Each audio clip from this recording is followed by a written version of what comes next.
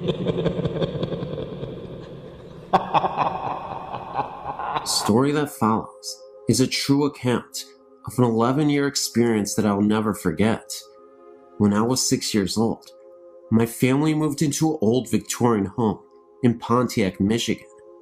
The house still stands today. It has changed owners several times, but is in a state of disrepair. The house had been built in 1892 by Mr. Newsbringer for himself, his wife, and children. My parents had purchased the home from Clara, the last living daughter, in hire. I remember moving in that day because even as a young child, I felt a sense of uneasiness. That feeling was soon to be validated. At first, it was more of just an uneasy feeling throughout the whole house. Soon I discovered, though, that the feeling intensified while in my room. It was a large, 4-bedroom home, and us 3 girls all had the luxury of having a bedroom all to ourselves. Mine was in the back of the house, next to my parents' room, and across the upstairs foyer from my other 2 sisters. When alone in my room, I began to feel as though I was being watched. It is a universal, primitive feeling. I'll be sitting at my desk doing my homework, or just laying across my bed listening to my stereo, and I would feel it. I felt that a presence was emanating from one corner of my room, up at the ceiling. I had not seen or heard anything up until this point, but that was soon to change. As I was alone in my room again, one day after school, I heard a voice call my name. It was a male voice, and I thought it was my father. I went into the foyer to answer his call, but since he was not home from work yet, it could not have been him. I went back into my room and soon heard the voice again. I say that I heard it, but it occurred to me several years after the fact that I only heard it in my mind. A sort of telepathic communication, I think. It wasn't long before this voice became an everyday intrusion into my life. It would call my name repeatedly. It would assure me that it was okay, and for me not to be afraid. It also told me to come closer to the corner from where it was coming. I remember now that I would be so drawn to it, and would just stand there transfixed, staring at the corner. I never went close to it. Call it instinct, fear, whatever, but I somehow knew better. As I was staring at the corner one day, a huge void opened up in the corner. It was the blackest black I'd ever seen. I saw nothing in the gaping hole, but it seemed to go on forever, and I would grow lightheaded and lost blocks of time staring into it. Now, I had told my younger sister all about this, but she never saw or felt anything until we actually moved out of the house, but I'll get to that later. I was afraid to tell my parents, and had been warned by the voice that this was our secret, no need for me to tell. The voice began to torment me. Even at night, as I lay in my bed sleeping, I could feel it there in the dark, beckoning. It invaded my dreams, becoming ever more insistent that I succumb to its wish, that I come into the void.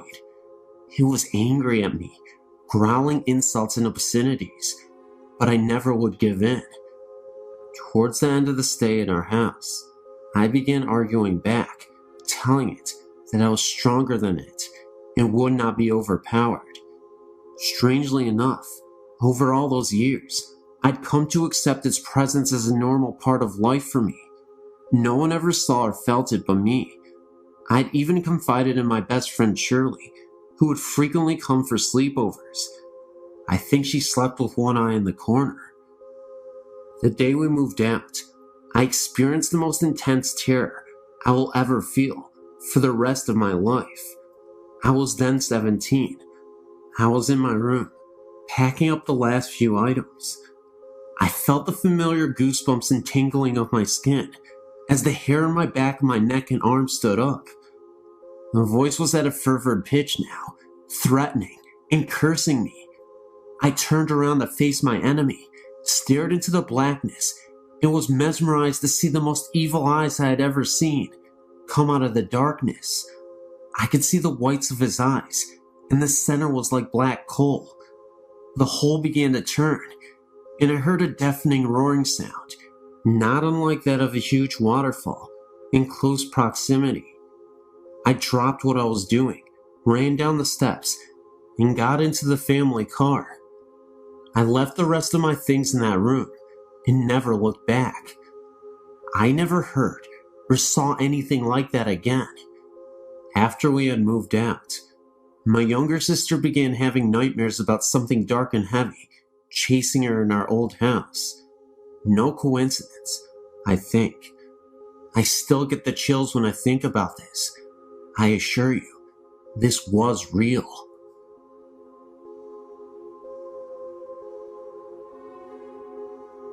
My family and I lived on a farm in Manistee County for 11 years.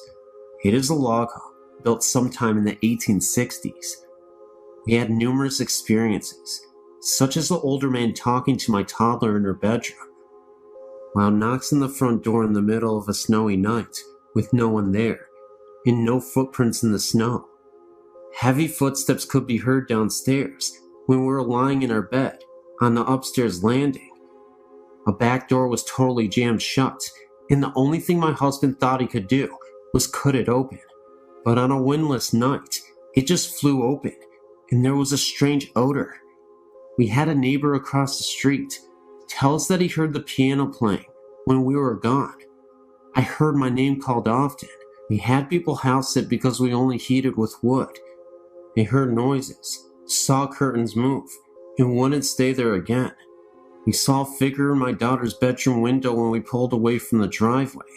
I had a sunburn on my back in the shape of the barn. Now there were no trees or possible shadows, and we even showed a friend, and at the time, it didn't make any sense. Then our neighbor came and said he saw the barn swaying in the wind. At closer inspection, the main supports in the barn were almost completely rotted away. Was this someone's way of telling us something was wrong? There are more stories, but these are some of the best. I'm not lying. These actually happened, and if you don't believe me, well, I guess you're on your own then. But these did happen. Thank you for reading. I moved into the neighborhood that I live in at the age of 12. I'm 20 now. Ever since I moved in here, I was told of the woods and the strange things that went on in it. Sounds of drums, voices, screams, etc. Needless to say, the woods is creepy, so creepy that I refuse to go there at night. Let me explain. The woods consist of two sections, the front and the back. It's the back part that scares the bejesus out of me. In '98, a girl was killed in the front part of the woods, where she was raped and left for dead in the cold next to the old tractor. A tractor that had been rotting there for at least 30 years. Well, since the girl was killed, there have been some violent storms that have taken their toll on the trees surrounding the area of the death. My friend and I would go to the spot every now and again, until that night. I had a girlfriend at the time that lived on the road across the woods, so to get to her house, you could take the short way, which was through the woods, past the spot where the girl was killed. I'd walk my girl home, and I was returning through the woods when I felt a sudden cold draft. Now mind you, this is the end of summer, so there was no logical explanation to see my breath during this time of year. I then turned to look over at the tractor, and I felt an overwhelming sense of depression and sorrow that made me feel sick to my stomach. I started to walk towards the tractor, and I could have sworn I heard the crying of a girl's voice say, "Run away." At this point, I started to pick my feet up and walk a little faster when I noticed a little girl standing from a distance behind the tractor. She didn't look to be more than 6 years old and looked about as solid and real as anybody I'd ever seen. I froze in sheer terror, knowing that there would be no way that a 6-year-old girl would wander off into the woods unsupervised and by herself, especially knowing the history of these woods. As I got closer to the girl, she ran further away and behind some trees, where she ultimately disappeared. It was not long after that I hightailed my butt back to the house as fast as I could. The next day I told my friend about what happened, so from then on, he walked with me each time I dropped my girlfriend off, hoping to hear or see something. It never happened to me again, but months later, I was talking to a friend who still hung out in the woods, and he told me he was sitting on one of the fallen trees, and he heard a girl crying. He said it startled him, so he went to go and leave. Just as he got up, he heard a louder voice say why. He said he felt depressed, and ran the rest of the way out of the woods. The woods has had a lot of strange things happen to it, like fires that start and go out by themselves, houses adjacent to the woods that had their backyards vandalized, and the sounds of someone knocking on the back doors. Interestingly enough, I found out that there was a forgotten cemetery somewhere back in the woods that had been neglected for years. I don't know what kind of paranormal energies take place in these woods, but I don't want to discover more of it.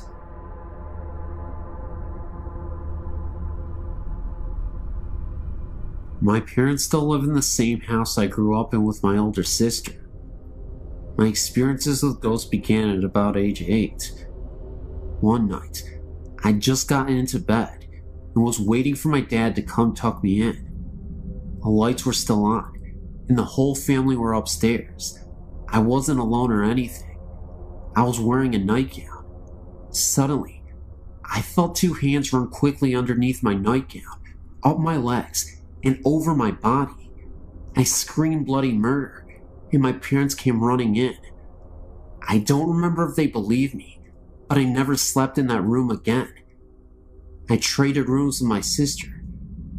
Once she had begun sleeping in that room, she would tell us in the morning that someone would sit on the bed and say her name while they rubbed her head, but she never opened her eyes during these encounters. A few years later, I was getting my dad and I some ice cream in the kitchen. There was a new big bag of candy on the counter in front of me. Suddenly, it flew across the counter. I ran and told everyone. They believed me when they saw the candy on the other counter. Another time stayed homesick from school. I was lying in bed watching TV, and I kept hearing what sounded like marbles being dropped in the attic right above my bedroom. I was so scared, I called my mom, and she sent her friend over to stay with me. To this day, the TV in our kitchen turns on and off by itself. My aunt reported hearing music being played in her family room when everyone else was outside. Last weekend, my family gave me a bridal shower at my parents' house. When I got the pictures back, almost all of the pictures have orbs in them. I could not believe it. Whoever it is still there and still trying to be a part of us.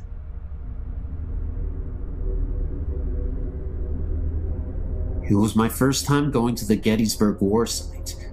First, we visited their museum and looked at old clothing and war supplies. Then it was time for the tour of the battle site. It started off regularly, the guide showing us all the memorials and explaining this and that. Then it was time to get out of the car and look out over a field where a charge was made. It was a nice view stretching out before us, and behind us was a slope with a grove of trees to the right. While the guide talked, I noticed sounds of what seemed like a great number of people yelling and screaming down the slope, nearer in the grove of the trees. It was quiet at first, but it got louder, then quiet again. Even the tour guide stopped for a moment to question what those sounds were, and I even asked the guide if there was a reenactment going on down there. He just looked at me confused and said no. Perplexed, I asked if he had ever heard those sounds before while giving tours, and told us that this was the first time he had heard such distinct sounds that sounded like battle cries. There was even a moment where I was standing there, and I could have sworn I saw an extremely faded apparition run across the field for a second, then completely dissolve. Somehow I was the only one who saw this apparition. We then moved on, and as we walked back to the car, I asked my mom later about it. She thinks it was where the Confederate soldiers mustered up their courage by screaming war cries before they went to battle. I've been trying to find stories similar to mine ever since, but I've found none.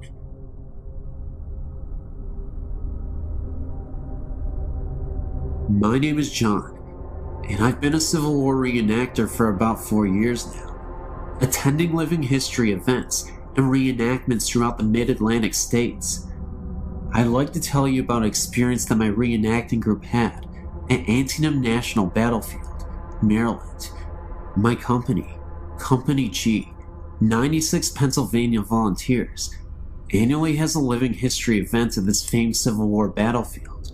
It was here that in September of 1862, one day's casualties amounted to 23,000, more killed, wounded, or missing in one day than the casualties in America's previous wars combined.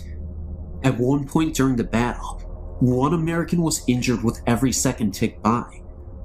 I'd like to note that this was the ground upon which we were camping on. To continue my story, we traditionally take a walk into the battlefield to a small lane known as the Sunken Road. Here, Confederates hunkered down on a road that had been worn down by years of wagon travel, holding off wave after wave of heroic Union soldiers advancing upon them. Eventually, the Union forces swarmed over the Confederates' right flank and fired into the rebels from down the road, driving them off. This is where we annually took a midnight tour, hoping to catch a glimpse of energy left from 1862. Please note that even though the park closes around 10 p.m., the rangers often allow us reenactors to walk around. This is because if we found anyone defacing a monument or even shifting a pebble, that person will be praying for a ranger to come by and save him. So this night, about a dozen of us strolled down the sunken road and eventually came upon a monument located in about the center of the lane's length. We sat down along the banks of the road to relax and take in the atmosphere. About 20 minutes passed with silence and a few pictures taken here and there of us around the monument. Soon, 4 of us, myself included, chose to walk the remaining distance of the road to an observation tower, climb it, take a few snapshots, then head back. So we decided to walk down to the tower, ascend a few flights of stairs, and took a look around. Meanwhile, back at the monument, our captain decided that everyone had better get back to camp, so he sent 2 men to go retrieve us from the tower. No sooner had those 2 begun to walk down the road, when the remaining few men heard shoes and heel plates, horseshoe-like plates we wear on our leather shoes, on the gravel and earth down the road. First 2 pair, then 4 pair, then 6, and so on. Equipment could be heard rustling around on the body: knapsacks, canteens, cartridge boxes. If anyone knows what it sounds like to have men marching on a dirty road with full gear on, it's us. The sounds continually crescendoed until one man sat up, looked down the road, and stirred the other men to listen. Just as they began to sit up and peer into the darkness down the road, the sounds faded away just as quickly as they came in. Another man jumped up, went down the road and looked over the fences and banks, only to find weeds and small shrubs. He figured that if this was some sort of ghost regiment, it may have followed those 2 men who had begun to walk down the road to the tower to fetch us. I also had another story I experienced firsthand during a sleepless night in an old gun mill. We also used to have an annual event at Gettysburg State Park, Pennsylvania. On the land is the Henry homestead, including a mansion and a house whose basement was the gun mill. The house now is a museum to the Henrys, and the mill below it is open to see the machinery and processes of old-time gun making. The history of the homestead dates back to the flintlocks. Our event took place very near the homestead, and since it was going to be extremely chilly that night, the caretakers were kind enough to allow us to sleep in the house that night. Little did I know about the death that occurred in the house long ago. A young girl had contracted a contagious disease, one of those terrible, yet common diseases of the old days. She had died, and since it was thought that her illness could be contracted even though she was dead, the viewing of her body was not a traditional one. Her body was placed on a large windowsill inside the house, of a window outlet that protruded onto the front porch. This way, the viewers could stay out on the front porch and peer in through the windows to see her on the windowsill. Of course, nowadays, ghost stories fill the house. So now it was time to go to bed. You could say, more like hit the hardwood floor. Of course, the lucky guy I am, I got a spot directly to the large window and the windowsill. I laid there half the night, listening to each hour tick away on the clock in the next room. Eventually, I had enough, so I moved to a spot further away from the sill. I laid there for some time and then heard something. The noise was coming from. It sounded like the downstairs. The best description I can give is that it sounded like an older lady mourning or crying, possibly over the recent death of her daughter. It was not the house settling or creaking, as it continued for what seemed like years. Okay, well, maybe a few minutes. My house also creaks a lot, and it sounded like nothing I had ever heard before. Scared out of my wits, I frantically tapped on the leg of my first sergeant, laying just a few feet away from me. He awoke, and I told him to listen. He heard the sound too, but not even wanting to ponder over it, he nervously said, "Wonder what that was," and quickly laid back down. The sound soon died off, no pun intended. Sleep was pretty much out of the question now, so I laid there another hour or so, until I heard something else. This one is easy to describe. Imagine being outside, and two other people are far away from you having a conversation. You can make out murmurs, in tones and voice, but not individual words. Almost like being underwater, and someone is talking above surface. That's what I heard. Only it seemed to be between a lady and a child, probably a young boy. Again, the sounds came from below the floor in the basement. These didn't last as long, possibly because God answered my prayers for them to stop. That night, I heard every single hour chime by, and every minute crawl past, every second tick by on the clock. Needless to say, the next morning, I wasn't a happy camper. Hope you enjoyed my stories, and yes, they're true. I told them just as I know them. Have a good one. I was in an infantry company in Germany back in 1989 to 1991. We used what is called a Bradley fighting vehicle. It weighs about 51,000 pounds and looks like a tank. We were doing live fire exercises at night, and we finished about 2 a.m. I was driving a Bradley in a convoy of about 10 other Bradleys, returning to the motor pool. The drivers used a large night vision scopes to see by. It's like watching green TV, and the Bradley commanders use that one that attaches to their helmets. While driving, a commander is to stand on his seat so that half of his body is outside of the vehicle, so that he'll have a better view of the surroundings. At about 3 a.m., I saw a man standing by the dirt road we were traveling on. I figured he was one of the German range patrolmen, and that he was just waiting for us to pass. Right after the Bradley in front of me passed, this man walked right out into the dust of that Bradley. I hit the brakes to avoid hitting him. At the exact moment, my commander said watch out, but it was already too late. I knew I must have hit him. I didn't even see him come out on either side. My commander then asked me if I'd seen a man walk out in front of us too. I said yes, and then he said that he had too.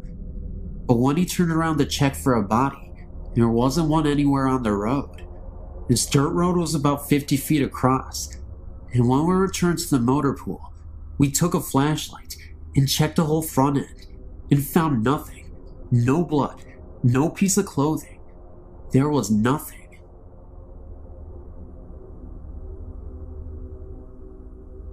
My name is Heather, and I live in Omaha, Nebraska. I've only seen a few ghosts or spirits in my life. Sometimes I do get the chills though, like someone or something is nearby.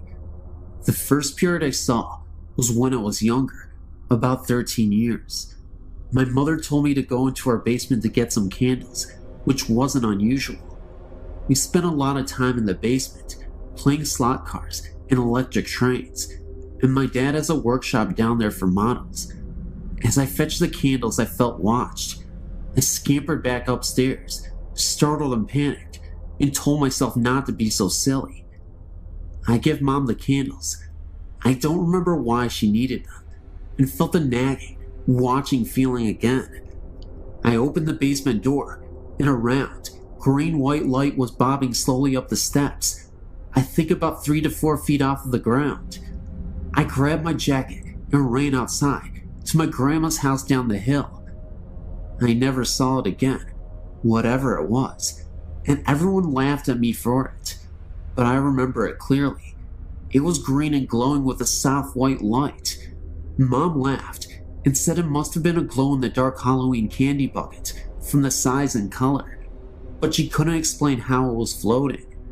My house is quite old, about 80 years, and nothing like this has ever happened again. We're the third family living there, and nothing violent ever goes on. I still get the odd feeling, but it's never been strong enough to make me panic again. The second spirit I saw really floored me. I was 14 and was riding my bike around town since it was a nice summer day, and I ended up on 2nd and 22 in Q, about 3 miles from my house. There's nothing there but cheap houses, and it's not a bad neighborhood, but it's not the richest in the world, but it's not a cheap, run-down area. Just relaxed, second-hand. Nothing violent ever happened there before. It's become a run-down area now, and there was no graveyard or ancient Indian burial ground or anything that I or anyone else knows of.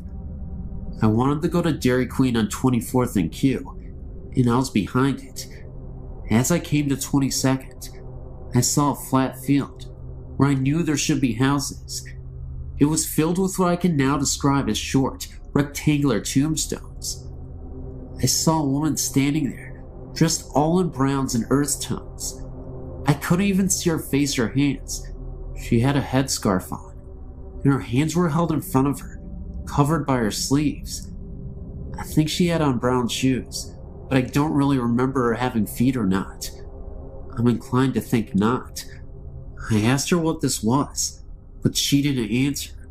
I turned back to the graves, which had vanished and replaced with the things that should have been there. Streets, houses, sidewalks, trees. I turned back to the lady, and she was gone. I had a very chilly, uneasy feeling, and a few dead leaves fluttered by. I rode away as fast as I could. I once saw a strange figure in the mirror, a girl my age, 13, but with dark brown hair, with thin bangs and braids past the bottom of the mirror frame. She just startled me, but caused me no harm. The last one I saw left me breathless and thrilled. I was staring out the window to our front window when I thought I saw something in the clouds. It couldn't have been lightning because it wasn't fast enough. It resembled very slow lightning. It was white and long and crooked. I got up and tried to stare out by the light. It was at a bad angle, so I stood up and walked to the front door. As I peered out the glass, I saw a flash of lightning and a giant pair of silvery white eyes, rimmed with blue, which then vanished in a flush. The outside of the window was covered with condensation, like breath, which smelled really sweet, like milk. I wiped it away.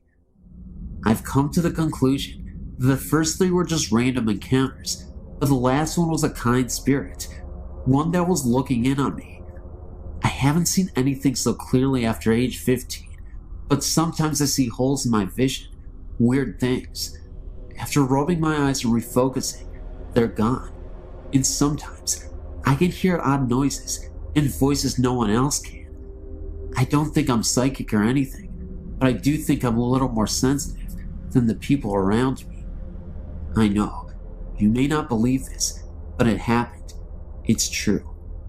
Thank you. When I was around 5 or 6 years old, I remember seeing a figure of a woman standing outside of my room. The living room was the next room from mine. I always thought it was just light coming from outside the windows in the living room. But when I went up to the light fixture and tried blocking the light with my hand, nothing would happen. The light would still be there. I wasn't scared, because I wasn't aware of ghosts when I was around that age. But as I got older, maybe around 9 or 10 years old, I sometimes would sleep in the living room, on the couch, because my room would get really hot in the summer. Well, as I would lie on the couch, getting ready to fall asleep, I would hear things in the kitchen, like the sound of someone placing a glass on the table. I would sometimes go to see if anyone was there, but nothing would be there. I still hear the sounds in the kitchen sometimes, and when I would be home alone, I would sometimes go into the basement and watch TV or exercise. As I would work out or watch TV, I would sometimes hear footsteps above me, seeing how the TV was right below my room. But what happened to me 2 months ago terrified me. I'm 17 years old now, and it was raining harshly in the middle of April, and I was working on an art project in the dining room, which was the room after the living room. I was home alone at that time. My mother was picking up my sister from work, and my father was working. As I was working on my art project on the table, the lights went out, and as soon as they went out, in front of me, I saw a woman sitting across from me. I couldn't see her clearly, but she seemed to be smiling. About a second later, the lights turned back on. I was so scared, I ran into the kitchen and stayed there until my mother and sister came back. When they finally returned, I told them about what I saw, and my sister kind of freaked out because she hates hearing about things like ghosts and other things related to that. My mother told me it was probably just my nerves, and I've been working too hard on my project. I believe what I saw was real. I don't know what this ghost lady is doing in my house, but she seems to bring attention to me only.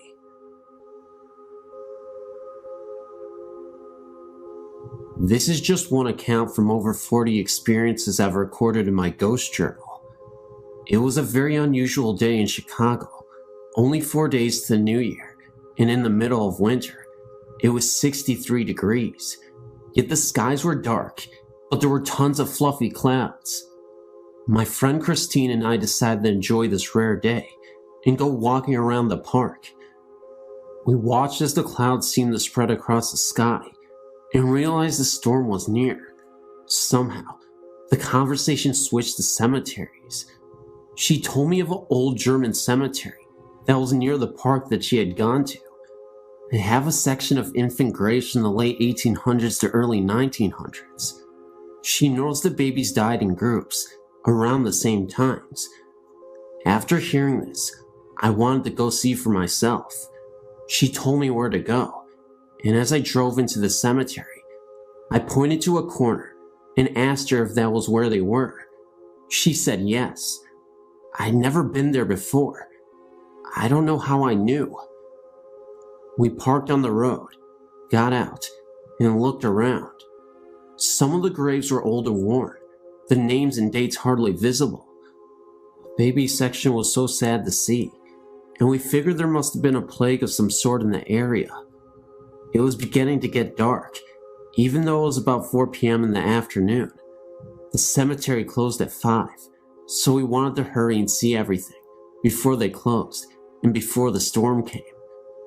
We were walking through the cemetery when it felt like the temperature had dropped 20 degrees in a few minutes. I stopped in my tracks and noticed a familiar smell. The scent became stronger, and I realized it was roses. I asked my friend if she smelled anything. She said yes. I asked her what she smelled, and she said roses. I was bending down to smell the flowers on a grave, which were not roses. I wanted to figure out where the smell suddenly came from. Suddenly, my friend told me to look up, and in the distance was a flower girl. And you guessed it, she was holding onto roses. Both me and my friend were in disbelief. We couldn't even fathom what we were seeing, but yet here was this flower girl holding onto a rose, which had a strong perfume smell. Her attire was in a Victorian-style dress. She looked absolutely beautiful, but it was also really scary because it was in the middle of a cemetery and we were really spooked. Even though it felt like forever, she momentarily appeared and then she was gone, just like that. It must have been about 15 seconds, if that, but we both saw her, and we're not making this up.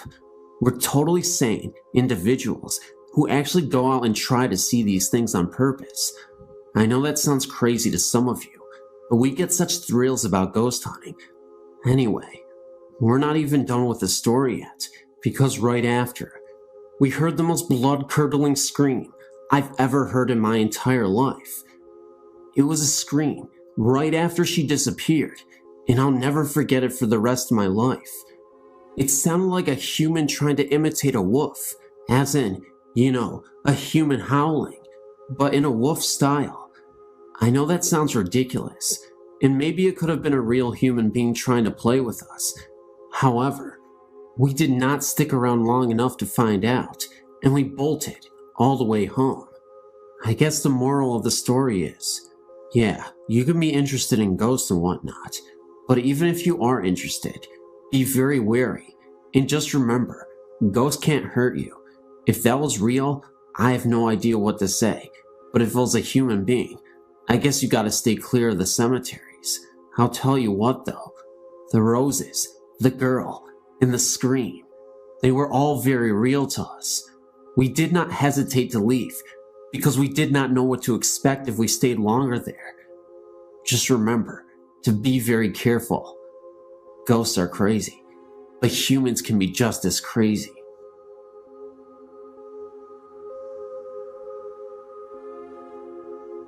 This happened to my fiance about 37 years ago in Karn City, Texas. He was about 5 years old and was attending a church function with his grandparents at the St. Paul Lutheran Church there. He was running around with two of his slightly younger cousins, having a good time. This function was taking place outdoors.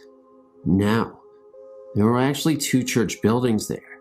A new church had been built, and the older wooden structure was still standing close by and being used exclusively for storage.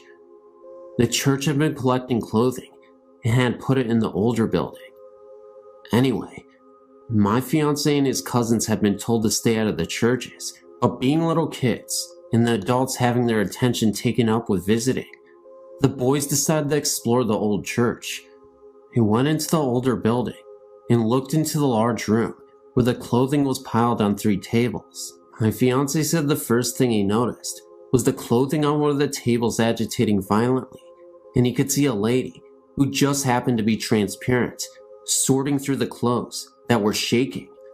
All that she remembers of her appearance is that she was a motherly or grandmotherly looking figure with a high-necked dress and her hair pulled back in a bun. She did not pay any attention to the 3 little boys, but they ran out of the room as fast as their feet could carry them. He says that he may have been the only one to see the lady. He thinks the other 2 boys just saw the clothing shaking on the table.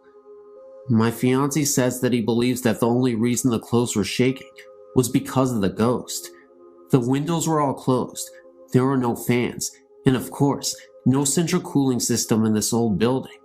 And remember that the clothes on the other tables were lying still. They went to tell their grandmother about the situation.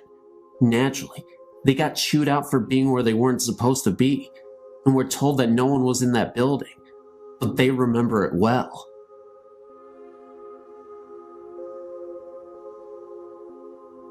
This story is one that may or may not scare you. It's more of a mystery to me and my friends. When I was young, me and my cousin were always together and trying to scare each other. It just so happens that there was an old house which my grandfather had built in the early 1900s, which we thought may be haunted. It should be mentioned that I am from a small town in Virginia, and in the early 1900s, it was a pretty isolated town from the rest of the state. My grandfather was a pastor of the local church. Being that the church was very big, and my grandfather's house was, he would have wakes and funerals in his den. The house was very big, and there was plenty of room for people to attend these funerals. Anyway, my cousin and I used to see things through the windows which we could not explain. The house had not been lived in many years when we would see these unexplainable lights. They were blue in color, and they seemed to go from window to window when we were looking at them. We finally got the nerve to sneak into the house, which probably wasn't too smart. Anyway, we had to enter through the basement in order for my father not to see us trying to get inside. This was very scary because there was no electricity, and we had to try and make it through the dark and up the stairs to the entry of the den. We did this several times, and on some occasions, we heard and seen strange things, and sometimes we didn't. On one occasion, we lived in the house, and we heard a tapping on the ceiling upstairs, as if someone was hitting it with a cane. This was very odd, because my father lived in the house as a child, and said his uncle lived with them, and he had a cane. When he needed something, he would tap on the floor for someone to come and help him. This scared the living daylights out of us, but my cousin was a little more courageous than I, and he persuaded me to go up the stairs. When we got there, he asked whatever it was that we were seeing and hearing to leave us alone in the name of the Lord Jesus Christ. The sound stopped, and we left the house. My father was a little skeptical about the whole thing, but he felt that there may be some truth in it. He himself now saw a ghostly apparition which he can't explain. This is coming from a man who himself is now a preacher, and I don't think he doubts seeing this at all. I really feel that there is some connection to the noises and sightings with the funerals that were held in the house. There are other occurrences which have happened, but would take a while to tell them all. I've read in other experiences about blue lights being represented with the supernatural. This story may not be that scary to you, but to me and my cousin, we know that there is something paranormal about that house.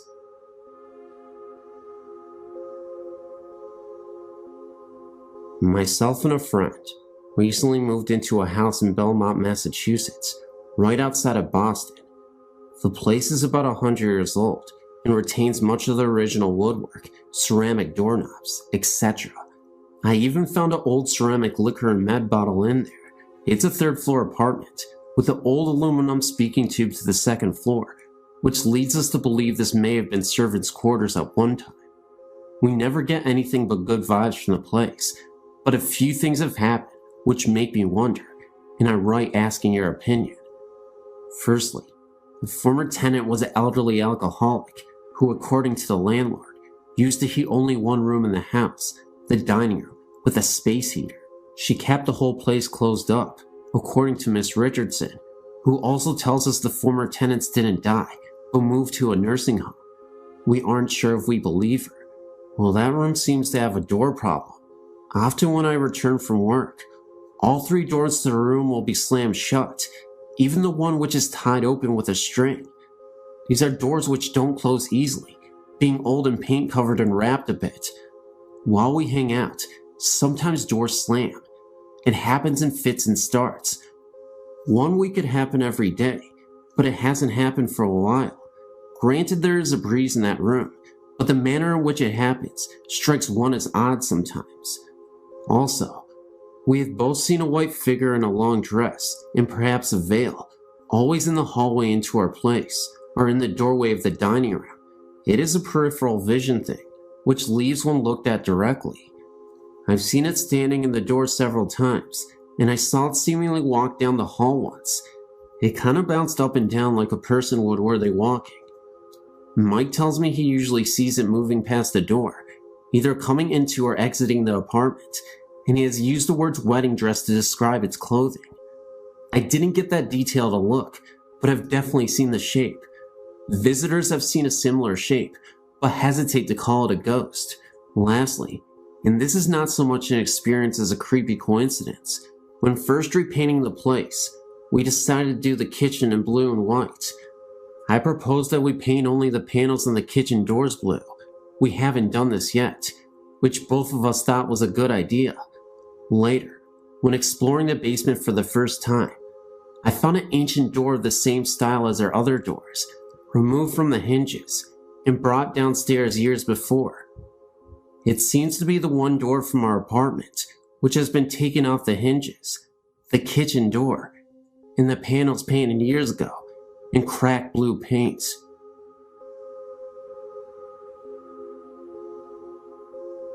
Yesterday, my husband and I toured the Whaley House in San Diego. I think I may have been present to a supernatural occurrence of sorts, but I wanted to ask you about it. Initially, I started out on the first floor, not part of the tour, and I felt a markedly weird sensation in front of the dining area that I can only describe as having a sinking feeling that bordered on nausea. I felt fine walking around Old Town and coming into the house. I hung out in the dining room area for like 10 minutes, thinking what I was feeling was so unusual, and it dissipated. I felt fine again, so I looked around the rest of the house and felt okay, until I came to the first upstairs bedroom, directly right of the stairs. I again felt that same feeling, and I stood there, just looking about the room, and that is when I think I saw something in one of the mirrors, the mirror closest to the hall. It looked as though thin white smoke was being reflected into the mirror, as though someone was standing next to the mirror with a lit cigarette. I can only describe what I saw as smoke, because it curled. I also smelled a very faint smell of cologne that reminded me of violet water. I made sure it was not me, since I was the only person in that area, and it wasn't. It seemed to blow in through the saddled wooden partition. I was a little weirded out, because I was in disbelief at what I thought to be witnessing, so I called to my husband downstairs to come up. I didn't want to cause a stir, because I was unsure what this was. I even saw the presence of a shadow behind my back, in the corner of my eye. I walked back to the area in front of the room, and looked back into the mirror to make sure that it wasn't a reflection of something outside, like a passing vehicle, but I no longer saw the smoke. I really didn't want to tell anyone about the incident, because I would have winded up scaring everybody, including myself. I've been thinking about it ever since, and been trying to find a logical explanation for it.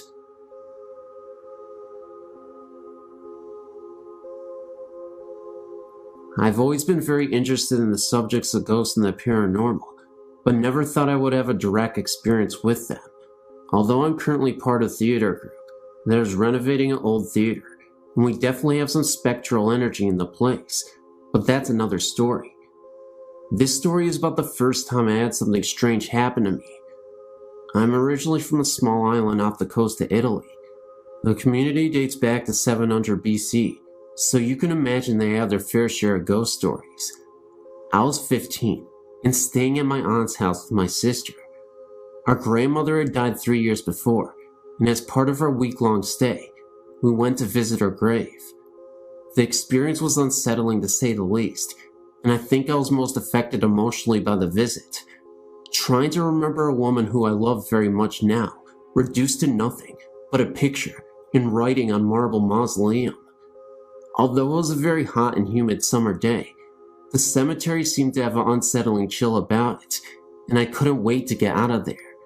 However, anyone who is Italian or knows of Italian cemetery visits is that they are family events that take a long time.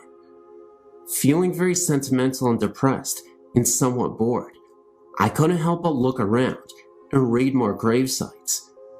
With each name and picture that I saw, I thought more about the people behind them, their lives, and who they have been.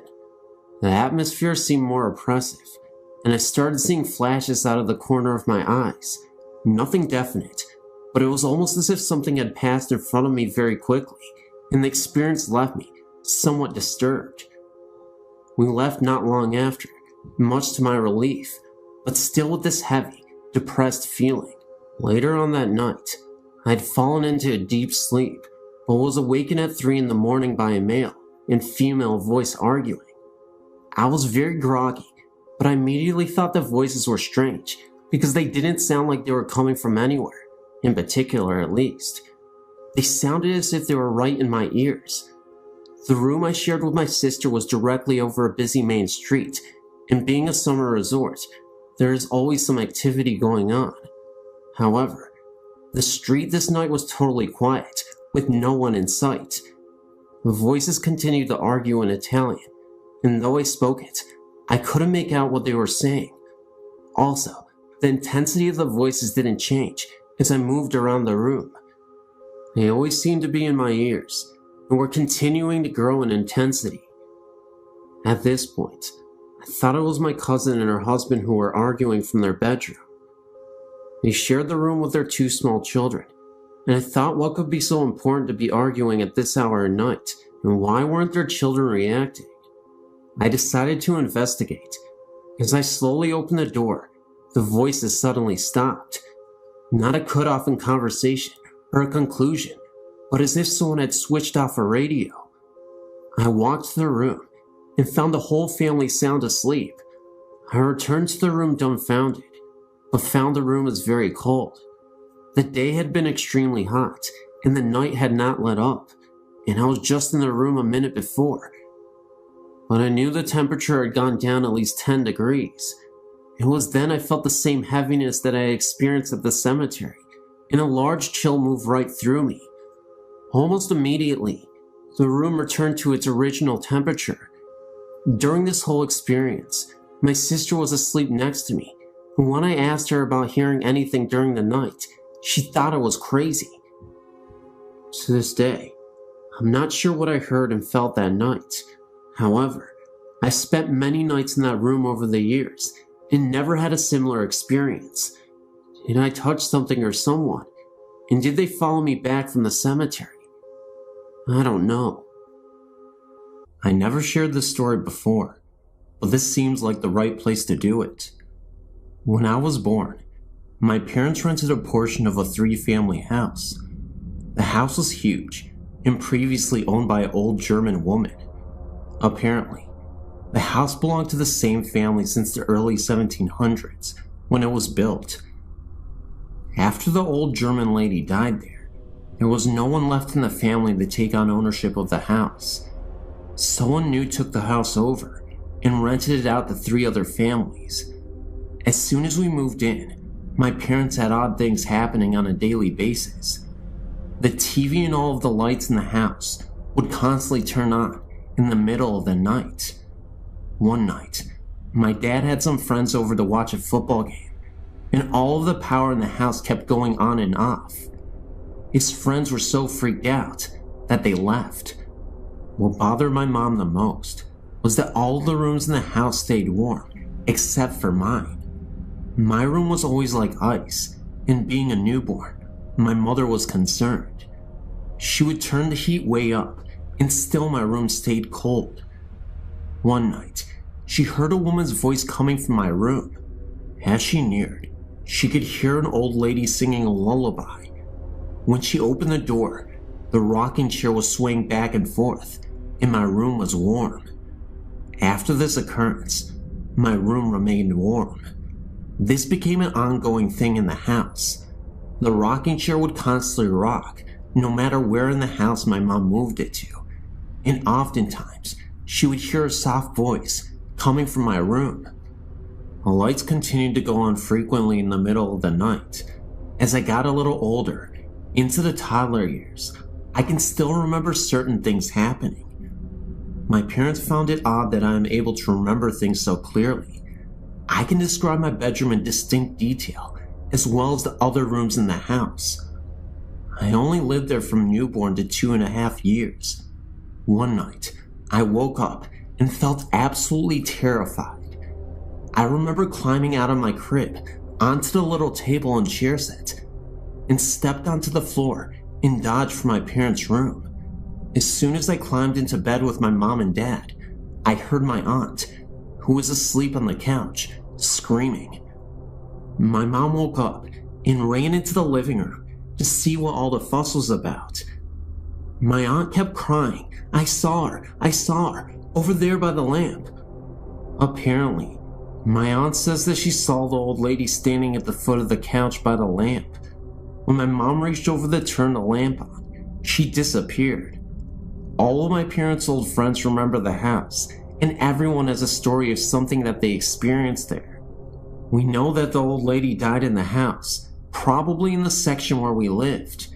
At first, I think she was angered that the house no longer belonged to anyone in her family. She was harmless and just wanted to make her presence known. We only lasted there for 2.5 years. Sometimes we drive by the house and contemplate stopping in to see how the current owners are making out, but I never had the courage to go back. Here's some spooky experiences that I remember from my childhood. The first one didn't happen to me. It's something that my mother told me about. Her mother died in 1959. A few years later, she remembers waking up in the middle of the night and hearing her mother calling her name. This always gave me the chills, especially if I thought about it at night. When I was maybe 6 or 7, something happened that scared the living daylights out of me. I can still picture it in my mind. A short time after I went to bed, I was lying there awake, and I looked up at my bedroom door, which was closed. There was a window across the room from the door. The curtains were open, and the moonlight was shining through the window, making a square of light on the door. In the middle of this square of light, I saw the shadow of a hand slowly moving back and forth. I was so scared that all I could do was just stare at it. I was trying to scream, but no sound would come out. Finally, I managed to get my voice to work, and I yelled as loud as I could, "Mom!" My mother came running in, and I told her what I saw. I don't remember if she saw the shadow too. Probably not. She didn't see anything outside, and she shut the curtains. Now, there were no trees right outside my window that were close enough that they would make a shadow. Not to mention that this did not look like a tree branch. It was definitely the distinct shape of a human hand. Looking back on this as an adult, I realized that this was most likely not anything supernatural at all, but someone actually trying to break into our house, which, quite frankly, is more scarier than a mere ghost. When I started screaming, the person heard me and ran away. Shortly after the previous incident, I asked my parents if I could move into the room across from that one. Gee, I wonder why. My new room had a little trap door in the closet, leading to an attic of sorts. My parents never used it for storage, as it was too hard to go up there through the trap door, and it most likely wasn't even high enough to walk upright in. When I was about 10 or 11, my best friend and I were playing in my room, and we noticed that the trap door was open about an inch or so. We slid it closed. Every once in a while, I'd look up there and find that it was open again. I'd keep sliding it closed, and then a few days later, it would be open. My friend and I naturally assumed that we had a ghost in the attic. I really don't remember if I actually heard anything up there or not. Around the same time, this same friend would occasionally spend a night with me. Several times, we'd be lying in bed and hear the sound of a newspaper or some sort of paper being crumpled up in the living room when we knew no one else was up. We called this the newspaper ghost. Another time, I think I was about 7, I was riding my bike around in circles in the street. This was in a housing development where there was very little traffic. My aunt, uncle, and cousins were visiting, and I recall looking at the bathroom window on the side of our house and seeing my aunt's face looking out the window. Later, I mentioned it to my aunt, and she said she hadn't been looking out the bathroom window, and neither had anyone else. Now, I realized that this could have easily been a reflection of something in the window, but at the same time, it seemed pretty spooky to me.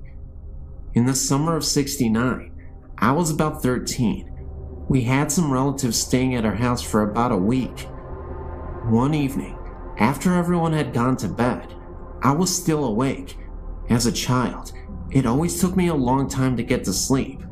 I was always too wound up, I guess.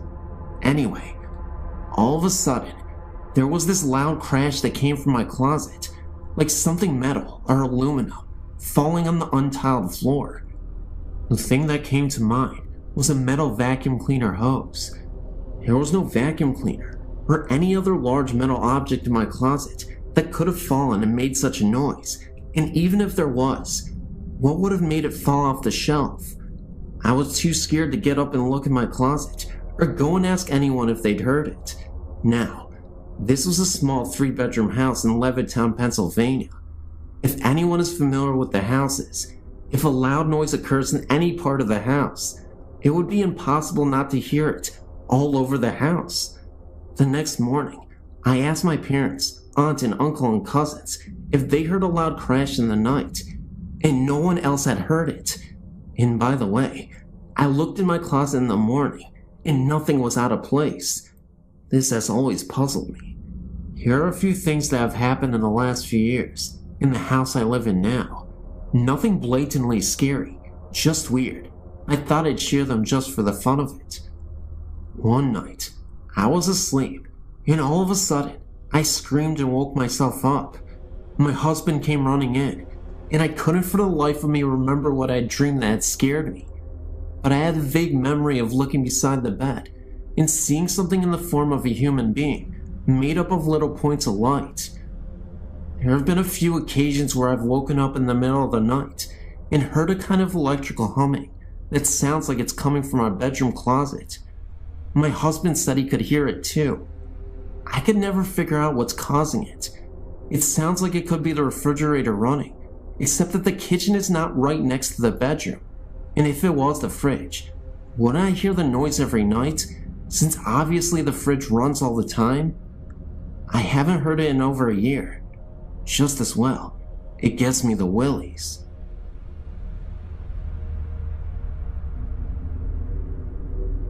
I want to say that I can sympathize with your situation, although other than apparitions, my experience varies greatly from yours. I do want to share what happened to me with you, but I do want to warn you ahead of time. I used to be a reporter, so I can get lengthy. My first experience happened when I was a child. I was 7 years old and lived a completely normal life. My parents didn't smoke dope or dabble in the occult, so I really had no knowledge of ghosts, other than the traditional Halloween experiences every child encounters. When I turned 7, my family moved from Metro Memphis, Tennessee, to rural Independence, Mississippi. We moved into a house that my father renovated. Rather than trying to draw a diagram that may get scrambled in transmit, I'll try to describe the layout of the rooms involved. The way the home was originally laid out, you walked in the front door into the living room. To the left was the kitchen, open without walls to the living room. To the right was a bedroom door. Straight ahead was a hallway leading to other bedrooms, laundry room, and bathroom. After my father was finished, the front door was added onto a new wing of the house. The living room was enclosed into a bedroom. The bedroom now directly led out into the hall, which now led to the kitchen also, and had a new doorway to the bedroom that previously opened up to the living room. Is that confusing enough? We moved into the house, and I immediately was terrified of my sister's bedroom, the one that had previously opened up into the old living room. I just felt that something was there, and it was watching me. I felt like it wanted to possess me or something stronger than a mere presence. Also, I never found out why, but hers was the only room with security bars on the window. No other family member noticed anything strange in the house. I ended up in the new bedroom, and sometimes at night, I'd hear noises. Being so small, I don't remember exactly what they were, but frequently, I'd see an incandescent, glowing form in the shape of a human walking across my room.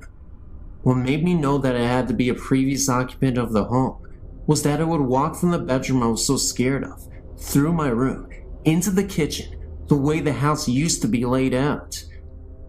Once when my grandmother came to visit, my parents forced me to sleep in my sister's bedroom. I was so terrified, but I finally went to sleep. When I woke up, I saw what appeared to be an ectoplasm swirling above my head. I spent most of my childhood years terrified of sleeping.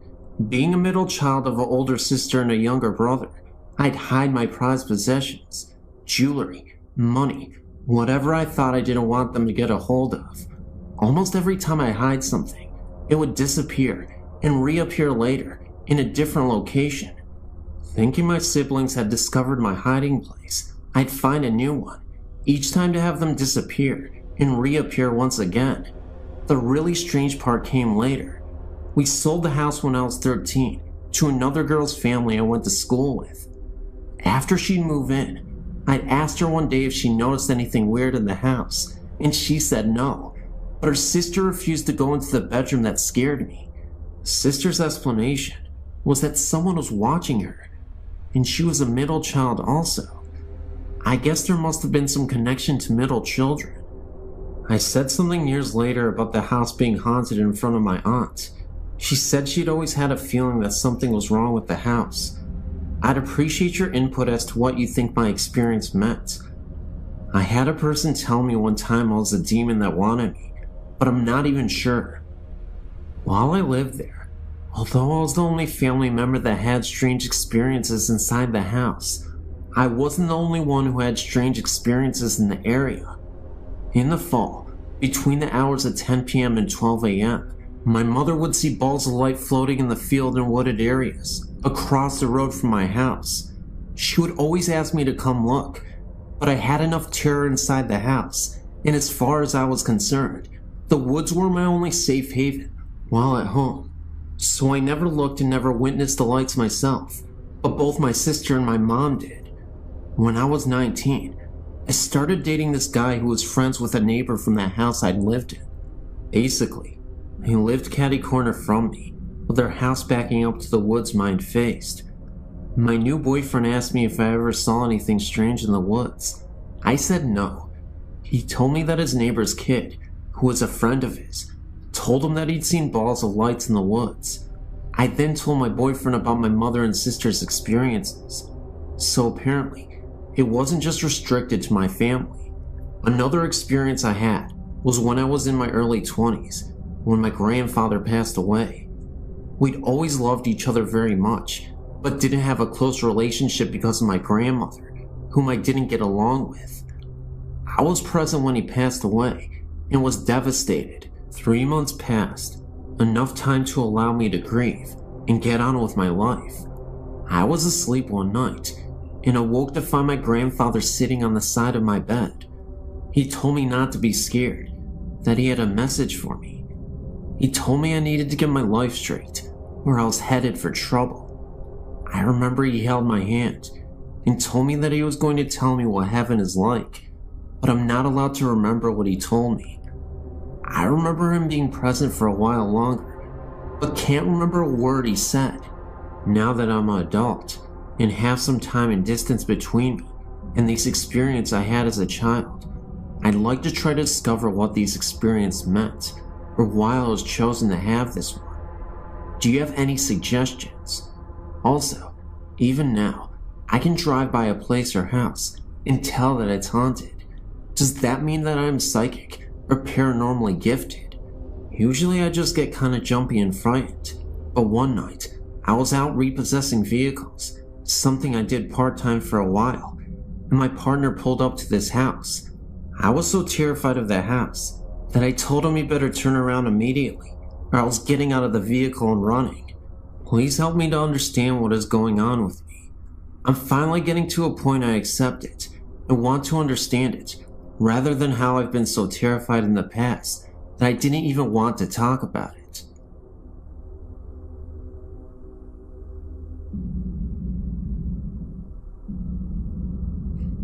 In 1983, when I was 18 years old, I was severely ill. I woke up one morning and my face was badly swollen. My mother took me to the emergency room. I was placed in the ICU the next day as I went unconscious. It would take a team of doctors over a week to finally diagnose me. It was a rare disease. There was only 2 case histories. They both died from it years before. That's why my doctors had no idea what it was. It was from a sinus infection that had backed up behind my brain. From this, I developed a brain abscess. The night before they would make the decision if I needed brain surgery to remove the abscess, I was lying in my hospital bed, praying that the abscess would have shrunk a little. I felt someone standing beside my bed. I was sure it was a nurse, as it was very late, too late for visitors. When I turned to talk, it wasn't a nurse at all. It was my grandfather, who died 1 year earlier. At that moment, I wasn't afraid. He said to me, "You'll be fine." When I asked if you were sure, he then replied, "Do you doubt me?" I replied, "No." He then said, "Everything will be fine. You will be alright." This part has puzzled me ever since he told me. He said, "Take care of your mother." This was my mother's father, and he simply turned around and walked out of the room. The nurses came in, and I was wondering what happened to my grandfather. They didn't say anybody walked into the room, and they told me to calm down. I swear I knew what I saw. I knew it was my grandfather, but the whole situation was just weird, and it gets weirder. I thought he meant that I would do fine through the surgery, my grandfather. Now here's the kicker. He had brain surgery about 7 years before his own death. Even crazier, the next morning I had an x-ray, and they came to tell me that my abscess was completely gone. First of all, I have no idea what happened. Even the doctors were confused. They wanted to take even more x-rays, and I obliged, and they confirmed no abscess whatsoever. As for my grandfather talking about my mother, I had no idea why he was mentioning her. She was pretty healthy at the time, but it makes sense now. Recently, she has been diagnosed with MS, diabetes, and in September, she had heart failure. In November, she almost died and had triple bypass surgery. Through the years, my family has had many encounters with the spirit world, but this was the most wonderful one. In the summer of 1994, my sister and I moved to Hawaii to live with our father. While we were gone, our mother moved into an apartment to save money. Right away, strange things started to happen. Her 2 cats would never enter the bedroom of the apartment, choosing instead to sleep in the living room. They would claw and bite if you tried to carry them in there, and then run quickly away. Mom only spent 1 night in the room, and then opted for the living room as well. She didn't see anything, but felt as if there was someone watching her, or that someone was in the room. A few weeks later, she returned home from work to find her disposable razor disassembled on the bathroom counter. Even the twin blades were removed, and the whole apparatus was laid out in a straight row. The next night, my cousin, Stacy, and her husband, Mitch, went to stay over at my mom's with her. They were in from out of town, not going over to ease her fears. She wasn't scared yet. The 2 of them argued with Mom over sleeping arrangements, and she assured them that they never slept in the bedroom anyway. That night, my mother woke to hear Stacy and Mitch screaming in terror. Mom ran into the room to find Mitch trying to pull Stacy off the bed. She was screaming to get her off the bed, so Mom started pulling too. Once they got her to the floor, Stacy said that it felt like someone was sitting on top of her, and she couldn't breathe. And while it was going on, she said she could see a teenage boy in the corner, laughing uncontrollably. The 3 of them decided to drive to my grandma's to spend the night. Fast forward to Christmas break, when my sister and I came home to visit. Our first afternoon at the apartment, we heard a loud crash from the bathroom. All people and animals in the house were accounted for in the living room, so we went to check it out. Everything from the cabinet under the sink was out on the bathroom floor. It wasn't all tipped over, however. It was lined up in a straight row.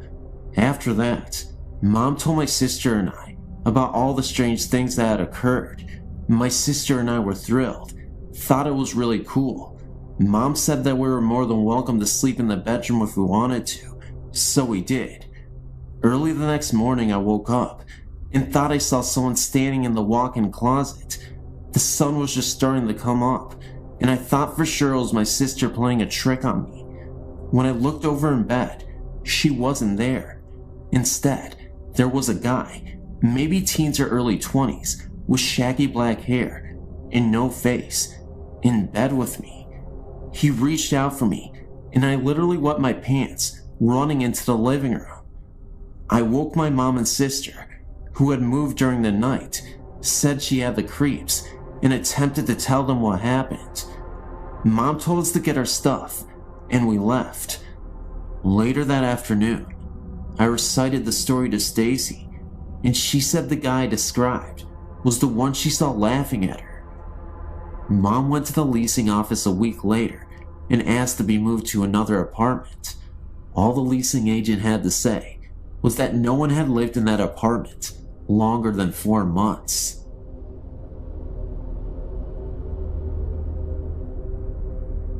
It started some years ago, and I'm happy to say that it's been over for some time now.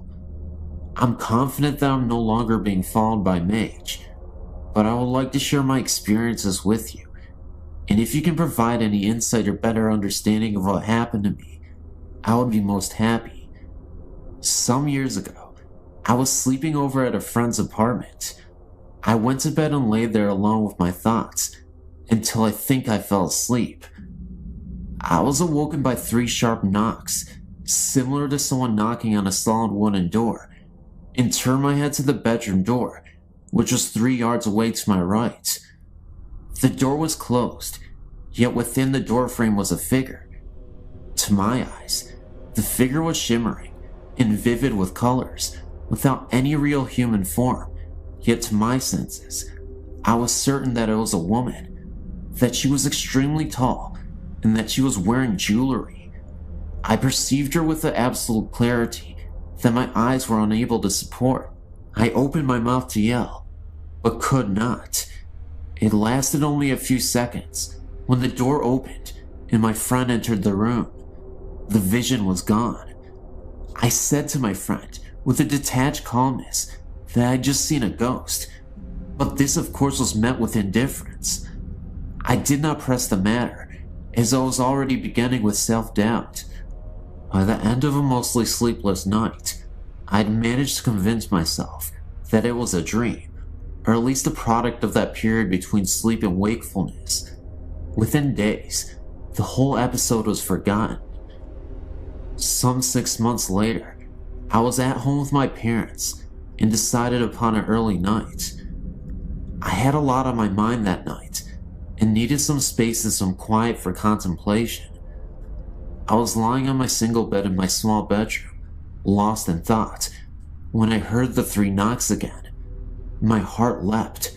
From my bed, I could see ahead of me, and to the right, the bedroom door, which was open, and the landing is accessible by 3 ascending steps.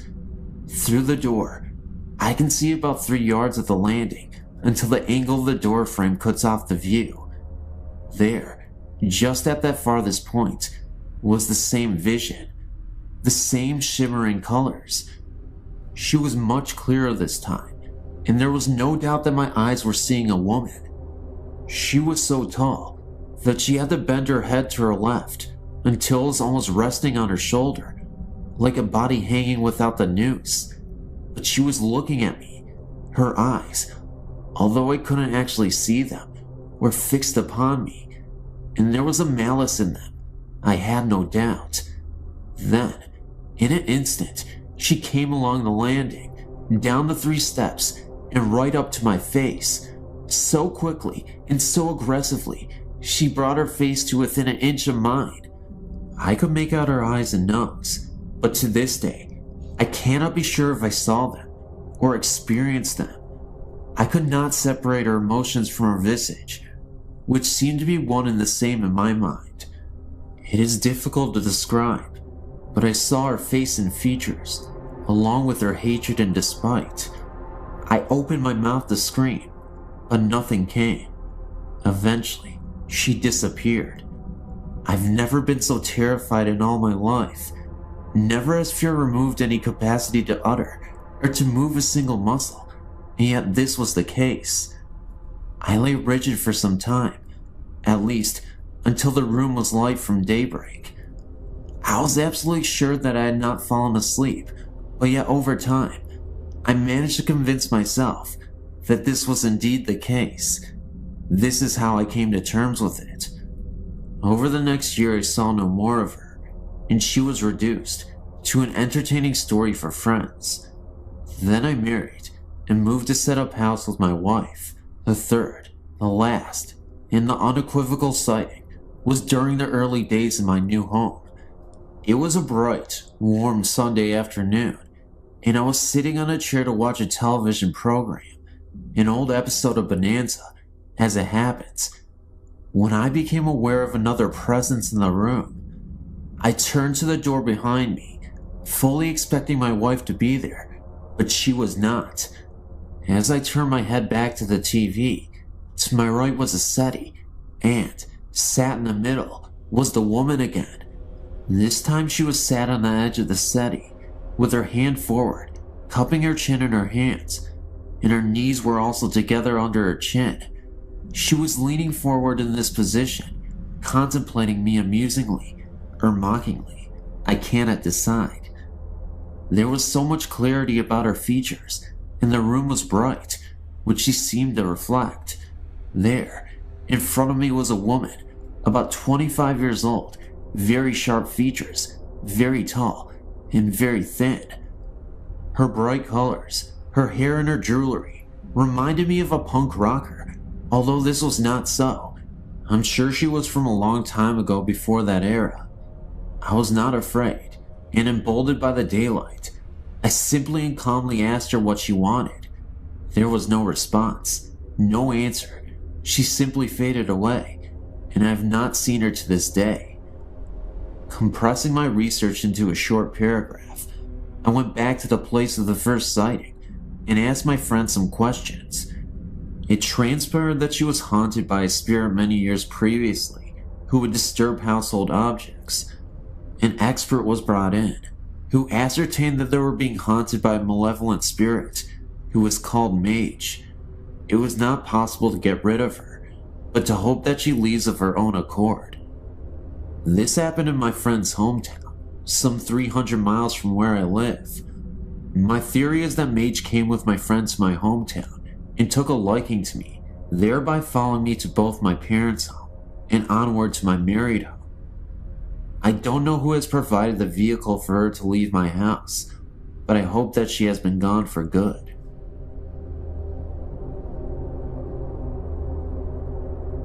When I was in my early 20s, a friend and I decided to rent a house together. We found a lovely old house near the Mississippi River, and I was immediately drawn to it. After we moved in, we both began to notice banging on the walls and lights blowing out constantly. The lights we attributed to bad wiring, and the banging, I truly believed, was my friend, and she truly believed it was me. The layout of the house was one we had never seen before. There was a hallway that led from the front living area to the back bedroom areas that was at an odd, slanted angle. I always felt uncomfortable going down this hallway and found myself going around by way of the kitchen. After months, my friend and I decided to take in a third roommate to help with expenses. During the next month or so, after this third roommate moved in, we noticed an increase in frequency to the noises, banging, and lights going out. We also began to notice that every month, and this is really weird, right around the time that all three of us began our menstrual cycles, a very large stain began to appear in the middle of our living room floor. We tried constant shampooing, but it would always reappear immediately. Then after our cycles were finished, the stain would disappear on its own, only to reappear the next month. Our third roommate then became very withdrawn after only a short time of being in the house.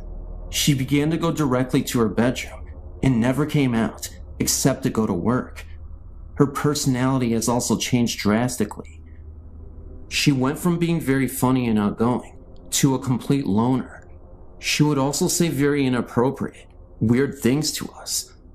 We had known this girl for some time, and her behavior was quite unsettling. She finally told us that she was not comfortable in this house and was moving out, and she did so that very day. Shortly after she moved out, the banging noise began in earnest, and we started noticing our things being rearranged. We began to laughingly and nervously admit to each other that something was not right in this house. However, neither one of us felt threatened by any kind of the weird happenings, and in fact, I personally actually felt almost protected by it. We started to call our ghost George, and would talk to him whenever the banging would begin.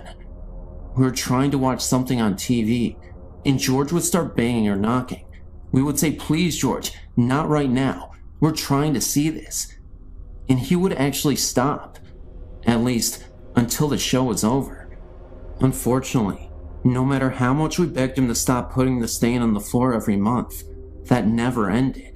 In fact, it got bigger and darker the longer we lived there. One kind of amusing episode happened to us one memorable evening. I decided to let my boyfriend at the time stay overnight with me, although I usually didn't do this. Just as we were dozing off, a very loud bang sounded, coming from the hallway. My boyfriend sat up and asked, "What the heck was that?" Immediately, a knocking began at the far end of the hall and rushed towards my room very fast, knocking louder and louder the closer it came. My boyfriend said, "That has to be your roommate being funny." I just laughed and tried to explain about our ghost, and that I thought he might be angry that I had a male friend overnight. He said that was bull and got up to investigate. Just as he came to the hallway, the knocking began again, all around him. Needless to say, my brave 6'4" boyfriend ran straight out the front door and never came back in the house. Anyway, after a few years, my roommate and I decided we were going to move to a cheaper apartment, closer to where we worked. As soon as we started packing, the noises, and especially the lights going out, began to get really bad. I was even starting to get a little frightened. One day, as we were finishing up packing, we decided to go check in the basement and see if we had anything left down there. While we were down there, we decided to go in the old fruit cellar, since neither one of us had actually looked in it. We found some old fishing equipment. We also found an old shirt box that was sealed with tape and felt kinda heavy, so we brought it upstairs and opened it up. Inside was a bunch of old pictures. Most of the pictures were of a young man of about 25 or 30. In many of the pictures, he was in our house and standing on the porch of the house. There were also some antique glass slides with pictures of him in the military uniforms. We dated the stuff around World War II.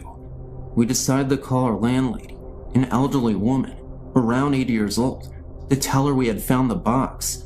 When we called her and told her what we had found, she hung up on us. We called back, and her daughter answered and said that they didn't want that stuff anymore, and we could have it or throw it away. We thought it was very strange, since normally our landlady was a sweet old lady, so we decided that some of the stuff in the box might be worth more money, and we would sell some of it. Some war medals, and even an old stock certificate. That night, I put the box on the kitchen table, and we went to bed. In the morning, we were going to move the last of everything, and as we were preparing to go, I asked my roommate what she had done with the box of stuff. She said she hadn't touched it. We looked everywhere and couldn't find it. Finally, around lunch, we got hungry and decided to cook a frozen pizza. We turned on the oven and immediately began to smell something burning. When I opened the oven, there was the box. Okay, I swore my roommate did it, and she swore I did it. So we left the box on the table again and left to move some things to the new place. When we got back, the box was gone again. This time, we found it immediately in the kitchen pantry, so we kinda laughed it off and put it back on the kitchen table. About 10 minutes later, I walked into the kitchen and it was gone again. I decided the heck with it and decided to just go finish the bedroom closet I had just minutes before been working on. When I stepped up on the chair to wipe off the upper shelves, there was the box. That did it. I said out loud, "Okay, George, we promise not to take your stuff," and put the box back in the fruit cellar where we had found it. We left that day and have never been back, but I've always wondered if the next tenants ever heard from George.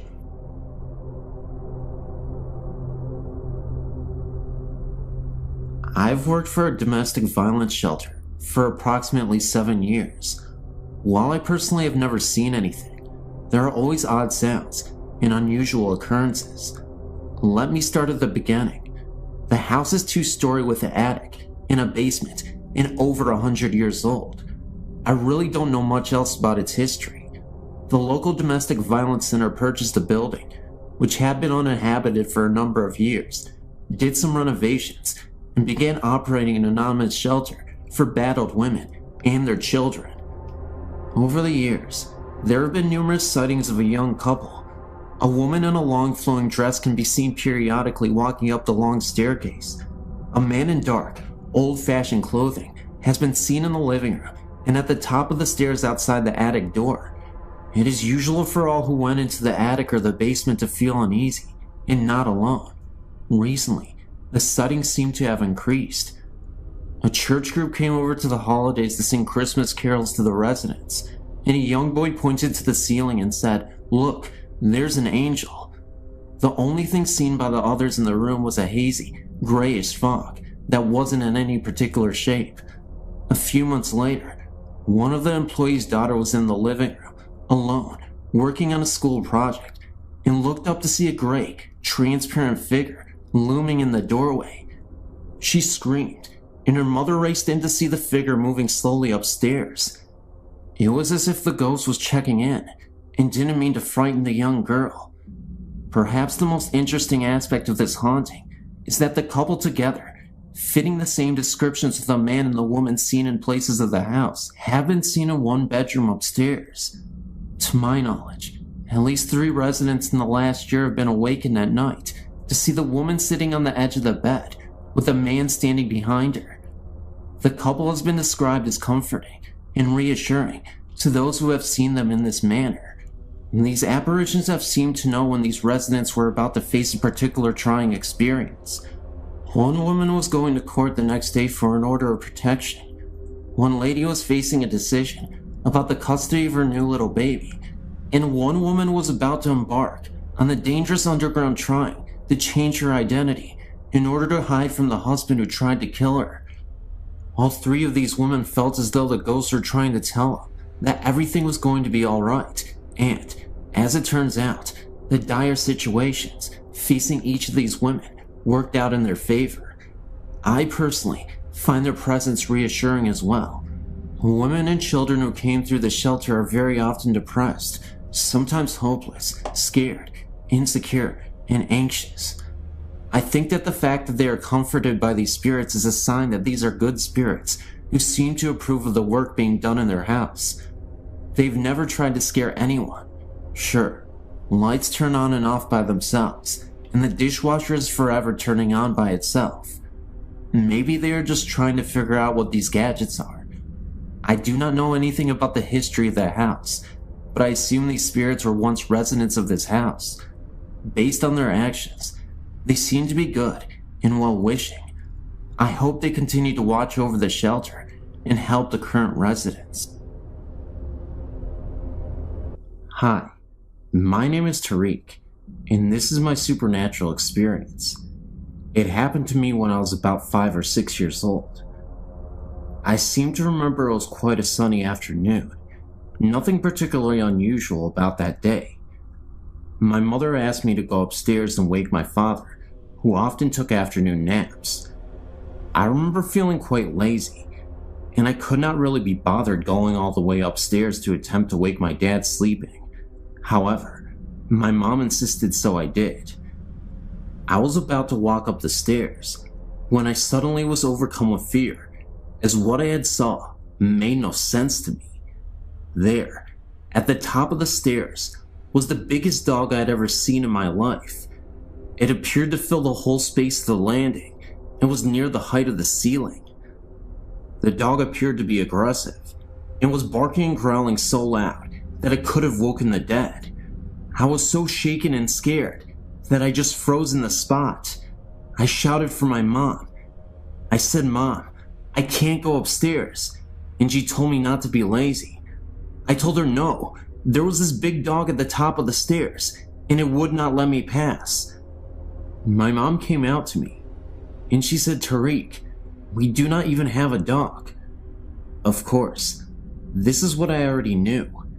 I quickly told my mom to get over here and see what I was seeing, but by the time she arrived and looked up the stairs, it was gone. This perplexed me even more, and being the age I was, I couldn't even understand it. I started to doubt myself, wondering if I ever even saw it at all, and I trusted and believed in my mother. So if she didn't really see it, maybe I was just hallucinating, and it really wasn't there. Obviously, the dog disappeared, and after a while, I forgot about it, and never resurfaced again. However, these memories came back when I was about 12 years old, and I spoke to my mom about it. Looking back on it, I do believe I saw something paranormal, but any ideas on why my mom or dad could not see it or hear it, and why was the dog being so protective, beats me. I don't know, but it was sure a scary sight. It just sucks that I feel like I was the only one who had saw it, and it makes me crazy. But what can you do? I don't know.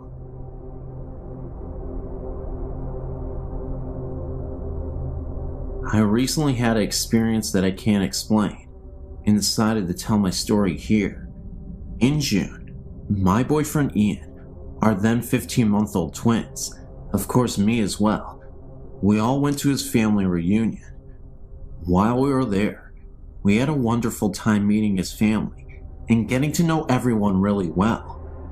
We stayed at his father and stepmother's home with the immediate family. One night, while everyone was asleep, one of the girls started crying, most likely from being in a new place or losing her pacifier. I woke up, and still groggy, I sat up in the bed. I looked over to the crib. Next to the crib, there was a little old woman standing there looking into the crib. When I saw her, she didn't scare me, and I thought nothing of it. She looked at me, put her finger up to her mouth, kind of bent down, and whispered, "Shh." So I laid back down and fell back to sleep. Brianna slept through the rest of the night. The next morning, I got up and remembered what I saw. Not sure if I dreamt it or not. I pulled Ian away from the family and asked him if he had a picture of his grandmother.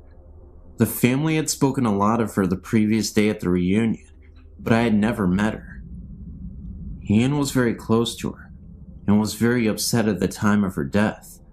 It would have been almost 9 years ago. They found one, and after I saw the picture, I felt this warmth, the only way I can describe it, and it filled my body. It was the lady I saw the night before. I wasn't sure if I should tell anyone, for fear of them thinking I was insane, but I decided to tell Ian. When I told him, he kinda gasped. Like I said, he was very close to his grandmother. I'm glad I told him. Well, later, as we were talking to the family, someone said, "Oh, it would have been so wonderful for her to be here and see all the family together." Speaking of the grandmother, Ian looked at me and asked me to tell everyone what I saw. I'm still new to this family and wouldn't want to be dubbed as the crazy one just yet, so I kept it to myself.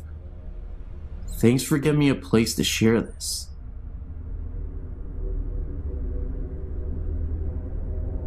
In 1983, we moved into a home that had suddenly been vacated by the owners. The man had suffered a heart attack at the front door and died. His wife went into serious shock and suffered some emotional distress. After the funeral, her children decided to take her back to Missouri. I had personally known the couple in 1971, as I had lived in a house on the connecting street. Our backyards were contiguous. Mr. Williams had been the water superintendent for the city for many years. He was an upstanding citizen, a loving family man, and a friend to many people. Shortly after moving in, he got the feeling that Mr. Williams had never really left his home. At night, after everyone had turned in, footsteps could be heard throughout the home. It sounded like heavy footsteps stomping up and down the hall outside the bedrooms. I would get up and check to see if the children were awake, and would find them sleeping soundly in their beds. Once in a while, doors would open up wide as if someone was entering a room, and then the door would slam shut. One night, my wife at the time awoke to see the form of a man standing at the end of our bed. He woke up on her side and leaned over a little.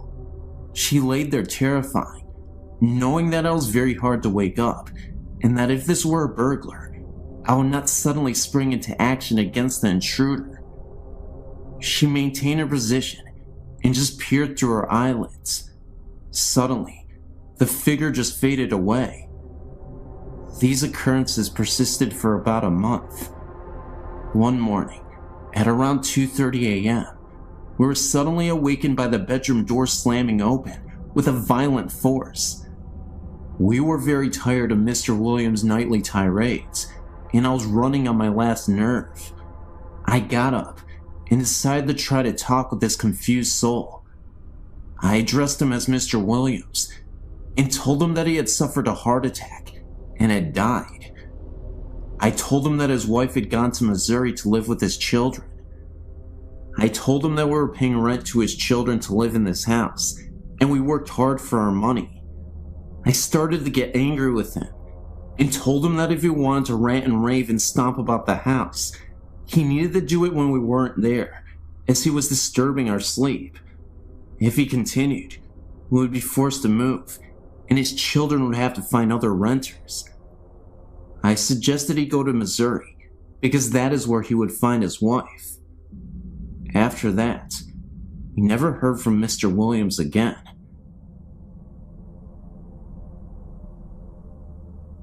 In August of 1997, I was helping a friend deliver some things for a post-funeral reception that was to be held in the officers' quarters number 1 at Fort Concho in San Angelo, Texas. Fort Concho is the best preserved and reconstructed cavalry fort in America.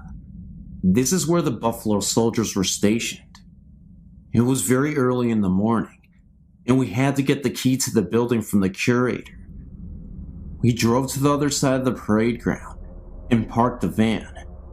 We went inside, and I took some things up to the staircase to the second floor, while my buddy worked on the first floor.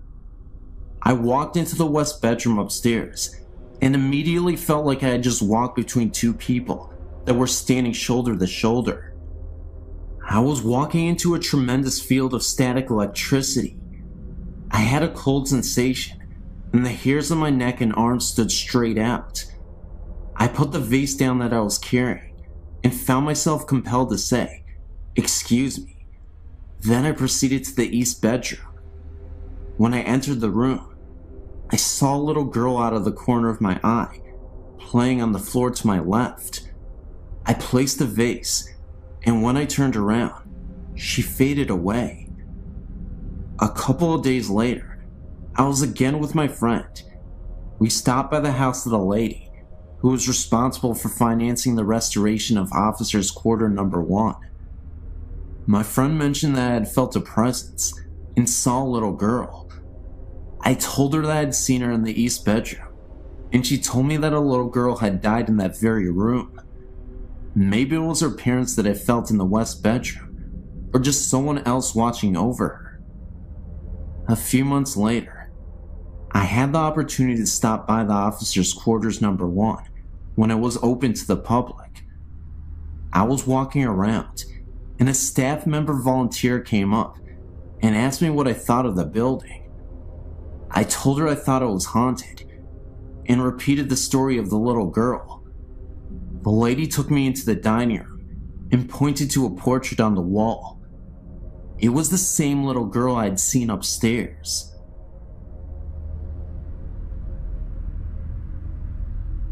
I would first like to say, I was not a believer in ghosts or spirits.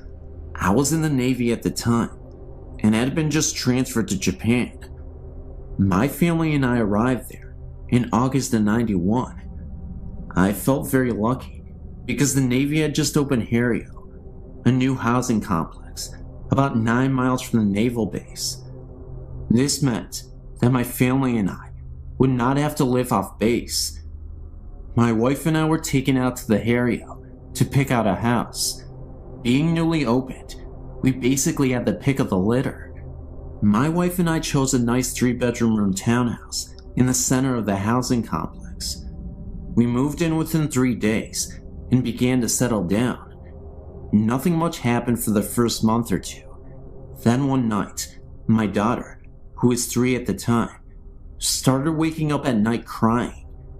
She would point at the wall and tell me to make the snake lady go away. This happened about once a week. Of course, I thought she was just having bad dreams. We would let her sleep in her bed when this happened. My wife became pregnant at the time, and we were allowed to move into a 4-bedroom house. I was hoping this move would solve the snake lady problem. As we moved into the new house, I assured her the snake lady was gone forever. Boy, was I wrong. It was about 2 weeks before our encounters with the snake lady started again. This time my wife and I could actually feel some sort of electrical charge throughout the house. These encounters intensified, and my daughter started to see more and more apparitions.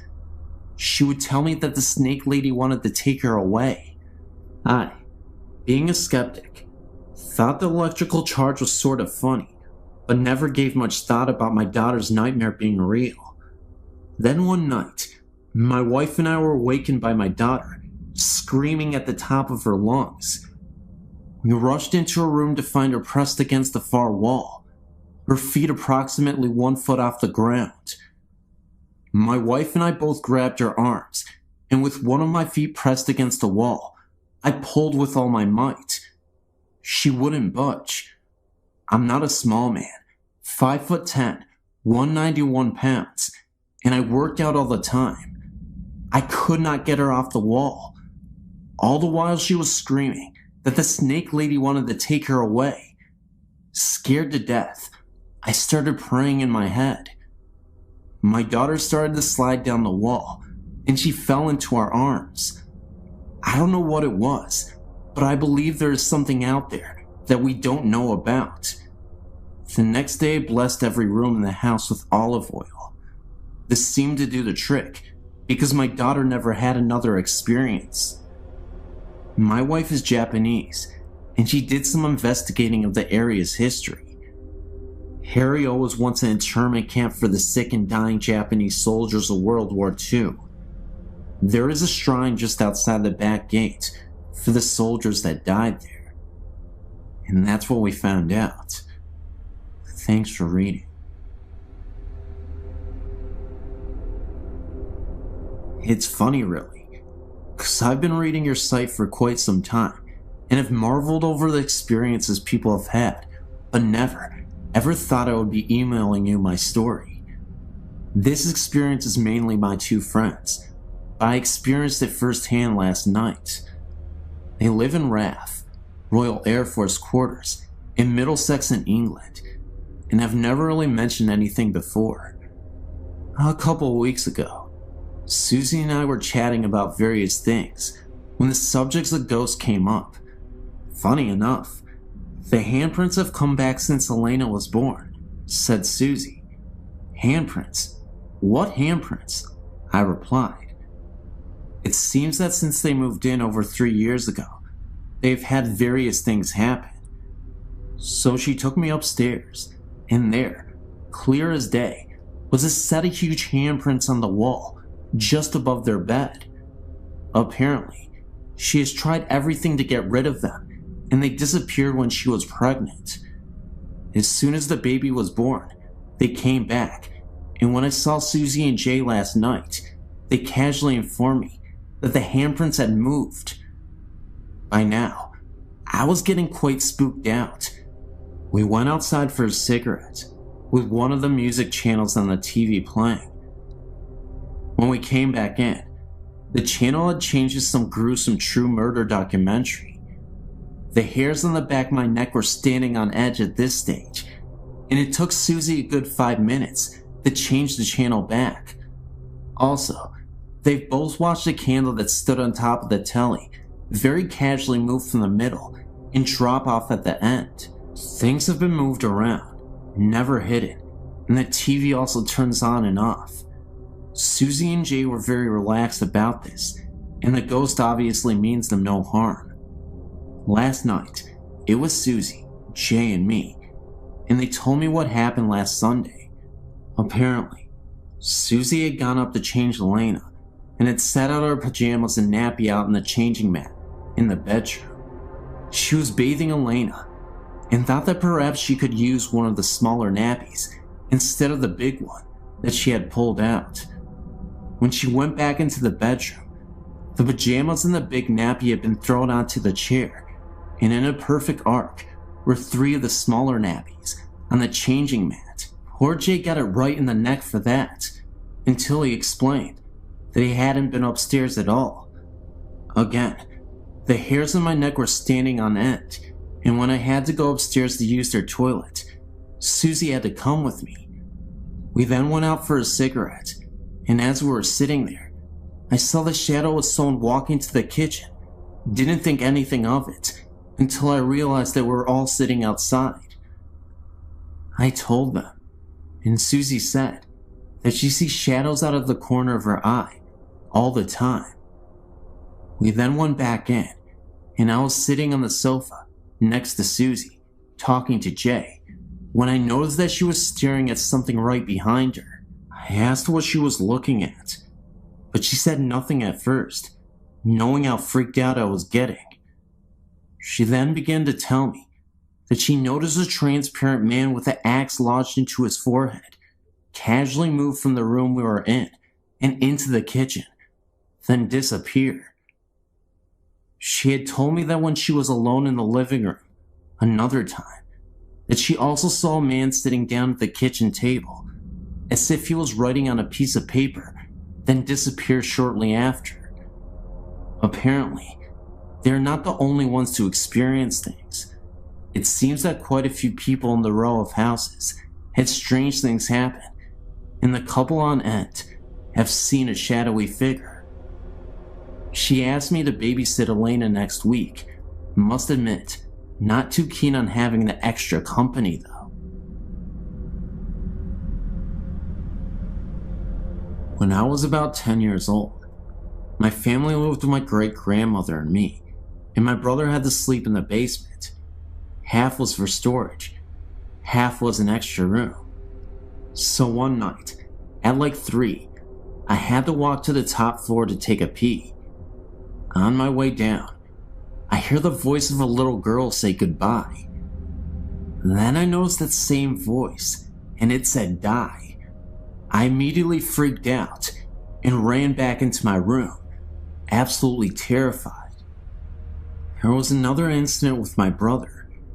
He was in the basement, and he heard the same voice coming up the stairs from it. It said die as well. And he turned back, looked down the stairs, and the apparition of a girl was standing right there, and then materialized and disappeared in an instant. When I was 15, we moved out to New Jersey. When I was 16, I heard horribly violent screaming. It sounded like a woman, and it sounded like it was coming from behind me. 3 days later, my brother, he was 19. He heard the same screaming coming from our bedroom closet. Nowadays, we don't hear any mysterious voices, but we both know they had to be ghosts. And not only that, they had to be evil. And I don't want to experience that ever again. I'm sure my brother doesn't want to either. Thanks for listening. I first became aware of a presence in our home when I was a child of 4 years. When I was 4, my brother was born, and my parents moved him into the bedroom next to theirs. I was moved into my very own room, upstairs. My older sister occupied the room next to mine.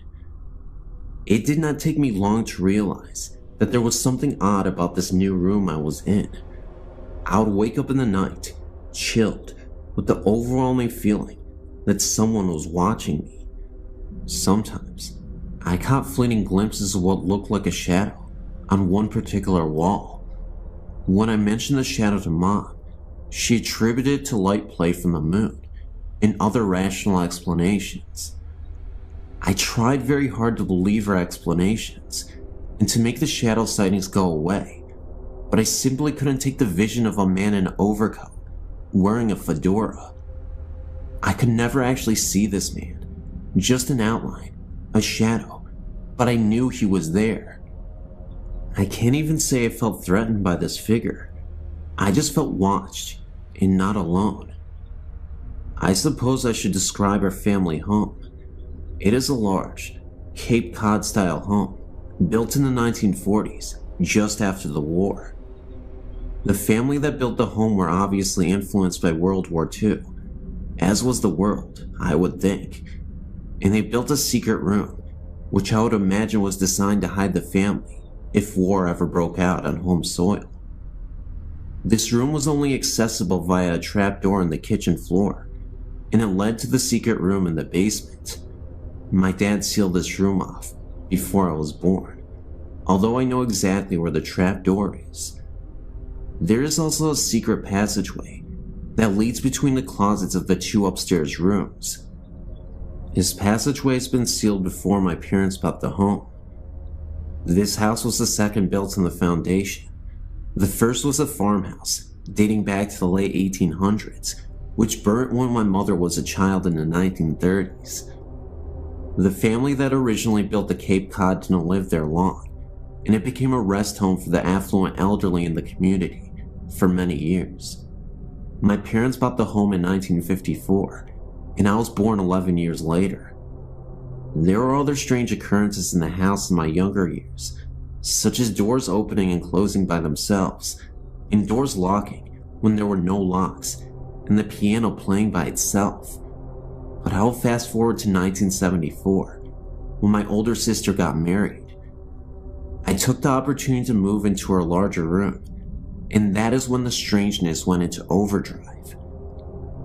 I hadn't actually even moved completely into the room when the weirdness began. I'd moved my record player into the room, along with a student desk. I was showing the room to a friend one afternoon, when the door slammed shut behind us. When we turned to look at the door, the shade in the opposite window flew off the hinges and landed at our feet in the middle of this room. We both screamed and ran to the door, only to find it locked, and there wasn't a lock on the door. We managed to finally get it open and run down the stairs. My friend would never even go into the room again, let alone spend the night with me. I didn't let it bother me, however, and moved the bed into the room and took up residence. The room always stayed incredibly cold, even in the heat of an Ohio summer. My dad installed triple the insulation into that room to try to help with the chill, but it remained downright cold. There were countless nights when I would awaken to knocking on the walls. Sometimes I would knock back, and it would knock back at me. When I told my parents about the knocking, my dad said it was a tree limb scraping the house. The knocking became so intense that he ended up cutting the tree down, but the knocking continued. My parents installed an intercom system into my room next to my bed, so I could page them when the knocking started. Dad seemed convinced that it was the neighborhood boys throwing rocks at my window. It didn't sound like that though, and the knocking was coming from an inside wall, not an outside one. One afternoon, I was lying on the bed reading, and I got the overwhelming feeling that I was being watched. I sat up on the bed and said out loud, "Stop it, there's no such thing as ghosts." and no sooner had I uttered the words, a figurine on a shelf began to wobble and then flew off the shelf and across to the bed, hitting me on the forehead. I slept on the sofa for a month after that. My family was even beginning to notice strange things happening by this time. The television would turn itself on and off, or alternatively increase the top volume, without anyone being in the room.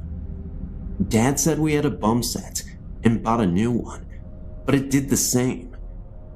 We had the wiring replaced, but it still happened. My mom declared that if it was a ghost, it certainly wasn't going to run her out of the home she loved. This is true. She still lives there with the ghost. Other things that would happen in the house included radio switching on and off, lights flickering, the washing machine switching on and running a cycle, and of course the shadow wandering around upstairs. It was all beginning to frighten me quite a bit, especially the knocking noises. If the knocking started, I would buzz Mom in the intercom, and she would race upstairs, but as soon as she reached the top step, the knocking would stop. I began to think perhaps I was going a bit crazy. I went away to college, and something strange happened in my old bedroom about a week after I had left. I still had the same clothes hanging in the closet, and there were a few posters still hanging on the wall, but otherwise, it was empty. My mom heard a funny noise upstairs one afternoon and went up to investigate. She checked the first bedroom and saw nothing amiss and went down the hall to my room. She opened the door and discovered that the mirror tile on one wall had exploded all over the place. There were shards of glass sticking in the opposite wall and had scraped across the ceiling like claw marks. My posters hung in shreds. She noticed my closet door hanging open and shreds of glass sticking in the clothes, still hanging inside. She shut the door and waited for Dad to get home from work. He decided that it must have been a freak lightning hit, although the day was sunny and cloudless, and rang the insurers to come out and investigate. The investigator noted that the point of impact seemed to be the upper corner of the wall, where the mirrored tile met the adjoining wall. Oddly, he also noticed that the broken wood in the corner was pointing outward, as if the lightning had been inside the room and went out, instead of the lightning hitting outside and coming in. The insurance company still paid for the damages, although they could never find the point on the outside of the house where the lightning had come in. When I heard about it, I came home to view it, and noticed that the wall in question was the one where I had always heard the knocking. As I said, my mom still lives in the house, and strange things still persist.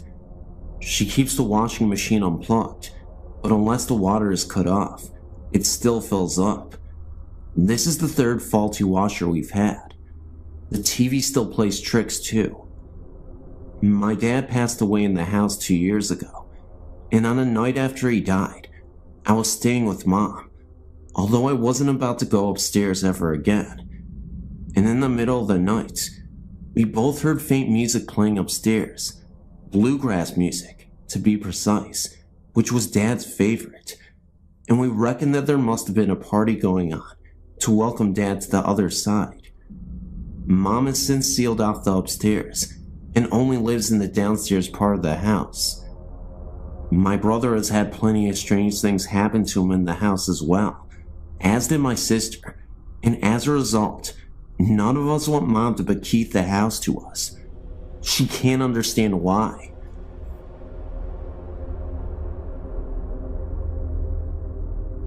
Every single night in my home, when I was 4 years old, my parents would come in and put me in bed, mostly my mother, because my father wasn't home much. I never liked to sleep in the dark, and there were no outlets in my room for a lamp, or none that wanted to work at the time. As I laid in bed, almost every night, I'd look out into the hall, and I would be able to see the hall light on. Almost every single night as I lay in bed, a boy would walk past my door several times and then stop. It was a white glowing type thing that I remember perfectly well. It scared me a bit, but I never got an evil aura off of him. A thing about the boy is that he had died a long time ago, before we had moved in. It scared me all the time to recall it though, even though he isn't bad. I've only slept with the door open once. Since then, my parents got the outlets working. I was sleeping in a different room, but it was across the room the boy had died in. I looked outwards from my slumber, my glasses still on my face, because I always fall asleep watching TV. I saw the boy, and he went into my brother's room. That night, my brother got really sick. I don't know what happened, but the boy had died of a sickness. Another thing that happened. Me and my friends were sitting out on my back porch, and my one friend had brought a Ouija board with her. My other friend suggested that we play. Of course, I didn't want to, because I've had past experiences that turned out bad with those things, with other friends. We sat at the table and put each of our hands on it. Before we started though, we read something that had said you must finish a question. We thought we would. Beside the porch is a pool. This will fit into what happened as I go. We didn't believe that the board would actually work though, and so we tried. Even with the past experiences, I didn't think it would. So this is what we did. We tapped our fingers while the thing was moving, so that no one could move it themselves. We did get in contact with a spirit, and we, of course, ended up not finishing a question. Then, we noticed from the pool a mist that started to emerge. I kid you not, it was a ghostly apparition floating above the pool. It lasted for about 10 seconds, and then it faded away. I then decided to finish the question. My friend immediately stopped me and asked me what I was doing. "You're conjuring up evil," she said to me. It was clear that she didn't want to do this anymore, so we stopped, and we never returned to that Ouija board again. In fact, we went out to the fireplace and we burned the Ouija board so that we would never have any bad omens attached to us. Yet another incident occurred. About a year ago, I met up with some different kind of people. Wiccans to mostly say, and I still am Wiccan now. I took it in because God actually hadn't helped me one slight bit with my life, so I started to believe in gods. I learned some good spells and some bad. The ones I used most were the exorcism spells for haunted houses around here. My house I knew had quite a lot of ghosts in it, and I decided to get rid of one particular one that would scare the entire family as we slept. At night, if you were to turn the light off in the living room, the room would turn a deep dark blood red, and the windows to the place would disappear. When you looked to one corner of the place, you could see a black figure walking out of it. This is the ghost I decided to rid the house of. It never spoke during anything. It would only appear, and nothing more. My sister and her friends hadn't believed me when I told them of what was going on in the room, and they tested it for themselves. As we did it, they saw exactly what I was saying, and screamed for me to turn the light on. I actually sleep in that room still. The ghost is still there, but it doesn't bother us anymore. When I had tried the exorcism, the ghost had gotten angry and thrown the lamp at me. If not for me dodging it and then grabbing it before it hit the wall, I would have been in trouble. It glared at me and disappeared. You're probably thinking, this is absolute bull, but I can assure you, it was not. And I tell you this, not because I really want you to believe in some fantasy story, but because this actually happened. I couldn't even believe with my own eyes what was occurring. When I returned to the room that night, and from then on, the ghost never came back, or didn't bother us anyway. There are other ghosts in my house, ones that are in the cellar, but I've only heard them, not actually seen them. Anyway, This last event occurred outside of my house. Anyway, one night I was out with my friends, against my parents' will. We had left when they were asleep. It was around 3 a.m. in the morning, and we wanted to see what was around the area. We went up to the graveyard near, and sat down by some of the older graves, deeper into the graveyard. As we were sitting there, I looked up to see a dark and black figure standing by one of the trees. He wasn't looking at me or my friends, but something else. I had been leaning up against the grave. I didn't have much respect for the dead at the time until after this. I turned around and looked up to see a white figure standing there, looking at the black figure. They then turned their eyes towards me. I tugged on my friend's arm, but she didn't reply. She was asleep, along with the 2 other people that were there with us. I backed up off the grave as the white one glared at me. When I got completely away, they had turned their eyes back to each other and had vanished.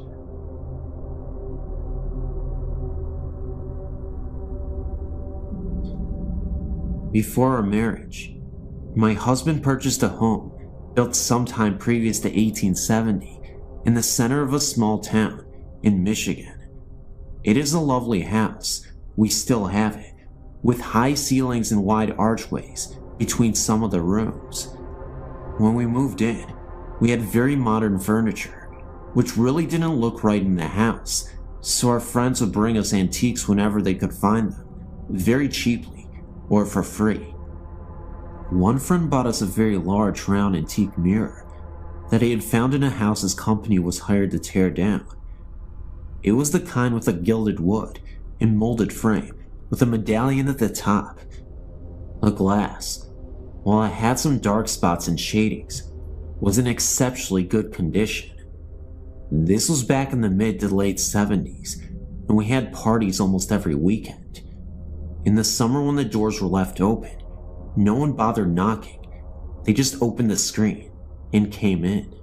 Late one Friday or Saturday evening, shortly after receiving the mirror, I was sitting on a low sofa against the east wall of the living room. Also on this wall was a large archway leading into the dining room, which is where the main entry door that we used was located. There was also a door leading into the living room from the front porch, but no one used this one. The mirror was hung on the north wall, right next to the couch where I was sitting. Everyone else was sitting in the middle or at the opposite end of the room, large room. I was looking to my right and noticed in the mirror that a young man was walking through the archway into the living room and stopped right at the threshold.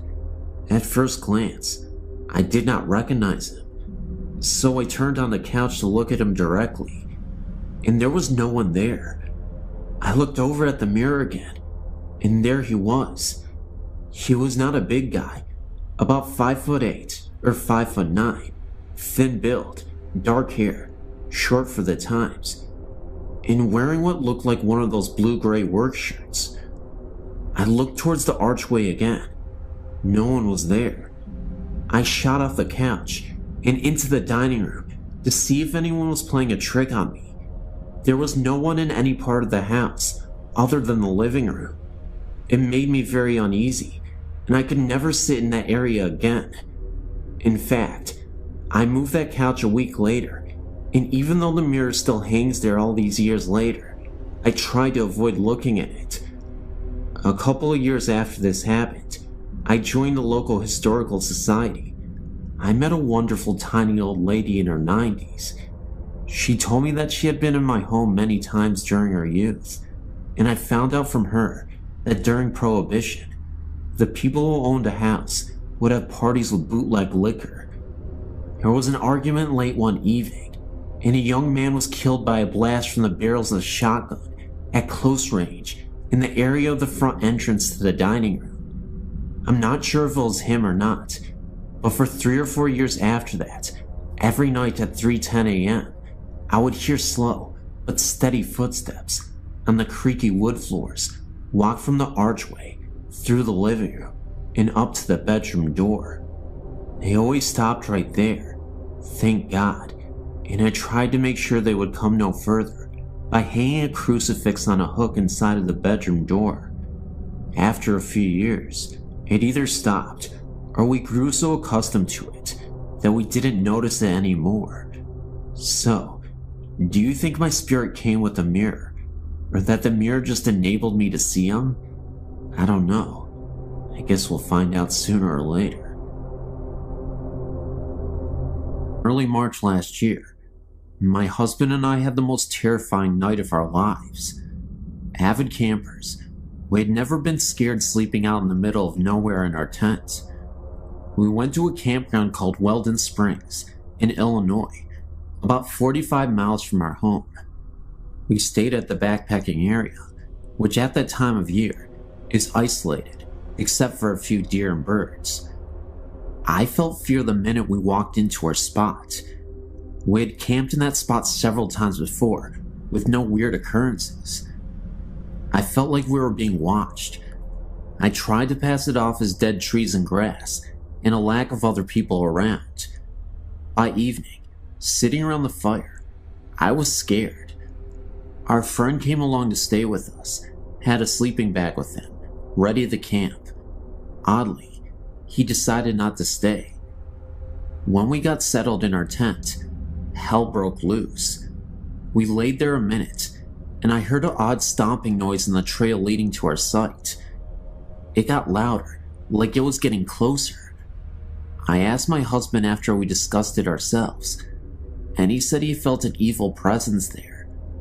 Even though we were absolutely terrified, I told him to take a peek outside the tent, just so we could ease our minds about the situation and prevent our imagination from running wild. This was a terrible mistake. He told me when he looked out that he saw the ghost of a hunter with red eyes staring right at him, and then he floated off into the woods and then disappeared. It didn't last very long, but he could still tell that the man was wearing hunting gear from a different era. It definitely didn't look like the attire you would see today, according to him. He told me that the clothes that he wore looked a lot like the people in the Wild West would wear in the 19th century. My husband even said that it looked as if he didn't want to be seen, like he had the look of pure shock on his face. In a way, I wish I had seen it myself, but I know I wouldn't have been able to handle that. We know that there was something strange out there that night, and we'll never forget it.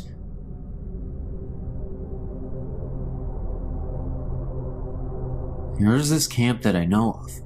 It's referred to as Camp Connecticut, and it's a run-down camp.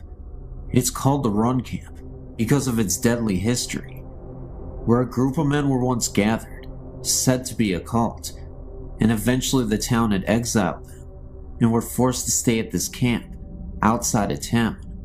When abandoned, the caretaker's daughter was found brutally murdered in the camp, and all members of the camp denied any knowledge or participation in the murder. Whenever I go back to the camp, I've always experienced unsettling events that could be tied to the events just described. Experiences included voices. For example, a young girl screaming, which we thought could have been the young murdered girl.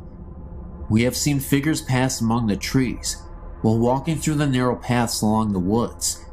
In pictures that I have seen, there are many orbs near the main gate and near the large sign within the camp. Examinations shown not to be a photo error or bad development. There was also this insane experience that my brother's best friend and his friends had. He happened to take a trip here, and while walking the main entrance pathway, he came across a man standing there in all white clothing. They called to him, and there was no response, so they turned to go the other way, and when they did, this presence in the white was standing right in front of them, with eyes that were completely black. As they turned and ran, it seemed as if the presence began to run after them. Anyway, as they got close to the main gate, they turned, and there was no one behind them at the time. They stopped again for a second, and turn back to look behind them again. They recall that about 5 apparitions, all in white, were standing right next to each other, and then they disappeared. It was as if they were letting them know that there were more of these ghosts. They then walked back to the car and drove away. This place is very freaky to even just look at the main gate. I get scared every time I go. I will send her photos as soon as I get my scanner up and running. Thank you.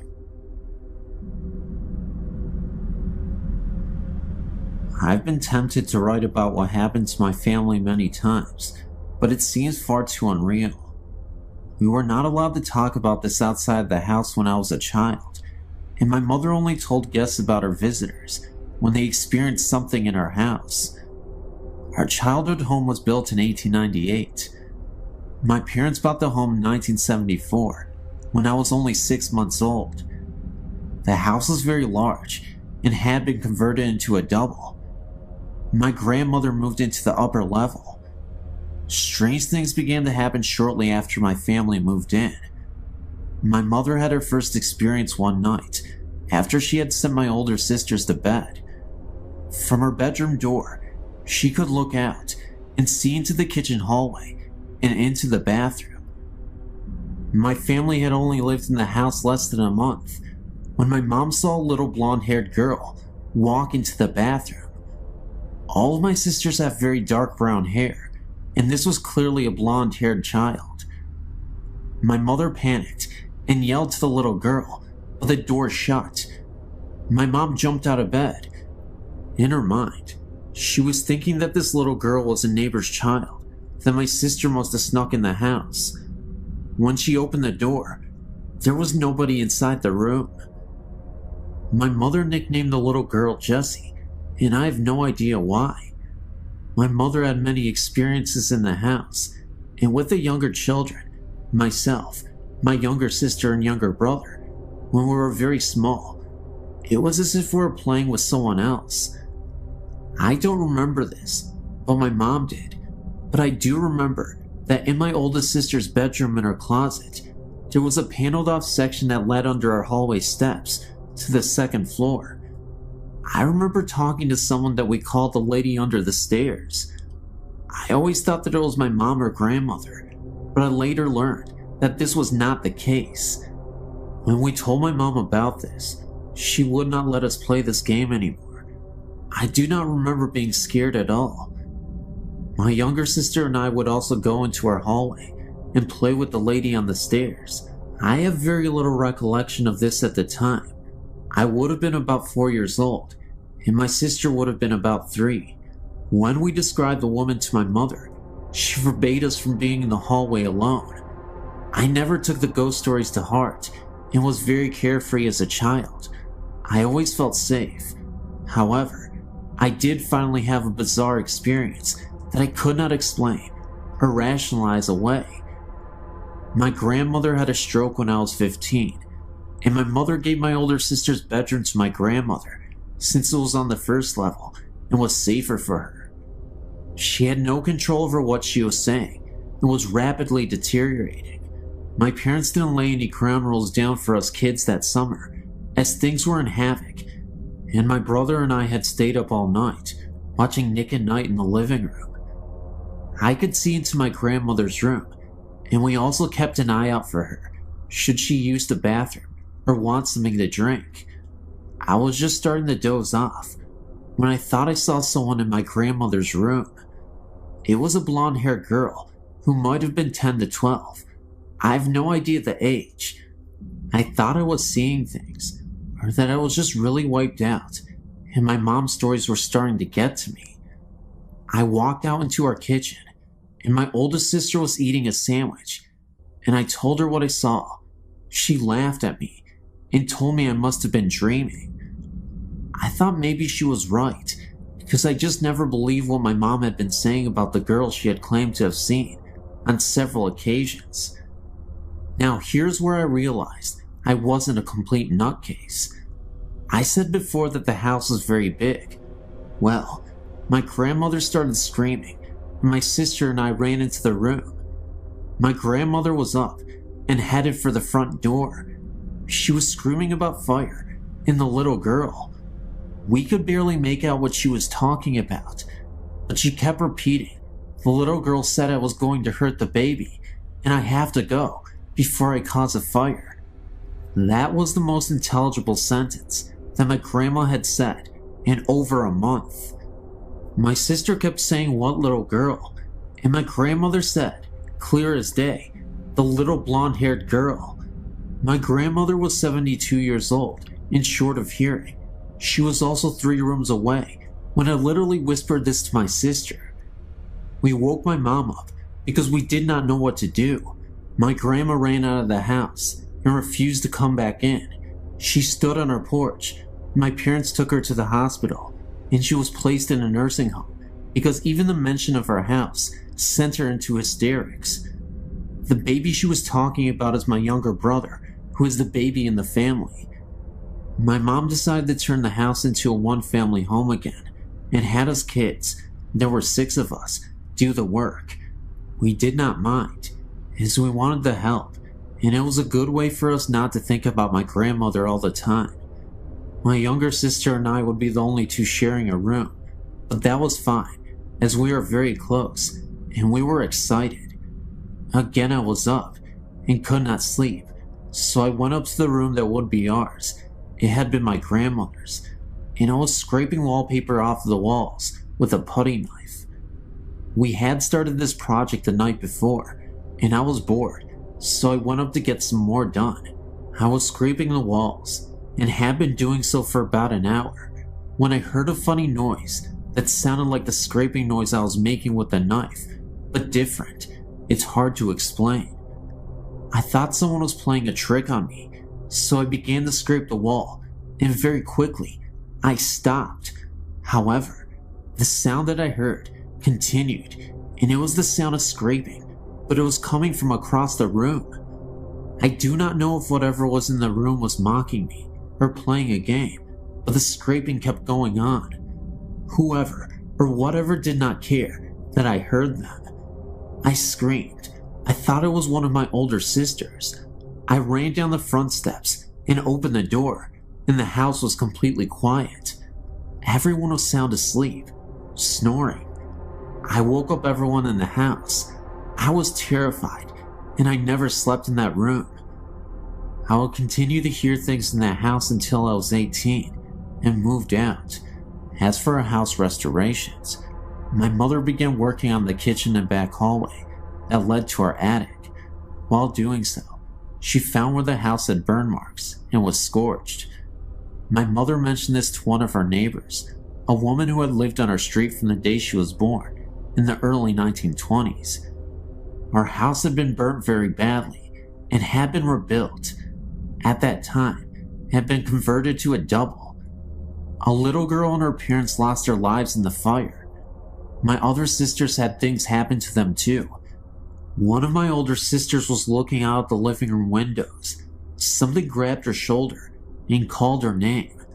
One more thing, please don't think I'm nuts, but I've not had this happen in any house or apartment I've lived in since. And one thing I did notice is that whatever was in the house is not frightening to me in my youth, but only became frightening when each of us hit a certain age. I have no idea why. This was also something I thought that was so weird. The little girl was never visible upstairs, and the woman was only spotted downstairs once. A neighbor who was alive when the house caught on fire remembered that the little girl's name was Jessica. My mom had been calling her that for years, and had never known what the little girl's real name was, but I just called her that because it seemed right.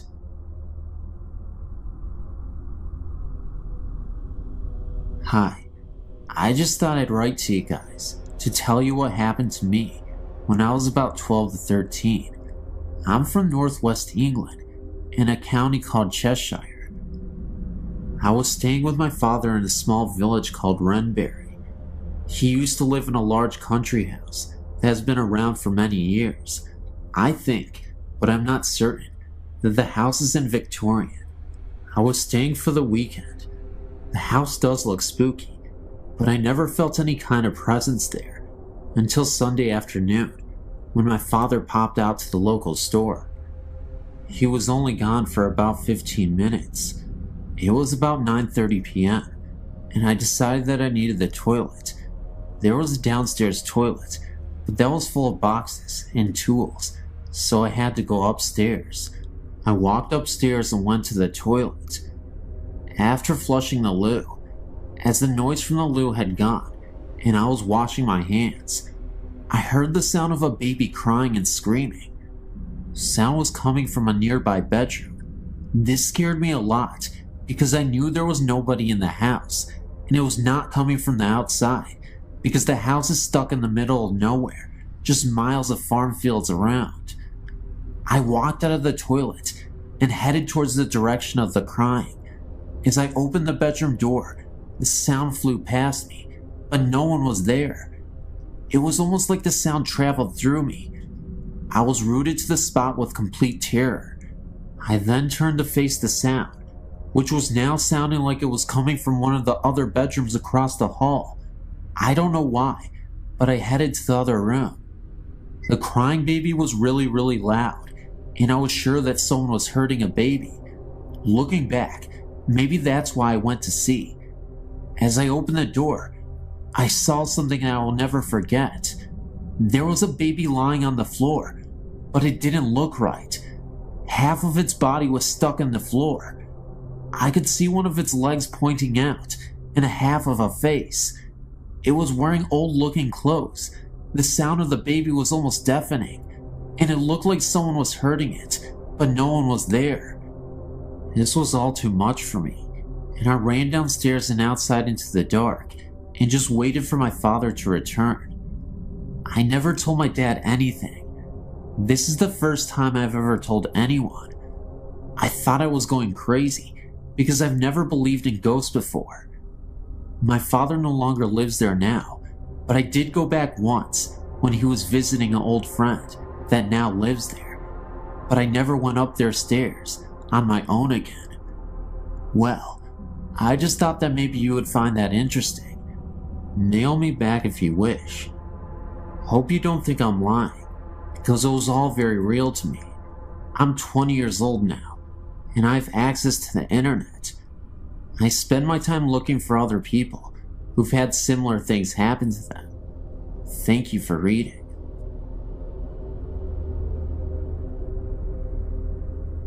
Many years ago, my family and I lived in a lovely Queen Anne-style home. We lived in it for 13 years, 11 of which we experienced paranormal phenomena. 2 years after we moved in, we had a first of many odd occurrences. My daughter was in the kitchen, and I was upstairs, when I heard her call out that the upstairs toilet must have overflowed because water was running down the outside of the staircase. I ran to the top of the stairs in bare feet, only to feel water on the surface of the carpeting. I looked over the top of the railing to assure her that the toilet hadn't overflowed, and that was when I felt the wetness on my feet, but there were no water pipes in that part of the house. When I got down the stairs, I found the water running in rivulets down the wooden molding. My daughter reached up to turn on the light under the stairway alcove, and as soon as she did, the water stopped. We had to wipe the trom down, and we never found any reason for that activity. Months later, while preparing for bed one night, I heard footsteps running down the attic stairs. The door crashed against the opposite wall, and then nothing. I was terrified, thinking that someone was there. They would have to pass my room to get downstairs, but nothing happened. When we finally went to look, the door was against the wall. We even thought that maybe a ball had bounced down the stairs, sounding like footsteps, but there was nothing. Strangely, when we started to think our house had unseen guests, we were no longer frightened. As time passed, we had many more experiences. I heard a woman crying softly, but pitifully. 2 of my daughters saw images of old-fashioned children dressed in long white nightgowns and mob caps. A visitor to my house saw the same thing and asked me who the little girl was. On another occasion, my nephew was spending the night and thought he saw someone standing at the top of the stairs in a long white old-fashioned nightgown. My nephew was 16 at the time, and we hadn't told him about the house. My husband thought we were all crazy because he didn't believe in this sort of thing. My daughter came home late one night and was just lying in bed, going over her evening, and looked up to see a male figure suspended over the bed. She watched the image dissolve from the top, as if it were sand falling. There were other things that happened there, although nothing dangerous, and finally, we sold the house and moved down. It was several years after we moved on from the house that we met a family that had lived there years before we did and had very similar things happen to them. When they said their experiences were very frightening and mean-spirited. I sometimes think our guests moved with us because from time to time we still get very strange sensations in our present Victorian home. I've had quite a few ghostly experiences over my life, all of which have been rather benevolent, except for one that happened a few years back. I was 24, living with my mother, my sister, and my 2-year-old niece. One night, I woke up and looked up into the darkness. This thing flew down from the ceiling, straight at me with its arms out. I can still see it. It looked like a cross between a gargoyle and an alien. It looked so evil.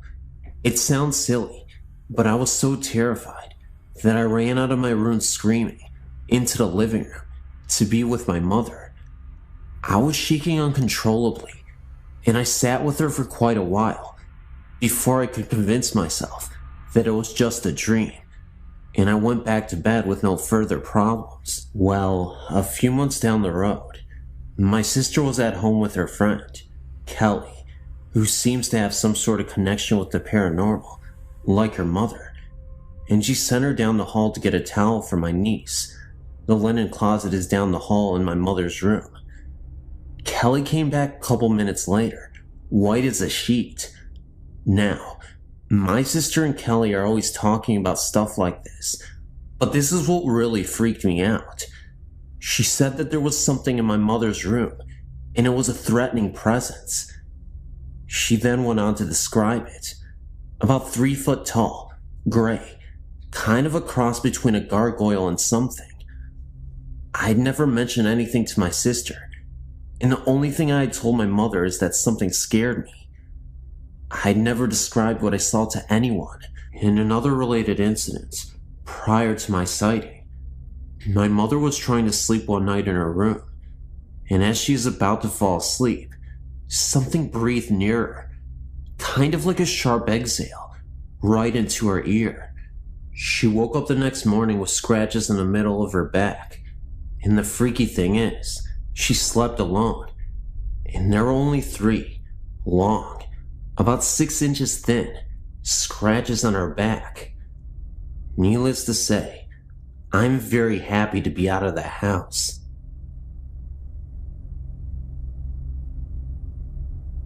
I'm not sure if this qualifies as a ghost story, but it was more than an ordinary dream. My cat Johnny, my sweet silver bad boy for 10 years, died at home of aggressive cancer in March.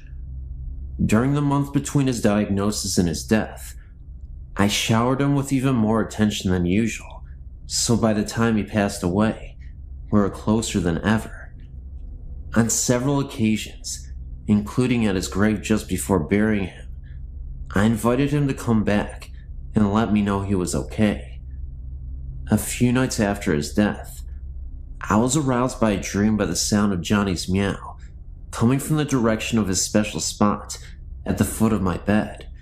Coincidentally, his grave is about 30 feet further in the same direction.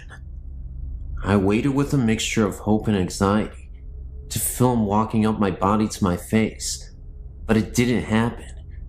Instead, I became aware of something tickling my left ear and tried to reach over to pet him, only to find that I was paralyzed. That's when I panicked, remembering all the scary ghost stories involving a period of paralysis. How was the moment where I woke up and I suddenly saw something in the corner of the room. It was a dark, small figure, but I couldn't really make it out. It was a dark shadow, even though it was a very dark outline of something. I'm assuming it was a kid or something. It was very terrifying. I couldn't even believe what I was seeing. And then all of a sudden, it seemed like two Grim Reapers were standing right behind him.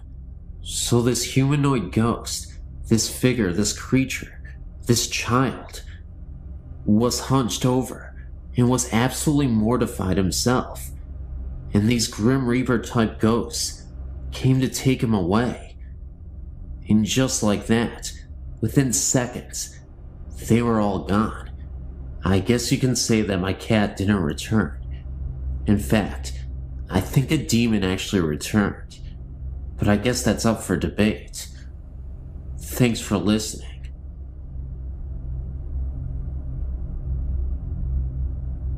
After you read this experience, you might think I'm crazy or something, but believe me, it was the most terrifying night in my life. It has taken me a lot of time to get over it. Before I moved out, about a year ago, I lived in a 100-year-old house. It had 2 floors, and my family only lived on the top floor. We barely ever went into the basement, because the floors were all rock, and there were no lights down there. One day, when I was about 15, I had a friend sleep over, and we thought it would be cool if we slept in the basement and told ghost stories. We gathered up our sleeping bags and our candles and went down to the basement. As soon as I entered the room we were going to sleep in, I immediately felt as if we were being watched, and I told my friend that I thought we should maybe sleep upstairs. She just told me to quit being a wimp and to set up my sleeping bag. As soon as we stayed up and talked and laughed, we never did tell ghost stories. I felt more comfortable and fell asleep easily. In the middle of the night, I remember this so clearly because this scared the crap out of me so bad, and I'm absolutely positive I wasn't dreaming.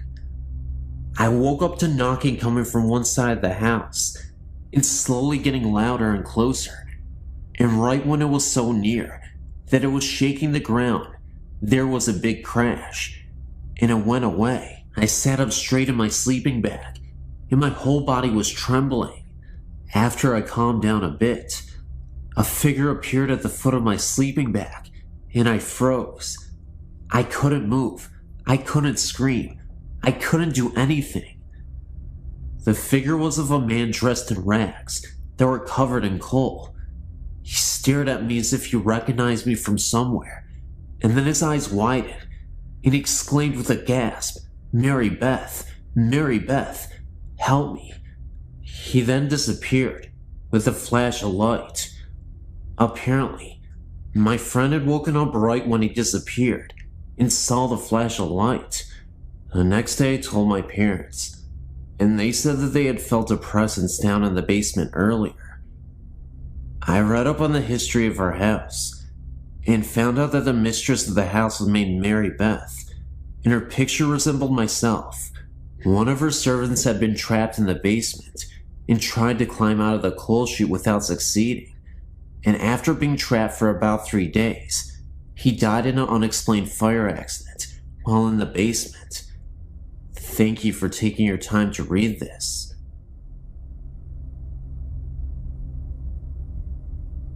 Hello, I have another ghost experience for you. In March of 1994, my husband, my oldest daughter, and I, we visited Venice. We booked a room at the ancient Palazzo. We were assigned a room on the 2nd floor, overlooking a canal. The view was accessed by opening the heavy wooden shutters, which opened into the room. These had a metal rod, which fit into a U-shaped hook on the other window. Opening out were double windows, also heavy, with numerous panes of glass. This room had double beds, with a narrow walkway between them. About 3 times during our 2 days there, We would hear footsteps start from approximately the middle of the room, march smartly over to the windows, at which point the wooden shutters would fly open. We would track this phenomenon with our eyes, but saw nothing and felt no fear. The first time we rushed over to the windows to check them, these shutters were so heavy that it felt doubtful that a gust of wind was blowing them open. What's more interesting is that the glass pane windows remained shut and seemed pretty airtight. The catch was not all that easy to work, either. My daughter, then 14, remembers having to struggle with it to open it. Even my logical and mechanical husband looked over the shutters and could come up with no good explanation. The last night we were there, we retired for the night with my husband and I in one bed, and my daughter in the other. She and I could hold hands in the space between the beds. They were so close together. Right after lights out, we heard the footsteps, this time walking up between the beds to where our heads were. We could hear breathing. We were both too scared to do anything, but we certainly compared notes the next morning. I wanted to ask as we were checking out if the place was haunted, but the only folks on duty that morning didn't speak English, and we don't speak Italian, but we'll never forget the place.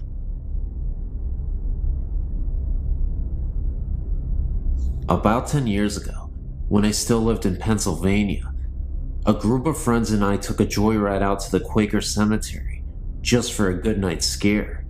It was a chilly, full moonlit November night, and there were 6 of us there, 5 guys, and me, the only girl. It was the perfect setting for a ghost. Now, I don't know how many of your readers have ever been to this cemetery, but to describe the first time I saw the place, I screamed and just about curdled my boyfriend's blood. The crematorium scared me the most. I don't know, something about the way it looks and what it was used for. Anyway, back to that night. 2 of the guys were acting like morons and jumping all over the place and around the markers inside the cemetery. I was angry at their pure disrespect for this old place, and so I tried telling them to stop. But of course, as excited as they were getting, they wouldn't listen. Me and this other guy were too chicken to go along with them, especially because of the way they were acting. They were bound to disturb peace in the cemetery, so we stayed by the car. We kept hearing a fake bird call coming from the trees along the opposite side of the road, and then I started smelling the lilacs. The lilac scent somehow wasn't disturbing, even though it was November and none were blooming. And also, there weren't any fresh flowers placed on any of the very old graves. The fake bird call almost scared the life out of us, because it just sounded so unnatural, and with each chirp, sounded closer and closer. We decided that we really needed to get out of there, so we both sat inside the car, waiting for the others. I got myself in such a worked up state that when I found a quarter on the ground, I swore, "In blood we trust," was written on it, rather than the usual "In God we trust." My friend just laughed at me.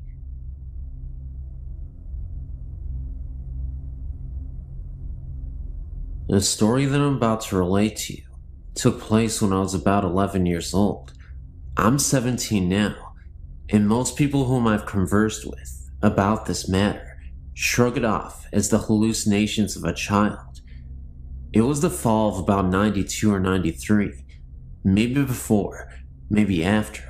I do not honestly remember. I was living with my father here in Texas at the time, because my mother had hauled off to Arizona to take care of her father, who had succumbed to a stroke. My father and I had gone to my grandmother's house for dinner.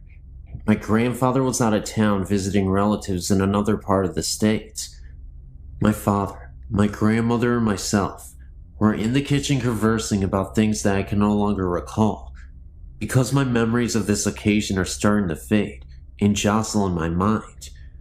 My father told me to go wash my hand in the restroom, as my grandmother had just finished making dinner, and we were about to sit and eat. I walked out of the kitchen and into the dining room. As I looked in the general direction of the restroom, which was about 15 feet from where I was standing, I noticed two things immediately. The toilet was making strange noises, which isn't uncommon in houses, and there was what appeared to be a man in a shroud standing in the restroom with his hands under the faucet, staring at me. I don't remember exactly what my feeling was at the time, except for a bit of fear and a bit of awe at the supernatural. I'm a big reader, and around that time in my life, I was getting into ghost stories and other paranormal phenomena. I then walked back into the kitchen, and my father asked me if I'd washed my hands. Of course, being as frightened as I suppose I was, I told him that I had, and then I proceeded to eat my dinner. But the events of that night have never entirely left me. I'd seen the man in the cloak on at least 2 other occasions since, but those stories are for a later time. Thanks for reading, and good night. This story was told to me by an ex-boyfriend, Mike, when we first started dating. We were still getting to know each other, so when he told me he was very afraid of spirits, I believed him, because it's not the type of thing you'd say if you were trying to impress a girl. I asked him why, and this is what he told me. Mike's first encounter with ghosts was about 10 to 12 years ago, when he and his family, mom, dad, little brother George and Mike, were living in a house in the northwest side of Chicago. This particular house had an attic, which was used to store the items that came with the house when before Mike's family bought it. Nothing too unusual, mostly furniture and such. At this time, Mike was probably 15 years old, and his brother George was probably 9 years old. They were up in the attic one afternoon, goofing around, pretending to be acrobats and wrestlers. Eventually, they got tired, and George collapsed on the floor, while Mike sat in the old recliner that came with the house. The brothers continued talking until their mother called from downstairs, announcing that dinner was ready. The boys had worked up an appetite, so they bolted out of the attic. Mike was the last one out, and as soon as he shut the door behind him, he remembered that he left the light on. Knowing his mother would be mad if he didn't turn it off, Mike opened the door to the attic, took one step in, and froze. The recliner that Mike had been sitting in was slowly turning towards him. Mike tried to command his body to run, but he was so scared he seemed rooted to the floor. The recliner turned enough so that Mike could see the form of a knee, and it was at that point that Mike got the strength to bolt out of the room and down to the kitchen. He told his parents what he saw, and of course they didn't believe him, but Mike refused to stay in the house any longer. He was so upset that his parents made arrangements for him to sleep at his aunt and uncle's house that night. Furthermore, this was the last time Mike ever stepped foot into the house. He stayed with his aunt and uncle until his family sold the house a few months later. Of course, his parents objected to his imposing on his relatives' hospitality, but they were too afraid to force him to come back, fearing he would have some sort of breakdown. The next house Mike's family moved into was still in Chicago, and not too far from the old house. Everything was going fine until one night, when Mike's family had friends over for dinner. After dinner, the adults and Mike sat around the island in the kitchen, having coffee and talking, while year-old George played outside in the backyard with the guest's little boy, Sam. At one point, George opened the kitchen door and ran through the kitchen, past all the adults, and straight into the adjoining bathroom. Nobody thought anything of this until about 10 minutes later, when Mike's dad questioned why George was taking so long in the bathroom. Mike's dad knocked on the bathroom door, asking George if everything was all right. No answer. Mike's dad tried to open the door, but it was locked from the inside. Everyone started getting concerned until the kitchen door opened again, and in came George and Sam. Mike's father asked George how he snuck back out of the bathroom without anyone seeing him. You see, there is no other way out of the bathroom. If George came out, or even opened the door, he would have been seen. In order to get back outside, he would have had to go through the kitchen again. George swore up and down that he had not been to the bathroom at all. He was outside playing with Sam the whole entire time. Mike's father asked him again to explain about the locked bathroom door, but when they checked it again, it was not locked. There were other strange incidents that happened in the house, mostly to Mike, more than anyone else in the family. The last incident Mike told me about was something that happened to him a few months before we met, when he was about 22 years old. One night, as Mike was laying in bed, he woke up with an uneasy feeling. He was lying on his side facing the wall, and he felt as if someone was staring at him. It was the middle of the night, and pitch black in the room. Mike turned over and opened his eyes and saw a black figure standing next to his bed, staring down at him. Mike shut his eyes and screamed for his mother repeatedly. When she came storming in the room, Mike told her what had happened. It seemed as if such occurrence happened sporadically, strangely enough, when Mike was getting to the point of forgetting them. Seems as if the spooks recognize this and remind them of their presence every now and again. I was kinda skeptical when Mike told me the story, mainly because I was just getting to know him. I couldn't tell if he was a habitual liar or something, but the way he acted and the way he told me the stories was enough to make me wonder if he was a spook magnet. We only dated a couple of months, and maybe that was for the best. I might be younger than some of you, but I've had a lot of experiences. I'm 18 years old. About a week after my 10th birthday, my uncle had taken his own life inside my grandparents' house, the one I'm currently living in now. After his death, I would refuse to go down into the basement where it happened. I would always hear unsettling noises, to the point in which I would feel so uncomfortable being in that home. The odd part is, it would only happen when everyone was in bed and I was home alone. As creepy as it was, I still had somewhat of a morbid curiosity to go down there. Though, of course, I could never bring myself to do it. There would be times I would hear very faint snarling and growling sounds. Other times, I would hear weeping. It was very disturbing. Then about 6 months after my uncle's death, my 17-year-old cousin had died in a car wreck. One night, I was so upset over the deaths that I had stumbled down there without thinking about where I had went. I was so overcome with grief of emotions that I was bawling my eyes out. It got to the point where it was too much for me. I was sitting on the couch thinking about ending it all so I could be with them. Just when I was about to, I felt a hand on my shoulder, and I knew instantly that it was my uncle. That moment made me realize that it was okay to continue on. That may have been a positive experience, but I assure you, it didn't get better in that basement and that house moving forward. One evening, I was up in my bedroom. My parents were again fast asleep when I heard a disturbing wailing again coming from the basement. I have a vent in my room, and it connects directly down to the basement. I could hear these cries coming from the vent. I listened closer through the vent, and I could have sworn I heard my name being whispered. Like an idiot, I thought maybe my uncle had returned and wasn't feeling well, so I swallowed my pride and went down into the basement so I could at least tell him that everything would be okay.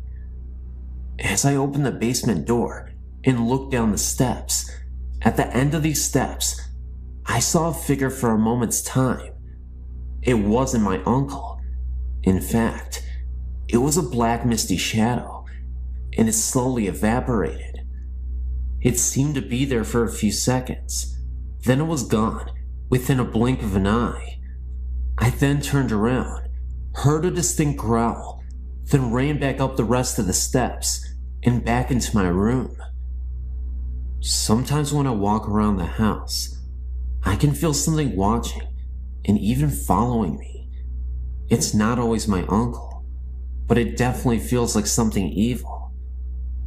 It wasn't too long ago that me and my 21-year-old cousin went to go see her dad. Now, this is the cousin that was in the wreck with the one that passed away. Jean, the 21-year-old cousin, had told me that she had felt her sister's spirit with her before. While we were up late at night talking about her, we suddenly felt her presence with us. It was like she was sitting there and listening to us. Then, not too long ago, I was over at a friend's and was going to stay the night. We were in her room, talking about how she thought that maybe she had a ghost living in her house. Of course, I'm sitting there nodding my head. Then I felt something grab my necklace that I was wearing. So we got freaked out and ran to the living room and checked out my neck. Whatever had touched me left a great big red check mark on my neck. Then about 5 to 10 minutes later, it felt like something was grabbing my legs. I pulled up my pant legs, and it had red marks all over my legs. So me and my friend decided to get out of the house and go bowling. Over at the bowling alley, the marks had turned white and disappeared. Well, anyway, when we got back to our house, the marks returned, and I kept feeling things grabbing me and following us occasionally. But the weird thing is, nothing was happening to her, and she told me that nothing like this has ever happened to one of her friends before. I was beginning to think that this bad presence in my home was starting to attach itself to me. So we decided to go to bed. While we were laying there, it felt like someone had come up and sat down on the bed between us. So I looked over, and no one was there. I haven't been over to my friend's ever since.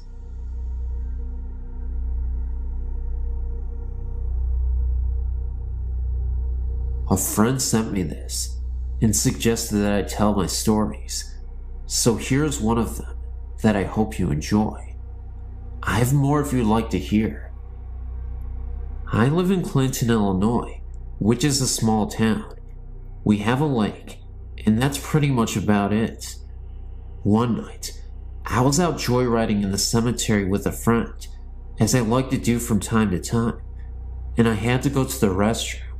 So, I went to this accessed area that is out in the country. I went to the restroom and then walked through the pavilion to look at the lake. I then came back to my car and then crawled into the driver's seat. I looked up, and there was this little boy ducking behind a garbage can. He had red eyes that glowed like a demon's and teeth that were jagged and white. A black figure that looked like a medium-sized dog was beside him, and it was black. All that you could see was its red eyes. They both stared at us in the car, and I felt fear overwhelm me. I quickly started the car and left. The next day I told my mom about it. She grew up in the area, and she said that they often had Satan worshippers out there, and that rumors were that a little boy was drowned and used as a sacrifice many years ago. My aunt, she says that the little boy was evil, and therefore was put to death in that spot. I've tried to research this, but there are no records of any murder of a child taking place in this area. But I will never go there again, night or day. This is just one of the countless stories that I have. I have some photos too. I don't know if you can use this, but if you can, feel free to. You may also edit if needed.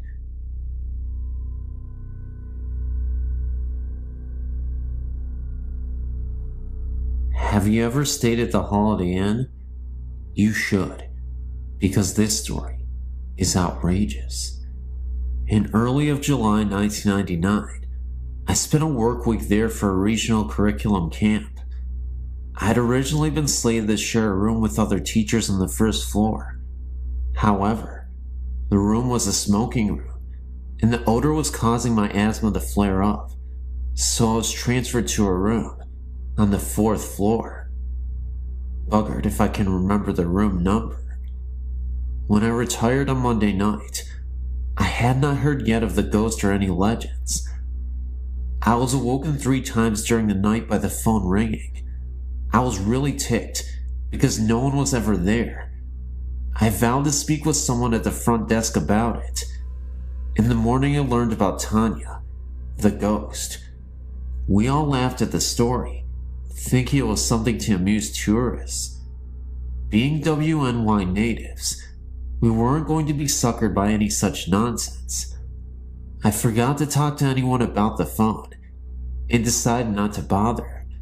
I fell asleep very quickly that night. I was awakened that night by the sensation that someone was staring at me from the left side of the bed.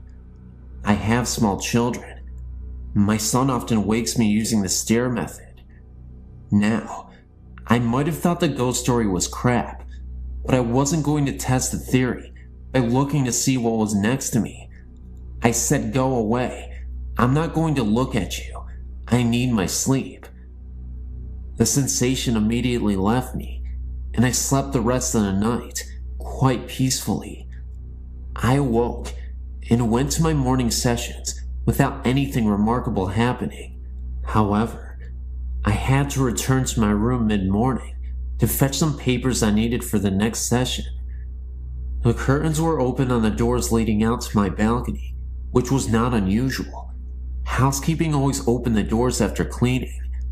What was unusual was the number of small, sticky handprints all over the outside of the doors. These were no higher than my waist. I shook my head at the poor cleaning job.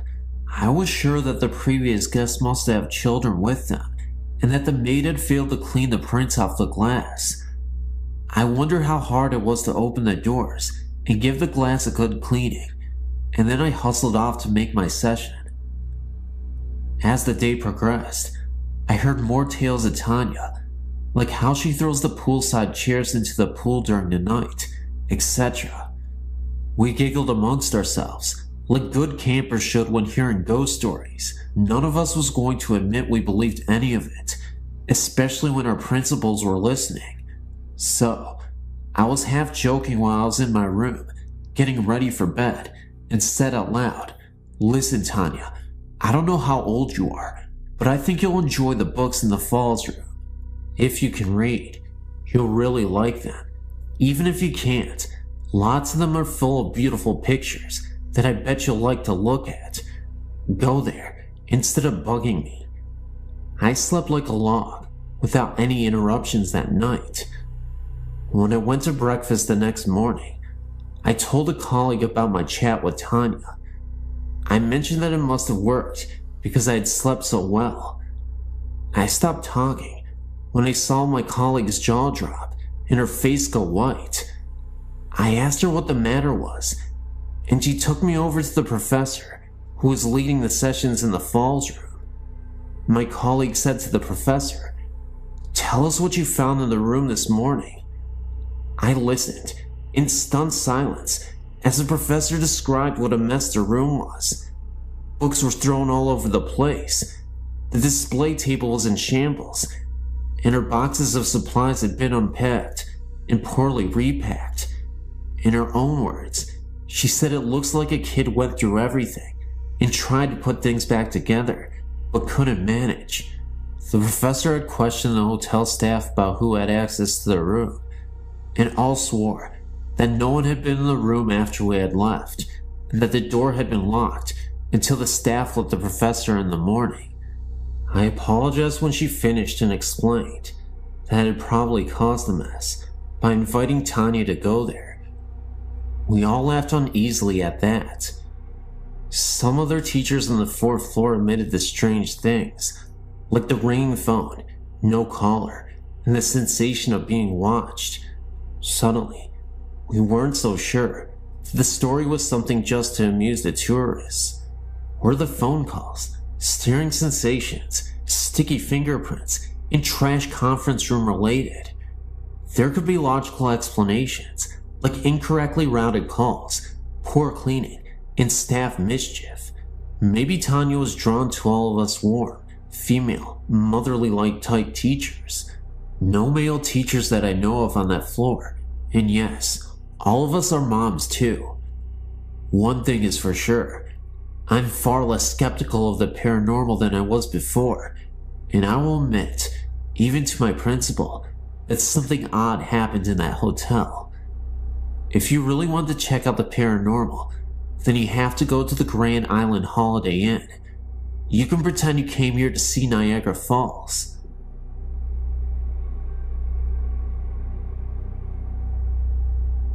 I've had many experiences with ghosts and hauntings, all beginning around age 3. I'm now 28, and my connection to ghosts and spirits has only grown stronger with time. I suppose I should start with my earliest haunting. I was around 10 years of age. My parents had just divorced, and I was feeling alone and angry. I don't like to sleep with my bedroom door open. When I did, I felt I was being watched. One summer night, the air was hot and humid, and I had no choice but to sleep with my door open to get a cool cross breeze. I remember waking up sometime around midnight or shortly thereafter, feeling I was being watched. When I looked out my bedroom door, I saw a frightening sight. A figure with pure black skin, bright yellow eyes, and a cloak of red, white, and black harlequin-like design was staring at me, its hands on the door jamb, about to enter the threshold of my room. I screamed, saw its eyes widen in shock, possibly, and flee down the hall adjacent to my room. I even saw its robes fluttering after it as it fled. My scream woke my family, who searched the room for the thing, lack of a better word, but found nothing. All the doors were locked, no windows were broken. I shut my door, put up with the heat, and it hasn't returned since. I've been told that the creature was a demon. I also found out that I was depressed at the time, and that may have been drawing it to me. I can still feel its presence when I think about it. I feel very frightened just remembering the experience. Thank you for letting me share my experience here.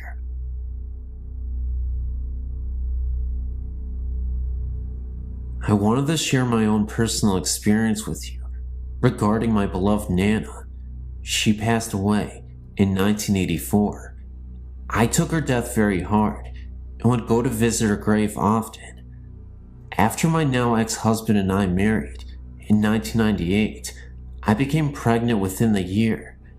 Since I knew that my ex and I would not stay together for the long term, and since our marriage was so troubled, I found myself up at Nana's grave many times, sometimes just to talk to her and ask her to guide me and to watch over myself and the baby. The first time I went to see her grave, I hadn't been there for nearly 2 years at the time. I was pretty certain of what row her stone was in, but not completely sure. I asked her out loud to help me find her, and so help me God if I'm lying. I ended up parking directly in front of her row. I thanked her and walked over to her grave, placing a single rose on it and crying. I was about 6 months pregnant with my daughter at the time, and I was very certain that her love for us would get us through the rough months ahead. Shortly after our daughter was born, my ex-husband and I were having major problems, major fights. It was obvious to the both of us that we would eventually split up permanently. We separated when my daughter was 3 months old, and I moved into an apartment with my infant. Shortly after, I could feel my Nana's presence. I never saw anything. I always asked her not to appear to me, as she knew I would be afraid, but her presence was unmistakable, especially in my daughter's nursery. It never frightened me. Conversely, I felt very comforted and protected. As a new mother, I took many photos of my infant those first few months. I never noticed until a friend pointed out to me that in one of them, which was a picture of the nursery, there is a vortex on the right, like a solid bar of white light, and to the left of that, an arched mist that almost looks like the shape of a rainbow, but you can see the wall right through it. Also, the picture of the room came out as if I had taken it from on the floor, or close to the floor, and pointed the camera up. I would have never taken a picture from that angle, and I know I didn't. I cried when I realized that the vortex and the light are my Nana watching over her great-great-granddaughter and me. I don't think it's a coincidence, either, that the photo is focused on the rocking chair and the mist is right across it. I should also mention that shortly after my Nana passed away in the 80s, and my brother and I still lived at the home with my parents, that one night I was up reading in bed and walked out into the kitchen. My brother was sitting at the kitchen table, shaken and white as a sheet, almost crying. A second later, my mother walked out of her bedroom, and she was crying. They both professed, at exactly the same moment, that they had seen Nana appear to them and tell them not to worry, and that she was all right. I might add that their bedrooms were on opposite sides of the house. My mother also had a separate incident where she saw my Nana at the end of her bed. She wasn't at all afraid, just comforted. I still visit my Nana just to say hello, and it comforts me to know that someday I'll meet her again. Until then, I guess I'll just be comforted by her presence and know that her ghost is still looming around. And no matter what, I'm always a fan of Nana. How can you not like Nana? She's amazing. I miss you, Nana, but I'll see you again. This incident occurred about 20 years ago in Mishikawa, Indiana, when I was only 9. Our house was built in 1904, so it had the huge solid oak doors and trim. The living room was very long, with ceilings which are 12 feet high. I hope you got the idea of the architecture of this house. The basement was a full one, divided into 2 rooms, and this is where most of the presents seem to be. I'll get to that later. Back to the house though. The master bedroom was downstairs, with its entrance being oak sliding doors. All of the fixtures were of the early 1900s also, so the living lights were hanging chandeliers, one at each end of the living room. The upstairs had 3 bedrooms, with a landing at the top with a banister guarding the stairs. The stairs were enclosed and curved, and this will be important in a minute. The house upstairs wasn't insulated well, so in the winter it was cold, and in the summer, hot. As a consequence, my 2 brothers and I slept on the pull-out couch downstairs.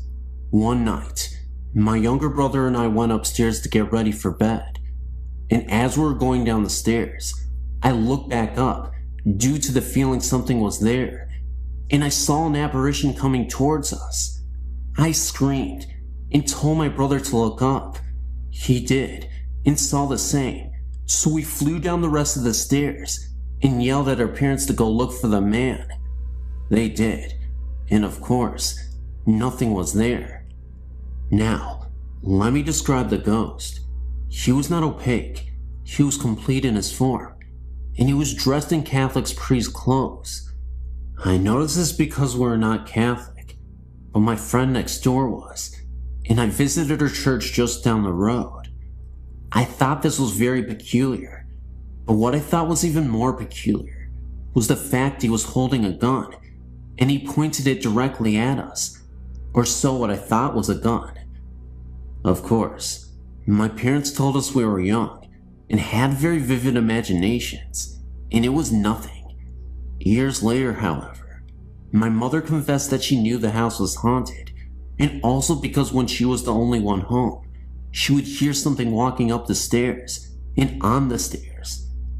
We always had German shepherds, and our dog would growl at the ceiling and would never go in the basement. Now, on to the basement. I knew there was a presence here in the back room where the water heater was, because it was much colder, and felt wrong. It felt evil and bad, and didn't want anyone there, because it felt you, and you just had to leave immediately. I want to say that the upstairs didn't have this feeling to it, even though this is where we saw the man. I'm not sure of the history of this house, and soon after this incident, we moved to Florida on my dad's company transfer. I just want to give my opinion on this. After researching different types of hauntings, I feel that this was a replay of some kind, and I was a witness to it. I do feel that there might have been more than one presence, because the evil in the basement was different than the other, and the one in the basement didn't want anyone there. He did other things to give us this feeling. Mostly, the noises were harmless and no bother to us, but it was the basement that we avoided for whatever reason. I would love to hear what you all think of this, and the type of haunting you feel it is.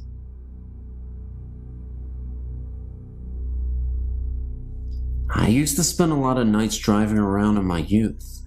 I was young and reckless, and had no clear direction in life, so I'd often find myself aimlessly driving, late at night.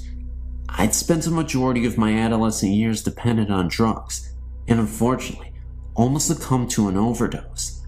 I was harming others, but most importantly, I was on a path to self-destruction. The night before my overdose, I had a creepy paranormal experience that, fortunately for me and those around me, changed my entire life for the better. It was another one of those late night drives. I'd gotten into a verbal altercation with my parents. Words that weren't meant to be said were exchanged, and I ended up running away from home. I took the keys and headed out driving for hours until I ended up in an unfamiliar town. I was starting to get a little exhausted, was 6 hours away from home, and was running low on gas. What happened next will always be embedded into my subconscious for the rest of my life. I pulled up to a gas station in the middle of nowhere. Now, like I said, this area was completely isolated from the rest of the world. It had a last house on the left kind of feel. Until I ended up at the gas station. I'd driven past miles and miles of just cornfields and farmland. Woods all around, nobody in sight. I ended up walking to the gas station and bought myself a pack of cigarettes from the station attendant. He noticed I looked a little confused and asked if I was lost. I said yeah, I was. This was before GPS and cell phones, and I didn't have a map with me. He told me there was a bridge in the distance that was visible from the gas station less than a mile or so away, but said if I crossed it, I could pass another town nearby and find a highway that could take me back home. I thanked him, pumped my gas, and went driving towards the bridge. As I started to make my way through this road, and on my way through the bridge, rain started to pour down, and I could barely see through my windshield. It had rained so much that it almost obscured my vision, and there was no source of light anywhere along the dirt road I was traveling on, except for my headlights. The guy at the gas station told me the bridge was very close by, and even though I could see it in the distance before it started raining hard, it felt like it had been forever before I could see it. Just then, I finally came across the bridge, despite the downpour. This is the part that really startled me. I was driving across the bridge, absolutely nobody in sight, no other cars. It was late at night, 3 a.m., and nothing but trees and bushes scattered around the bridge. I kept driving across this long bridge, and that's when my headlights shined onto this small child who suddenly appeared within my field of vision. All I could remember was that his eyes were glowing, almost like an animal in the night. I was unable to stop in time, and I thought I had hit him. I immediately panicked, stopped the car in the pouring rain, got out to check to see if he was okay, and the kid was nowhere to be found. It confused the hell out of me, because again, what kid would be playing around in the middle of the night, in the middle of nowhere, and in the pouring rain? I didn't even hear a thud or any noise besides the sound of the rain falling down on my car at the moment of impact. I looked under the car. It was as if this child didn't even exist. I remember distinctly that the boy was wearing overalls and a hat. It looked like a completely real boy.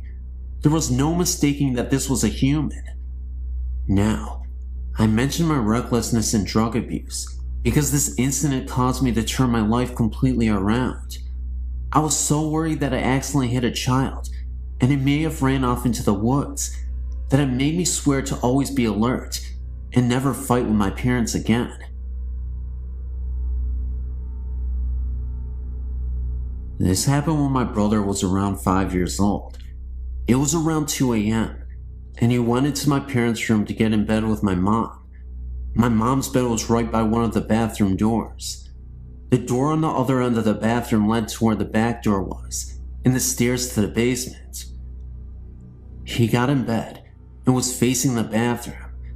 He got scared and woke up my mom and asked who the little girl in the bathroom was. He said he had never seen her before. He told my mom that she was just standing there, staring at him. My mom said the way he was talking, like there was really someone there, it really scared her. She said she just rolled over and shut her eyes. She was too scared to even look. I don't think a 5-year-old imagines things like that. While we were in the same house, my mom's cousin was hunting in the mountains and accidentally fell on his gun and killed himself. The family thinks he came back to say bye because it was such a sudden death. A few days after he died, when we were all in bed, a light in the hallway bathroom would click on and off. It was an older house, so the switch made a really loud click when he turned it on and off. My mom would be sitting on the couch late at night, with her back facing the hallway. You can sometimes feel when someone is behind you, and she said she heard me breathing hard and walking up the hallway. She called my name and turned around, and no one was there. At the same time, at her cousin's parents' and sister's house, similar things were happening. His old toys from when he was younger were stored in the basement of his parents' house. One night his electric train turned on. It was going around the track. No one knew this was happening to other family members until my mom called his parents and told them what was happening to her. The next day they went somewhere and tried to contact them. They all said they loved him and it was time for him to move on. They think he was trying to contact the family because he died suddenly. After they talked to him, everything stopped.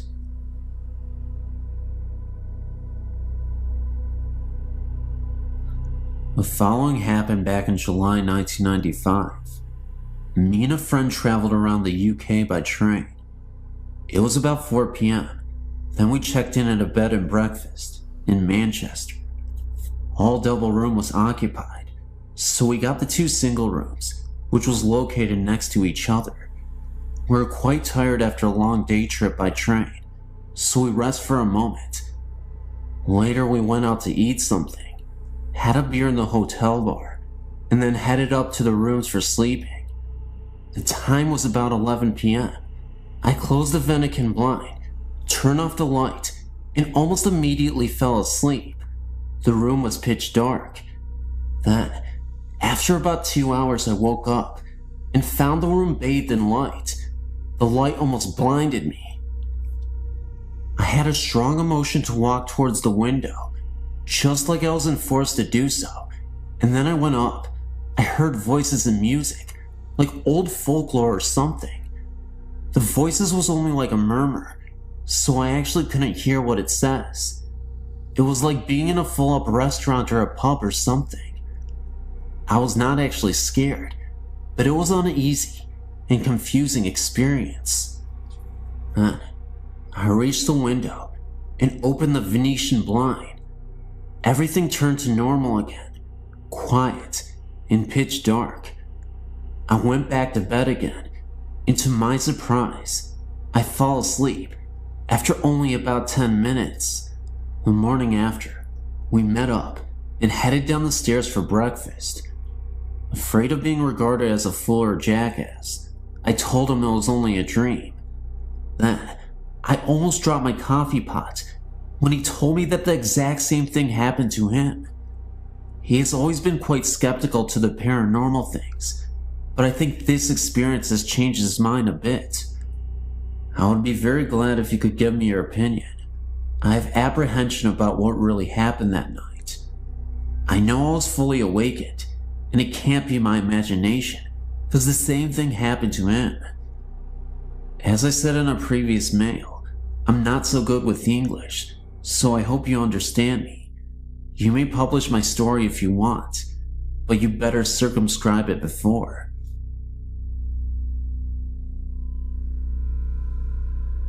Hi there, my name's Joe. My friend Colin probably wrote you recently about some recent activity. For the past I don't know how many years, I've been able to feel, and to an extent see ghosts. I can sense what they are feeling and what their intentions are. However, for about 3 years, my friend Colin started having sleeping problems. I already knew his house was haunted, but what was haunting it was the spirit of what I think is a 5-year-old child. For Christmas the year before, a friend of ours that lived in Thailand sent us all gifts. However, Colin was the one that received a house that you would leave tokens and gifts in to help ward off evil spirits. Over time, it stopped doing that. Trapped in the house was some kind of creature, like a demon. It was huge, dark, and very menacing. I still don't know how to use all of my abilities very well, but at the time, I sure as hell didn't, but I attempted this anyway. We attempted to destroy the house, and everything in it. It took 45 minutes just to get it to catch fire. During this 45 minutes, I was attempting to immobilize the creature inside the house. After 45 minutes, I was able to trap it, by pure luck. After I trapped it, I was able to see what was being stored in the house. It was a large field, fire everywhere, dead bodies on fire, blood everywhere. It reminded me of what hell would look like when described to you as a child. After that, I was drained. I couldn't do much of anything. I thought I lost all my abilities, but after 2 months they started coming back, very slowly. I knew this only because I was able to see the ghost in Colin's house again. While I was living in Korea, I encountered a few spirits, but they were by chance and left over from the war. That was when I knew my abilities were back to full, but I wanted to learn how to better use them, and I'm not having any luck. Well, to end the story on a bad note, last week my friend Jess asked about any ghost encounter any of us have had. So Colin and I talked about this one, so Jess got curious and wanted to see where it happened. Reluctantly, we took him there. Surprisingly enough, development has been going on in the area for the last 5 years, but at the spot where we destroyed the house, nothing is built. We went to the spot, and I was able to feel it out from residue from when we first destroyed it, but after a few minutes, it wasn't just that. The feeling I was getting became stronger until it made me sick. I almost passed out, and I doubled over dry heaving. It turns out it was still trapped there until that night. Somehow, it got loose. I don't know how or why, but now I have to get rid of it for good, and I don't know how.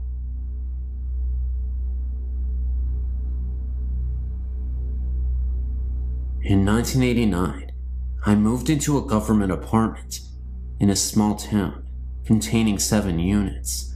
The last apartment was occupied by a single mom with a small child and her boyfriend. The previous year, they, man and woman, were murdered and shot to death in their bed, in their first bedroom by the woman's estranged ex. No one wanted to move into the apartment because of the history surrounding the apartment. I was a young mother and had 2 children and needed a place to live, and thought nothing of this. In time, I was told of the strange happenings of the place, and chalked it up to superstition or small-minded people with too much time on their hands. Things were pretty quiet for me and my little ones for the first few months. Then small things started to occur. Light over the sink area in my kitchen would mysteriously come on in the middle of the night. Being the only adult in the house, and the only person who would actually reach the switch, this had me worried that I had electrical short or something, and promptly had it checked out. Nothing. Perfectly normal. Kitchen cabinet doors would be halfway open in the mornings when I awoke. I scolded my oldest daughter, 7 years at the time, for climbing the counters and getting snacks out, and she told me that she was asleep and she didn't do it. My youngest daughter, 2 years old at the time, was starting to make a habit of getting up in the middle of the night and getting into bed with me. Very unusual for her. She's a hard sleeper. At one point, I was having trouble sleeping, so much so, to the point I went to a doctor and got sleeping medication, all to no avail. I always woke up at 3 a.m. and had a difficult time getting back to sleep. Nothing worked until I rearranged my bedroom furniture and moved my bed from one end of the room to the other. Once, while my oldest daughter was visiting her grandmother overnight, myself and my youngest daughter decided to take a bubble bath together in the late evening. While we were in the tub, I heard jingle bells rattling around in the cup on a shelf not 5 feet from me. All of my windows were closed and no one else was in the house. Couldn't explain it at the time. After 3 years, I chose to move in with a man to a better neighborhood. My landlord chose that time to tell me the complete history of my apartment. He showed me the newspaper articles on what happened, and after reading all of them, I understood all. The ex climbed through the bathroom window and shot them both dead at 3 a.m. and took the child, which was sleeping between the two. Her bed was in the exact position as I had my bed when I couldn't sleep. The mom was a stay-at-home mom and was always in the kitchen fixing stuff for her little child, making homemade cookies, snacks, and such. She always left the kitchen sink light on for her boyfriend when he came in late at night. My daughter always getting into my bed late at night was quickly understood by me. The other bedroom was never used by the child. She always slept with her mother and the boyfriend. No other tenants have reported any activity in this unit. Of course, they didn't have a smaller female children either. Time will tell if this ghost will ever find peace or her final rest. Before moving out, the last night there, I made my peace with her and told her I understood why she did the things she did. I understand she wasn't trying to scare me or my little girls, and I wished her peace. One afternoon of 1995 or 96, I was dusting our bedroom, the master bedroom, in our apartment. Right beside our bedroom was a small hallway leading up to the bathroom into the other bedroom. I remember being in a very good mood. I'd been doing a few changes in the decoration of the bedroom and was now dusting. I was happy with the results, and as I was dusting, I was talking about the changes with my husband, or what I thought was my husband, standing in the hallway. All smiling and happy, I started to tell him, or what I thought was him, "Hey Frankie, look at what I've just done. Isn't that nice?" I advanced in the hallway to bring him in the bedroom, and as I neared him, he disappeared. I nearly jumped. Now, as I was dusting, I happened to turn my head towards the hallway, which was on my right, and there stood a man who very much looked like my husband and who was dressed in modern clothes, a short and a t-shirt. When I saw him, I was sure he was my husband. That is when I started talking to him, and as I was cheerily and happily explaining the changes to him, he had this most beautiful smile of encouragement. He seemed to be happy for me. What a surprise. when I realized that I had been speaking to someone or something else than my husband, and when I saw it, it disappeared. It is when this being disappeared that I realized that my husband was lying on the couch and watching TV. He was very surprised when I told him what happened.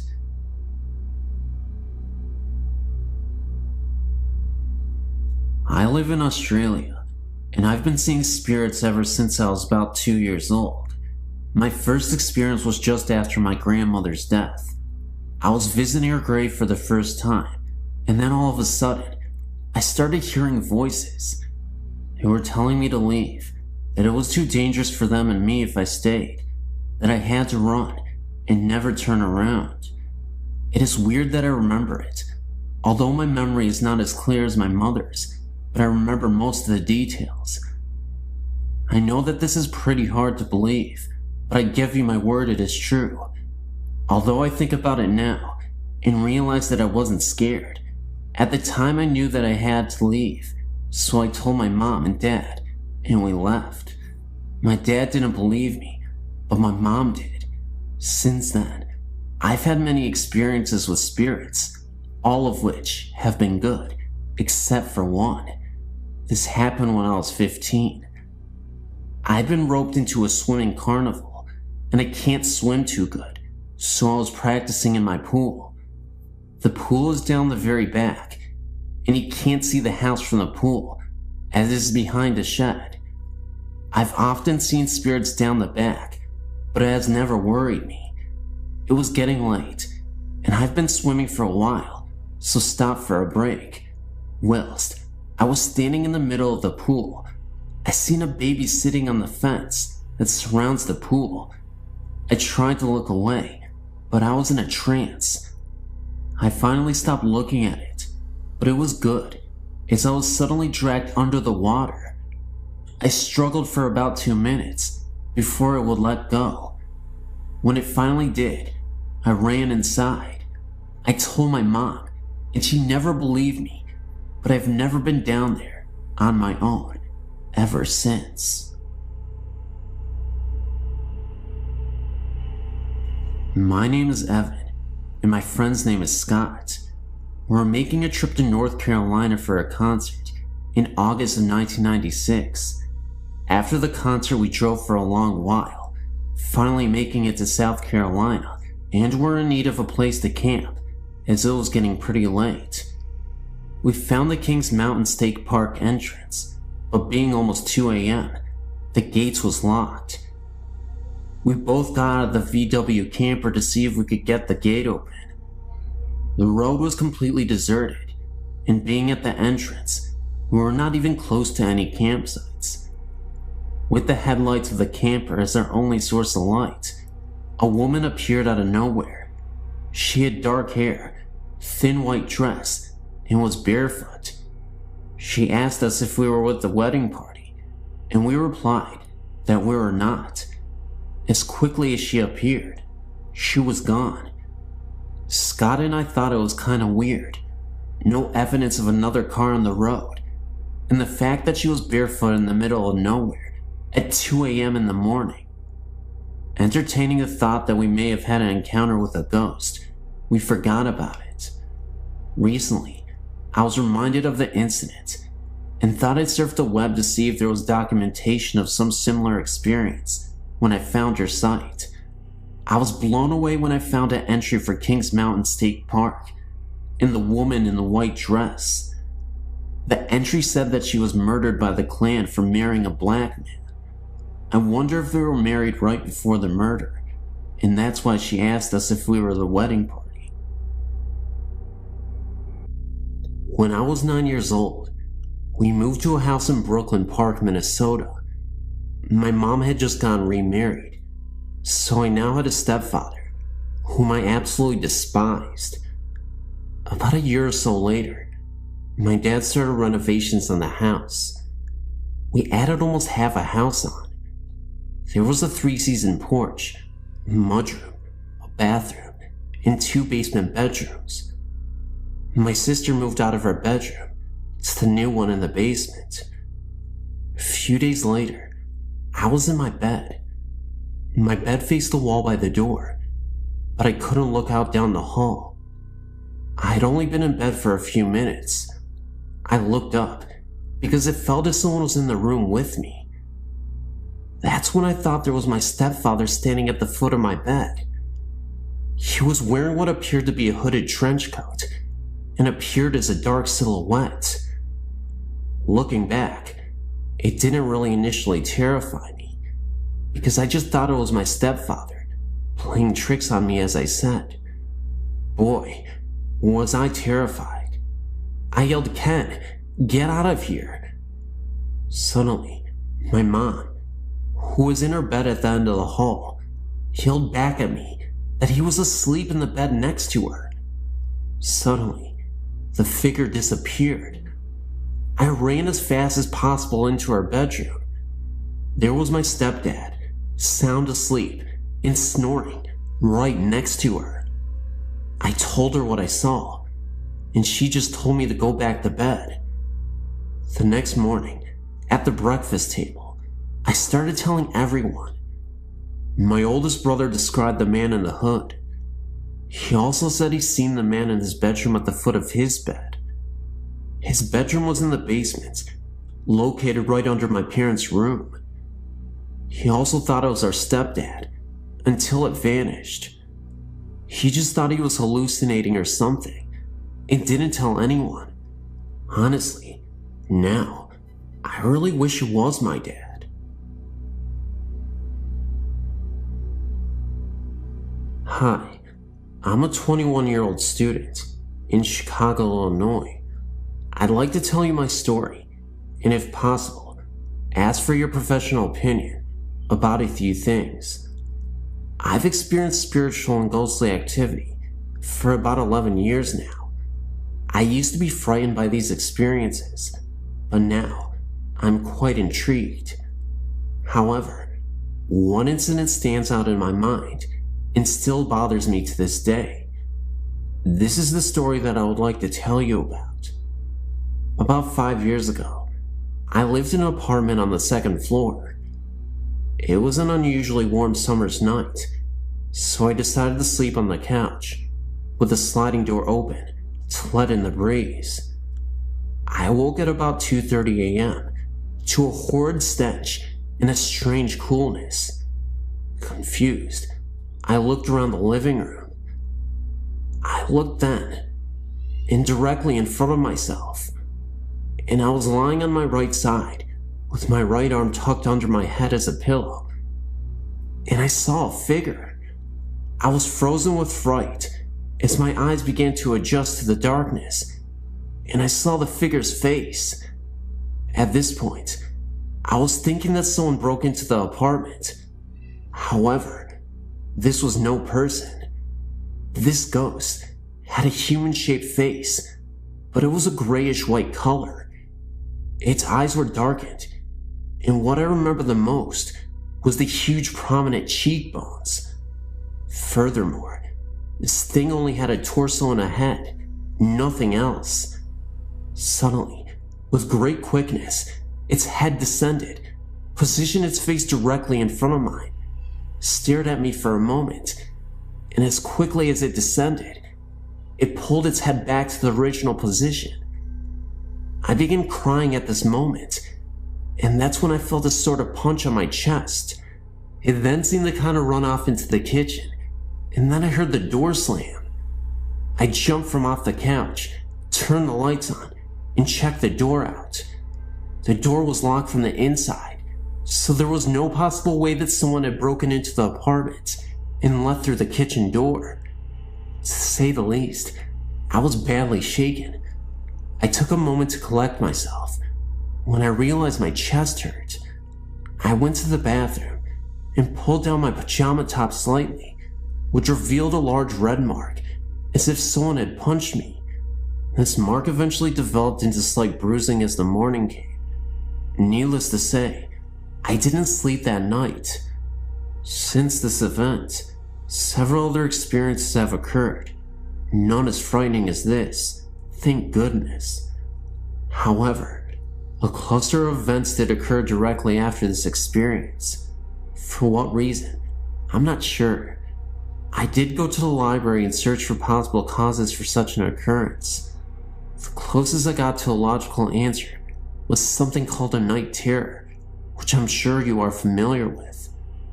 But I've excluded this as a possible explanation for many reasons. The only thing I can think of is that I had seen a ghostly entity. As to why there was a stench or a cold chill associated with the experience, I can only guess. Also, I've always been under the impression that spirits cannot harm the living, but I simply cannot believe this to be true anymore.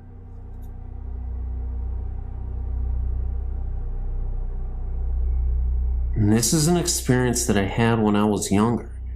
It's a little short, but it remains my creepiest ghost story I've ever had. I had to have been 8 or 9 years old when it happened, and yes, it sounds a little corny, but it was truly an unforgettable and authentic experience. It happened to be dark and dreary on this night. It had been raining really hard, and I had no choice but to walk through the rain. The rain just kept pouring down, and all I could think about was how miserable I was from the rain, and just wanted to get to my friend's house faster.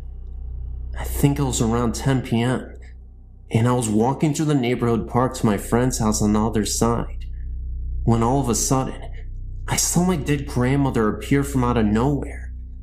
Oddly enough, it was a year to the day of her death from cancer. She just looked as she did before she got sick, though. She looked wonderful. Of course, I wasn't sure if it was really her, so I walked up to her and called out her name.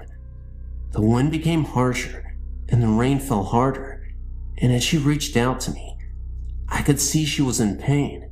It was at that very moment that her face changed, and she became scared and looked as though she needed my help, and it was then that she disappeared. I had to have been 3 to 5 feet away. Needless to say, I ran as fast as I could to my friend's house and didn't say another word that very night.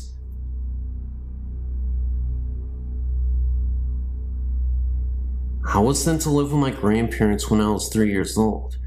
I loved my grandpa with all my heart, and he and I became very close because he could not work due to a serious heart condition.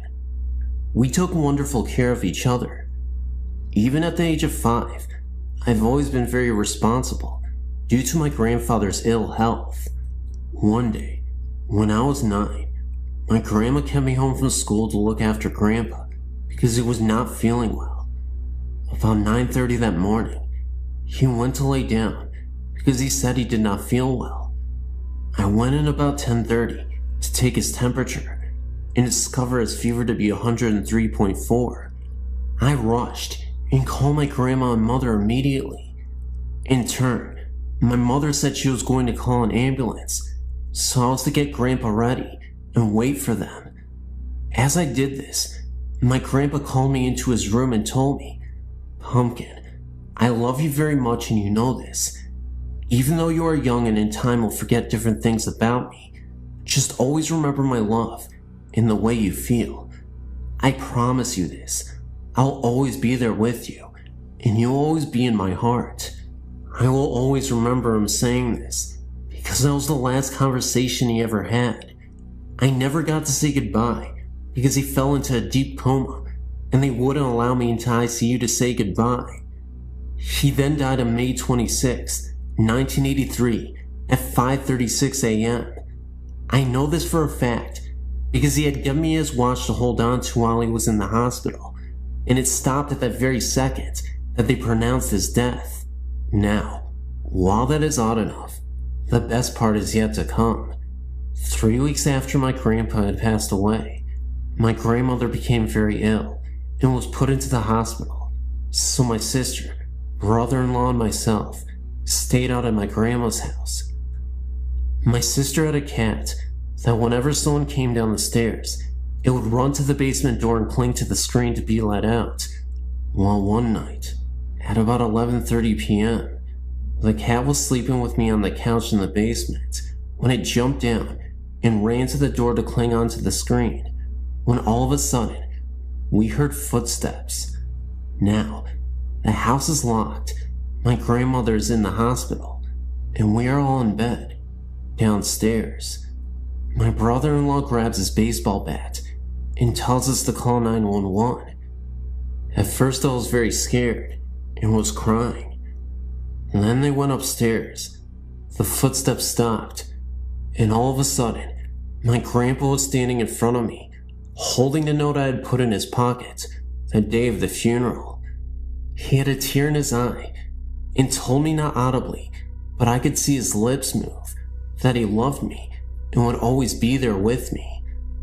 Ever since then, any major life event, graduation, marriage, the birth of my 2 children, anything, I felt this love at one time or another, and I felt a huge sense of calmness.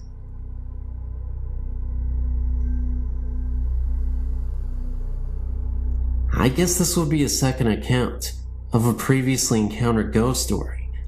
I had the same thing happen to me as in the story below on Denton Road, Ypsilanti, Denton Road Bridge.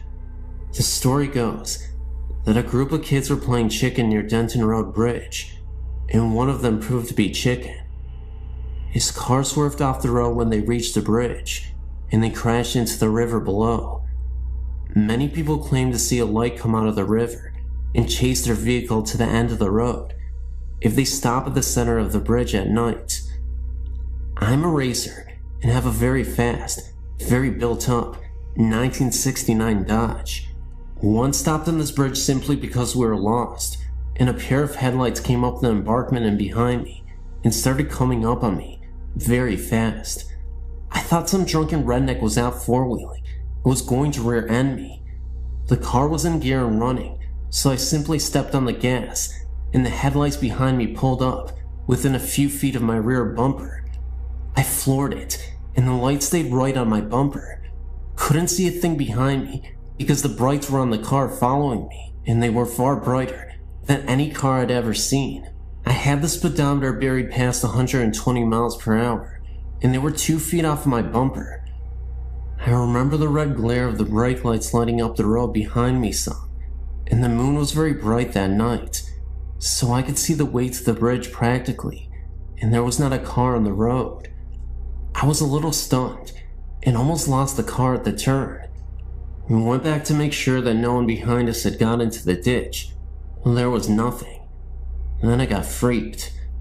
Made it back to Windsor in record time.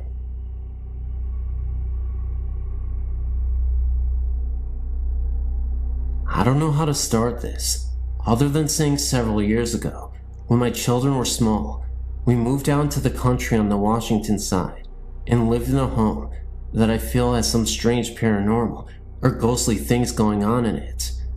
I would have to say that during that time, there was something in there causing all havoc in our home. To make it short, I used to on a regular basis have something come to me, and I'm not sure what, but let me explain what it looked like. I would wake up from a sleep most of the time, but sometimes I was fully awake in bed when it would happen, but for the most part, I would wake up from a sound sleep and notice this lavender-colored smoke, or whatever you want to call it, coming from the corner where my closet was, and it would do different things at different times. It would wrap around my perimeter of my room, and then go to the end of my bed, and separate into 5 different lines, and then dart at me, and then would go away. Sometimes it would wrap around the room, and then come down from above, into 5 different lines.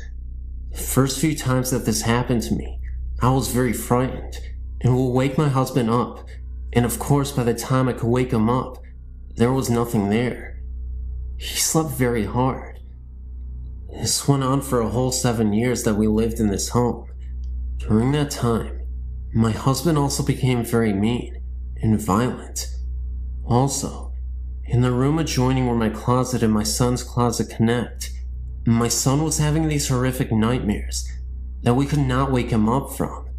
We would sit there for sometimes 20 to 30 minutes, trying to wake him up, and he would be begging for his mother or his father, and crying out, asking them to go away and leave him alone. He would describe them as ugly and short, very ugly and mean looking in the face, and they would torment him and scare him and try to hurt him. This was heart-wrenching for me to see him go through this and not be able to wake him up. I would cry right alongside of him when I was holding him, rocking him, trying to wake him up from these nightmares.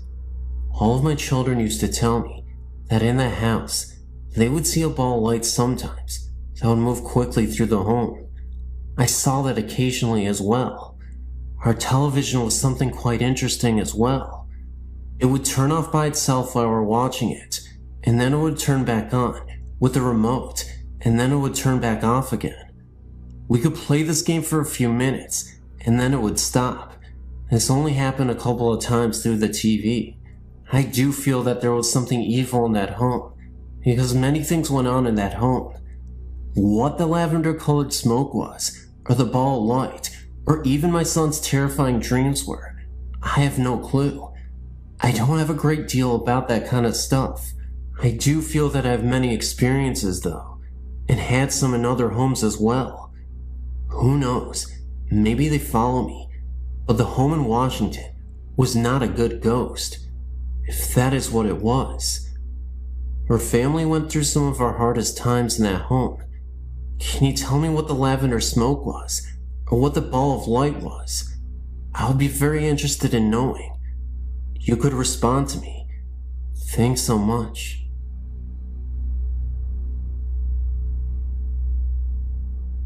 I'm from the Southern California area, so here's how it goes. I was born in the Los Angeles area, but my parents bought a brand new home in the Orange County area. The city of La Palma, to be exact. The house was located on some ranch of some sort, because our backyard faced a very large open but fenced field with some cattle roaming around in it. Mind you, these are tract homes as we know it today, and at the time, it seemed like we were living in the boondocks. I mean, looking back at it now, it was a rather very lonely area, but it all had these new tract homes. You know, one supermarket, one library, one hospital, fire station, and police station. You get the idea. Well, the funny thing was, we were only 4 blocks west of Knott's Berry Farm. That is, if you stand at the main entrance, as you get closer to the park. Anyway, the house was well built, new carpet, plumbing, the whole works with upgrades, but on some occasions, I was very scared downstairs in the family room. I was even scared in my own bedroom. I mean, my room looked like a toy room display, so there was no reason for me to get scared, just out of the blue. I mean, I was playing in my room, and it seemed as if evil walked in the room. I got this incredible feeling of hate towards me, as if I shouldn't have been there. It's happened to me several times in the house, and at 7 years of age, I didn't know anything about the supernatural or paranormal activity. Another occasion was during a Saturday afternoon. My mother and I were upstairs, and suddenly, we heard this slamming and crashing noise, and as we came down the stairs, we saw in the living room my mom's favorite painting smashed on the floor. It looked as if someone broke it in anger. I mean, the frame was just trashed, and the small pictures around the one that got smashed were perfectly hanging straight. The ghost made itself seen again in the late afternoon. This time, my mom was doing some house cleaning, and as she turned to one side, she looked up towards the stairs, and she saw a man wearing a white cream-colored suit in pristine condition, except he didn't have a head. No Hollywood genre or anything like that. I saw the same thing myself. This time, I saw him at night, at the end of the hallway. This was very real, and very scary. Another time, as I would sleep at night, the beds were occasionally kicked very hard. Also in the master bedroom, the sliding glass mirror doors were slamming back and forth, and the dresser drawers were also slamming in and out as well. All these things would happen separately from each other on different occasions. The main boulevard is La Palma Avenue, and the street of the house is Comstock Circle. We lived there from 1970 to 1975, my parents and I, and that is the most scary and terrifying ghost story I have. Thanks for listening.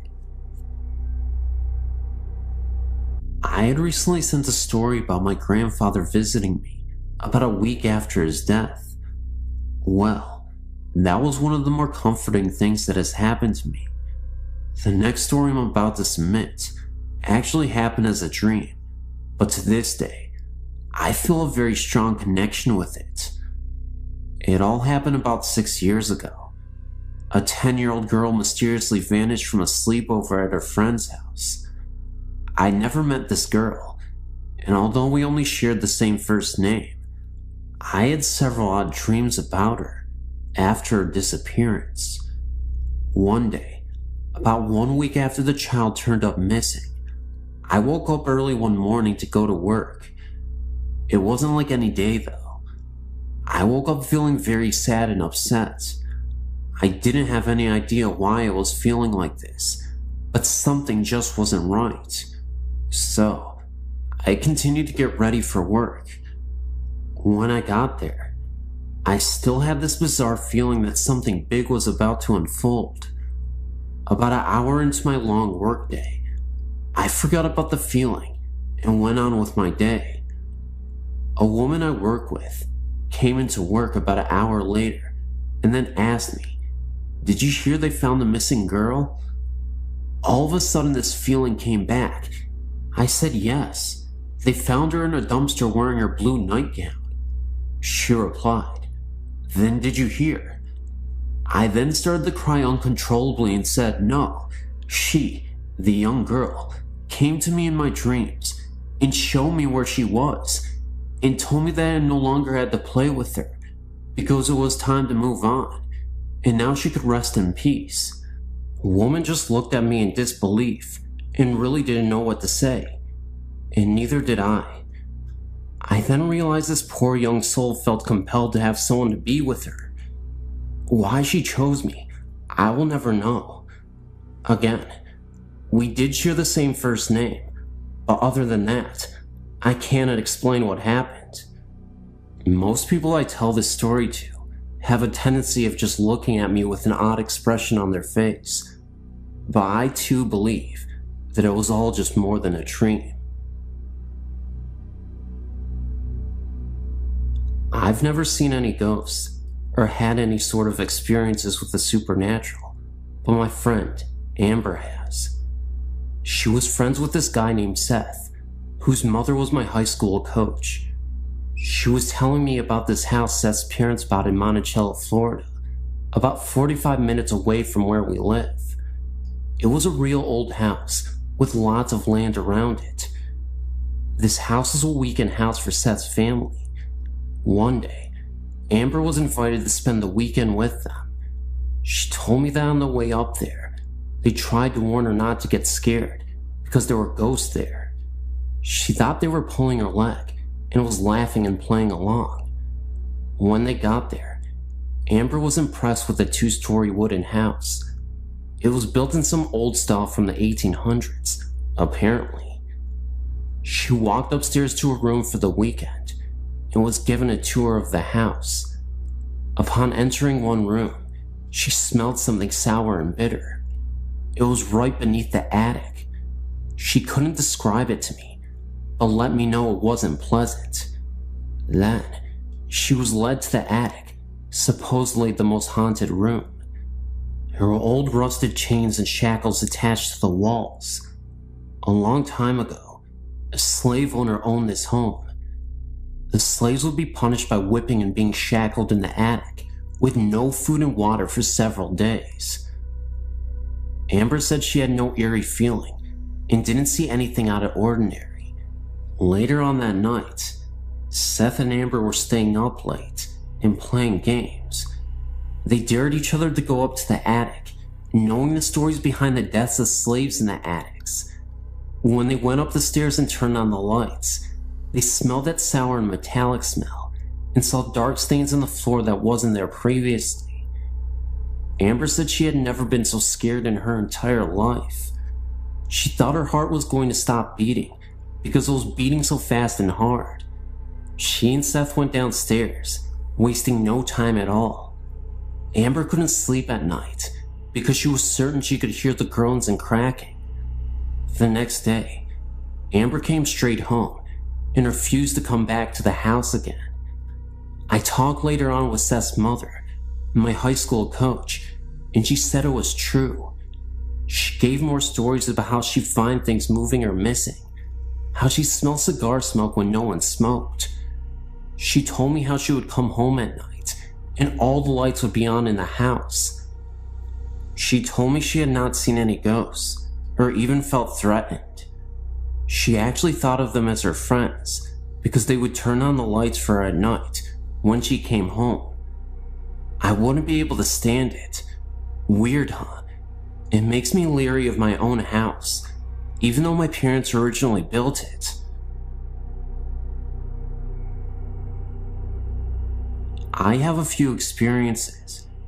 In 1976, I was living in an old building, and every night I would hear footsteps, heavy ones, walking on the floor above me. I then asked the apartment manager, who lived upstairs, and learned that no one did, and there was a crawl space. He checked it, and no one was there. So on a weekend when I knew no one was in the building except myself, I decided that if I heard the footsteps again, I would not be scared. Then the footsteps began pacing all night. I kept my wits and made plans to leave. I left the building. Second experience, about 1985. I was at work early one day, 9th and Market, and was going into the bathroom. A woman went in before me, not less than 1 foot in front of me, and so when I walked into the bathroom, no one was there, and I looked under all the stalls, and still, no one. Yet there was one way into the bathroom and the same way out. The woman just looked like a solid body. The same thing happened once again late one evening when I was going into the bathroom, and I just rushed in just behind her to see her, and when I got in 2 seconds later, no one, not even in any of the stalls. Later I learned that the cleaning staff in the building saw the same thing. They saw the woman enter the bathroom, and they waited for the woman to leave the bathroom, but no one left, and when they went in to find her, she was not there. In 1977, a friend committed suicide. All that weekend that she had died, I was depressed and could not shake the feeling. Then on Monday, I went to my university library, and as I sat there trying to read late in the morning, I hear that someone yelled in my ear, except it penetrated my body, that Holly committed suicide. I jumped and looked around, but people were quiet, and no one was saying anything, and I thought, where did I hear that? And I must be thinking negatively. I became uncomfortable and left the library to shop. When I returned at about 6 p.m. to read, a woman came up to me and said, "We're looking for you this morning. We're talking about you and wanted to tell you that Holly committed suicide." I said, "So this is true what I heard?" I was told to call Holly's husband, and he verified it and said he searched for me the whole entire weekend. The next day, a strange thing happened. In my grief, I meandered my way to work in a different direction, passing a funeral home where I noticed a coffin in a hearse, and my heart and love went out to it. Then, after I got to work, I checked the obituaries for the funeral home where Holly was. It was the same place I passed that very morning, and so I invited a friend to come with me to pay my last respects to Holly at noon. I met my friend at the funeral home, and we were told that Holly had been sent out that morning for cremation. She had been the only one sent out, and she was in that coffin in the morning in that hearse that I passed on my way to work earlier. In 1982, when my father died, I woke earlier in the morning and was calm. Then my mother called to tell me he died. Everyone in my family woke up, and my mother got out of bed, sat by the phone, then it rang, and she got the word. At this time, could hear people cry, only the sound came from their body and not their mouth. My brother was in a deep grief and not crying out loud, but I could hear his spirit cry, and he just had a sad look. In 1992, my mother was very ill and in a rehab center. I did not like staying in her house because I thought it was haunted. On this particular morning, it was 5 a.m. and I was typing and printing a letter on the computer. I typed most of the letter, got up and stuck a mug of water in the microwave and set it for 1 minute. Also, I prepared a plastic cone with filter and coffee in it. Then I rushed back to the computer to print the letter. I added a few lines to the letter and then began to hear the microwave beep and beep. I ignored it, then the beeping stopped. I got this creepy feeling, but I ignored it, and then I thought the microwave had a timer, and so the beeping stopped because of the timing, not because anyone opened the microwave door. I printed the letter, ran to the kitchen to get the mug of water out of the microwave, and poured in the cone. I found instead that the mug had been taken out of the microwave, and the coffee was made, waiting for me on the ledge of the kitchen counter. Yet I know I did not get up from the computer to make it, because I made a conscious decision to ignore the microwave and finish my letter. My mind worked overtime to figure it out. I grabbed the letter and left the house that morning and told whatever did that it was taking the coffee. I didn't really appreciate it. Other things happened, like the rustling of papers when I was trying to sleep, etc., and I had to leave the house. Sometimes, I've heard other people think that they were not directing their thoughts to me, as what happens with schizophrenics. Enough for now.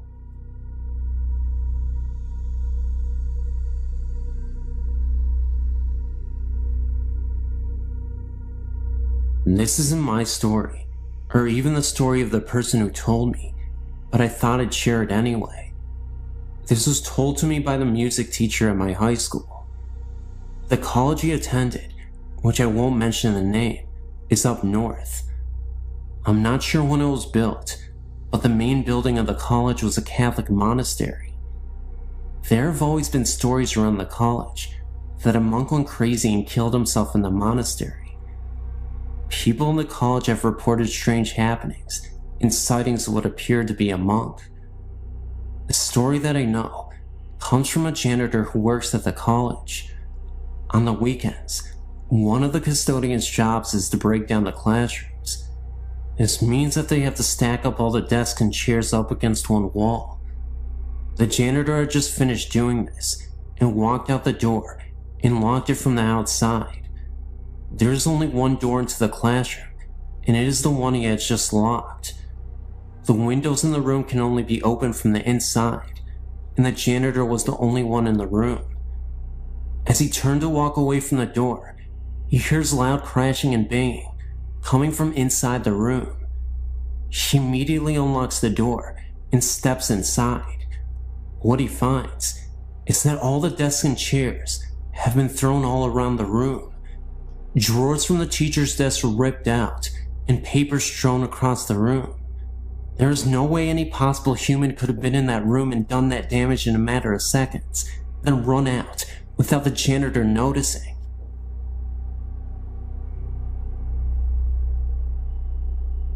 As I was reading your website, I was recalling my own happenings. None were ever harmful to me, but I do sleep with the light on most of the time. I believe I have a following, whether it be the same ghost or if I have some attraction for them. It started when I was about 4 years old. I had this imaginary friend. I named him Jingles. From what I am told, I do not recall any part of Jingles other than what I was told by my family. I made my friend Jingles so believable that everyone in my family actually started to believe there really was someone named Jingles. I would talk to him, play with him, and of course, if anything was broken or stolen, Jingles did it. If I was good and got a treat, Jingles had to get one too. Jingles remained my friend until I reached first grade and moved to a new home. While in the kitchen with my sisters and mother, a man's voice from the woods called my name. I was about 8 years old then. We all froze with our mouths dropped to the floor and our hearts racing. All 4 of us could not have imagined that someone called our name. I was young, so my mother made a joke about it, and it was forgotten. Throughout my childhood, strange things happened in this house. Images were seen out of the corner of my eye and my family's eyes, but we would just chalk it up to our imaginations. Certain toys would flip in the air, stuff like that. I was scared for the moment, but never afraid to be in the house. Over the years, we have found what I believe to be cow skulls in the backyard. 2 were found, but no one in the street has any cows. We don't know where they came from. This house that I lived in as a child eventually became my home. My sister lived in the in-law apartment below me. She would always ask me what I was doing up there, because she would always, even when I wasn't home, hear jumping and walking around. What makes this so strange is that once I moved out of the house, the noises stopped. After moving out of my parents' house and into my own home about 9 months ago, there seems to be extra guests. I hear voices, but can't make out what they are saying. I often hear a muffled radio sound. I hear running water. The house is always making house noises, but around 4 to 5 a.m., the noises stop and the house is dead silent. Often a cool breeze would find me, even when there is no wind. I can't explain the feeling that I'm not alone. My children, 9 years old and 8 years old, keep saying that they want to move because they think the house is haunted. I don't think moving is going to solve that problem. A little background on the house I own. It is 30 years old and a waterfront property. I found out that the owner of the home died of cancer, not in the house, but has died. There have been 11 deaths around the lake, and they've all died of the same cancer.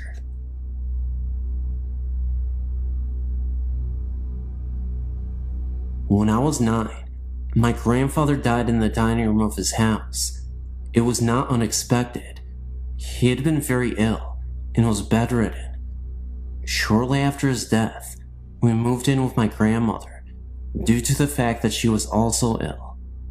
She was a very unhappy and hateful person.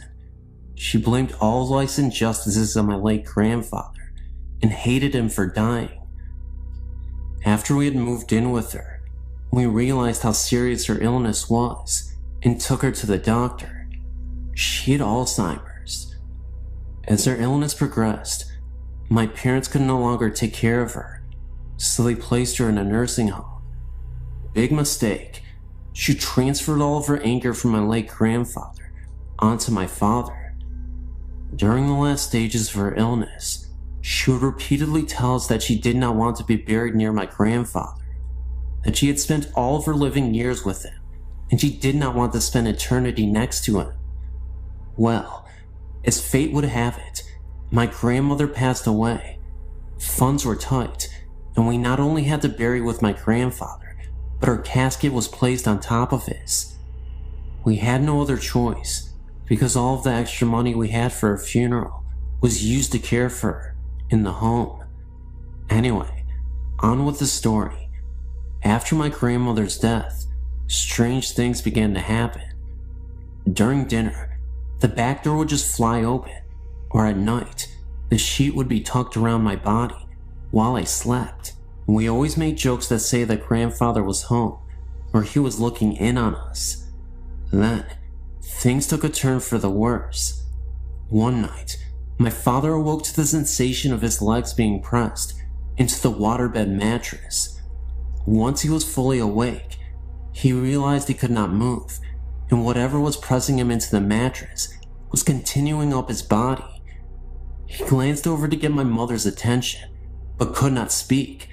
This entity was now cutting off his breathing. Finally, he thought, "Mom, I am sorry. I had nowhere else to put you." And then it all stopped, as fast as it started. The next morning at breakfast was when Dad told us about his experience. The next night I had a similar experience, but chalked it up to dreaming. I figured that I heard my dad telling us about his experience, and that I was just dreaming based on that. Now, let's jump ahead 9 years. I'm married, and have just given birth to my first son. It was morning time, and my husband already left for work. I thought I would just take a short nap and rest, while that baby was not fussing. So I dozed off to that place between sleep and wakefulness, where you're not fully totally asleep, but resting. The next thing that happens is something that I'll never forget. I began to feel my body being pressed down into my waterbed mattress. I could not open my eyes, but I knew I was awake. I could hear the television and my son cooing. I could not move, and then I began to hear this voice, a horrible, evil voice that not even a word can describe, saying, "You know I love you." This went on for what seemed like an eternity, but was only probably about 2 minutes. Then, in my mind, I thought, dear God, what is my baby seeing? And just as quickly as it started, it stopped. I've not had many experiences since then, and that was just 2 years ago. My question is, was it my angry grandmother or something else? If anyone has any suggestions, please email me. I'm on your website because my boyfriend runs a theater in downtown New York City and has otherworldly occupants. The building has been around since 1897 and was a school until 1978, where a fire killed a little girl. Now, it's an arts community with theaters and artists that occupy the studios and occupy the whole of the building.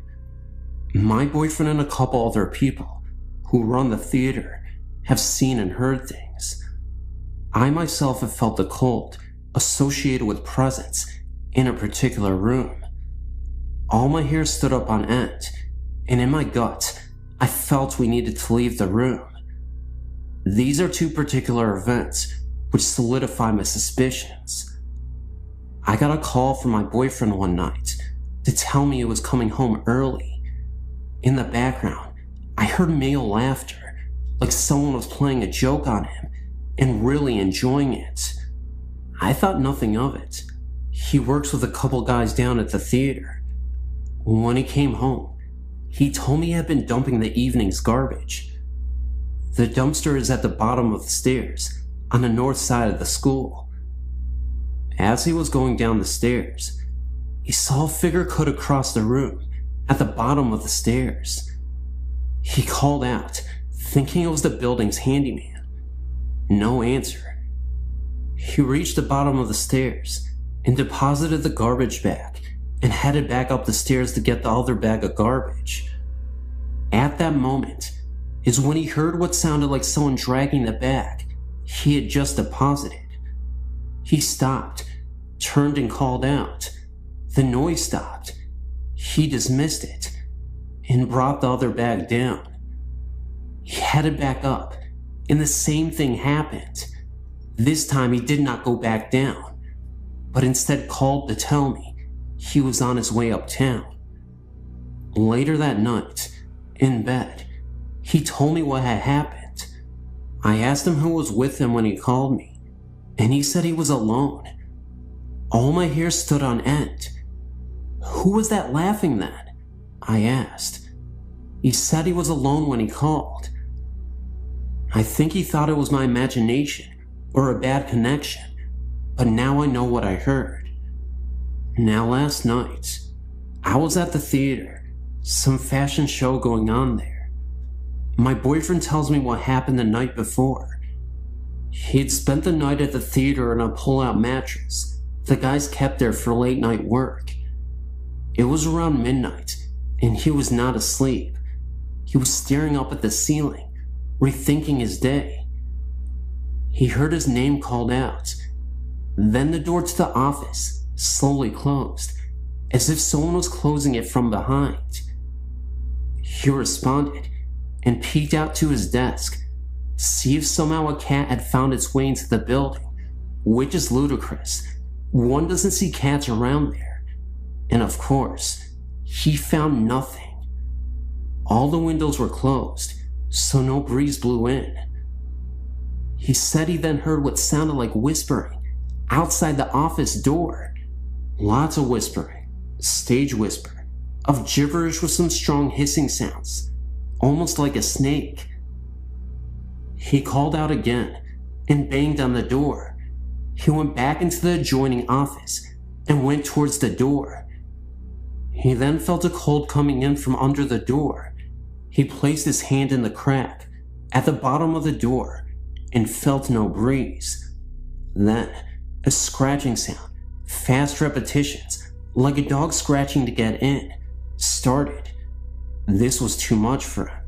He packed up and calmly walked out. He said he was a little afraid to walk back once he left the theater office, afraid of what he might see. I think being a theater, and many actors who love the space, left parts of them when they died. The founder died of leukemia, and loved and lived for this theater company. The little girl who died in the fire also stands my hair on end. Last night, I also found out the other guy who hears and sees things, that he hears that same playful laughter in the theater, just like I heard on the phone that night. Also seen figures sitting at the bar, footsteps heard. And that's my story. Thank you.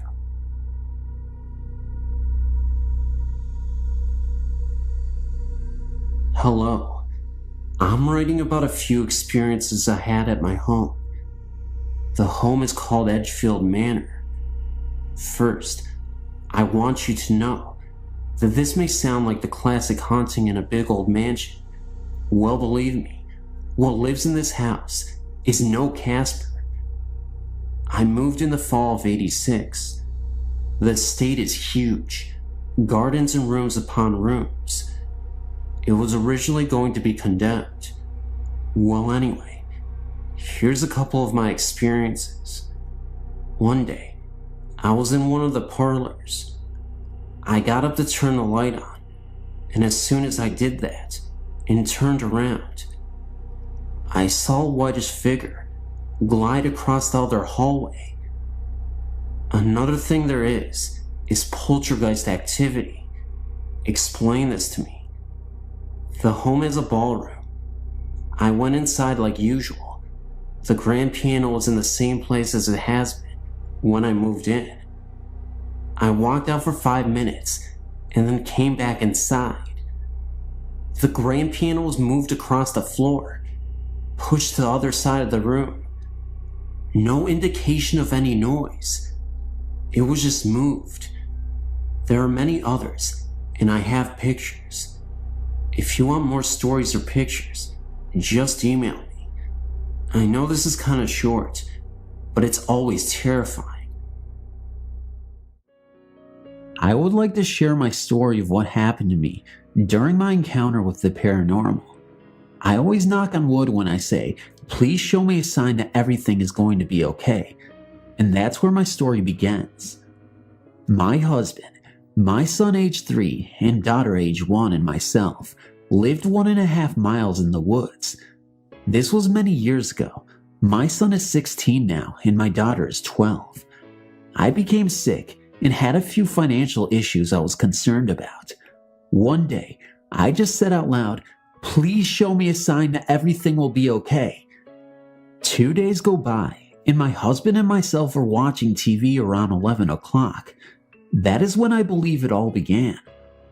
Our microwave that we had for a while made a noise, and the numbers were pushed to the start microwave at 5 minutes.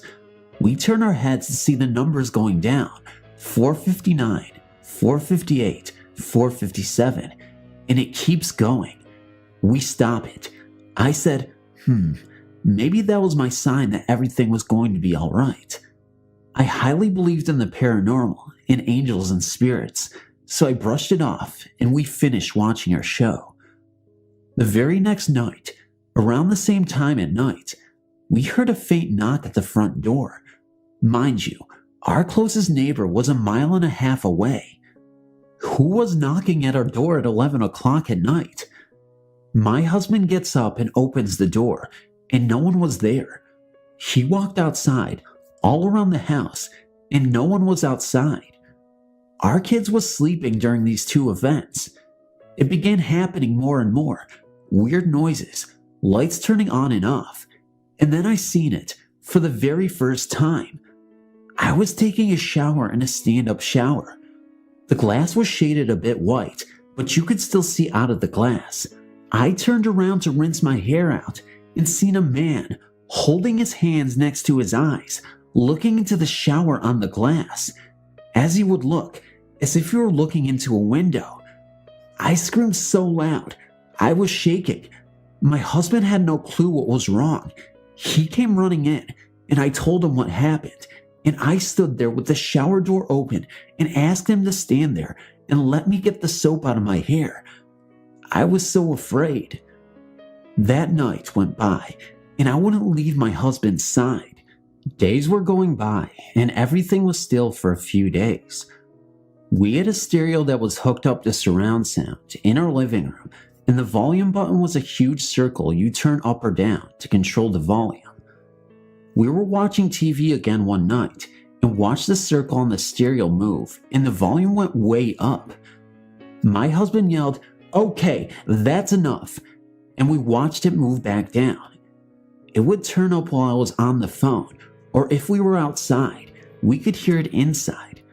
I still have the same stereo to this day, and it has never done it again after those events occurred. I would smell a man's cologne that was very strong at times. It would come for a few seconds and then go. So I went to look and make sure one of my little ones didn't break a bottle of my husband's cologne somewhere, but nothing. Time kept going by, and again, one night, while we were sleeping, I woke up to use the restroom to see a shadow standing by my husband's knees on his side of the bed. I was so scared, I pulled the blanket up over my eyes and prayed for whatever it was to go away. It seemed as time would go by, things were becoming more of an issue. I would feel cold touches on my back, and no one was there. I was so afraid during the days I would go visit my mother when my husband was working, because I didn't want to be left at home alone with the kids and whatever it was at my house. I got Bibles and opened a Bible in each room and had it laying there and would read a verse each day. Then it seemed as time went by, it was slowly beginning to stop. I'd ask for whatever was there to please leave. It finally stopped, and things were going back to normal, and I did research on the land to see if something was wrong with the property. Coming across a ton of research, I found out that in the back part of our marked land, a man was killed in a hunting accident. I froze and could not believe it. So, to this day I say, if you do not believe, you have not had it happen to you. After 4 years, I ended up having another child. He was 4 years old, and my mother passed away. My mother believed in the paranormal very much so, and was just as interested in it as I was. My family was totally lost without her, so my family moved in with my father into the house that I grew up in, and my mother passed away in. I remember having a conversation with my mom saying to her, "If something happens to you, please let me know you're okay." She was very sick and was on dialysis and wasn't doing very well. She laughed and told me she would. She passed away on a Monday, and I believe I got my first sign from her on a Wednesday. I was at the doctor's and received a ticket with the number 21 on it. That was the day she passed away. Leaving the doctor's, her song was on the car on the radio, and I came to a red light, and the car in front of me had a sticker on it that said, "In memory of Mom."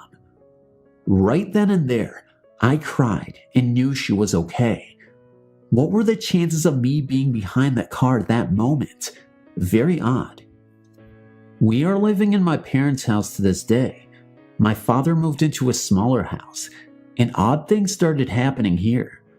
I would see a shadow walking up and down the hall. I would see a shadow in the kitchen, and see it in all the spots she would be, when she was here. My little one grew up and was 3 years old when he started to tell me he was seeing May in the house. That was what my other 2 kids called my mom when she was here. He didn't know who she was. He was only 4 months old when she passed. He's 8 years old now and still sees her and tells me what she says. He has validated things that only my mother and myself knew. So I knew my little one was seeing her. I believed it. So I tell him not to be afraid of her. She is here to visit, to look after him and his brother and sister. There are many more stories I can share about my child when it comes to our house now, but I can share that at another time. I used to be afraid, but I'm much better now. I have an angel looking over my family.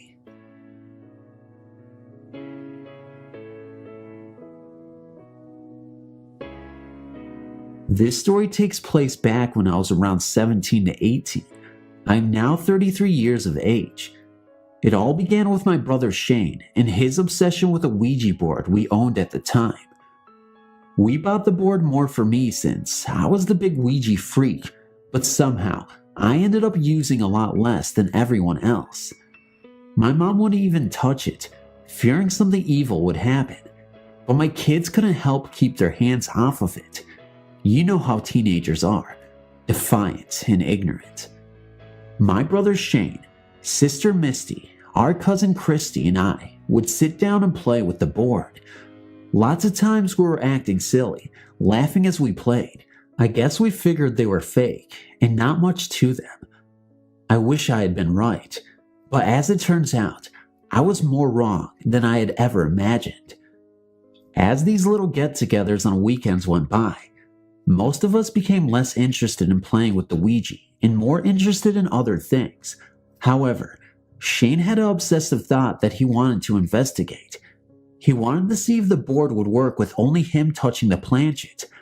I warned him not to do it, but of course, he didn't listen. Shane found out after about 2 or 3 times that the board worked with just him playing it. It was slow at first, but the more he played with it, the faster the planchet would move and spell out answers. These sessions served to only draw Shane deeper into his fascination with the Ouija board. Furthermore, he would spend hours by himself with the board. He started to withdraw and became antisocial. The Ouija became his best friend, or should I say, his only friend. He would sit in his room, door closed for hours on end, even missing meals. Only one thing mattered in his life, the Ouija board. We tried talking to Shane, telling him to put away the board and come out and hang out with us. I even tried putting the Ouija back in its box and hiding it, but he'd wait until I was asleep and hunt it down. My mom threatened to burn it if he didn't stop playing with the Ouija, but he was undaunted. Up until this point, it was still just a game to me, albeit a game that my brother was obsessed with. However, things were about to change as Shane would turn our normal family life into a nightmare. It began with him saying that he could see a woman in white moving around the house, especially at night. He said the woman spoke to him and she would tell him things. We asked him about the conversations, and he would only say that the woman was disappointed or angry at such and such. He saw her as a friend until the night she appeared, looking like she was ready to hurt someone. At that point, I was very jittery and threatening to burn the board myself. Whatever spirit Shane was talking to from the Ouija was obviously playing with his head and starting to show itself in our home. The problems began to escalate on the night my brother told me that he had dreams of killing us and was contemplating actually following through with it. I told my mom and we started locking our bedroom doors at night. It was then when we heard the knocking began. We started hearing knocking on the windows and doors late at night. It was as if someone was beating the heck out of the front door. I started praying until it would stop. The next time, the Ouija spirit appeared as a man. It began with a faint whistling, like someone whistling a song. Of course, we all checked with each other, and nobody in the house was whistling. At night, it would get louder and louder. I could now distinguish that it was definitely a man. In fact, we began to call him Mr. Whistleman. We had told a few close friends, but no one really believed us.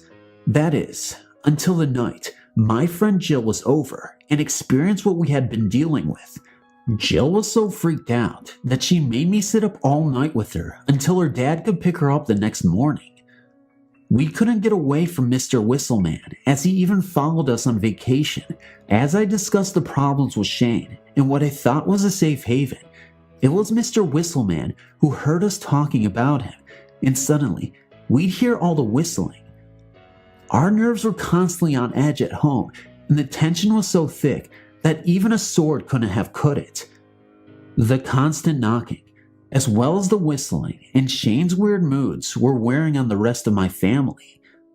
My mother and I decided that we had enough and were positive that the root of the problem was the Ouija board. We agreed that it felt as though the problems were escalating and as soon as it would be an all-out war, but at the moment, neither of us saw any light at the end of the tunnel. Strangely enough, it was soon after that discussion that the Ouija board spirit turned into some sort of poltergeist. On one occasion, my sister ran screaming from a back bedroom, saying something tried sitting on the bed. She had been in there napping when she heard what she insisted was the sound of heavy cloven feet coming towards the bed. Then, she felt as if someone or something was sitting down and putting pressure on her. Needless to say, she was terrified. My mom was scared too, and I didn't help matters as I went into panic mode. This thing had already gone after Shane and Misty. Now I was convinced that I was next. In fact, I didn't have to wait too long to find out. It was after midnight of the following night, and everyone was asleep. I suddenly awoke from a nightmare to see my brother sitting on his bed looking at me. I asked him what he was doing, and he said he awoke to see a black shadow with its arms pointed towards me. Apparently, it was then when the shadow noticed him and vanished. So many questions raced through my mind as I struggled to make sense of it all. What was this thing? Why was it after me and my family? Was this ever going to end? It felt as if the spirit was playing with us, like we were its personal toys. It would appear without warning and take on various forms. It was constantly rummaging through the house, unnerving us with all the noise, especially at night. We were exhausted from lack of sleep and always on alert, wondering when and where the next appearance would be. Then came the night it talked to us. More specifically, it spoke directly to me. I'd been talking to Shane, just making conversation, and we got into a disagreement. Suddenly, I heard a voice, plain as day, angrily growl at me. "Leave him alone," it said. It was as plain as if another person had been standing right there with us. My biggest fear was that this entity would possess my brother, but had other prey in mind. My sister Misty was the target now. One night, my sister hadn't been feeling too good. She went to lie down on the couch, and it seemed like she was sick. Suddenly, she made an odd request. She wanted me to remove my Bible from the couch before she would lie down. I asked why, and she said she had the urge to throw it or rip out pages. Well, I felt an urge of my own as I grabbed the Bible and put it against her forehead. Misty started screaming and cursing. Foam was coming out of her mouth, and she threatened to kill. She used language I'd never heard come out of her mouth before, profane and blasphemous things. My mom held her while I held the Bible to her head and prayed out loud. After what seemed an eternity, she finally began to subside. Afterwards, she was completely confused as she asked what we were doing to her. We knew we had to do something immediately, so we ran out into the middle of the street. It was well after midnight as we tried to find someone with a phone. We were all worn out and scared, and definitely not wanting to go back into the house. My dad wanted to take us all and just leave, but we were afraid the thing would just follow us wherever we went. Somehow, we had to fight this thing, and we knew we couldn't do it alone. At this point, We called our pastor, David, last name omitted, and his wife, Patty. They were a Pentecostal preaching husband and wife. I knew they believed in demons and spirits, as there had been many times at church when they explained to us how they turned their lives towards the Lord after dealing with some dark times, including an encounter with demons. We explained what was going on, and they said they'd be there the next day. When they arrived, they instructed us to stay outside as they went in and attempted to clear the house. Although they weren't exactly sure what they would be dealing with, their preference was for us to be safely away from what they thought would be a demon. Of course, we were fine with standing on the sidelines cheering them on. In other words, we were so terrified that we had no intention of even stepping onto the welcome mat outside. After it was over, we asked them what they had seen. They told us they had seen something bad, but wouldn't say what it was. Maybe they didn't want to scare us, I don't know. I do know that the house felt lighter, and I was so happy to have it leave my family alone. Shane hasn't touched another Ouija board since my mother has forbidden having anything of that nature in her home. To this day, I still wonder about that experience, and if we all are truly safe from the evil that presides within the Ouija board. I have a few stories to tell. Some my father told me, one is my own true account, but this one was told to me by my fiance, and it kept me up for a long time that night after I heard this. He said that when he was about 8 or 9 years old, his family moved into a 2-story home that was maybe about 20 years old at the time. His parents slept downstairs, and he and his 4 sisters had bedrooms upstairs. None of the kids wanted to sleep up there because they had nightmares every night about a skeleton woman in a black robe coming out of the closet. This closet was located in the girl's bedroom, but he had the same dreams.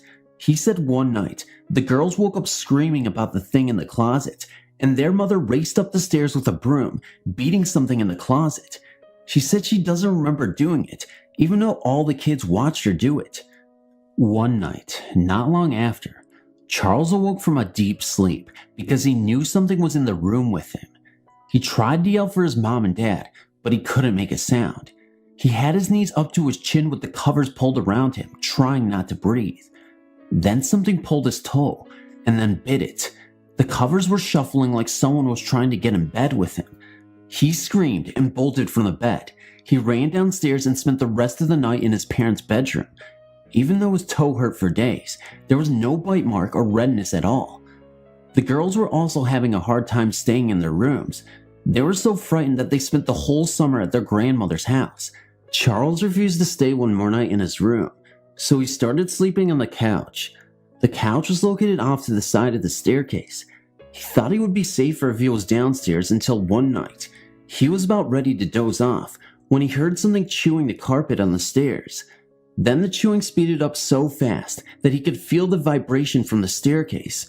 Once again, he was too scared to utter a sound, so he lay there, heart pounding, hoping his parents could hear it. They did and called up to him, "Charles, what are you doing out there?" Then, all of a sudden, it stopped. "Mom, hurry, something's eating the carpet." His mother and dad got up, and when they turned on the light, they could see where something had ripped up the threads in the carpet. Each step was almost bare, and the ripped up carpet was nowhere to be found. His dad searched the whole house looking for an animal that may have gotten into the house, but there was no way an animal could have done that in such a short time, and at that speed. They made Charles go back to sleep on the couch. He didn't want to, but finally, after some time, he was getting sleepy. Almost asleep, he suddenly was wide awake. A cold, dead line went down his back. Even though he couldn't see it, he knew it was the skeleton woman running her bony finger all the way down his spine. He thought that he was going to die. He said he wanted to die because he wouldn't be afraid anymore. He made it through that night and ended up going to his grandma's house too. His parents said they were going to try sleeping upstairs, but it didn't last long. After about 3 months, they moved away. His mom and dad do not like to talk about the house. The only thing they will say is they always had a bad feeling when they were in the house. His sisters also confirm his stories and swear something was in that closet, and if they would have stayed there any longer, it would have gotten them all. The house remained empty for about 3 years before it was sold. I would love to do some research on this house and find out what happened, and I wonder if the next tenant had a problem.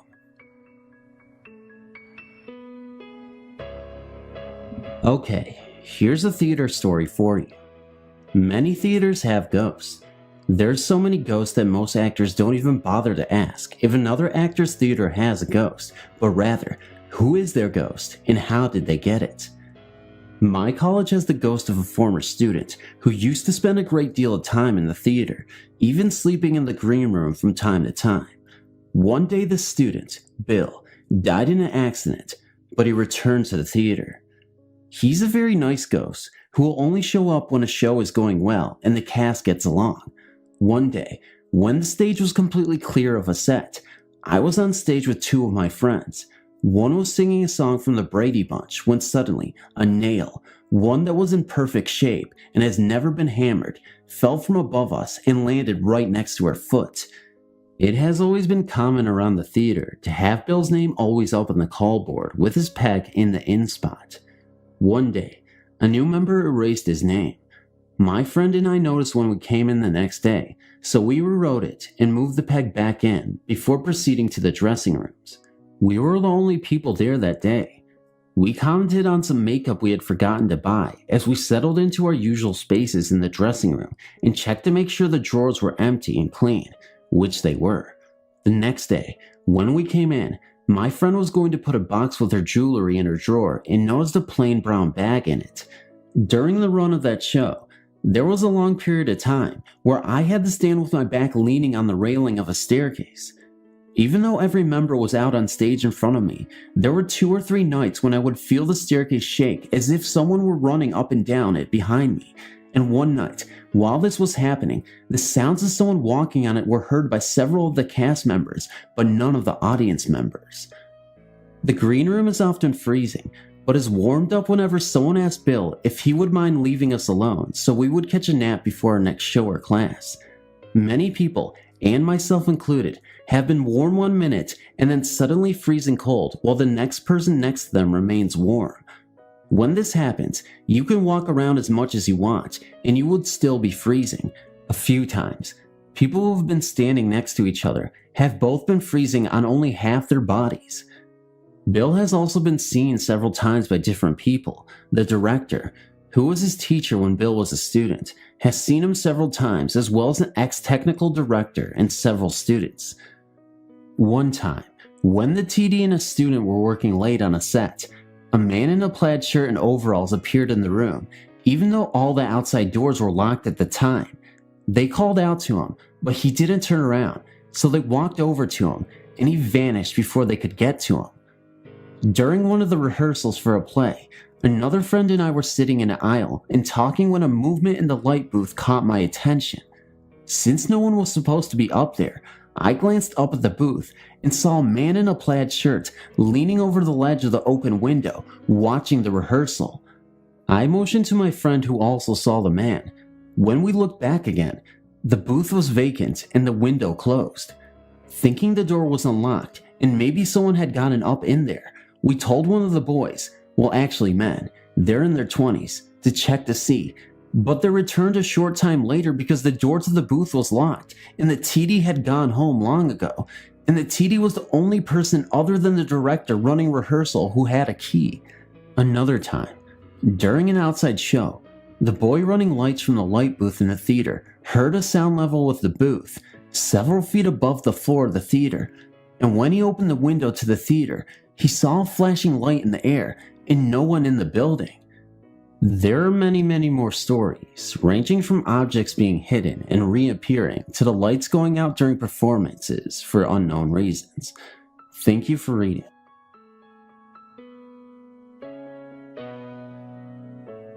Working for a distribution company in Surrey, England, I used to work nights, finishing about 2 or 3 o'clock in the morning. There were 2 routes I could take to walk home, the quickest of which is across Mitcham Common, which I elected to take on this particular occasion. I never feared walking across the common and was a skeptic when it came to believing in ghosts and such like. However, I will never forget my experience. As I had just passed the 7 islands, a group of large ponds in the common with, surprisingly enough, 7 islands, I heard a sound coming towards me which resembled wheels traveling across the grass. I was right, it was just a cyclist. What concerns me was that he was riding his bicycle at the time in the morning, particularly since this boy was only about 7 or 8 years of age. This in itself did not frighten me as such, until I noticed him with a fixed gaze on me. Even as the bike had gone past me, I turned around and noticed that he was still staring at me, now looking over his shoulder as he continued to cycle forwards. How could he control the bicycle like this? As my mind asked more and more questions, what followed really scared the life out of me. The boy on the bicycle, still staring at me over his shoulder, continued to carry on cycling, but across the water. The bike was on the surface of the water, and there was now no sound of the chain or the wheels turning, just silence, and the boy, wearing all white, continuing across the ponds and into the distance. I ran home and could not stop thinking about this incident for weeks. My mind started working overtime. Had a young boy drowned there? Perhaps after cycling on ice which had broken? I never did research this for fear of what I might discover. When I was just 7 years old, we moved into the house on the corner of Elm and 3rd Street. It was a rather large Victorian home, built in the 1830s by the first undertaker in the town, and it was also the second oldest building in town. From the outside, it seemed kind of small, but once you were inside, there was an endless possibility of rooms to explore, both upstairs and down. Across the street was the oldest graveyard in town, and the oldest church, the stately primitive Baptist church, built in the 1850s. The second we stepped inside our new home, bags in hand and marveling at the beautiful rooms, I began to notice a really strange feeling. Everywhere we went was as if someone was behind me, curiously inspecting their weird new guests. It didn't seem unfriendly, so I just tried to let it pass, but the presence got stronger and stronger as we mounted the steps to the 2nd floor. I noticed the odd presence the most in the master bedroom, the room that had once housed a large pool table, and a little girl's bedroom. Most of the old furnishings were still in the house, so her room still had many dolls, and an old iron bed complete with mattresses. The presence was especially strong when we went up and down the many steps in the house. It was as if the spirit, or whatever it was following us up the steps very, very closely. It was odd. It was like I was the only one that could feel it, as my mother and sister continued to jabber aimlessly and drag me in and out of every room they happened upon. When we came back the 2nd day, it was just me and my mother, and I begged to be able to stay downstairs so I wouldn't have to encounter the strange things upstairs. She agreed, but thought I was making this whole thing up since I was so little. I stayed downstairs in the living room, which seemed alright. However, when I sat in the large picture window that overlooked the garden, I began to feel it again. This time, it was stronger than before. It was like something or someone was standing outside in the garden, looking in at me. It was so strong that I jumped up and started crying and screaming for my mother, and she quickly came downstairs. I persuaded her to take me back to the apartment, that I wasn't feeling well, and we did. The first night that we slept in the house was a week later. The old owners had come by and had given us the key and joked a while about us buying the house. My mom could not understand why they thought it was so funny that we would actually want to live there. That night, I was awakened by the sound of footsteps coming up the steps next to my room. I jumped out of bed. Since my mom worked all night, I thought it might be her coming home from work, so I ran out into the landing to give her a surprise hug. The footsteps continued closer and closer, but no one was there. I turned on the light to get a better look, and still, no one. I screamed and ran into my sister's room, which just happened to be the master bedroom where I felt some very strong presences in the first day we visited the house. She was sitting up in bed, shivering, and I said, "Did you hear that?" She replied, "Yes, yes, yes." She told me that before the footsteps had started, she had been awakened by the sound of something or someone going through her algebra homework and throwing her books to the floor. Each time she had gotten up and turned on the light, it had stopped, and when she turned off the light and tried to go to sleep, it had started again. We huddled together the rest of the night and didn't say anything to Mom in the morning. The next week or so, my sister got a job and I was alone in the house almost all day. I was in her room, taking a nap, and all I had to cover up with was some old sweaters and clothes she had carelessly left on her bed. Since we had not unpacked all of our things, I pulled all of the clothes over me and was getting very comfortable when an hour or so later, I was awakened by a strange presence. I didn't even open my eyes immediately since I was very frightened, and this time it was stronger than ever. When I did have the guts to open my eyes, there she was. There was a woman dressed all in white, and it looked like a nightgown from the 1800s. She was leaning very, very close to me, right over me, and she was smiling. I was staring transfixed and paralyzed with fear. It was clear that she meant no harm, but I was scared stiff. I closed my eyes and silently tried to will her away and pray to every god that I could think of, hoping that it would work. When I opened my eyes, she was gone, but I could still feel her in the room. Even to this day, we still get visits from this woman. We went to the cemetery next door and found the graves of the original owners and found out that her name is Viola Baumgartner. We can hear voices in the house sometimes, and we cannot understand what they are saying. We think this is because the people who built the house were German.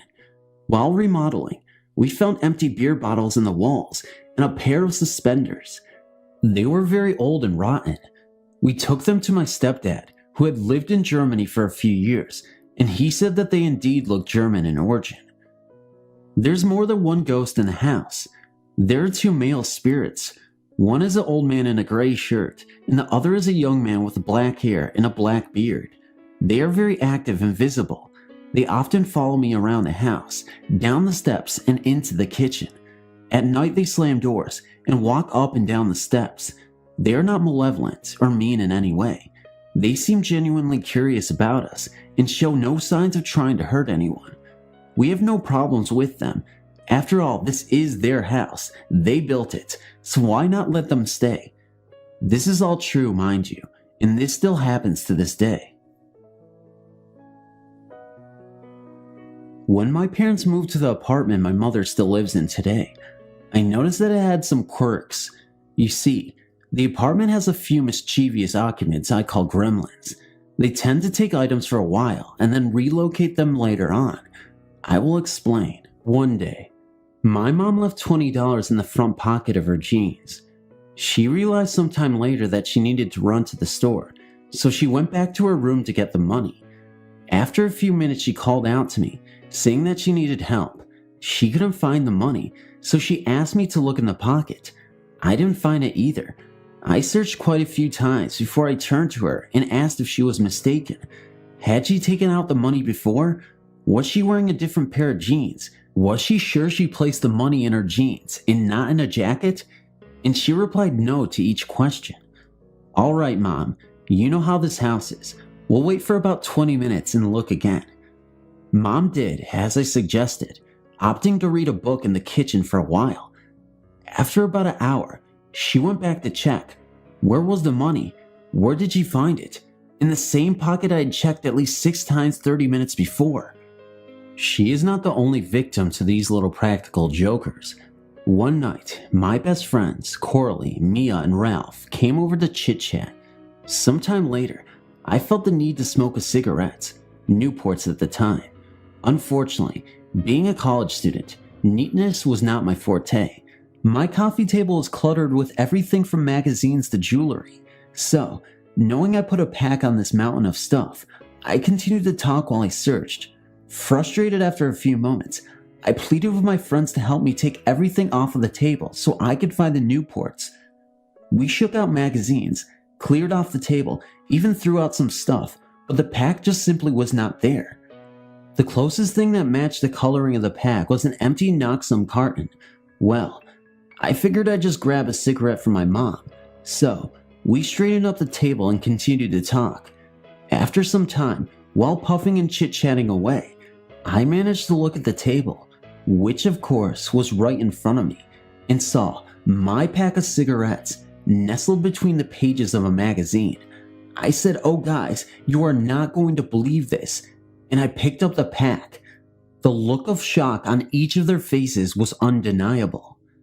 Now, before this episode, I had spoken to them about going-ons in my house, but each time I received a polite, "Sure, whatever you say," coupled with a "I don't believe you" eye roll. To this day, my friends are believers, and I'm positive that these little guys are not the only ones sharing living space with my mom.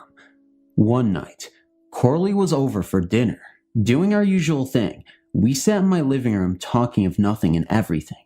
Suddenly, it hit me. I smelled fried fish. "Don't you smell it too?" I asked. Of course she didn't, until a few minutes later, when the smell left me. Back and forth, for over an hour, the smell drifted between us, changing once in a while to the scent of fresh flowers. After a while, it faded until we could no longer smell it. I don't know who it was or what it was trying to say, but it certainly was an interesting experience. Thanks for reading. I was 14 when I first saw my apparition. It was my grandfather. Almost 2 years later, I saw my second apparition, and it was my last. It was an early morning late in January when I was awakened by cold air on my face. There's nothing unusual about cold air when it was January in Pennsylvania, especially back when half the homes were still heated with coal.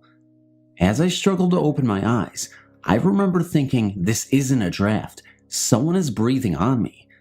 What I saw when I opened my eyes terrified me and still gives me chills when I'm alone late at night. There, in the sparse light of a winter's dawn, I opened my eyes to see a black-robed, hooded figure leaning over me. I couldn't distinguish a face, but truthfully, I didn't want to. I was absolutely paralyzed. After what seemed hours, I finally was able to move enough to do the only thing I could have thought to do: pull the covers over my head. That is how I awoke several hours later. I remember noticing my bed was nowhere near any windows, which would have explained the concentration of cold air. I was, and still am certain it wasn't a dream. The whole experience shook me so much that for months every night before I fell asleep, I'd pray that I'd never see that or any other supernatural being again, which I haven't. I didn't talk about it until I mentioned it to my sister-in-law a month later. She believed in the supernatural, and I knew that she wouldn't laugh at me. I thought that she'd tell me that I probably had dreamt it, but after I'd finished, she looked at me thoughtfully and said she had seen the figure shortly before her mother died. Then she quickly added not to worry about it.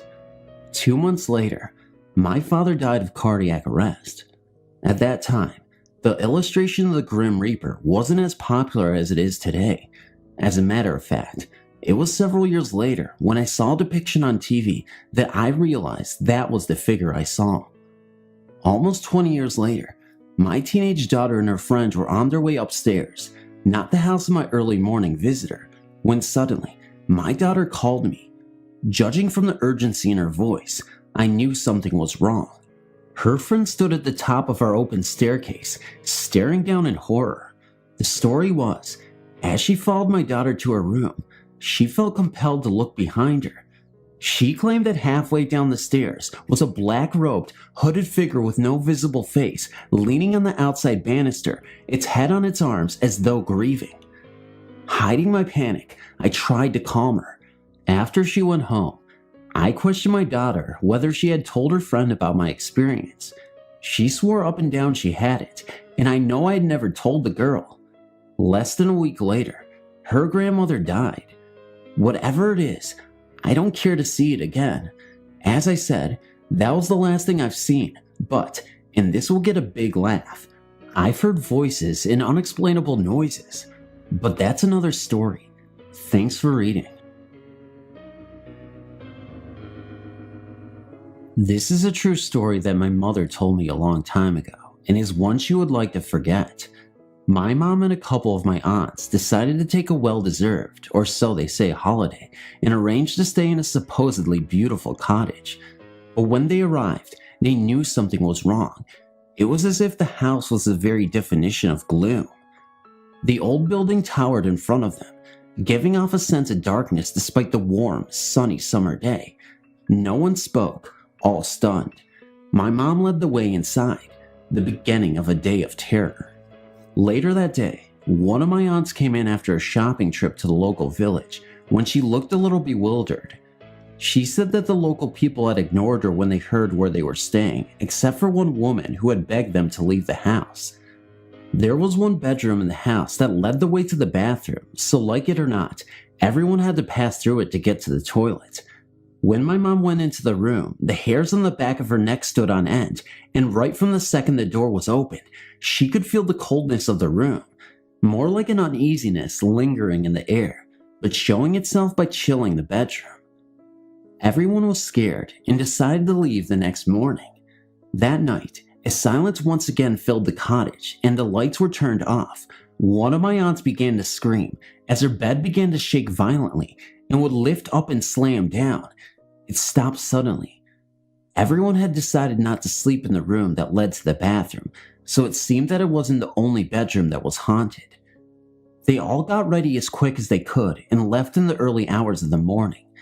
It was a very frightening experience for those who were in the house that day. Thanks for reading. I work at a major museum in the Midwest, and I always thought that my dream job would be to work there because I always enjoyed learning the history behind it. It is a very large museum, and it is certainly great to meet all the different visitors that we get, but it's an unwritten law that we can never discuss anything that may happen to us because it would take away the purpose of the visit there. It was a very slow morning in January, and I was all alone in the building reading to myself and trying not to fall asleep when I heard footsteps above my head. There is only one set of stairs that led to the second floor, and I was sitting next to the padlocked door. I started to try not to run screaming out of the building and to start breathing again when they suddenly stopped. I shook the padlock, certain that it was locked, and I decided that it was time to relax by the front of the store, my common escape.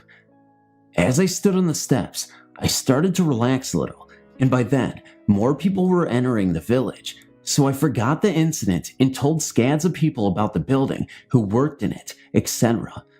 When around noon, as I was locking up for lunch, I heard them running up and down the stairs behind the door again. This time I just slammed the door and ran next to the other building I was relieving the workers in. I didn't think that the footsteps would follow me. I mean, it is a completely separate building in a different time period. I was wrong. I told the ladies in the other building that they had an hour break, and then I described what had happened to me.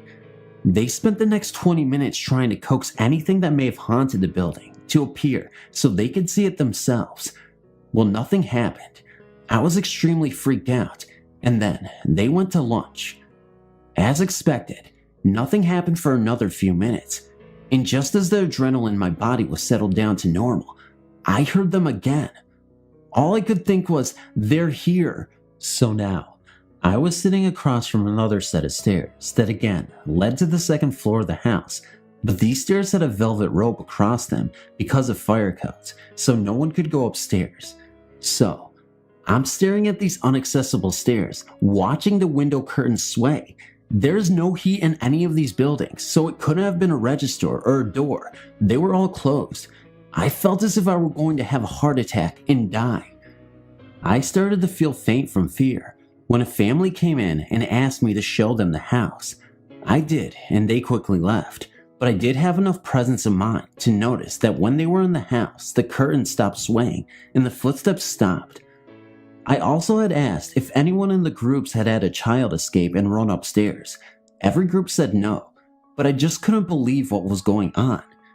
Needless to say, I spent a majority of my time that day on the porch of the home, waiting anxiously for the other employees to come back so I could leave. I don't work in that division of the museum anymore, but I did work those buildings several more times, and the footsteps never happened again. I wonder why they decided to on that particular day. This story did not happen to me. It happened to my mother. I did check with her and verify the details, so it is accurate. Unfortunately, I must be a little vague about the details of time, place, and names in order to honor a promise made by my parents at the time these events occurred. When I was an infant, my parents lived in the same mid-sized, Midwestern town they had both been born in. They had a circle of friends they had known collectively and respectively for years. Part of that group was my dad's best high school friend, whom I will call Bill. My dad and Bill were very close, and to this day, my dad gets a little quiet when his name comes up. Bill was unmarried and had been dating a woman, let's call her Lillian, who was not very popular with his friends or family. She was considered sorta crazy, neurotic, given the fits of rage and wild behavior. Bill and Lillian were pretty much in the outs as a couple, but were at that ending stage of their relationship where they still got together occasionally, usually resulting in a fight. One night, Bill and Lillian went out and ended up having an argument. She was driving the car they were in, and due to her anger, she was driving way too fast and had an accident. While she was relatively unharmed, Bill was thrown from the car and killed. Here's the part about the promise made by my parents. Bill had some medical tests done a day or so before he died. The lab results didn't come back until after his death, and they revealed that Bill had kidney cancer. It was unlikely he would have had a long or healthy life. His parents made everyone promise they would never reveal this to Lillian, however, because they never wanted her to feel guiltiness about causing the accident that killed their son. They considered her crazy enough that she might decide she'd done him and everyone else a favor and absolve herself of any responsibility. And now, here comes the ghost part. A day or so before his funeral, she got off an elevator in an office building, the old-fashioned one that still had an operator, and turned around to see him standing in the back of the elevator. He just stared, without expression, she said, and then the doors closed. My mom said she was sorta shocked, but still went about her business. A couple of weeks later, she saw him in a car next to hers at a red light. She said she looked over and he was sitting in the back seat with several other occupants of that car who seemed to be entirely unaware of their extra passenger, and she could see right through him to the other people in the seat. But the most touching and personal episode occurred early one morning, about a month after Bill's death. My father had already left for work, and the baby, me, had been fed and had gone back to sleep. My mom was taking advantage of the quiet time to read in bed. Suddenly, she looked up, and Bill was standing in the door of her bedroom, and again, she could see through him. There was no mistaking who it was, though. My mom sort of started and said, "Bill," in a kind of wondering way. He reached out his hand to her and said, although not out loud, she just heard his voice in her head, "I'll miss you. I'll miss you all." Then he kind of gave a wistful, rueful smile and sort of shrugged and disappeared. Not gradually, nor did he walk away, just 1 minute there and 1 minute not. She walked over to where he had been and stood there, and while it was not colder or warmer, she said it felt different. She was not in the slightest bit frightened, just sad about the way things had turned out. This was the last sighting she had of Bill. We hope he knows how much my father cared for him. My name is Daniel, and I'm 15 years old. I was born and raised in Maryland, but we moved to Kentucky 2 years ago. This story is about when my mom and I went to visit my 20-year-old sister in Baltimore. She had a roommate, and 4 kids lived there. My sister's daughter, her roommate's 2 daughters, and my other sister. We arrived late at night, around 9 p.m., and on the way, everyone was trying to convince me and my mom that the house was haunted. Well, I believe in the paranormal, but it takes a lot to frighten me. Well, that night, we were all playing around and I fell asleep on the couch downstairs, while everyone else was upstairs. My sister and their roommates were late birds. They never went to sleep till 3 a.m. While I was sleeping, something woke me up by tugging on my sheets. I thought it was my sister playing a joke on me, but when I woke up, no one was there. This didn't really bother me, so I went back to sleep. In the morning, my sister's 11-year-old roommate woke me up because she was going to school. I asked her why they tried to wake me up last night, and she insisted they didn't. The day passed by very fast, and it was around 7 p.m. when they decided to tell us the story of what had been happening. As it turned out, a guy across the street told them the house had been a butcher's place, but the butcher was a very mean person, and everyone believed he killed people. Nobody knew his name. They just called him the man. They told me my 2-year-old niece was the first to see the man one day while Sandy, my sister, was cleaning up. My niece had just told someone to leave her alone, and my sister turned around to see who she was talking to, but no one was even near her. Still, my niece kept saying go away and leave me alone to the wind. Another incident happened when my niece told her mommy that the man had hit her. This might have not seemed real, but when my niece showed my sister her back, my sister found teeth and hand marks on her. This freaked my sister out, but that's not the end of the story. We were all sitting at a table playing cards while my sister was cleaning. All of a sudden she yelled, "Ouch, you little bastard," because something hit her and she thought I threw it. At this point, I was playing cards with my mom and the others. Still, I was skeptical until the next night when I was forced to believe. I was alone and my family went out. I didn't feel like going, which was a big mistake that I've regretted ever since. Everyone was supposed to return, but they never did that night. I was watching television when something fell in the kitchen. I thought the cat had broken something, so I went in to see what happened, but found nothing broken. But I did see someone run upstairs, thinking someone stayed behind. I followed them, or it. I got to the top of the stairway, but once again, no one was there. I tried to turn on the light, but it didn't work. I decided to walk a little further down the hallway, and then something grabbed me, and I heard a horrible raging scream that sounded like it came from a man. I was really frightened and turned completely white. I tried to turn around, but the flashlight went out. I tapped in my hands, but it was still broken. I tried to run, but something grabbed a hold of me. It turned me over and started hitting me and clawing at me. Something or someone was attacking me. I covered up my face, but it hurt and I couldn't break free. It had me. Then it pulled me further down the hallway. I was clawing at the floor and hoping I would die right now. Please God, kill me, have mercy on me, was all I could think. Somehow, I broke free and ran, but when I got to the steps, it got me back and pushed me down the steps. When I turned over and looked up, all I could see was that there was a shadow over me. I must have fainted. When I came to my mom, a police officer and my sister was standing over me. It seems the neighbor heard me screaming and came over to check. When he found me, I was out cold and my clothes were all torn off. He had taken me back to his place and called the police. They wouldn't believe me. They took it as a simple breaking and entering case. I still dream of the incident. It might sound untrue from your end, but trust me, it happened, and I'll never forget it for the rest of my life. When my grandfather and grandmother were first married, around the early 1900s, they lived on a farm in Kentucky. This farm, it seems, housed more than your normal farm animals. At night, in the attic, you could hear large pieces of furniture being moved back and forth across the floor, very rapidly. Needless to say, they wouldn't bother checking it out until daylight, but when they did, nothing at all was in the attic. It was completely empty. Out back of the house, there was a wood pile where all the wood for the heating and cooking was split and stacked. Very late at night, you could hear someone or something out there chopping wood.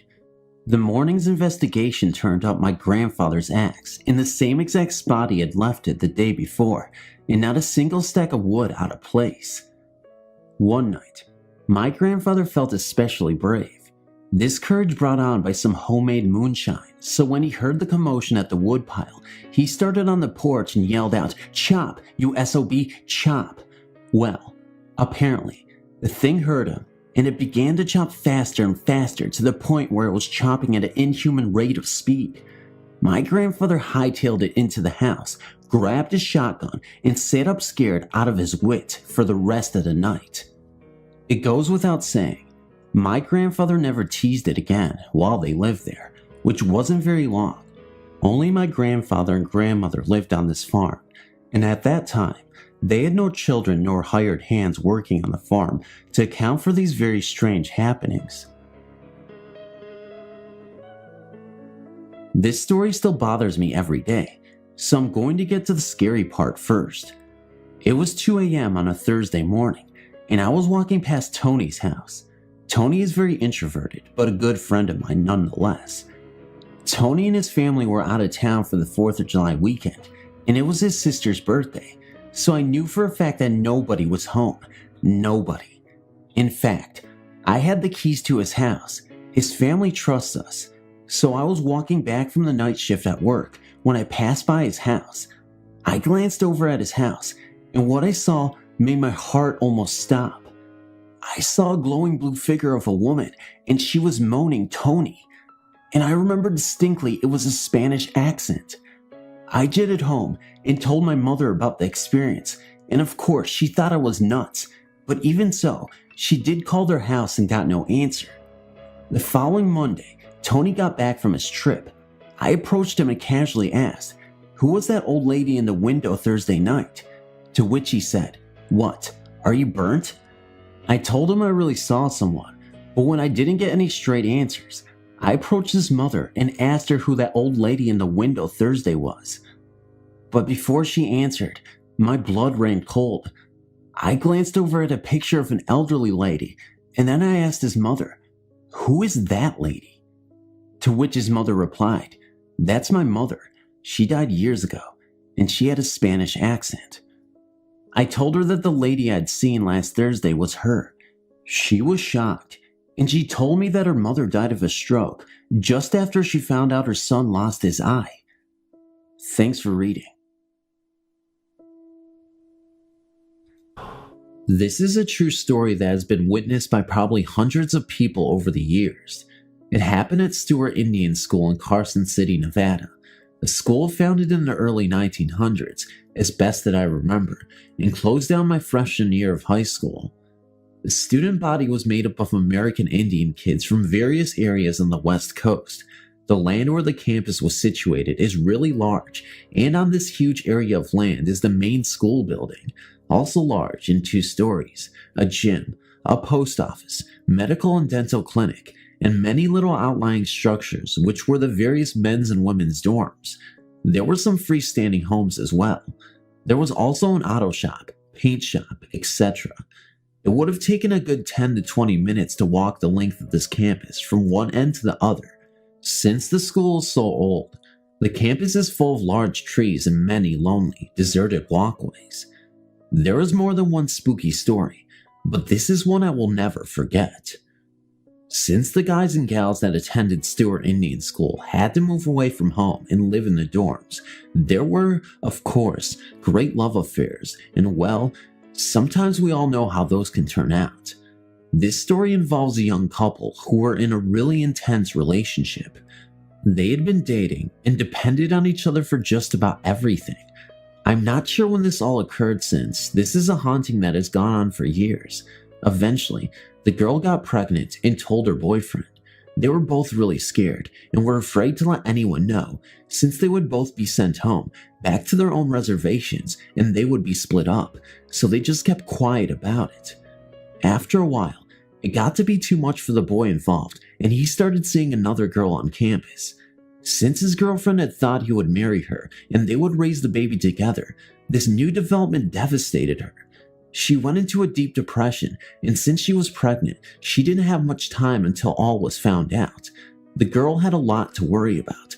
She only had dated this one person, and to top it off, she had thin skin.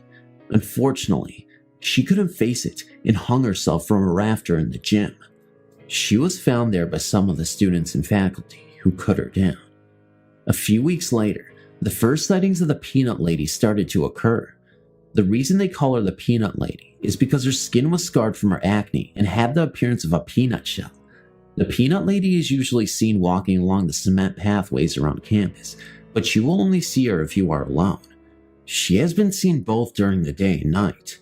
Many times, people would see her from behind, her long black hair hanging down, but when she would turn around, she wouldn't have a face. Pretty soon, things took a turn for the worst. People who saw the Peanut Lady started to have misfortunes befall them not long afterwards. People who viewed her ended up having a car accident or getting into some kind of other trouble. After a few years, people started being afraid to venture out after dark or to go alone to the gym or the library for fear of seeing the Peanut Lady. Anyone who ever attended Stewart Indian School has heard the stories, and some report seeing her walking in the dorm hallways or walking around the campus. Some have even reported seeing her hanging from the ceiling in the gym. The only thing they all had in common is right after seeing the peanut lady, they all had something bad happen to them, usually involving bodily injury. I personally never saw the peanut lady, thank God, but I know those who have. And out of those, one person was shot by accident. He ended up living. Another died in a car crash with her infant daughter. How many more saw her? I don't know, but Stewart Indian School is still there with all the buildings intact. Some of them are being used by the federal government as office space. The high school is used by the local community college. You can find it off Highway 395 South in Carson City. Just don't go there alone.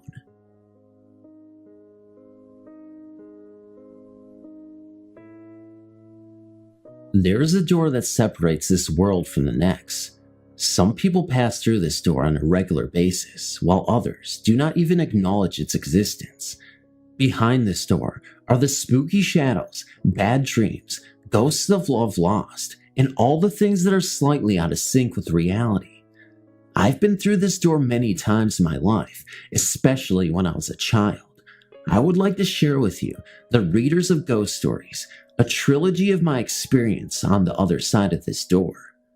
My first journey through the door was when I was a very young child. I used to have a reoccurring dream in which an old lady was sitting in an old Victorian style chair, the ones upholstered in velvet and patterned in ornamental wood carvings.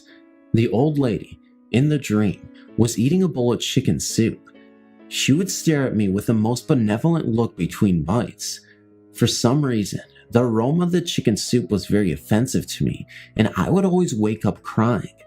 I've never understood this because chicken soup is one of my favorite foods. It was like viewing my dream in a moment of frozen time. She was eating the bowl of soup just like in the dream. Instantly, I became a goose. My body was covered from head to toe with goosebumps. Of course, I asked my grandmother who the person was in the picture. She replied, "That was your great-grandmother." The next thing she told me never really hit me until I was a few years older. The picture was taken by my mother when she was pregnant with me, and that my great-grandmother had died just a few weeks before I was born. I never knew my great-grandmother in my daily life, but somehow, in my dreams, she made herself known to me. So I asked myself, did I see my great-grandmother from the womb, or was it her way of introducing herself from behind the door? This next story involves my younger brother, Bill, and my grandfather. Bill, my impish little brother, created a new chapter in the haunted legacy of my family. My grandmother and brother were very close. In fact, they were together almost all the time while my grandfather was healthy. I was overwhelmed with jealousy. I could never be a part of their little games and gatherings. My brother could sense my anguish and would taunt and tease me by saying things like, "Papa doesn't like you and he loves me." Oh, how I wanted to beat the shit out of that guy. Fortunately for him, I never did. Then one day, my mother had to take Bill to the doctor, and I was alone with my grandfather. I was very angry at him and wouldn't talk to him. I guess I wanted him to reach out to me, or maybe I was just being the child that I was. Anyway, he finally won me over. He sat me on his knee and gave me a good talking to. He said, "Sonny, I know you think that I don't love you, but there's something I must tell you. I'm very sick, and I'm not going to be around much longer. I want you to know that I love all of my grandchildren the same. The reason I spend so much time with Billy is because he's the baby of the family, and I want him to know and understand who his grandfather was and is." He really didn't have much more to say because, even though I was only 11, I felt like I could sit on the edge of a dime and swing my feet. A few months later, my grandfather passed away. My brother had a hard time accepting my grandfather's death, but as with all healthy children, he finally did. After the family had adjusted to the loss, there was all this talk about a gold watch. Nobody could find my grandfather's gold watch. I was given the 3rd degree. My mother was questioned, and one of my aunts was accused of taking his watch for a keepsake. The only one not questioned was Bill. Then one day, my grandmother was cleaning our room. She picked up a pair of Bill's trousers and out came the watch. She immediately questioned him about it. All my brother would say was that Papa gave him the watch last week. My grandmother just about beat him to death, but he never would change his story, even until this day. My grandmother was about to have a nervous breakdown because she could not believe Bill. That is, my grandfather had been dead for well over a month.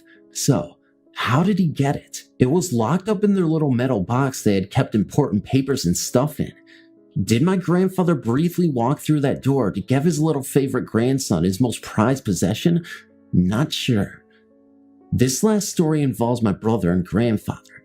Not long after the watch incident, something else happened that truly made me a believer in ghosts. We all were getting ready to eat supper one night, and my brother Bill was playing near the dining room door. I was watching him, not really caring one way or the other of what he was doing. Suddenly, I saw his face literally glow with delight. He opened the door, and the cold January air rushed into the room. My grandmother yelled, "William, close that door now." "I can't, Grandma. Papa is coming up the porch, and I have to let him in." My heart jumped to my throat. I was scared to even look towards the door. Billy was having a tantrum because my mother and grandmother was holding him down. He fought with the valiancy of a Spartan. "I want my papa. I want my papa," he cried. "I have to let him in. Please let him in." As long as I live, I will never forget that incident. I don't know if it was Bill's loud screaming or the fact that he really did see my grandfather that scared me the most. We all grew up and had our times, but I still wonder, did my dead grandfather open the door just one more time? Because that was the last time we had ever heard from him. Thanks for reading.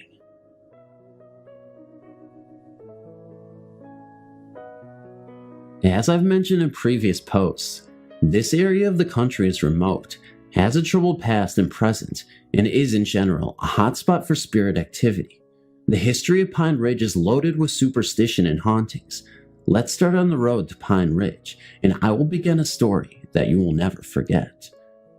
Anyone who grew up in Pine Ridge during the 60s and 70s knows better than to pick up hitchhikers on the way home. One of the most heavily trafficked roads in the area is between Rapid City and Pine Ridge.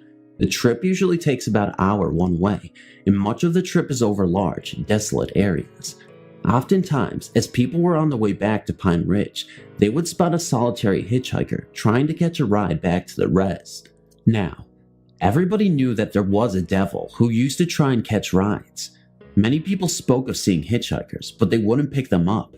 But every once in a while, someone would let their guard down and pull over. One evening, a group of friends from Pine Ridge were on their way back from Rapid City. As they drove along the highway, they saw a lone man, a white man standing along the side of the road trying to hitch a ride. Keep in mind, seeing a lone white man hitching a ride towards the reservation is an unusual sight. Curiosity got the better of the friends, and they persuaded the driver to pull over. After they picked him up, they resumed their trip home. Nothing unusual happened, at least nothing more unusual than having a white man in your car. As they drove along, at first, everything was fine. The group kept on joking and laughing and even gave the stranger a beer. But after a few miles, they started to feel uncomfortable. Finally, after they were on the res, the white man asked to be let out of the car. The driver gladly pulled over, and the stranger opened the door and got out. As he walked away, there was one unusual thing about him that they all noticed at once. He had a funny way of walking. As his feet came into view, they understood why. He was walking on little goat feet.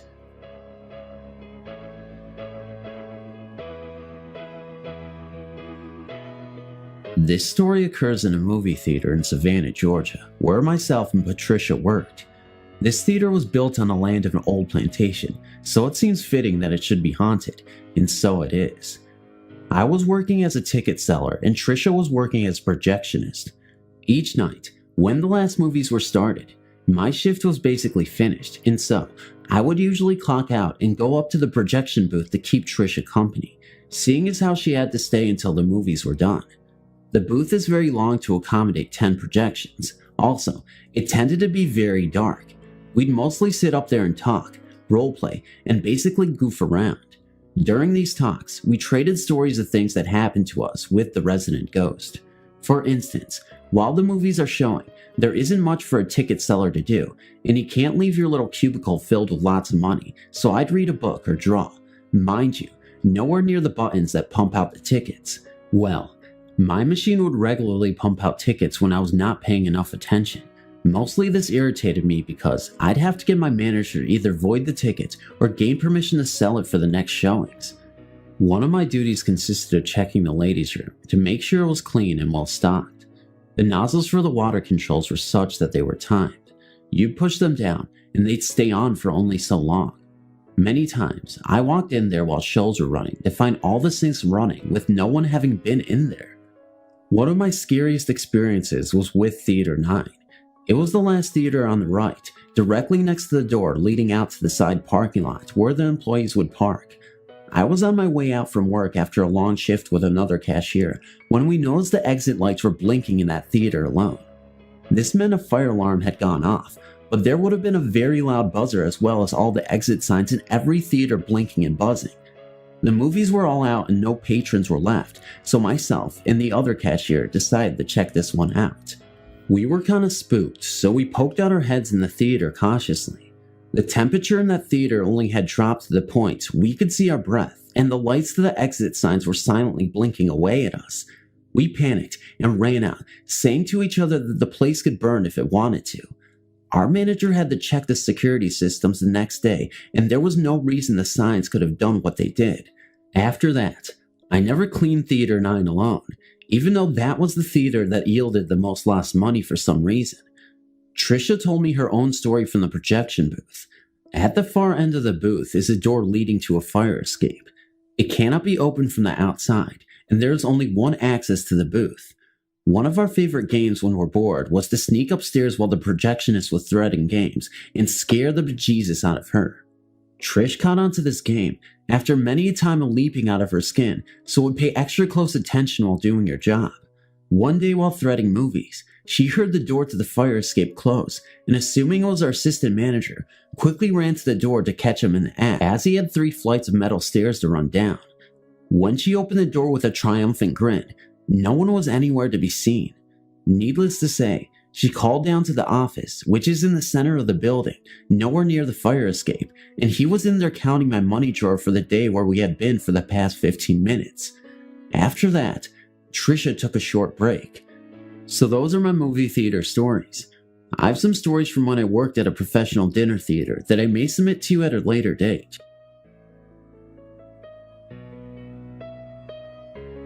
I've sent in a couple of other stories before, and I've held on to this one until this moment. Why?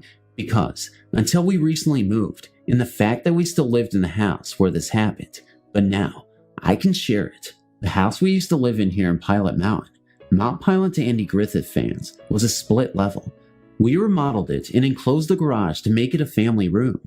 When we did, I moved from the upstairs bedroom to the basement into a little mini apartment. From there, I could hear everything going on in the upstairs bedrooms. I could even tell where the walls dividing the rooms were because no one walked in that area and there were no footsteps. My dad often tried to convince us that something or someone was in the house. We just thought he was trying to scare us and laughed about it. He would say that every morning around 3 a.m. or so, whatever it was would walk down the steps from the upstairs bedrooms, into the kitchen, and out into what was the garage, which is now the family room. He knew this because his favorite sleeping spot was in a recliner that was located in the family room, and he would witness it every morning around 3 a.m. So, I called it the 3 a.m. ghost, laughingly. But, one night, I witnessed it firsthand. It wasn't anywhere near 3 a.m. though. It was about 11 p.m. My dad had a job that forced him to work screwy hours, sometimes late at night, and this was one of them. My mom, my little sister, who was just a baby at the time, and myself were in the family room watching TV.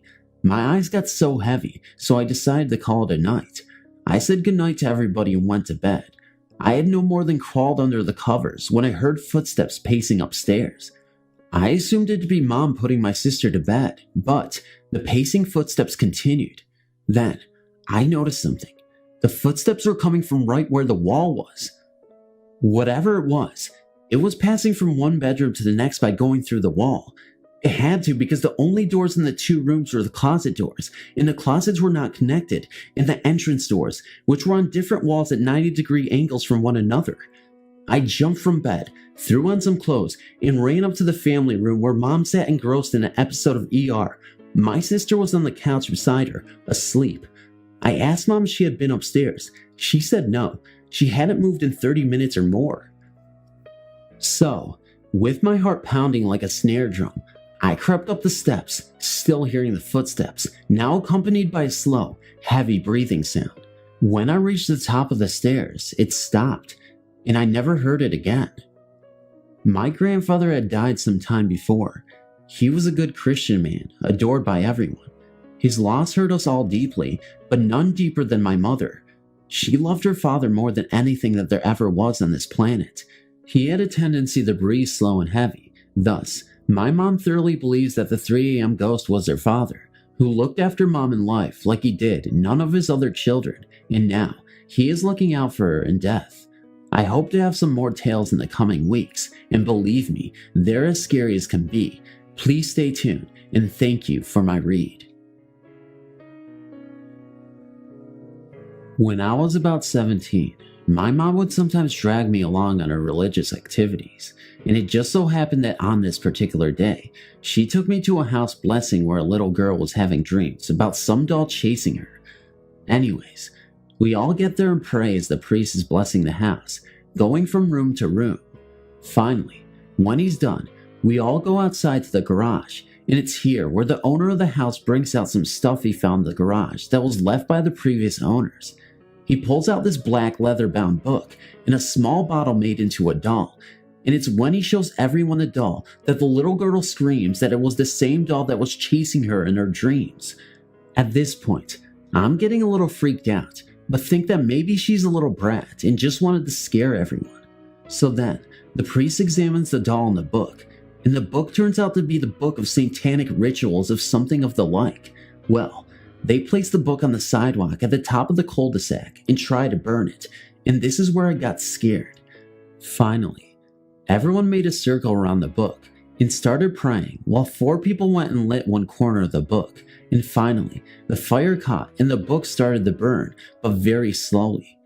In an effort to make the book burn more quickly, the owner of the house poured some gasoline on the book. Yeah, I was standing back at this point, and when the gasoline hit the book, there was a flash of flame rising, and the gas was repelled all around the book, and where the gas fell, small flames rose.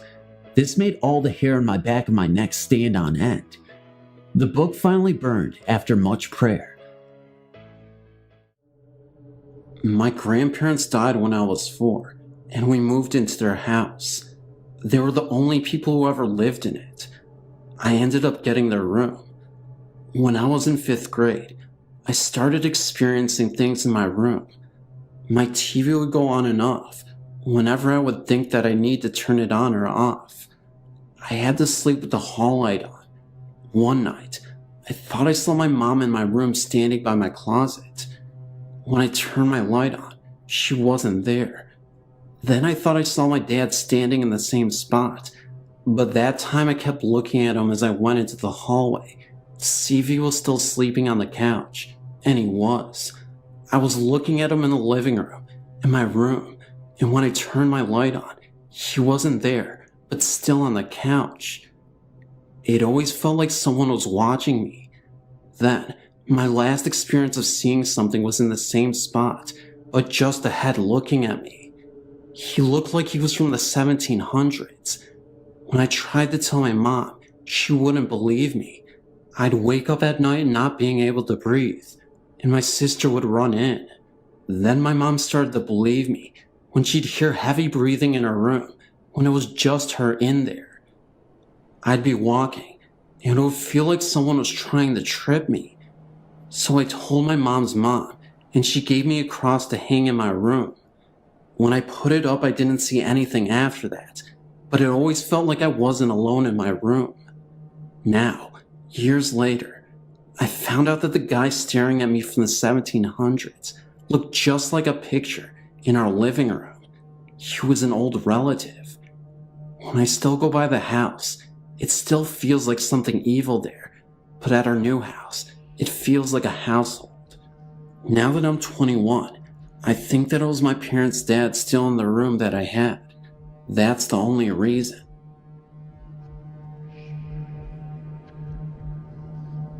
A long time ago, about 20 years or so, there was a car crash in front of my driveway.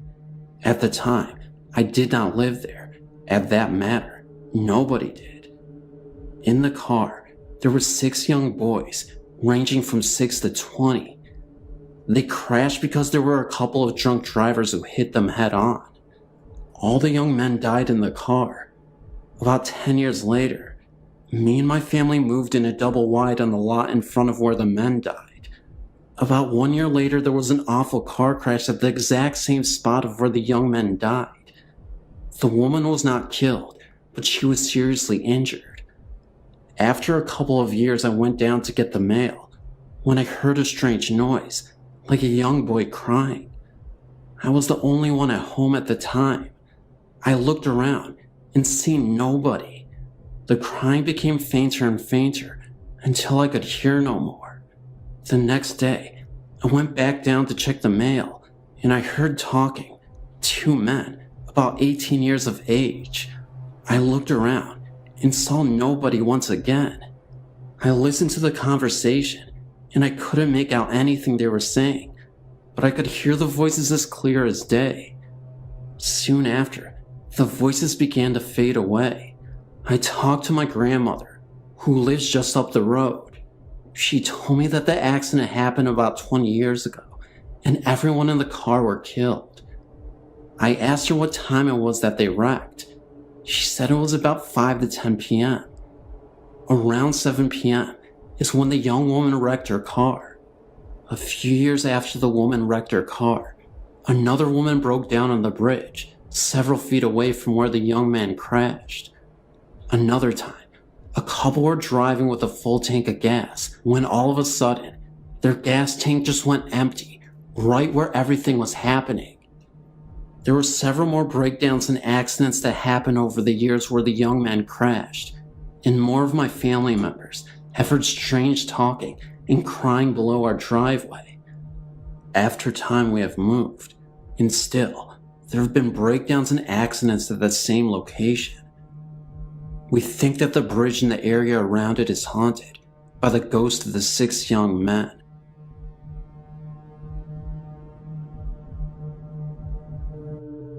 I want to post something that happened to my mother, Marie, my uncle, her brother David, and my aunt, her sister Gail.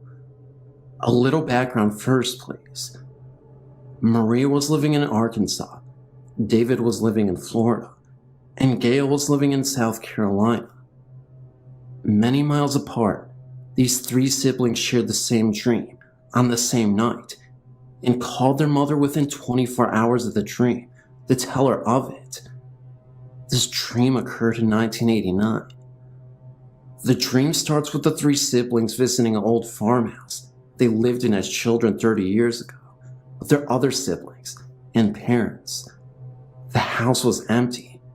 Marie, David, and Gail all got out of the car and walked completely around the house, recalling climbing an old oak tree that held a tire swing, recalling the farm area and what used to stand there, etc. When the 3 returned to the front of the house, there on their steps sat their dear old dad. Dad passed away in April of 1974. Shocked to see their father on the steps, they called out to him.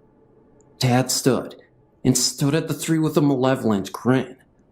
He motioned for his kids to follow him into the house. They followed through the living room, past the kitchen, down the hall, until they reached their parents' old room. He turned and looked each one in the eye and put his fingers to his lips, as if to say shh. He then motioned with his hands for them to follow. He opened the bedroom door and they followed him inside. He walked to the closet and walked through the closet door. Now in each person's dream, they were the ones about to open the door.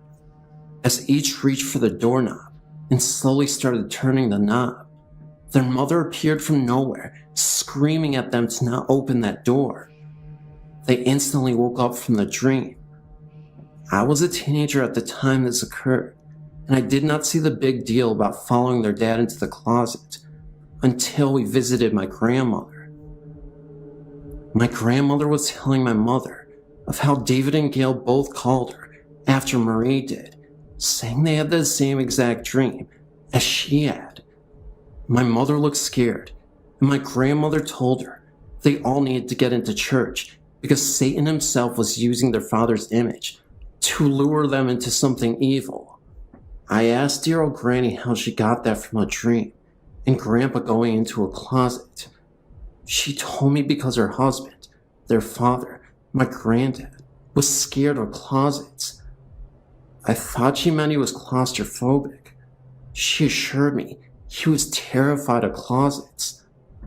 The whole time they were man and wife, she would have to get his clothing out of the closets and lay them out for him. She would have to put things into closets. He refused to open them or go into them. My grandmother believes that Satan used Granddad's image to lure the three siblings down a path of evil. I know this isn't much, but I love to hear the story.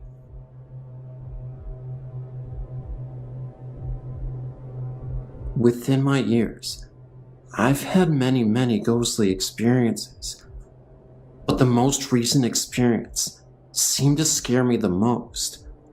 Almost every night sitting in the downstairs of my home, I feel a strong presence, each time at a different location within the dining room and the living room. First, you may want to know how my dining room and living room are set in my house. When you first walk into my home, you enter a little narrow hallway, where you then have to go through another door to get into my living room. Then, to get to my dining room, we have a huge opening, and there's my dining room and my steps to go to the second story in my home. The other night, I was sitting on my couch closest to the two living room windows, but something just kept telling me to look over at the window in the dining room. Sure enough, I saw a black mist that looked as if a face was watching me, but then it disappeared. I passed it off if it were nothing, and that I was seeing things, because it was around 11:30 p.m., and I was quite tired. For some odd reason, my shades were semi-open for 5 blades, and then the rest were closed, so no one can see. I then moved my brother to the other couch, and we sat together, and I just could not keep my eyes off the window in the hallway entrance. Within an hour, I was getting finally comfortable. My brother was sleeping. My mother and stepfather were sleeping, and my older brother was home upstairs, with his car parked outside. I gazed at the window, and the black mist was back, but this time, it was more clear and bigger. It seemed more like a body and a face, but turned to gaze out of my window.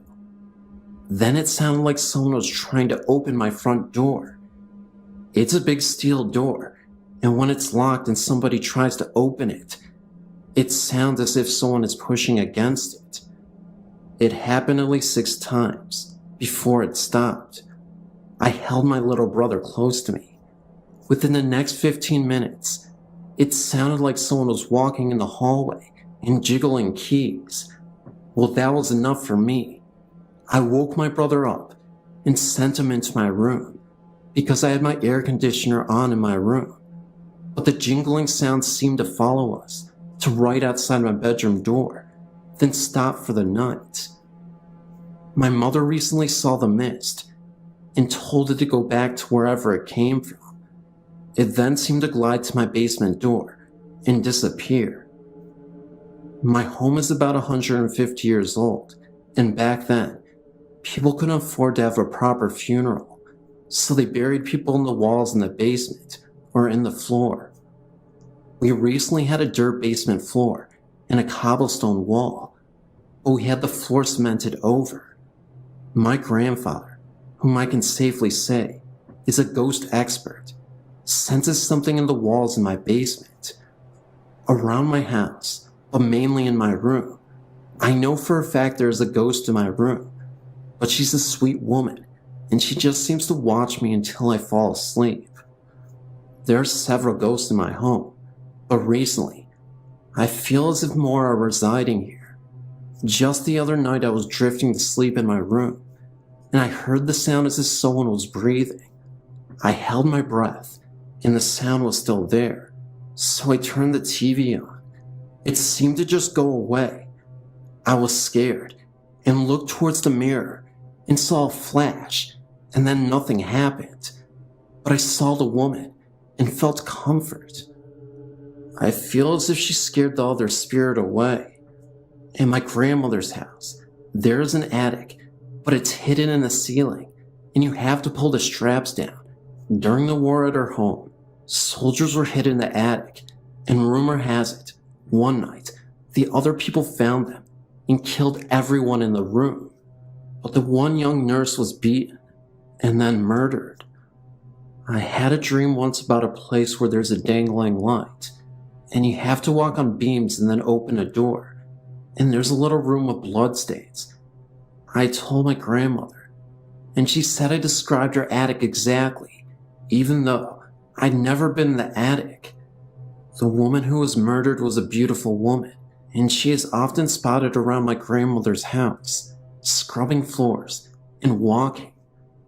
My grandmother's house was remodeled after the war, and the woman comes down the steps and walks, straight turns, and goes out a door, which is now a window. But before there was a wall separating the rooms and a separate door. Recently, my grandma had seen a little boy petting her dogs, saying, "Come on, doggy, come with me." She thought it was my little brother because he had spent the night, but he was downstairs sleeping, and no one else in the house was awake. She knows he's a ghost, and she is comfortable with him. Although I am severely frightened of her basement, which in 1947, a man was found hanging with a grin on his face, and a woman shot in the head underneath him. There were people found suffocated in their beds, random strangers. My grandma says the boy was one of the children found, and the man is evil. She feels that he may harm me. She doesn't like anyone, except for her in her basement. I have many more stories to tell you, but I'm sorry, I'm out of time. I'll contact you later with many more stories. Thank you. Feel free to email me, or if you just want to exchange experiences, thank you.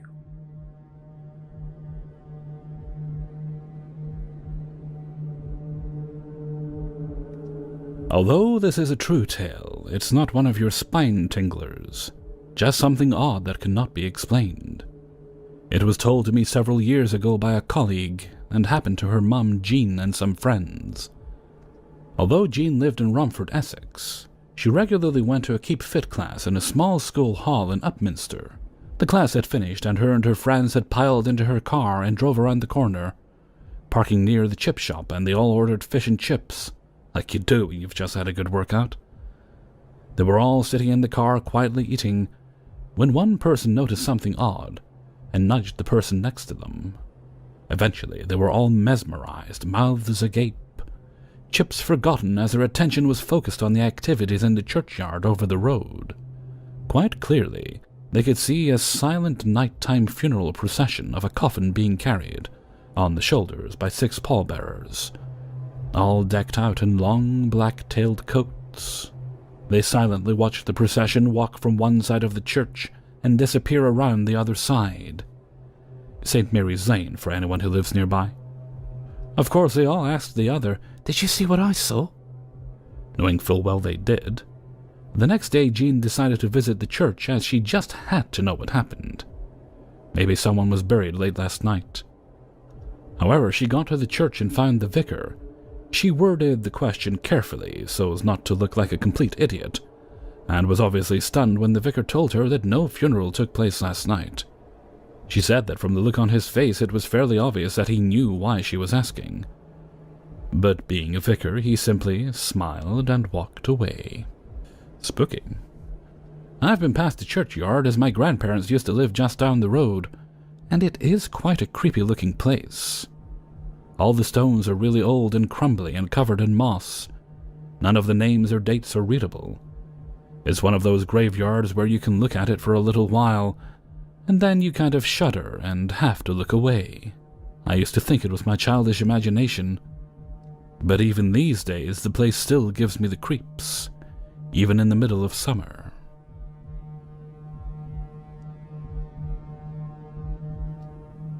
My story has to do with things that happened to me as a child.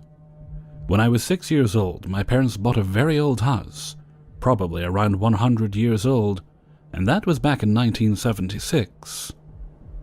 It was a very large house, and some of the original wallpaper was still in it.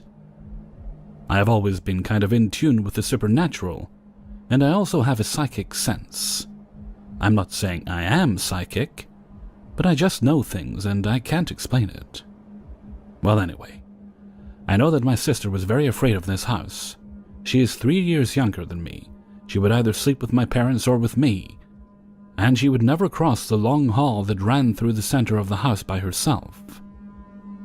I know that one day I was sitting in the living room and I got this really weird feeling, like I wasn't the only one in the room. I felt like someone was staring at me. Now keep in mind that my mother and sister had gone to the store, so I was in the house alone. At this time, I was about 9 years old. I was sitting on the floor and I just happened to look up. If you are familiar with old houses, you know that some have these glass windows at the top of each door that I guess people used for ventilation before air conditioning was invented. Well, the upstairs of this house had been added years after the original one-story had been built, and the steps that led upstairs went even with the glass window above the door in the room I was in. There was also a small triangle of wood that was missing from the step, and that is where my eyes shifted to. There was something looking at me through that space. I was so scared that I grabbed my dog and ran to the front porch, just hoping my mother would drive up. I don't know what it was, but there was something there. People in the neighborhood were always asking if the house was haunted, and one time an old woman I had never seen before asked me if I knew of the girl that had been locked in her room, in my house, and she had died there. There is also another story that happened in this same house. My uncle was living with us. He was 70 years old, and I was about 10 at the time. One night I heard him calling my father. He was shouting, and that is what woke me up. My father went running into his room, and this was my uncle's reply. "I know you're not going to believe this, and I know I shouldn't be seeing this, but I do. There's a black woman standing in front of the fireplace holding a little girl's hand, and she's wearing a red coat and hat." Then my father said that my uncle's eyes followed something around the room, and then my uncle began to scream again, "No, go away! Don't come near me!" Then they disappeared. My father said that he had never been so scared in his life, because his uncle was being rational about it. Like he knew he shouldn't be seeing something like that, but he did. I knew there was something in that house. Although we moved out when I was 14, I still drive by it to look, and I still get a creepy feeling about it, just from driving by. I feel it in my bones. What do you think? I would really appreciate your opinion. Thank you so much.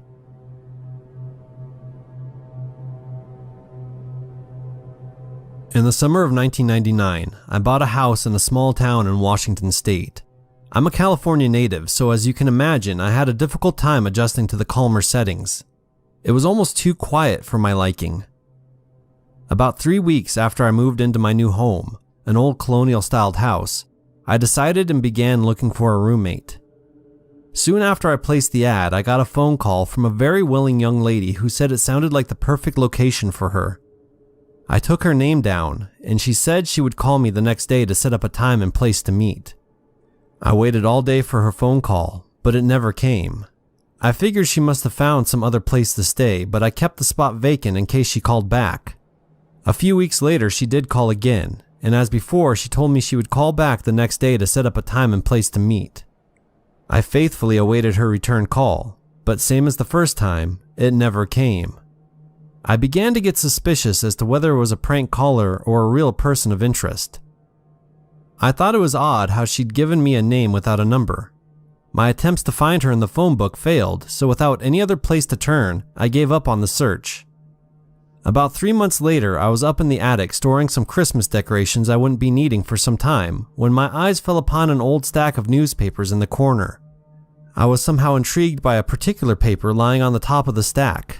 As I thumbed through it, I was quite shocked to read an article printed about a young woman who died in her house, the house I was currently living in, at the age of 22. Even more shocking was the name of the woman. It was an identical match to the woman who called about sharing my home. I couldn't catch my breath. I went down to the local historical library and discovered that this woman did indeed live in the very house I now owned in the late 1800s. My visit to the library occurred close to 6 months ago. Since then, late at night, I've heard crying downstairs in my living room. My aunt and uncle used to live in an old log cabin. We think it was by an Indian burial ground, but it was definitely haunted, and the spirit there was not good at all. One night, my aunt and uncle woke up to find they couldn't move. They were being held down by something, but that's not my story. My 3 cousins all shared the same room. It was the only room on the second level. I hated going up there by myself. I never had to before, but this time I did. I was about 6 or 7. My sisters and I had been playing board games with our cousins up in their room. When we went downstairs to watch movies, I left my shoes up there. When the time came to go, I couldn't find my shoes. I looked everywhere. Then my sister reminded me I left them in my cousin's bedroom. I went upstairs and planned to run into the room, get my shoes, then run out and down the stairs as fast as I could. I ran into the room and picked up the shoes, but as I was turning around, I felt something behind me. I was so afraid to turn around, but at the same time, I wanted to run down the stairs, right out of the house and into the car. So I slowly turned around. There I saw a small little Indian girl, maybe about my age. She was surrounded by a blue and white light. I just stood there until she vanished. I ran out to the car where my parents were waiting, and until now I have never told anyone my story except for my aunt, who also sees things.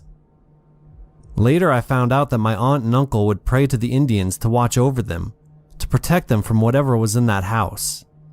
Maybe the little Indian girl was just watching over my cousins.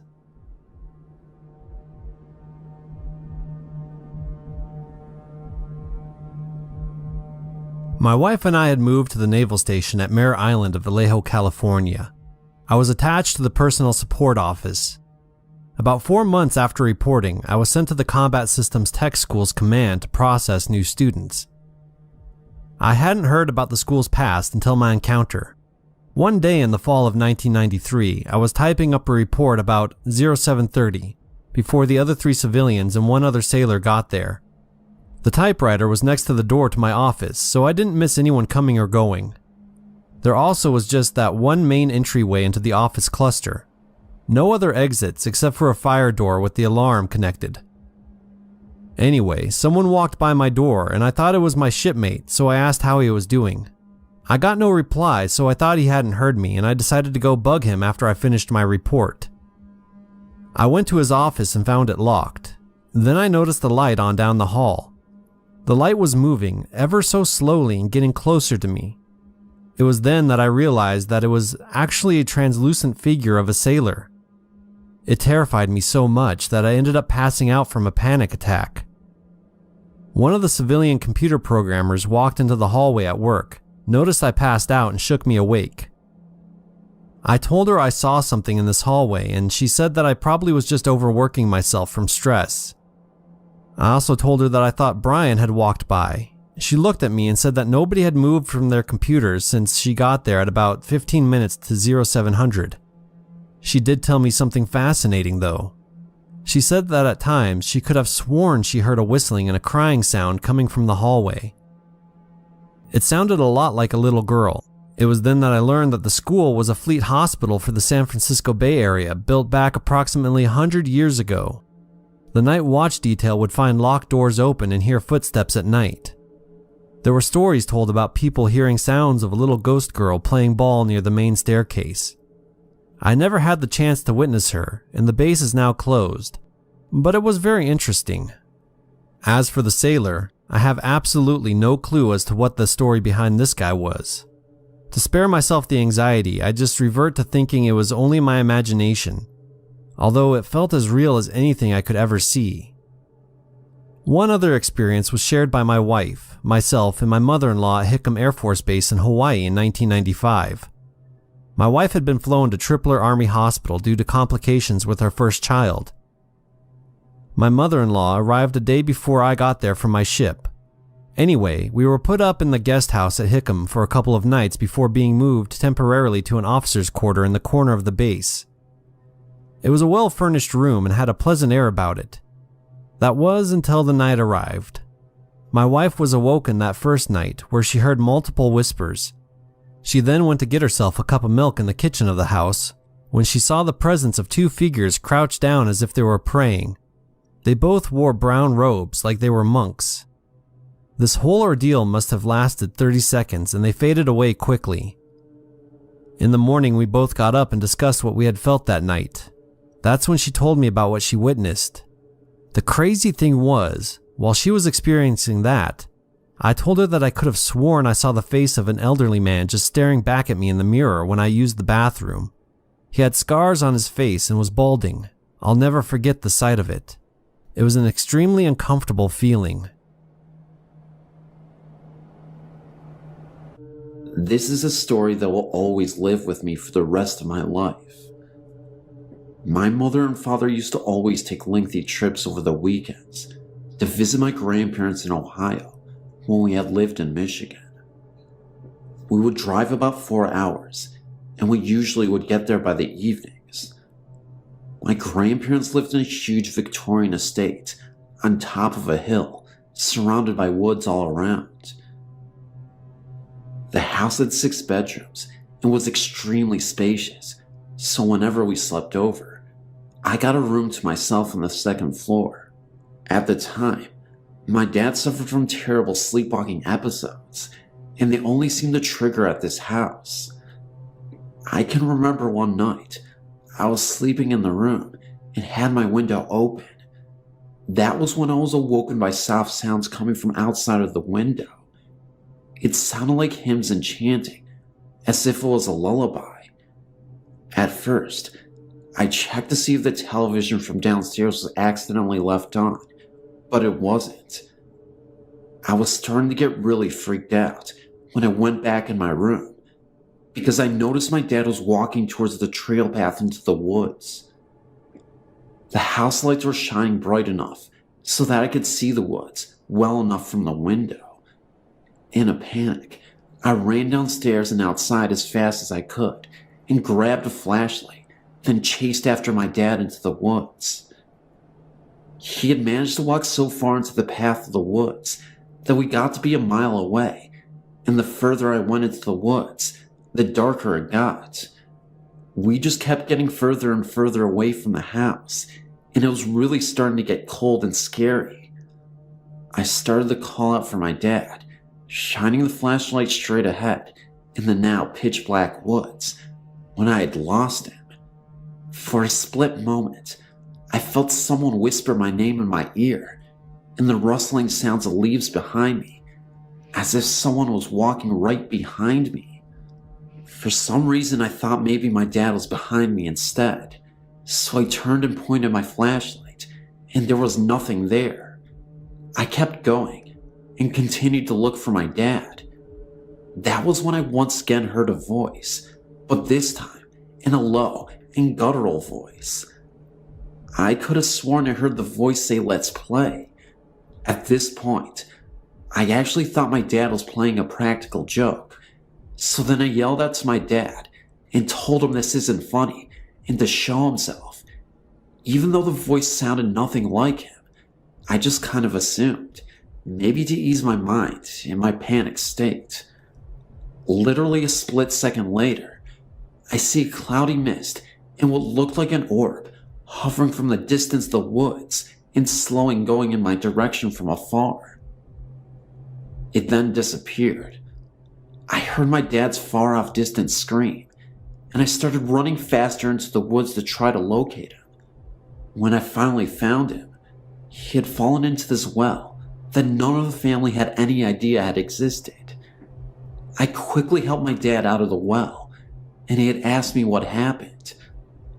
I brought him back into the house and told him that he was sleepwalking and managed to wander into the woods.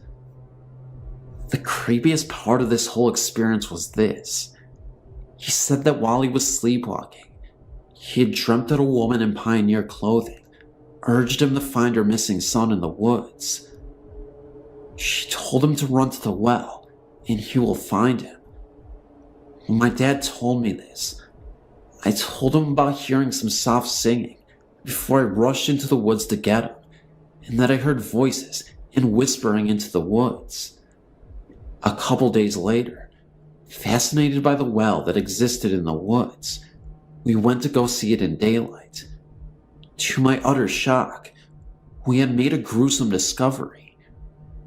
We found what looked like human bones at the bottom of the well. We immediately called the police. They examined these bones, and we were able to confirm weeks later that they weren't animal remains, but human remains. We had the bones examined by a professional, and they believe that the bones belonged to a young boy who may have perished hundreds of years ago. My guess is in the early 1800s. I would like to state wholeheartedly that these events are in fact true, from my father's sleepwalking to the dream he had and the bones uncovered. It may sound a bit far-fetched, but I guess you'll have to take my word for it. This event happened in the 1970s, and I'm 70 years old now. This all happened when I was 17.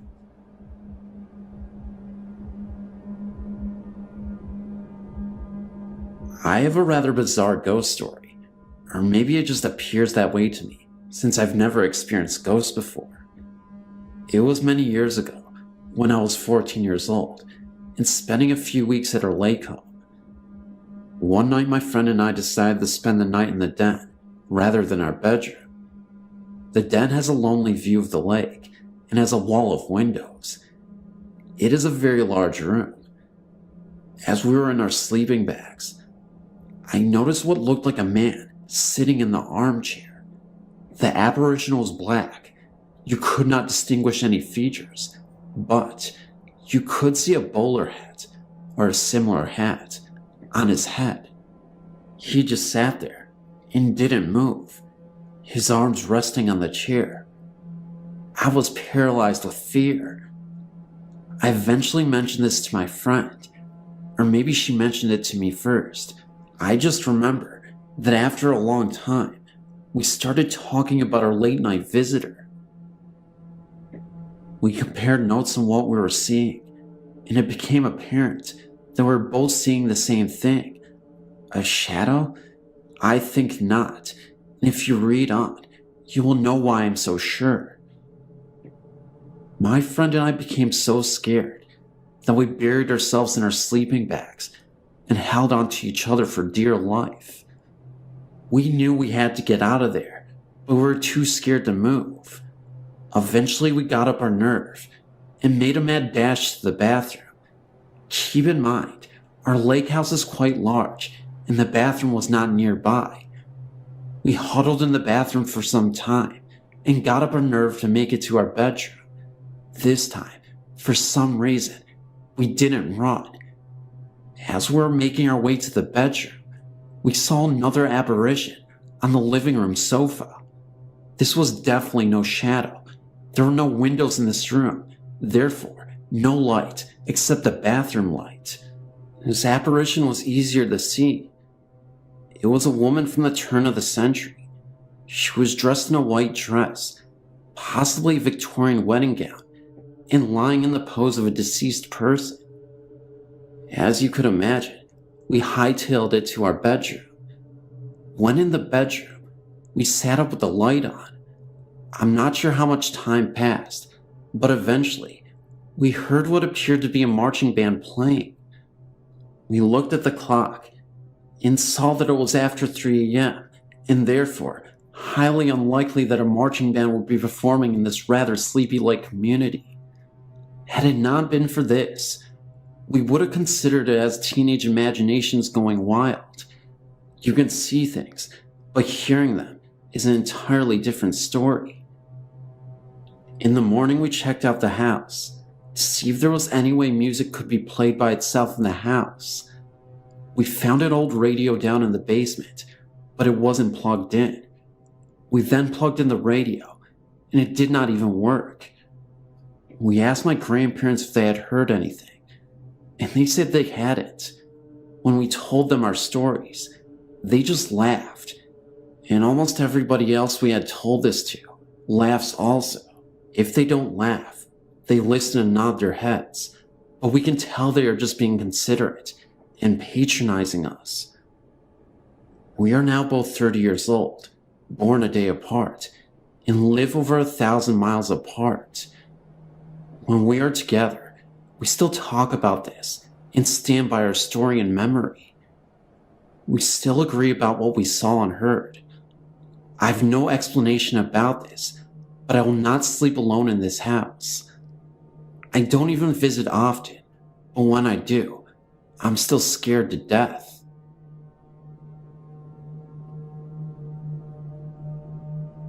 Seabrook, Toddville Road, the former Toddville Mansion, which has recently been torn down.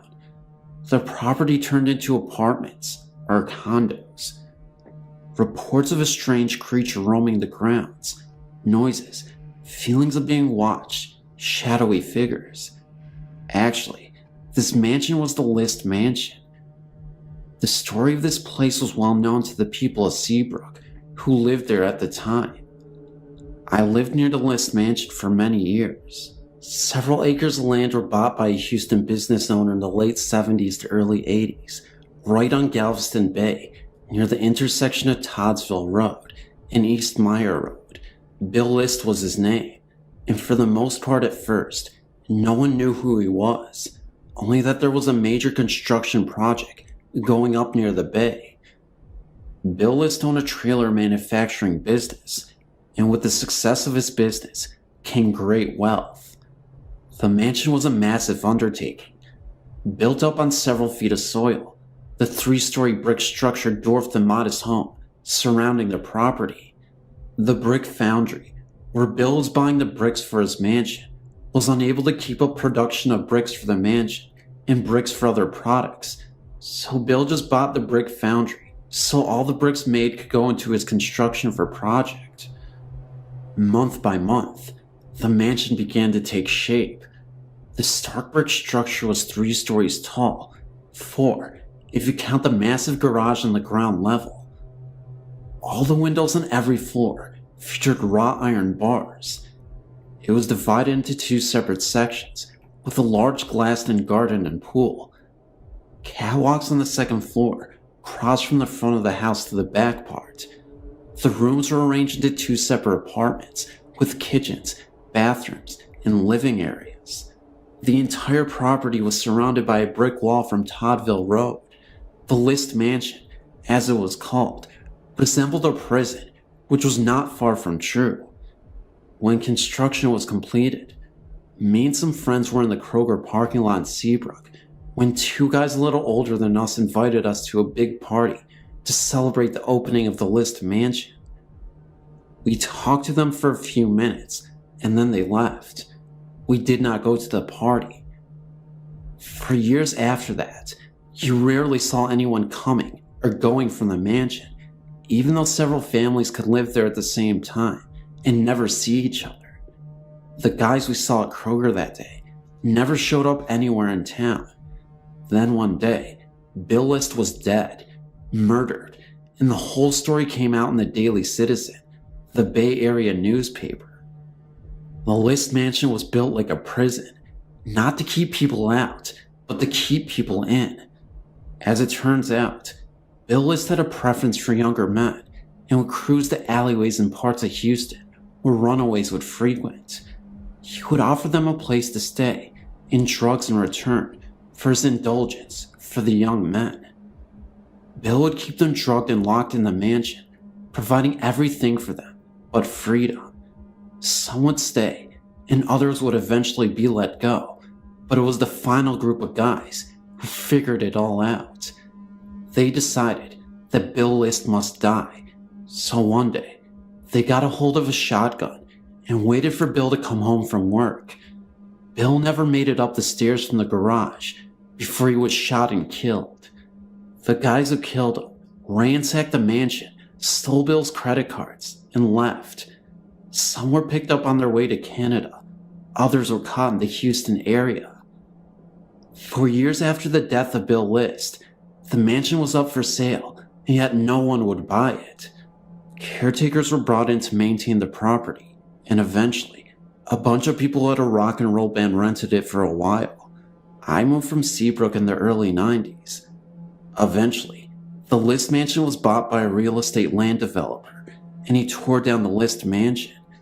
In its place was built Suco condos with clay tile roofs. There is nothing left of the List mansion except the sordid stories of the long residents of Seabrook. These are my memories of the List mansion.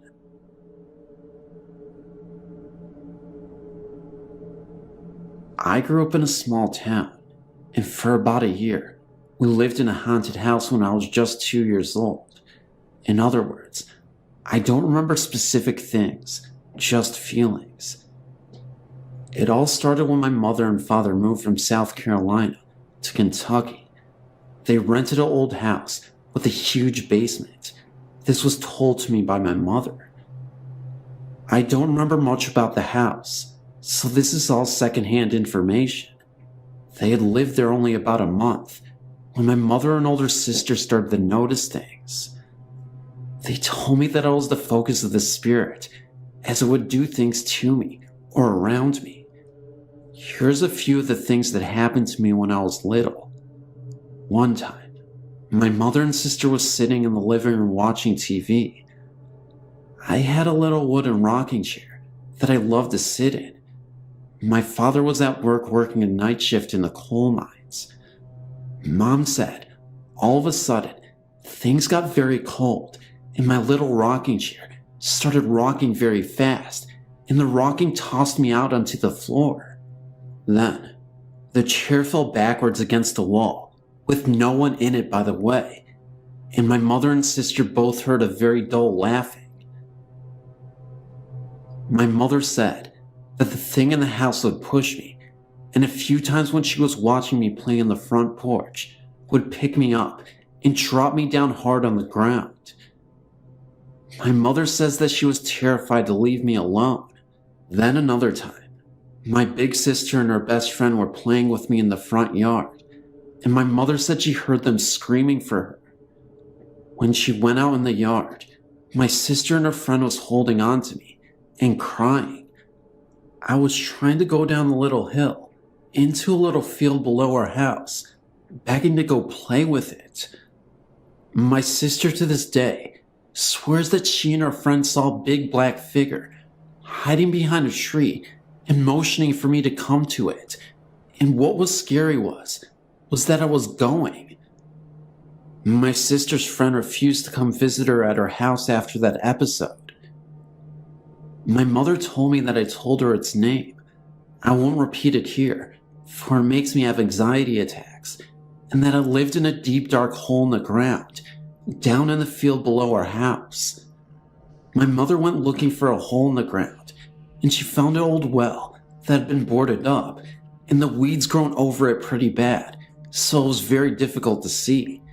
She didn't tell me if she experienced anything there or not, but she wouldn't talk about it with me. She kept begging my father to move. My mother said it would laugh at her, and she was constantly scared.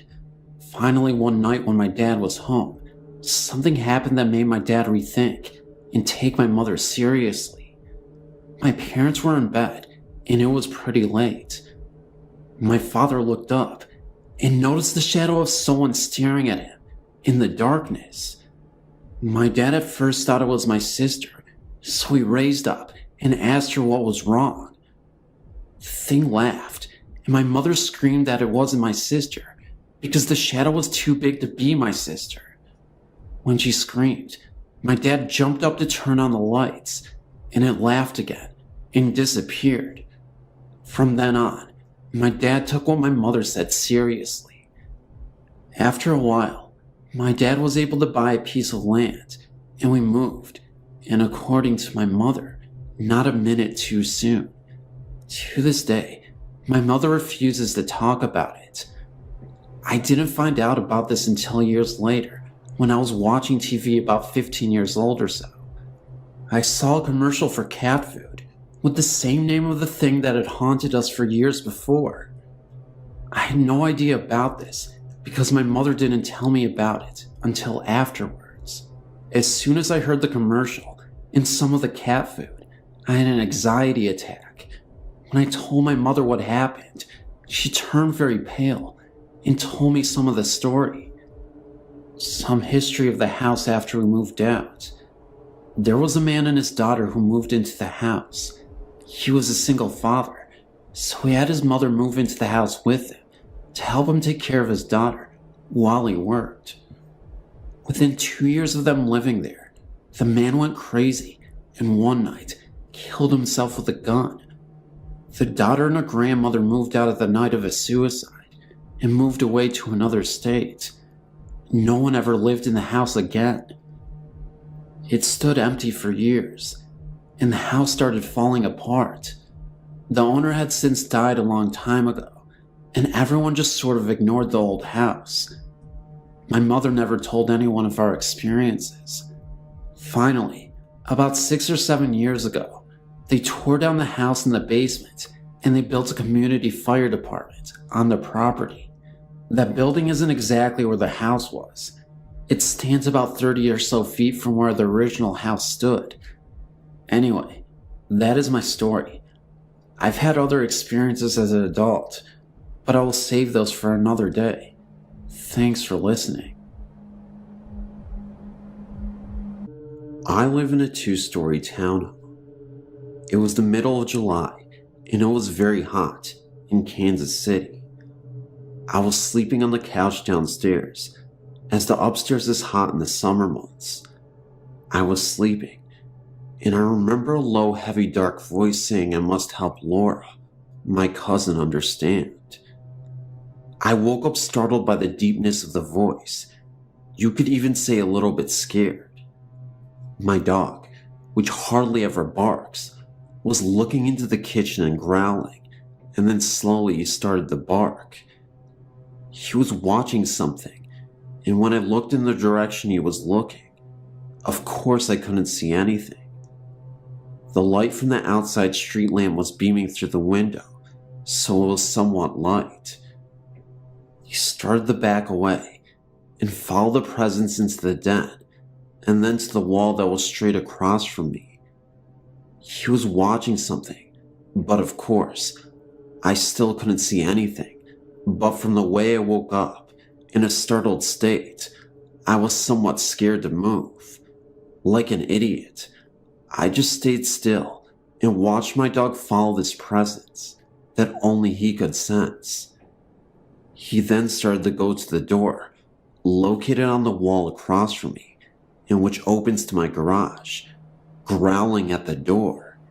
He would back up and then move closer, and then he started to smell under the door. Still, I was too afraid to move. I just stayed there and watched. Within 5 to 10 minutes of this, the presence seemed to have left. My dog stopped growling and was going from the kitchen to the wall, into the door again and again, as if to look for something. Finally, he gave up and just curled up at my feet, which have not moved an inch this whole time, and fell asleep. Feeling now that the presence had left the room, I went to the door, which led to my garage, and pushed on it to make sure the door was closed. Once again stating what an idiot I am, I did not dare to open the door.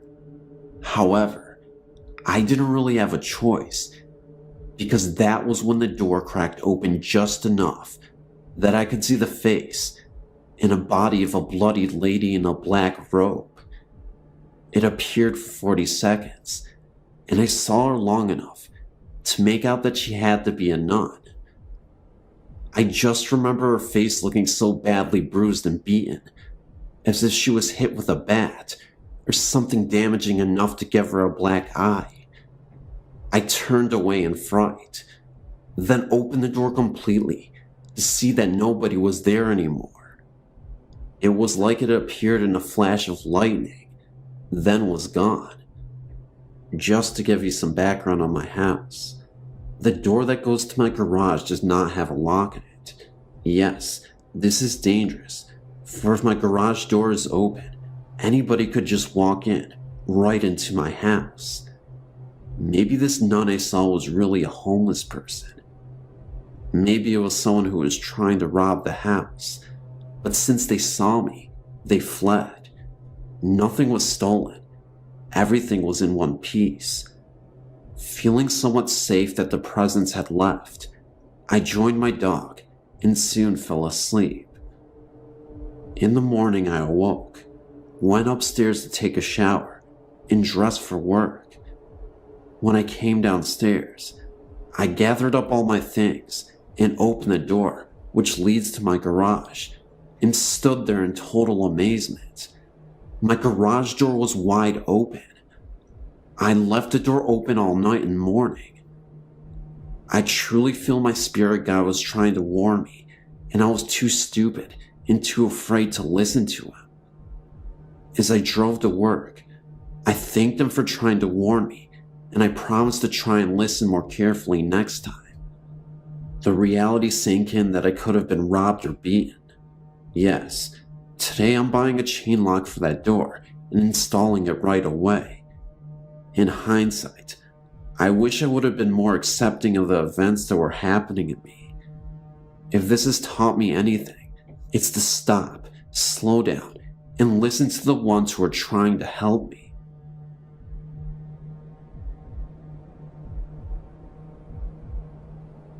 As a youngster, I was playing with my toys in the lounge, and suddenly, I had this great feeling of fright around me. So I went running into my mother, who was washing the dishes. She told me not to be frightened, as there was nothing to be frightened of. So she assured me, and took me back into the lounge to carry on playing. But as she walked back to carry on washing, she saw a figure standing still in the hallway. It looked as though it appeared to be a monk in a brown habit, with his face covered by his hood. All you could see was his feet, which had sandals on. My mother walked towards it, and it disappeared into my mother's bedroom. But my mother always said how I must have sensed the presence of this ghost. Another time in the same house, it was nighttime, and I couldn't sleep, so I was just looking into space when 3 squares appeared on the wall. I thought that it must have been some kind of light shining in from the window, knowing full well that no light normally shines through, as we had blinds and curtains up at the window. I kept on staring at the squares on the wall. They didn't move or anything, but I felt really frightened like in the other story. I must have fell asleep, thinking about the lights on the wall. In the morning, when I awoke, the first thing I did was get out of my bed and go straight to the wall, hoping in the back of my mind that there wouldn't be any kind of marks on the wall where the square was. But I was wrong. Where the squares were, there were deep-lined marks, like holes that were pressed into the wall, around where the shapes were. They looked almost like claw marks, and definitely weren't there before. There is no logical explanation for this story, not that I can explain anyway. It was not possible for any light to come through the curtains, and there were no other kind of lights or anything on in the room or in the house. I've tried to come up with some sort of explanation, and I don't have one, and that happened about 23 years ago.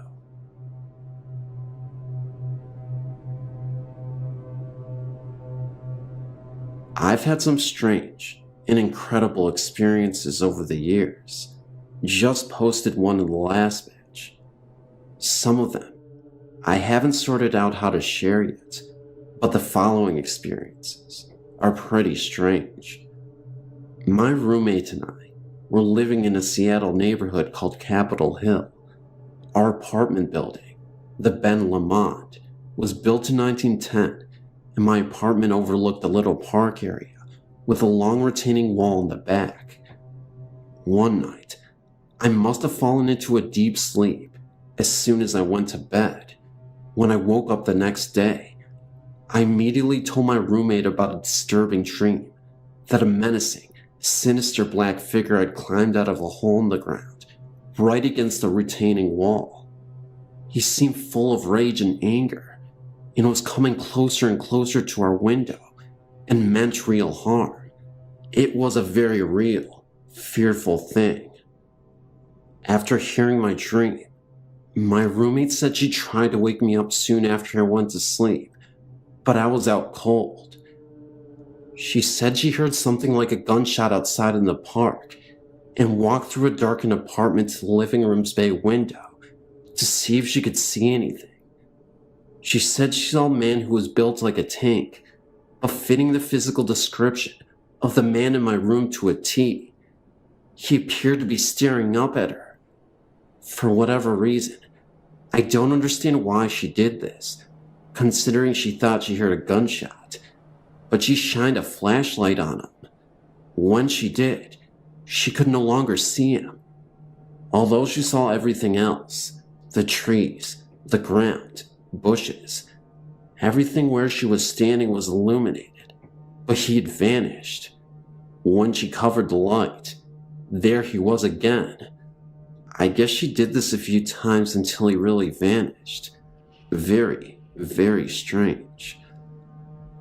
Another time I was staying in an artist's loft in San Francisco that was in a really creepy area on Market Street and 6th.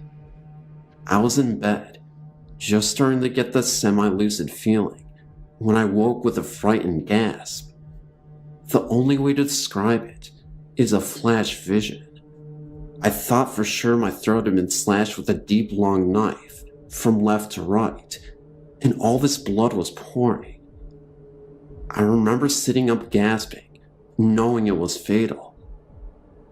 Then on the news the next day, chills went up my spine when the anchor person said that someone's throat had been slashed at a hotel on 6th Street, right around the corner from where I was staying. Somehow, I must have picked up on the victim's fear, anxiety, and shock. Not really a ghost story, but still weird. Another time, a friend and I had an interconnecting dream. I dreamt one part, and she dreamt the other. They matched perfectly, and since we both dreamt this right before we were waking up, we assumed we had these dreams at the same time.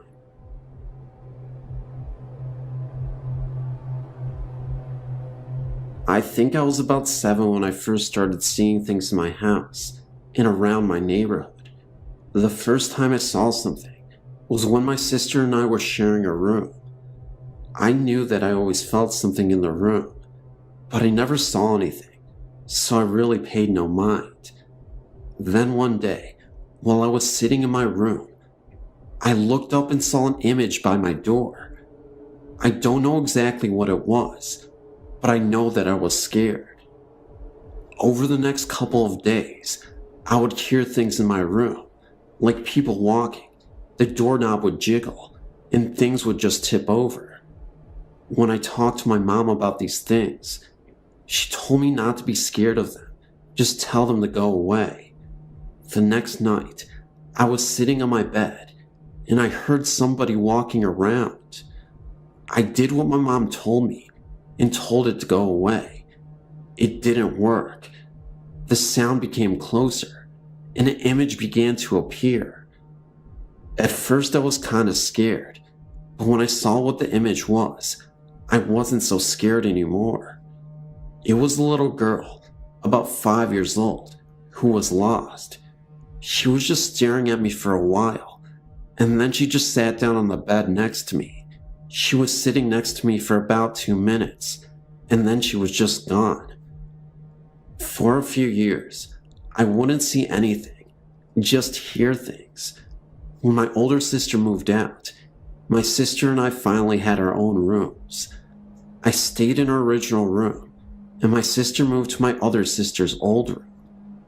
For a couple of months, things were cool, and then my sister woke up in the middle of the night and asked if she could sleep with me. The next morning, when I asked her why she slept with me, she told me it was because she was hearing people talking from the closet. Me and her had to switch rooms because she wouldn't sleep in her room. The first night, nothing happened, but the second night was completely different.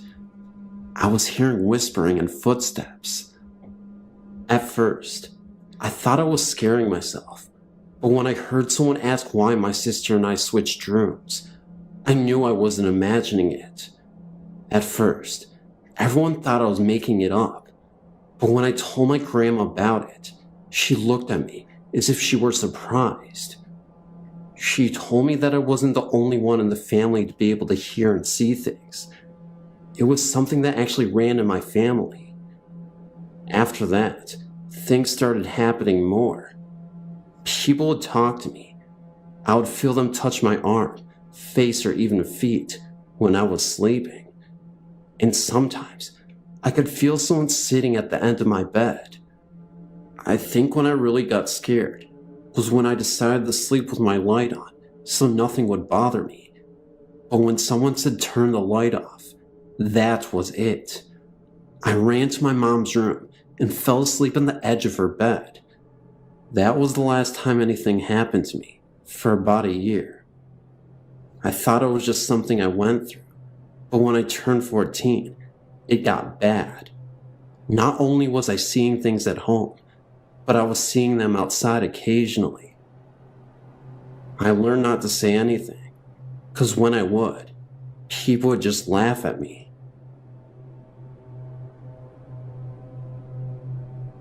My family and I became aware of a particular area of a supposed haunting in the Jamestown, North Carolina area.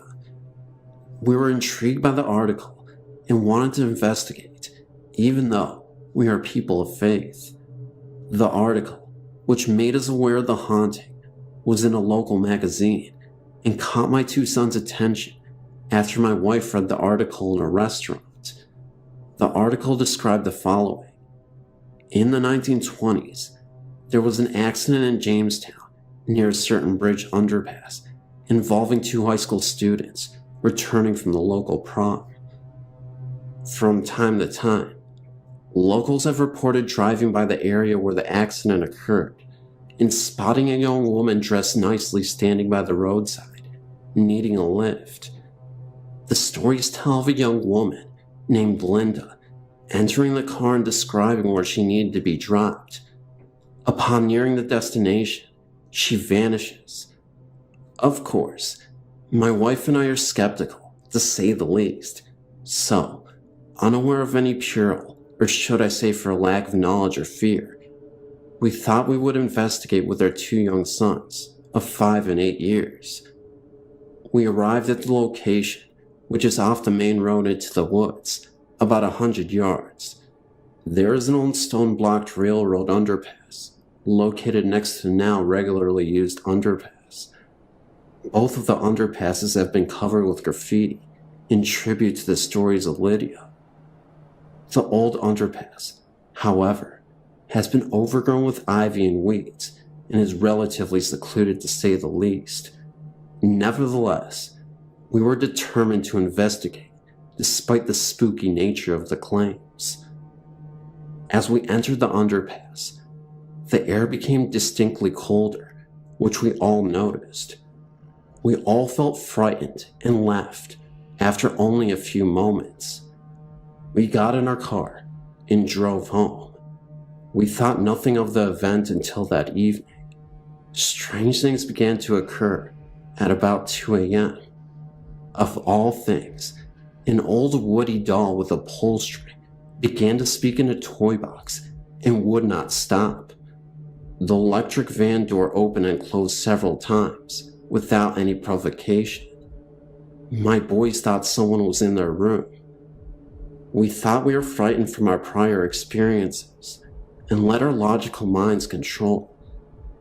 The house still seemed strange to me, and I had difficulty sleeping, even though my male ego would not let me admit my fear.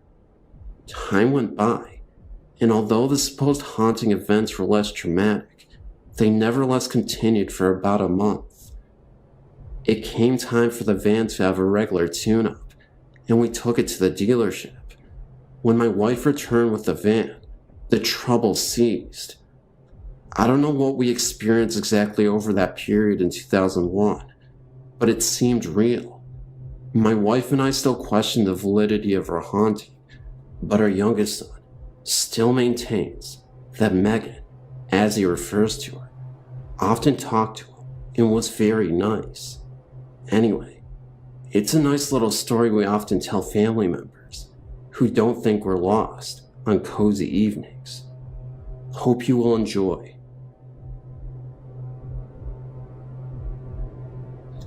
I used to work at this daycare center that only stayed in business for 2 years. The building that we worked in had many owners and many businesses, but never stayed in business for longer than 2 years. Usually, bankruptcy would follow. Anyway, I had worked there for about a year and had always been scared of the back of the building.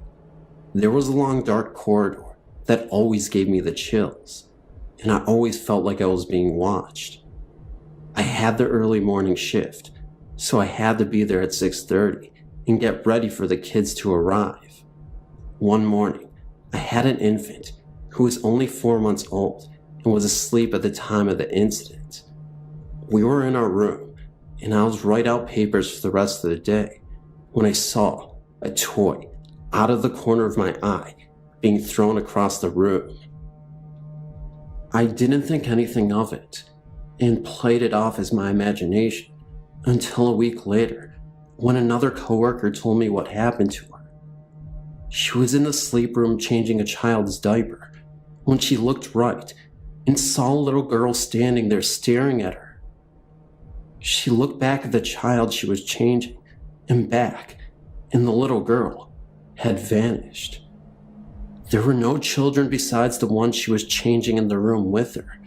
It freaked her out, and when she told me, freaked me out, because then I realized that the toy that I saw thrown across the room wasn't my imagination. Neither one of us had another experience, but those two were enough for us. The first time I had a supernatural experience, I was asleep in my room at my parents' house. Now, I knew this house was haunted because in the middle of the night, I would hear something banging on my walls or my doors, and our dog, who slept inside, would bark on and off during one night, and the next night be completely quiet. But on this particular night, I saw an angel. I later found out that there is an old refrigerator under our house.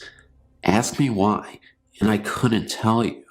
Anyway, about a month after we moved in, we bought a 6-year-old Shih Tzu puppy. About 2 days after we bought her, my fiance and I were sleeping when he woke me up and told me the dog was on the bed. This, of course, was impossible since she was only 6 weeks old, had short legs, and our bed was tall with nothing around it for her to jump on. He told me that he felt something tugging at the covers around his neck and growling, and when he rolled over it, ran and jumped off the bed. I just passed it off as him dreaming. But about a week later, while he was at work, he works night shift, I was asleep, and I woke up because it felt like something was running from one end of the bed to the other and back and forth. When I rolled over, it stopped. That kind of freaked me out.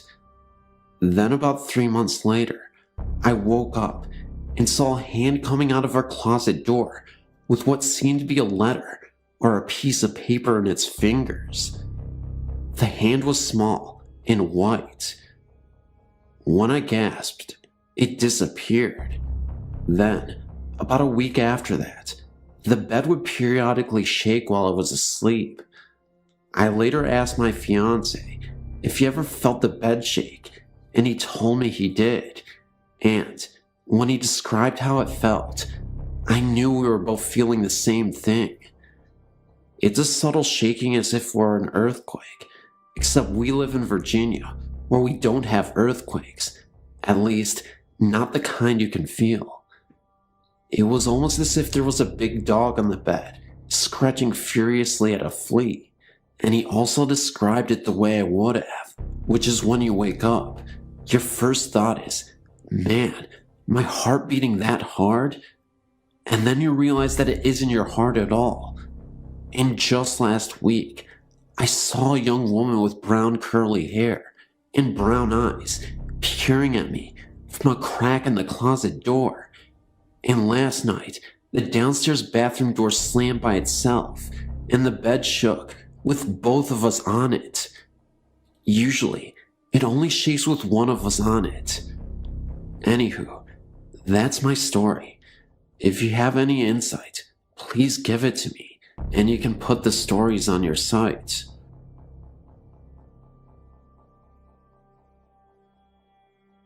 I've had the special gift of seeing those who passed on to the afterlife, often seeing those who have long departed Earth. It happens periodically, but when it happens, I have some pretty vivid and memorable experiences. This has been happening since I was 8 years old. One of the scariest ghost encounters I had was when I was 23. I was a teacher at that time, and when I first started teaching, it had gotten very late, and I was in school grading papers. I remember it started to violently storm for a few minutes, before it stopped after some time. At this point, it was so quiet. I was the only one in the school at the time. I had left the classroom door open when I heard a loud banging on the school lockers right outside the door. It startled me so much, I flinched so hard. I wanted to make sure it wasn't a break-in, so I went outside in the hall to investigate. That's when I was floored.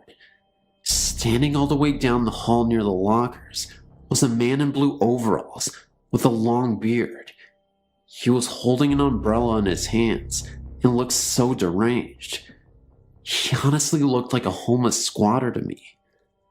I told him not to move at all, and that I'd be calling the cops, that I was armed with weapons, so if he tried anything, I'd attack, which wasn't true at all. I was bluffing, but I needed to scare him anyway. The next thing I know, the man starts charging at me full speed. I run back into the classroom I was just in, slam the door, and hide under the desk. I remember hearing the most intense scream for a second, coming from the hallway.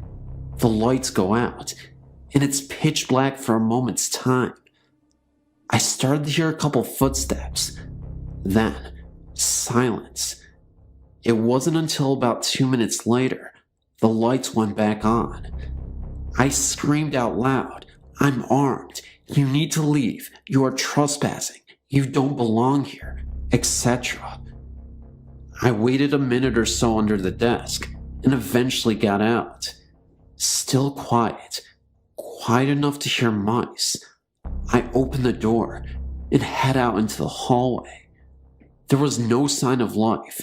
Nobody was there. No deranged, homeless man. Just nothing. The school is pretty small. It's 1 floor and about 10 classrooms. There are, of course, 2 entryways to get into the school. the front and back. I went to check the doors, and to my utter surprise, they had been both locked the entire time.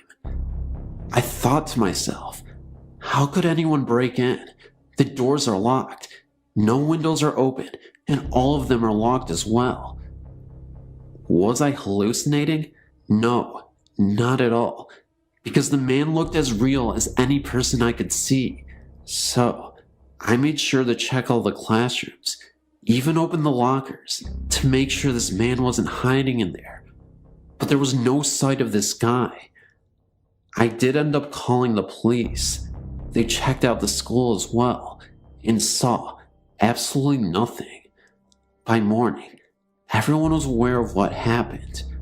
I think they actually canceled school for the kids that day, because they were worried that a maniac was on the loose. I think they made the right decision.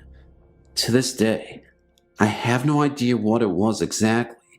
Of course, since I'm gifted, I lean towards the idea that this was a ghost. If it wasn't, then I'm really lucky I was unharmed.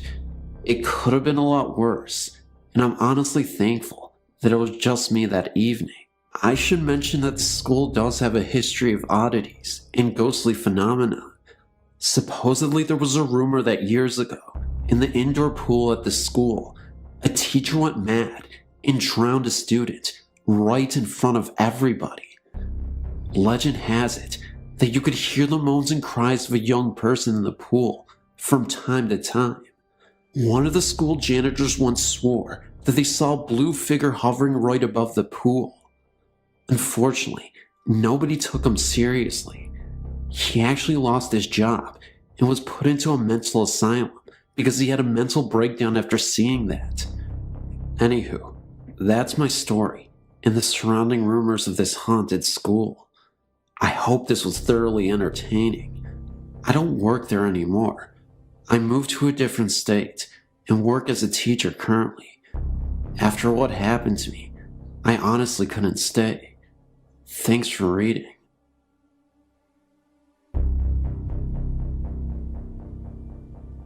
I'm from Dublin, Ireland, and when I was a boy, I forget how old I was, maybe about 14 or 15, I was staying with my parents with my old aunt at my family's ancestral home. There's a very old church just up the road from the house. It's so close that you can take a shortcut across just one field, and you're there. It used to be part of an old Franciscan monastery. Anyway, I was in that church on my own one summer's afternoon. It was a hot day, and though the church was naturally cooler, it was only a degree or so cooler. I remember feeling a little uneasy. All of a sudden, the hackles on my neck rose. I thought my little sister had followed me in, but then the temperature literally nosedived from somewhere in the high 90s to the mid 40s in a matter of seconds. I sensed that someone, or something, was watching me from the choir balcony, above and behind me. Something told me that it sure as hell wasn't human. I don't know how, but I knew. I slowly turned and looked up. 3 seconds later, I was tearing down the road as fast as my legs could carry me. What I saw was the semi-transparent, cowled figure of a Franciscan monk regarding me from the balcony. He was barely there, yet details, the folds of his robe, the heavy cross about his neck, and the shaded outline of a face was visible, yet weirdly see-through. I'm now 20, and still refuse to enter that church alone. I've since asked the parish priest about it. He explained that he had seen an apparition a couple of times when he was alone in the church, but refused to comment or speculate further.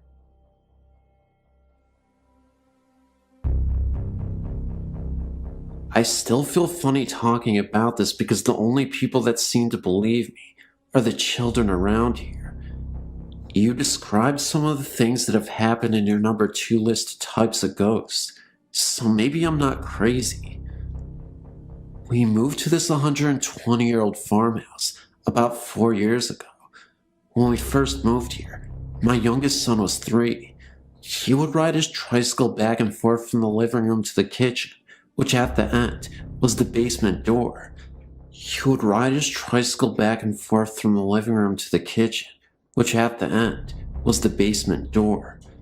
I was doing the dishes when he turned to me and asked me to stop laughing at him. I told him I didn't say anything, so he proceeded to go to the living room and back again. When he reached the basement door, he turned to me and said, "Can you hear them, Mommy? They're laughing at me." I left it alone, but I never forgot it. As time went on, little things would happen that really got my attention, like the smell of perspiration when nobody was around. It would only last a minute or two, and it would only be in one spot of the room. I would go to other parts of the room, but could smell nothing until I went back to the original spot, and it would still be there. I would also smell it as if it were just passing by, in front of me, and then be gone. This continued for the next year, and then one day, I laid down with my son for a nap. It was about 1 in the afternoon. I would wait until he fell asleep, and then I would get up, but before I could move, our bed started shaking for no reason. It only lasted a couple minutes. After that, things happened a lot. My 8-year-old started to get smacked in the leg when he was asleep. He would always come downstairs afraid after it would happen. I started getting nudged on my leg at night, like someone was trying to wake me up. I am a very light sleeper, so I'd wake up immediately and look all around my bed in my room, but nobody was there. One night, when I was sleeping, I felt something lay across my legs.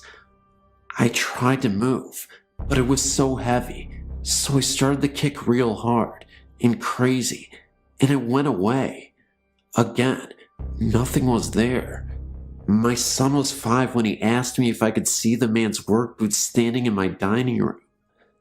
He would see black things floating by and asked if I saw them. He would describe them like shadows, but the clincher was, when we were all sleeping at 4 in the morning and my dresser started shaking so hard, I thought I was going to fall over.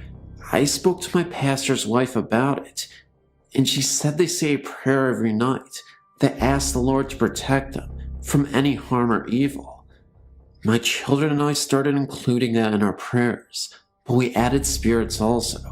We have never had another problem since, except I do still smell them from time to time. I do still hear footsteps across the ceiling when nobody is upstairs, but that's no problem. I don't mind.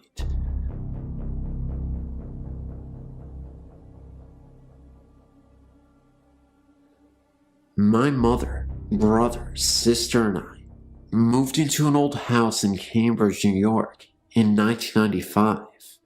They had the intentions of refinishing parts of the house to make it more modern. To give you an idea of the house, it was built in 1884, had 4 floors, which consisted of a basement, first floor, second floor, and a full attic. Above the attic there was a window's peak, and access was through the attic by a flight of stairs. Strange things started happening that everyone just brushed off the first week. Every night at 7 p.m. on the dot, the house would fill with the smell of cigar smoke. Nobody in the house smoked cigars.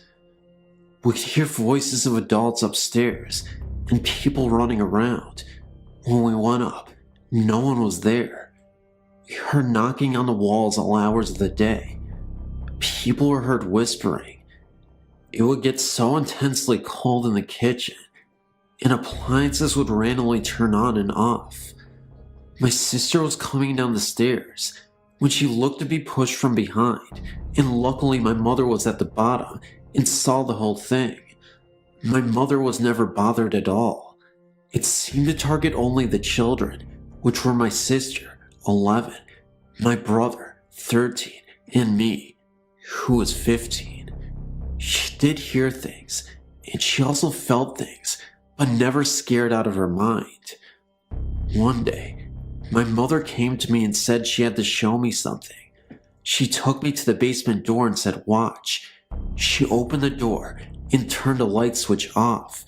Then she shut the door, waited for a few seconds, then opened the door, and the light was back on, and the switch was up.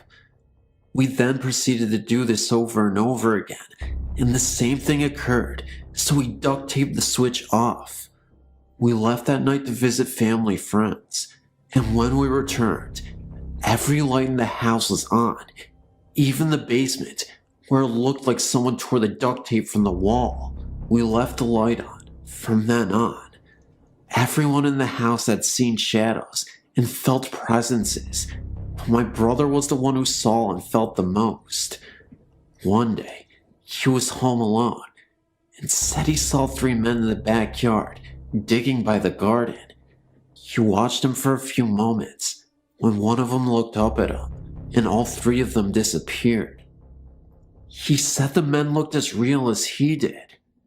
He woke up one morning with 3 scratch marks down the front of his chest, and he said he didn't feel it, nor did he wake up during the night.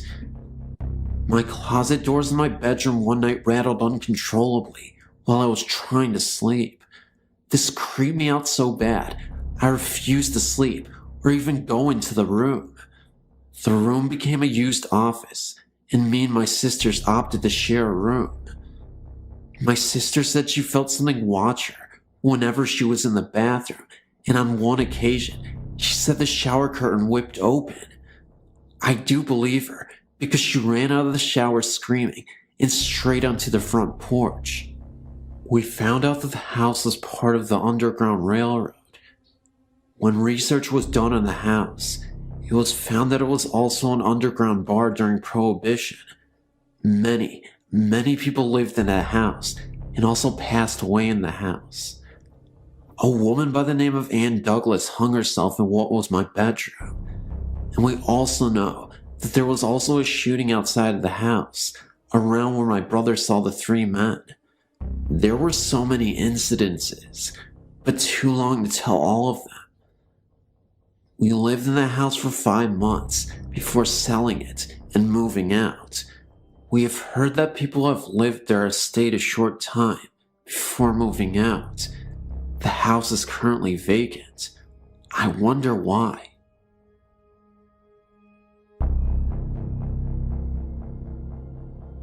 I had many paranormal experiences when I was young. As I grew older, I dismissed them as fantasy of the young mind. As I grew older, they became less, but 2, as an adult, stand out in my mind. One happened when I was in Germany, and the other didn't happen to me. The first time was when I was in Mittenfing, Germany. I was about 23 years old. I was new to the country, military, and looking for a place to rent. My ex, an atheist, and I found one. Our apartment was on the 2nd floor. The landlord lived on the 1st, and there was an attic. The first night we stayed there, I had a dream about a person named Caleb. I could not see his face. All I could see was a shadow behind curtains. He was asking my ex to come with him, and I kept saying no. I had the dream several nights, but I never told my ex my dream. About 1 month after we moved in, I started experiencing phenomena. We had a bathroom with a skylight. I had this unnerving feeling that someone was looking at me while I bathed. Keep in mind that this was an old German house, and showers are hard to come by. I also had the feeling of being watched when I went into the kitchen. Several months passed by, and winter came.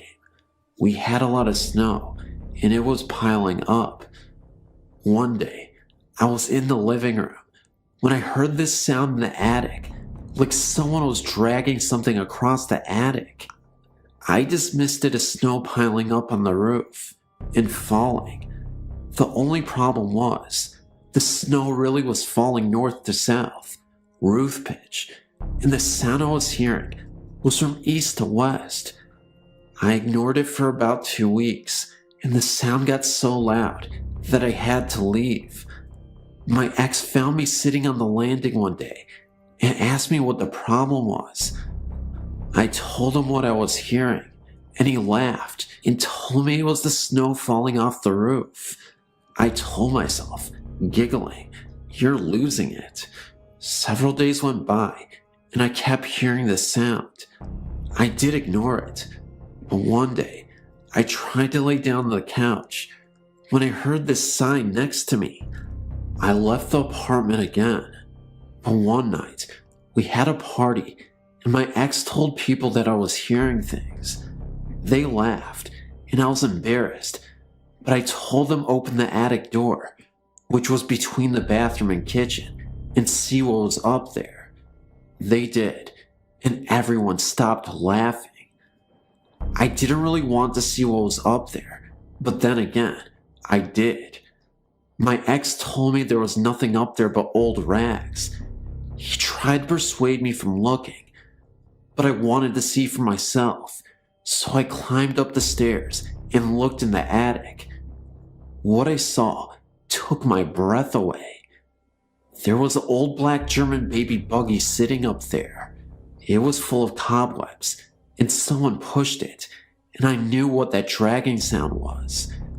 It made a distinct sound that could be heard by everyone. I actually felt sick to my stomach.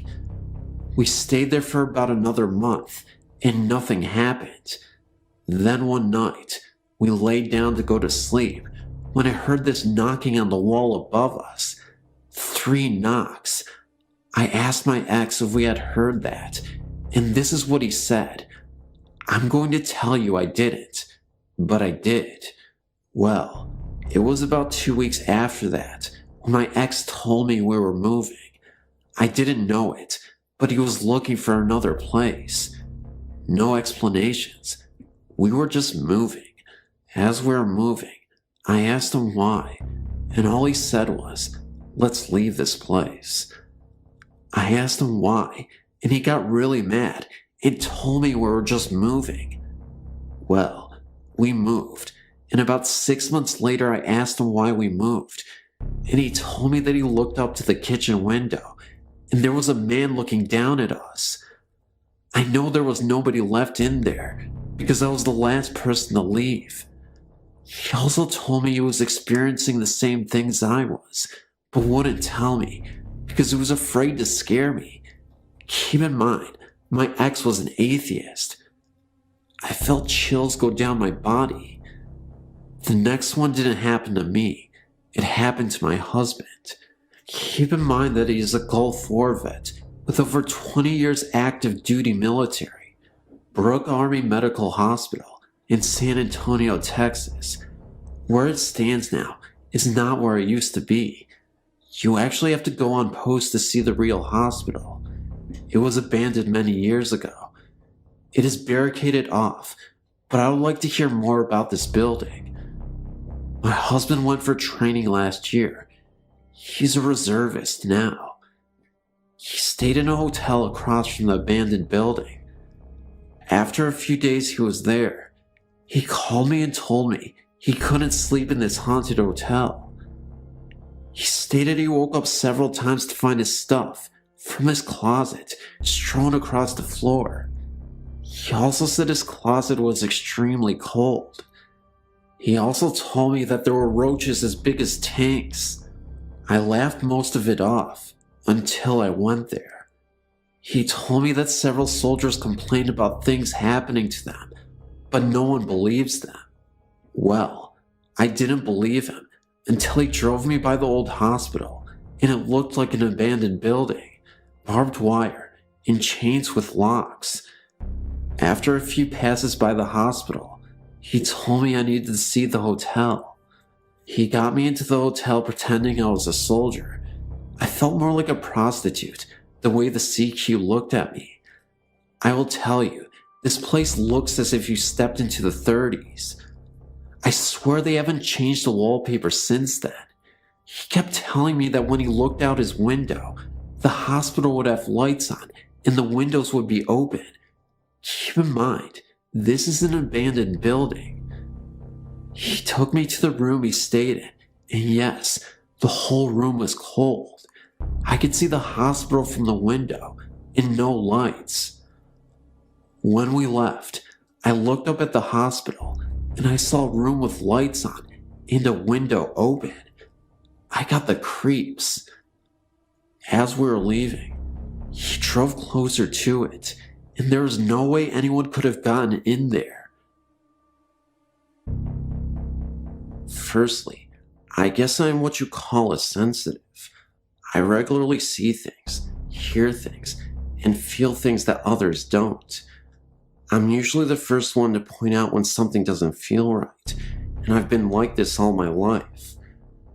During my first year at university, I stayed at Hillhead Halls, and I had the strangest experiences.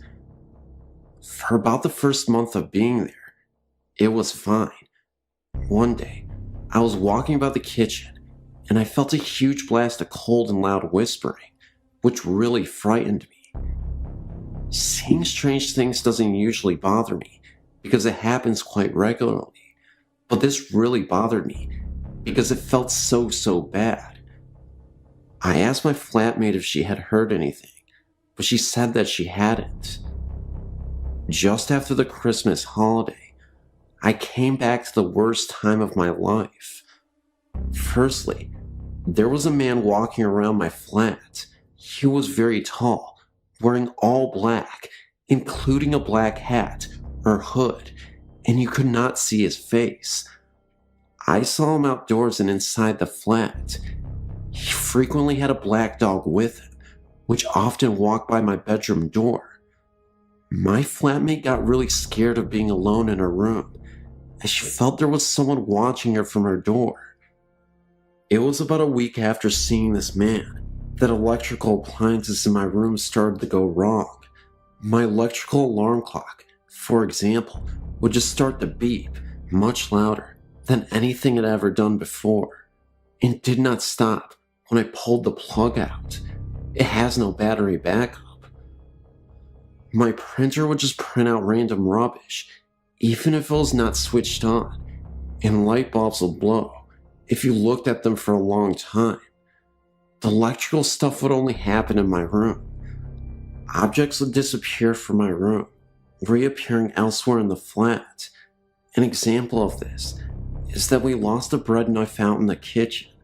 Bearing in mind that I don't eat bread much, especially not in my bedroom, we found it on top of my wardrobe at the back about 3 or 4 months after it got lost. At night was the worst. Me and my flatmate would drag our mattress through to my room and sleep there because we're too frightened to sleep in separate rooms.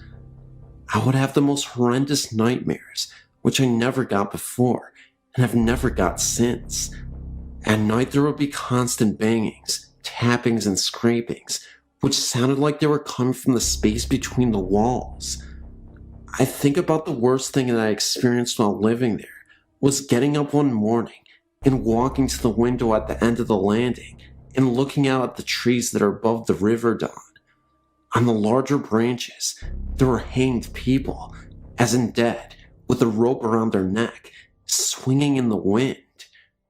They weren't dressed in modern clothing. I wanted to run away and stop seeing it, but maybe I was too frightened because my feet wouldn't move, and I found it really difficult to breathe. After this, my flatmate found staying in her room, which overlooked the river dawn, unbearable, and moved into the room next to mine. As soon as that room was locked, everything was fine, until it came to the end of the year, and she moved out. She moved out about a fortnight earlier than me, but I was spending most of my time in the flat above mine. After her moving out, I came downstairs from upstairs to find her door open and light shining through onto the landing carpet. Very bravely, I went to shut the door and switch the lights off, but just as I got there, the door slammed in my face and locked, and I heard the light switch off. I phoned my flatmate to make sure she was home, which she was. I then phoned the people from upstairs and asked them to come down, and when they got to my flat, The room was unlocked again, but was totally empty and freezing cold. It was the summer, but you could see her breath was white. The next day when I got out of the shower, I found that the bathroom door was wide open, despite the fact that I'd locked the door and there was no way that the lock could open itself. Also, the bathroom door was very creaky, and I hadn't heard a creak. I went to my room and got dressed as quickly as possible, but I couldn't find the key to my room so I could lock up and leave. I'd left the key in the lock on the outside of the door, but it was gone. I found it in the bathroom sink. Finally, one night, I gave my key to one of the people living upstairs to go and get me a sweater for my flat, as I was too frightened to go down. This person, who was a complete skeptic, came back upstairs completely pale, sweating cold sweats, shaking, and totally out of breath. I don't know what happened, because this person won't talk about it, and has made us all promise never to bring it up in conversation. These all sound like really weird events, but I don't smoke, drink, or do any kind of drugs, and I didn't then, but I swear they are all true. I don't want to experience anything like that again as long as I live. Thanks for letting me share this with you.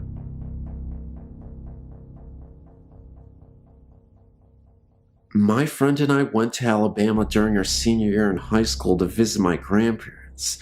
Now, my grandparents lived in the middle of nowhere. Little town. You blink, you miss it.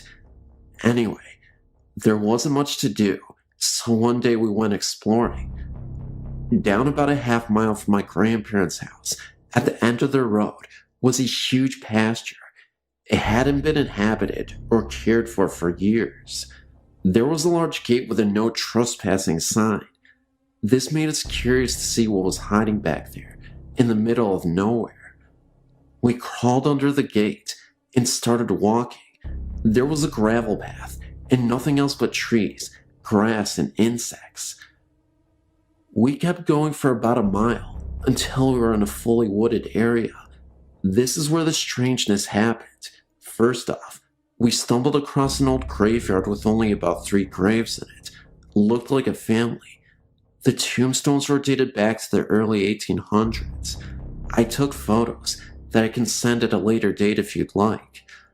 Across from the graves was a waterfall. We decided to sit and take in the sight. While sitting there, we heard horse hooves galloping closely.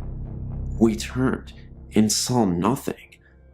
A little while later, we heard what sounded like something being swung through the air near our heads. Nothing visible though. It spooked us, and we decided then that we should probably head back to the house. On the way back, we heard the horse hooves again, and this time we ran, got back to my grandparents' house, and replayed our story to my grandfather. This is where it gets spooky. He said that a while back, he stumbled across the waterfall too, and decided to sit and fish at the bank. He heard the horse too, and heard the swinging, which he described as a hatchet or something similar. Only he said that he turned and he saw a man on a white horse, carrying a machete, and appeared to be clearing the fields, but it wasn't really there, like he and the horse were transparent. He said that's when he took off running too. The only thing I can think of is that at one time, someone lived on that land, which is why they were buried there. I can tell you one thing, it spooked me then, but now I just realize that people just stayed there where their home was. I haven't had any opportunities to get back to that area, but if I do, I may go visit them.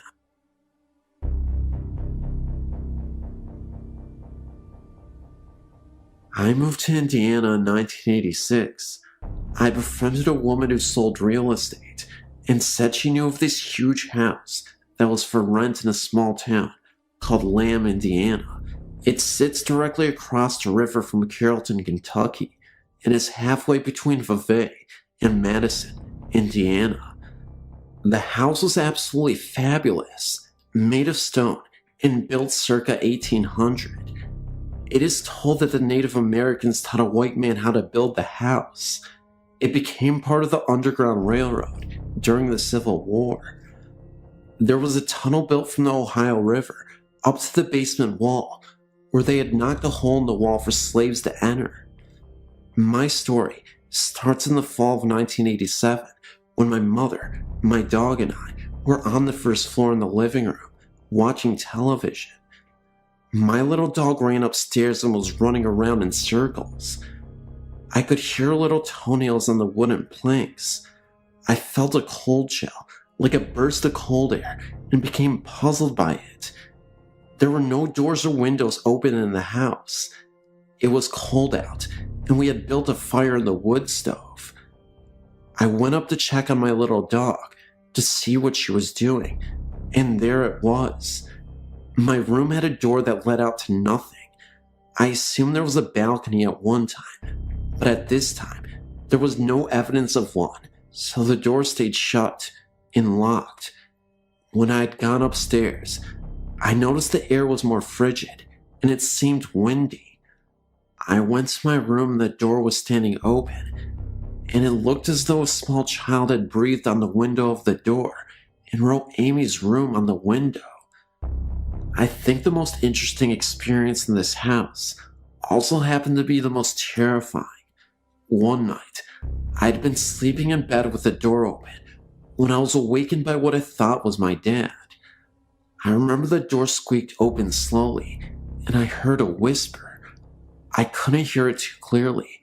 All I knew was that it was some sort of talking. That's when I started to open my eyes slowly and saw what appeared to be a nun with an axe on her head, kneeling down and praying in front of my bed.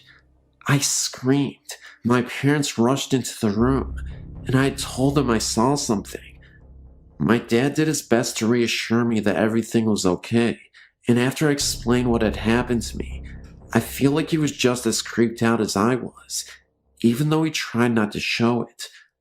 Well, that even frightened my dad, to the point at which he told me he couldn't sleep the rest of the night. I ended up falling asleep, and my dad stayed up. He told me he went to the bathroom and turned on the light, when all of a sudden it went out. Needing to use the bathroom, he grabbed one of the flashlights we had. When he shined the flashlights towards the mirror to wash his hands, he looked at the mirror for a second, only to notice an old man's face right behind him. He only saw this for a few seconds, but he couldn't forget the man's face. He had 3 large gashes on the side of his face, like he had been mauled by a tiger. Claw marks. He was a balding man, with gray hair only on the side of his face, and he looked about 70s.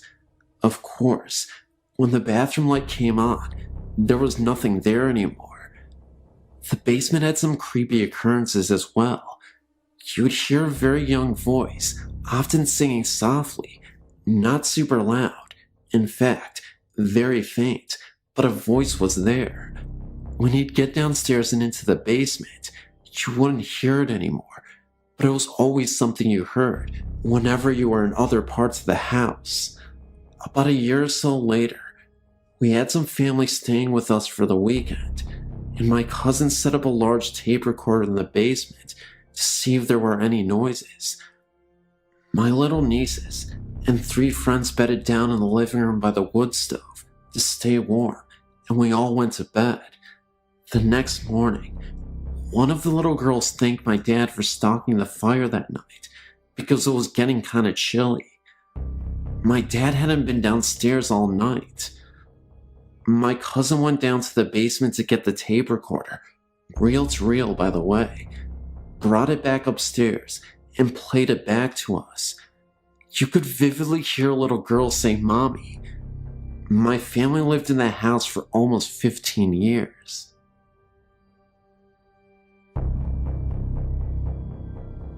This is a wonderfully chilling and rather classic, if that can be said, Scottish tale ghost experience.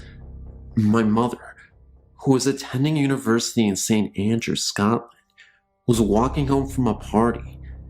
It was about 11 o'clock, on a chilly November night. It should be noted beforehand that St. Andrews was, centuries ago, the religious capital of Scotland, and the ruins of the great cathedral still stand in the middle of the town. Anyhow, she decided to take a shortcut to the dorms. Instead of taking the road, she began to make her way through the soccer pitches.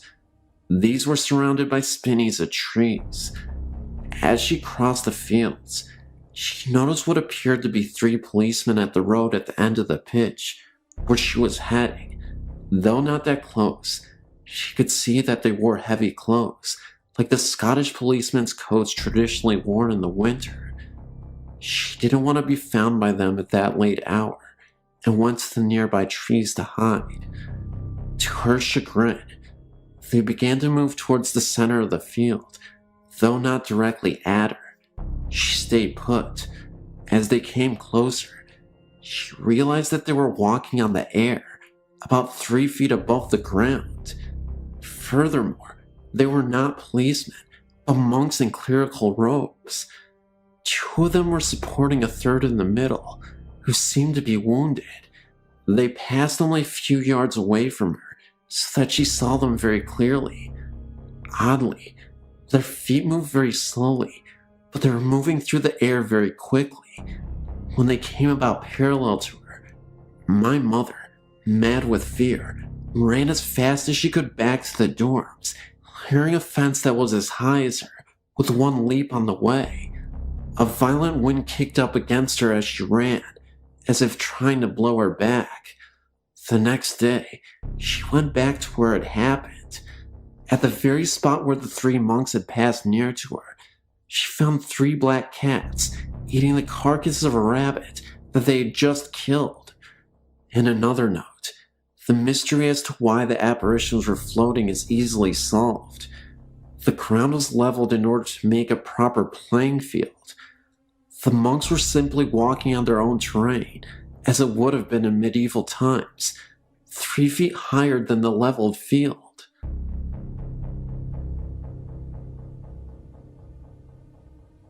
My family has had many paranormal experiences.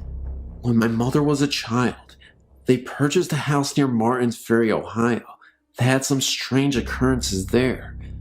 My uncle was in his room asleep, and woke up in the middle of the night to find an old woman in a rocking chair sitting in the corner of his room. He said she told him to get out of her house. My uncle was so frightened, he literally dragged his mattress into my mother's room and refused to ever sleep in his room again. My mother-in-law also saw the woman and can vouch that she was real.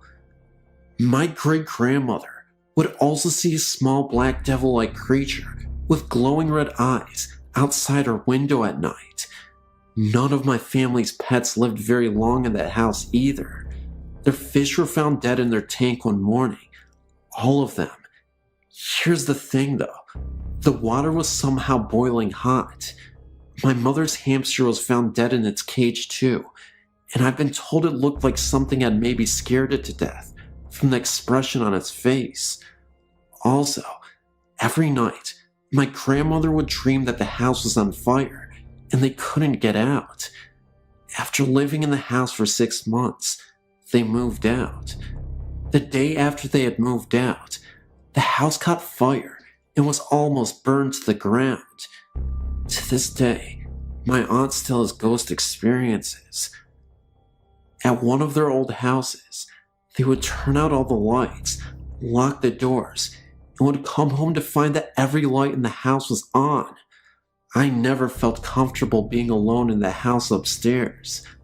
I would feel like someone was watching me when there was no one else upstairs. And in the house they live in now, they were in bed one night when they heard a blood-curdling scream coming from their living room. They ran into the living room to find nobody there, and all the doors in the house were unlocked when they knew that they had been locked before they went to bed. Also, my aunt was in bed, and someone told her that her baby's daughter's face was covered by her blanket, but no one else was home. I swear this is absolutely the truth. I wanted to share my family stories with other people so they can know that maybe they are not alone out there.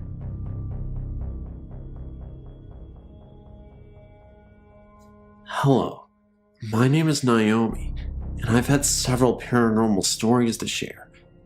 Ever since I was young, I've always been terrified of the paranormal, and I have had terrifying, vivid dreams.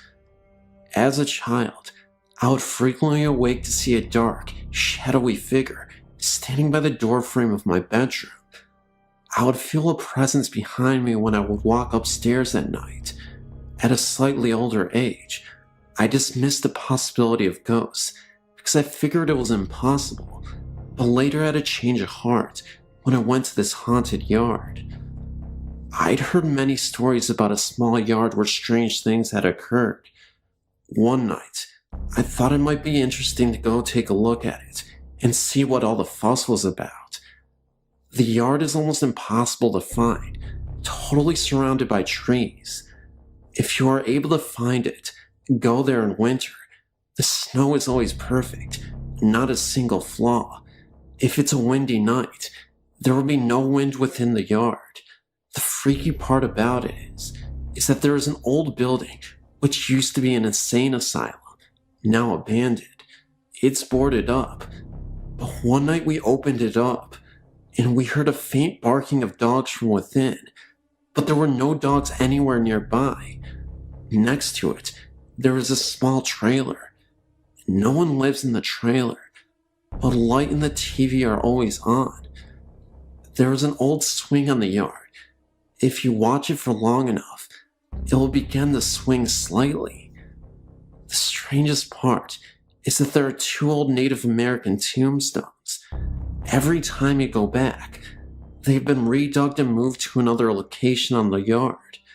I'm not sure if any of this is ghost related, but it certainly is freaky. An incident happened to me this evening as well. I was walking with some of my friends along the railroad tracks in my town. On the street next to the tracks, 100 years ago, there was a man who went insane, killed his family, and was hanged in the courtyard. Anyway, tonight, as we were walking, we all of a sudden simultaneously stopped and looked at each other terrified. We all felt a strange presence brushing against our backs. Later, we were sharing stories about screams people frequently hear coming back from the park. We decided to sit out on the deck of my friend's house, who lives right by the park. We were just sitting around, talking, when we hear the scream of a little girl, as if she was being murdered, coming from across the park. We randomly ran inside. Once inside, we began to share ghost stories. One of my friends believes his house is haunted. He always feels things in his room when he is sleeping. With one particular experience, back in winter, he would wake up in the morning with claw marks in his shirts and slight scratches on his back. This happened about 6 times. Another time, he woke up and all of his blankets were totally flipped upside down, but looked as though they had been untouched. He talked to his grandmother about it because she is able to communicate with the dead, and she visited their house and told the spirits to leave. Since then, there have been no strange occurrences.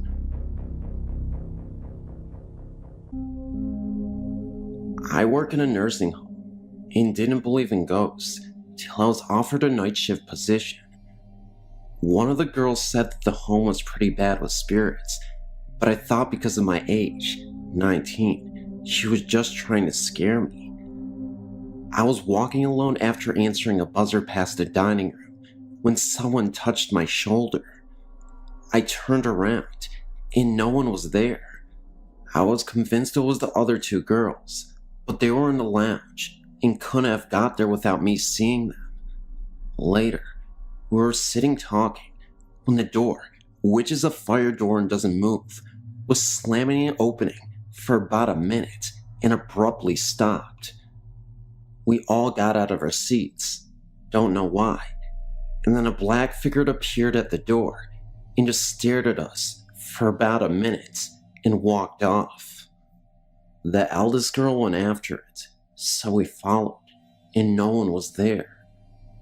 We sat down to calm ourselves because we were pretty freaked out by that, when the emergency buzzers started going off simultaneously from one room to 30, but there are patients who can't reach them and others on medication, so we went and turned them off and checked our residents.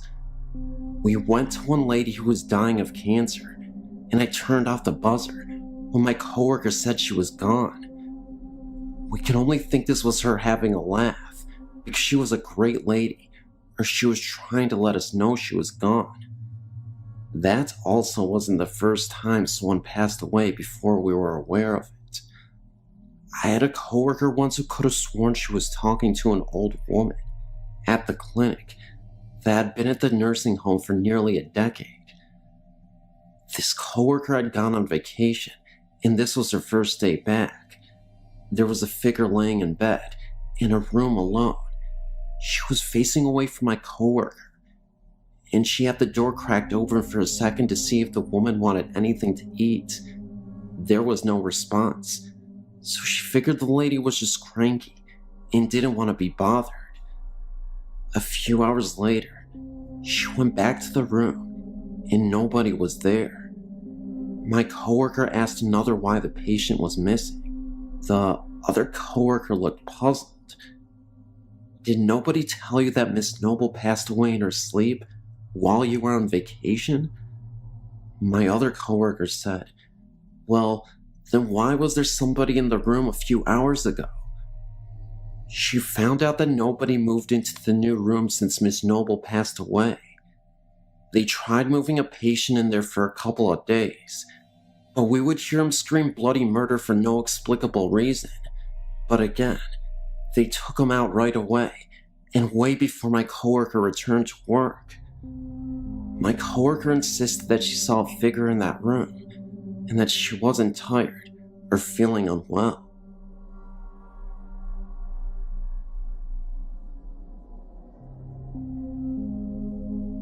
This might end up kind of being long, since I'm going to try to cover a lot of what I experienced in my life. I will start with the first thing that I remember. I was about 4 or 5 years old. I was sitting in my bedroom getting some coloring books. It was summer, and the window was open. I heard this noise, and at first, I couldn't tell where it was coming from. I looked towards the window, and the sound faded. It sounded sort of like a lawnmower. Well, I went back to what I was doing, and the noise just got louder.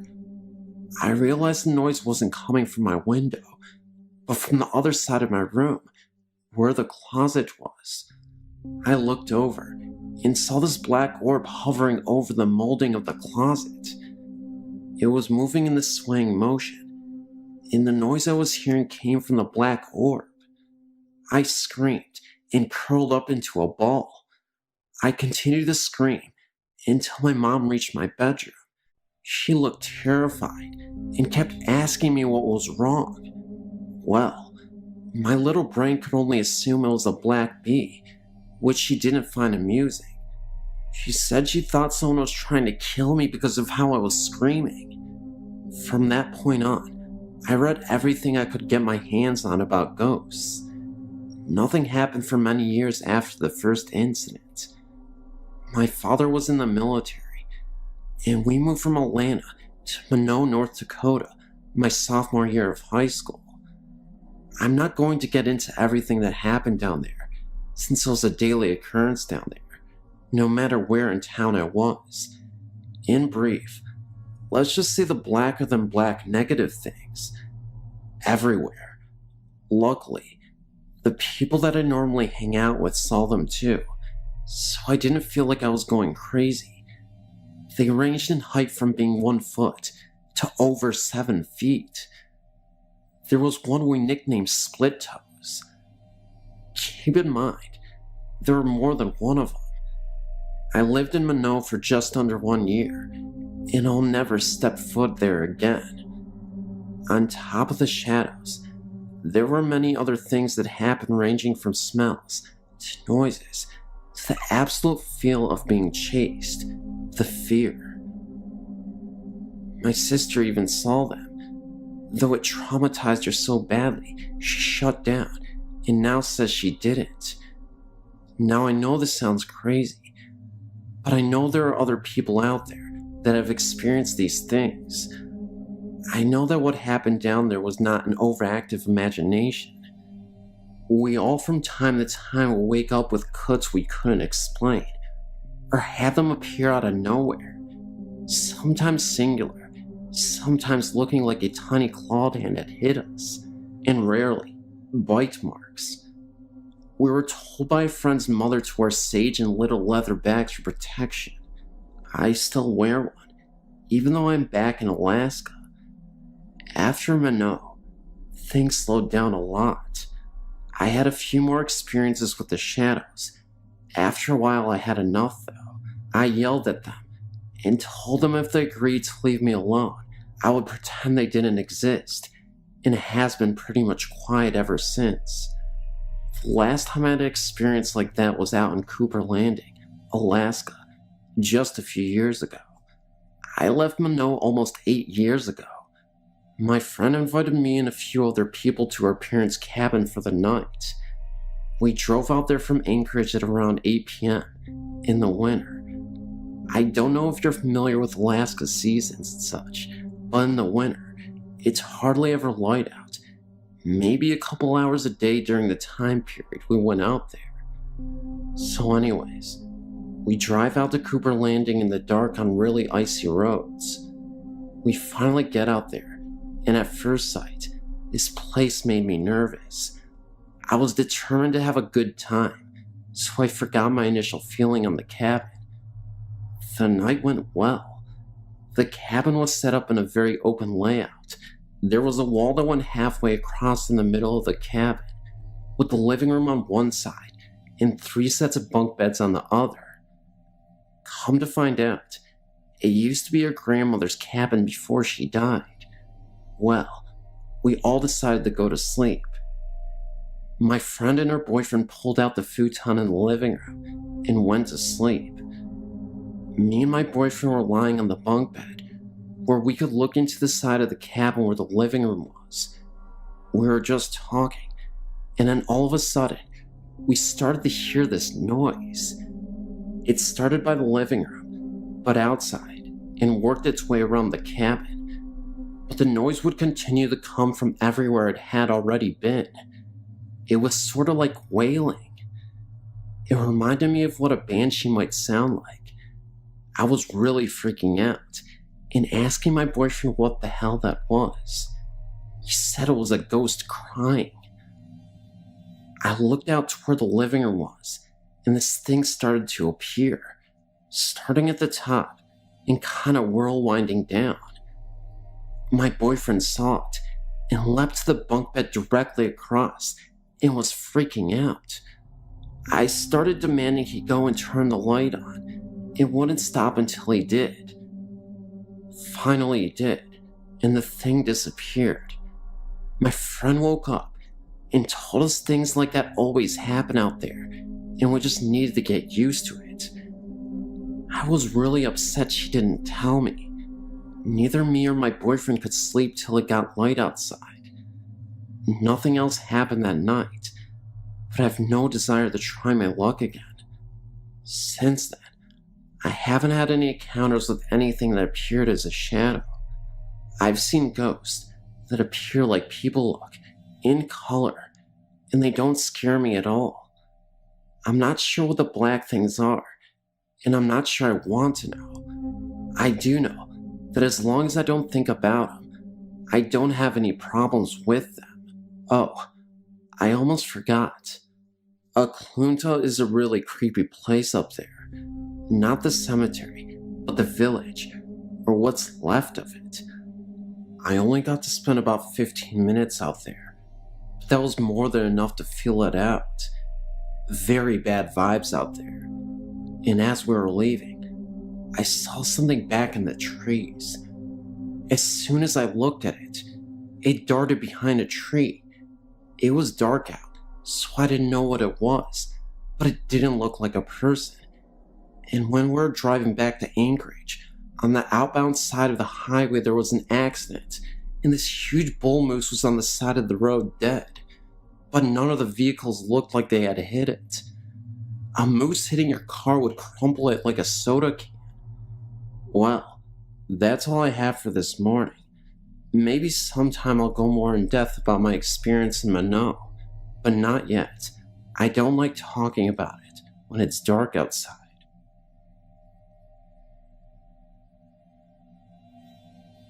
It all started when I was about 5. There was a thunderstorm, and I hate storms, so I went to my parents' room across the hall. After the storm was over, I decided to go back to my room. When I got to the doorway, I saw 2 figures sitting in 2 of my chairs. I had a little table and tea set in the middle of my room, and they were just sitting there. One of them was facing me, and it looked like a pitch black shadow. The other had its back to me. I wasn't sure if it was real, so I blinked my eyes very tight multiple times. The one whose back was facing me slowly turned around to look at me. It was white, kind of fuzzy looking, like the way your TV looks when it gets all snowy in the TV set, and had 2 black holes where the eyes should be, and an outline of the nose and mouth. I think the best way to call it is a static man. I got scared and ran and told my father what I saw. He told me that our grandfather tends to watch over us. He passed away years ago. He even said he saw this dark shadow hovering over his bed one night, although it was pretty dark, so we could barely make out anything. I later found out that an old couple originally lived in the house before my parents bought it in the 70s. The original house is small, 2 bedrooms, and a kitchen, a small living room. It was only 1 story, and when my parents moved in, they said the old man died. They heard voices a few times, but didn't think anything of it.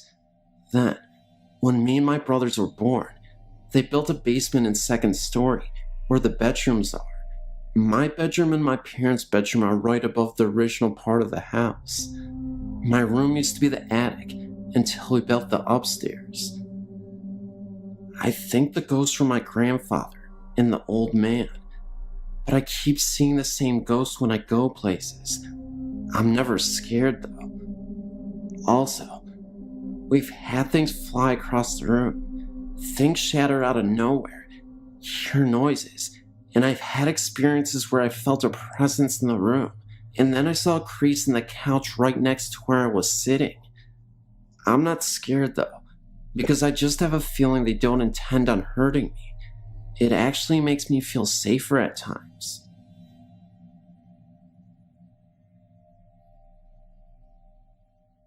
Hi, I've enjoyed your website and wish to share one of my experiences. This is all true, and if you have any comments about ghosts or questions, please feel free to email me, as I'd like to know what it might have been. When I was 12 or so, I had a strange experience. I was playing with my friend in the woods near the Quibbin Aqueduct.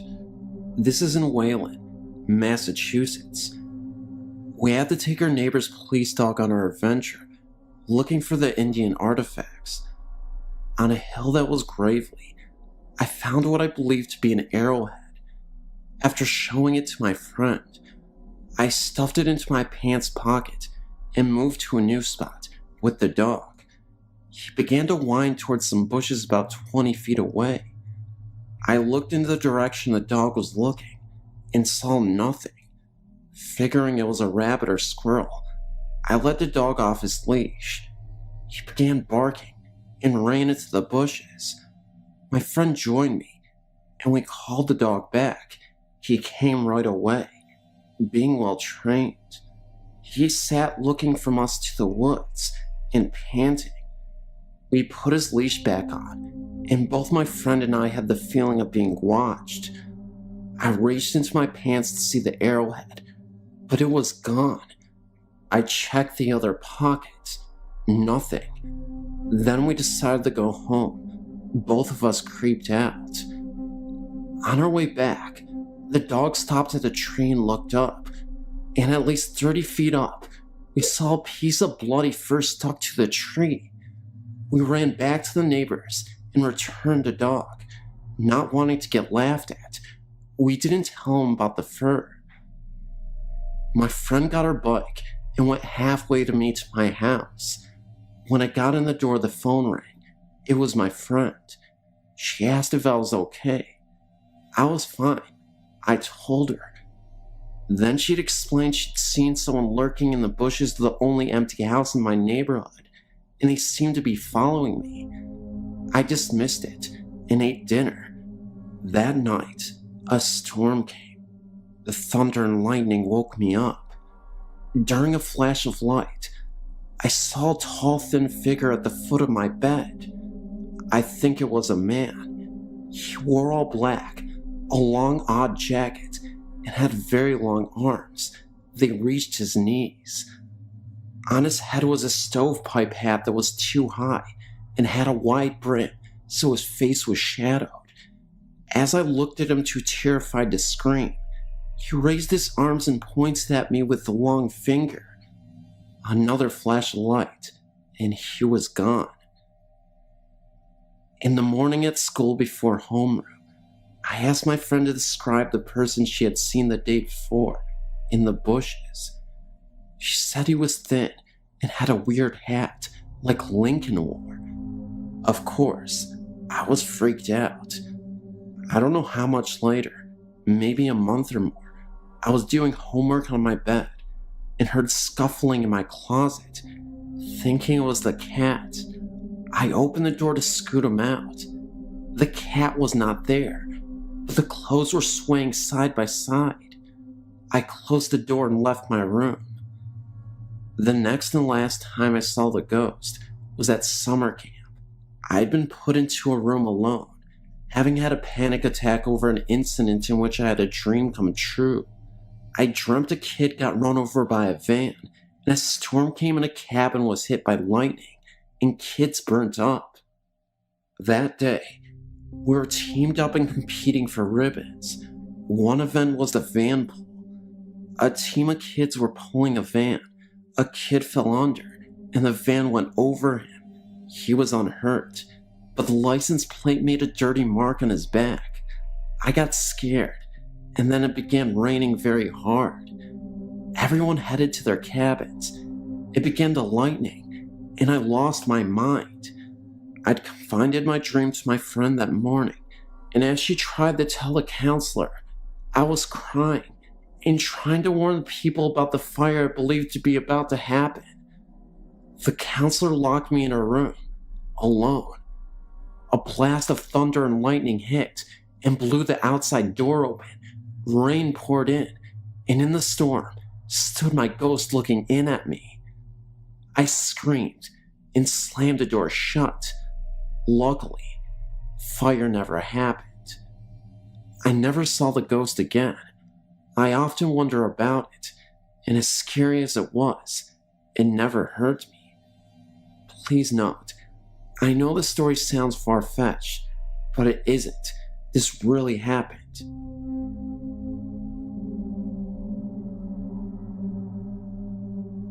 Hi, Sam here. I've apparently spoke to a ghost when I was 2 years old. To cut a long story short, I moved to Invicta Road in Charnes, Kent when I was 2 years old, with my dad. A year or so before we moved in, a lonely pregnant woman lived there and offed herself by hanging.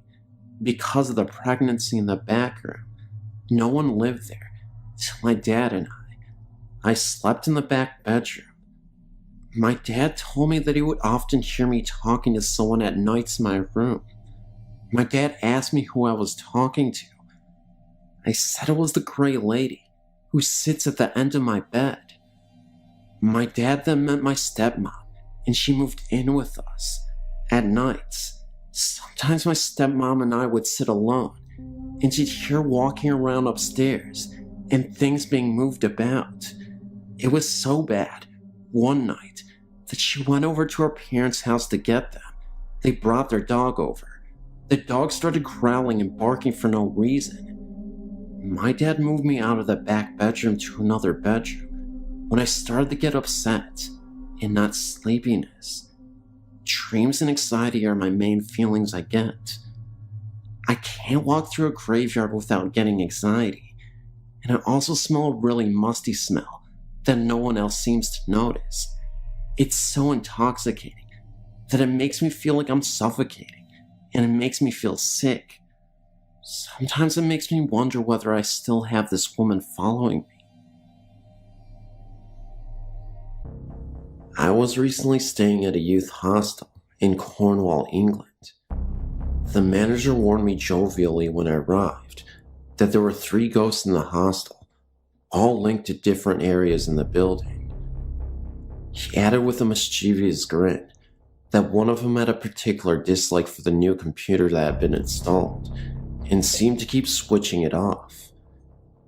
He chose to tell me this because the reason I was there was to do some work with that very computer. After an evening of unproductive work on the computer that obviously wasn't working properly, I retired to the small private room I had been given.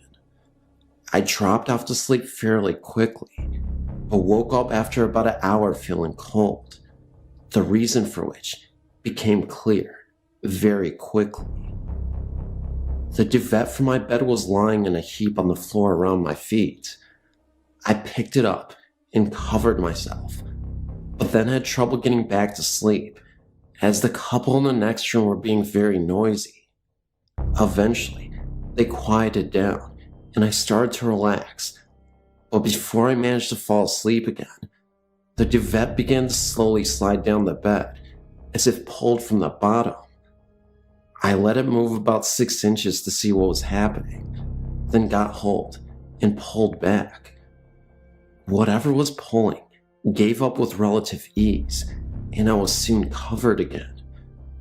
At this stage, I can remember that rather than being frightened, I felt as if some silly game was going on, and I was almost giggling about the fact that some impish ghost had chosen me for an adversary in its little game. As a result, after a half hour or so, I had no trouble getting back to sleep. It seemed, however, that I hadn't taken things seriously enough and had managed to cause offense. The next time I woke up, it was with a startle, as the duvet began to quickly slide off the bed, again, in the same direction towards my feet. This time, I decided that enough was enough and started to feel very afraid. You know what it's like in the dark at night. A simple duvet can seem to offer so much protection and security, and the potential lack of it made me feel very vulnerable. I think I managed to move about an inch before I found myself suddenly unable to move anymore. I couldn't actually feel any force or weight holding me or pressing down on me, but I was totally unable to move my arms or any part of my upper body except for my head. In fact, it felt like I was suddenly made from lead. I was then greeted by an old man's laugh. I had literally heard a very slow guttural sounding laugh, and it sounded far from pleasant. I fought and eventually managed to get my fingers to move slightly. As soon as I achieved this one small movement, everything was fine. The inability to move evaporated quickly, and I was left back in full control of my body. I stood right side up, surveying the entire room, and what I saw next terrified me. There were a pair of red eyes looking at me by the door for about 30 seconds before fading away. Just then, the door opened, and there was a light mist that moved through the door and then evaporated. I screamed, "I'm not afraid of you, and that tonight's rest will be a peaceful night's rest." I pulled the duvet back over myself, and surprisingly, only felt any kind of fear for a few minutes and was soon relaxing again. Whatever the game was about, it seems that I had won, and that my adversary had admitted defeat fairly gracefully. I slept peacefully well for the remaining few hours of the night, and woke up perfectly refreshed in the morning.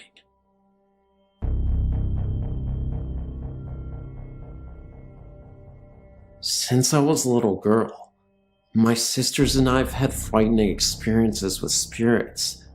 When I was 6, my family and I moved to a fairly new house, only 8 years old at the time, in West Texas. As far back as I can remember, we had strange things going on in that house. First off, at night, if you were to go through the hallway to get to my parents' room, you would always hear what sounded like a TV. You could hear voices and sometimes music.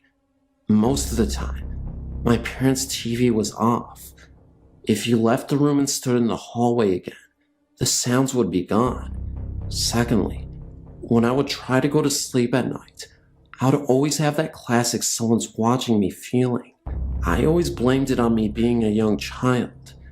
The house was a very scary place to be at night. Wherever you went, someone was watching you. Friends who have spent the night rarely stayed twice.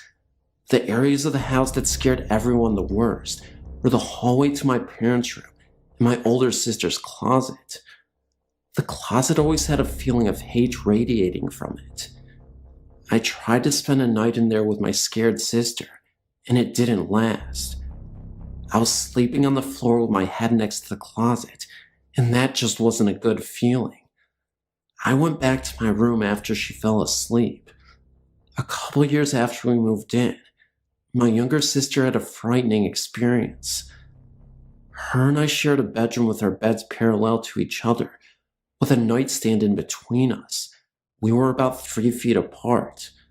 One night, I woke up to her screaming my name. I woke up and asked what was wrong. She told me that, for no reason at all, she woke up and looked over at my bed. Laying at the foot of my bed was a light blue glowing figure of a woman. Her eyes were gone, and her mouth hung open. My sister described her as looking dead. My sister also added that she couldn't see me anywhere on the bed, so she started screaming my name and closed her eyes. When she opened them, I was awake, asking her what was wrong.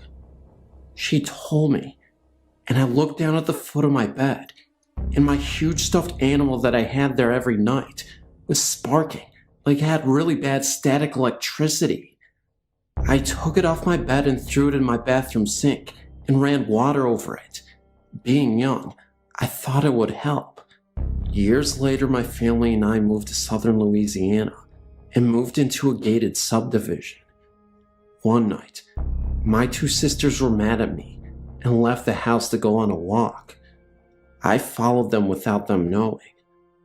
I followed them up to the front gate of the subdivision and talked to them for a minute. They quickly left in a huff, being that they were still angry with me. For what? I don't remember now. I stayed by the gate for a couple of minutes afterwards, and then decided to run to the end of the main street and hide behind some bushes that faced the gate. I waited for my sisters to walk by, and when they did, unaware where I was hiding, stopped remotely in front of the bushes. I heard a younger sister say, "What is Jenny, me, doing, sitting on top of that stop sign? The stop sign is located next to the gate." After that, they walked on. I was a bit confused and was about to chase after them, but then, through the leaves, I saw a shadow of someone running past the bushes I was behind. I could also hear the sound of footsteps. I stood up quickly to see who was there. No one was in sight. After this, I ran to my sisters and told them what I had seen. They then told me that they saw me, or what looked like me, sitting on top of the stop sign. They said I had a very angry, disfiguring grin. After we traded stories, we ran home quickly. Later, my younger sister told me that the ghost she saw in my bed and the ghost she saw on the sign both looked exactly like me.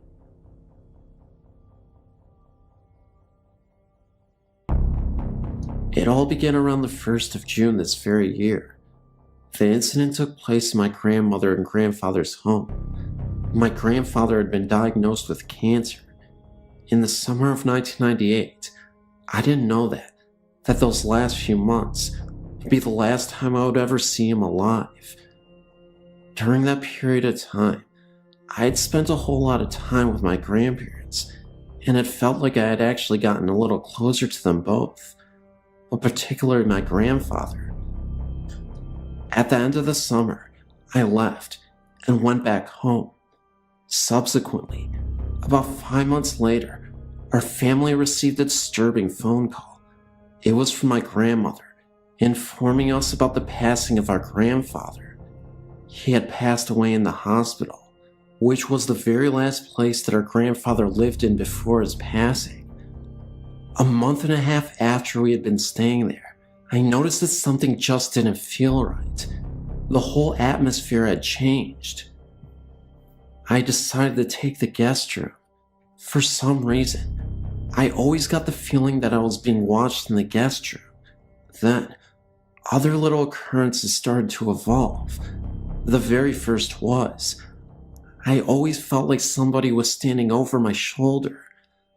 I started to notice scars on my back after I would awake in the mornings. I would feel like touches on my back. My mom and brother both complained about the door handles being rattling and opening and closing really fast. Cabinet doors would fly open, and the pots and pans would all fall out. My hair would get pulled in the night. Diminutive objects would fall from midair, such as paper, hair clips, and coins, and I would hear voices, one of which said, "Wake up," very loudly in my ear. I would see mists and rays of light shoot past me extremely fast. So fast, in fact, I would hear a whoosh of air. I would notice some of my belongings missing, such as my CDs, jewelry, money, to name a few, usually belongings that I would use around the house. I would feel my bed move, as if someone were to bump into it during the night, flickering lights, and last, but certainly not least, since animals can sometimes see things humans cannot see, my cat would turn her head really fast and just stare at something, which I would not be able to see for a significant amount of time. A little while later, about a month after being there, I saw the unthinkable. After I'd been sound asleep for about 7 hours or so, I woke up suddenly to a spirit at the foot of my bed, and it was my grandfather. I could not believe what I was seeing, but I will describe this to you in full detail. There was no doubt in my mind that this was actually a spirit. He was shadowy like, but his clothing was colored. He would always wave at me, and sure enough, he was waving my direction with a smile on his face. It was plain to see that he was trying to get my attention. He just wanted to see me. I was too afraid to move a muscle, in fear that in spite of everything else that he would approach me. I'd never seen anything like this before in my entire life. I didn't want to tell this to anyone though.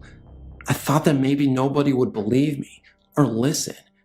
About a week later, I was in the kitchen with my mom, and she told me that the guest room was where our grandpa had stayed in before he died, because he was too ill.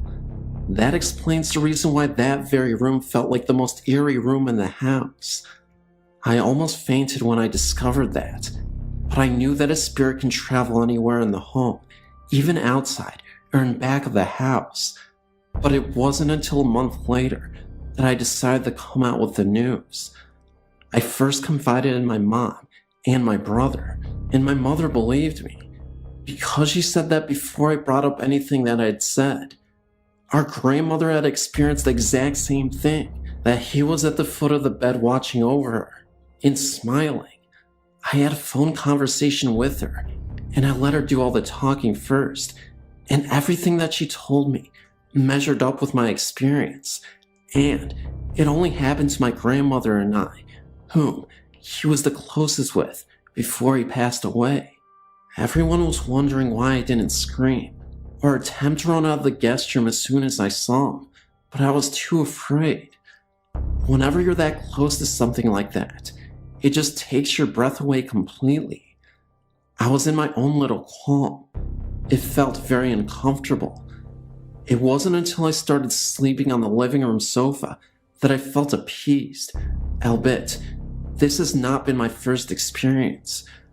Ever since the age of 5, my family and I started traveling around a lot, and we would move here and there. I've went to 9 different schools total. I'm 17 now. In previous homes, I've experienced a whole lot.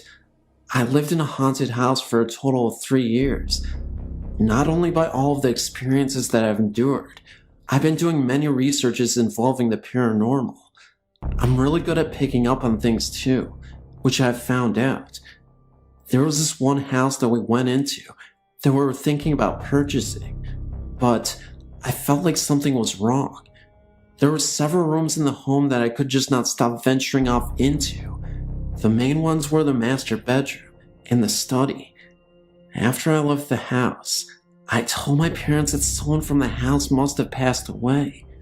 So my mom went to go look up the history of the house, and sure enough, the owner and his wife on a trip to California got killed in a car wreck, and they lived in the master bedroom, and the owner spent most of his time in the study.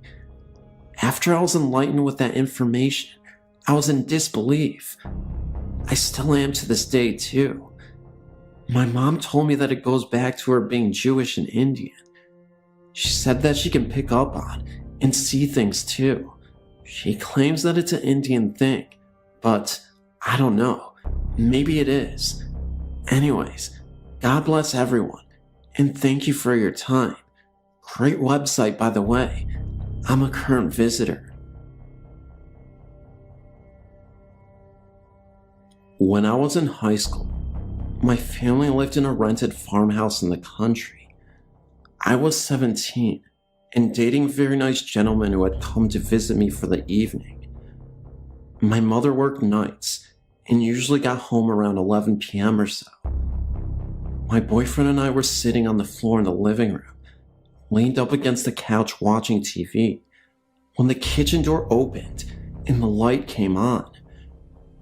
We both heard a thump like my mother had put her purse on the table, and then the bathroom door opened and closed. We both thought that was odd, because usually my mother would not have turned on the light, because my dad is a light sleeper, and the light would have woke him up, and my mother would have at least said hi to us anyway. My boyfriend noticed that it was getting late, and he needed to get home. We had expected snow, and he didn't want to be caught in a storm. I got his coat, and we walked to the door together, and stood on the back porch watching the snowfall. As my mother pulled in, my boyfriend made us both wait on the porch as he searched the house from one end to the other. No one was in there other than my sister, upstairs asleep, and my dad, who was sound asleep in the back bedroom. Many other things happened there. One night, me and my boyfriend decided to play the Ouija board to summon the spirit that was residing in the house. I remember it was a blizzard that day, and my entire family except for me were in another state visiting my extended family. We were asking questions about the spirit. At first we asked its name. Nothing happened. Then we asked if we were bothering him. Still nothing. After nearly 20 minutes of continuously trying to get in touch with someone, my boyfriend angrily grabbed the planchette and Ouija board and threw it out of the window. He said he had enough of this make-believe and that he was really starting to get tested. I told him he shouldn't have done that he could really upset whatever was living in the house. My boyfriend mockingly says, "Sure, why doesn't this stupid spirit just possess me if it even exists? make some real noise. My boyfriend gets frustrated and ends up sleeping on the couch because he was tired of playing games. Later that night, around 3 a.m., I was awakened in the middle of the night to hear my telephone landline ringing. The only problem was, there was no landline telephone here. We all had our cell phones, and they were on silent. Seconds later, I hear loud pounding on the door to my bedroom, and it's slightly opened. I yell out to my boyfriend, but there was no answer. I hear the phone ringing again, but I couldn't locate the sound. Then, everything fell silent. Not a second later, I hear a gargling noise coming from the living room, mixed with prayer. It was coming from my boyfriend's mouth. He was violently whispering in his sleep. What really got me, though, is I went to see my boyfriend on the couch. There was this very dark cloud floating above him for a few seconds. It disappeared, and then I heard my boyfriend choking, so I ran towards him. He was literally pale in the face, almost as if he stopped breathing. That's when I realized he did seem to stop breathing. I frantically shaked him, yelling at him to wake up. I started getting scared, and I cried.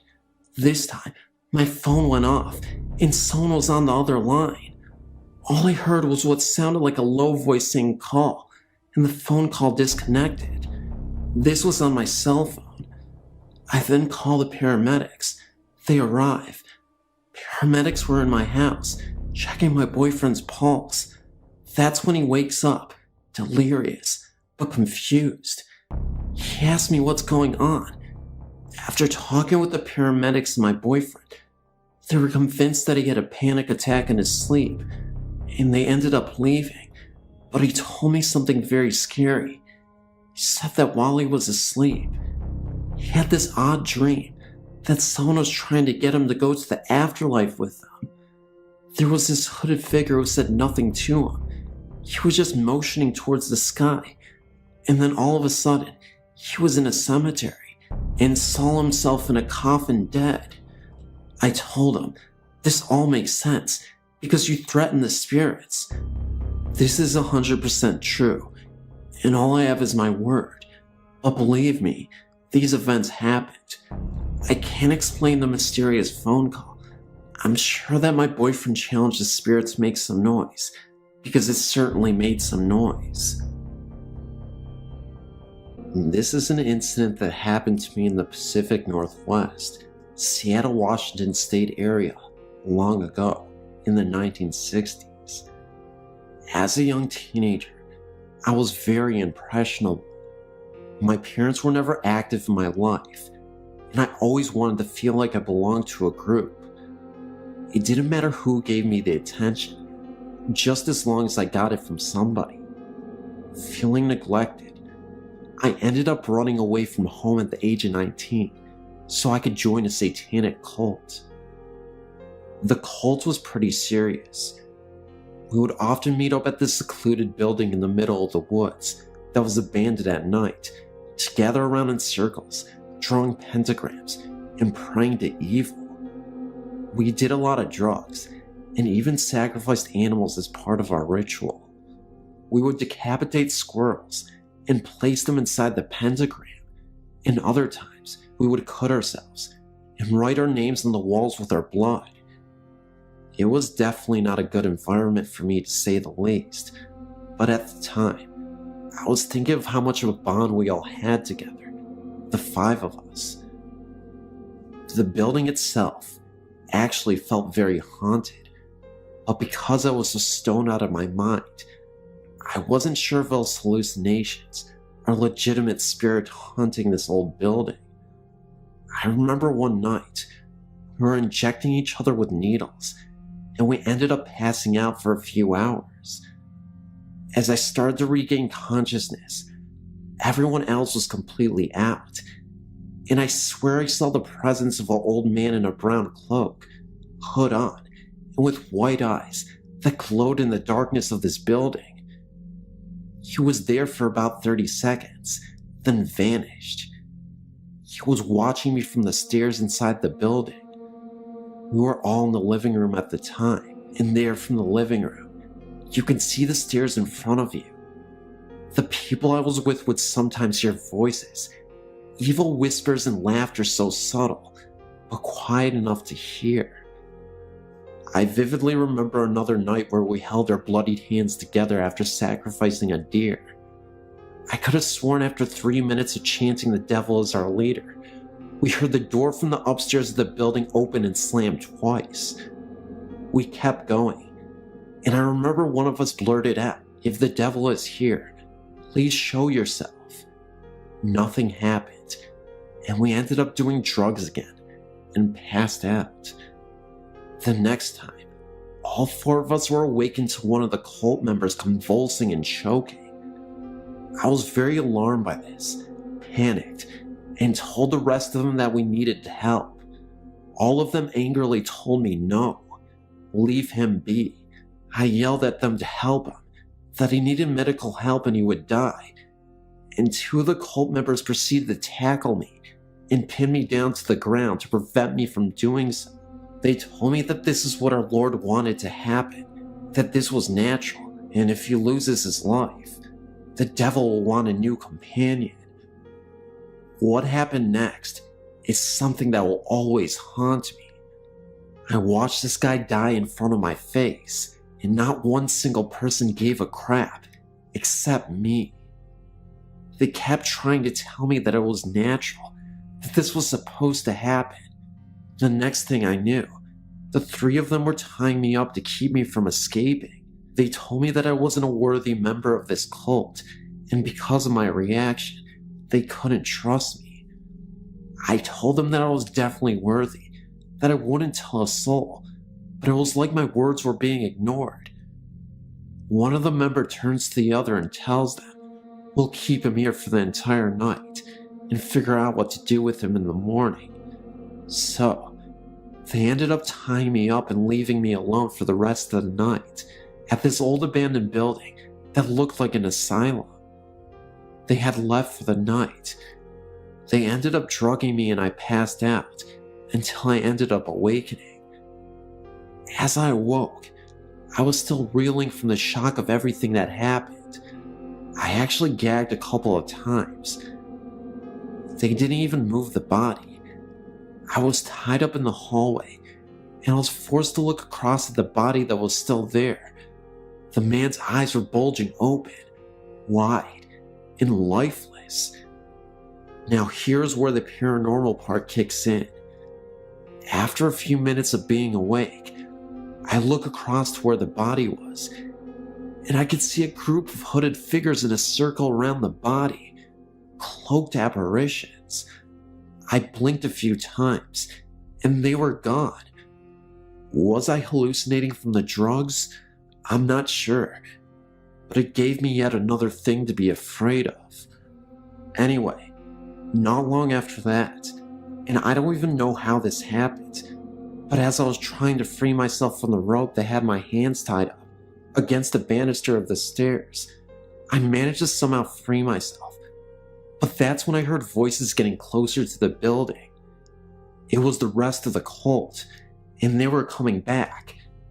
At this point, the sun was starting to rise, but it was still dark, so I did my best to flee, and I left out the window in the main room and ended up running through the woods.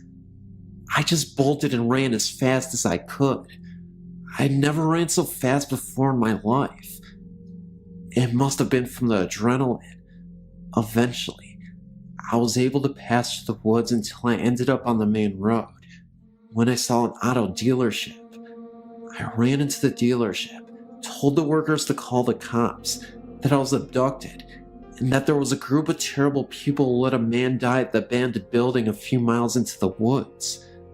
They called the cops, and they eventually ran out to the building. The body was still there, and the group was arrested. They ended up going to jail for 15 years. The building itself was torn down not too long after, and I've never actually been back to the spot. I don't know why I would anyway. I ended up having PTSD for years after this incident, terrible trust issues, but after years of therapy, I ended up rehabilitating myself. This happened in the 1960s. I guess the reason why I wanted to write this story was to warn you that you should never be desperate enough to join a group of people who do terrible things. Never openly trust people without evidence that they are worth it. And of course, never join a satanic worshipping cult. I made my mistake and almost paid for it with my life. Nowadays, I have 2 kids, and I tell them this story to remind them that there are bad people out there, but also that there are spirits that can be summoned, and they can be very evil. Stay away from all of that. It's not a good lifestyle.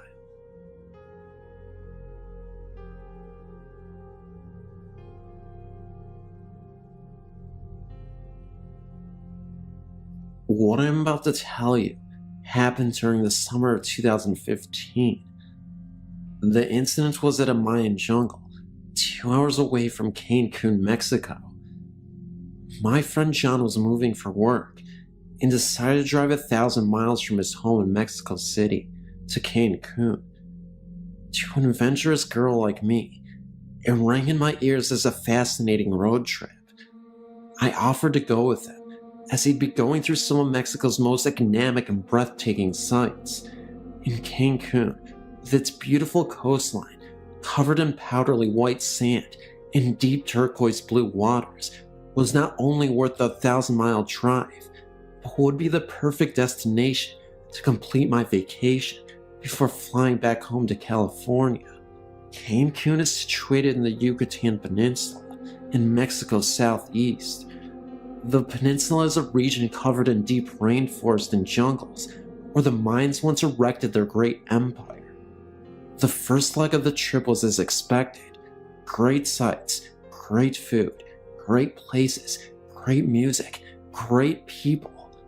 However, the rain and terrain soon started changing as we started going deeper into the jungle. Roads were less illuminated, towns and villages scarier. We had enjoyed the road so much. The next leg of the trip was going to be non-stop all the way to Cancun. The night hit us as we drove through one of the deepest parts of the jungle.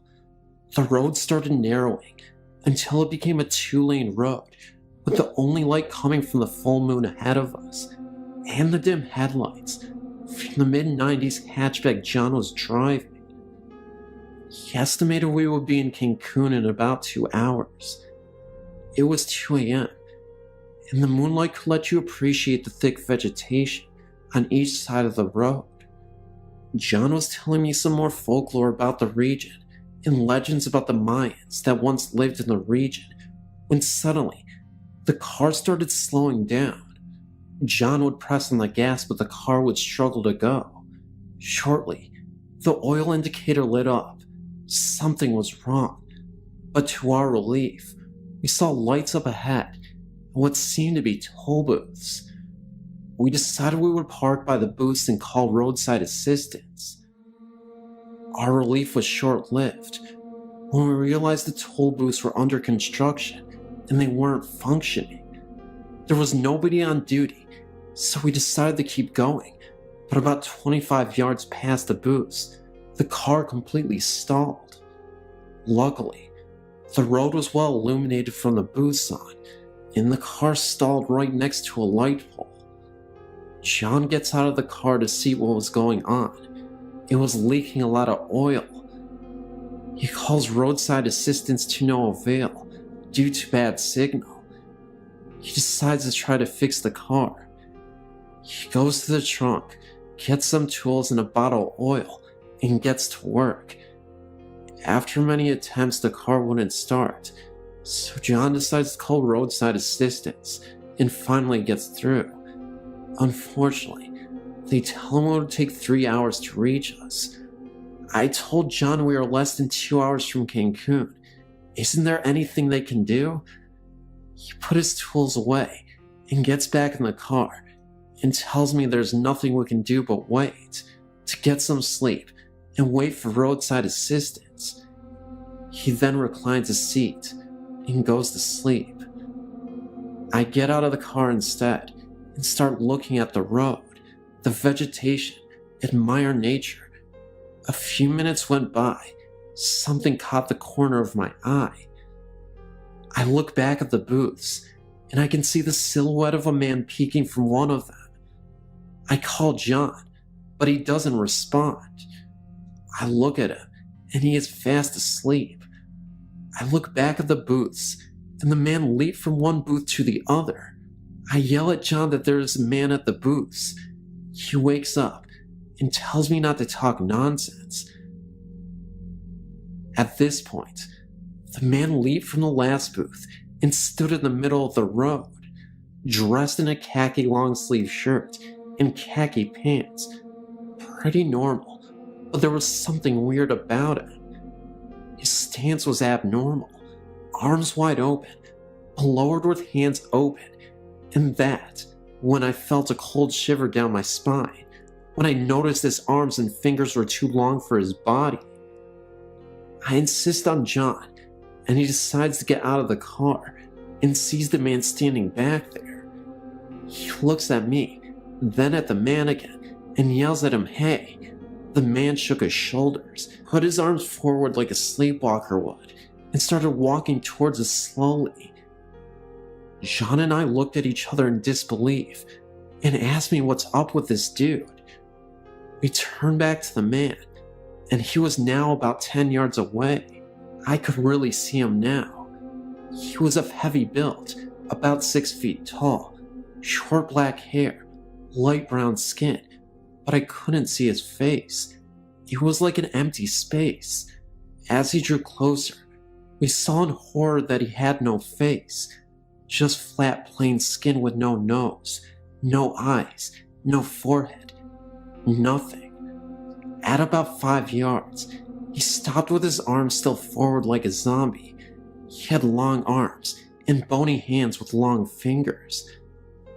The area was well illuminated that we could see him clearly, that there was no mask, and we were no doubt in front of something paranormal or otherworldly. The faceless man tilted his head side to side, and that's when panic set in.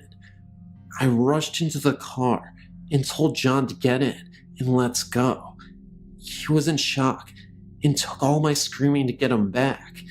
He rushes close to the hood of the car, and I can see the faceless man walking towards us again. John was getting back in the car when I noticed the oil lamp on the car's hood and yelled at him to put it on. He pops the hood of the car and puts it on. The faceless man had taken 2 long steps and was now 5 feet from when John was rushing back in the car.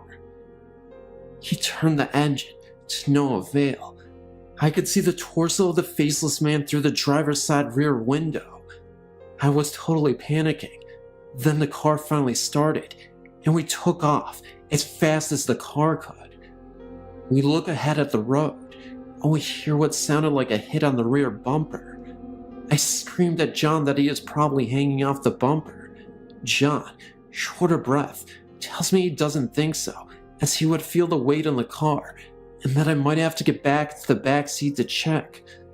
I was about to, when I looked back and see the faceless man standing back there in the middle of the road, fading with the distance as we speed away. In a couple very long hours of shock and silence, we reached Cancun's city limits. We stopped at the gas station to collect ourselves. He had no face. John would repeat this over and over for a while. When we were calm and rested enough to keep going, John turns the car engine and the car does not turn on. We look at each other with horror, but then remembered we were safe away from the scene, and we smiled, slightly in relief. I want to express that we did not see Slender Man. That's an internet creepypasta. The body of the man was like a normal heavy-built guy, just long arms with bony hands. He even had hair. This experience changed my view about risks and scary parts of being an adventurer, but I will continue to have adventures in the deserts, forests, and jungles of the world. I just hope I don't ever run into the Faceless Man again.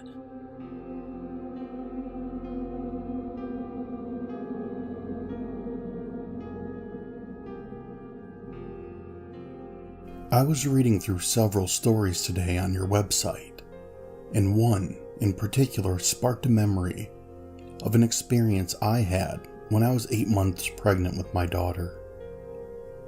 I may not have shared this story with you once before, but I don't remember. I remember that night just like it was yesterday.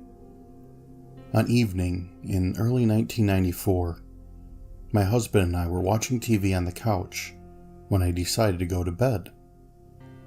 I blew out a candle I had burning on the kitchen table and then headed to the bedroom. It wasn't too long after I crawled into bed that I was abruptly taken over by this unseen force sitting on my belly.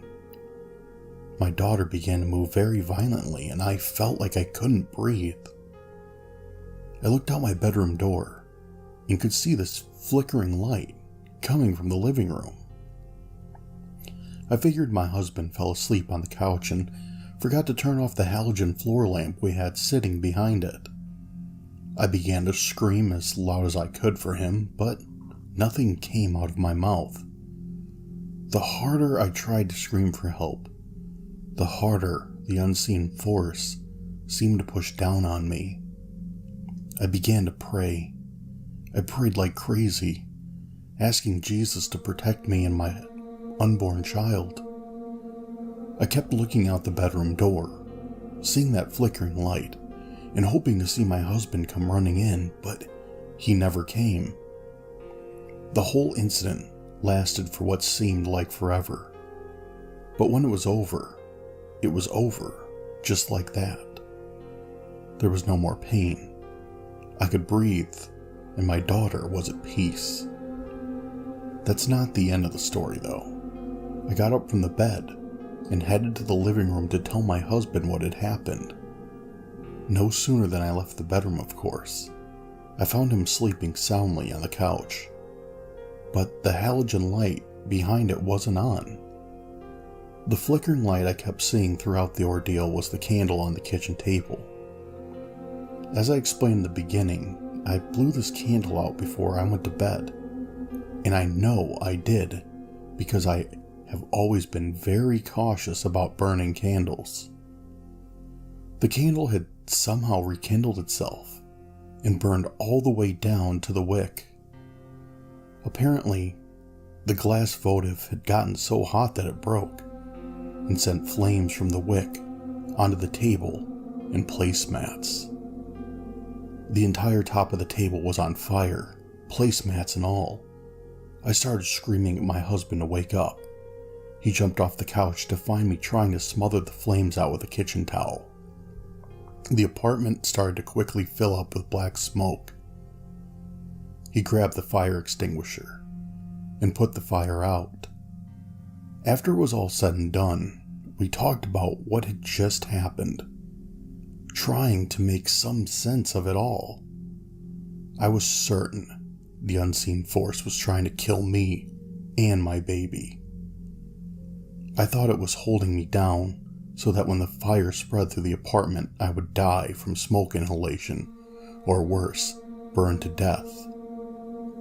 My husband thought that whatever it was trying to warn me, that it was trying to wake me up so that I would discover the fire. But I swear, I was not asleep.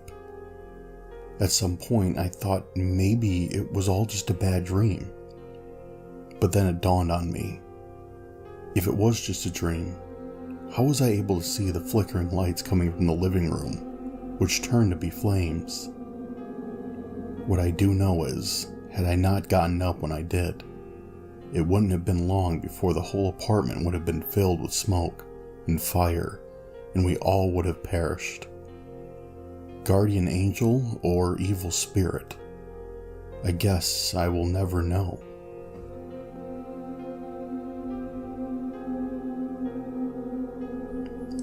These particular experiences occurred when I was around 8 or 9 years old, and it happened to be my first encounter with the paranormal. I grew up in a very religious household, and my parents were strict disciplinarians. Unfortunately, I was subjected to a lot of physical abuse at the hand of my stepmother. My biological mother died when I was only 3 months old, and my father remarried a little while after.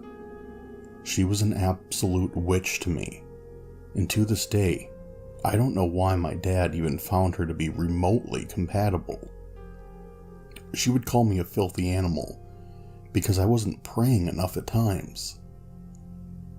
The first experience I had with the paranormal was also toward the end of my dad's relationship with this woman.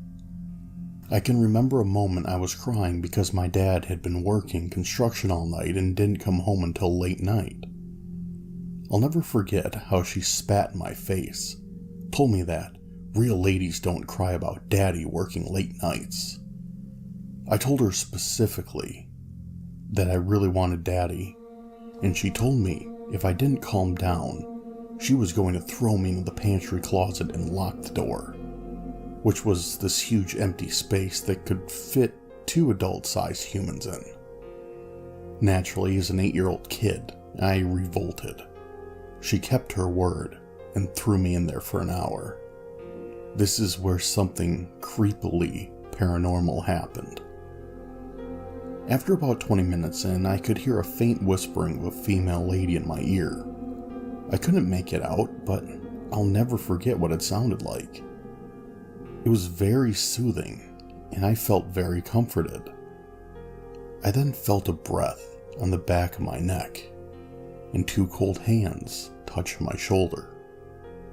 The pantry closet got a lot cooler all of a sudden, and in my mind, all I was thinking about was the sound I heard from this voice. I ended up curling up on the floor of the pantry and started drifting off to sleep.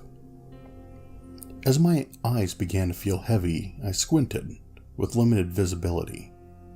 I turned my head to the opposite side of the dark pantry when I saw a pair of glowing green eyes in the mouth of someone. The crazy thing was, whatever this thing was, it had razor-sharp teeth, as if they were fangs. I could only see their eyes, and it almost looked like it was slowly opening its mouth, as if it were going to devour me whole. I closed my eyes completely for a few seconds, opened them up again, and it was gone. I'm not sure what the second presence was, but it didn't seem very friendly at all. As for the female voice and the touching, I truly believe that it was my biological mother comforting me through tough times. Well, anyway, I remember I ended up staying in the closet for longer than I was supposed to, and when my dad came home, he had a talk with my stepmother. Thankfully, my dad saw through her lies, and he broke up with her not too long after this incident happened. From that day on, the pantry closet had a reputation for creepy, ghostly activity. The door would randomly open slowly and shut at times. If there were items on the shelves, such as cans, they would sometimes fall on the ground. My dad told me one of the scariest things happened to him after he got home from work. It was another late night working. My sister, my brother, and my grandmother were all asleep at the time.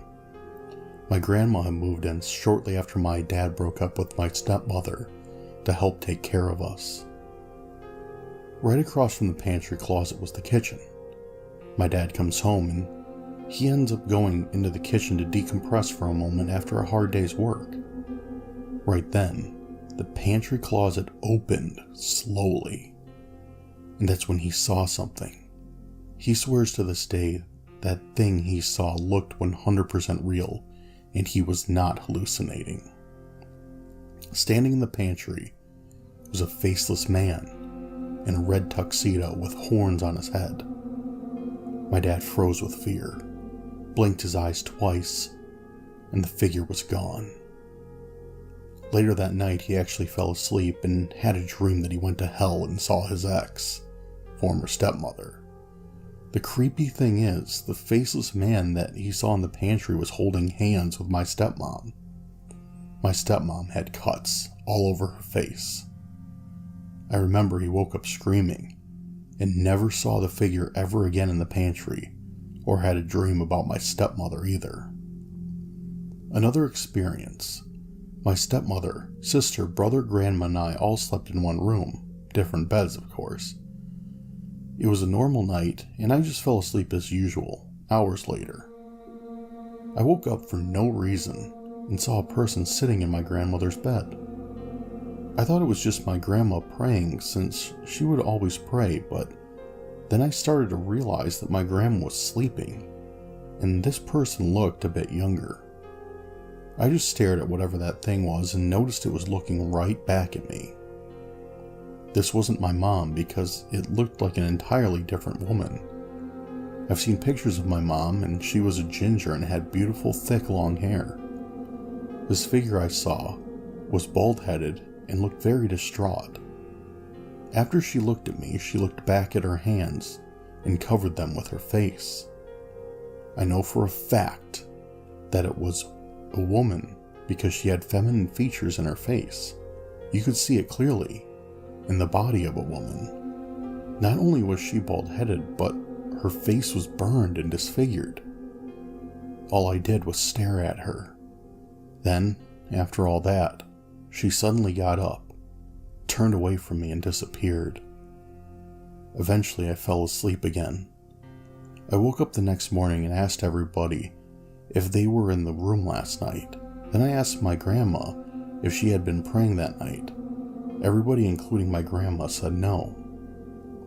That was the first time I ever saw that lady, but from that day on, almost all my relatives that lived in that house have seen the very same woman I have.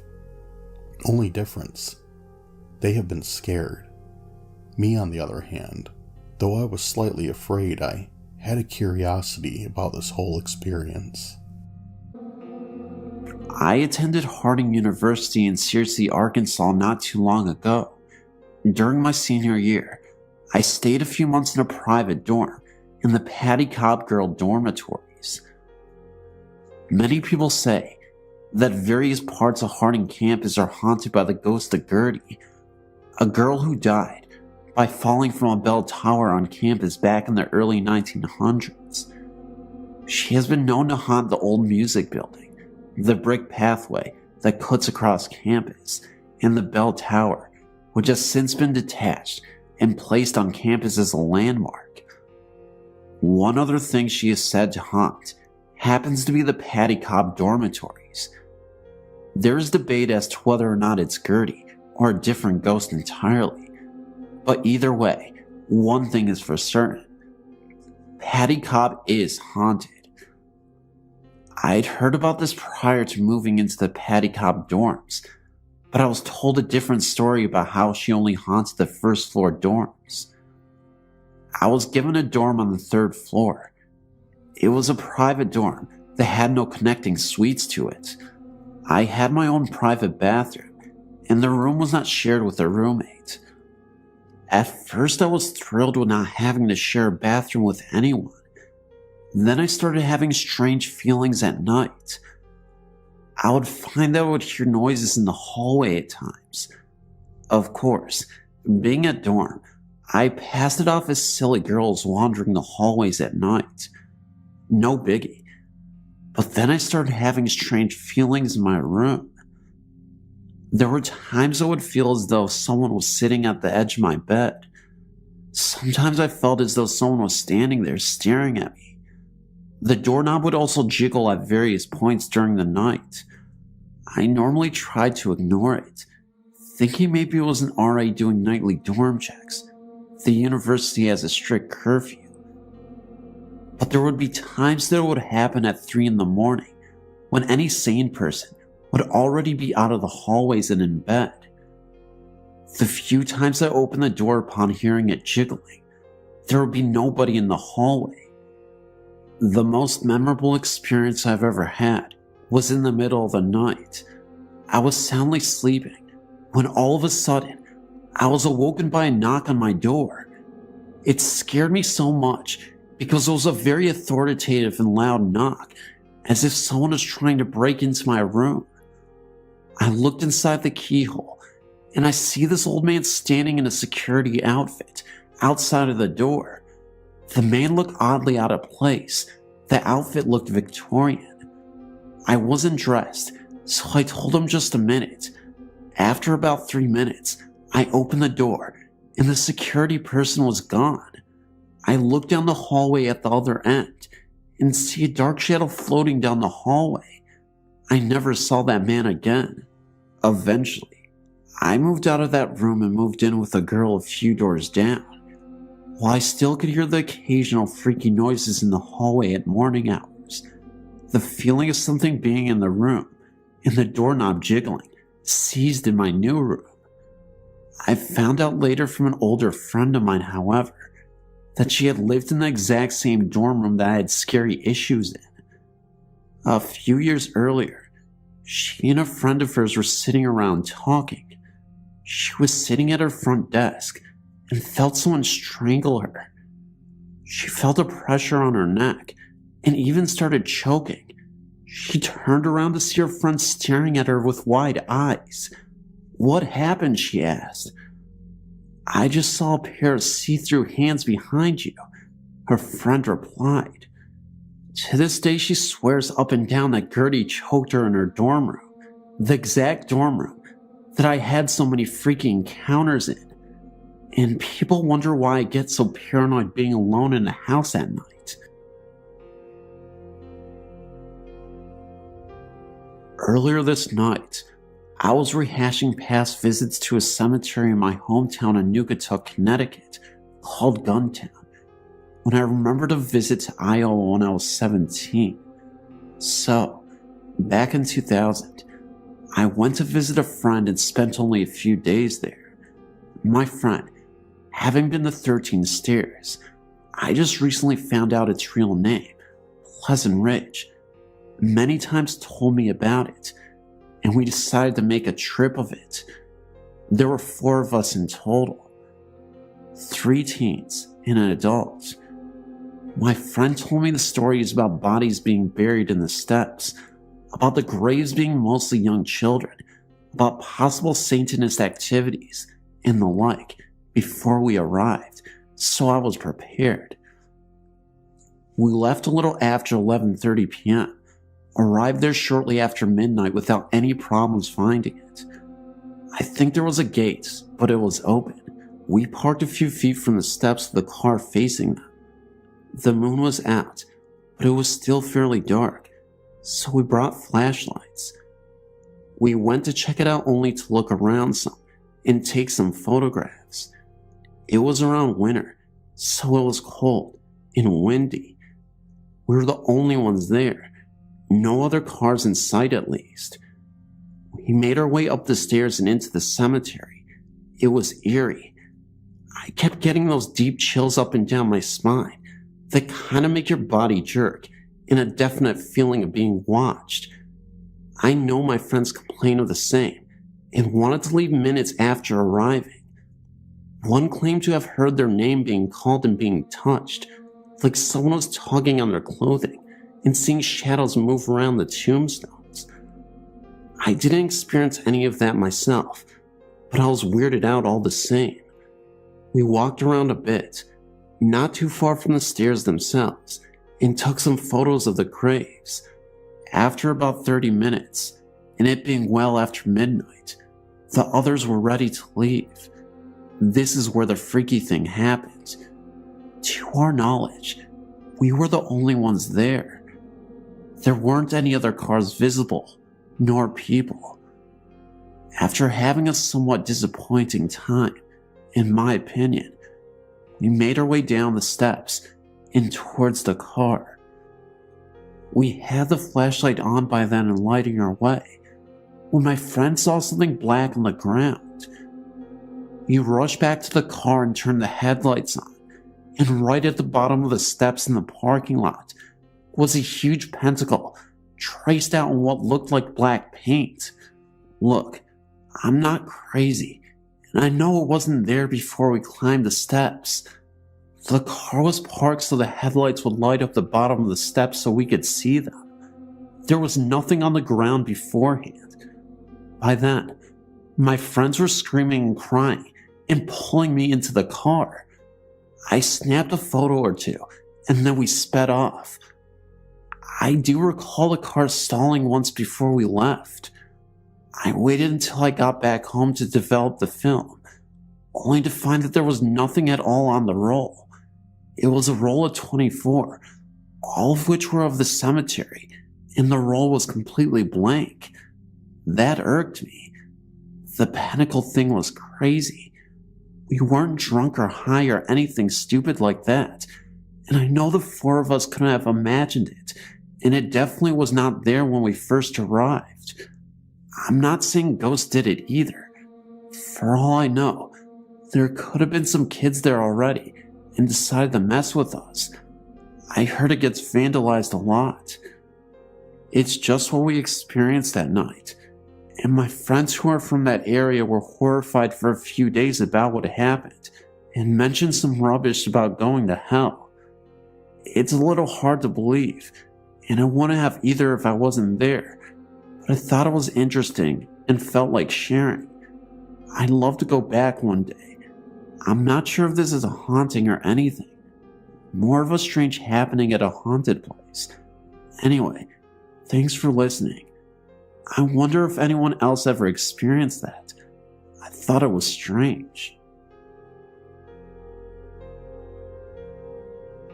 I have a sister Janet who's dealt with paranormal experiences over her life. She sent this site to me via email. I in return thought that I would share my feelings and some of my encounters with you. Some of the stories I read from your site were very convincing, while others sounded a bit like a hoax.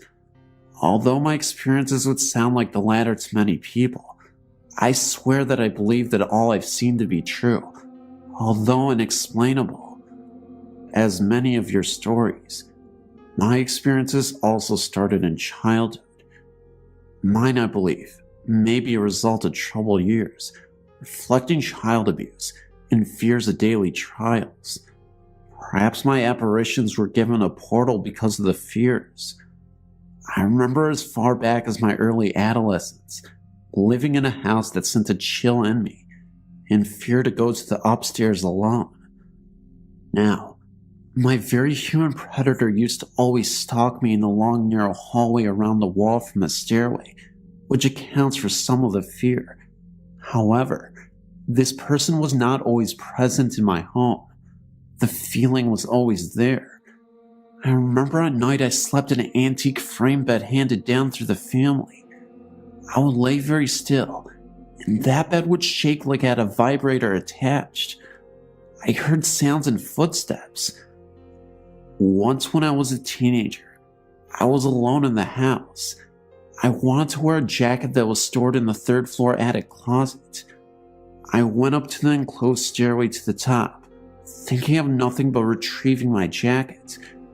When I stepped onto the floor, an old wind-up antique Victorian record player started playing a very creepy song called Fernando's Hideaway. I've hated that song since I was a baby, and my brothers would play it to frighten me and make me cry. I ran out of my house frightened by the song and about 10 blocks to my best friend's house. When I got there, her mother, known as the Gypsy Lady, was having a seance in her kitchen. The table these people were standing around rose off the floor just about an inch. I bolted from there too. To this point, most of my experiences were sound and physical experiences. I had not seen any apparitions. During my second marriage in my late 20s, my husband and I bought an old log cabin, which was hand-built with logs and stone from land it stood on many years earlier. It was beside the Chillicothe Creek on old Indian grounds. This is where I began to see apparitions, both frightening experiences and enlightening experiences. Many things occurred. An unseen force put a large dent in a metal cabinet in the laundry room right before my eyes. My little 3-year-old stepdaughter would not stay in her bed. She would crawl under the bed to sleep or hide in a closet. One night, I found her under clothes in a laundry basket in the laundry, just outside of her bedroom. The area of the house seemed to be the most affected. It was here that one afternoon while putting clothes into her washer that I felt a cold hand on my shoulder. I was alone in the house at the time. When I looked behind me, I saw a black hooded robed figure. I do not remember a face, nor do I remember this figure being much taller than me, at 5'4" height. I do remember getting very scared. I looked away, and then it was gone. A small bathroom was also off this room. I recall once while taking a morning shower, hearing animal growling and scratching at the bathroom door. These sounds disappeared when I began reciting the 23rd Psalm. One night while I was sick with the flu and spending the night on the sofa, I remember awakening to an apparition copycat that looked exactly like my husband in his pajamas in the bedroom doorway, but he was transparent. This also disappeared after a brief encounter. Our life together in this house was rocky, and I thought perhaps I was losing my mind. I didn't do drugs, and only drank socially. Everything that was happening was very real. One final memory I believe I have, which was as a result of my depression which I was falling into. I'd come to a point that I did not want to leave the house. I also knew in my heart that my husband was having an affair. One night after contemplating ending my life, I sought God through deep prayer and called the 700 Club to ask for the prayer line to pray for me. The same night while I lay in bed alone in my dark room, a light started to shine in the corner across from my bed. It grew brighter, and it was in the form of a bright light ball that floated across the room and hovered at my bedside. I was not frightened and reached up to investigate. I felt a hand from out of the light take my hand, and I heard a mental message saying that everything would be okay. The light then just went away. I was left feeling cleansed, happy, and pure, as if touched by God Himself. I wanted to tell the world that life goes on. I couldn't utter swear words and put down my cigarettes. The cleansing phenomenon unfortunately was temporary, and I slid back into my old ways after a few weeks. The divorce occurred. We moved out of the house, and my life went on. The okay part came a few years later, when I became a mother of my own child for the first time. I went to school and became a registered nurse. I fell in love with the man that I am now married to. That was the last apparition I've seen, until my nursing career took me into some old nursing homes. I tend to always work the night shift. It fits into my lifestyle. One night, while working in a home in Lewisburg, Pennsylvania, I saw a strange occurrence. A helium birthday balloon floated out of the resident's room, traveled down the center of a long corridor as if being held in the hand of a child. It bounced along, hitting the ceiling at times and floating down, but in a straight line. It moved down that hallway. The balloon took a turn at another resident's room and went inside. This resident started screaming to get that out of her room. By the way, it was her birthday. The same nursing home was the place of violence, murder, and unfortunate dread. I have other stories, but this is enough for now.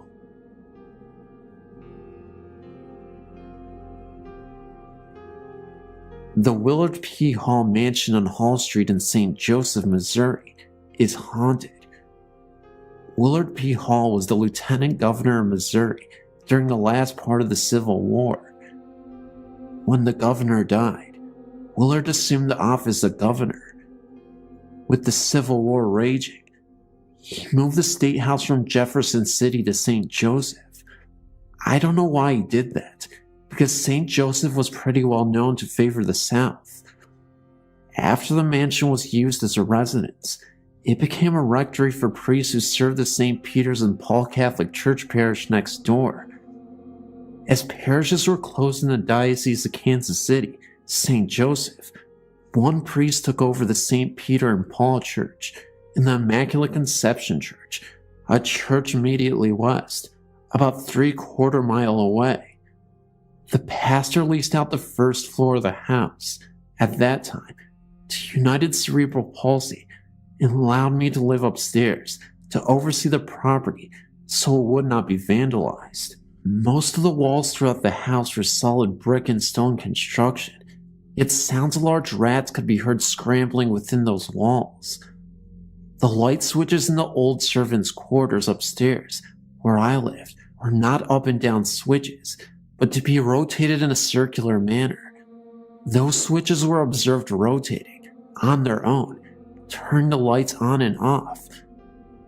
Dark shadows frequently covered doorways, eliminating all light outside those particular rooms.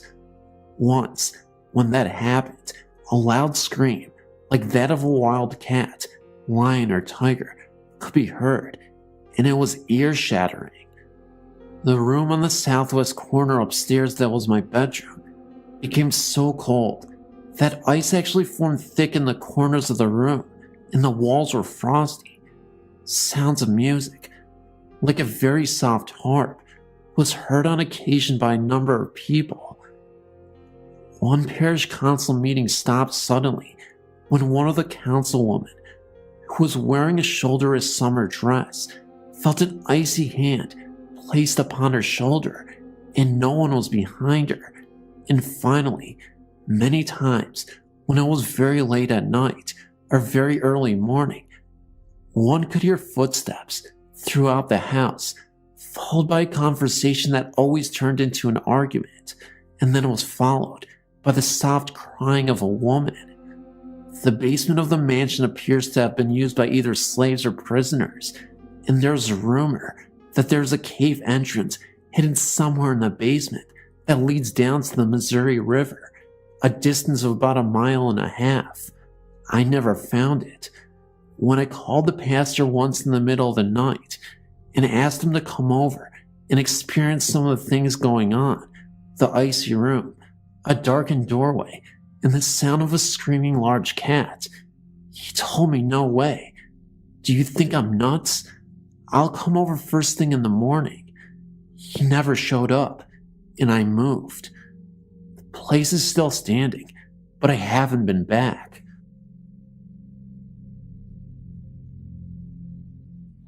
Hello, I live in Newton, North Carolina, and I'm addicted to this site. My story happened about 5 years ago. Me and my sister Melissa lived next door to one another at the time.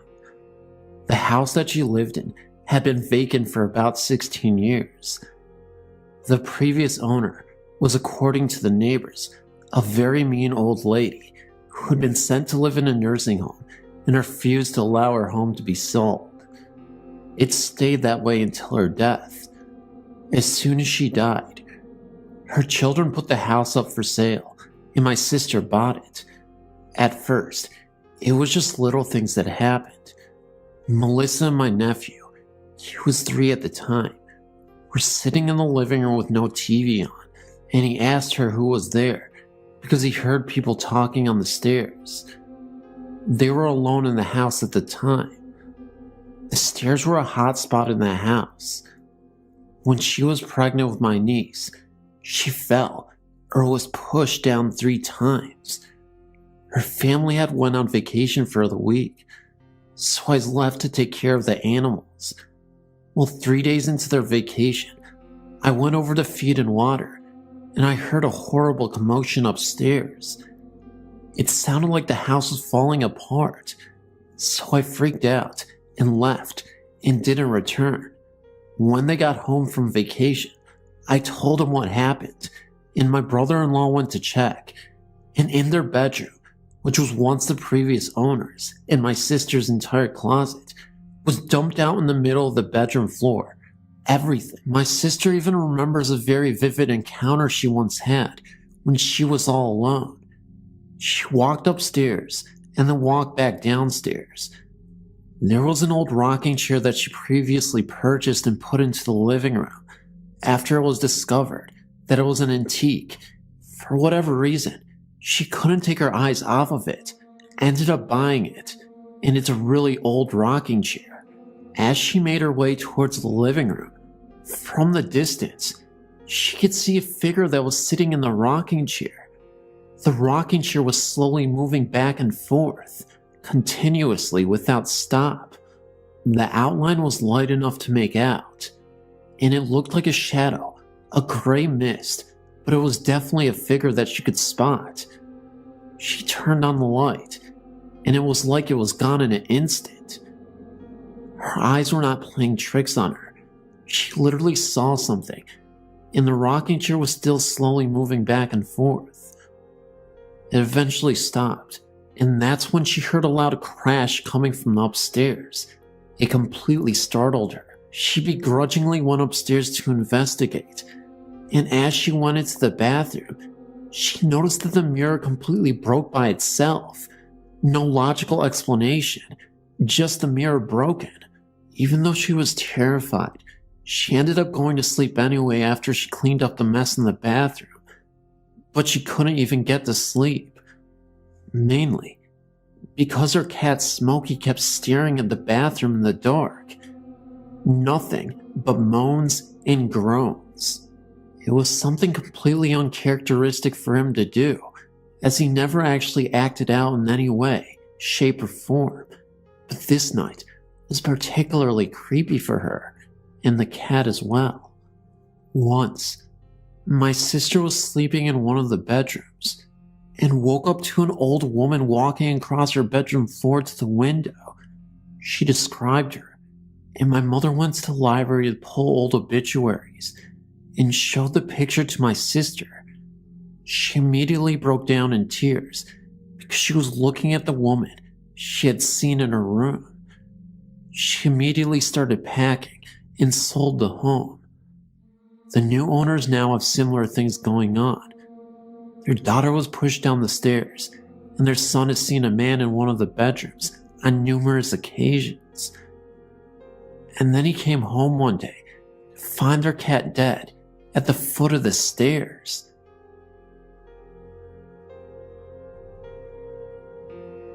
My mom had about 3 years of on and off visitations. She would wake up around 11 at night with a start to see different shapes of grayish white fog, which every time she would think it was smoke and her house was on fire. Sometimes the fog was in a blue arc by her dresser. Sometimes the whole room was filled up with this misty fog. Other times, it was 3 big ovals by her TV. And even sometimes, she had a big oval on all 3 sides of her bed. The one that really scared her was when she woke up to see the fog by the foot of her bed. Then it flew over her with such a force and went through a wall above her headboard. Mom even walked through the misty fog one night because, again, she thought her house was on fire, and she jumped up to get her robe. I asked her if it was cold when she went through it, and she said that it wasn't, and it didn't smell either. She did see one apparition of a boy of about 18 years old. He was standing next to her bed with his head down. Mom said he was grayish looking, and she did not talk to him, but she felt an awful sadness emanating from him. Shortly after that, we had somebody come and clear the house. The woman who cleared the house said that since Mom volunteered at a hospital, she was bringing all sorts of spirits and ghosts back home with her. They sort of attached themselves to her. After that, Mom said the house felt very empty. It's been 2 years since her house has been cleared, and so far, so good. I think we also brought stuff in, because when we were kids, we used to play with the Ouija board in the 1960s. Now I know just how dangerous it is to use one of them, unless you really know what you're doing. But in the 1960s, you really didn't hear anything about the dangers of Ouija boards. It was just plain fun. when the person who cleared Mom's home found a ghost of a man under the stairs in the workroom. It kinda explained why my dad and my sister always felt like they were being poked in their backs by an unseen finger. And us kids always had to go into the laundry room to get pop out of a fridge for supper. We would get the pop and run upstairs as fast as we could. All three of us kids did the same thing. We couldn't wait to get out of that room. I really think that spirit hung around since we dug him up in the 60s with the Ouija board. He's gone now though, and hopefully at peace.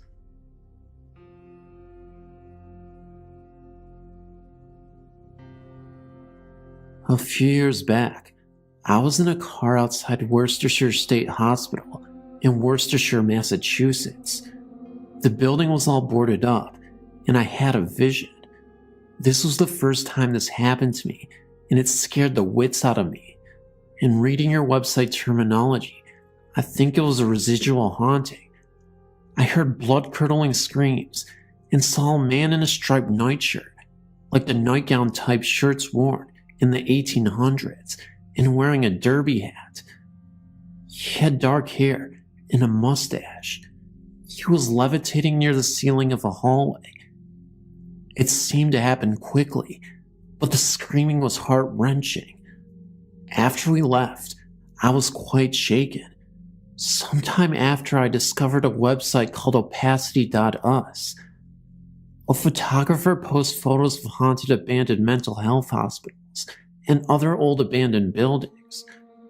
He has pictures of Worcestershire State Hospital, including the boarded up building. I came across a picture of the hallway that I saw in my vision. What do you make of this? Was it a residual haunting? I've always experienced spirits or ghost type experiences, usually a friendly or mischievous spirit. I've also felt or connected with loved ones. Another odd experience involved myself and my 3 children. I woke up to one of my children screaming. I got up to check on him, and it appeared he had screamed in his sleep. I went back to bed, and when I did, I saw this creature that looked like one of the gremlins from the movie of the same name. It ran through the living room where my bed was, and through the front door. A few years later, I mentioned this to a friend. My children said that they remember that night and also experienced this. While we talked about the experience, my younger son drew a picture of the exact same thing we all saw. I was floored, as I had no idea that they had all seen this. I originally chalked it up to being half asleep, and perhaps I had imagined it. I just wanted to share this with you. In 1957, my family moved to an old farmhouse in Mount Laurel, New Jersey. I was 7 years old at the time, and as I went upstairs to my new bedroom with an armload of things, a terrible wave of fear swept over me when I reached the top of the stairs. From then on, I disliked that small area at the top of the stairs where it met the hallway. Unhappily, there was no way to avoid it. I had to walk through it to get into my bedroom. Other than that, nothing else happened that I know of until 1966. From my bed, I could see it out into the hallway to that small area on top of the stairs that had always frightened me. One night, towards the end of August, I woke up very, very slowly, only to realize that there was a terrible stench in the bedroom. It was like a mix of rotten garlic, human waste, and rotting flesh. Then I noticed the room was icy cold. Remember, it was August, usually the hottest time of the year in New Jersey. I was lying on my side, facing the doorway, and when I opened my eyes, I saw that the bedroom door was wide open, and a figure stood in the doorway, very close to the spot that had always spooked me. Since no lights were on, all I could make out was the silhouette of a tall, dark figure that seemed to be wearing some kind of long robe with a hood. What truly petrified me was seeing this creature's eyes.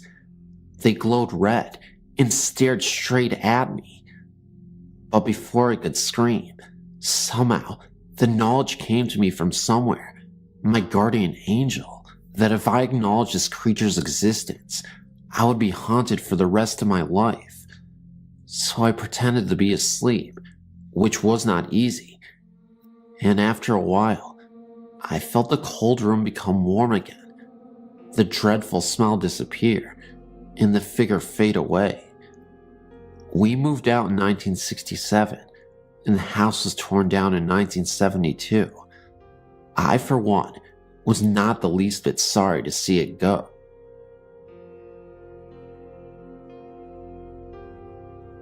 As a child living in our old cotton mill house, raised by my grandmother, great aunt, and her daughter, my cousin, I had many frightening paranormal experiences. I will elaborate on some of them as time goes on, but this story is a recap of many of the things I've experienced living in that house as a young child. I heard the classic footsteps, sounds of papers being crumbled, sounds of books falling when nothing was out of place. Everybody in the family, including myself, heard our names called. Once, I woke up and heard a soft, echoey female voice say deep magic. By way of explanation, deep magic was a facial moisturizer. I once woke up to see a tiny pinpoint of light in my room, which expanded until the entire room was bright as day, and then faded quickly back to darkness. Once I crawled under my grandmother's bed while everybody was outside, something I was not allowed to do, and heard a gruff voice beside my ear say one word, gray. I had then, and still have no idea what that could have meant, but I got the heck out of there from under that bed, and never went back under there again. I had an encounter, a long conversation in the house with a strange unknown elderly woman who called herself Granny Grunt. I saw a little black imp, the shadow of a skeleton, in a handless arm which came up from between the bars of my iron bedspread, and saw blood drip from the ceiling. When I was about 4, I saw a shadowy figure that at the time I thought was the Easter Bunny walk through the living room and disappear into the wall. I now suspect there might have been some sort of gateway in my cousin's room, because much of the activity seems to come from or disappear in that direction. One night, I'd gone to bed early and had a dream that a being, who looked what UFOologists nowadays call an alien gray, was trying to force a full-sized apple down my throat. I awoke, gasping for breath, crying and choking, with that feeling still lingering in my throat of something big being forced down it. My grandmother had an old rocking chair with a woven cane bottom, which creaked loudly whenever you would sit down in it or get up.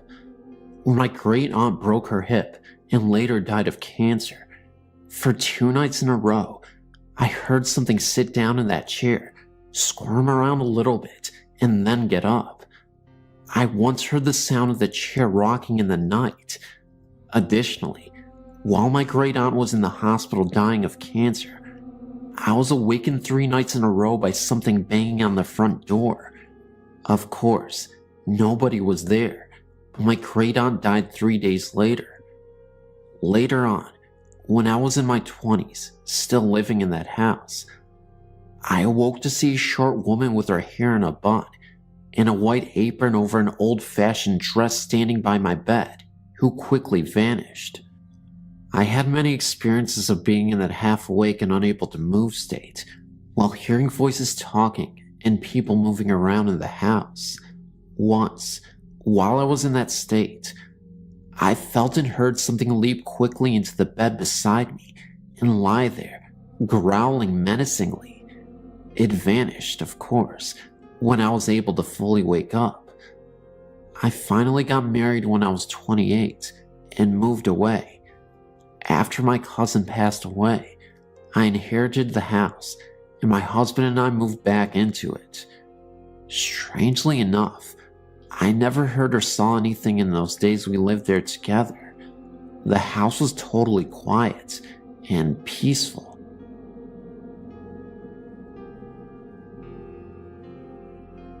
My wife and I lived in Ringgold, Georgia, and have lived there for 25 years in the log home that we built ourselves, with a lot of help from friends and family. This was about 1983. About 3 or 4 years after we moved into our log home, some strange things began to happen. We would be watching TV when all of a sudden, the TV would go off, and when we found the problem, it was unplugged from the back of the TV.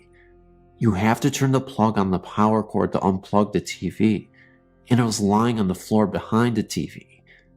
After this happened, we started to hear Indian music and some very low volume chanting in the bedroom when my wife and I would be sleeping.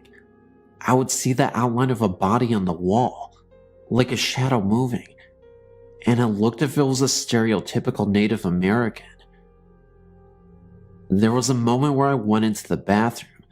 In the mirror, I saw the presence of some dark face behind me. At times it would get very chilly in the house, even when it was warm outside, but only in one bedroom. We have a big wall clock hanging on the great room wall, and has 3 chimes hanging down from it for the doorbells. When you push the doorbell button, the chime plays a short tune. At times, for no reason at all, the chimes would start to move and ring like someone had pushed the doorbell button, but there would be no one there. Our commodes would flush, and there would not be anyone out there to flush them. We have found human bones in Indian pottery, arrowheads, and lead bullets. We do know that a Civil War battle was fought on our land, and we checked with a university in Alabama. They told us that this was an area that had a Cherokee Indian village back in the 1700s to 1800s. We reburied the bones in the pottery shards, and the strange happenings have not been as frequent as they were. We still live here and intend to stay, and the strange happenings have not been a threat or harmed anyone in any way.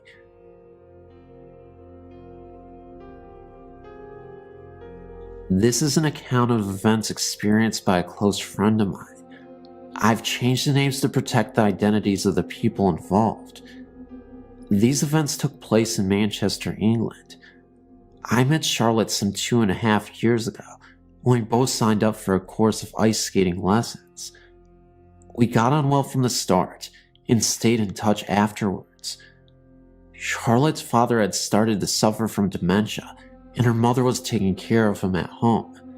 Unfortunately, her mother suffered a stroke in November 2008 and was unable to return home. Therefore, it fell on Charlotte to look after her father. Sadly, Charlotte's father died in his sleep in February 2010. This was a big shock as, although 89 years of age, he was very sprightly and in good health. As you can imagine, Charlotte was devastated.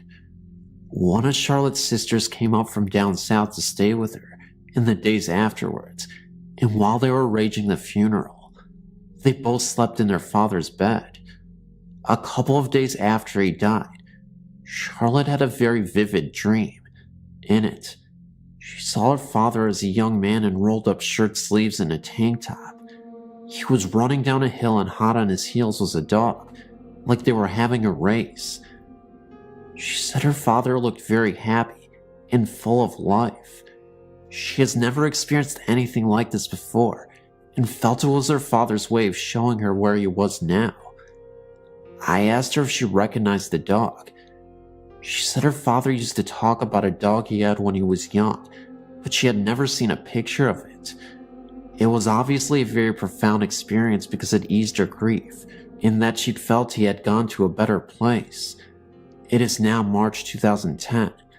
I saw Charlotte over the weekend, and she told me what else had been happening.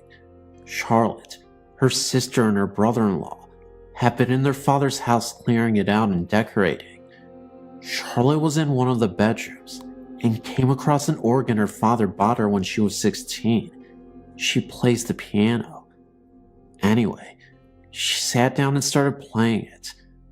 The moment she did this, the phone started ringing. Bear in mind, the phone was disconnected some weeks ago. Her sister answered it, but there was no one there. While the three of them were upstairs in separate areas, Charlotte's brother-in-law asked who was making a drink. Her sister replied that they were all busy and that he should make his own drink. Her brother-in-law said that was not what he meant and asked who was boiling the kettle. When Charlotte's sister went downstairs, the kettle had just boiled and switched itself off. No one had put it onto a boil. A day or so later, Charlotte began playing the organ, and once again, as soon as she did, the phone rang, just like before, still disconnected, of course. Charlotte said that one night they were sat around talking about their father, and the lights in the room started flickering. This has never happened before. As soon as they stopped talking, the flickering stopped. I told Charlotte that experiences like this are fairly common, and it's her father letting her know that he is still around. The last time I saw her, she was in pieces. After these experiences, although still very upset, she seems very much calmer and accepting. It is wonderful when things like this happen. If only it could be that way for everyone.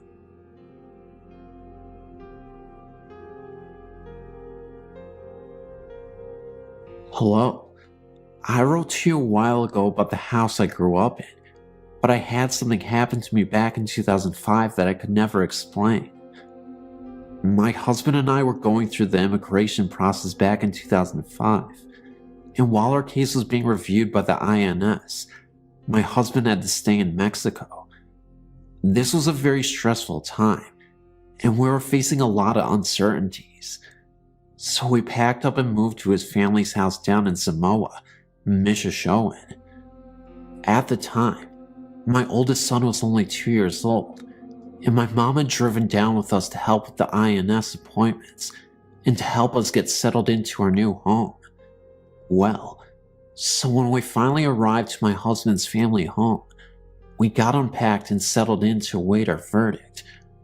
We would hear from the INS 6 months later. The house is basically two homes together. The building is L-shaped.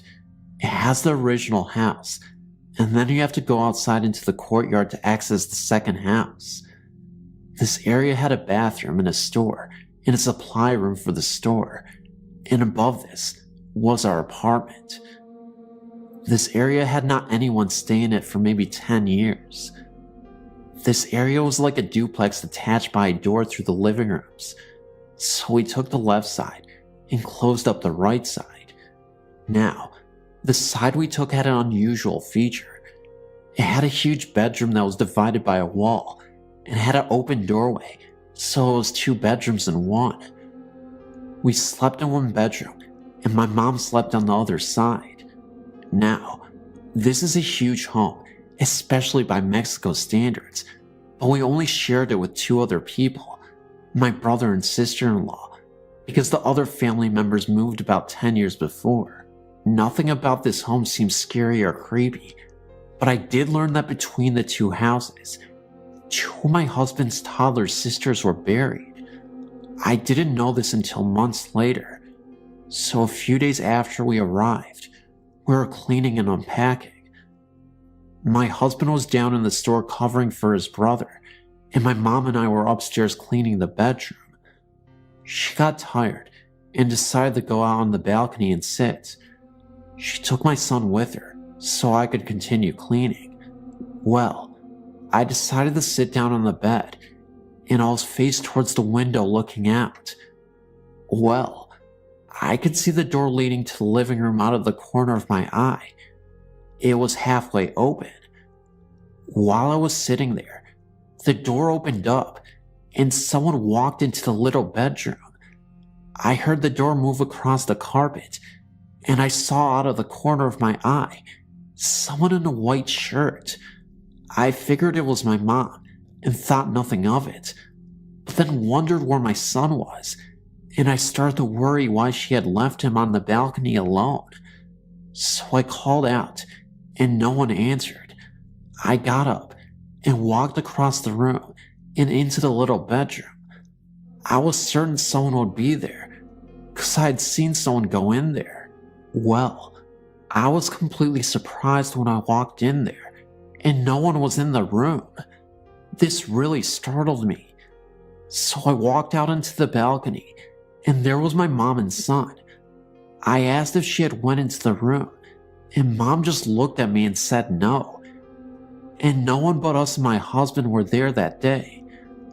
Another time, I was walking up our stairs to our apartment, and I had a vision flash in front of my face that completely terrified me. I still don't know what it was or why it happened, but it was at night, and I looked to my right at the wall, and there was this horrible face like a gargoyle, just for a second, and then it was gone. The only place I felt really uncomfortable at was the downstairs storage area. I would run past the place. It had a weird feeling to it. Nothing ever happened around there other than that feeling. The other times involved my son. During this time, he developed an imaginary friend. He would call it the baby, or babies sometimes. He would be in the hallway of the kitchen playing and say, "Oh, come see the babies." Or he would be talking, and I asked him who he was talking to, and he would say the babies. I didn't think anything of it until my husband told me about his sisters. Then I felt some kind of uncomfortable with it. One day, we were sitting in the living room, and he comes in crying and tells me that the babies are hiding under the bed. Well, I didn't want to look under the bed, but I did anyways, and of course, there wasn't anything there, but it still made the hair on the back of my neck rise up.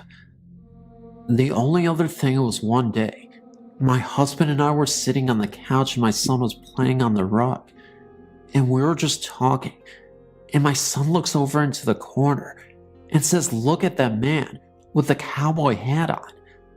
Well, we didn't see anything, so we just said, "Oh, is there?" And he continues playing with his truck, and we keep talking. Well, about 10 minutes later, my son looks up and says, "Oh, he's gone." I don't know. We had left 6 months later, and were able to come back to the US, and have just experienced all these stories that have occurred. It was weird, to say the least.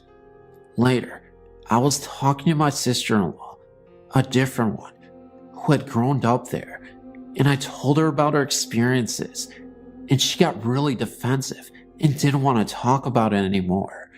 So who knows? Thanks for letting me share.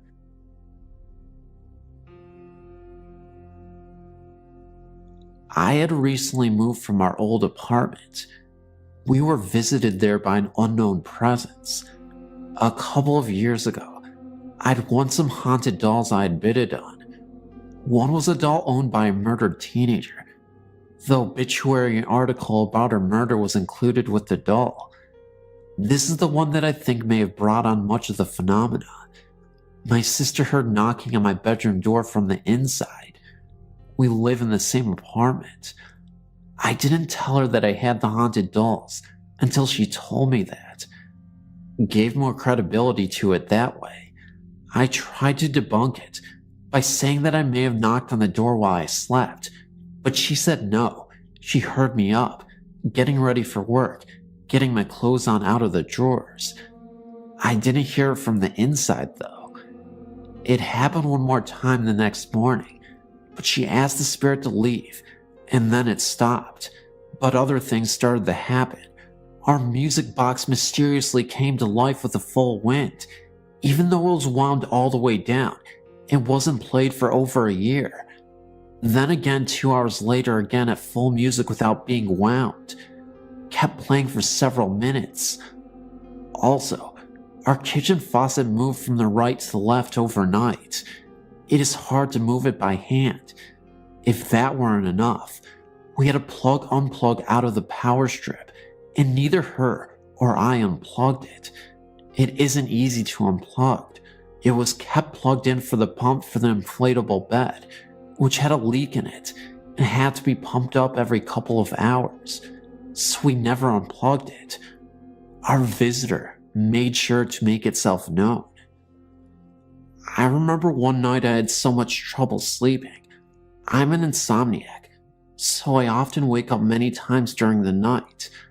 I went to fetch myself a snack, so I got up. The living room leads to the kitchen, so I have to walk through there to get to the kitchen. As I'm walking through the living room, I hear a monstrous laughter erupt, a deep voice saying "ha." It creeped me out for a second. Then I brushed it off and proceeded to the kitchen. I'm now sitting down at the kitchen table and can see the living room from where I'm sitting. The only light I had on was the kitchen, but it was dim enough that I was able to see a dark shadow move from one end of the room to the other. It wasn't my sister, because she was knocked out from rest, so I'm going back to my bedroom. As I'm heading past the living room, there was a window, and the curtains were moving by themselves. There was no wind or open windows, and no AC unit on. Nothing that could have made the window curtains do this. A second after this, I feel a pain on my arm, and female laughter, once again this time. I check to see if my sister is up, but she is still asleep.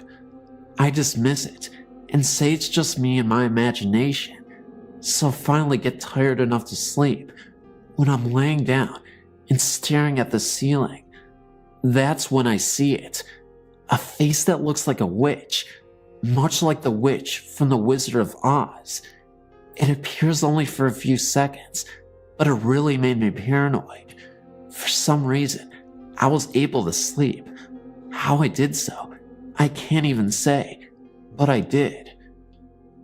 When I awoke in the morning, I looked back at my arm, and there was a red imprint of a hand there, as if someone tried to twist my arm.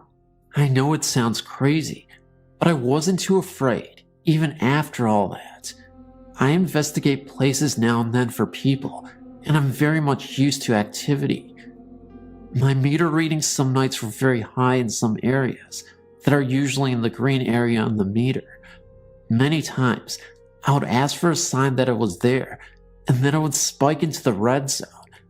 I sort of missed that activity after moving out, but perhaps someday it will return in the new place I moved into. I wanted to share a story with you about something that happened to somebody I knew when I was a young man in Minnesota that always sends chills down my spine. When I was about 12 years old, which would have been 1977, my brother Royce was working in a town named Worthington, Minnesota, about 30 miles from my hometown of Jackson, Minnesota. He worked at a lumber yard called UBC and had a friend that worked at a local grain elevator. The silos for grain elevators in that part of the country rise hundreds of feet into the air and have the capacity to store tons and tons of grain, whether that be corn or soybeans, whatever the silo is being used for at that time. Occasionally, the employees of the elevator climb a ladder on the outside of the silos and get into the silo via an access door at the very top in order to inspect the grain inside, making sure it's not too wet, rotting, or whatever. Inside the access door, there is a catwalk that circles around the entire circumference of the silo. My brother's friend climbed the outside ladder, opened the access door, and lowered himself onto the catwalk that circled the inside of the silo. After walking halfway around the silo on the catwalk, my brother's friend, I don't even recall his name any longer, observed what he thought was an excessive amount of moisture on the surface of the corn, which was what the silo was being used for at the time. So, being an industrious young man, he jumped over the catwalk rail and walked out onto the surface of the corn to roughly the middle of the silo to take a closer look. After inspecting the corn, he decided to just continue his journey across the surface of the corn to get back to the catwalk on the other side of the silo. As the catwalk was a few feet higher than the level of the corn, he had to grab onto the catwalk rail and bounce to get his foot up to the catwalk platform and swing his leg over the rail. As he swung his foot over the rail, he heard a noise behind him. Balancing with one leg over the catwalk rail and one leg on the catwalk platform on the outside of the rail, he turned around to see what the noise was. Much to his horror, the corn that he had just walked across was falling straight down, hundreds of feet to the bottom of the silo, which was cement floor. It landed with a crash a few seconds later. Instead of walking on solid surface of corn, as he had assumed, he had actually walked across a crust of rotten corn that had formed on top of the silo when corn had previously stored in the silo. The remaining corn had been removed from the silo the previous week. He spent a few months sitting on the catwalk, staring down into the depths of the silo, and then silently got up, went out across the access door, made his way back down the ladder on the outside of the silo, and took the rest of the day off. Oh, and the creepiest part yet, when he was heading back to where he was going, he actually saw in the distance a farmer of some sort, but it definitely looked like an apparition. As he was getting closer and closer to the man who was standing there, almost as if he was lifelessly stoned out of his mind, he disappeared. His face looked so rugged, disfigured, and it looked like he was emanating pure evil. He later awoke in the evening in his own bed to a man choking him out in his sleep. He woke up immediately, and the man was gone. The man, the same guy who he saw, the farmer in the fields. He was described as having the most bulgy red eyes he had ever seen in his life, in the face of evil. Something was going on there, and he couldn't quite place his finger on it, but it was definitely demonic of some sort. That farmer was very protective of the cornfields it seemed that he may have raised himself, although I'm not sure why he even appeared in the first place, in the field, or as a possible sleep paralysis or ghostly encounter at night. Nevertheless, it gave me nightmares for a long time.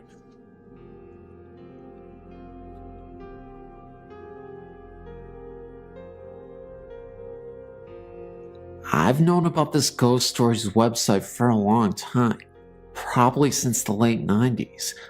I don't visit the site too often, probably 3 or 4 times a year, but when I visit it, I enjoy it. Anyway, I wanted to share a couple of stories that kind of dawned on me while reading the site today. While I was reading your site, I remembered some of the experience I had at Parris Island, specifically in the rifle range area. Well, when I searched on the internet for Parris Island haunting, I came across this story. This same event in regards to fire which happened to a friend of mine. He was so spooked that he woke me up early for fire watch duty because he couldn't take it. He saw a figure in the mirror in the bathroom. The difference between his story and the story from the link is that he saw the figure in the mirror, but to him, it looked as if he was in the bathroom. The bathrooms were in the large area we call the squad bay. The drill instructor's office was typically there. My friend had me go in the bathroom, but I didn't see anything. I took over his shift and worked mine.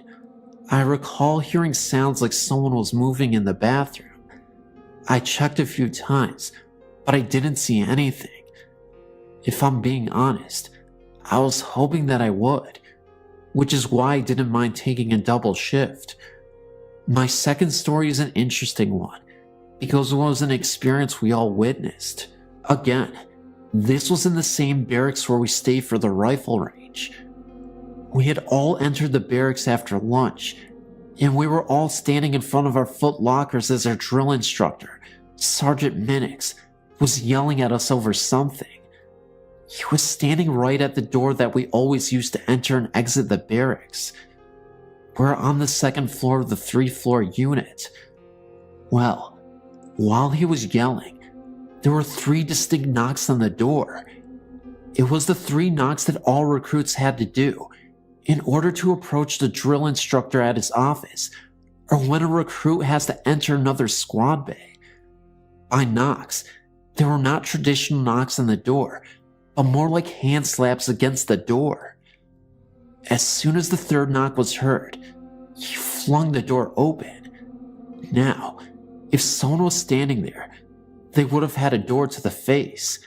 There was no one there, and there was absolutely no possibility that someone could have jumped out of the way or hid.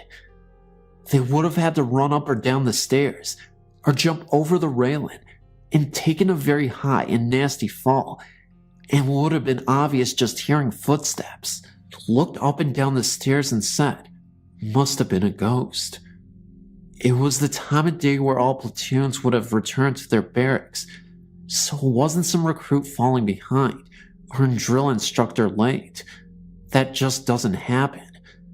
Paris Island is very orderly in everything. Of all the ghost stories I've heard, I've never read or heard one where a room full of people experienced the same thing. I read many of the stories on your site and decided to tell one of my own. This is the scariest and most unexplainable thing that has ever happened to me. First, I'll give a little background information. I grew up on a farm in rural South Georgia and spent a great deal of my free time fishing, hunting, and exploring, and always doing this by myself, since there weren't a lot of other kids around and I only had a younger sister. I never really experienced any fear of anything, other than being late for dinner, all the years I was growing up, and I can't recall any paranormal experiences other than the one I'm about to share with you.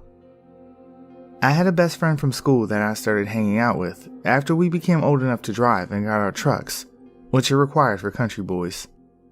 For the next 2 years, we did most of our hunting and fishing and troublemaking together. After we graduated from high school, we even went to the same local college and continued to hang out. My granddaddy owned a farm in the same county that we lived in, and I would go deer hunting on his land sometimes, but I had never taken my friend there with me. Behind my grandparents' house were several barns, then several large fields, then a large pond with a swampy area, then a large pasture that stretched from one side of their property to the other, property line to property line. This wooded area was immediately behind the pasture and also encompassed the entire backside of the property.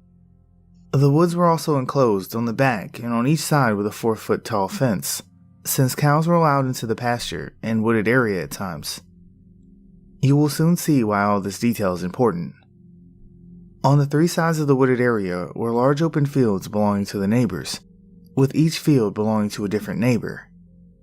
Take note that there are no more trees or woods close by. During the fall of our first year in college, I had scouted these woods and put up 2 deer stands, one on each side of the property on the property lines, but also very close to active deer trails and signs. These stands were no more than 100 yards apart, and about 150 yards into the woods from the pasture. I decided one weekend to treat my friend to a little hunting paradise, although I had yet to see anything other than squirrels all season long. We went to the woods about 4 p.m., with it being dark by 6. I took him to his stand and then proceeded across the woods to mine. Just after the sun went down, I heard my friend whistle loudly, obviously trying to get my attention. I whistled back. He whistled again as though he didn't hear me. Again, I whistled back, even louder this time. There was no response. About 5 minutes passed, and then I heard him whistle again. But he was closer to me than he should have been, but still through the woods somewhere. I found this very strange, since we were supposed to sit in our stands until after dark, and then meet up in the pasture to walk back out to the house. He whistled again and was even closer, and I could tell that he was almost running, and he started calling out my name.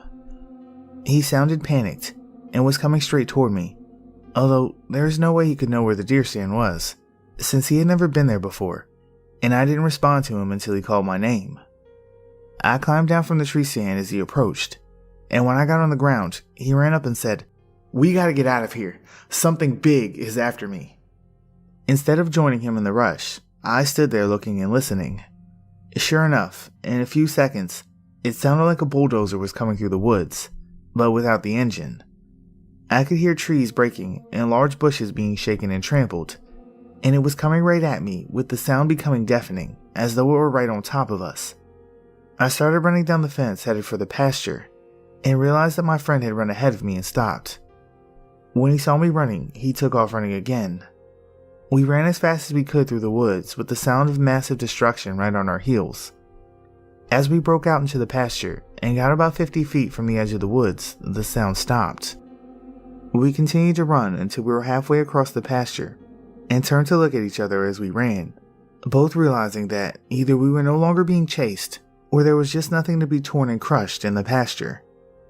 We both stopped and turned around, dropping to the ground and shouldering our rifles, aiming to kill whatever was behind us. To our amazement, there was nothing there.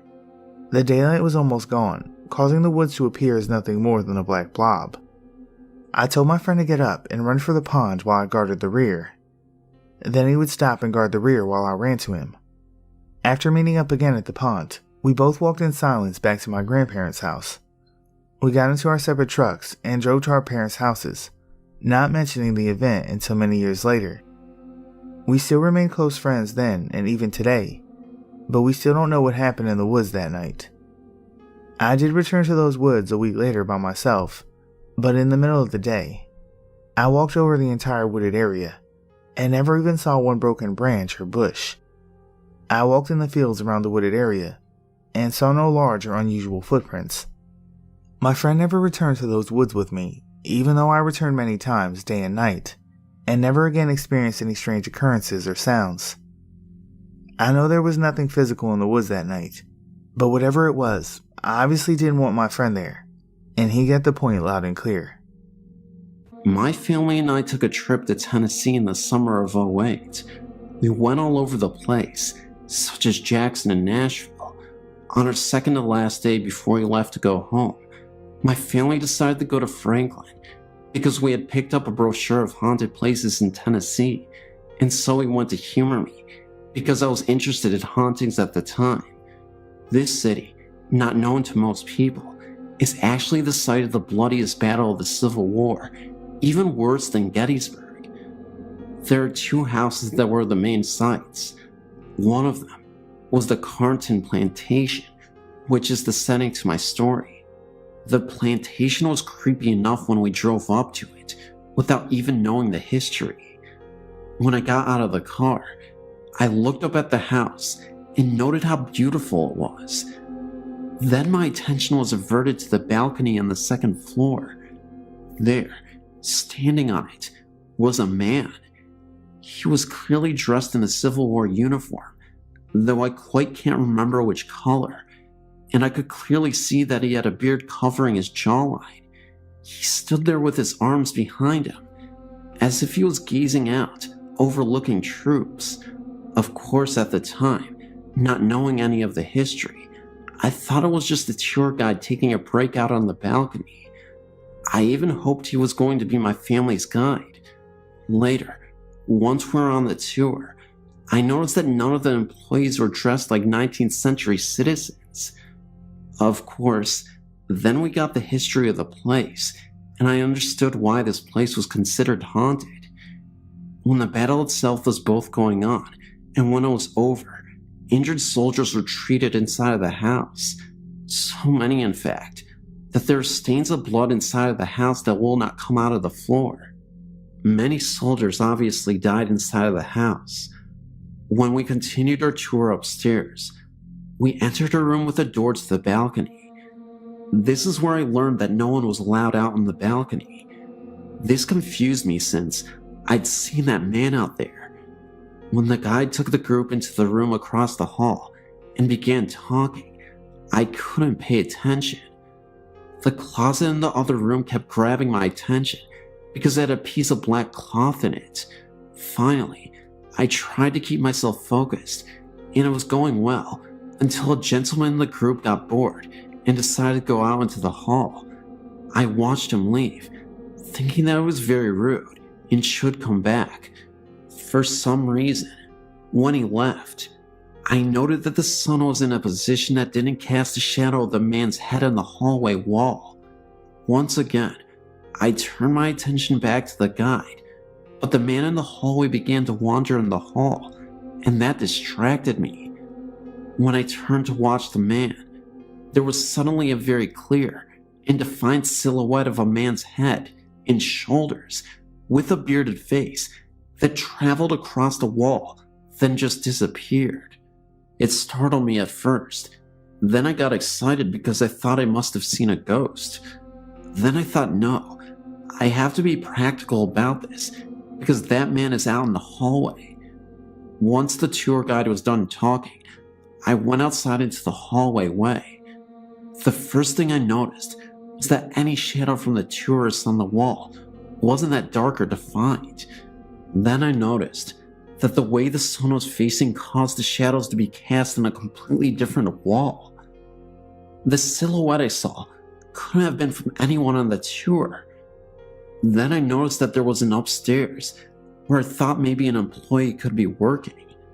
That theory was completely dismissed when it appeared no one was up there.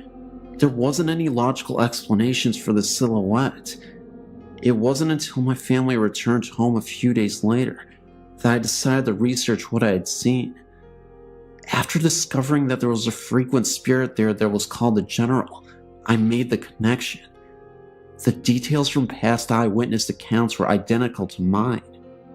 He stands out on the porch, has a Civil War uniform on, and has a beard on his face. I was, and still am convinced, that I saw the General on that day.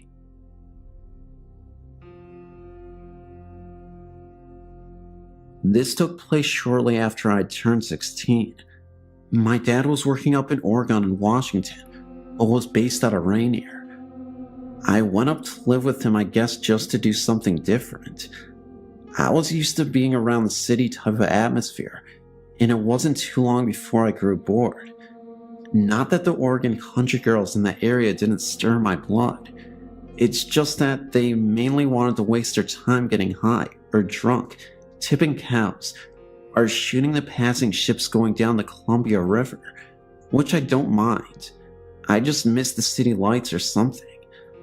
Anywho, I'd been out partying with a friend and drove off the side of a mountain, another story which would take a while to go through, and I thought my dad was probably going to kill me anyway, without benefit of blindfold and a last smoke, so I decided to hitchhike back to Oklahoma. Needless to say, I lacked understanding of just how far I was from Oklahoma. My newfound compadre decided to go along because he had gotten in recent trouble with his folks and wanted out of town too, so we took off. Somewhere between Portland and the Dells, on I-84, which was only a 2-lane at that spot. We were really tired and looking for a place to sleep. By this time, I'd found out that this hitchhiking thing wasn't for me, and it really should be called a lot of hiking and not enough hitching, or something similar. And what seemed weird was that out in the middle of nowhere, the fences were really well kept, and I didn't want to get caught up climbing one. No houses, no anything. It was simply just nice fences. Anyway, we found a rather peevish-looking fence about 3/4 of a mile before a bend in the road. The moon was out and actually lit up the area pretty well. There was about 3/4 of a mile behind us from the last turn in the road, and like I said, about the same in front of us before the next one. We were in a valley or whatever they're called that the road went through, and it was really a beautiful sight. Just as we're fixing to jump the fence, a car came around the bend from in front. Of course it was too far off to see us when it rounded the bend, but we didn't want it to see us climbing the fence when it came abreast of us. like the owners of the land are out cruising in the middle of the night. The sides of the road in that area sloped down at a very sharp right and were gravel, at least on our side of the road, so you didn't have to go far to be below the grade of the road and out of sight of passing motorists. It went down probably 15 feet though, well below the road. Come to think of it, I don't think I've ever seen anything quite like that since. Just as we were sliding down the slope out of sight, I caught sight of something way down the road, just the side of the curve. The lights of the oncoming car caught it, just as it was making the curve. Whatever it was, went down the embankment on the opposite side of the road from us. I asked my friend if he saw it, and he said yes, he saw something.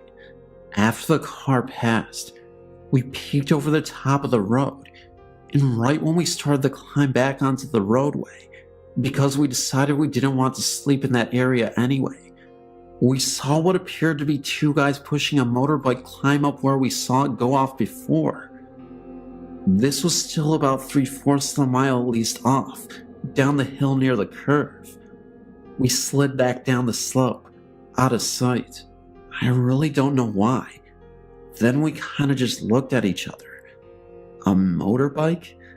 We both looked at the incline behind us.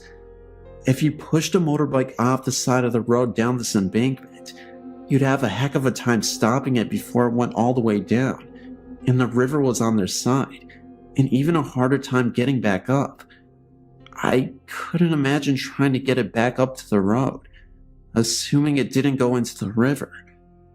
We both peeked over the top, breathing really quiet and shallow, watching for another couple of minutes, when all of a sudden, it stood up. It wasn't two guys pushing a motorbike. It was something that had been on all fours, and stood up, and it was huge. At least twice as tall as us, and by the way, we weren't midgets. I almost crapped myself. I started looking around, and the fence, by this time, was looking mighty small. Thinking really fast in that fight or flight mode, and the flight was definitely the way I was leaning towards, I realized that, thank God it had been his turn to carry the backpack, which would slow him down, and had the only food we had in it, and on top of that, I thought I could outrun him. Maybe it wouldn't want both of us. I looked at him, saw the panic in his eyes, and knew he was thinking along the same lines. I knew I couldn't run. I also knew that I had to sense us when it got directly across from us. I pulled out my little pocket knife. I knew that we're going to die, and all I could think of was, Lord, please let it be quick. I peeked over the top again, and it was almost even with us. I might have whimpered, silently of course, but I also noticed that the wind was blowing in my face from his direction. There might be hope. We ducked back down, and we could hear it almost stop right across from us for a moment or two, then start on up the road again. It was almost to the curve up the hill from us from the direction we had originally came from, when another car came around the bend downhill. I thought about jumping out in front of it and yelling for help, but if it didn't stop, then whatever that was would know that we were there. We waited, and it disappeared below the other side of the road, like before when the other car came. This time, it didn't come back up. I don't know how long we waited, but we finally climbed back up and continued down the hill and around the curve.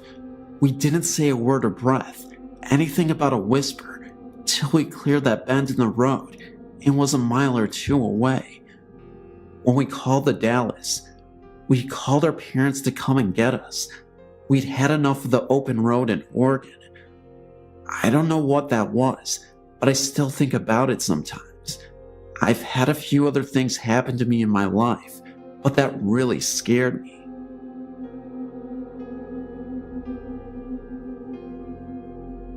My boyfriend and I saw this state park on our way from Arkansas to Illinois and thought we should check it out. We'd never heard of this place or even seen it before. We parked in the parking area and got out of the car to explore the woods. Naturally, I had to use the restroom, so I went to the bathroom, and once I got to the toilet, I had a terrible feeling of being watched, and I truly felt like someone was in the bathroom with me, but obviously, I was the only one. The feeling of this presence was so unbearing and evil that I ran out of the bathroom the second I finished with my pants down.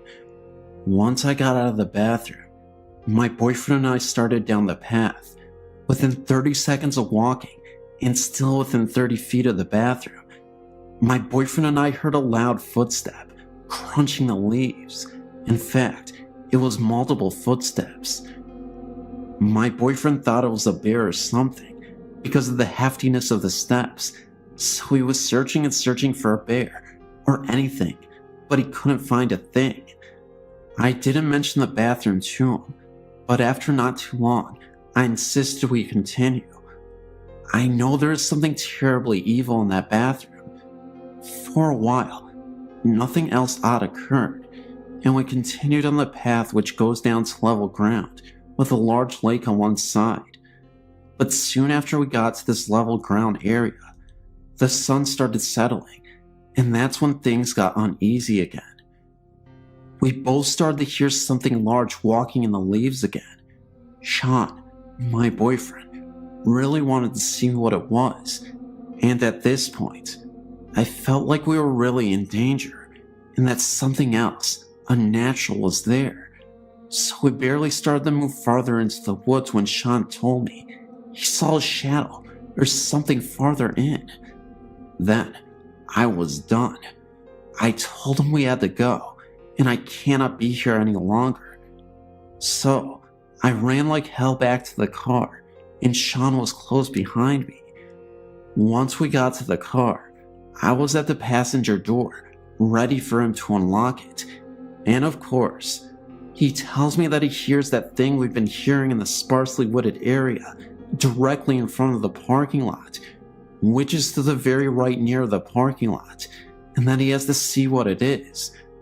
So, I had him throw me the keys, and I got in the car. He got in within a minute, and I asked him if he saw anything, and he said he just saw that a dark shadow moved behind a tree, but nothing else.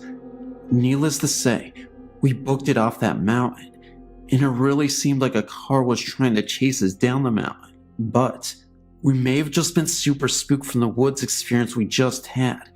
But I will note, we were driving at about 65 miles an hour, and the speed limit was way less. I forget now what it was specifically, but I want to say between 30 and 40 max.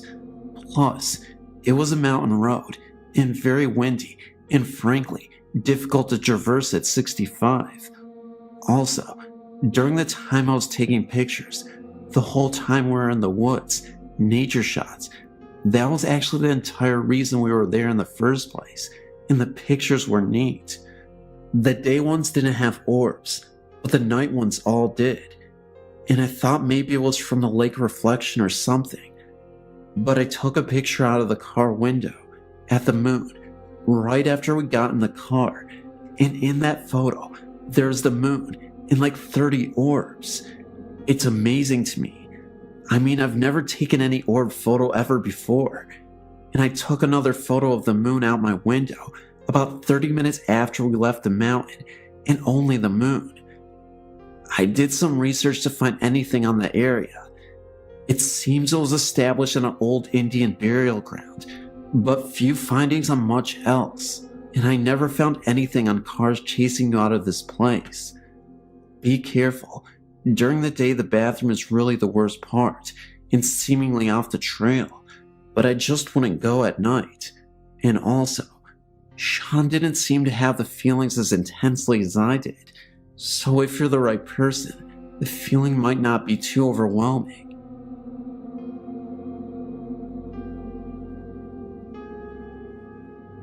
I was thinking about my dog last night, as he was put away a few years ago, and the immediate remembrance of a very weird experience me and my dog had in my home, in Tallahassee. This home, prior to any construction behind us, was all wooded landscape and ran into Lake Jackson. Within this wooded area were several Indian burial mounds. One day, shortly after I moved there for a new job, I took my dog for a walk, unleashed, back in the woods. I saw those mounds, but really did not know that they were Indian burial mounds. My dog and I both walked over these mounds just being adventurers.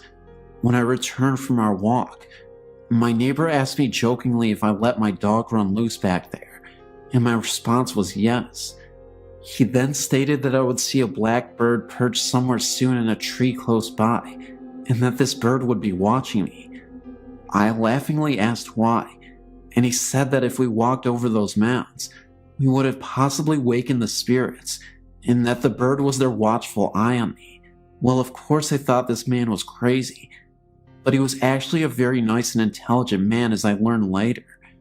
So only about 2 days later, I returned home from work, and I recall thinking about the black bird Betty told me. So I peeked around the left side of the home to look into the wooded area, and lo and behold, there was a blackbird perched on a tree, staring at me. He would not take his eyes off either. Needless to say, that was creepy. So that very night, I was in my office, and my dog was usually laying in the living room by the fireplace. As I was doing my work in the office, my office chair was budged about 2 to 3 inches forward, with a force that felt like someone actually pushed the chair.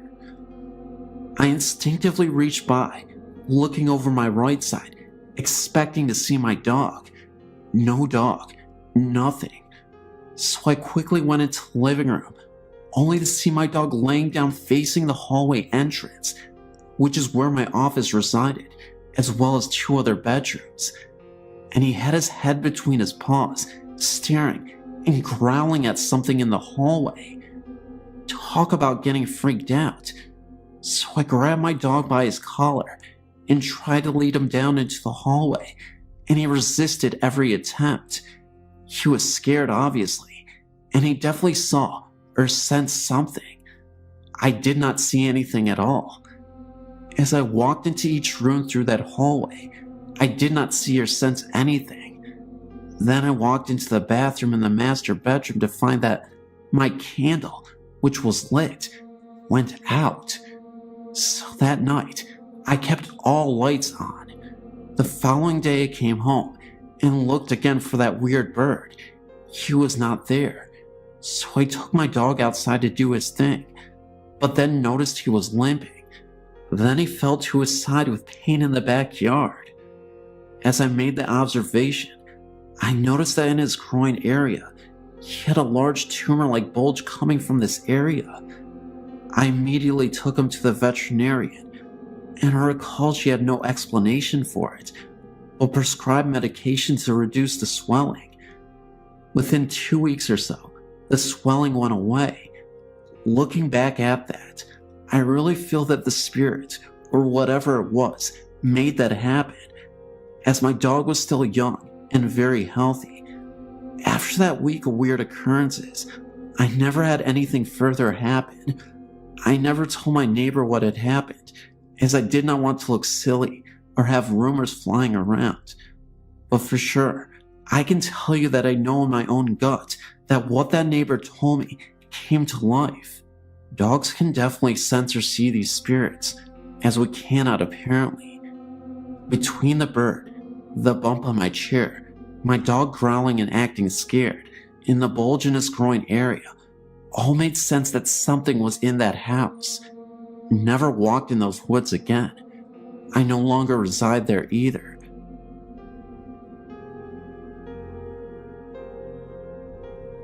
This is a ghost, entity, evil demon, spirit, and whatever else was haunting our home, I can tell you. I will never forget what happened as long as I breathe air. We moved into this big house when I was 15. It had been empty for about 10 years. It had old, creaky wood floors and a ton of doors. Everywhere you turned in the house, there was a door. Don't ask, I still can't figure it out. It was a doctor's house, In the very back of the house is where he saw his patients. Yes, some died in the house in his office. Both my grandparents also died there. The very first thought we had activity, about 3 a.m. in the morning, there was someone banging on our front door. My grandfather would get up and no one would be there. This happened all the time. We'd drop our car keys in the glass bowl right when we walked in, and they would be in a different part of the house. Things were always showing up all over the house. It likes to play tricks all the time. So many things happened, I can hardly recall them, all but this one I will never forget in my life. I would love to forget it, but it just won't go away. I was 20 years old and just had a baby. I had my daughter in a bassinet beside my bed. I fell asleep watching Michael Jordan play basketball in the Olympics. My bed had a tall headboard that sat up against my bedroom window. I also had floor-to-ceiling curtains, very heavy curtains. The windows were shut. The curtains were shut too. I was sleeping on my back as I fell asleep to the TV. The TV was still on, and the baby was fast asleep. All of a sudden, I felt a strong man's hand covering my whole face. He was trying to suffocate me. I was in panic mode. His grip on my face and nose was so tight that I couldn't breathe or scream. I was looking up at the ceiling thinking I'm gonna die, right there, right now. It seemed like an eternity, and I was losing my breath. Then, the phone beside my bed rang. It stopped. I jumped so far out of the bed across the room and looked back thinking I was fighting off an intruder, and no one was there. I looked out the window. Nothing. I looked in the mirror, and I had a bright red handprint on my face. It was evil. It was an evil something. I was praying out loud for whatever it was to get the hell out of my house and leave me alone. I've never been that terrified in my life. Never. I looked out the window, and it was pitch black. I got the feeling like something was out there laughing at me or mocking me. The baby never woke up. It was her father on the phone. I told him what happened, but he thought it was a dream. I know from the start it was as real as I'm sitting here telling you today. Not long after that, my grandmother and grandfather died in the house on 2 separate occasions. I was left in this huge house all alone with my 2 children. They were 1 and just months old. The house was always freezing, no matter how high the heat was on. I would hear talking that I could never make out. Footsteps up and down the hallway, pinching, grabbing. The lights never worked. I changed the bulbs all the time. When I did the laundry where the old doctor's office used to be, I could feel a breath on my neck. I could see shadows of people out of the corner of my eye. It was a living nightmare. The energy was so thick and heavy, even on the brightest day. I was scared to death to be there alone and go home after work alone. I would just sit up with the TV on until I could fall asleep and pray to God that I didn't have to go to pee in the night. I was so scared to get up. The day I moved from that house was the happiest day of my life. I could have stayed there forever in that big house, but I wanted out. I still to this day, 19 years later, have vivid dreams of what happened. All the things I heard and all the things I saw. I've only told a few people this story. I've seen and felt both good and evil from a very, very young age. My nanny told me I had the gift of seeing and hearing spirits, like I was a light to them. I've had so many experiences I can't count. Most are very bad, but I have a couple that are good. I'm terrified of the afterlife. I pray that God carries me to heaven. If you don't believe, I'm telling you, there are things you can't see, but they can hurt you and make you so depressed you want to die. They can touch you hurt you and mock you and laugh in your face. I know.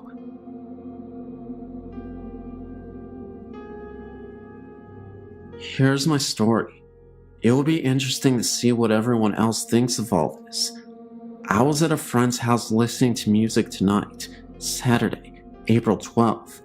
He's a drinker, so he was feeling pretty good. He was at the computer with his back to me. I was on the couch directly in front of the TV, which was off. The only light on was right above the computer desk. To my right was the entryway, which was dark, pitch black actually, but I could see the reflection of the room in the TV. He was playing "Oh Death" from "Brother Where Art Thou." Song itself gave me the creeps, when suddenly I looked into the TV and saw a solid black figure of a tall man start to step out of the darkness of the entryway and into the living room. I didn't see anything like clothing or facial features, just tall and solid black. My friend at the same time swiveled his desk chair and pointed towards the entryway where he saw the figure. The figure stepped back into the dark as quickly as it appeared, as though it didn't want him to see it. I looked at him and said, "Did you see that too?" To which he replied, "See what?" He was only being animated during the song, but for sure didn't see anything. I've experienced several things at this house. He has not though, and it upsets him. But what I experienced that evening was the most eerie and frightening thing for sure. I know it wasn't one of his friends, or someone goofing off. It isn't easy to walk into his house, through the front door, and not be heard. The floor is tile. We walked over and turned on the light, and we both looked. There was no one there. I just went home. I couldn't stay there, and I begged him to come with me, but he wouldn't. A few days later when we talked, I asked him if he had ever had any seances or similar things in the house. He had first said no because it was his grandma's house, and he moved in about a year after she had passed. But then he paused, and then he said, "Well, remember when we cleaned out the attic? There was a Ouija board up there." Well, no, I didn't remember, and I told him to get his house cleansed, but he was just laughing at me. I've never been back to his house since that night. About 2 weeks later, he got an unintentional EVP, which is very eerie also. He has a voice-activated recorder and was recording a couple of programs off the computer for a friend at work. He turned off the computer and the TV isn't hooked up anyways, but when he woke up, there were 3 recordings instead of 2 on the recorder. I know he's pretty up on computers, but he didn't make this EVP himself. Actually, it scared him, and he said he wasn't going to listen to it anymore. Even though I'm not sure whether I do in fact believe in ghosts and the supernatural, I must be the ghost stories world's biggest fan and relentless reader, and have been a patron of your site for many, many years, at least a decade now. Like I said, not being totally sure whether I do actually believe in ghosts, I've never had a story of my own contribute to your website. However, over the past months, possibly years, certain things have happened in our current rented home. Occurrences in this house that made me think twice, maybe even 3 times about what I actually do and don't believe in. My husband Craig and I have been living in our rented home here in Melbourne, Australia, for almost 4 years now. We rent privately and know very little about the house and its history, apart from the fact that we are private renters, and the rent has always been almost ridiculously cheap. The house isn't that old, however. It would only be about 15 or 20 years old. We do know, however, that several of the last tenants that lived here, families with children, by the look of the wall drawings in the study and backyard, moved out fairly quick after moving in, which has always puzzled me, as the house isn't in that bad a shape. The neighborhood is okay, And the rent, like I said, has always been ridiculously cheap. Any questionable incident that has happened in this house has either taken place in the lounge room or the nursery. My daughter is now 3 months short of turning 3. I remember one time when my daughter was tiny. She would have been 6 months old at the time. We'd put her to bed in her cot in her room. She's always been a fire alarm screamer, and on this particular day, after screaming for about 10 minutes, she quite suddenly stopped dead. Assuming that she had just fallen asleep, I walked outside into the backyard about 10 minutes later to feed the dog. I looked through her window subtly to make sure that all was calm in her room, when I noticed a very strange thing. My daughter did not look close to sleeping at all. She was in fact staring intently at the ceiling. I watched her eyes move from left to right and so forth, as if she was watching something very closely, but there was nothing there. Not thinking all that much of it, I went back inside and continued on with whatever I was doing, thinking that she was just boring herself off to sleep. A few weeks later, something very similar happened to this again, except this time, it was in the lounge room. Heidi was sitting with me on the couch. The family dog was also in the room, sitting by my feet, as Heidi all of a sudden started staring at the ceiling again, with much the same intensity as before in her room. This time, the dog joined in and was making much the same eye and head movements as Heidi was, as if they were both watching something on the ceiling move from side to side. The dog's hair then stood on the back of its neck, and he started growling, which frightened me, as he is one of the friendliest dogs in the world and wouldn't hurt a fly. Then, being a bit of a wimp, he got up and snuck into the next room and didn't come back for about a half an hour. This sort of thing has happened about 3 or 4 times since then, but nothing besides this has ever happened either. No apparitions or noises or banging. I've sometimes had the feeling, though, that we are not alone here. Nothing like this ever happens when my husband is at home, only when I am alone or with Heidi. A couple of days ago, it happened again. Heidi started off by staring at the ceiling, and then her gaze diverted to her toy basket in the corner of the room. She looked at me, smiled, looked back at the toy basket, pointed, and yelled baby. The word baby doesn't necessarily mean baby to Heidi. She calls newborns babies, as well as toddlers up to about her own age. I asked her where, Heidi? Where is the baby? There, she persisted. There, baby. I shrugged and looked away again and hoped to dear God that she would stop pointing and looking at that darn toy basket. She did, thankfully, after only about a minute or so this time. What do you honestly think about this? Fluke? Or something more than just imaginative child playfulness?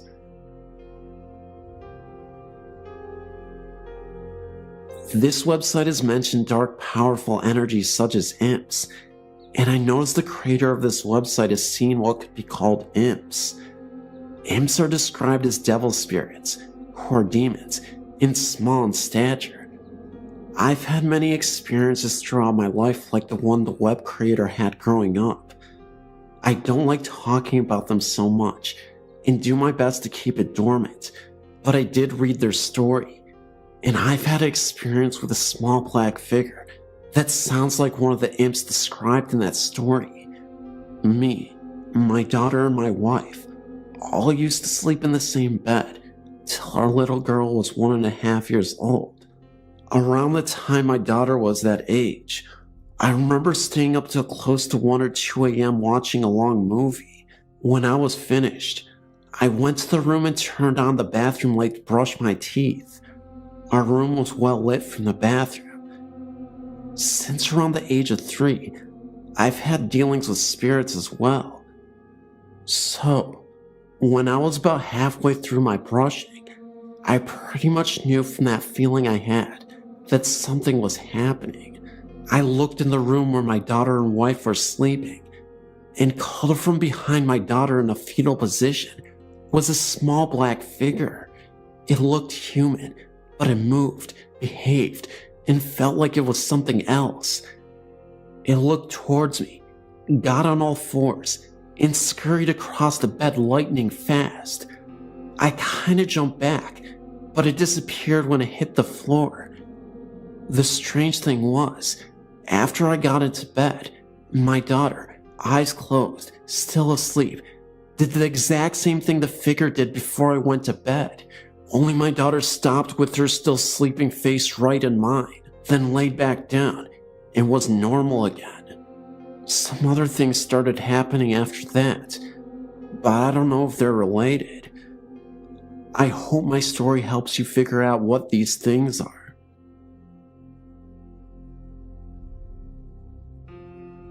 My story begins about 3 years ago. I was 27, and me and my husband were expecting our first child. We had been living with his mother, but since I had become pregnant, we needed a place of our own.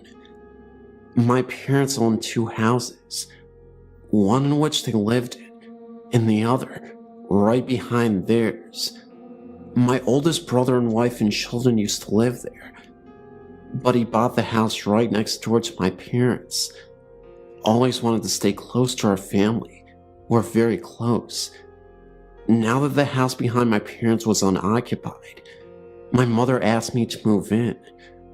My husband and I gladly accepted. We would have more room and a place of our own. Well, the very next day we moved in, I was about 41 weeks pregnant and needed to go to the hospital to be induced for labor. We had a healthy baby boy. After our stay in the hospital, we returned to our new home. About 4 to 6 weeks after we moved in, I started hearing a noise in the middle of the night, coming from the closet in our bedroom. My husband worked a graveyard shift most nights at the time, so I was alone at night with our son a lot. The noise was that of the closet door opening. I had put a long rectangular mirror on the closet door, those that are about 1 foot wide and 4 feet long. It had 2 hooks that went over the top of the door, so as to hang the mirror. So every time you opened it, it would screech very loudly, since the metal hooks rubbed against the door frame. Well, like I said, about 4 to 6 weeks after we moved in, I heard this very loud screech at about 2:30 to 3 a.m. I woke up and realized it was the closet door opening. It opened about 4 inches. We had 2 chinchillas that slept on the floor at the end of the bed, and I just rationalized it to one of them opening the door with their paw. But I know that would have to take some effort, since the metal hooks over the top of the door made it hard to open and would make the door get stuck. I didn't really get scared. I just looked, then went back to sleep. About 2 weeks later, again, me asleep, alone, middle of the night. Then the screeching sound of the closet door opening. I woke up, and this time, sat up and looked at the closet door. What just happened? I checked on my baby in his bassinet next to my bed, and he was fast asleep. I looked at the chinchillas. They were awakened too, and looking at the closet door, but had not moved. So again, I felt no fright and went back to sleep. Again, a few weeks later, my husband had a day off, so he was home that night. And again, about 2 or 3 a.m., the screeching noise of this closet door being pushed open from the inside. My husband wakes up and just stares at the door. Now he saw firsthand what I had told him about. The last time this happened was some weeks after that. Again, I was alone at night. I heard the screeching sound of the door opening, only it sounded like it opened a little bit wider than just 4 inches this time. I sat up and looked at the door. The chihuahuas were staring at the closet door as well. This time, they stood up. Then the closet door started opening a little bit further still. That set the chihuahuas off. One was barking at the closet door like there was no tomorrow, and the other ran under the bed crying and howling. Their reaction is what scared me the most. My heart was racing.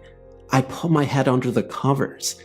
The closet door didn't open further, but it took me forever to get back to sleep.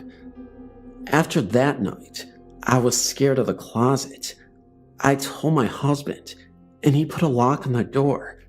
I closed it and locked it every night. I didn't open it again. Only one thing happened after that. About a year later, the closet door became increasingly harder to close. It would get stuck, and I would really have to push to close it completely. One Sunday night, about 7:30 p.m. this time, I again was home alone. My husband was working, and my son was with my parents in the house in front of ours. I was watching some TV, and I didn't like to leave the closet door open anymore. So I walked over to the closet door to try and close it completely. I was really pushing, and I started banging on the door with my fist to try and close it. It was almost closed. Then, while I was banging with my fist, right on the other side of the door there was a loud bang, as if someone hit it with their fist. It was right on the spot I was hitting it. I could feel the vibration against me. I stepped away from the closet door. I tried to stay calm. I'll try to sit down and watch some TV, I told myself. I sat down, but could not keep my eyes off the closet door. After about 30 seconds, I decided I couldn't stay in the house any longer. I left my parents' house in front of mine and left the TV on. Why did that scare me so much?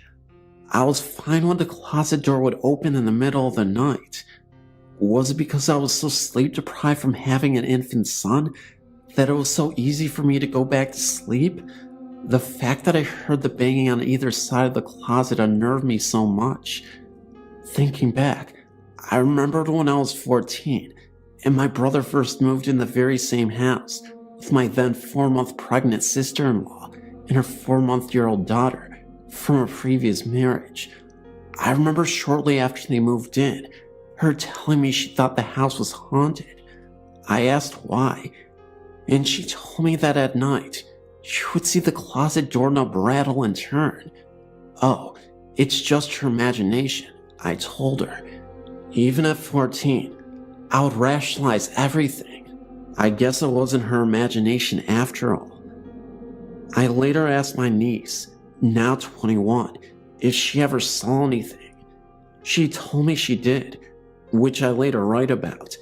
This is something completely different to my experience, and I think it had something to do with her, and not the house. She also used to tell me that the closet door used to open in front of my brother until he confronted it. Then it stopped. Thank you for taking the time to read my story.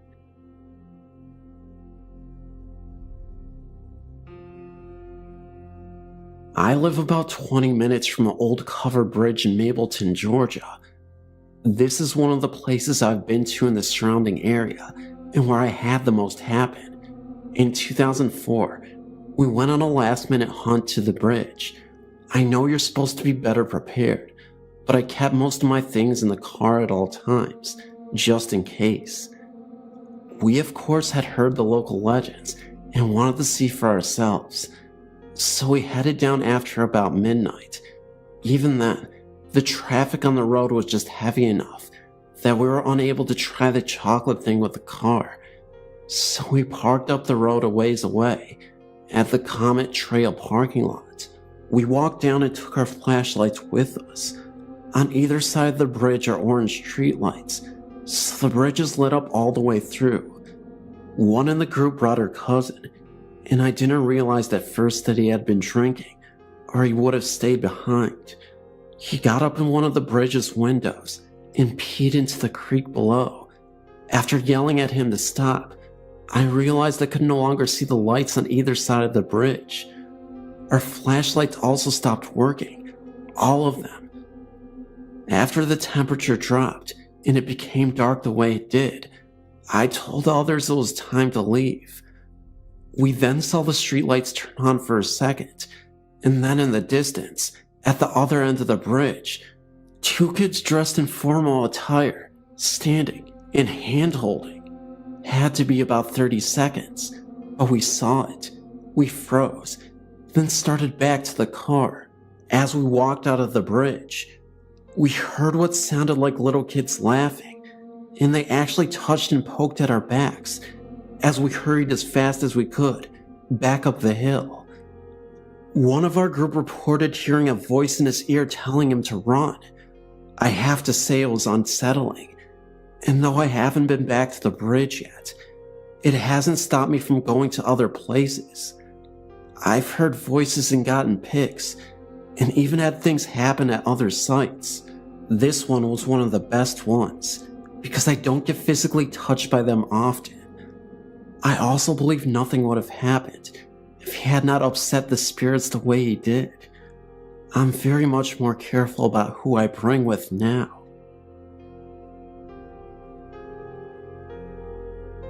Only one town over from our home stands one of the largest and most ornate railway stations in our state.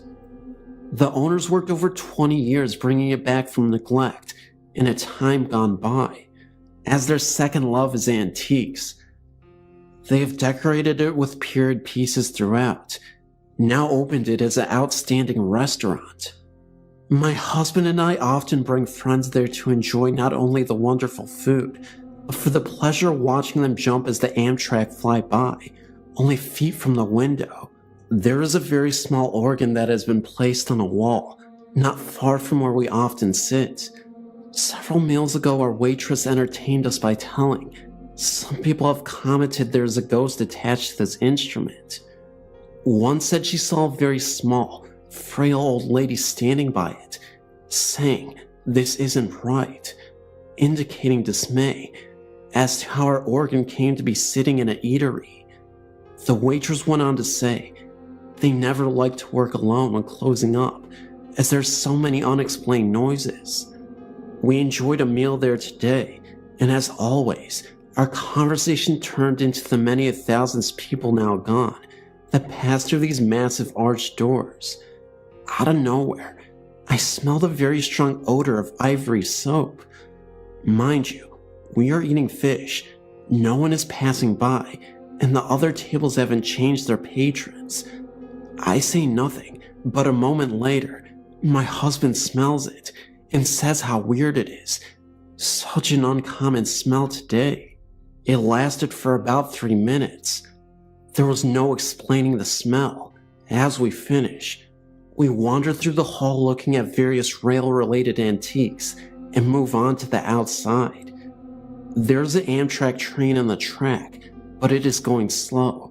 Strange, as they usually are speeding enough for an onlooker to feel their wind as they pass, heading for Boston. It comes to a complete stop at the station. A man in uniform gets out and looks at the front and then under. Turning to us, he says he thought he saw someone laying on the track. He walks about, making a full inspection. Then he gets in and then starts going. We see the riders in their seats, but as we watch, he stops again, just down the track, and repeats the inspection again. Strange day. This place should be investigated.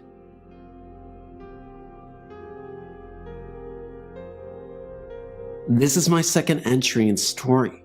This takes place in Rusk, Texas in the 70s. This story comes from an acquaintance of mine, who is really more of a good friend of mine, of my good friends. Mike and Katie were married and had 2 children. One was a 9-year-old boy, and the other was a 5-year-old girl. They moved into a house that had a shotgun-style layout. In other words, you entered into the living room, and there was a straight hallway all the way to the back door, with all of the rooms off of this one main hallway. Mike and Katie took the first door on the right as their bedroom, while giving the children the last door on the left to their bedroom. One night, not long after the move, Mike and his wife were sound asleep when they were awakened by screams of Mommy and Daddy. and turned on the nightstand lamp to find both their children wide awake and terrified. The children claimed to have seen a man with a hat on and a beard peering into their window. Mike immediately got his gun and ran around the back, where he found an empty field and no sign of anyone having been there. At first, they were under the impression that this man had a ladder because the back of the house stood on a steep grade down, and no one could be peering into one of the back windows without a ladder. But the occurrence repeated itself, and finally, Mommy asked the kids to describe exactly what they had seen. Their stories were both told at different sessions and matched completely. What had woken the children was a strange light out the window and someone walking up and down on what sounded like wood boards. They said this man leaned over and looked down into the window, and he had a shotgun in his hands. The couple moved the children to another room, and Mike did some laborious digging into the history and county files in the house. Through newspapers and files, plus some additional info from some of the older townspeople, Mike learned that this house had once been at another location, and when it was moved, it was turned around so that what had been the front of the house was now the back of the house. He also learned that the man who had died at the house had been arrested and died in prison for shooting his wife and her lover in their bed with a shotgun.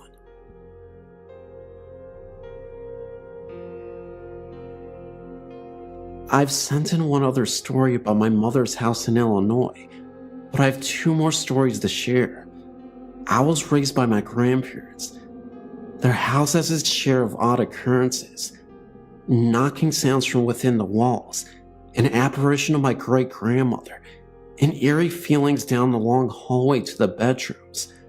One night, I was around 9 in 1989. I was lying in bed, trying to fall asleep.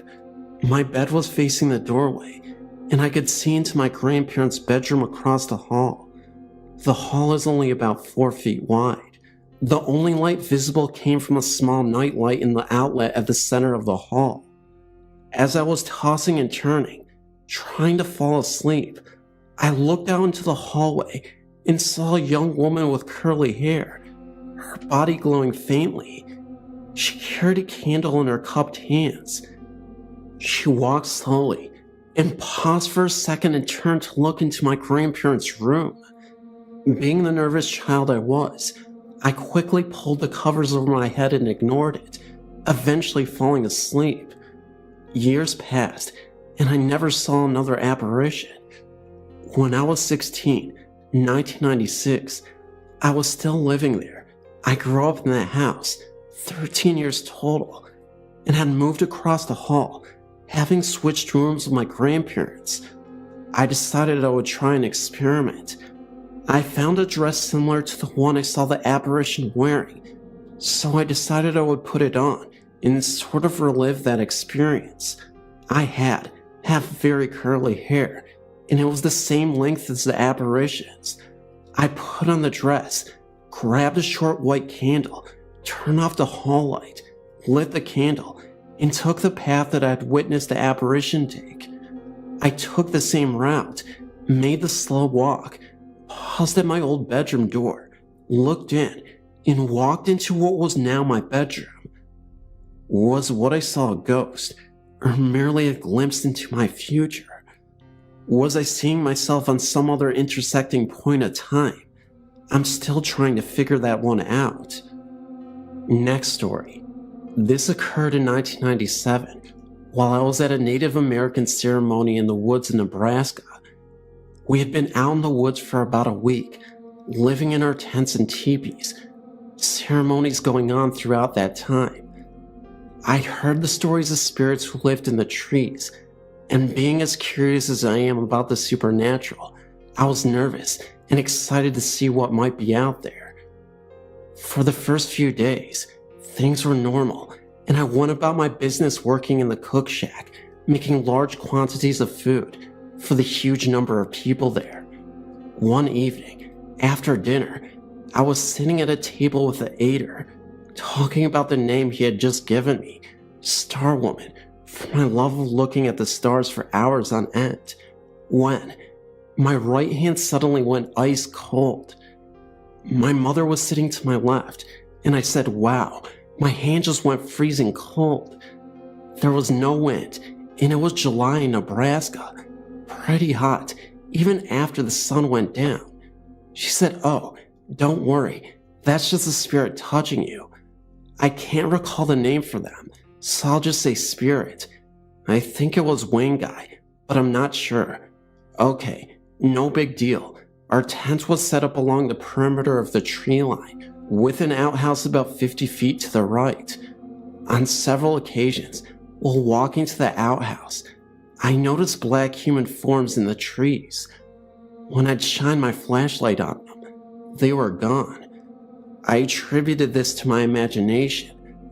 A few days later, a friend who had brought along for the trip was sitting in my tent with me, talking about the day. I was on the left side, leaning back on my arms, with my lantern flashlight next to my left hand, about 12 inches away. It was the kind where you could pull up the body of the flashlight to reveal a lantern. We were talking, and we noticed the light shifting in the tent. There were no other lights, aside from a bonfire on the side of the camp at about 300 feet. I looked at my flashlight, and it was standing on its edge. All we could do was sit and watch it. It stood on its edge for about 2 minutes. Then we decided to leave the tent for a while, because we were a bit freaked out. The flashlight had a rounded head, not a square one. My hand did cause the tent floor to dent in slightly, but my flashlight was nowhere near my hand or the dent I made in the floor.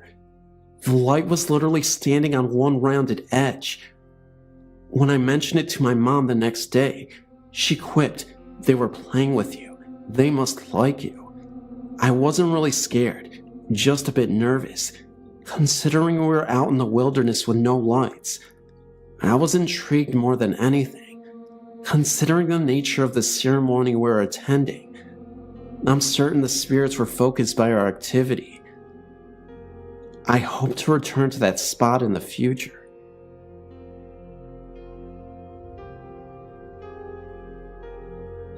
This occurred in Miami, Florida in 1980 when I was 15. I still don't know if this was a paranormal experience, but it was unsettling nevertheless. I was babysitting for the next door neighbors one evening. Their daughter was down for bed, and I was in the family room watching TV. They had a small anchor biter type dog, and it went to the double sliding glass doors that led out into the rear patio and pool area, like it wanted to go to the bathroom. All of the homes in this area had a screened-in patio pool enclosure, and when you opened the sliding glass door to step out into the patio, immediately to your left was a screen door that led into the backyard. Unlike most of the homes in my neighborhood though, the backyard was surrounded by a chain-link fence. So I go and open the sliding glass door, which was completely covered by trays for privacy, to let the dog out. The dog steps out, and I immediately hear the crunching of grass in the yard to my left, as though someone is walking in the backyard. Startled, I look to my left, and there is what appears to be a man, adult size, reaching out as if to open the screen door. I immediately slammed the glass sliding door shut, scared out of my wits. I stood frozen in fear in the living room. Silence. After a few minutes, I cautiously peered through the curtain onto the patio. No one there, just a dog sniffing around. I let the dog in, and he did not appear agitated at the least. I never thought much about it after that, until years later. If there was someone there, why didn't the dog bark? If it was supernatural, animals are known to get agitated, yet nothing. My imagination? Definitely not. Nothing like that ever occurred again in subsequent babysitting for that neighbor. When I was young, my grandmother owned a very old rustic country summer home in a small village about 3 hours away from a large city where I grew up. There was nothing particularly threatening about the outside of the house. To a casual onlooker, it just looked like an old quaint house, much like the majority of the houses in the village. During summer break from school, my parents would send me there, since my grandmother always took her vacations there, far away from the busy life in the big city where we all lived. Though I miss my parents a lot, and didn't get along well with my grandmother, I still, for the most part, enjoyed the large garden with its old apple trees, a berry orchard, and a large vegetable garden. The inside of the house had a very different feel to it. First of all, it was definitely very old and somewhat musty, because it went unused for a large portion of the year. In one of the bedrooms where the wallpapers was peeling, you could see several layers of different color wallpaper, which makes me think that the house was owned by many people before my grandmother, though she had for many, many years. Though it had a sink, it did not have a toilet or a shower. Instead, there was an outhouse outside and an outside shower for summer use. There was one room in the house, which was added sometime after the original house was built. It was a slightly newer, open space with many windows, painted in a pleasant pastel color. It was located at the very back of the house. For some reason, my grandmother insisted that this particular room is where I would stay. If you were to simply look at it, you would find absolutely nothing threatening about this room. However, for some reason, I was terrified of staying there. My parents always remarked that unlike the other children, I was scared of nothing. I always slept with the lights off, never had any incidents where I was scared to be alone, and never had any childlike fears such as a monster in the closet, etc. So, my parents found it highly unusual that being 8 or 9 years old, I was absolutely terrified of this room. I would beg my grandmother to let me sleep in the bedroom in the main part of the house, but she always told me that I was being silly and there was absolutely nothing wrong with the room. Yet at night, with the lights off, I couldn't help but hear unusual creaking sounds, knockings, and what sounded like footsteps after my grandmother had gone to bed. Having never been scared of anything, I would pull the blanket almost all the way over myself, except for my eyes, out of which I could see faint black shadows moving along the corners of the room. I tried so hard to convince myself that I was just imagining things, but the extreme uneasy feeling never let up. I felt like something in the room could physically hurt me if it chose to. I told my parents and kept asking my grandmother about the room, but my questions were sidestepped, and I was always told that I'm just imagining things. And maybe it's because the room is sort of isolated from the rest of the house, and that makes me nervous. And of course, I got the usual explanation of it's just the house settling, etc. Since the house had no hot water, they couldn't blame the water heater. Things would go on like this every summer I was there. On a few occasions when I was allowed to sleep in the bedroom in the main part of the house, I felt much more at ease and was able to fall asleep much easier. In the other room, the uneasy feeling would keep me awake for hours, which was highly unusual for me since I never had trouble sleeping anywhere else. Yet, though significantly weaker, the effects of that negative energy permeated the entire house. To wash up before bed, we would heat water in the kitchen and put it in a basin. On numerous occasions, when I was washing my face or giving myself a sponge bath, since the only shower was outside, I had very strong feelings of being watched, to the point where I would do what I needed to do as fast as possible and would turn to look behind me, expecting someone to be there. One particular occasion I remember very clearly. It was broad daylight, and my grandmother went to the local market to buy food, while leaving me at the house by myself. I was about to go outside to the garden when I heard a loud female voice clearly calling my name from the living room. Utterly confused since I was supposed to be the only one in the house, I went to investigate. My grandmother was still out, and I confirmed that I was alone. Then I heard the same voice again, calling out to me urgently from another room. I was really freaked out and almost ran out of the house, but made myself go and see if anyone was there. I saw no one. When my grandmother got back from the market, I told her what happened, and she told me many people imagine someone calling their name when they are home by themselves. Even then, I thought it was an odd explanation, since I never had an occurrence like that before. And actually, I haven't had an occurrence like that in the nearly 20 years since then. Sadly, since I was still a child, I never found out the history of the house before my grandmother finally sold it after she was too old to maintain it. I don't envy whoever owns it now, though.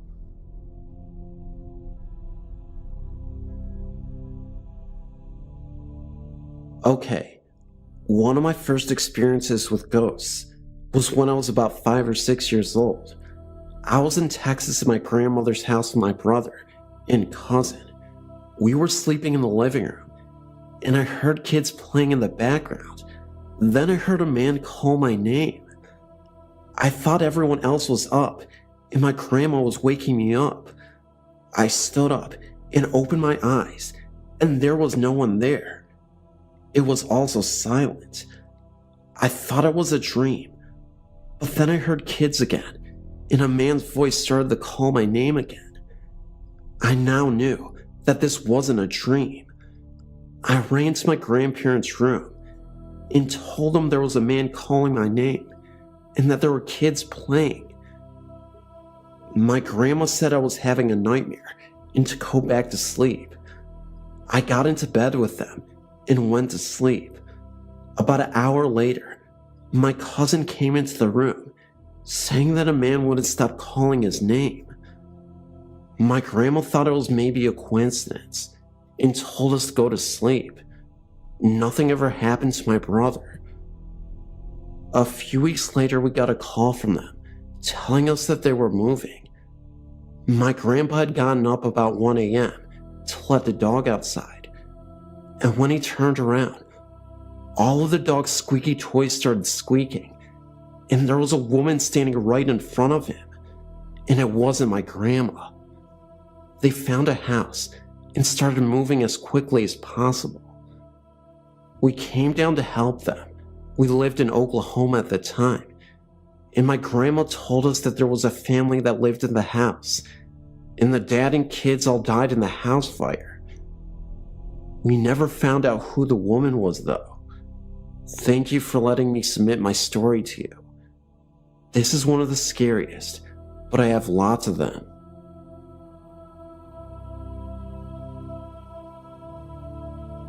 For as long as I can remember, I've been able to feel and see spirits that no one else could. It took me many years to discover what this ability was, and that I wasn't alone. I don't remember my very first ghostly experience very well, but my mother does.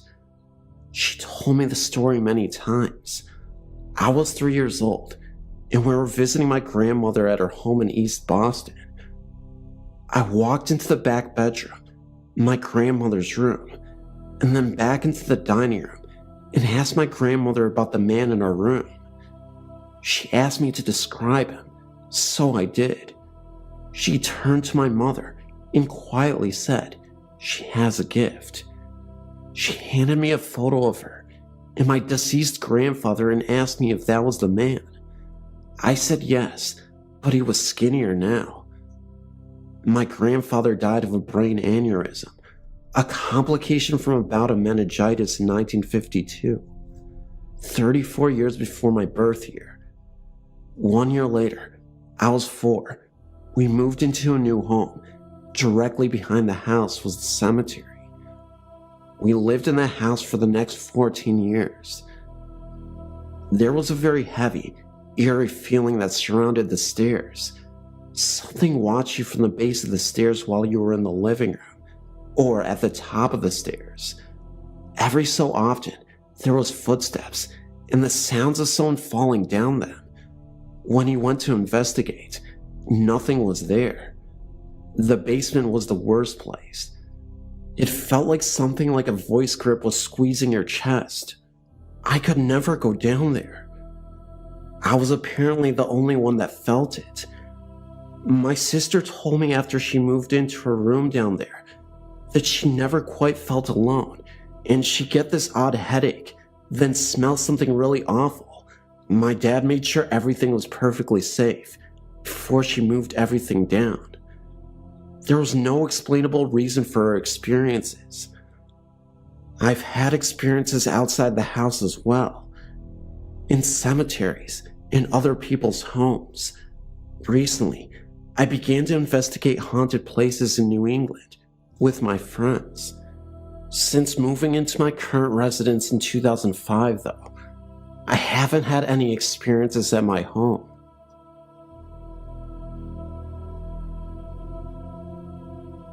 We lived in a small farmhouse with a huge backyard, and beyond the fence, an even larger pasture. I was 11 years old when we lived there, and we, the kids, would always explore the backyard, especially at night, and play hide and seek all of the time. One night, in this big backyard, I was alone and looking out at the pasture, when suddenly, I felt as though I was being watched, and I turned my head to look at the house, when I saw a transparent man looking at me, and then he disappeared a few seconds later. My uncle had died when I was 4, so I assumed it was him watching over me, and ventured into the house and went to sleep. A few minutes went by with no strange happenings when I went over to a friend's house and spent the night with her. We had a little bit of a slumber party and ended up sleeping in the living room when she woke me up at about 3 a.m. in the morning, apparently scared out of her mind, and told me she had woken up to go to the bathroom. That made her hair stand on end. Then saw a shadowy tall figure of a man with a pressed suit on, no hands or feet, and some kind of burlap bag over his head with a rope tied twice around his neck. So naturally, I thought she was kidding around, trying to scare me. So I got up and ventured into the direction she was pointing, when I felt this strange sensation, and boom, like magic, he was there. I ran back and told her that I had too seen it, and she ran into her parents' room and got them out of bed, and naturally, they told us there were no such things as ghosts, and told us to go back to sleep. We lay in the living room a long time, just watching this thing pace back and forth, and waiting for dawn so we could finally get some sleep. And about 5 in the morning, the visitor disappeared, and we soon fell asleep. Never in a million years, if someone would have told me this would be the beginning of a 19-year-old haunting, would I have believed them. But that is exactly what happened. Not just to me, but to my friend also. It seemed that this ghost visited us every night at the same time for almost 2 years at first, just pacing the halls, then turning things off and on, changing TV channels and radio stations, swinging things in the walls, just little annoying things that at our age would scare the crap out of you. One of the scariest nights I can remember was one night at my house.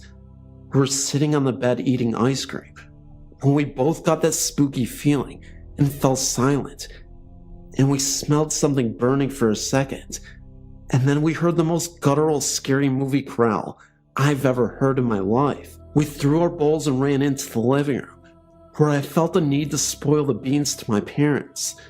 Of course, they told me we were crazy and that our imaginations were great.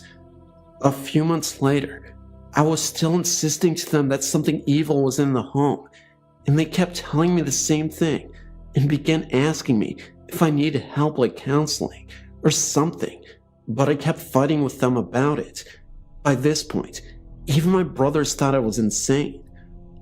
A few months later, my parents decided to move because I stuck to my story, and they were hoping that if they got me away from my friend, that my imagination wouldn't work overtime. We moved about 65 miles from that town to another farmhouse that was even older than the last one. The same thing was happening, only instead of pacing back and forth, the figure began to float to my bedside, lean its head to the side, and make noises like it wanted something from me. This was a nightly ordeal for a few months, and then it began to start touching me. I could never see its hands, but I could feel the icy cold prickle sensation that came with it, working its way up my bed, to my legs, up my body, and even surrounding my head. Most nights, I was too afraid to move and afraid to cry out, so I laid in my bed, silently weeping. This went on for quite some time too. Then it began to lay in the bed beside me and touch me off and on all night, as though it was testing me to see if I was scared. And trust me, I was terrified. But when 5 a.m. rolled around, proof he would vanish. After a few months of this, in a ton of lost sleep, I finally got the nerve up to throw a pillow at him and yell at him. You know, things like, "What do you want from me?" And he began to put his head to the side, even more, and grunt, as if he was replying, "What?" Remember, the figure always had a pressed-on pinstripe suit and some kind of burlap bag over his head, with a rope that showed to be strung around his neck at least 2 times. So, I never saw a face or even heard him speak, anything other than the grunts it was doing that night. But shortly after my temper tantrum, it left. Finally, a few nights of peaceful sleep, until I was awakened by heavy footsteps in the foyer, going through the kitchen, which was not like him at all, and then the burnt smell again, and I was so afraid that I would hear the growl again, that I remember thinking my parents would surely find me dead in the morning from a heart attack. To make a long story shorter, here's a list of things that happened. After that night, I never saw the burlap ghost again, but strange things and sounds and figures would keep me up all night. It was like an open portal in my bedroom. I would wake up scratched up, heavy breathing in my ears, pressure on my chest, racing black silvery balls across the ceiling, red eyes racing through my room and disappearing, laughter, waking with my arms bruised as if someone had grabbed me, something cold that I always assumed to be a hand, because I felt something like a huge ring hit the bottom of my foot, grabbed me by the ankle, and almost slung me out of bed. A Bible was slung across the room and landed on my bed, as I had taken to the habit of filling my room with religious items. In one night, so much activity in my room that my younger brother was awakened and came in only to turn white and started screaming. And to this day, he will not tell me what he saw. So on to the future. I turned 18, still struggling with this haunting, or whatever you call it, and joined the military, and it still followed me. Even being stationed in Iceland, it was still up to no good, and my best friend, who was also my roommate, would say things like something is not right, and it was doing all of its little tricks again, like turning things on and off. But she seemed fascinated with it, so I told her the entire story, and she didn't seem to mind. She had just wondered what I had done to have this happen to me. Finally, a few years of peace without one thing happening. I'm now 24 and live with my boyfriend in our 3-bedroom, 2-bath house, and nothing. Another year of peace when he tells me one morning that he felt like he was being choked in the middle of the night, and he has some bruises on his arm.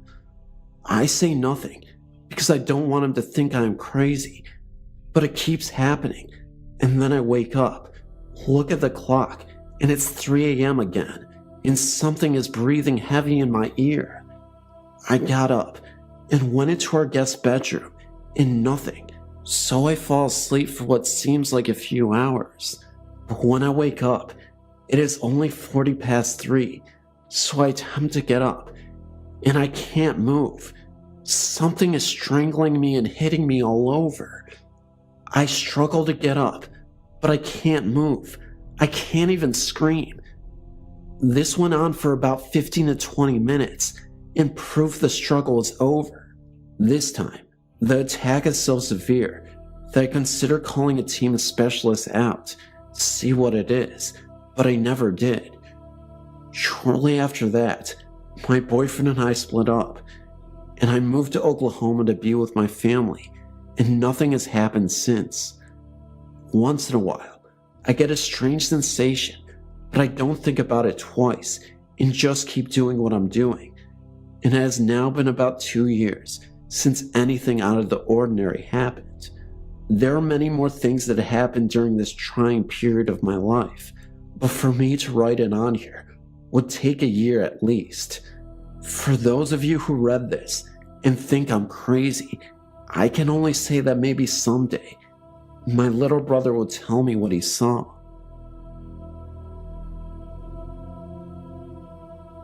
My fiance had just died in our townhouse. This was in 2002. He had offed himself in the head. I went back later because I couldn't go back there for a while after he had died. Anyway, I went back and I kept feeling hand brush across my forehead. One night, I was in bed and was about to fall asleep when something grabbed my foot and was pulling it downward. I freaked out. I was the only one in the house. Then, I had a friend come over because I was afraid to be alone because of these things happening. My friend was downstairs and I was upstairs, coming out of the bathroom, and a dark floating figure floated right by me. It almost ran into me and would have had I not stepped back. It telepathically told me it was not here for me and that I had gotten what it wanted, and also would not look directly at me. I somehow felt like I was being protected by God, and the thing was actually afraid of me. I didn't feel scared. Later on in the month, I took a bunch of pictures of the townhouse because I wanted to remember the good times where my fiance had lived and been very happy together at one time.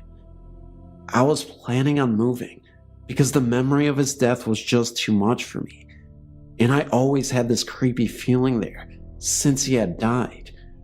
After I got the pictures developed, there were 120 photos in all of several different rolls of film of different things, and then the one that I had taken pictures of, the inside of the townhome.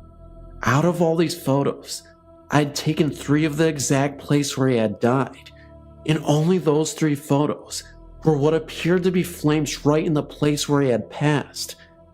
It almost looked like the portal to hell. Seriously. To this day, I cannot explain those pictures. They were taken with a very expensive camera. No other photos I had developed before or after that had ever had those flames in them like that. Just the 3 that were the exact location of his body when he died. My name is Malin, and I've just turned 21. I live in Sweden.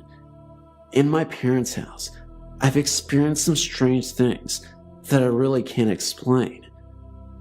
My sister and I have always felt that there is a presence other than us.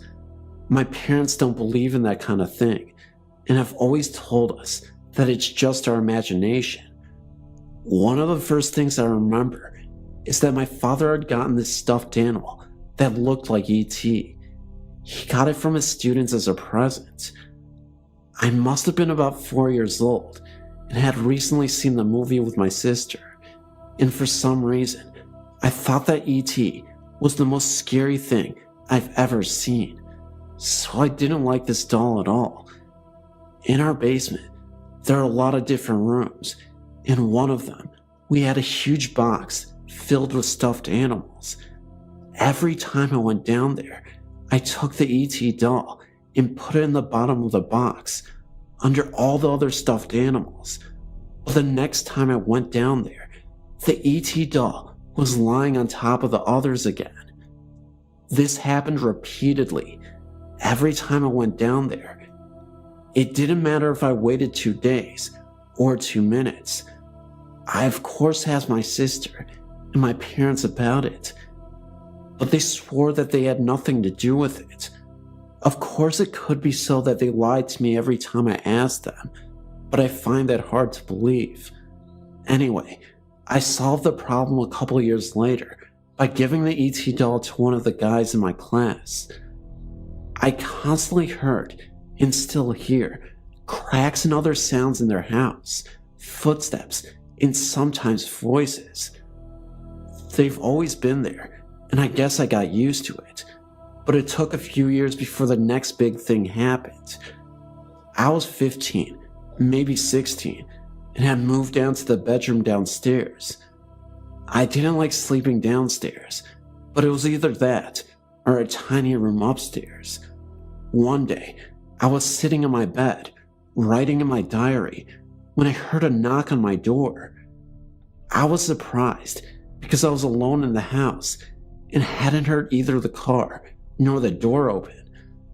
I said, "Come in," but when no one entered, I got up and opened the door, but there was no one there. I thought it was strange, but went back to my diary. I had hardly any time to pick up my pen before I heard another knock. This happened a couple times and really scared me, so I locked the door and crawled under the covers. Then I heard scratching outside and froze, just to hear meow, one of my cats. At first I thought it was my cat who had caused the knocking, but I've never met a cat that can actually knock that hard. Another time I was in the bathroom upstairs. I just finished washing my hands and was outside the bathroom when I remembered that I left my watch on the shelf in front of the mirror. I turned to go get it and took a step into the room when a bottle of lotion literally flew off the windowsill and landed in front of my feet. The window was closed and there was no wind to speak of outside.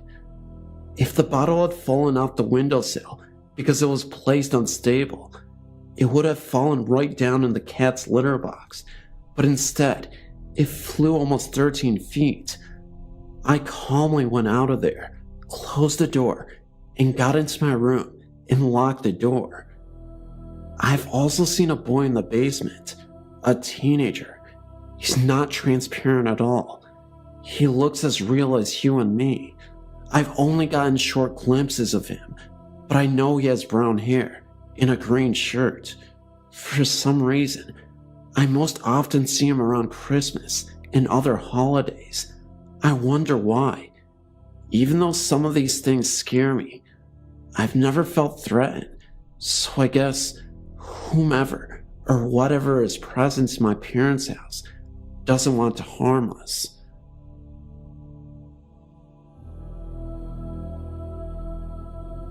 I'm one to be afraid of the dark, but there are feelings I get. Feelings that tell me to get out. Almost a communication with my location. The basement has been home to incidents experienced by me and my slightly older sister. My experience is weird.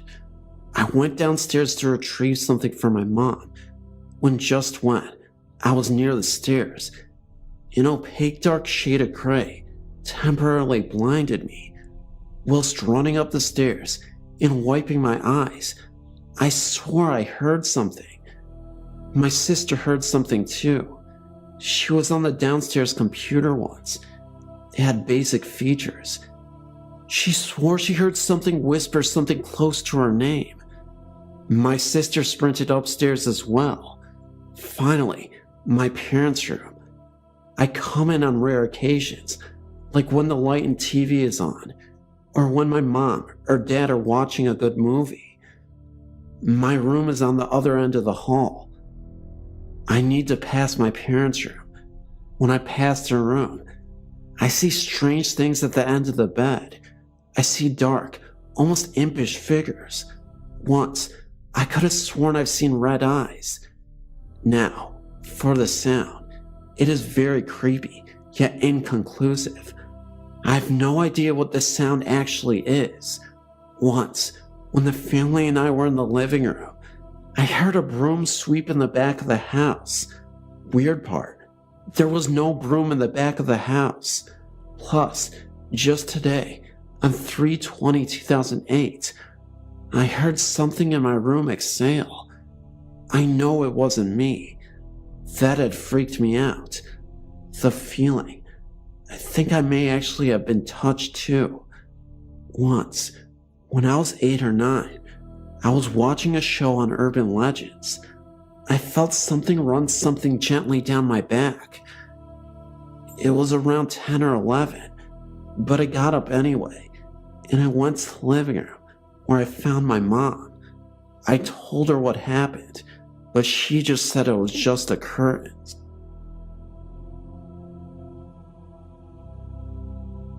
I lived in a home in North Salt Lake City that my children and myself had many experiences over the years that we never could explain other than the supernatural. My husband, myself, and 2 children lived in this house for over 12 years.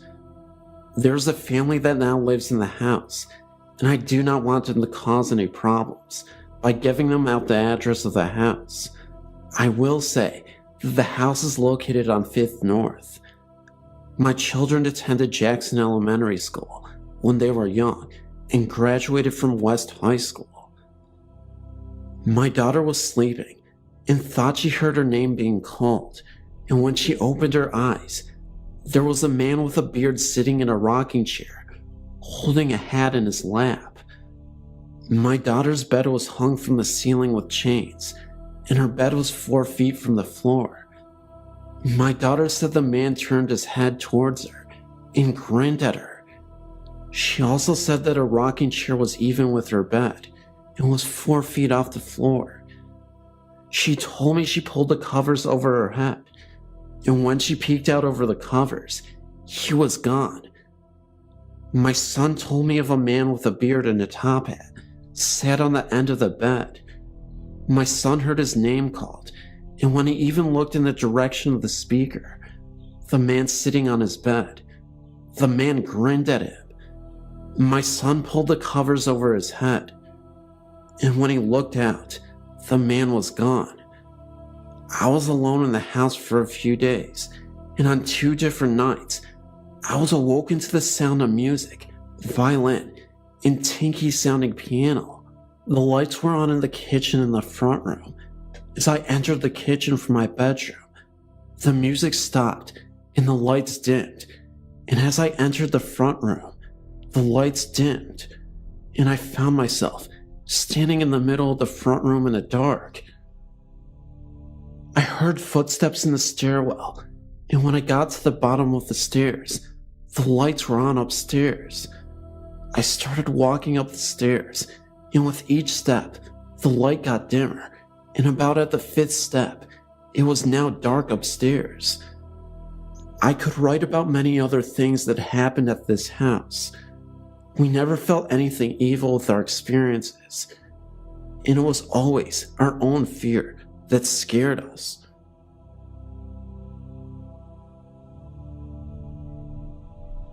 I believe the house I grew up in was haunted. My family all makes jokes about how it was just all my imagination. There were several different occurrences throughout my childhood, nothing on a regular basis, but frequent enough for me to believe that something paranormal was going on there. I lived in this house from birth until 18 years old. I am now much older, and I still believe what I saw and felt was real and inexplainable. As a child, I always woke up in the night to get a drink of water or a snack even sometimes. I wasn't overweight, but it was a running joke in my house that I always had to get up to get something to eat at night.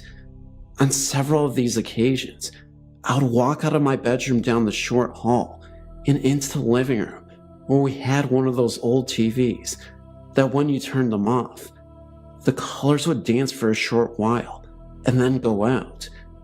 My parents were early to bed, early to rise, so I know the TV couldn't just shut off.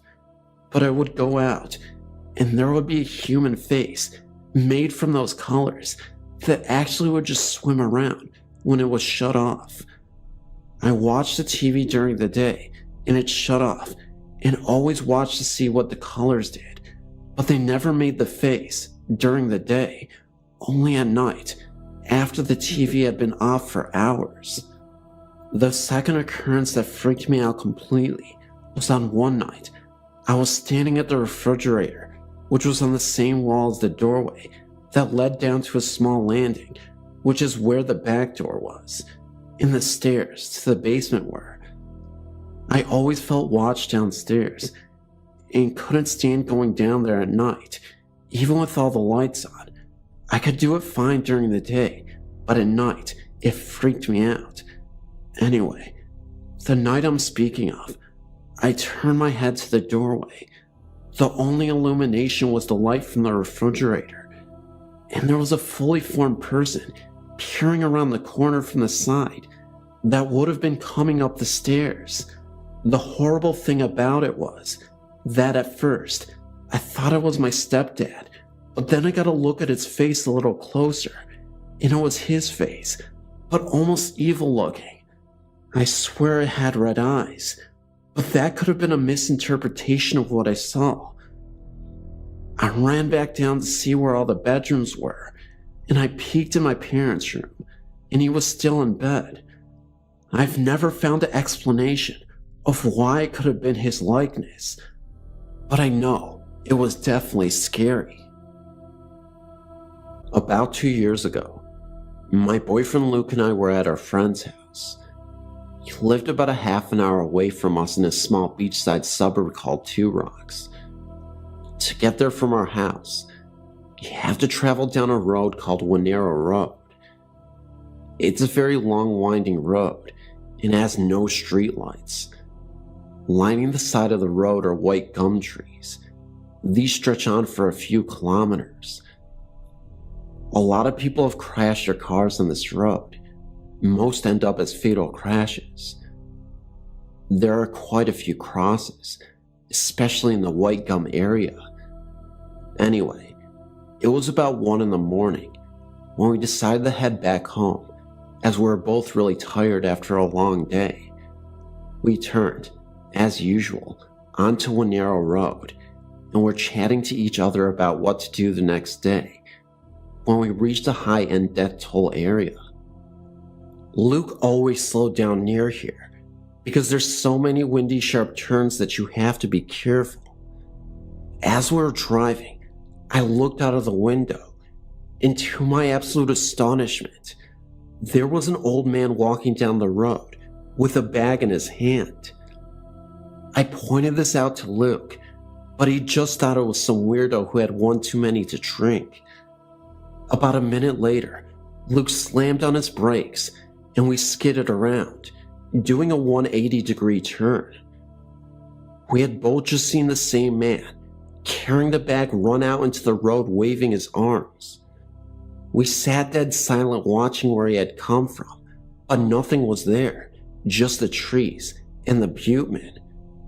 Not far away from where we had stopped, there was a white cross where an old man had flipped his four-wheel drive and died instantly. On another occasion near the same spot, I saw a young girl, about 17, wearing blue jeans and standing next to a white gum tree.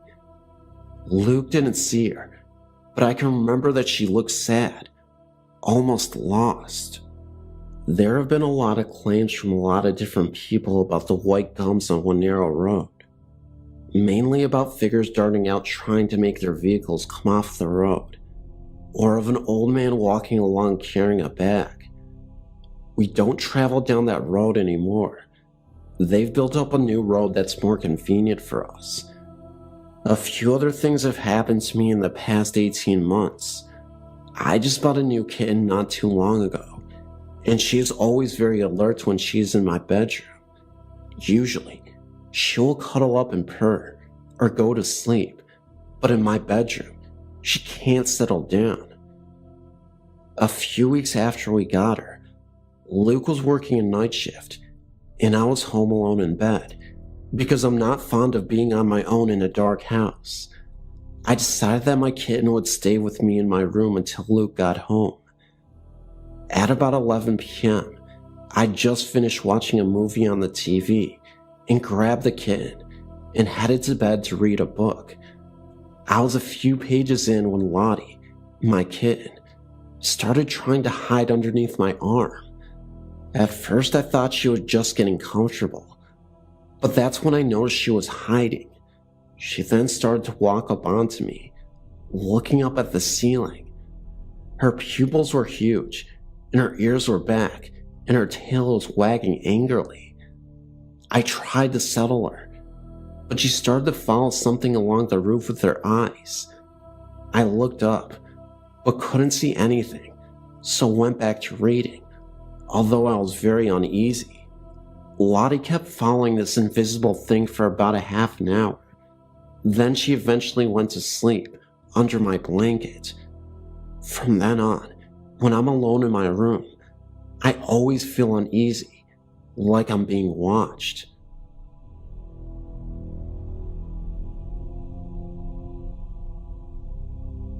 Okay, this isn't the first supernatural type thing that I think I may have experienced, but it is the only one that I know for sure was real. My best friend moved here to Kentucky when I was in kindergarten from Chicago and moved next door to me when I was about 10. After that, me and her were always together and always spending the night with each other. Loved her parents to death. That particular night, she had spent the night with me, and it happened to be our other best friend's b-day the next day. Well, maybe about 2 o'clock that day, we went over to her house to ask her dad if we could walk down there, as it was just down the road. Her mom was at work, by the way. I waited outside when the door slammed open and she was screaming, "There's something wrong with my dad." I went in and he just looked like he was sleeping. He had his arms crossed and everything. I'm glad he went peacefully. He was pale, and I touched his arm to wake him up, and he was cold. At that point, I knew he was gone. We ran to my paps, and he came over and called an ambulance. The rest is all just heartache and pain, like that comes with any death. I felt like it was important to tell you all that, because it really is relevant to the rest of the story. Or at least, in my opinion, it has some correlation. Okay, now on to the creepiest moments. I was spending the night with that same friend, and I asked where the mouthwash was, and this was probably about 3 or so months later. She said her dad had some in his dresser, so I went into his room. I stood there as she looked, and suddenly, we heard this rhythmic knocking all down the side of her house. It was really fast and complicated. We freaked out and ran to her room. I think he didn't want her going through his stuff. Well, that's all that happened for a very long time. The last experience, her dog is chained up in their fenced-in yard, and it was in heat, and my male dog got in her yard and no one was home. So I rushed over there. They really didn't need any more puppies, and opened her gate to get my dog that somehow got in there. And I heard his voice again, very meanly shout, "Hey!" So I freaked out and ran again. The main thing I'm wondering about is that knocking. It's really odd. I think about it sometimes, but I mean it shouldn't bother me anymore. But it does. If you have any ideas as to what this is, Please speak up.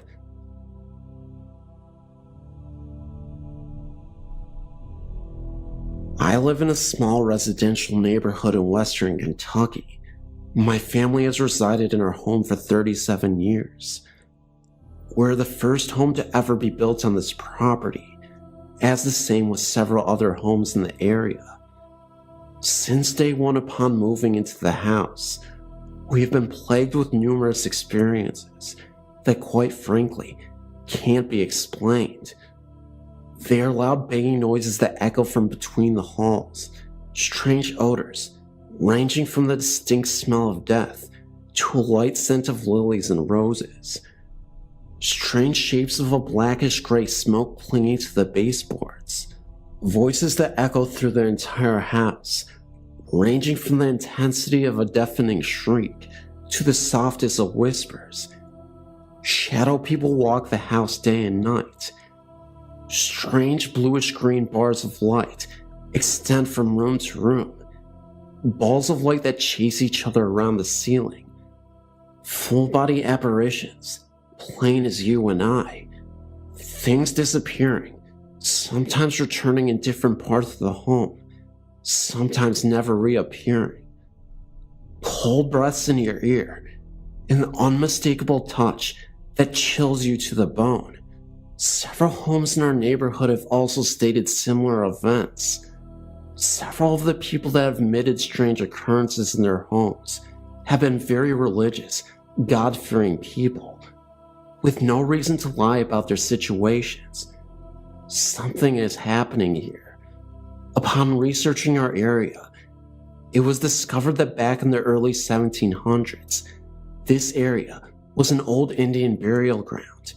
In the mid-1800s, it was decided to put in a real cemetery. The old graves were destroyed, and the remains were disposed of. A new cemetery was started in its place.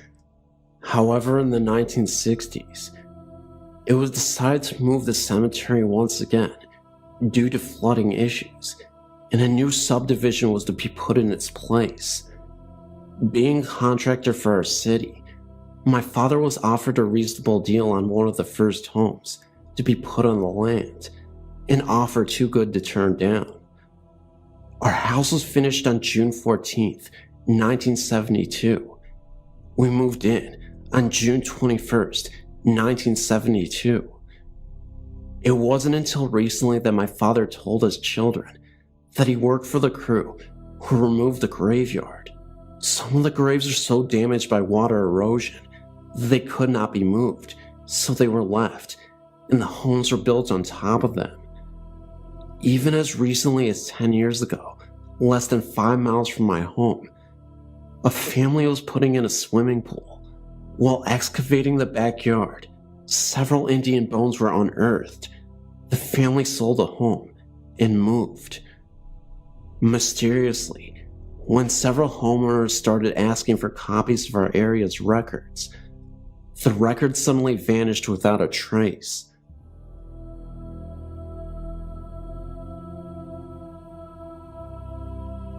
Here are 2 instances in which I experienced ghostly activity.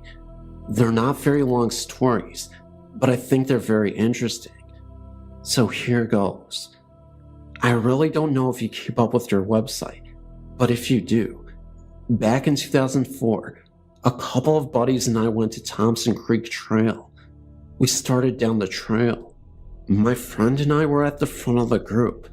We had flashlights, and we were flashing them at all the really dark areas of the trail.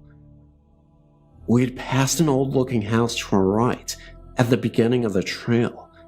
Shortly after, there was a curve in the trail, and in the bend of the curve, there was a tree.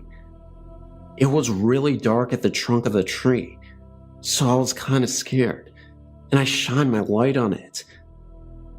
The image that had projected from my flashlight was of a very tall man and was standing very close to the tree, and a shadow was cast onto the tree trunk. It is a fact that no one was in front of me. My friend had also seen the huge shadow of a man. I've been to a lot of places on your website, and this was the only one where I'd actually seen something, and it scared the living crap out of me. On to my next paranormal experience. For me, I've always believed in the paranormal, though I've never had any experiences of my own until very recently, including the one I just told you about. I met a new friend at school, and he told me his house had spirits in it. He and his family had all something happen to them, i.e., seeing figures, hearing voices, unusual odors, and poltergeists. They even hired a priest to bless the house, and also a psychic. I never thought I would have something happen to me, but me and my mates were watching a movie in his room, and suddenly out of the corner of my eye, I swore to God that I saw a shadowy figure in his mirror, and when I turned my head, it kind of stepped out of view. I thought this was weird, because usually I can tell if my eyes are playing tricks on me, but this time it just seemed different. Another experience I had was when I was on the computer alone, and my friend was downstairs. While I was on the computer, I thought I was hearing many voices, like the background noises you hear in a restaurant. I could hear very faintly. Now, because of these experiences, I don't like being alone in this house. What I want to do next is to actually try to do ghost hunting in this house. So there you have it, my 2 experiences. I hope you thought they were interesting, because they scared and terrified me.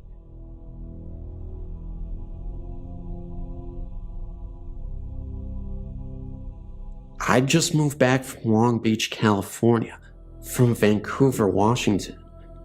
A longtime friend named Alan offered me one of his bedrooms, in which I could stay until I got back on my feet.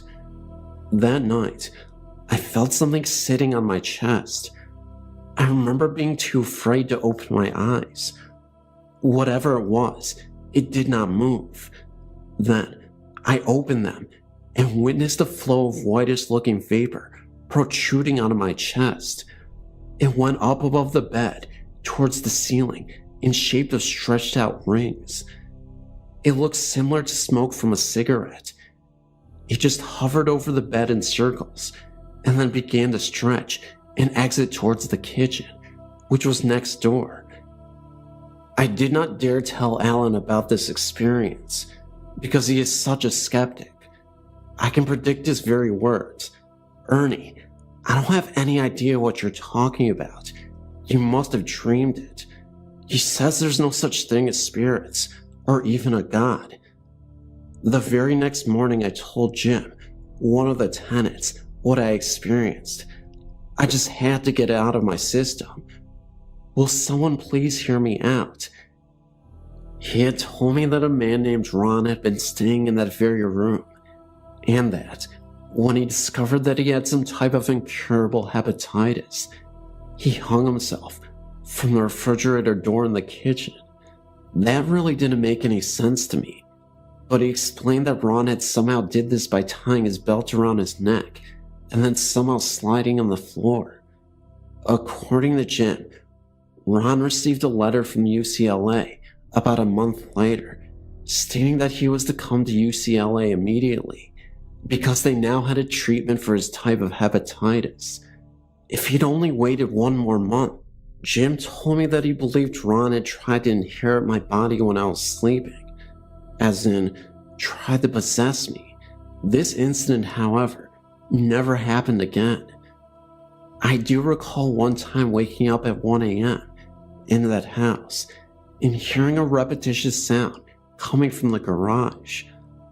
I looked out the window because the garage had a window, but it was dark.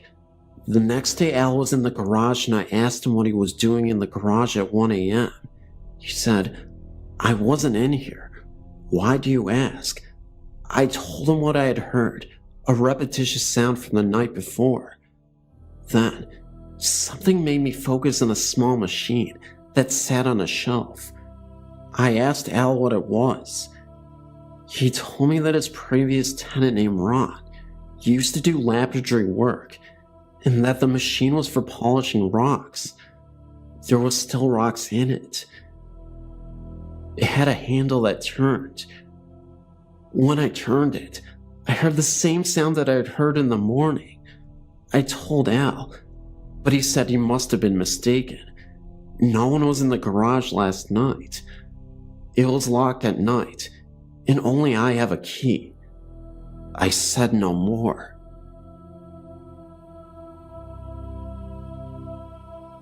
After my brother had died in his home, my family gave it to me to live in. It was an older mobile home. One day, while on my PC, which faced the same wall that my door was on, in fact, my desk was next to the door. My desk is huge, and a bigger desktop than most kitchen tables are. So sitting at my desk, I could see part of the hallway while reading, typing, or whatever on my PC. One day, I just happened to look up at the door, and there came a figure of a man. I could only see his shadow on the emergency door and wall outside my bedroom. He was either bald or had some very short hair. I just sat there and stared for what seemed like several minutes, waiting for him to either come into my room or say something. It finally turned and seemed to go into the bathroom, which was on the other side of the wall, or went in the wall, towards the kitchen and living room area. They're both open, with no wall dividing them.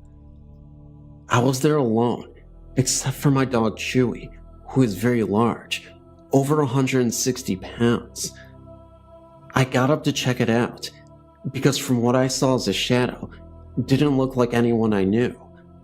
I walked by the bathroom peering in, and he wasn't there, so I kept going.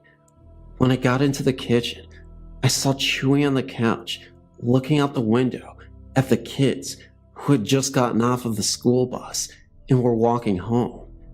He would have barked, even if he had known whoever the shadow was.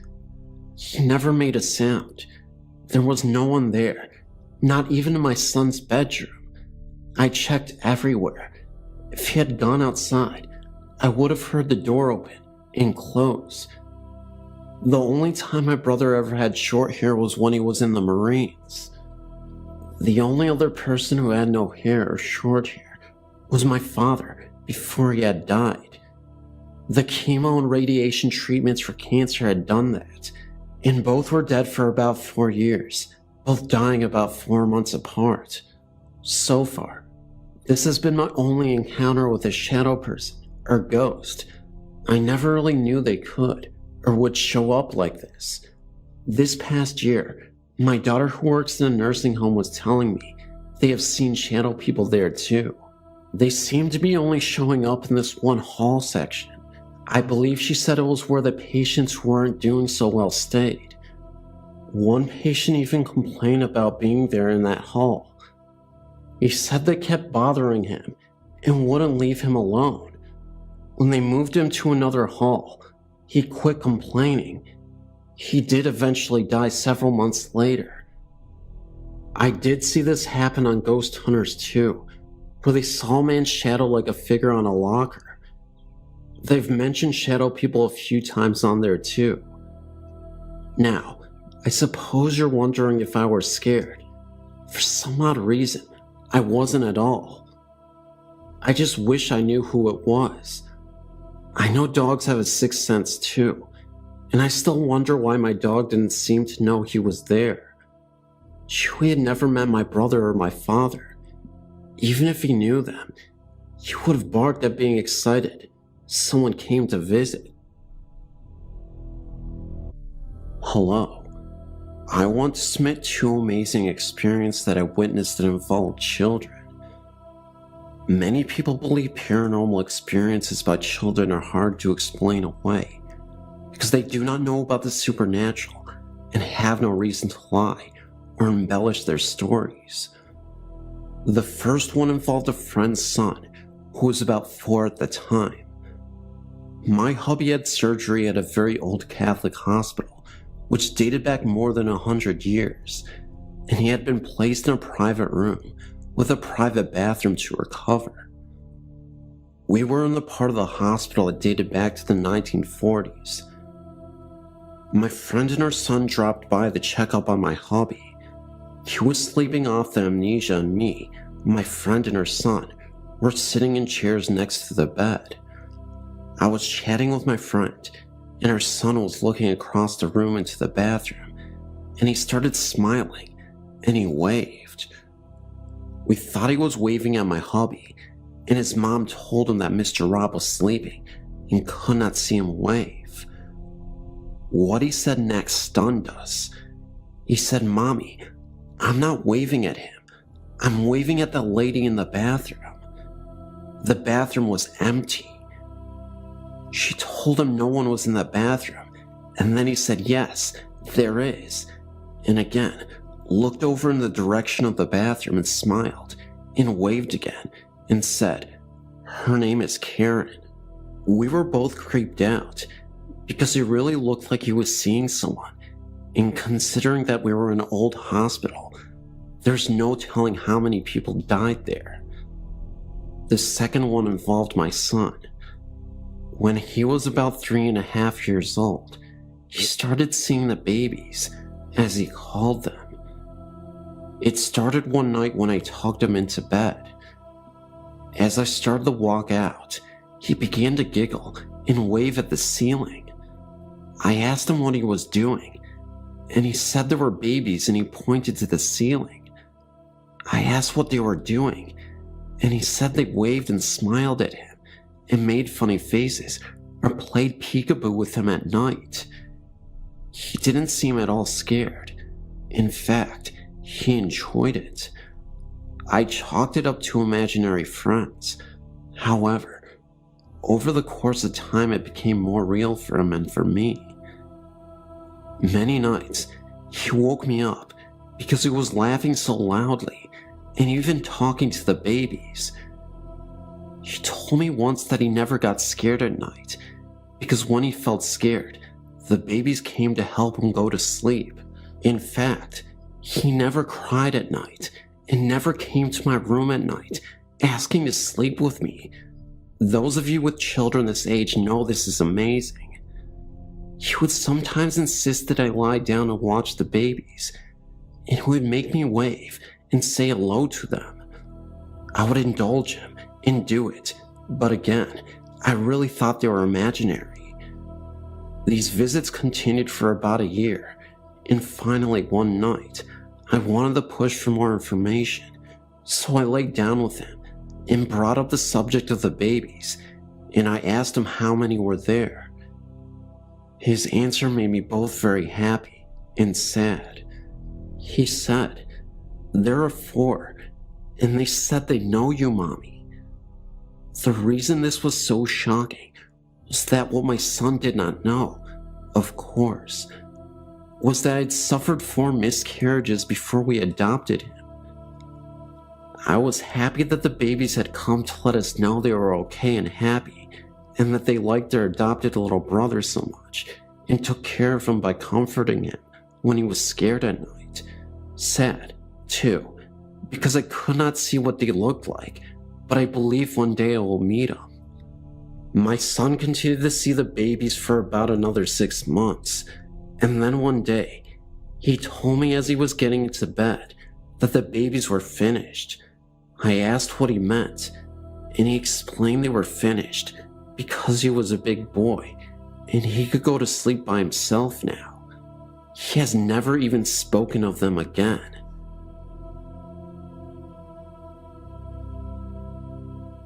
When I was about 15 years old, my dad became the manager of a pub. I won't say the exact pub, as he does not run it anymore. The pub is located near Sheffield in England, and is on a county road. The pub is converted from a farmhouse and barn. To get to the pub, you come off the country road and follow a small track, only about a half a mile, until you reach the car park. The first night we stayed there, we all slept in rooms as the pub was also a small hotel, with about 6 rooms spread over 2 floors. The first night, I stayed in room number 3. when we started to go to bed, the family dog wanted to come into my room, and it laid on the carpet and would not move, even when my dad was shouting at it to leave. The dog did eventually leave to go and sleep in the corridor, but soon after my dad closed his door, I opened mine again to let the dog in. Now, this dog is a Rottweiler with a head as big as a boulder, but the poor thing could not get any closer to me and really did not want to be on its own. I should mention that my parents divorced, and at the time, I only saw my dad on the weekends. So the next time I went to stay there, I stayed in room number 4, just to set the scene. If you come out of room number 4, to the right is an emergency exit with a push bar to open the door, which leads to the fire escape stairs, and to the left leads to a staircase, which leads to my dad's room and a spare room that was not being used at the time for little more than storage. Eventually, around 3 a.m.-ish, I turned the TV off but kept the lights on. My dad started leaving the dog in the pub area downstairs and blocked the door leading up to the bedrooms. I think he didn't want the dogs in the bedrooms, as he wanted to start letting guests stay in the rooms. I was not comfortable at all in the room. I did not want to turn the lights out, and I tried to keep watching TV. Eventually, around 3 a.m.-ish, I turned the TV off, but kept the lights on. My dad had started leaving the dog in the pub area downstairs and blocked the door leading up to the bedrooms. I think he didn't want the dog in the bedrooms, as he wanted to start letting guests stay in the rooms.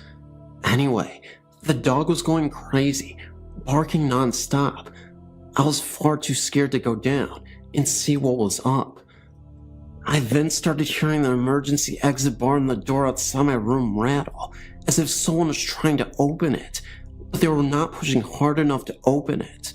Then, I heard footsteps really loudly running down the stairs from my dad's room, and I saw shadows pass under the door of my room.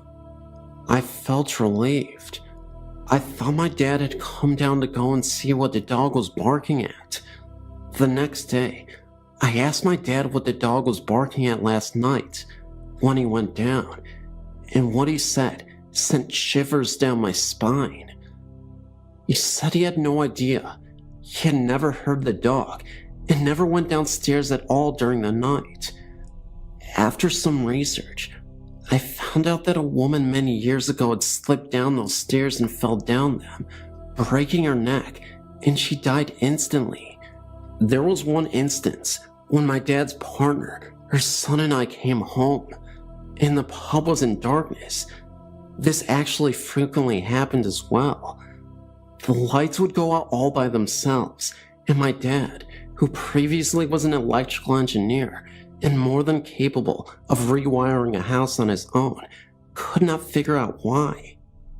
Anyway, we come home. I can't remember why the pub was closed, but it was.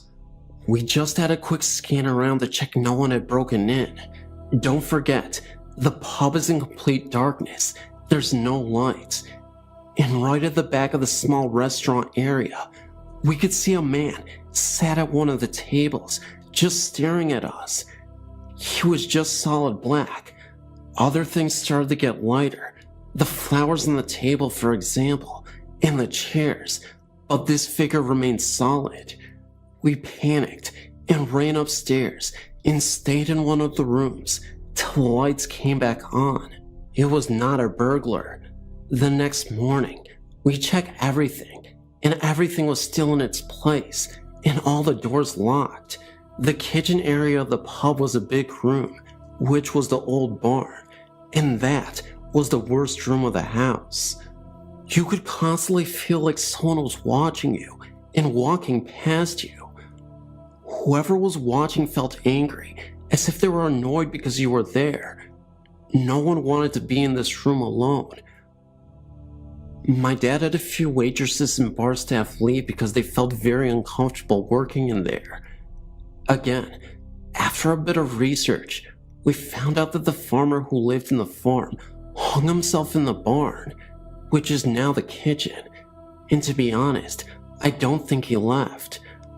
Objects would constantly go missing, spoons would turn up again bent out of shape, and get this, the whole kitchen was cold. Even when we had cookers on, we still had to wear jumpers in there. My stepbrother and a family friend were staying in room number 7, the storage room I mentioned earlier. During the night, one of them, Neil, thought that the other, Jim, had gotten up and was leaning over him as if to check he was okay. And to make it a bit more confusing, Jim had thought that Neil had gotten up during the night and leaned over him. They both said that they were half asleep, but through their haze, could see a figure standing above them looking down. A few other things happened, such as a football came rolling down the length of the pub to where me and my stepbrother were sitting. It literally then stepped on the spot, about a foot away from us. No one else was in the house. The back door to the pub was locked at night, but every morning we would find it open, but the lock was still in the locked position. The actual bar that locks into the socket was still sticking out. There is no way it would have opened. The lock was new and undamaged, but this kept happening. This happened about a month before my dad moved out. Anyway, my dad eventually gave the pub up. His partner didn't want to stay there. The dog was never the same. It became a very tame dog, but it did start to get a little better after my dad moved out.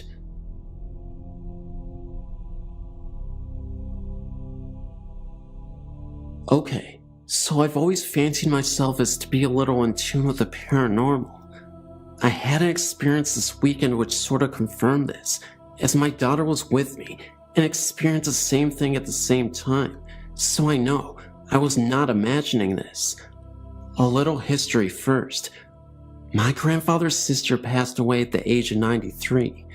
She still lived in the house that was purchased by their father, my great-grandfather, in 1903.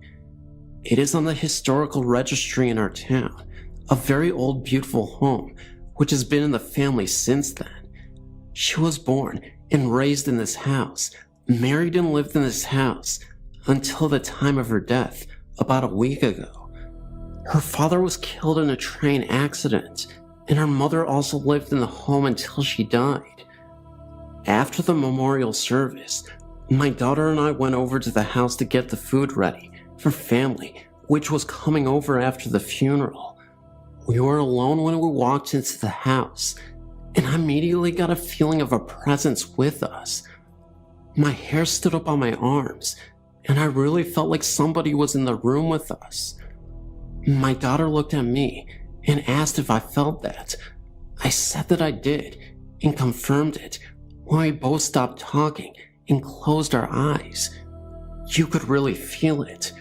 We got really spooked, and I told my daughter that if it was someone with us, it was indeed family, and that they would not hurt us. About that time, an overwhelming scent of lilac perfume permeated the air. It was the weirdest thing. My daughter smelled it, as did I, and we just looked at each other in disbelief. It lasted for about a minute or so, and then dissipated. At this point, I was totally freaked out. I called my aunt in Texas and told her what happened. She told me that was most definitely my great-grandmother, as she wore that type of perfume and was indeed a real lady who had tea on the porch every day at 2. It was about 2 when we entered the house.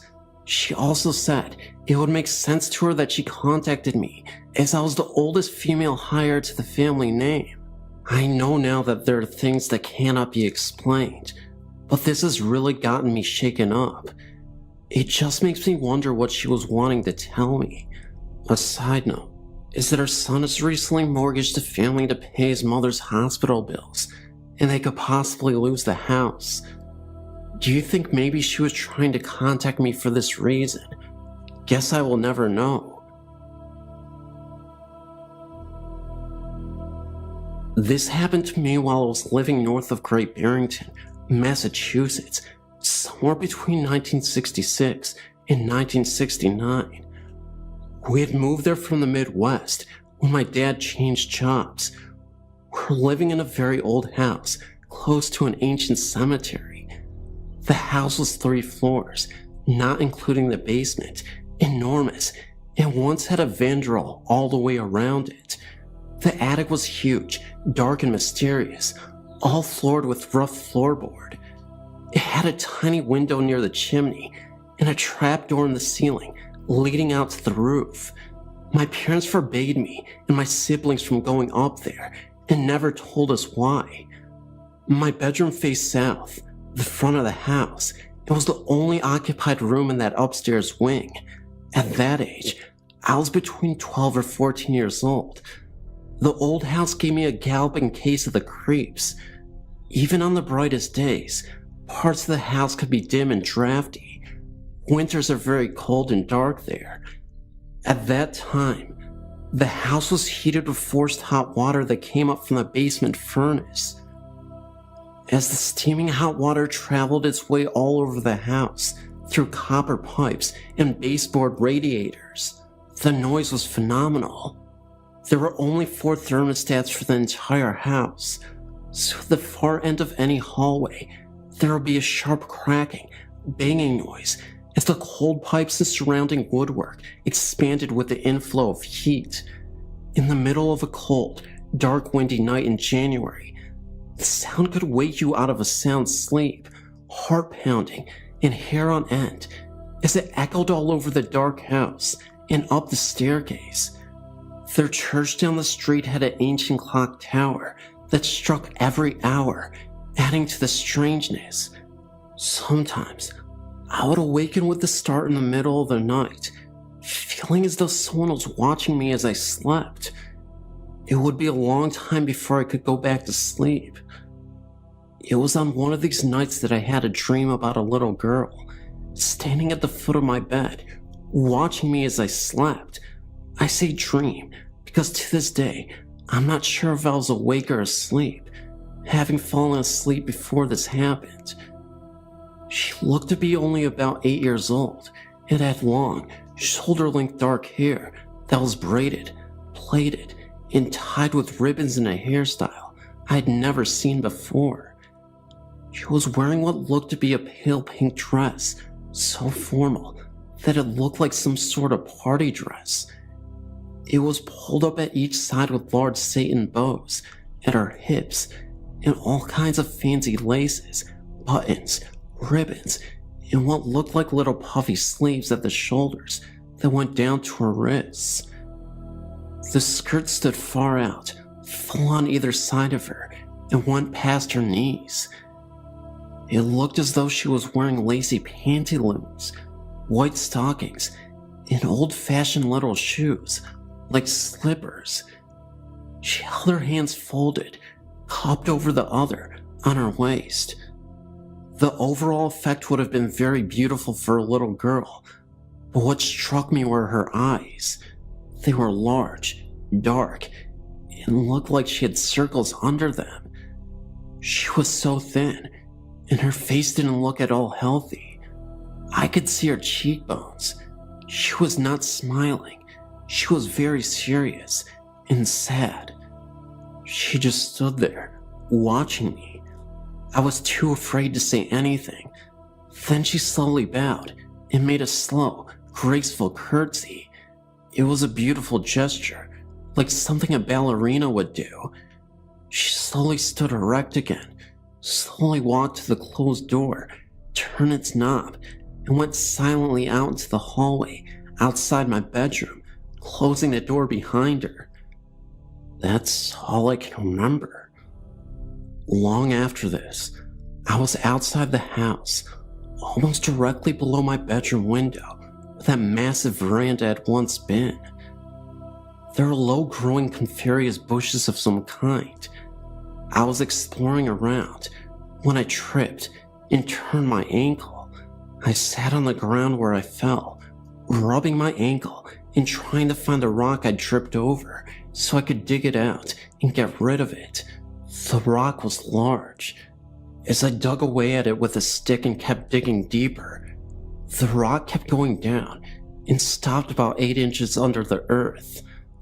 I dug all around it and realized it was a tombstone, about 18 inches long by about 10 inches across and maybe 3 inches thick. I was able to lift it up and check both sides of it.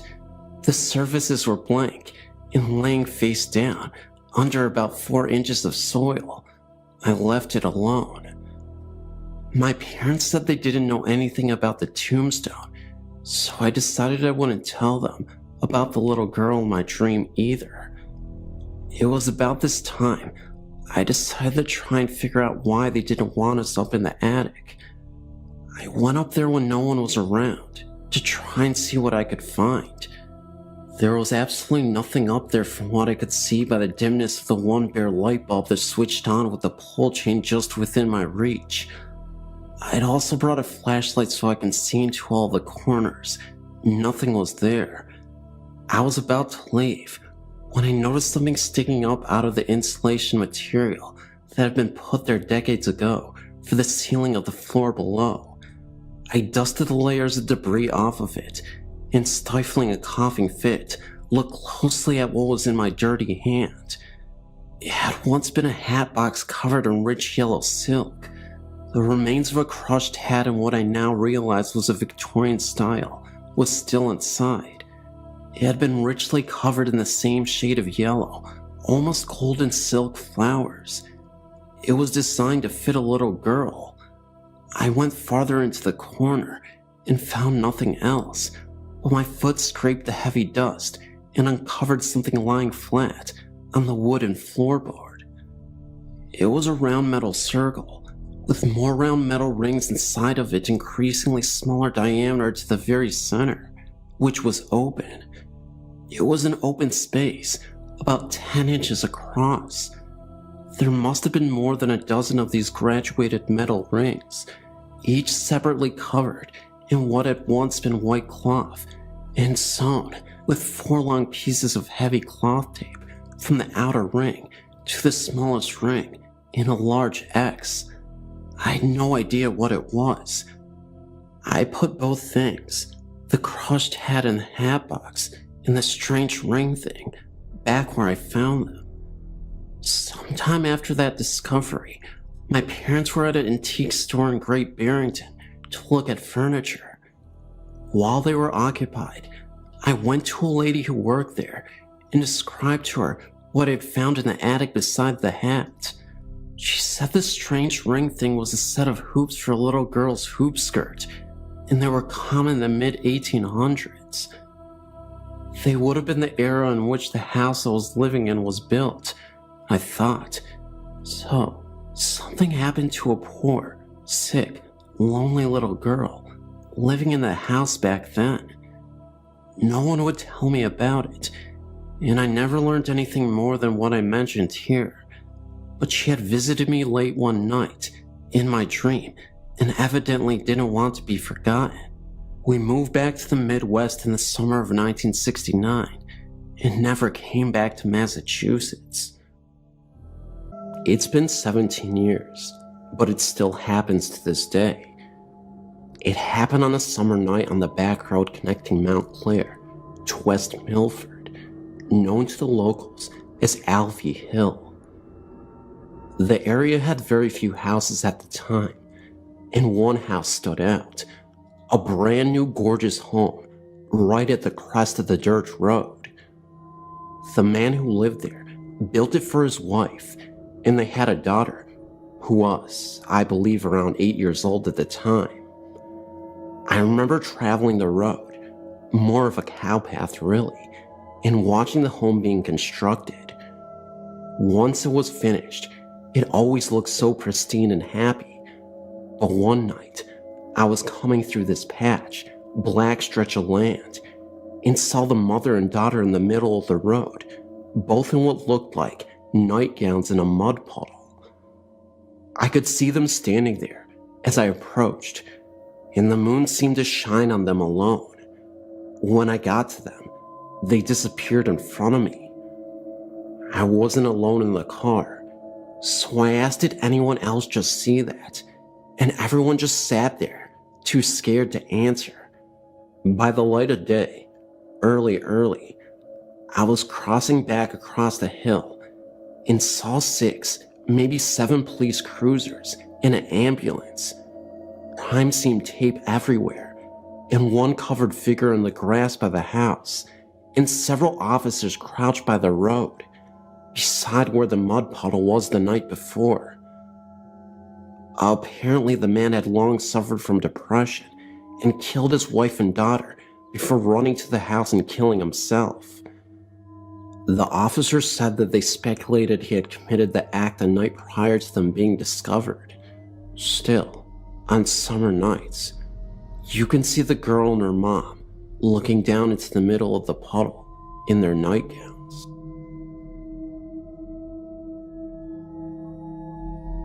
My husband Steve, brother, and myself were staying in a condo at Sunrise Village in Killington, Virginia, to go skiing. It was in April of this year, and there was a special on the Fox News channel entitled, "Does the Devil Really Exist?" or something of that nature. It must have really affected me, as I later dreamt that my husband and I were before the devil, and he was going to decide which one of our souls to claim. I was making an argument to spare Steve and take me instead.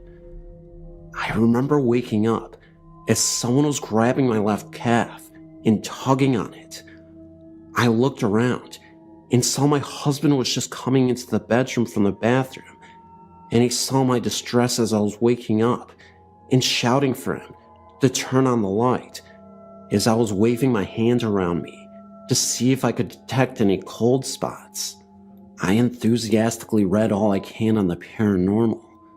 I vividly recall the hand, fingers and thumb wrapped around my left calf. It was a warm hand, and no, without a doubt, it wasn't my husband's. He was in the bathroom, or my sleeping brother on the living room couch. I was sleeping, tucked in with the sheets and blankets tucked under the mattress. I think whatever it was trying to wake me up from a horrible dream. Perhaps my father, who passed away 5 years ago prior. Don't know. What I do know is that my husband believes it was a dream, and he won't accept any other explanation. This infuriates me to no end. I know it was real. Thanks for listening, and keep up the good work on your website. It's great.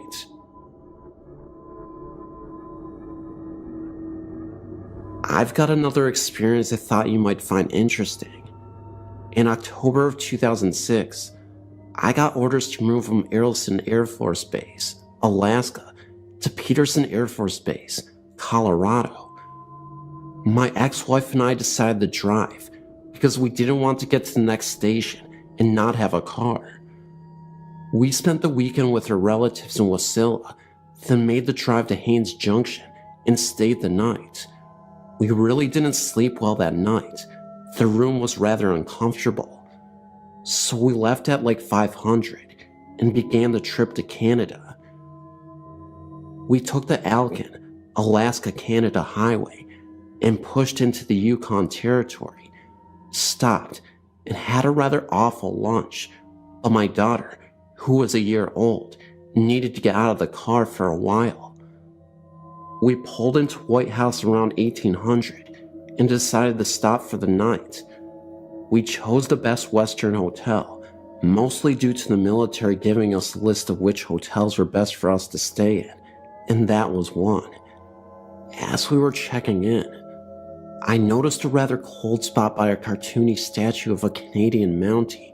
Mind you, this was October, and things were getting cooler, but not that cold.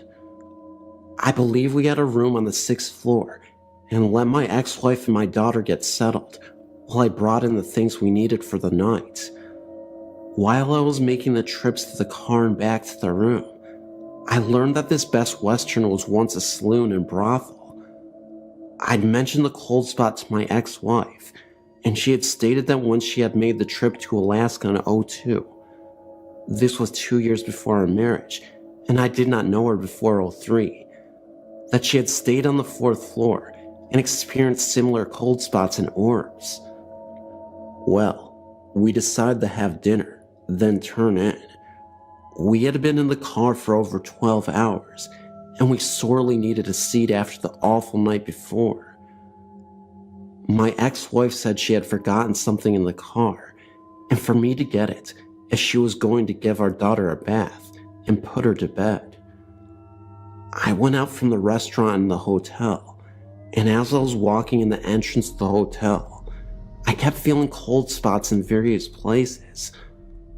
I also felt like someone had brushed up against me, and like a hand on my shoulder. Of course, no one else was around except the front desk clerk. It got stranger as I came back in after getting what it was.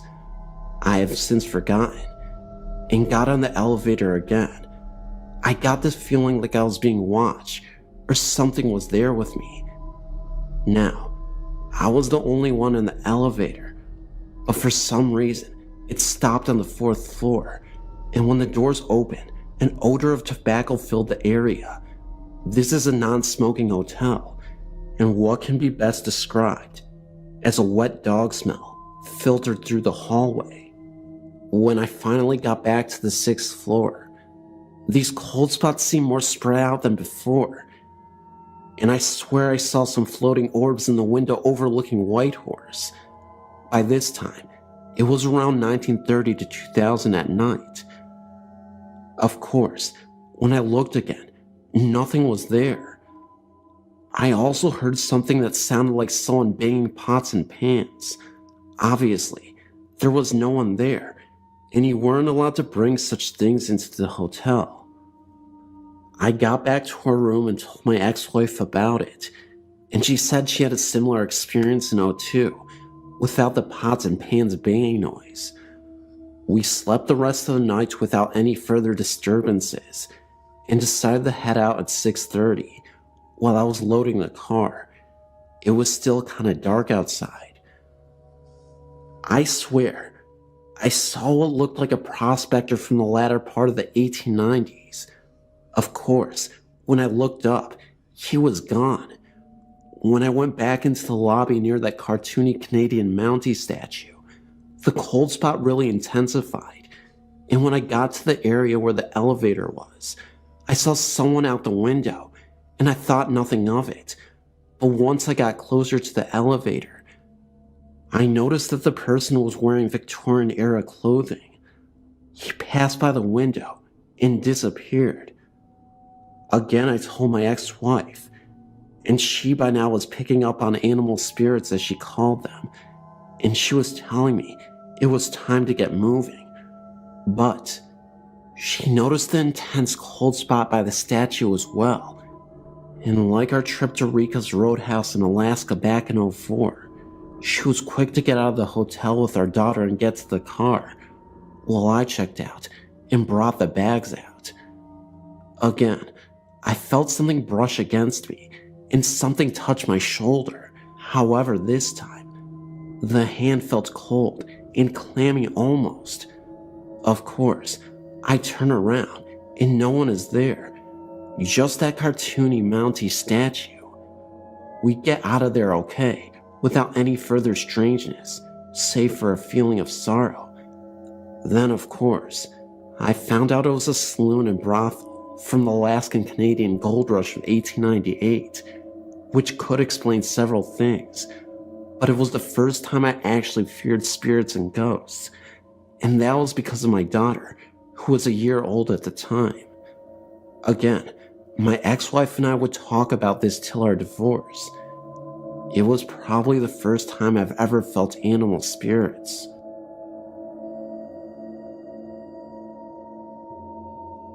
This is a personal experience that happened to me 2 years ago in Charleston, South Carolina. I'm in the Navy and had just got off the swing shift on base, leaving at approximately 11:45 p.m. from the base. The base I was at is on an old plantation's land, but I never thought anything of it. The part where I worked at was on the water of the nearby river, and the road back passed along the river for about a half mile before turning inland. Fog had a tendency to build up on the river in the fall and winter months, and the fog had rolled across the road on this particular night. As I was driving along the road coming back from work, I saw a man running on the side of the road. This was nothing special on a military base. People run all the time to keep up physical condition. But this was almost at midnight, which I found strange, and he was wearing nothing reflective at all, seemingly wearing all dark clothing. As my car came up on him, he immediately darted out in front of the car at a speed I'd never seen before. I slammed on the brakes, but it was too late. I expected to hear and feel a massive thud as I hit this poor fellow, but as the car passed through him, he vanished without a trace. I got out of the car, brights on, searching with my flashlight for a person anywhere around my car, but I was the only one as far as I could see on this road. It scared the living daylights out of me, to the point at which I started searching inside of the car to ensure I did not have a hitchhiker with me now.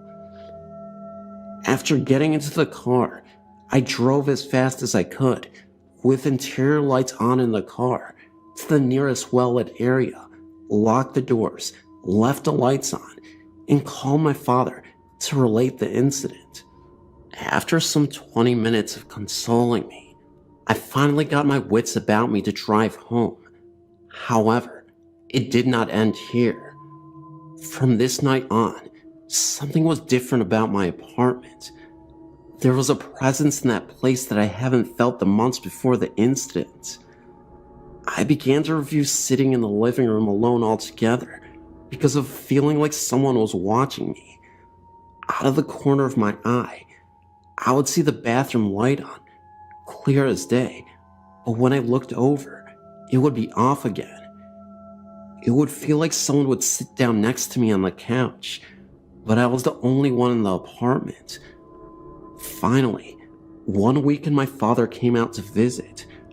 Growing up with numerous ghostly and at sometimes demonic experiences, most of which he never talks about, he has become highly sensitive to the paranormal.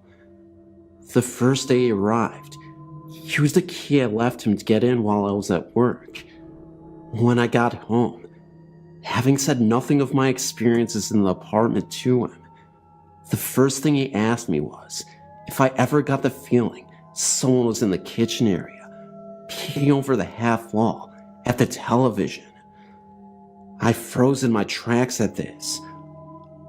Over the course of his week-long visit, he said he also thought he saw the bathroom light turning itself on and off, and felt someone else sit down on the couch next to him, as well as seeing a shadow of a man mainly around the kitchen area, who would periodically lean over the half wall like he was looking at what was on the television.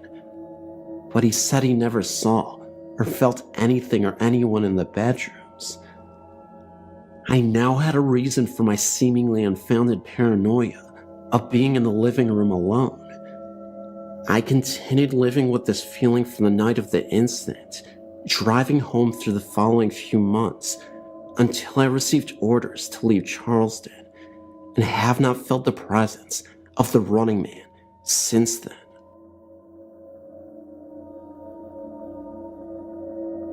When I was little, about 5 or 6, we lived in a big house which was originally 2 cottages, later joined together. Although myself and my sister were young at the time and had no personal experiences, my parents told us stories about what happened there when we moved house some years later, as well as the familiar cold spots, creaks and groans. Some other stuff went on too. One day, my mom was in the downstairs bathroom when she heard a man's cough coming from outside the door. Thinking it was my dad going into the study room, which was opposite the bathroom, she thought nothing of it. When she came out of the bathroom, however, the study was empty and no one was outside. She went back to the kitchen and found my dad where she'd left him, sitting at the table. She asked him if he had come out the bathroom and coughed. He hadn't moved the whole time. Another time, my mom, my dad, and one of their friends were sitting at the kitchen table when they all heard a massive crash come directly from upstairs where my bedroom was. My mom described it as the sound of a wardrobe falling over or a full-grown male adult being thrown to the floor. They rushed upstairs to find me fast asleep and nothing out of place in my room. We even had the fireplace in my room checked in case a stone had fallen down the chimney. Nothing was found and there was no explanation. Everyone in the house was accounted for. One night my parents were in bed when they heard the sound of a woman gently humming and singing. The sound came from the end of the corridor and continued downstairs, then eventually stopped. Again, this could not be explained. Myself and my sister were asleep, and even if we did get up, we certainly would have walked down the corridor singing. My second story is based in my grandmother's house, a manor house which is around 200 years old. My grandmother has a story which even to this day she swears was true. She was walking upstairs when in front of her she saw a pair of women's shoes on the step above. She looked up to see a skirt, blouse, and before she could see the woman's face, she vanished. My dad's family all grew up in the house, and my uncle mentioned that from his bedroom, he used to hear the sound of gravel crunching outside, like someone walking towards the house. On several occasions, he even recounts seeing two big black dogs sitting by his bed. Although I like the house, I always get that feeling of being watched whenever I go over. If I'm sat in the kitchen, I always want to look into the parlor, which is next in the kitchen, with the door always open so you can see in, and I always feel like someone's sitting in there. Even to this day, I refuse to go upstairs by myself, as well as seeing a key moving in a locked door from the inside when no one was in there. Myself and my sister had a weird experience. We were sat outside. The garden is kind of placed on a hill, very sloped, that you could reach by climbing some steps. From where we were sitting, we could just see into my grandmother's bedroom. She had gone out shopping and had left her two dogs on her bed. We were just watching them, talking, when suddenly, one of the dogs started barking at the corner of the room at something we couldn't see. She, the dog, then jumped onto the bed and started barking directly at us. Then, at the exact same time, we both saw a white mist, sort of in the form of a hand, move gently over the dog's head. He then stopped barking. My sister and I both looked at each other in surprise. We'd both seen it, but could not understand it. It was daylight, but not sunny, quite cloudyless. There was no reflections on the glass or anything like that, because there was nothing to reflect, no trees or anything behind us, and we quite clearly seen the mist from the inside of the window. While serving at RAF, Middle and Hall, with USAF, 1993-1994, I lived with a roommate from Santa Rosa named Greg. Santa Rosa is located in New Mexico. We both originally lived in the dorms on base, but got special permission from our first sergeants to move off base together. This was due to the fact that we did not drink alcohol, and drunken parties were a constant among our roommates, and in the dorms, in general, 24 hours daily as airmen worked 3 shifts.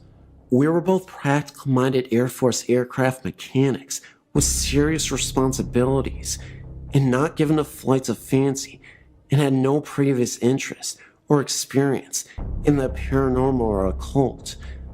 I simultaneously dated an Englishman I would later marry named Bill. The cottage only had a coal fireplace for heating.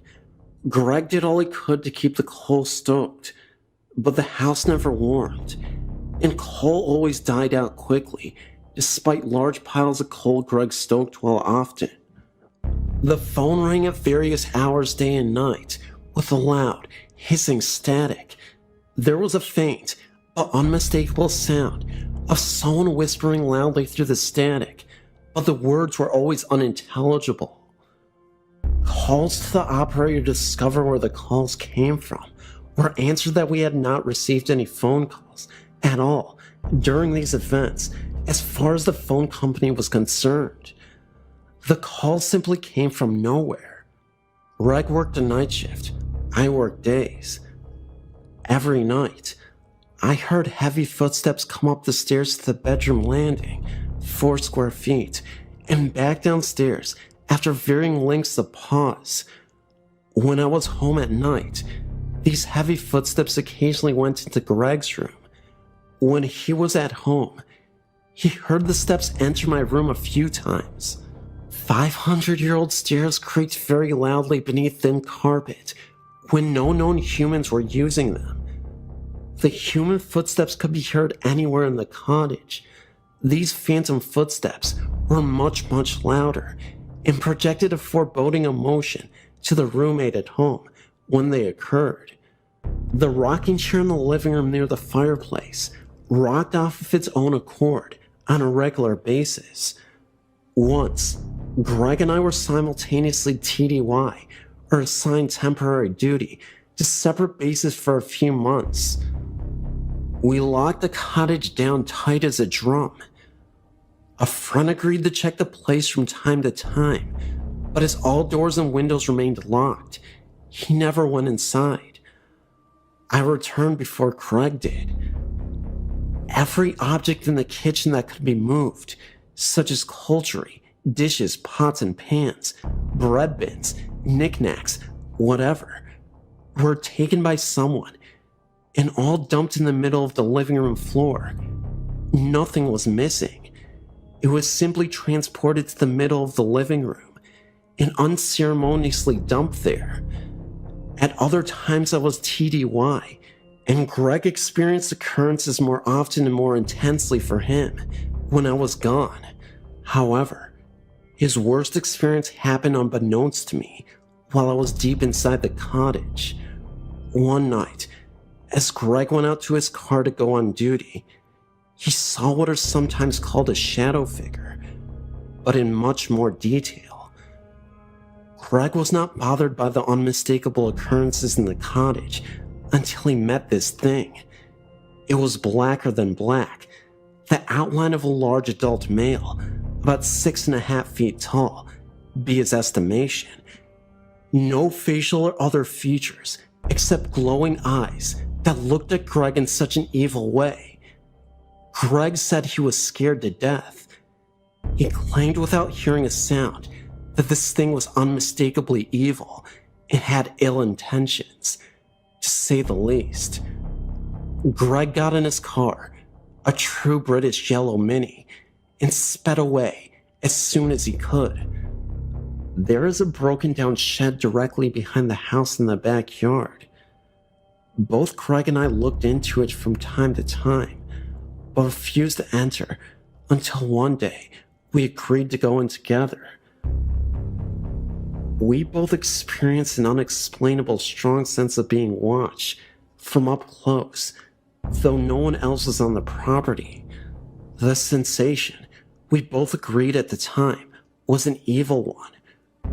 We both thought we heard heavy breathing, but neither one of us wanted to jump to the conclusion and appeared to the other one to be easily duped by what we couldn't explain.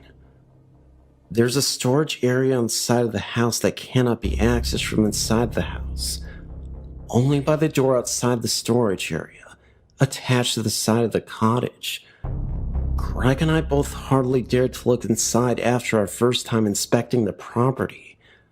There were no electrical lights in the room. There was junk and building materials scattered around, as if someone dumped everything from the ceiling, and materials changed positions from time to time. Occasionally, the taps, faucets in the bathrooms upstairs turned on and off on its own accord, yet both hot and cold tap levers were always in the off position. Every unexplained occurrence was of an extremely strongly sensed nature. It always got our attention, except for the static phone calls and the chair rocking itself. Most activity took place when there was only one roommate in the cottage. Neither Greg nor I had ever experienced anything paranormal before. At least, he had not anything to this degree. Of the photos taken inside and outside the cottage, there is nothing remarkable. No orbs, light streaks, vortices, apparitions, etc. The Englishman I was dating and later married was a complete skeptic, but strongly disliked being in this cottage. He would only state, something is wrong with this house, something is strange about it. For his degree of skepticism, that was quite a statement in itself. When a man with a young teenage girl moved into the other side of this duplex cottage, Greg and I decided to warn her, without giving anything specific away about the occurrences, so we weren't planting suggestions in her mind, knowing teenagers are very impressionable. We simply welcomed her, made chit-chat, then told her when she was alone if she was ever uncomfortable or frightened, telling us she was in her bedroom alone when she audibly heard a voice call out for her. She had no history of hallucinations, swore she did not mistake it for a conversation she heard through the walls, which would not have occurred for that night Greg was on duty at the base, and that the voice was male, not matching Greg or myself. Shortly after this, I moved in with my fiancé in a nearby town, largely to get away from the occurrences, and soon lost touch with Greg entirely. The paranormal occurrences in the cottage were constant, in one form or another, and experienced intensely. It carried a heavy pull of fear or, at times, dread or terror everywhere in that cottage that never ever left. Never anything that could be called benign or benevolent.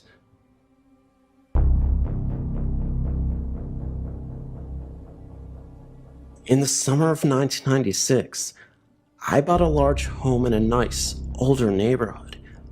My fiancée lived with her parents at the time she was still in college, and I was living with my parents since I'd just gotten out of the army.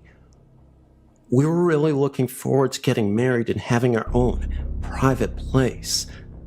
The first night in the house felt very strange to me, but I chalked it up to being a newlywed in a new home.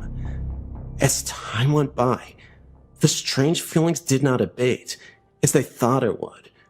I felt more and more apprehensive, especially when I was in the house alone. The house made very strange noises when I was there by myself that it didn't make while Sandy was home with me. Also, I asked Sandy if she heard any strange noises when she was there alone, and she said she didn't. I tried to ignore the noises in apprehension, but it was getting harder and harder from the upstairs. There were just the two of us in the house, and the bedrooms upstairs were only used for storage. The footsteps seemed to pace back and forth in the upstairs hallway. Sandy claimed she never heard any of the sounds and was calling me paranoid and crazy. At first, the footsteps were confined to the upstairs, but eventually they came downstairs and into our bedroom. Whatever was making the footstep noise would come up to my side of our bed and stand there for several minutes before walking straight out of her room. I heard other strange noises in the house, like the sound of an animal growling and scratching noises in the walls. Someone or something knocked on our front door one morning at 3 a.m. so loud that I thought the door was going to come off the hinges. Of course, Sandy never heard anything and accused me of trying to scare her. I began to see small, black humanoid figures darting in and out of the corner of my vision. They would shoot behind furniture or duck into some rooms when I tried to lay my eyes directly on them. I saw them during the night and day and began to see them more often and often. I would often get this odd feeling that someone was behind me, and if I quickly turned around, I could see one or more of those things run away. One day, when I turned around to try and see the little black things, I saw a large, black thing at the other end of the hallway. It was about 6 feet tall, and though I could not make out any features, I could tell that it was a human shape under a cloak, and it did not run away. It just stood there for several seconds to let me get a good look at it, and then it slowly disappeared. I saw that apparition several more times over the next few months, always standing some distance away and just looking at me. I was really getting scared, and it came to the point that I did not want to go home at night. The experiences were taking a huge toll on our marriage. Sandy would blame me for scaring her with reports of things that were not happening in her mind, just to cause trouble in our marriage. She would not begin to convince that I was truly scared and that something was really happening, even if she did not experience it. We stayed married for a total of 30 months before she moved out of the house and filed for divorce. But here's where the story gets even stranger. The day she moved out of the house, the frequency and intensity of the experiences began to diminish. That night, the footsteps did not come downstairs like they always had in the past. I saw the large black apparition only one time after she moved out, and that time it was translucent, as opposed to being completely opaque as it had been before. It also did not stick around as before. Once I saw it, it vanished. 4 months after she was gone, all the activity ceased. The house was quiet and still, and I no longer felt that apprehension I wrote about earlier. I've since remarried, and we live in the same house with our children. I thought that the experiences might return once I brought my new wife into the home, but they didn't. If they had, I would have sold the place. It had to be something associated with Sandy. Maybe she was into the occult or something. I spent plenty of nights with her in our parents' home when they were away, before we were married, and never experienced anything like what happened in the house. Perhaps it was the combination of her and the house that was the problem, but I hope not. If it were, then that means the same thing could happen again, and I don't want my family subjected to that.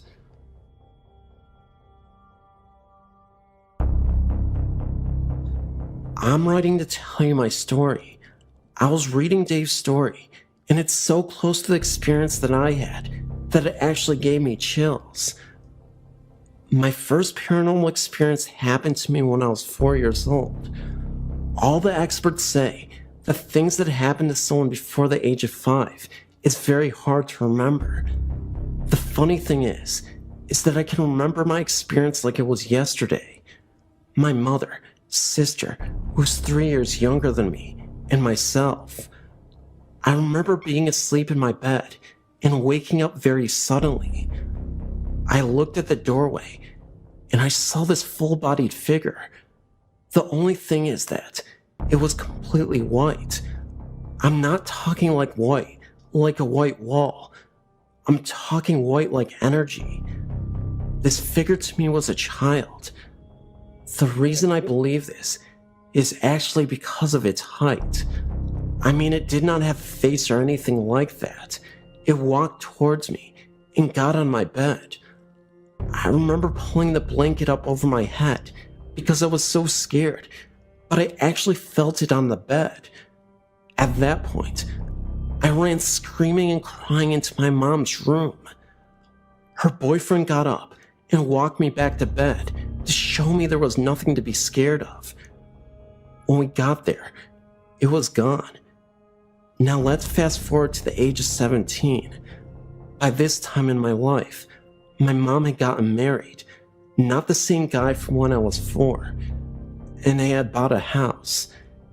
It was a tri-level with a full finished basement and a sub-basement.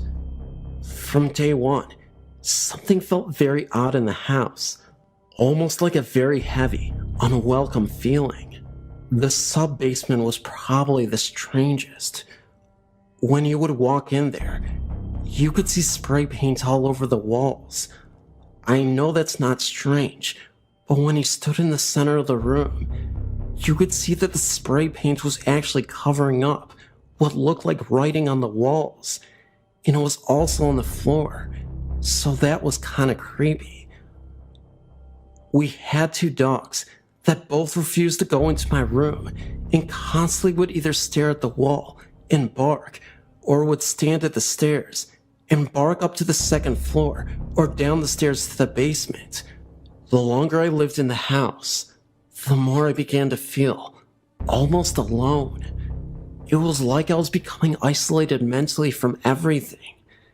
In my room, it would constantly feel as though I was being watched. I would hear loud bangs and things sounding like they were hitting the floor, but nothing would be around. All the motion sensor lights around the outside of the house would turn on all at once for no reason. I actually began to think I was going crazy. Finally, I broke down and told my stepdad everything that had been going on. He looked at me very seriously. I remember thinking, oh crap, he thinks I'm nuts.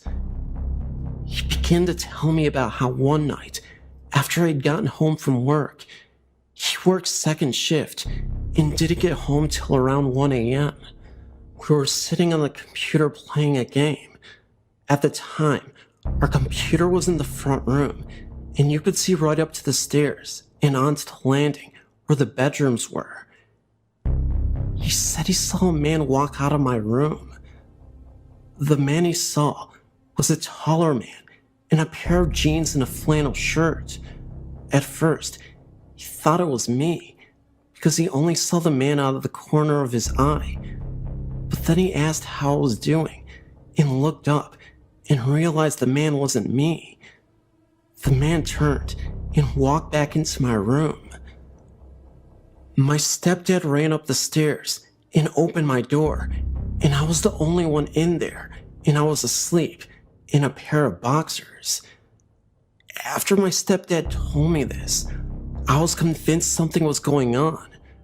One weekend, while my parents were out of town, I invited 2 of my friends over so we could try to catch stuff on film. Of course, we got absolutely nothing. That is, until we tried to go to sleep. We had all decided to sleep in the basement because there was more room there. We turned off the lights and started to go to sleep. My one friend, Chris, was already asleep, and myself and Dave were talking. All of a sudden, the light to the sub-basement turned on, and we could see what looked like a shadow under the door. You could actually hear what sounded like the work boots walking up the wooden stairs. We woke up Chris, and we all stood at the door. We really thought someone had broken into the house. We opened up the door, prepared to beat the crap out of someone, and there was no one there. We walked downstairs and looked around. We checked the windows and everything. The windows were shut and looked like no one was there. There are a lot of things that happened, but it would be like writing a novel to tell them all. I just thought it was kind of creepy how similar my story is to Dave's. This experience happened when I was in my late 20s, back around late 1994 or early 95. I was laying in bed asleep. I felt something touch my face, and I woke up. I was face to face with a smiling old man. He crawled backwards out of my bed and stood there smiling at me. He looked like he was Caucasian descent, in his 80s at least. He had a glowing light all around him. He looked like he was at peace while staring at me. I have no idea who this was. Furthermore, I don't know why I wasn't afraid of him. He definitely looked scary to me, and I had roommates at the time. I don't know why I didn't go running down the hallway to get someone. I just stayed in bed and stared at him. Again, I wasn't afraid at all. It was almost peaceful. He faded away, and I looked at the clock in front of me. It was 3 a.m. in the morning. I stayed up a little while, and then went back to sleep. How do you talk about something like this? I didn't tell any of my roommates when it happened. I was fearful because I thought I would be outed as a crazy person. I did call my best friend, and thankfully she seemed to believe me. I gave her my rocking chair, and she wanted to make sure the spirit was not standing next to it. So yes, I think she believed me. I've thought about it a lot over the years, trying to figure out who this could have been. I told my grandmother. She's Catholic and thinks it was an angel. I've never met my father, and I have no pictures of him, so I don't know what he looked like. But perhaps, maybe this could have been my father? My mother is Spanish and French, and supposedly, my father was of Caucasian descent like the spirit of the old man. So again, maybe it was the father or grandfather that I never met. Who knows? Since then, I've now had a husband and children. I mentioned it once to my husband. He looked at me like I was crazy, and I'm not allowed to talk about it again. Anyway, thank you for reading my story. I know it sounds unbelievable, but it's the best I can do to tell you guys.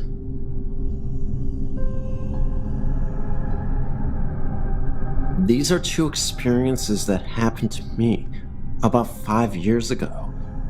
Here's the first story.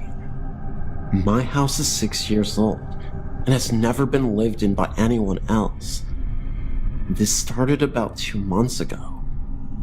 I'm laying in my bed alone, with the door to the hall and the door to the bathroom open. I swear I see the door open a little bit and then go back to where it was. I then see black figures with little or no shape appear in the doorway.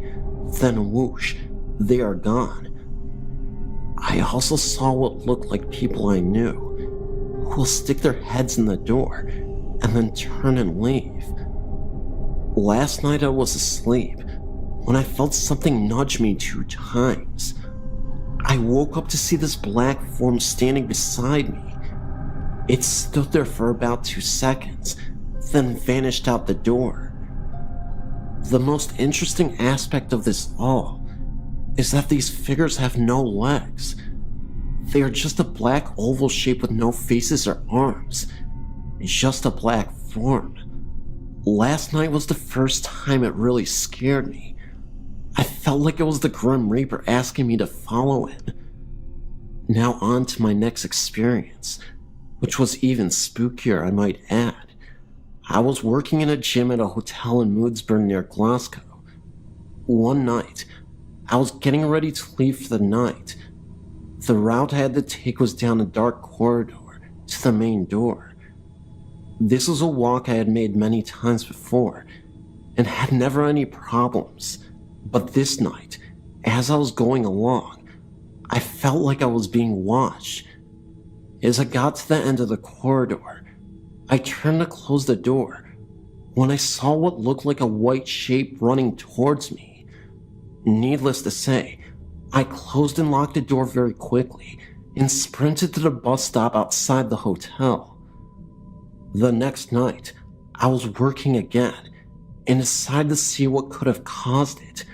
I went through every possibility I could have think of, from car headlights to interior lights, but nothing recreated what I had seen. About 2 days later, I was looking through the old accident book when I found an entry from 3 years before. A man was running on the treadmill and died of a heart attack whilst using it. What was interesting was, it was the same date and time of when I saw this incident myself, of the running man.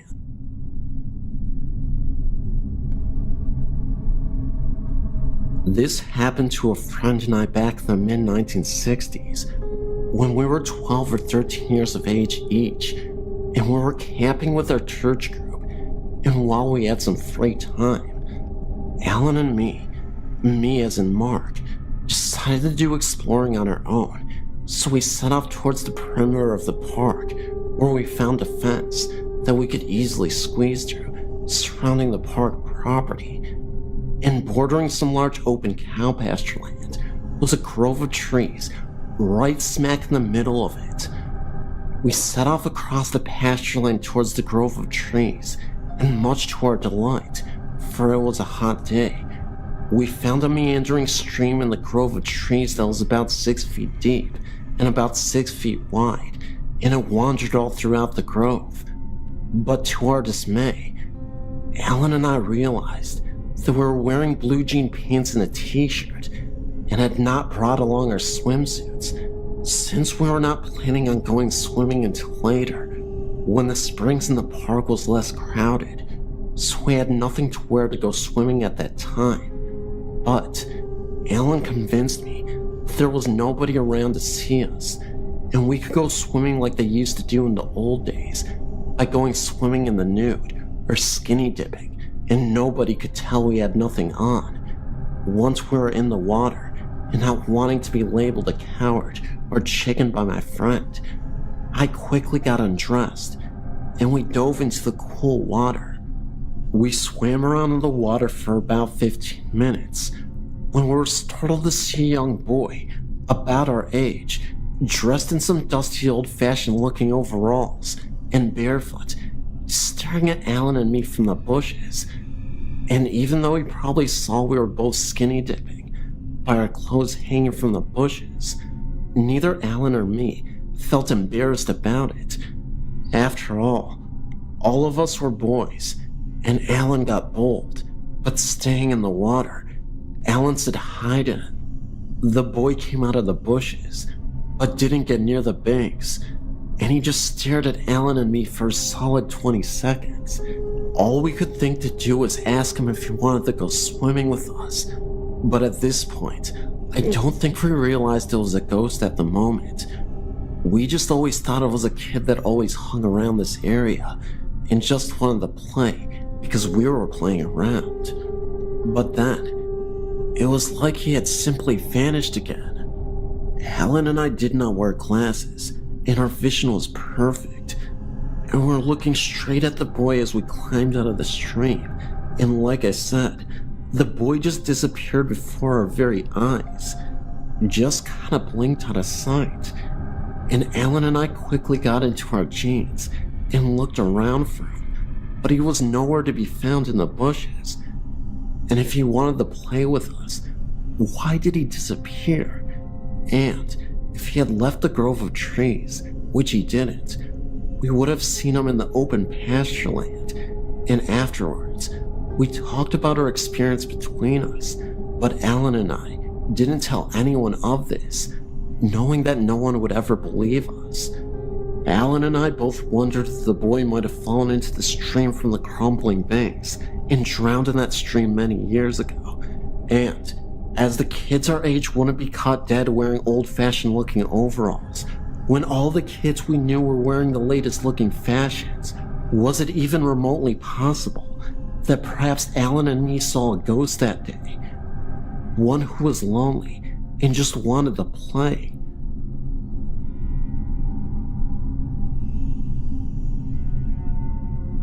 I worked at a place called Dowling as a janitor for a year. My shift was overnight, and for 3 months I worked that shift alone. I never saw a purple orb, but I did spend a lot of time outside. What I can tell you is that after the creepiness of being in a big building all alone wears off, there are still sounds and such that can't be explained by me. Every week, if not every night, doors would open and close by themselves. Me and the others would go chasing these noises, thinking there was someone in the building, but of course, there was no one there, or I wouldn't be writing to you. And the security company wouldn't call to say an external alarm went off, so there couldn't have been anyone there. Sometimes we'd be in the library, and we'd hear one of the counselor's doors open and close. The library was the same room, but divided by office walls from the counselor area. Sometimes the classroom doors would as well. At times, I'd be in the gym and would chase the sound of footsteps. The place does make a lot of building noises. It's difficult to report on anything I heard in the auditorium, the creepiest place in the school. Because the roof and heating systems would collaborate with a big empty space to make many mysterious noises that could be too easy to explain away. Plus, the auditorium was creepy because it was always dark until I would clean it, and there were so many access areas, such as backstage or the lighting area above the stage and the several doors, that would really just make me paranoid. Having said all that, I did sometimes get transfixed on the idea that an emaciated naked woman was watching me. I only got that feeling in or around that particular room. It makes no sense to me, but I did avoid it. The band room was also a little creepy. I would sometimes take my lunch there so I could listen to the radio, and the doors within would make noises like they were opening and shutting. There was one definitive time that I also couldn't explain. I went into the library and locked the door behind me because I was hearing so many noises around that door that night. Then, I climbed over the wall to the counselor's area and unlocked that door so I could rush through it when I heard the noise. Sure enough, the library door tried to open because I heard the deadbolt hit the door frame. So I ran to the hall and listened for footsteps, but there were none. I ran to look down both north and south halls along the library, but there was nobody, and there was nowhere to hide. I didn't think someone could have gotten away like that, not in that manner anyway, without making enough noise for me to hear it. A similar thing happened one night when all 3 of the overnight janitors were in there. We heard the noises in the counselor's area, so I climbed the wall while the other guys went to the doors, but nobody was there. I want to assure you of 2 things, even though these aren't really the most impressive tales. First, I don't really believe in ghosts. I'm open enough to the idea, I guess, but anytime I heard a noise, I would go looking for somebody because I assumed it was an intruder. There were times we had intruders, and times people who had rights to the building were found. However, there were so many times that we were sure there were noises, and so little chance for whoever was making them to escape, and we still found nothing, that I thought you might be interested to hear the story of Dowling from someone who was there for a long time. The building stopped creeping me out by itself about a week after I was working there alone. I heard voices and chased them, but the air unit, the building setting, and other normal noises stopped giving me the jitters by the time they became normal for me. I don't really believe in ghosts, but I saw the purple orb listed on the website after a night of chasing these noises, so I decided to write this to you, albeit 2 years after the fact. Last thing I want to say, there are 2 creepy stories about the place from a source that I'm not sure I trust, but I'll tell you anyway. One time, this guy saw people in robes walking into the woods west of the building. Another time, a girl was taken advantage of in the auditorium. A funny, Unbelievable, but true story from the overnight shift. Ninjas attacked the school one night and put one of the soccer goals in the atrium. The kids did this for their overnight prank. They seriously climbed onto the roof of the school with 2 of the school's regulation-sized soccer goals and dumped them into the atrium. I chased off a bunch of kids when they were trying to get on the roof a 3rd time. They were all dressed like ninjas. My name is Carly, and I used to live in a 100-year-old house on the Eastern Shore in Maryland. This house was on a street with about 10 other houses, all closely related in shape and size, except my friend's. She's my best friend, and the man who had built all the houses in our street lived in hers. They have never had any bad experiences in theirs, up until now. My friend's older sister came back for Thanksgiving, and she woke up in the middle of the night and saw a form of a giant man. The man closely resembled Andre the Giant, even though she thought it was her boyfriend. When she looked next to her, he was sleeping. She really didn't think too much more about it until the next day, where the rest of the family shared that they had been hearing and seeing things too. My house was only a few years younger than hers. My parents bought it at an auction because the whole thing had to be gutted and renewed. As my dad was working on it, he was putting in new windows one day and saw a man. He was crouched down with his face right up against the wall, looking at the window he had just put in. The man saw my dad get up and disappeared. I've had my own experiences too, like we used to hear someone running up and down the halls at night. My room was right at the end, and my bed looked out the door. When the person got to the end, you could hear them turn around and run back. That wasn't too bad though. I also remember going into my room and saw a crowd of people. They were all dark figures with the outline of a trench coat that were so long you couldn't see their feet. They slowly faded away, and I didn't go back in the room for weeks. I would stay in the other guest bedroom. I had a great aunt, and she was a psychic. I loved her. We had the strongest bond you could ever have with anyone. She died of cancer, and it was terribly hard on me. I ended up with some things of hers, like her tarot cards, but most importantly, her angel cards. I'd just gotten these, and I was up in my room playing with them when I pulled up one card that had a picture of a lady on it. This lady looked exactly like my aunt, and she was surrounded by animals. My aunt had a basement full of bunnies, birds, fish. She had 5 cats and 5 dogs. The message on the card said, "A message from your loved one. I'm fine. Very happy now.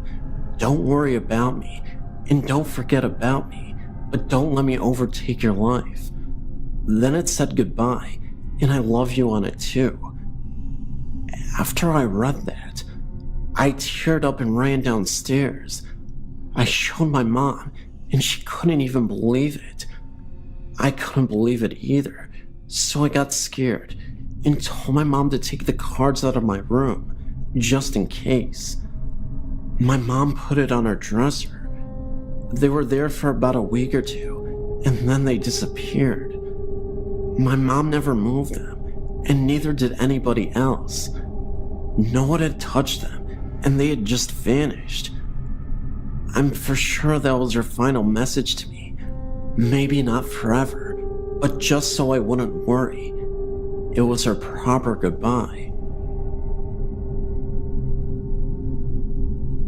The week before Thanksgiving, my son and I were emptying out a house that was to be torn down and this new one brought in. We were standing by my pickup truck, which we were loading, and he happened to look at a bright light in the sky and said, "Hey, look at that. Is it a plane?"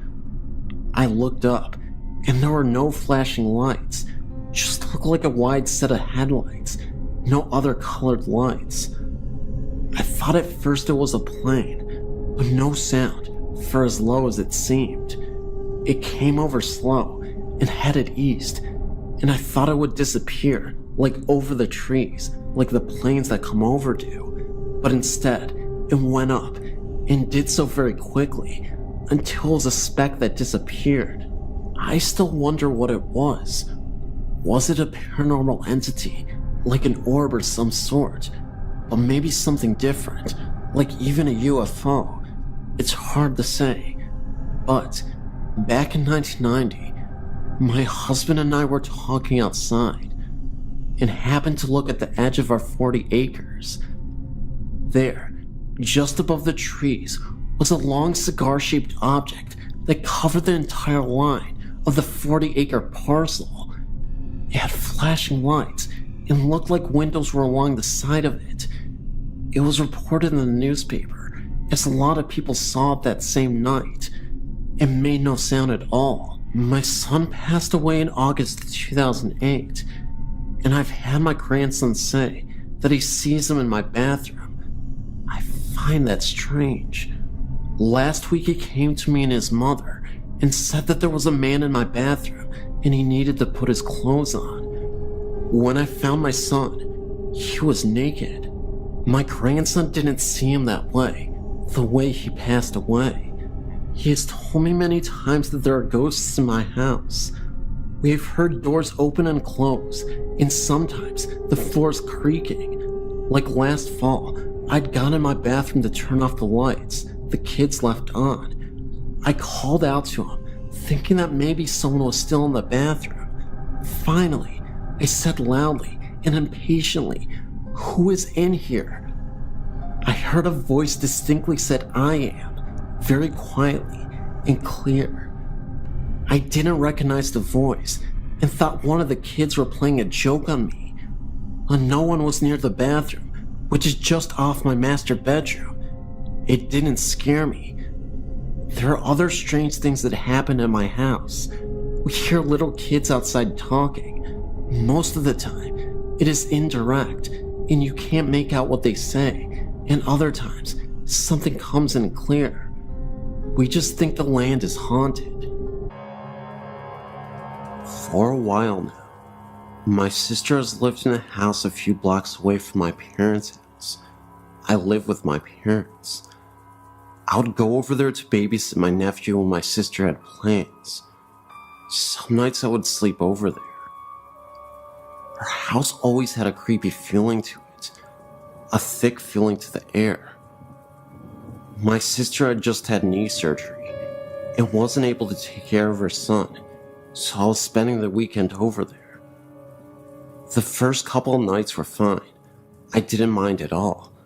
But the last night I stayed there, I was in the living room watching TV when I caught something out of the corner of my eye. It looked like a shadow.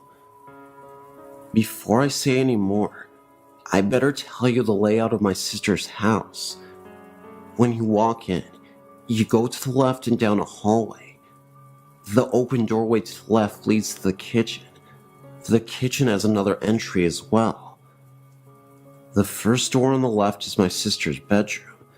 The only door on the right is the bathroom, and the door at the other end of the hallway belongs to my eldest sister, when she's there, that is.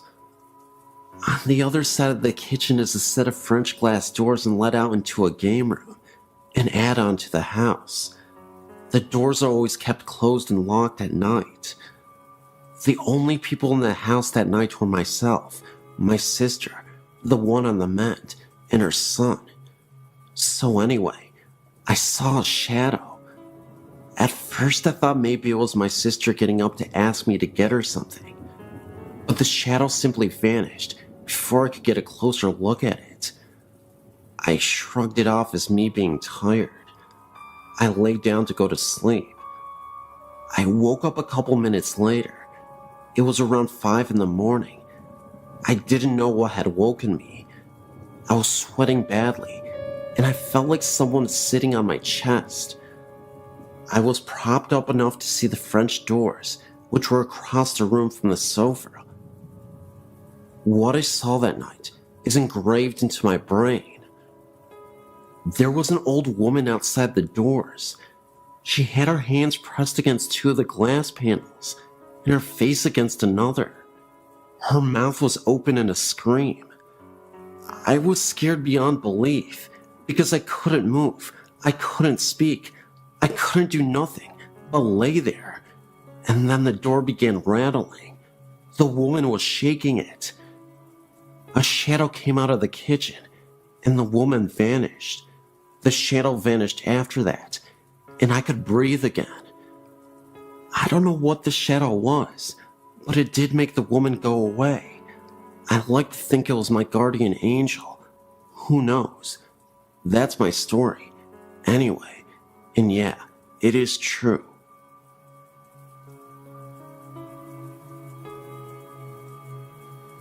My mother was born in Austria-Hungary in 1908. When her parents immigrated to the US, they left their 3 children behind in the care of their grandparents. It was 5 years until her parents were able to return and bring the children to the US.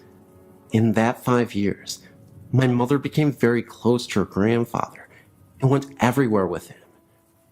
She arrived in the US as a 13-year-old, grew up, and married my father. They were a young farm couple living in rural Ohio. One night, my mother awoke to see her grandfather standing at the foot of her bed. He was smiling at her, but did not speak.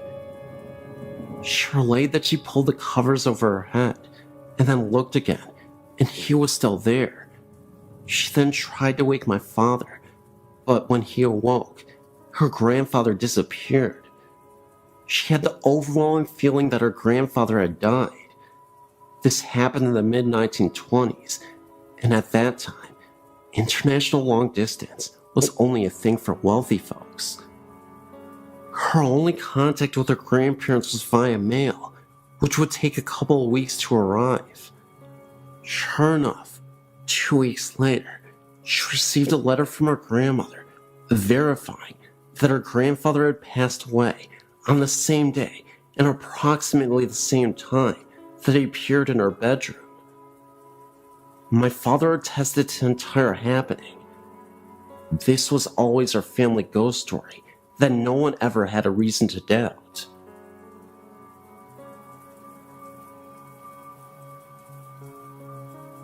My parents live on a farm in Sugar Grove. My stepdad grew up here with his family as a child.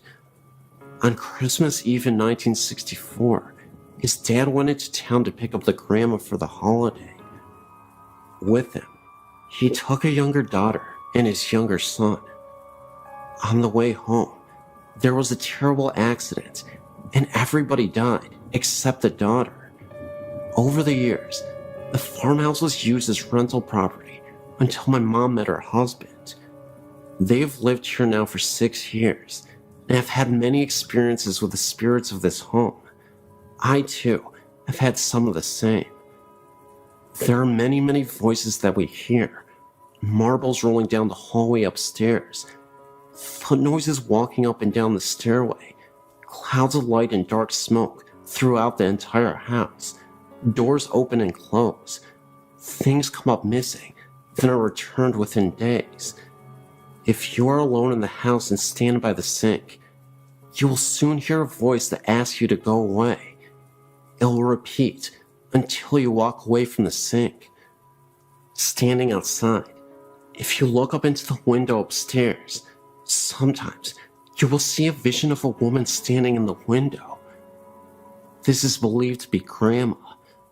I have an 11-year-old daughter that has walked into the downstairs bathroom and ran out, stating there is a man standing at the bathroom sink.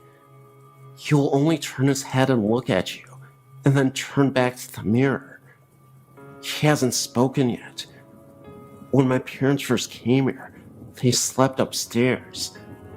They had to move to the downstairs room in the winter, because no matter what room you are in up there, it is ice cold. We have used electric heat sources to try to generate heat, but it doesn't work. There are also apparitions of faces, white in color, etched into the door of the master bedroom. These appear darker at times and lighter at other times.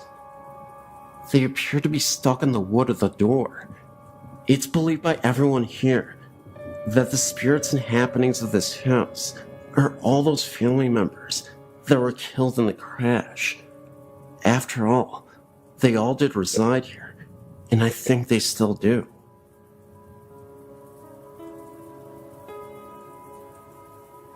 My mother passed away a little over 4 years ago.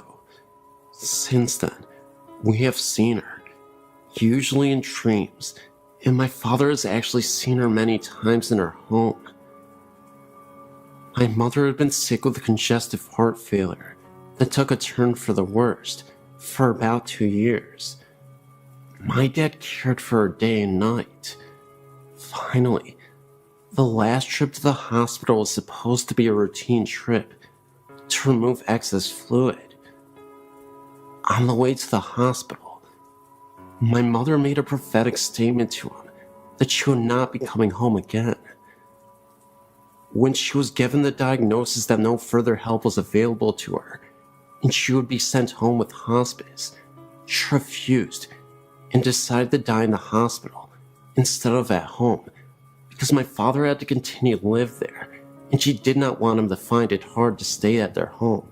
9 days of excruciating pain from a failing liver and kidneys, and unable to get her breath, she succumbed to death only after the last of our immediate family visited her on that day. It was as if she had waited until she had seen her husband, children, grandchildren, and son-in-laws before she was ready to go. 10 minutes after the last visitor, she breathed her last. Oddly enough, the grandfather clock in my parents' home stopped on the exact time of her death. My father has refused to rewind it. After 60 years of marriage, my father has been so lost. For the first year, she appeared to him frequently with a smile on her face, and one time told him, "I love you deeply, and just want to make sure you are okay." She still appears to him, just not as frequently as the first year. Recently, my sister and father had found a picture she had painted and had it framed to give me for my birthday. My dad saw my mother the morning they gave me the gift and said she was holding a shopping bag with a wooden frame sticking out from it with a huge smile on her face. He said they communicated without talking, and he knew she was happy and proud I was getting the picture. I've seen my mother in dreams, but only one stands out as a possible contact with her. In my dream, I was looking through the picture window at my parents' home and saw her sitting in her chair with my father standing over her, talking and smiling, as if he was catching up on recent events. I went inside the house and she looked at me and smiled. I remember how peaceful she looked and so healthy. I remember saying, "Mama, how can this be? I saw you in the casket at the funeral home." She just smiled at me and said, "Well, sometimes these things just happened." I replied, "Well, I don't care how it happened. I'm glad to have you back. I've missed you." With that, I woke up. One other time, after an extremely frustrating day, I was walking in a corridor and thought I'd heard her call my name. She said, "Susie." I actually said out loud, "Mama?" She was not even there. My sister says she has dreamed of her, but never actually have seen her. My son slept in my mom's bed about 6 months after her passing, and said sometimes in the night, he felt her sit down on the side of the bed. He knew it was her, because he could smell her perfume. My nephew recalled a dream he had the first Thanksgiving holiday after her passing. He said that in his dream, he walked out of his upstairs bedroom, and she was in the hallway. He said, "Let's go get some turkey, Granny." He said she replied, "Now Mark, you know I can't go downstairs with you this year, but you know I'm here. My family feels that she is around us all the time. I know she is with my father the most, because he is terminally ill and misses her so terribly. I feel comforted knowing she is waiting for his time to cross over."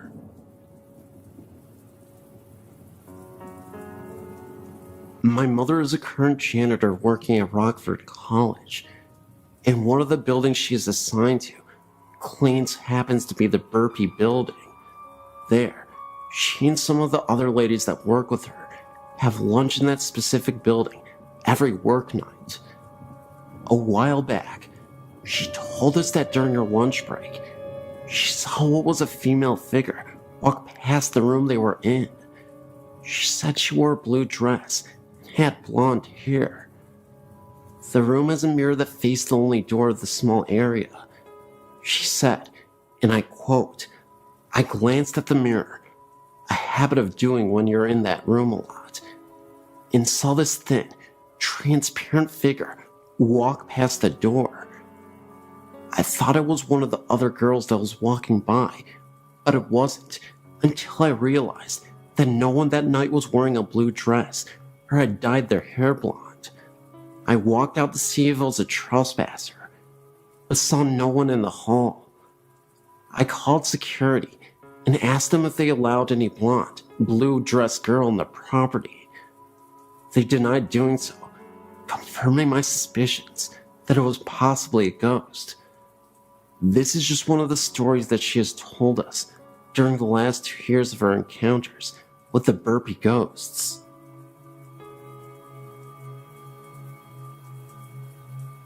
This just happened to me just recently, on February 8th, 2008, when I took a ghost tour of the Quaker Cemetery in Brisbane, Australia.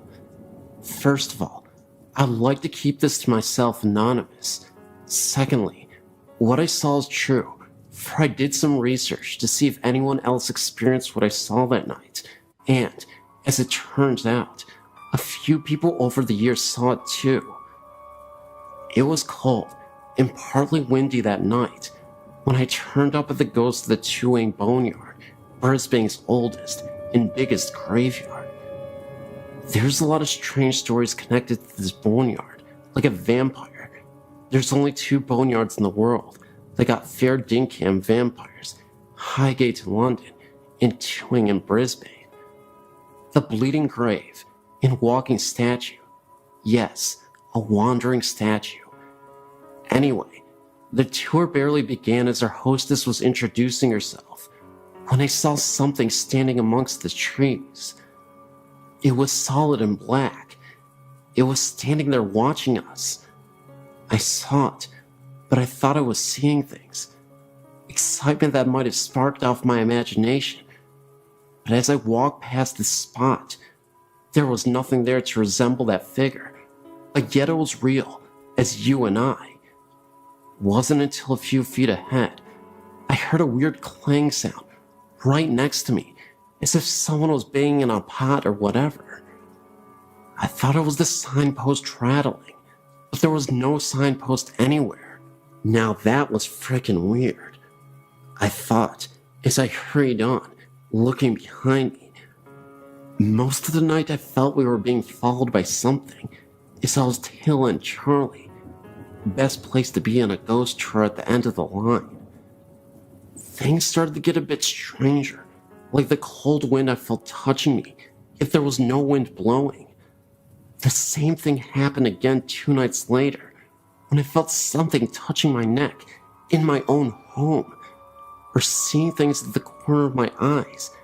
When I turn around, there will be nothing there. I thought I was ready for the madhouse at one point. I know that I saw something, so I researched it, and as it turned out, others saw that same black figure at the same spot where I saw him or her, whatever the heck it was, and heard the same clanging sound I heard, so I didn't imagine it at all. I hope I didn't. That's my story. I've got other great spine-chilling tales, which I'll put up ASAP, but this was the first experience I had in years, except for the ghost of my dog who came back for a few nights to bark goodbye to us.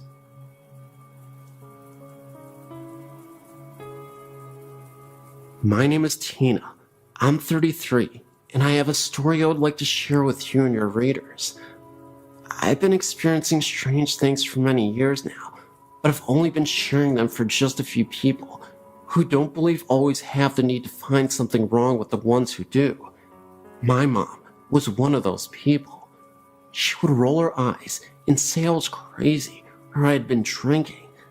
The day she became a believer was one of the most beautiful moments we've ever shared. This is our story. My mom had surgery in her foot and was using a walker to get around. I was at her house helping her with her laundry and such, and had laid my son down in the bedroom down the hall for his nap.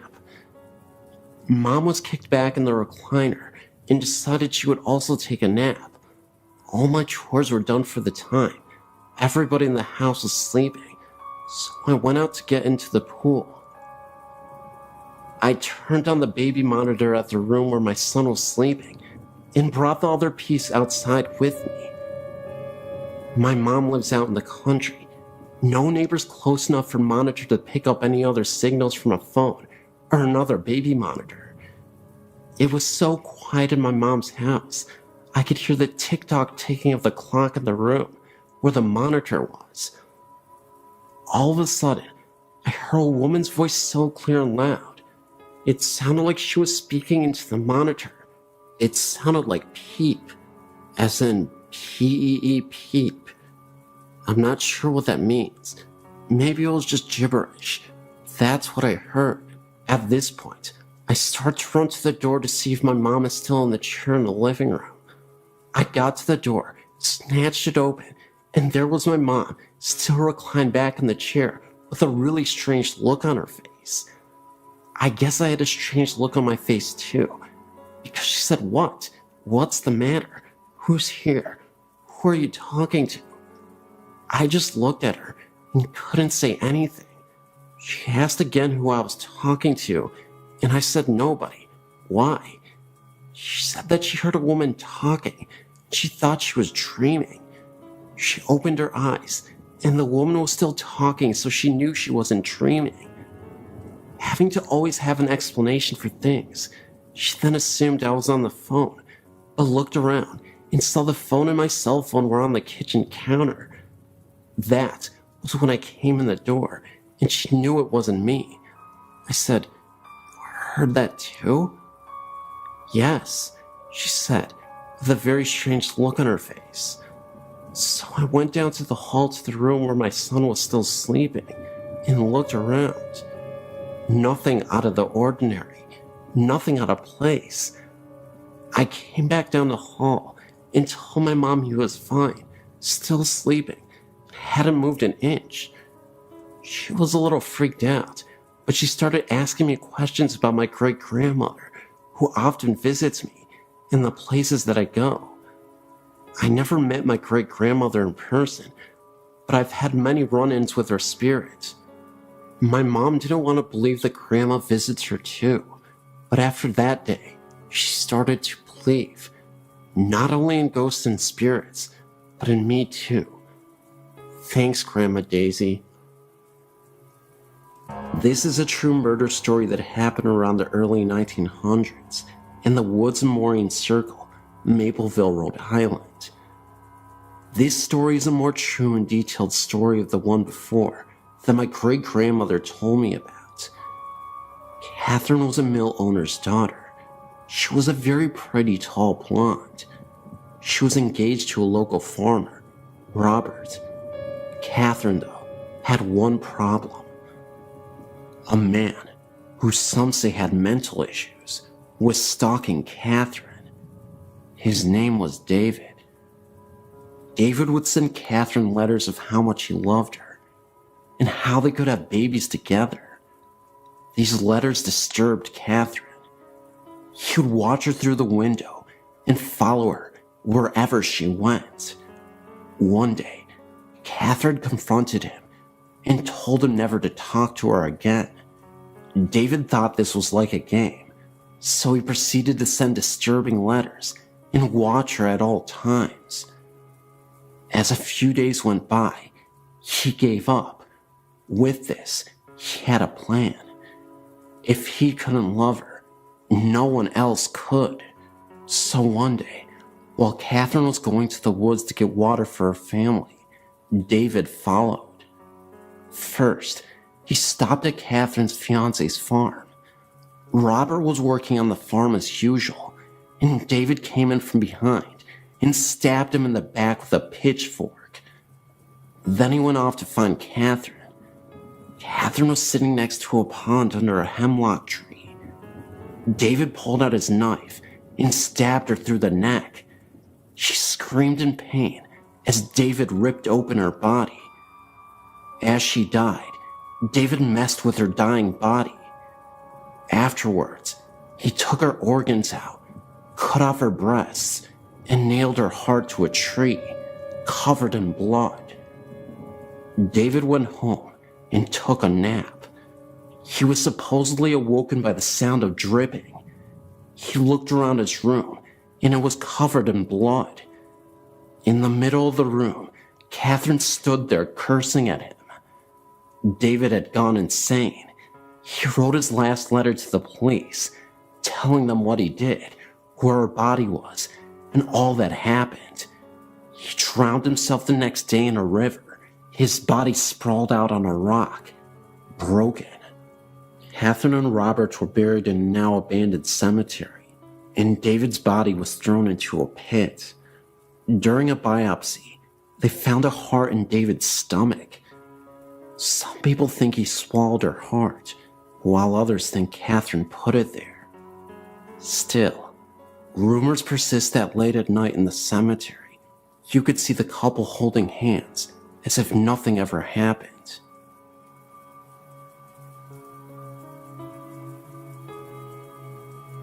I believe I had a true experience with a shadow person. This is my story. It was maybe 11-ish at night. My boyfriend and myself were watching a movie. The lights were dim in the house. The house is more than 100 years old. From where I was seated, I could see the dining area, which was dark, and the kitchen doorway, which had a dimmed overhead light on, and the light was spilling into the dining room. I noticed a distinct shadow movement in the light from the kitchen, like someone or something walked past the light. I turned my head fully towards the doorway now, and saw a solid black elongated ovalish shape towards the top of the doorway, and it quickly slipped into the kitchen. My immediate reaction was not of fear, but sort of like, okay, what the heck was that? I wasn't alarmed. I continued watching the movie thinking of explanations for what I just saw.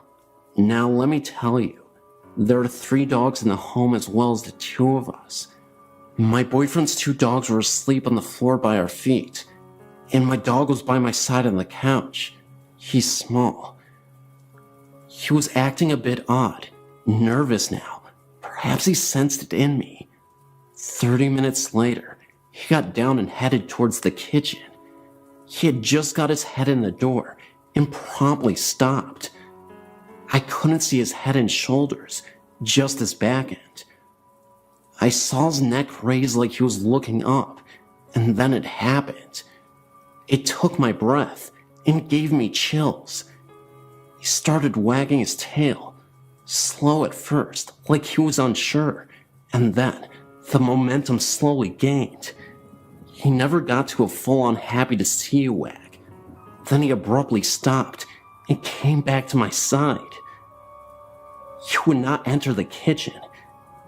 And in case you think maybe he was looking out a window, no, the window was too high up to see anything.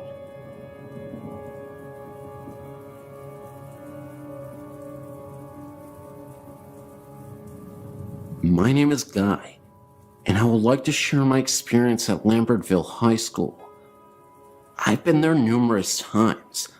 I live about 25 minutes away in Pennsylvania. My friends and I are ghost hunters, and Lambertville is a favorite spot of ours. The first time I visited the school was about 2 years ago, in 2005 and 2006, and I've been curious about it ever since then. I've had many comments about history of this amazing site. I've been through some of the school, not all of it though, because the building is in poor shape. The first time we went, we didn't encounter anything out of the ordinary. Back then, we had no equipment except our eyes and ears and flashlights. We really didn't venture inside until the second trip, but that was during the day and also uneventful. The third trip back to the school was a shocker that still gives me chills to this day. We went on a summer night, around midnight, or maybe a little later than that, and not a smart thing to do, but we didn't know any better. We parked the car out in front of the steps leading up to the school. We were to go in shifts up and into the school. 2 go and 2 stay in the car to watch for cops. We were there for 5 minutes before 2 of my friends came sprinting to the car screaming, "Drive! Drive!" Me and my friend, who stayed in the car, were wondering what was literally scaring them to insanity. What they told us was pretty crazy at first. They said that while they were walking up the steps to the school, they heard the sounds of little children, little girls, giggling and laughing. At first I didn't believe it and wanted to go back to experience this for myself.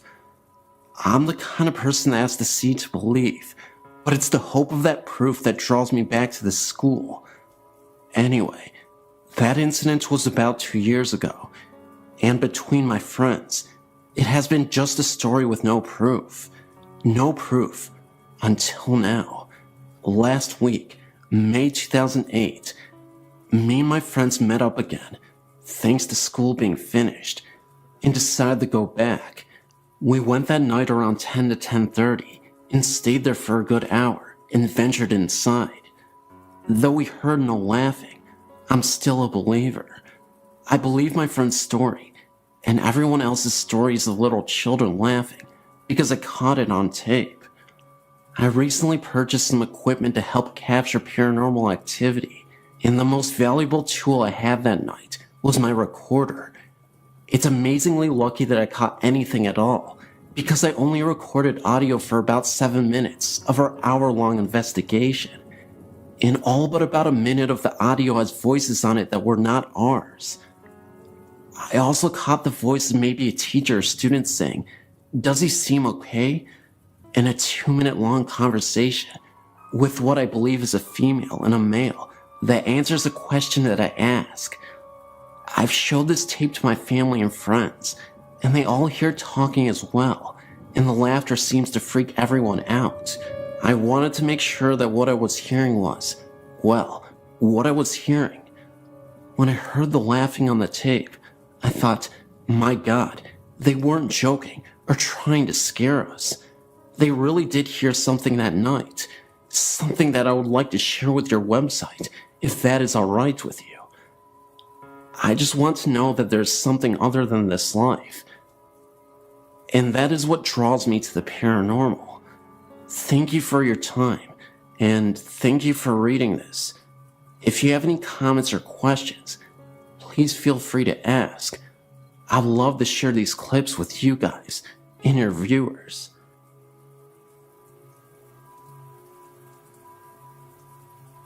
This is in reference to your listing for the Hearthstone Inn, Colorado Springs, Colorado. This place has much more than a little girl. As a housekeeper there in 1999, I was able to experience almost all of the hauntings. In the south building, 3rd floor, the little girl would appear regularly, as well as the man in brown in the main bedroom, also in the southwest corner of the floor. He was harmless and would usually disappear as soon as spotted. On the 3rd floor, I've never felt alone, would often hear the little girl and running and laughing. 2 of the 4 bedrooms on the first floor share a bedroom. I learned to prop the door open while cleaning, or I would be locked in. The first time I was locked in, I rattled the door and was screaming for the other housekeeper. I was nearly hysterical when she let me out after about 5 minutes. Also in the south building, first floor, there was a bedroom at the end of the hall that used to be under the stairway. The back stairway of this building, when it was a hotel, led outside. Many of our guests reported having the dreams of the woman in this room. I would feel her, but never see her. I would have trouble with the lights and an unwelcoming presence.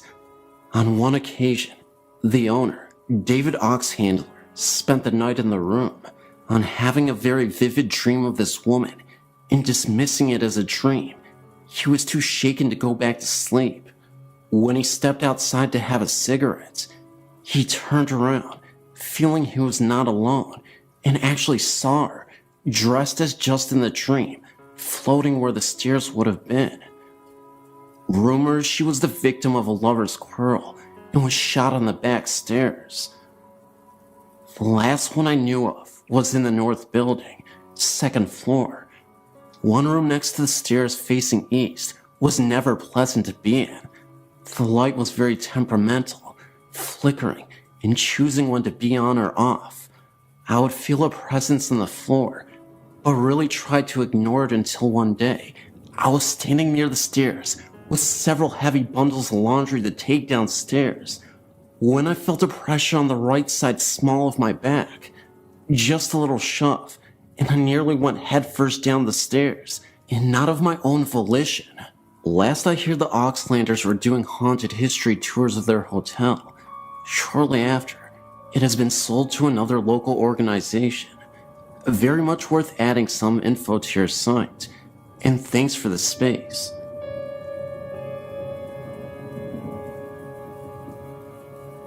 My wife and I had several experiences in our apartment over the last 3 years we have lived here.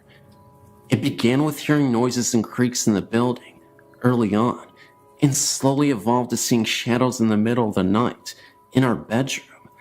We both have had experiences where we thought to have seen a little boy in blue pajamas looking at things in our bedroom.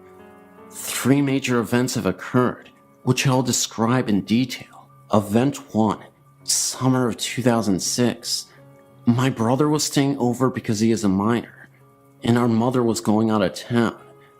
We had woken up late to eat breakfast and were playing a game of cards.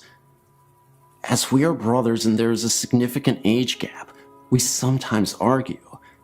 I was being a little bit of a jerk, picking on a card selection he had made, when our kitchen trash can started to rock back and forth. We were the only people present in the apartment, and we were about 10 yards from the trash can. I investigated the trash can further to find that it was nearly empty and there was nothing that could have moved, so we went to the park. Event 2. Winter of 2007. My wife and I were growing fascinated with the television show, Ghost Hunters. We had spent an entire day watching episodes from the 2nd season DVD.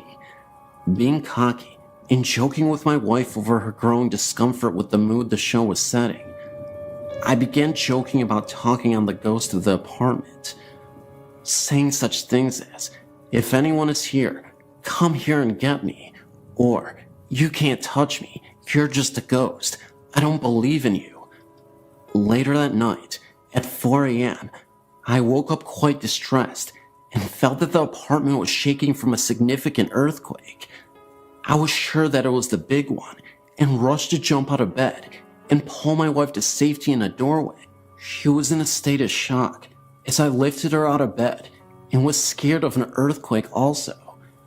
When we finally got to the doorway and calmed down, I explained to her that I thought there was an earthquake but couldn't feel it anymore. She couldn't either. I began to grow very nauseous and leaned on her for support. I told her I wasn't feeling right and I blacked out. As I was blacked out, I heard sounds of people talking very quickly. At first I thought it was my wife, and I tried to tell her to slow down. I felt the sensation of running very quickly while I was hearing the rapid dialogue. I was growing angry when suddenly I awoke lying on the floor with my wife over me. She told me she thought I was having a seizure or something because all of my muscles had lightened and I was screaming and moaning in a sense of fear. She said that I had also grown pale. All throughout that night, I felt the bed continue to shake. Event 3, soon after Event 2. I was angered by an experience I had felt earlier in Event 2, where I had awoken to what I thought to be an earthquake and experienced what I thought to be a form of being possessed. I researched how to hold a seance to converse with spirits present within the room and invited friends over to help with the conversation. I didn't describe the experience I had felt earlier so that it would not affect my friends' experiences that night. In the middle of the seance, one of my friends began to grow woozy and sway forward when he suddenly stopped it. He said that he couldn't go on and felt like someone was talking quickly to him, and he had felt the sensation of running, identical to my experience earlier. I shared with him my experience, and we decided not to continue. Also, this night, my friend's car got a flat tire while parked in my apartment, and only needed to be refilled with air as there was no puncture to cause the flat, as if someone deflated it. Also, another friend was called by his girlfriend within minutes of us ending the seance because she felt something had happened and was worried. He had only told her he was going to see me and not anything about what we were doing that night. The friend with the flat also received a phone call from his aunt about an hour after, whom he speaks with rarely, because she had similar concerns as my friend's girlfriend. How's that for women's intuition? Ever since that last event, nothing else has occurred.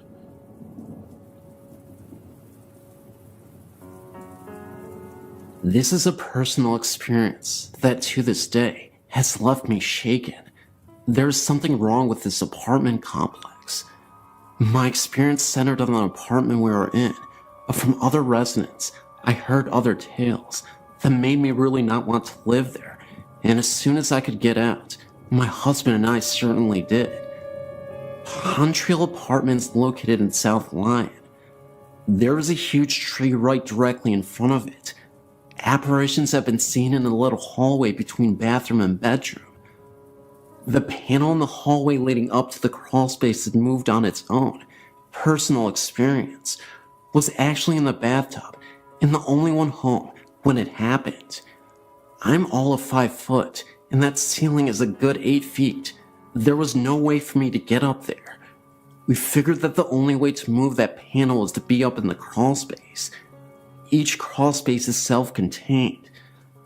EVPs have gotten into the apartment of a young woman with an accent saying, "Can't stay too long," and sleep.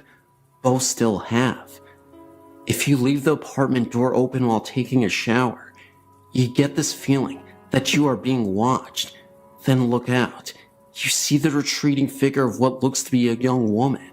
I'd had this happen and thought I'd left my apartment door open, and it was a neighbor, and upon investigation, found my door deadbolt was locked.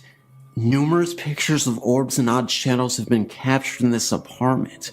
All still have. Late at night, you can also hear someone walking past the apartment, and when you go to look, there is no one on the walkway. And considering where the apartment is, there's no way for someone to get down it quick enough without hearing the sounds of running feet. Have had an experience of having the front door hit several times while I was to peephole, and no one was there. Stories were also told to me of the laundry room in the same building is also a place of odd occurrences. Feelings of being watched and hearing a young woman's voice. Have felt the being watched part, but considering that the old furnace system was right there in the laundry room, I dismissed it. A lot of my family and husband's family refused to spend the night there just cause the place gave them the creeps. And this was prior to some of these events happening. I've tried to find out if there have been any deaths or murders or anything on that ground, and I came up with nothing. All I know is that the place was there was something wrong with it, and I wish I had never moved into it. The EVPs were caught when that building had few residents. I still have them, just have others listen to them from time to time to prove I wasn't crazy with what I heard. The pictures are numerous, and some still make the hair on my arm stand up because of the experiences with them. One night in October 2008, my friends Scott, Denny, and Steve and I decided we wanted to go ghost hunting. Scott was the only one who had experience with anything, and he had seen things and had things happen to him and other people in his past groups. We started off by going to Peace Church Cemetery and where the murderer Billy Cook is buried. We were equipped with a video camera, me, a digital camera, a digital voice recorder, a heavy-duty flashlight, Scott, and 2 smaller flashlights with the other 2 people. We walked around for a little bit as Scott instructed us to let our senses take hold of us and guide us as they please. If we got an impulse to do something, do it.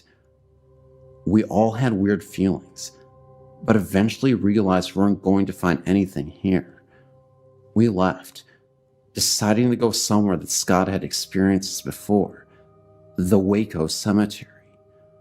Once we got there, we said our opening prayer and made our way out into the cemetery. Eventually, we split into 2 groups, me and Steve in one, Scott and Denny in the other. Steve told me to get a couple of specific things on video. He thought he had seen something he said was best described as a specter, with a head that shaped into a point and a cloaked black body. We walked around for a bit longer, and he told me he had seen it again. We walked towards the area he saw it, and didn't see anything. We met back up with Denny and Scott on the other side of the cemetery, and Scott started talking about the things that had happened to him here. He had been asking questions and talking in general, trying to pick up some EVP. He started talking about what he called the prankster that had slapped him in the face and possibly put scratches down his friend's back. We made our way back to the center of the cemetery where there were no graves, just a patch of grass. We stood around, and Steve told the other 2 about the specter he had seen and where he had seen it. Around that time, Scott said lights out. He took a couple of pictures, and the rest was silent. Then, we turned our lights back on for a few seconds before Scott repeated his order of lights out. This part gets a little blurry. I can't remember if it was before or after we turned the lights back on, but Scott is a big guy, wide and tall. He fell backwards onto Steve, who would have fallen on me had I not moved in time.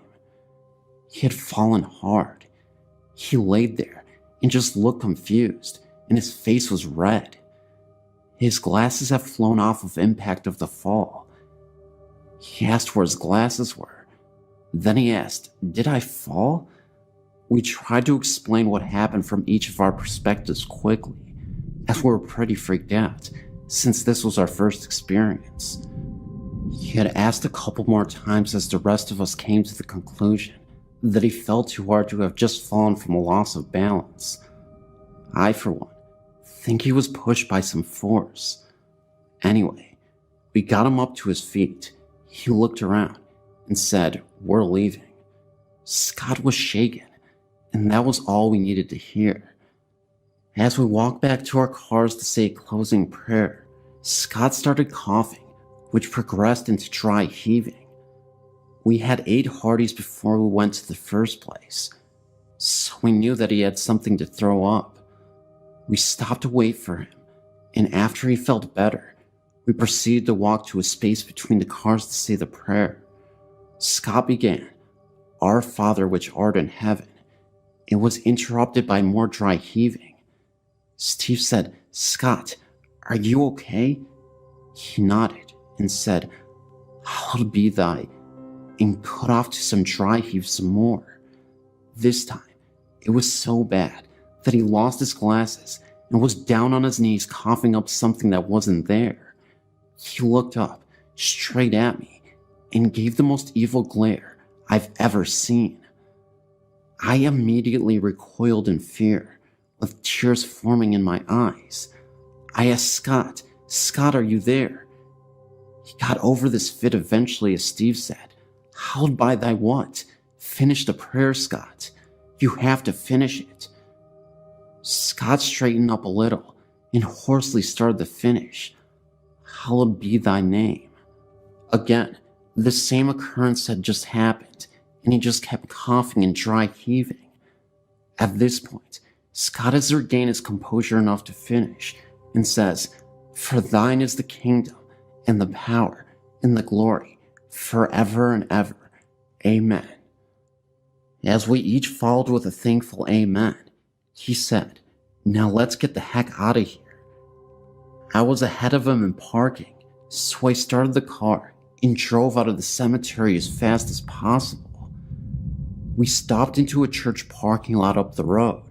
Scott got out of his car, and we started talking about what just happened. He claimed to have no recollection of falling or anything after that. That's the story of what happened in Southwest Missouri on a late October night.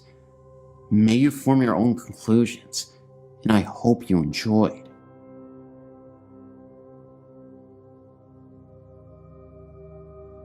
I've felt the presence of ghosts at some places I've been or lived at. I've never had an experience of seeing a ghost, but I can walk into a place and tell if there's a ghost there. I know if it's a male, female, or child. I've seen dark shadows, but not all have been black. Some are gray, like the color of a rat. One night, a very good friend of mine came over and we started watching a movie and eating pizza. I saw the dark outline of a male child peeking around the corner of the kitchen. I told my friend Dawn, who is very religious, and at first she didn't believe me. I kept seeing the outline of a head and shoulders peeking around the corner. Then, about 5 minutes or so later, we started hearing a scratching noise. I told Dawn that's the ghost. She said it was just a mouse. Then, I heard a loaf of bread fall on the floor. The bread is kept on the counter far back next to the microwave. I got up to investigate.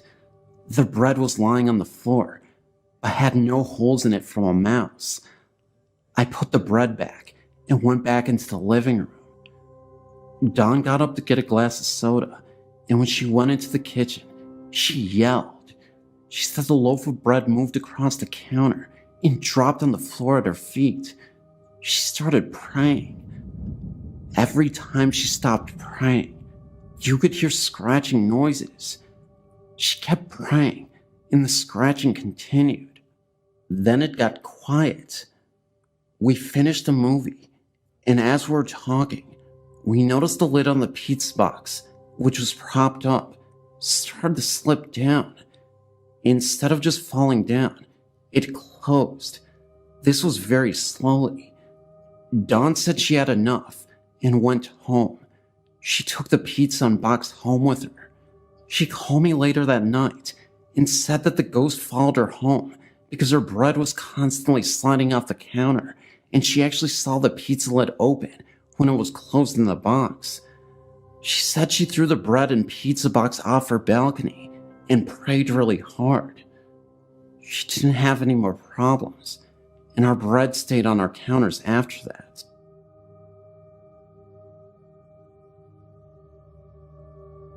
I was at the age of 12 to 13 when my grandmother bought me a rocking chair out of what she said was a yard sale.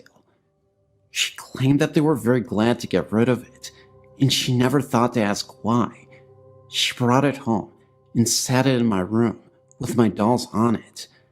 It was an antique, so I was leery about anyone sitting in it. I never experienced any weird activities in it, but my brother at the age of 9 years was sitting in the living room where he could see it, and claimed to have seen it rock 3 times. It scared him to the point where he just ran outside to my grandmother, crying and screaming. I was confused, and my grandmother told me to keep it closed and keep my door shut. Later, my aunt said she went into my room to get something, and she also seen it move. I was getting mad, thinking that there was something wrong with my chair, and hid it in my closet. The last person that had seen it move was my little cousin, due to us moving to another location. She agreed to keep it in her room, where she did not stay at the time, but went in and out of there when needed. She was doing her hair in a dresser mirror when she got a glimpse of the rocker moving. Then, to her surprise and fright, a little girl appeared. She said she was very beautiful in an older clothing. She screamed and ran from the room. It took her some time to calm down to tell what happened, and there I was, ready to get rid of it also. The one thing I did find out about the chair before giving it away was that it hated men. Due to my family's curiosity, my great-uncle was determined to see it and experience it sliding away from him across the room. He was nevertheless very scared and left quickly. I'm glad I gave it away and didn't think twice, but never had it do anything in front of me.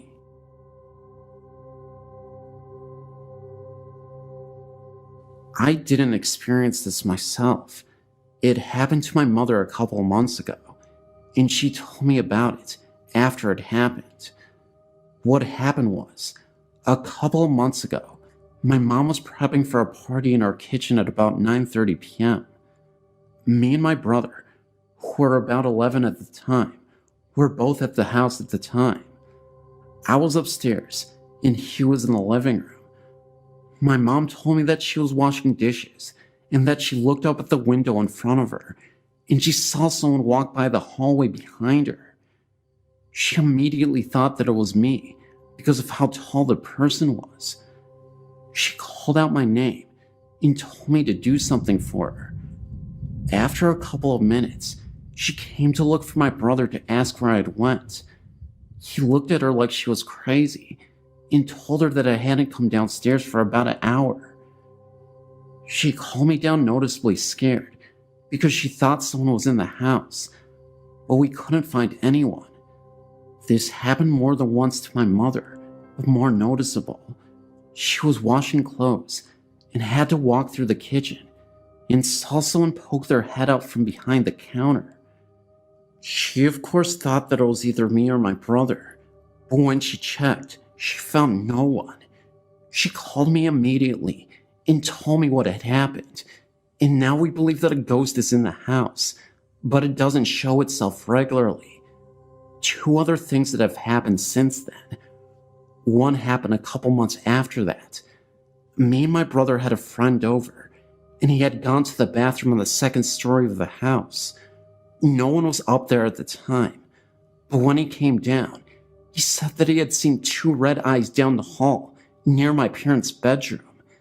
He immediately ran downstairs, and we told him about my mother's experiences. The other things that happen more frequently now is that our dog starts to growl at something in the hallway. She sleeps in our parents' room, and sometimes she will get up and walk around the room, and then she will stop in the doorway and growl at something in the hallway. But when we turn on the light, there will be nothing there. It has been a couple of months since anything worth reporting has happened, but we believe that it is a friendly ghost and nothing harmful will come of it.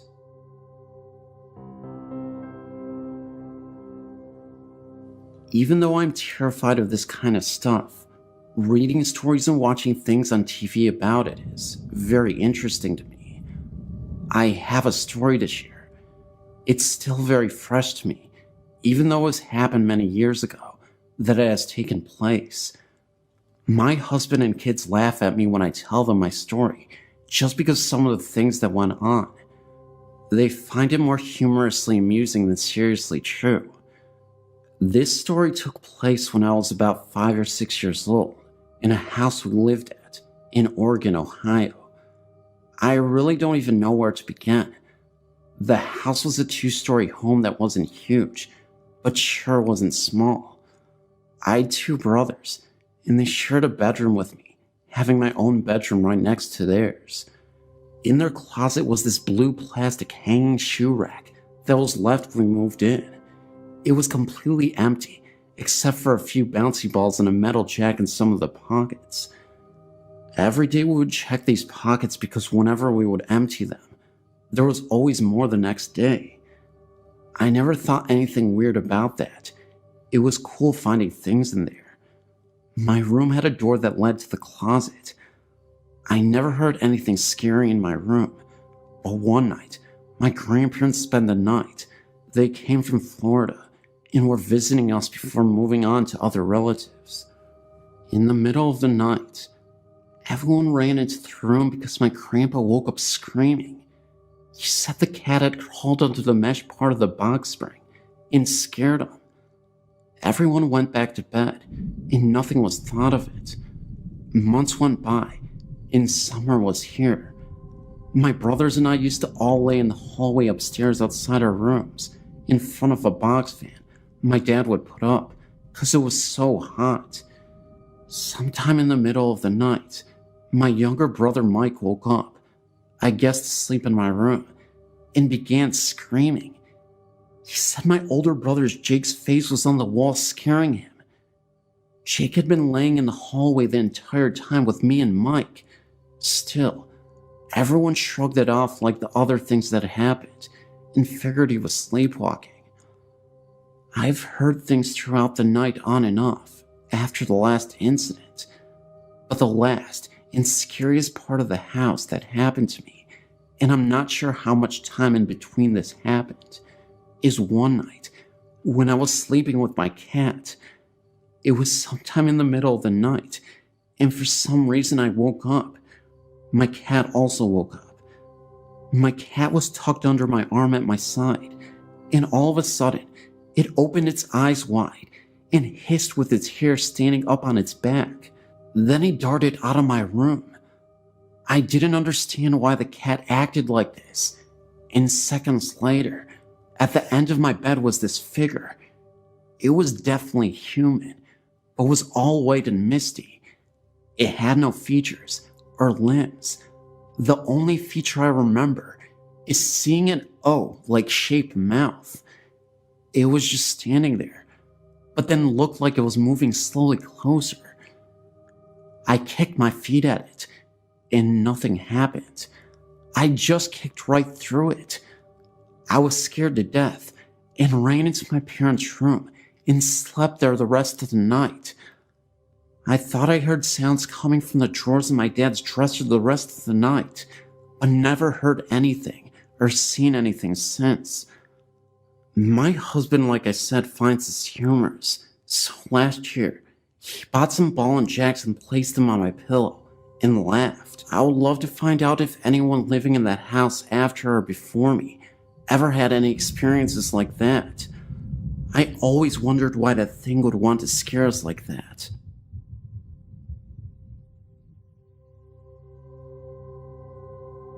My grandfather was a member of Washington Country Golf Club in Washington County, Pennsylvania. The golf club sits on top of a hill and used to be a very old farmhouse that dates back to the 1800s.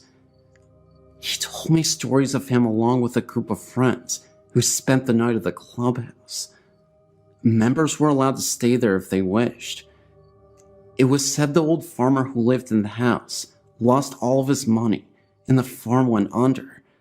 After this all happened, the farmer then decided to end it all. My grandfather said that during the late hours of night, you can hear footsteps walking back and forth upstairs. They went upstairs, and no one was to be found.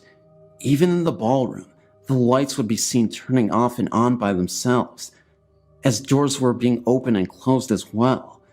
I myself have been in the clubhouse, which is very old, with wooden stairs and floors. I have even seen the bar going across the staircase, where it said the farmer had done the deed. I've heard this story from other members of the club. Whether this is true for sure or not, I don't know exactly. Another story I've heard takes place in Peters Township in Washington County. I've been told by an old football coach whose family lived in the town all their life, dating back to the 1700s, I believe. He tells a story of an old haunted railroad tunnel close to Hidden Valley Road in the area. It's said that many years ago, when the railroad was a busy place, a man was hooking up two boxcars. The boxcars then rolled together, hitting the man in between the two hookups. The man was cut in half from the two boxcars, and many people say that they have walked the tunnel holding hands across the tunnel very late in the night.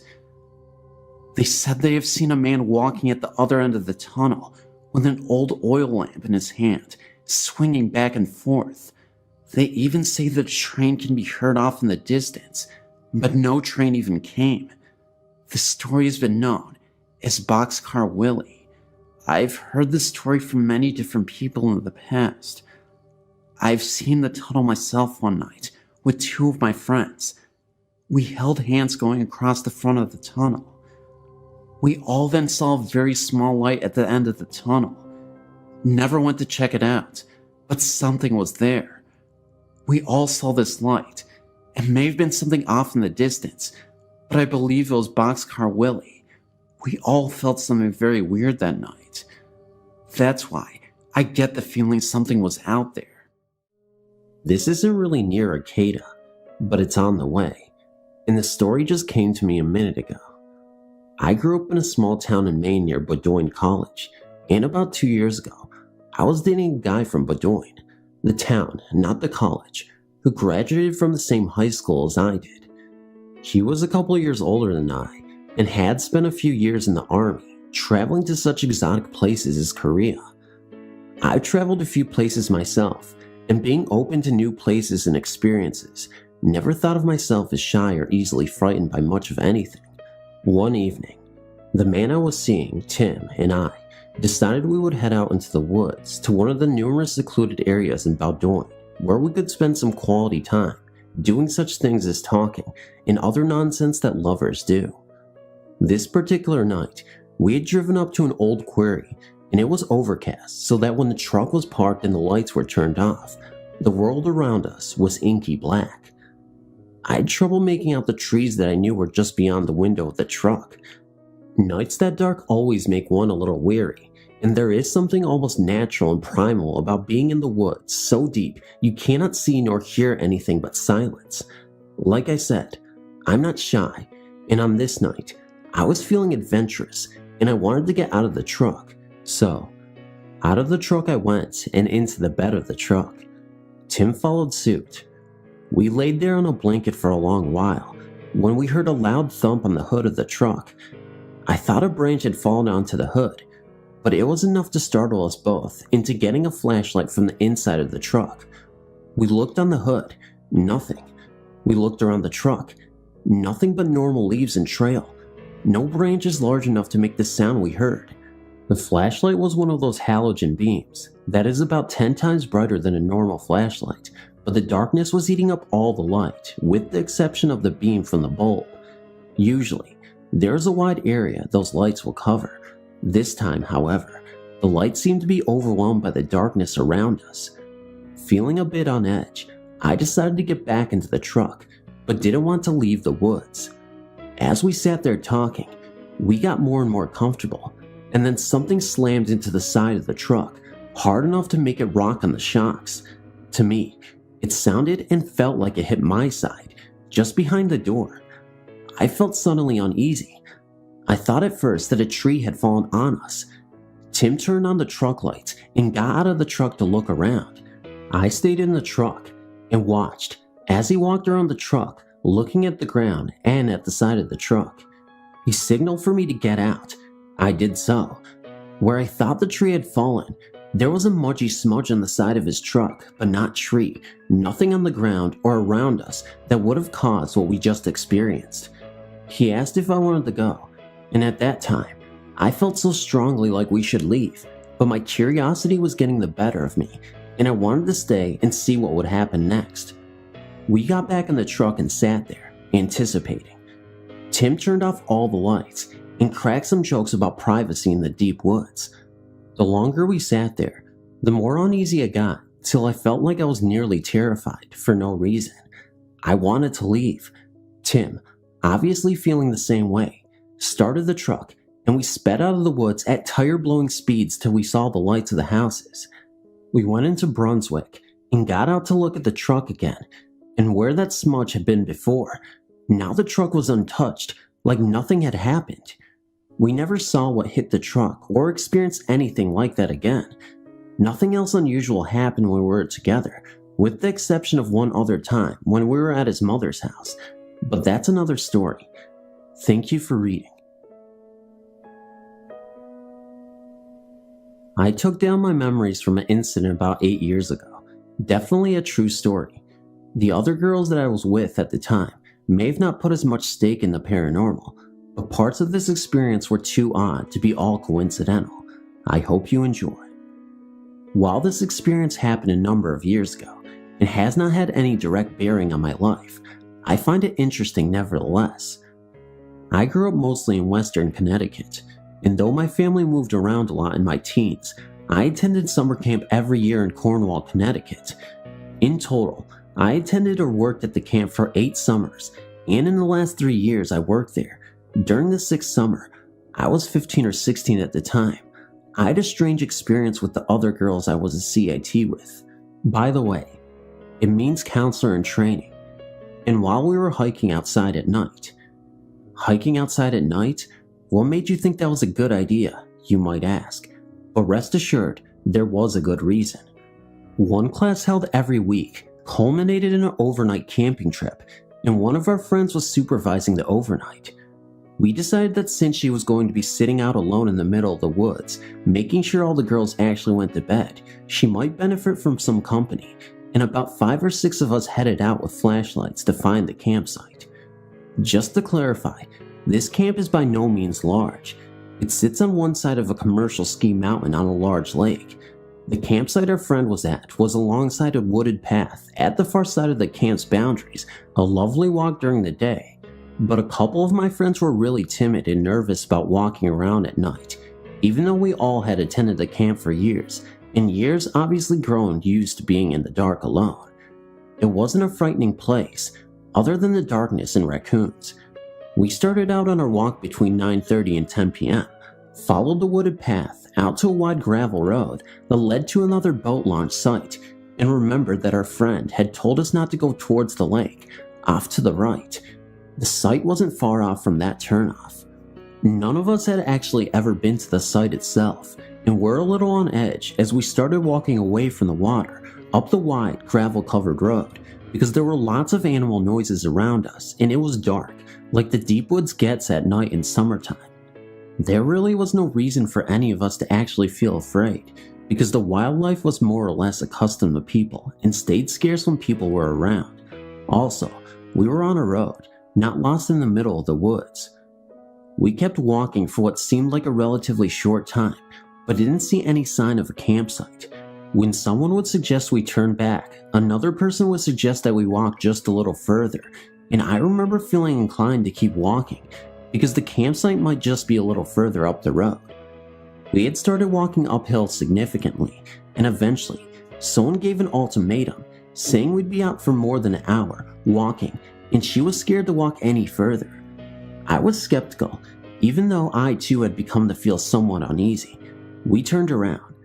I had an odd feeling though the whole walk back that I shouldn't turn around, which probably spooked me more than anything else. We nearly missed our turn back to camp, and when we made it back to the camp center, we found the camp director and several maintenance workers looking panic-stricken. They told us it was past midnight, and our friend, who had been out on the overnight, had brought her campers back less than an hour earlier when she found out there was going to be a powerful thunderstorm hitting. She hadn't known where we were, knew we had planned to come visit her, and went straight to the director so we could be found. We explained what happened, how we couldn't find the campsite, how we kept walking, Hadn't any inclination that we'd been out for as long as we had, and our friend looked confused. It wasn't possible, she explained, that we couldn't have seen her campsite. They had camped at a small site, right off of the little wooded path we'd first walked down, and had built up a large fire that was easily visible from the path for some ways in either direction. We shrugged it off as just a strange experience, but when you add everything up, the explanation that we just missed seeing you, kept going, turned off, and walked up a gravel road for a couple miles never sit quite right with me. I didn't learn the strangest part of the story until a couple of years ago. There's a small town located within an uninhabited portion of Cornwall in Cornwall Bridge, Connecticut, called either Dudleytown or Dudleyville, depending on the account. The ghost town, so to speak, is called one of the most haunted places in the country, with a long history of inhabitant mental illness, disappearances, murder, ghost sightings, etc. Some of the most poignant stories of the strange goings-ons of Dudleytown have been recently documented spirit sightings, orbs, mechanical failure, cold spots, and the most startling discovery for me was the knowledge that Dudleytown was just located a few miles away from my camp and, according to my map's readings, further along up the road we had walked on that night and down another turnoff. I've wondered why was it that we kept on walking that night, even though a couple of people were very scared, why I felt like we should just keep walking, why we missed seeing that plainly visible fire, why I felt I couldn't turn back and look behind me, and if we just continued walking along that road, what would have happened if the storm had hit while we were out? Thanks for reading. This happened 2 years ago in Hilton Head, South Carolina. My cousins and myself go on vacation every year. My cousin Daniel and I are best friends and usually stay together all the time. We got to share a room that year. My parents and my aunt and uncle had rented a house on Hilton Head Island, South Carolina that summer for a 2-week vacation. The house was huge, with more rooms on the main floor than my house has on all of the floors. My cousin Daniel and I ran through the house and picked out the coolest room in the house. The room was strange, I must admit. The far corners were made of glass, so you could see into the woods out back. I settled into my room immediately, so my other cousins couldn't take the room. My cousin Daniel left the room to get his bags, just as I finished. It had been a long day, and it was getting dark. I laid down on the bed I chose, and before I knew what happened, I fell asleep. I awoke from my sleep at exactly 3:20 in the morning, because my cousin, being a chunky person, turned up the air conditioning in the room. So, instead of waking him up by turning down the air and hearing him complain all night, I decided to find somewhere else to sleep only for the night. I wandered the house until I made my way outside in the back of the house. The back of the house had a deck that was in disrepair. I got many splinters in my feet from shuffling outside. The back of the house, after the deck, makes its way into deep woods. However, there was a hammock on the deck that I found comfortable enough to sleep in. I was soon torn from my sleep by a bright light in the woods. I was shocked at first, but when my eyes adjusted to the light, I saw a bright boy emerging from the woods. The boy was 20 feet away at first, but I blinked, and he was less than 5 feet away. He had blonde hair, blue eyes, and a huge scar running from his right ear to his lips. I was so scared that I tried to jump from my hammock, but fell out instead, scraping my face on the deck. I woke up the next morning in my bed. I thought it was all a dream, but when I looked in the mirror and saw the scratches from the deck on my face, I never went in the back of the house again. Thanks for reading. There have been some stories here recently about roads that appeared or disappeared or led to strange places or turned into something that was unexpected. This story is about how we almost lost some people on a trail that ended in a meadow that could not possibly have been there. I was not there when this supposedly happened, so I cannot guarantee its truth. Later investigation showed absolutely nothing. That happened long ago, and I do not necessarily remember all the details now, but at least I think that I have the story pretty much right. In a remote mountain camp that I used to frequent, A trail led down the river a short distance, I think about a mile or so, to Rotary Gospel Camp. Both our camp and the Rotary Gospel Camp, and the river between them, were in a narrow canyon with high ridges on both sides and no side canyons. Several of us had been down that canyon, also up and over the ridges on both sides, and we knew that there was no way to leave that canyon without knowing it. Although the terrain was steep, hiking was easy along the trail, and that route was considered quite safe for youth day hikes. Generally, it is hard to become lost when following a river downstream, but when following a river upstream, in some cases, there is a possibility of becoming lost by accidentally following a tributary rather than the main stream. In this case though, in that deep narrow canyon, all that they had to do was hike back up the canyon to our camp, and in an emergency, they could have gone into the Rotary Gospel Camp and used their telephone, so we considered it a safe hike. One afternoon, 2 adults from our camp, with several youth members ranging in age from maybe 11 years to about 15 years, hiked down the trail towards the Rotary Gospel Camp, intending to turn back at the edge of that camp and return to our camp well before dinner. The adults and some of the youth members knew the trail well. In that narrow canyon, over the short distance to the Rotary Gospel Camp, and with several people who knew the trail, a map and compass seemed unnecessary. Several people had wristwatches, the mechanical, wind-up kind. Modern quartz crystal watches were non-existent in those days. One person had a pen light, and one youth member had a camera. This is their story as I remember it. Some distance down the trail, when they expected soon to reach the Rotary Gospel Camp, the canyon widened into a huge meadow that nobody recognized.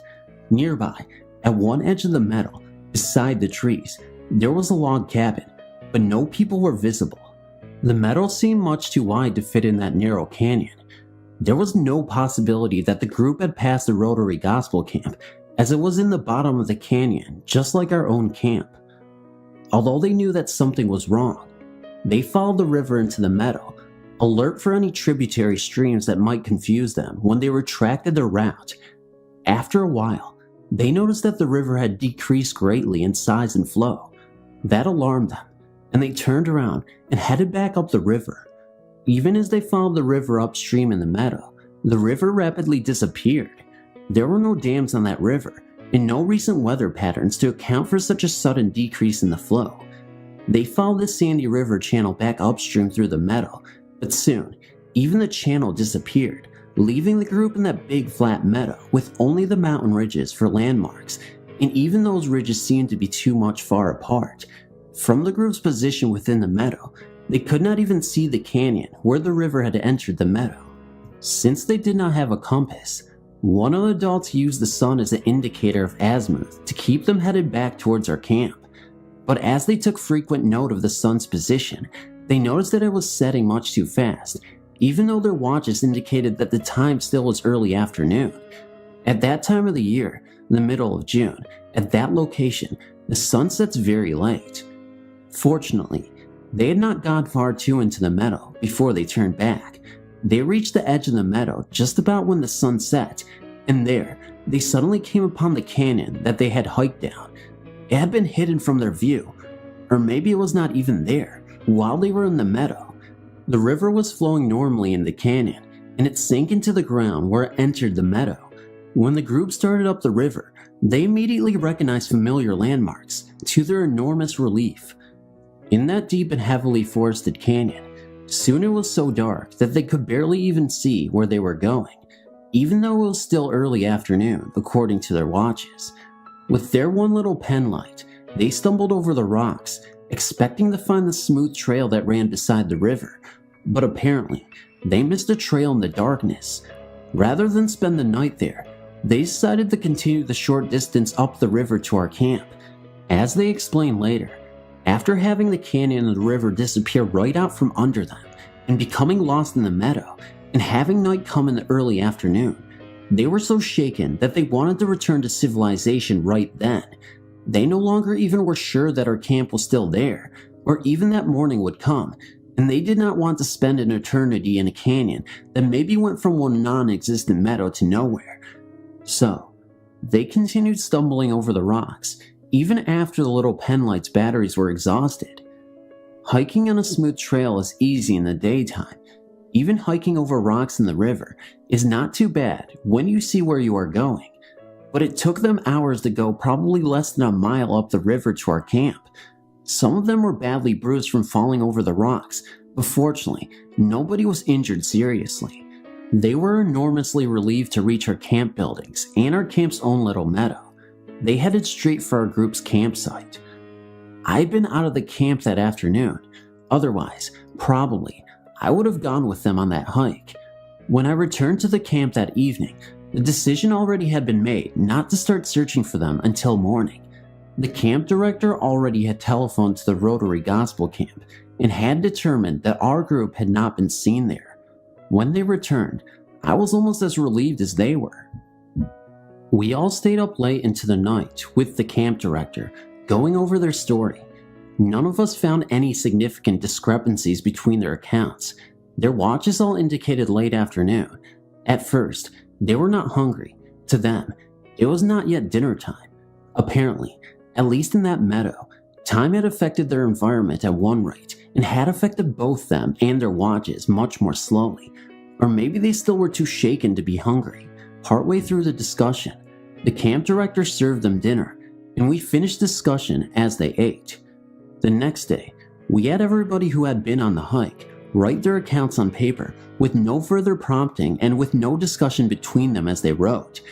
After they finished writing, we asked them to add their recollections of various details, again with no discussion as they wrote. I remember asking them to record details of the transition between the canyon and the meadow, and of the riverbed in the meadow, also about where the sun set over the ridges above the meadow. I do not remember now what details the other adults requested.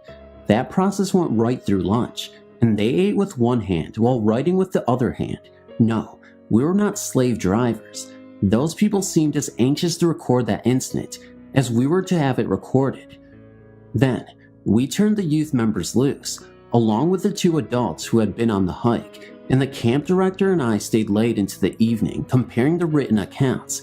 There too, we found no significant discrepancies. To the great regret of all of us, the people had been so shaken that the person with the camera had not thought to take the pictures of the meadow. Probably still is kicking himself for that. Or maybe it is just as well that he did not take pictures. Just possibly, recording that scene might somehow have trapped them there permanently. Of course, that is pure speculation. Wild speculation at that. The following morning, the camp director, the two adults who had been on the hike, and I started down the river for another look. This time, we took maps and compasses, watches, cameras, flashlights with spare batteries and bulbs, and notepaper. I took a roll of brightly colored plastic tape for temporarily marking our route, both so that we could find our way back in case of difficulty, and, to be truthful, that just in case we did not return, other people could follow our route. On general principles, we took lunches. Portable two-way radios were not common in those days, otherwise, we would have wanted them. I took a small portable instrument for measuring the sun's elevation angle for any location and time of day. It is easier to compute the sun's azimuth and elevation angle. Also, if you measure the sun's elevation angle at two known and widely separated times during a day, then, in principle, you can compute your location, latitude and longitude. That is a standard procedure in celestial navigation. If we came to the meadow again, then I would compare the sun's azimuth with the magnetic compass and measure the sun's elevation angle at frequent intervals according to our watches. Then, back home, assuming that we survived the trip, I would try to make sense out of any strange behavior such as the group had observed 2 days previously. I also took a telephone in Linman's test set. That is a little self-contained telephone like you see on Lyman's tool belts, except that test set had miniature rotary dials in those days, rather than modern push buttons. Our camp's telephone line ran beside the river to the Rotary Gospel Camp, where the telephone cable ended. Along the river between the two camps, our telephone line was attached to trees at about head height, so we could be able to use it in case of emergency. I admit to some concern that if we did find the meadow, then the telephone line might neither cross the meadow nor go around it, and thus we might be isolated. In our camp, I'd asked the hikers whether they had noticed whether the telephone line crossed the meadow, but none of them had noticed the line even in the canyon. As I look back on it now, we were asking for trouble. Maybe we should have had more backup before we started investigating. Before we left our camp, I found an excuse to telephone one of my friends at the Rotary Gospel Camp, and I arranged to meet him there. From our camp director's call 2 days previously, my friend already knew that something was wrong. I begged off explaining until we met personally. Now, after all that buildup, here comes the most embarrassing part of my story. We walked down the trail to the Rotary Gospel Camp and saw absolutely nothing unusual. On the way, I tied strips of surveyor's flagging to 3 branches at frequent intervals. I also kept a close watch on our telephone line beside the river. It was there, right where it was supposed to be. There was no meadow. The river still was very much there, in the bottom of the narrow canyon. The sun was rising slowly in the sky, just like it should be doing at that time of day. We went into the Rotary Gospel Camp, and we met our friends there. As my excuse for being there, I looked at some equipment that I had helped them to build, but probably they still are wondering why we went there that day. Our camp director used their telephone to call back to our camp to let our people know that we had made it safely that far. Then we took our leave and walked back up the trail to our camp, removing the strips of surveyor's flagging as we went. We ate our lunches in the camp dining room with the rest of the camp members. We felt relieved and also a little bit foolish, but we would rather feel foolish than be lost. These mountains have changed drastically during geologic time. The river systems have reformed so extensively that it is hard to imagine how much different they used to be. But all of that happened long before there were people on Earth. Thus, even if our group somehow was transferred back in time to another geological area, which I still find impossible to believe, that does not explain the log cabin in the meadow. What was that meadow all about? And the disappearing river, and the rapidly setting sun? Darned if I know. If that group made up their story, then they did have a very good job of doing it, telling it, and writing it with no significant discrepancies. If they used a hike as an excuse for some mysterious detour, then they had one heck of a climb out of the canyon to get there. I think that all of us were basically honest, except of course, for the standard campers' practice of telling outrageous lies around campfires. My guess is that the hitchhikers were just as puzzled as I was, and also were thankful to be alive after it was all over. That was a long time ago, and I've lost contact with all these people now.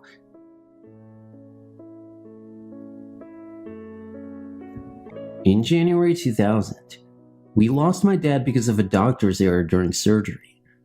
As we were all very close to him, this all hit us particularly hard. I decided to move back with my mom. I was 24 at the time, and I took care of her. I've been with her ever since.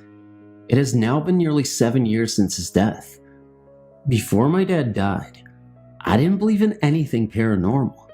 I believed in what I learned at church, but I did not believe in ghosts or hauntings, even though I had experienced a few inexplicable things myself. I brushed them all off as weird phenomena, but nothing to concern myself with, and certainly nothing to change my views about, until spring 2005. When my dad passed away, we began having trouble with people messing around the house. There were a few things stolen from my dad's work building, and there were 3 batteries stolen right from the vehicles while Mom and I watched out a window after placing a frantic phone call to the police. The police didn't show up until some time later, and by then, the burglars were gone. Occurrences of this nature would happen time and time again. Spring 2005, I was up late one night, 1 a.m. or later, studying for finals in my bedroom. Everything was quiet and dark. The only light on in my house was in my bedroom. We lived in a very rural area, so when it gets dark and quiet, it really gets dark and quiet. I was engrossed in my studying when my dogs began barking. I sighed, realizing that someone was probably out there, but there was really nothing I could actually do about it since we lived so far away from a police station. They had already stolen most of everything of any value, and they never had tried to get in the house before, so I went back to studying. I'd become engrossed in my studying to the point that I didn't even really notice the dogs barking anymore, when suddenly, my bedroom filled with the overwhelming scent of my dad's cologne. But it wasn't just the smell of the cologne. You know how different perfumes and colognes smell different on different people because of differentiating body chemistries? Well, this was my dad wearing the cologne. I looked up, fully expecting to see him, but nothing was there. The scent was getting stronger and stronger. It was then that I noticed the urgent pitch of the dogs barking and growling, and the rustling coming from outside underneath my bedroom window. There was someone out there. Suddenly, Daddy's sense centered at the window beside the bed where I was working, and seemed to become malevolent. Don't ask me how I know this, I just do. It's like the air seemed to crackle. It was then that I heard someone running away breakneck from the house, without even bothering to try to be quiet. The atmosphere in the room suddenly went from malevolent to peaceful, and Daddy's scent lingered for a moment and then was gone. I'm not sure how I feel about it, but I can't deny it. I would like to think that he's still here, watching over those he loves. It made me feel very safe and taken care of. Not once did I feel one bit of fear over the scent in my room. Thanks for reading. I've yet another story to tell. I guess I am susceptible to spirits and apparitions, as I've had other encounters with loved ones who have passed. This one was my very first encounter. I was going through a very bitter divorce, being only 28 and afraid to be alone with two very little boys. I didn't know which end was up, so to speak. It was in the summer. I had my two babies bathed and in bed. I decided to lay on the sofa and watch some television. I fell asleep, a pretty deep sleep at that. I was awoken by the static of the television. The station had gone off the air for the night. My baby of 10 months old had the bedroom right off of the living room. The sofa was facing his room, and he was sleeping soundly. I had a habit of keeping all of the bedroom doors open at night, so that if one of my sons cried, I would hear them. All of a sudden, the living room got so cold, like a very damp chill. A glowing light appeared at the doorway of my baby's room. Then a figure appeared, a woman, in a long white dress, in dark hair. Her hair was up in an upsweep, but I couldn't make out her face. Her face was blurry, and I just couldn't see it at all. I was shocked, couldn't move, mind racing and heart pounding like crazy. I sat up on the sofa and just stared at this figure in the doorway of my baby's room. Then she spoke, only a few words, but she spoke. She said it will be all right. Then she vanished into thin air. That damp chill vanished along with the apparition. I was so shaken by this, not knowing who it was or what it was about. I eventually calmed down and put it out of my mind. A few days later, my mom and dad came up for a visit. They loved their grandbaby so much, they came to visit several times a week. We were sitting at the table in the kitchen, just chatting about anything and everything. That's when I thought of the strange happening I experienced a few nights before. I told my folks about what had happened and described the figure that I saw that night to my parents.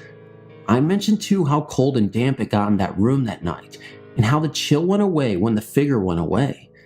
My dad sat there, looking at me with the eyes of dinner plates and had a stunned look on his face. I asked him if he was okay.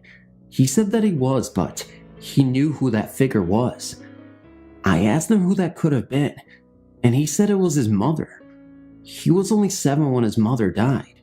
She was only 34 years old. She died a week after her 9th child was born. She had all of her children in the farmhouse where her and my grandfather lived. Dad used to sit at his desk in a one-room schoolhouse and look out at her grave. The cemetery was right next door to the schoolhouse. I asked him how he knew it was his mother. He said the way I described her, wearing a long white dress, and the color and style of her hair. Her hair was dark and always in an upsweep, but this part is what really convinced me that he was right.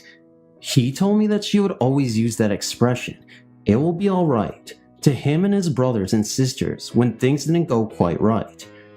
He said he just knew it was her. He said she was comforting me and telling me that everything would get better. I was quite amazed, not only by the fact that I never saw my grandmother, but how she came to visit me in my times of need. I never had any other encounters with her after that visit, though I felt a calmness inside of me and felt somehow closer to her after that hot summer night. Thank you for reading my story. I hope you enjoyed reading it.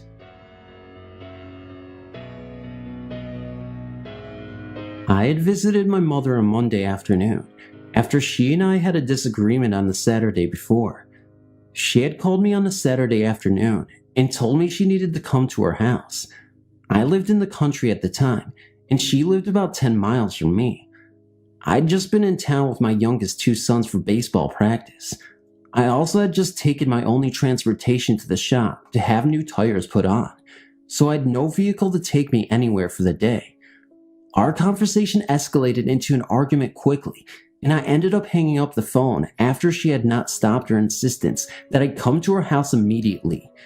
She was never this insistent over me coming to pick up some fresh veggies she had gotten from her early garden. On Sunday, I was stubborn, and though I could have gone in to visit all day, I stayed at home. On Monday, I'd taken off work a little early to go to school to watch my sons in a spring sports day. I had about 45 minutes after the sports events before they would be out of school, and I went to see my mother. We talked, and our argument from Saturday was completely forgotten. She and I talked about all 3 of my sons. My oldest is 8 years older than my younger and 10 years older than my youngest, so he was in college and doing well. She told me that she had some problems with asthma lately, but she wasn't going to let it get the best of her. I told her she should really go to the doctor because asthma might not be something to ignore. She said she would be fine. On Tuesday morning, around 2 o'clock, I got a phone call that they were on their way to the hospital with her. I got up, dressed quickly, and drove into the hospital. About 20 blocks from the hospital, I was at a spotlight and thinking that I could run the light because I was the only car around, when I had a warm and comforting feeling fill me. Something told me to take it easy. She was okay and in heaven. Really, it was such a grateful feeling of peace. I got to the hospital, and I knew for sure the way the receptionist at the ER desk met me that she was gone. In the next week after the adjustments, I'd driven my sons to school and was on my way to work. There are some industrial sites at a cross street right before a spotlight, and it can get busy and bottled up. Also, there's a hill going down in the direction of where I was headed. I again felt a warm presence and felt her hand on my arm. Her voice said, "Vicky, look up." Far enough ahead of me was a tractor-trailer truck crossing over my lane into the side street. I'd been in deep thought about so much, but had plenty of time to slow down very preventively, not to have any problems with the truck. She has been with me many times since then, and it is always such a warm, loving feeling. In her life, she dismissed ghosts and paranormal things as if she didn't think it was real. I have no idea if she has ever been with any of my 4 sisters or my brother, but she has definitely been with me. Thanks for reading.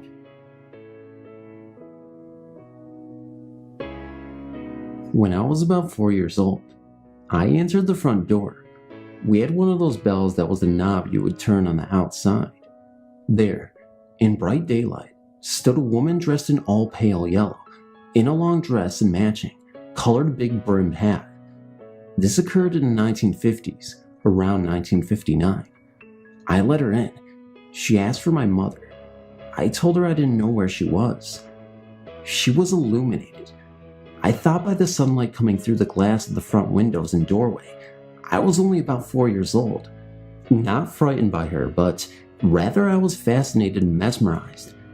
I followed her into our living room. She proceeded to sit on the antique Empire couch and kept asking where my mother was, and she seemed very concerned that I was left all by myself at a very young age. After what may have been an hour or so, she got up from the couch and said to me, "Tell your mother that Ada said it was very beautiful and don't be afraid." She then got up, walked to the front door with me following her, and left. When my mother came home, I told her about the lady in yellow named Ada and related her message.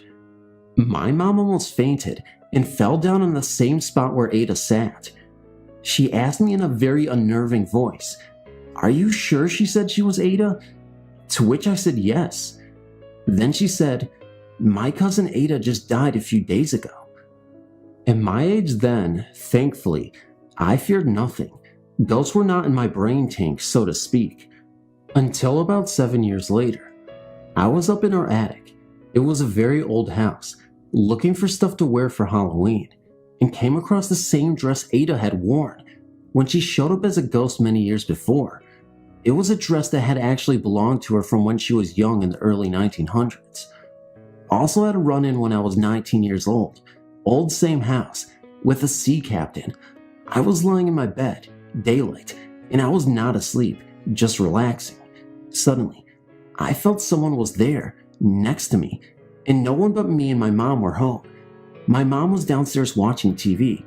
So, very reluctantly, I slowly looked to my left, and there, standing, was a tall man dressed in a blue uniform with brass buttons with anchors on them. He had no face, just like TV static for a face, but the rest of him was visible. He reached out a huge hand to me and said, "Don't be afraid. I only want to touch your blonde hair." It took me a while to not have a heart attack, until I found my voice. I screamed to my mom. She came running upstairs. I told her what happened, and she said, "You just had a bad dream." I explained to her I wasn't asleep. I knew what I saw, and I was very frightened. She then told me that my most male ancestors on her side of the family were sea captains, and some were lost at sea. She assured me that he didn't want to hurt me, but he almost killed me from fright. I've also had animal ghost visits, and those were of course sad, but that's a whole nother story. Didn't want to bore you. You may now go to sleep. Thanks for reading.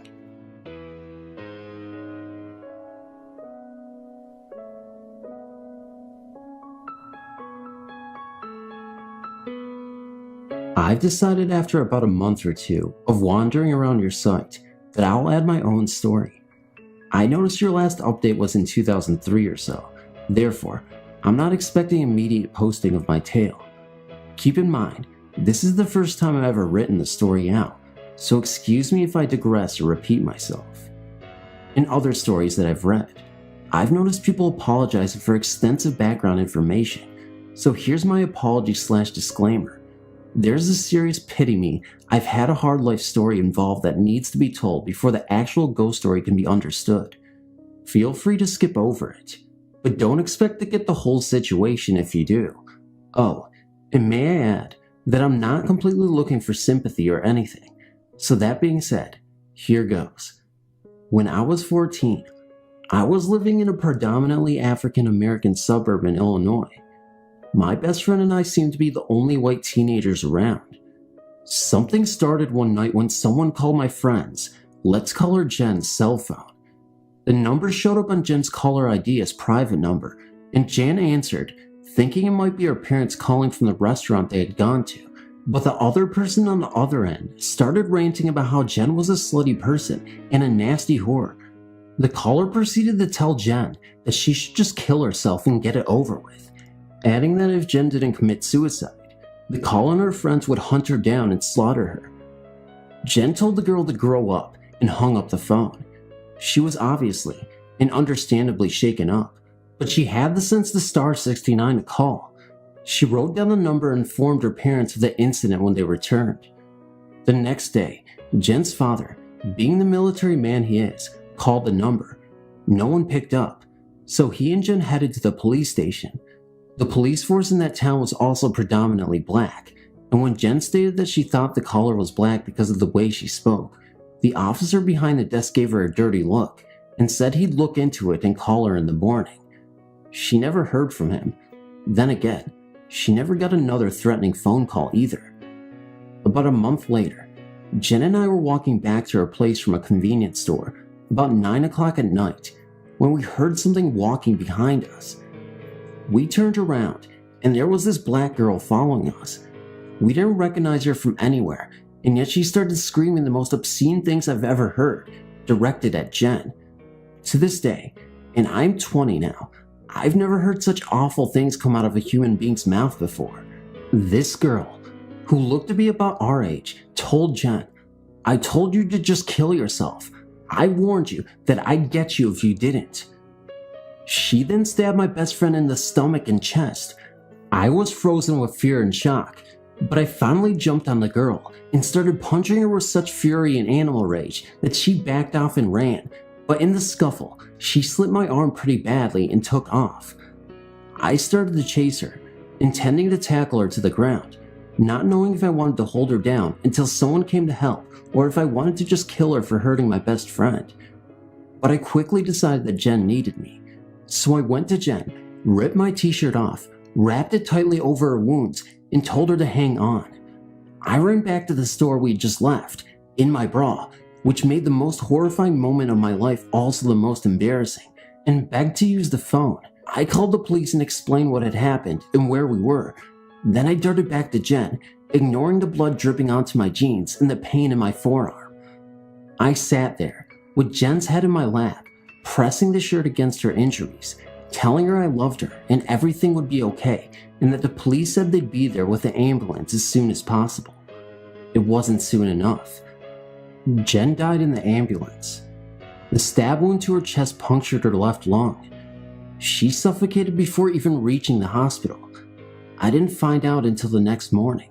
It was 2 summers later that I saw her. My family moved to New Jersey soon after the incident, thinking a change of scenery would help me forget. Wrong. Our new home was down the street from a conservation area, where I liked to go and relax on nice days. There was one specific spot that I liked.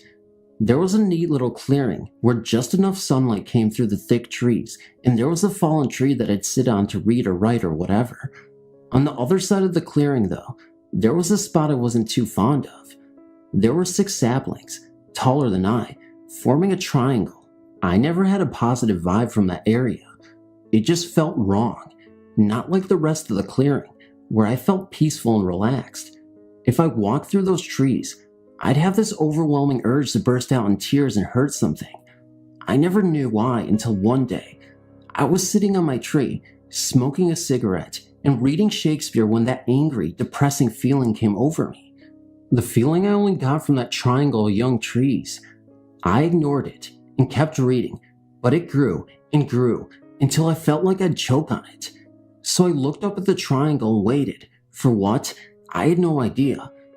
There was a little smoke coming up from the leaves on the ground, but I wrote that off as lit cigarettes someone had thrown. Then again, since I'd been there for quite a while and hadn't seen anyone around, how could someone have thrown a cigarette in there? So I shrugged it off and kept reading. Then I heard leaves rustling, and the feeling of deep depression intensified. There was no wind, the trees were not swaying, my hair wasn't blowing, but leaves were moving. I raised my head and saw only leaves being pressed into the ground, as if an invisible person were walking across them, and they were coming towards me. Needless to say, I booked it out of there and sprinted home. That night, I woke up unable to breathe, with a searing pain in my stomach. I turned the light on, and just as I did, I caught a glimpse of those familiar blue icy eyes I knew and loved. My best friend. After a few minutes, the stomach pain went away, and I caught my breath and turned the light only to see those eyes again and feel presence on my bed like someone sitting down. I felt like she was sitting there watching me. The corners turned up a little, and something cold touched my cheek. I realized then that the angry/depressed feeling I often got was flashing back to the emotions I had the night she was killed. Angry at the killer and myself, and so very depressed that the best friend I'd ever had was taken away from me. And the pains I had moments before were the same feeling she had when she was taking her last gasp of air. I suddenly felt overpoweringly tranquil. She was here, and she was not angry with me.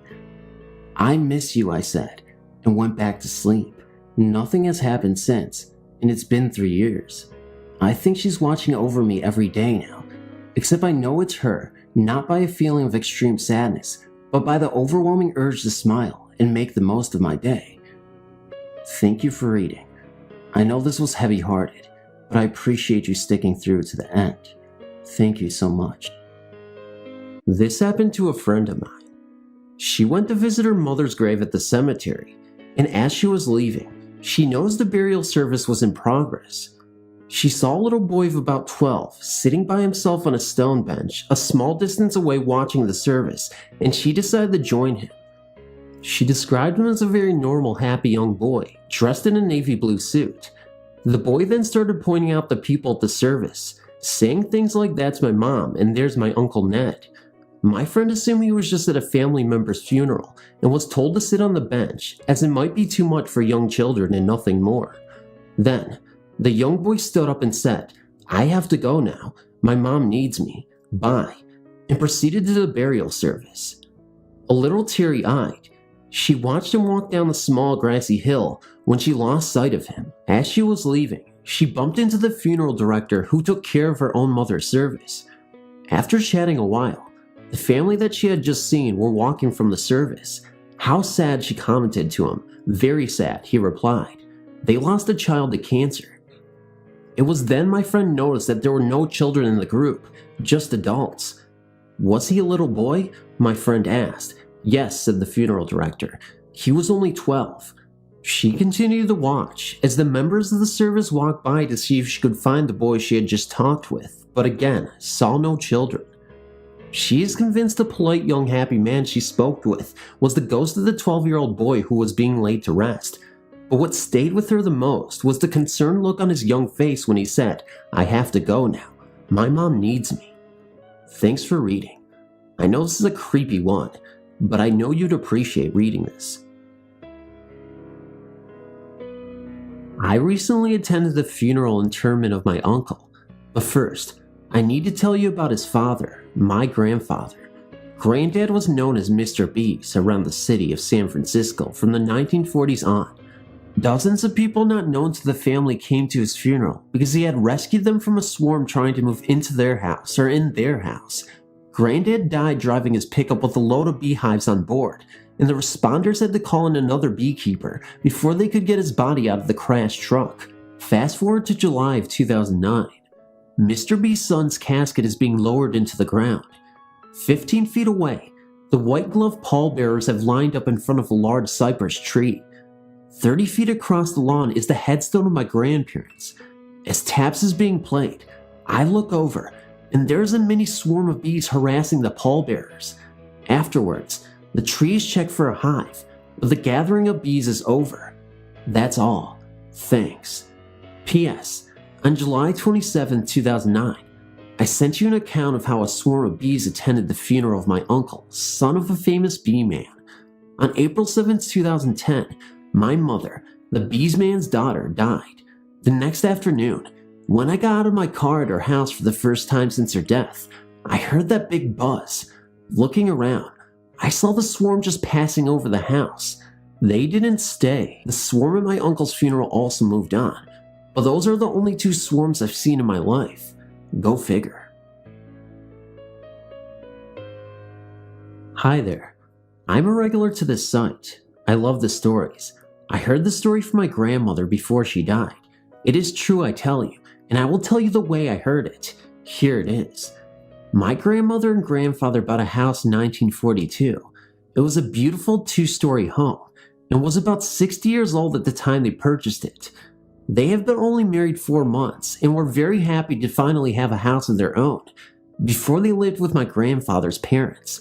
When you walked in the front door, you have 2 big parlor rooms on your right and left and a nice-sized basement. My grandfather absolutely loved her new home and nothing could ever make her leave it. After they moved all of their furniture into it and got everything situated, they went to bed. About 3 a.m. in the morning, she was awoken by the sound of children running around in one of the parlors. She got up to see what was going on, and she did not see a thing, so she shrugged it off and went back to bed. The next morning, she was outside planting flowers, so was my grandfather, when a woman from down the street approached my grandmother and introduced herself. They talked for about an hour or so about the neighborhood and the town. The neighbor woman was about to excuse herself when she said quietly, "Do you know the history of your home?" My grandmother said no and was interested in finding out. The neighbor started telling her about the old funeral home that used to be ran here. My grandmother was startled to hear of this. Nevertheless, after the neighbor left, she went inside and looked around. She finally realized why the two parlors were so big. They were showing rooms for the deceased. This frightened her. My grandfather came in from the yard and sat down in the kitchen to have a nice cold cup of lemonade. As he sat and drank, he felt two small hands on his lower back. He turned around and no one was there. He immediately got up from his chair and ran to my grandmother. She was still in the parlor walking around and thinking. He said, "June, I felt two small hands on my lower back." She told him that the night before she heard the sound of children playing. Then she began to tell him about what the neighbor woman said about their home. He said, "Oh, Jane, I do not believe that. That is silly talk." Later that night after dinner, they were sitting in one of the parlors listening to the radio, when out of the corner of my grandmother's eyes, she saw a woman kneeling at the wall. My grandmother was speechless and very frightened about what she saw. So frightened it was like she was frozen. My grandfather looked over at her and said, "Honey, are you okay? What's wrong?" She mumbled, "Do you see the woman kneeling? Do you see her?" He said, "No, hon, I do not even see her."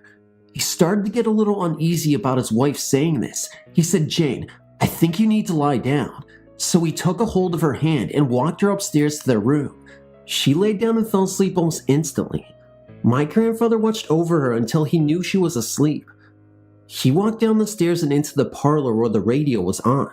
He sat down and listened to the news broadcast. After about an hour, he became tired, so he thought he would go on to bed. He got up and turned off the radio and walked to the stairs. As he came out of the parlor, he was stopped by what he thought was the sound of a strong howling wind coming from out of the kitchen. The next thing he saw frightened him beyond belief. A pine ghostly casket with a woman inside rolled through the hallway and stopped in front of him.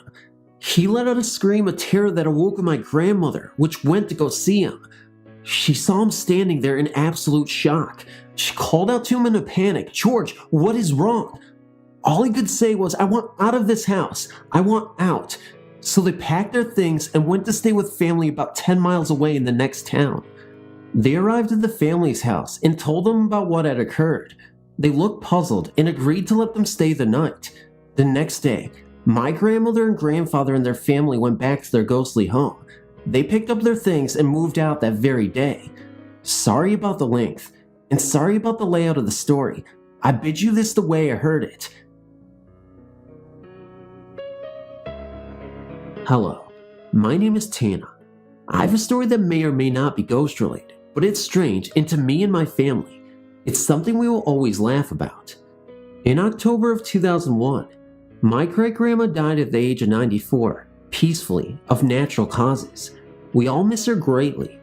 At the funeral, I was in the separate section for all of us who were descended directly from her. There were a lot of us. Anyhow, this section had its own private bathroom, which had paper-thin walls and was the size of a coat closet. The service was rather boring and strange to me because of all the weird little Catholic chanting and such. The man conducting the funeral also had a very strange accent and kept making gross throat-clearing noises. Then the guy announced that my great-grandma loved to sing and dance, and that they would play her favorite song. The song started and it was opera style and in Italian. My great-grandma was born in Italy and moved to the US with her family at the age of 4. I guess I thought the music was a bit silly, and so did my cousins, because they all turned to look at me and my sister with smirks on their faces. This I did not think was really that funny, but just then, a balled up tissue that was on my lap rolled off of me and down to the floor where it rolled to a stop. This was so out of place that I instantly burst into loud, uncontrollable laughter in the middle of the funeral. I couldn't stop laughing, so with my hand over my mouth, I ran to the bathroom, a mere 5 feet away. I had to stay in the bathroom for the duration of my great-grandma's favorite song, which lasted about 5 to 7 minutes. The whole time I couldn't stop laughing, no matter how hard I tried.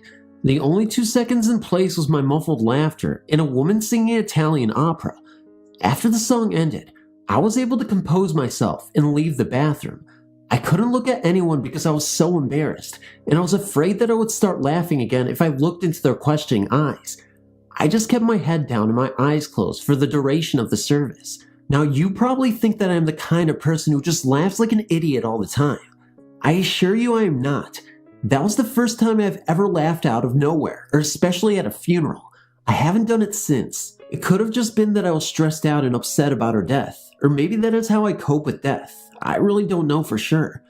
I've come to believe that my great-grandma wanted to lighten the funeral up a bit by causing me to laugh, or that hearing her favorite song made her want to laugh with happiness, which I picked up on. There's no proof of this, but it made me feel so good to believe it. The whole situation was very strange and left me feeling funny but overall happy.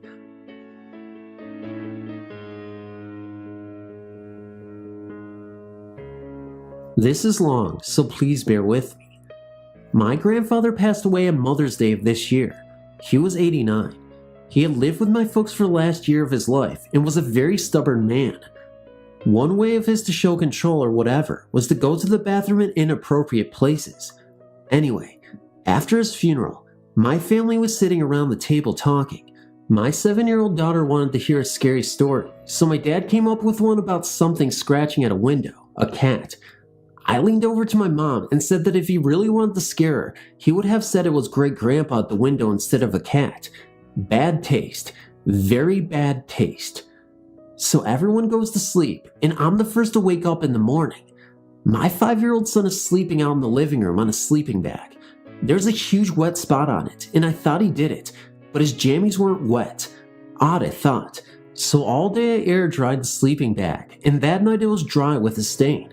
I folded it, with the intention of taking it to a laundromat, and put it on the floor of my grandfather's bedroom, and went into the living room to tell my husband goodnight. I went back to the bedroom, and there was another big wet spot on the sleeping bag.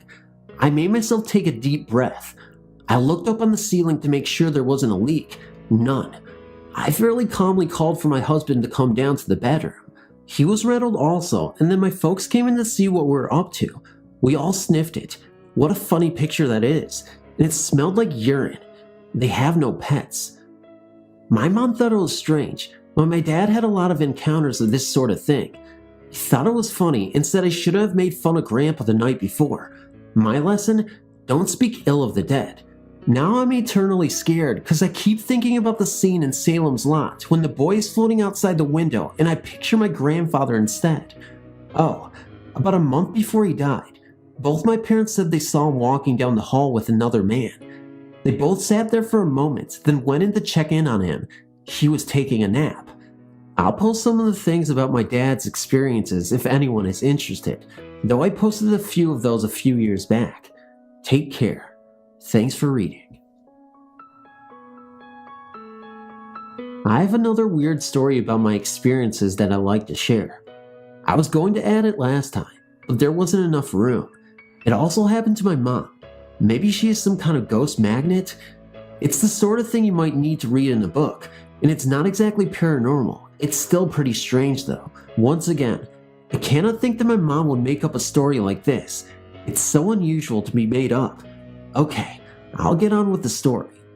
One day, when I was small, in primary 1, first grade, kindergarten, I don't know what you Americans would call it, my mom was alone in the house, during the day, doing the dishes in the kitchen.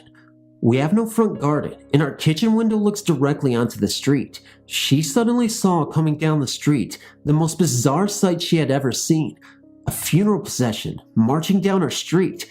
A funeral car, driving slowly, and a man dressed in black, wearing a top hat, walking in front of the car. When he got level with the kitchen window, he turned and smiled to her, tipping his hat slightly, as if to say good morning. The procession continued down the street until it was out of sight. My mom's first thought was of panic. I'm going to die, she thought. This is a premonition. By the time I'd got home from school, she had stopped worrying and tried to forget about it. It doesn't seem very strange to see what my mom saw. Funerals happen every day. This one was weird for 3 reasons. Our street is in a maze of other streets. It is far from the main road, and driving down it is not a good shortcut, so why on earth would a funeral procession go down it? Why on earth would anyone, even someone who lived in our neighborhood, choose to take their last journey down my road? It's not old or very pretty. Nothing important has ever happened here. Even in broad daylight, it really is hard to see into our kitchen. It really is dark, which is why my mom was surprised that the man could see her. She couldn't understand why she was the only one he smiled at. There must have been other people in their houses. So there you go. Was it a ghostly possession from the past, a premonition from the future, or a real one of someone who really likes her neighborhood? Beats me. Well, this story actually happened to my younger brother a few years ago. I'm from New Zealand, from a town or suburb called Torbay, which is on the North Shore, which is basically North Auckland. This story I'm including is true, as it wasn't just him witnessing it, but a few of his friends as well, and they all claim they saw the same thing. I can't remember the exact date it happened, but it was during summer. It was a hot, humid day, and my brother and friend were so bored they went outside to play hacky sack. One of my brother's friends lives on a dead-end street, so they decided to play in the middle of the dead end, as it was just past midnight, and there were no cars around. Anyway, they were having a great game, when suddenly, they heard a roar of a motorcycle and felt a cold chill. They all stopped playing and looked to the top of the street. The sound of the motorcycle became louder, and suddenly, coming down the street at a fairly low speed, came a huge-ass black Harley. The biker was wearing full black leathers and a black helmet, and they couldn't make out his face. As the bike slowly came down the hill, going about 5 to 10k an hour, each streetlight he passed fluttered, then died out completely. My brother and friends were scared stiff and couldn't move. Each streetlight blinked out as the biker came down the street towards them, then circled around them in complete darkness, and slowly went back up the street. As he passed each streetlight, it would suddenly sputter back into life, each light blinking on again as the biker passed it. Then as he disappeared, my brother and his friends were left there freaking out at what they had just seen. Naturally, they all made a beeline for my brother's friend's house, and I don't think any of them got much sleep that night. So as far as I know, it is a true story told to me by my brother and backed up by his friends, who I've known for ages, and it's not something they will lie about. Pretty spooky, hey? Maybe Death has decided to keep up with the times and has himself a Harley now. Thank you for reading.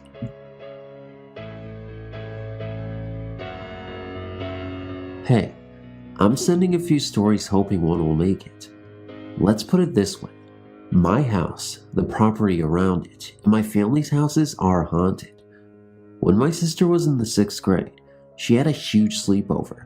5 of her friends came. They stayed up all night and ended up somehow on the roof of her playhouse. Well, her birthday is on the doorstep of fall, so scarecrows were up in the fields near our house. I never understood why. No one ever grew crops around us. They looked at one scarecrow, could have cared less, and turned around. 5 minutes later, they look, and it's closer. Now they don't know what to think, but they figure it's just their imaginations. But it keeps getting closer and closer and closer. They finally lose it and run back into the house. Sunday, September 16th, 2001. Very early in the morning, around 6:45 a.m., I witnessed what I would speculate is my first ghost experience. Before I go and tell you what I saw, or what I think I saw, I think I should mention all the details from the night before. I live in Pennsylvania, and my fiance lives on the border of New York and New Jersey. We were driving home from his house that night at about 12 midnight, which was about a 2-hour drive from a funeral we had attended earlier that day for his grandmother. As we were driving home, we got to telling each other about different ghost stories and urban legends. At first I was scared, getting creeped out by each story. However, after about an hour and a half of stories, I started to relax and enjoyed listening to them. When we got to my house, we decided to look for ghost stories on the internet. We got into reading in-depth stories and looking at pictures. At about 4 a.m., I put him to bed in my guest room. I still live at home with my parents, and they're very uptight about him and I sleeping together. The guest room is filled with porcelain dolls, many put in the closet due to being too freaky looking for him at night. He went to bed with the light on, again being afraid of the dolls, in the empty room. I went back to my room and stayed up for another 2.5 hours, being afraid myself. I wasn't afraid of dolls, but instead my room. My house is about 12 years old. I've been living in this house ever since I was 6. We moved in right after my 6th birthday in October. The area is new, and we were the first people to ever live there. The area before this was a dense forest, and it wasn't torn down until a year before the house was built. The area wasn't a graveyard, nor was it ever. When I was younger, I used to think the area was, so I went and did research directly where my house was located. As a child, I was sent to school in St. Anne's, a Catholic school in the area. I went to church either Saturday night or Sunday morning for years and years of my life. When I got to about 5th grade, I started to not believe in God. Around the same time, my parents were asking priests to come over and bless our house. I asked my parents nicely to keep the priests out of my room, not wanting it to be blessed.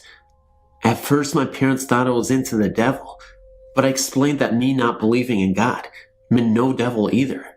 When I reached 9th grade, I dropped Catholic school, and my parents no longer started to attend church. I know I've been going off subject, but I guess I should give you the background information before the details. I didn't want to go to bed at all, but I knew I should, so I waited until the sun came up and crawled into bed. My room is the hottest room in the entire house. It is so small. By the time I had gone to bed, I'd gotten so cold that I had to sleep fully dressed with a sweatshirt on. I never even did this in the winter. When I was under the covers, I looked up at the ceiling. Maybe it was my imagination, due to all the fright I've been going through, but it looked like something was above me. I started to doze off for a second and looked straight up at the ceiling. What I noticed was absolutely terrifying. I noticed a spider, only had a human face. It was translucent, and it looked at me with piercing eyes. The eyes were even red. I closed my eyes yet again, and when I reopened them, everything seemed fine, and there was nothing on the ceiling. I've never in my life been this scared, and I've never in my life imagined things, even when I was scared. I closed my eyes and refused to open them. I fell asleep, from what I recall, a few minutes after. Later the next day, at around 8 p.m., Derek and I had been talking about what happened the previous night. We were both hungry, so I decided to go downstairs and go find something for him and I to snack on. When I came back up, we started eating, and he casually drops the line. He told me that while that was happening, last night he saw a person in the distance while the door was open in the hallway. He said he knew it was a ghost because it was transparent, but not transparent enough to notice the spiders crawling all over this person. He noticed it for about 10 seconds, and then it faded away. He was absolutely terrified, even though he seemed really nonchalant, telling me the story. I could see it in his eyes. A split second later, he felt a cold draft enter the room. Although there was no windows open at the moment, before this, I never really believed in ghosts the way I do now. However, maybe we were both scared and imagined this. And one day though, everything that was told in this email is true and exact. Nothing was exaggerated.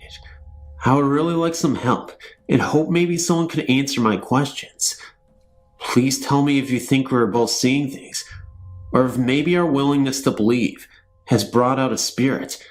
Whatever the case, it was horrifying, and I do not want to experience the spider ever again.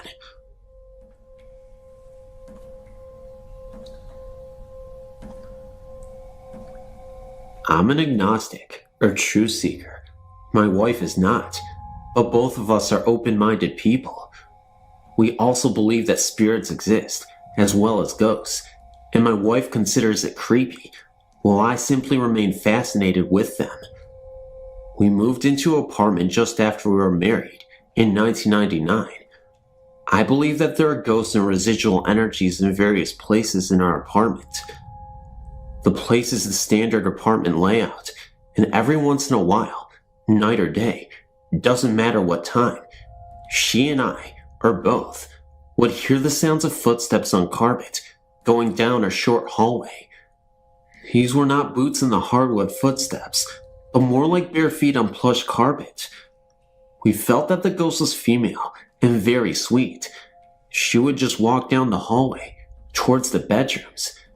If I were in one of the bedrooms, I would always have a small feeling of happiness go through me after I heard her coming. The way you would feel if someone smiled at you. Occasionally, we would feel her watching us from the front room or back bedroom. Evidently, the hallway was where her domain was.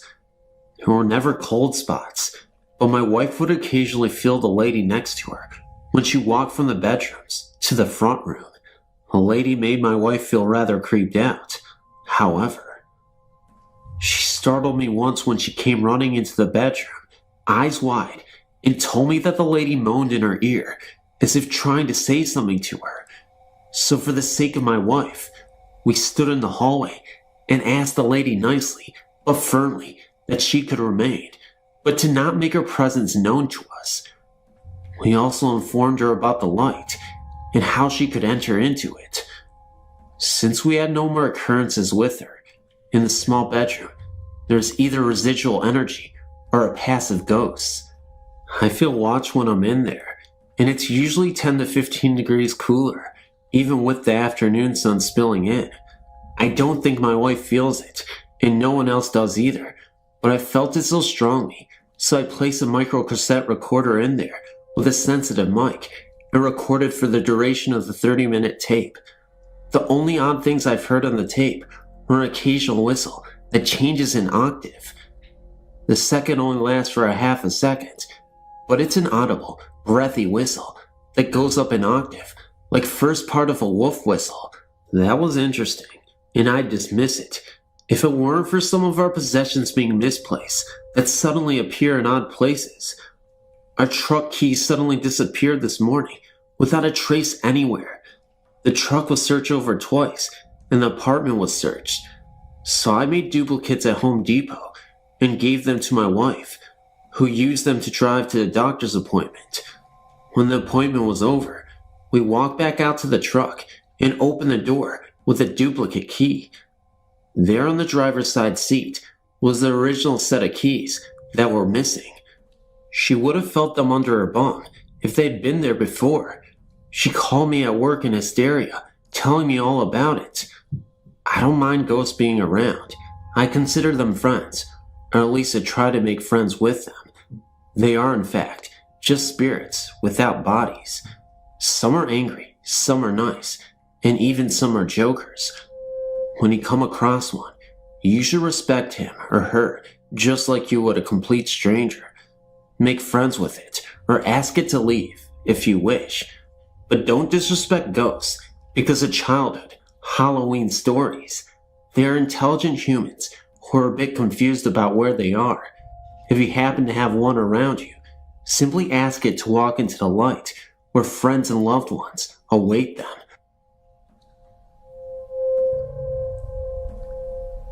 This experience is not that exciting to hear about. I do not wish to embellish it with creepy anecdotes or a mysterious plot, but nevertheless, this is how it went. I attended Hagengrove Military Academy in Chatham, Virginia, a town that in itself is stuck in time. It is the home of racists, bigots, and sadists who have inherited land from their ancestors. It is not a place in which I would suggest visiting. Having said that, I used to make a trip with some of my classmates in a beer store, 57's, which was an hour-long walk through pasture and woods from the campus.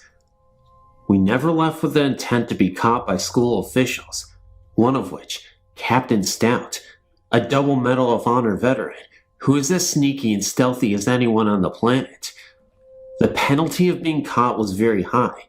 We did not mention this experience to anyone who was not present. It surely would have spread. We were on our way back from 57's at about 1 o'clock in the morning, a little buzz from cheap beer with the intent to distribute alcohol to other students, when the three of us, mainly my roommate and best friend, stopped dead in our tracks for no reason. I'll remember the next sequence of events until the day I die. We heard the unmistakable war cries of rebel soldiers on the charge. It is a sound somewhat akin to imprisoned tribesmen intent on killing you. From atop a hill, directly in front of us, through the trees, came 30 to 40 purely solid figures charging, apparently unconcerned with us. We hit the forest floor and did not make a sound as we witnessed a battle. First 10 or 12 volleys of gunfire, and finally hand-to-hand combat, and then retreat. It is pointless for me to explain every troop movement I witnessed. Just use your imagination, and you should understand. The whole incident lasted no longer than 2 to 3 minutes, but the cries of those men will haunt me forever. I live in the town of Antietam, Montana, and I used to work at the Copper Bowl. We all used to joke around about Wilbur, the previous owner, who haunted the place. At first it was just little things that would happen. Casino machines would all of a sudden have credits on them when no one was there, which could be a mechanical malfunction. Things would move from one place to another, but nothing was as horrifying as what happened one Saturday morning. It was earlier in the morning, and it was just the cook and I. He was telling me about the reflection of a woman he had seen a few nights before in one of the windows, but when the spot where she was supposed to be was investigated, no one was there. These kind of scarier stories were becoming more and more commonplace, and we knew that Wilbur wasn't alone. That morning, we had gone over to the bowling alley, which is next door. It was always dark in there until the owners came, and always cold.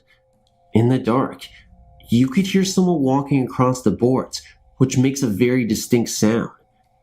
Now, what I mean by walking across the boards is that someone is walking in the gutters or on the lanes themselves. You could hear the footsteps coming towards us, but there was no one there. You could also hear the jingling of keys. A little while later, we were alone in the restaurant, and you could hear things next door getting louder. Not just footsteps this time, but other noises that we just couldn't explain. The cook had to go over to the bowling alley to get ice and was gone for what seemed like a very long time, so I went over to find him. As I walked through the door, there was a really intense feeling, one that I've only had a few times in my life, and it was the feeling of get the heck out of there, but I had to find my coworker. When I called his name the first time, I got no answer, so I walked up towards the bar. As I walked up the stairs, I heard what sounded like a gurgling noise that comes from deep inside the back of the throat, and I got the chills.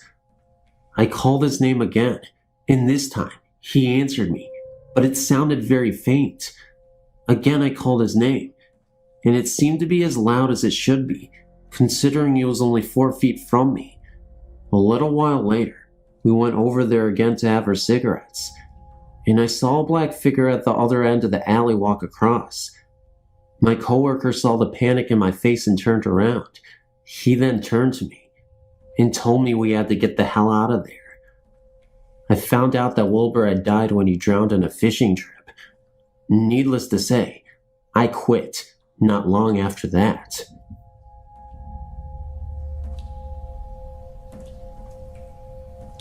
My better half and I were looking for a larger apartment to rent. Because he works mornings and I work afternoons, I ended up doing a lot of our house hunting alone. I went to look at around 5 different houses and apartments one day.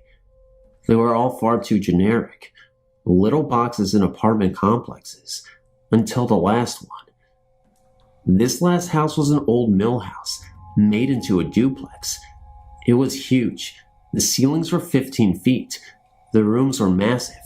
It was a great house, about 90 years old, and oh so cool. My boyfriend came to look at it the next day and also liked it, so we moved in.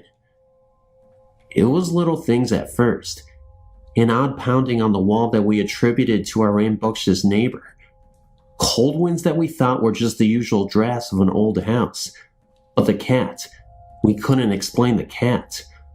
Our kitty is a smart little beastie, more so than the average feline. He wouldn't go upstairs without one of us. If he was asleep on the bed and you left the room, he would go streaking past you down the stairs. He would sit and stare at something in the corner. He would leap up from a nap and chase his tail, like someone had pulled it.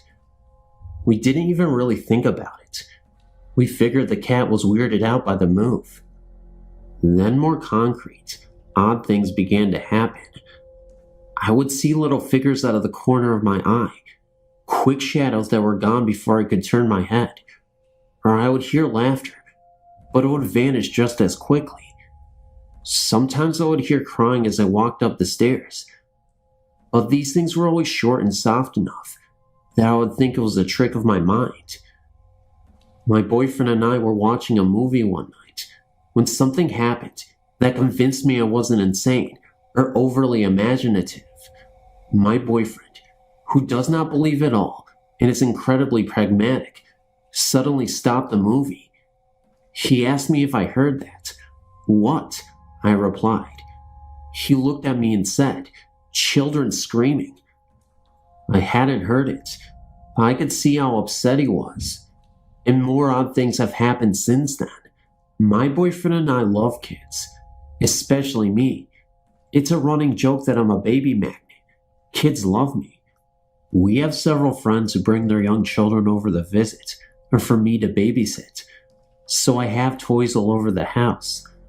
Our kitchen and living room are connected by a doorway with no door, so you can see straight through. I was making a tuna fish sandwich a couple of days ago and happened to glance into the living room. A small, brightly colored ball rolled across the floor. At first, I thought the cat must be playing with it, and then I realized the cat was sitting next to me, hoping to catch some floor-bound tuna. I was the only one home. My boyfriend swears that he saw a blonde-haired kid in our kitchen, hiding under the table. I was babysitting our friend's toddler that day, and he figured it was Mickey. So he snuck over, planning to lift up the tablecloth and play peekaboo. But when he lifted the tablecloth, no one was there. Mikey and I were 2 blocks away at the park. I know I've gone through all the setup, and nothing really freaky's happened, so here's the clincher. It happened this morning. That's why I'm writing this now. I woke up late. My boyfriend had gone to work, and I was planning to laze around the house and maybe do some yard work. I laid down on our couch and decided to watch a movie, and I apparently dozed off. I woke up because someone was crawling onto the couch. Seriously. To anyone who has kids or spends a lot of time with them, you know what this is like. You're napping and feel tiny hands on the couch. Then a little body crawls up and snuggles down next to you. This has happened so many times that at first it didn't even faze me. Then I realized that none of the munchkins I take care of were in the house. No one was in the house, and when I sat up, the weight was gone and no one was there. None of this scares me. I rented this house because I told my better half that it felt happy, like a home. The only thing I can come up with is that the children of whatever mill worker lived in this house are still around, and that's okay. I hope they like us in our home. I'd rather have happy little ghosts than not so nice other ones. I'm so glad this site is here, and I can tell someone about these events. Our friends just laugh. Great work.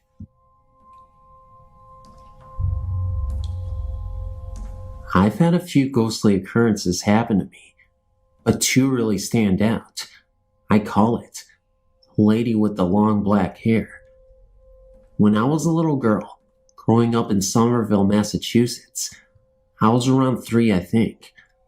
I would wake up every night because of a bad dream. I would then make my way to my parents' room to sleep for the remainder of the night. I would have to pass through the kitchen to get there. The lights were out, but there was some light coming in the windows from the street lights.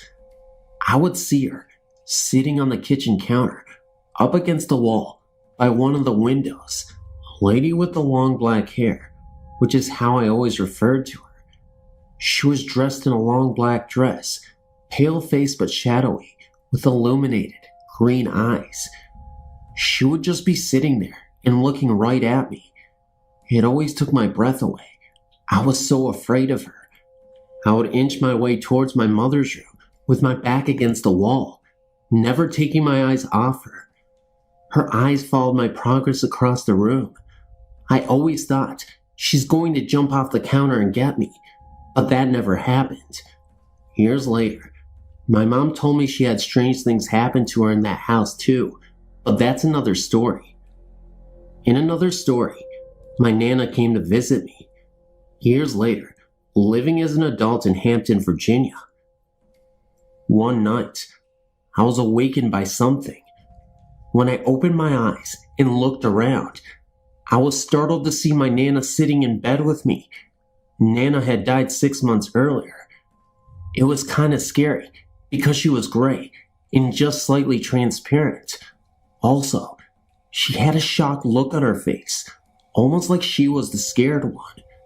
Then in my head, I heard her voice saying, "Shh, go back to sleep," which I did. The next day, I remembered it all quite clearly, and thinking on it, I feel like she had been surprised that I had woken up and was looking right at her. I don't think she bargained on that when she come to visit me.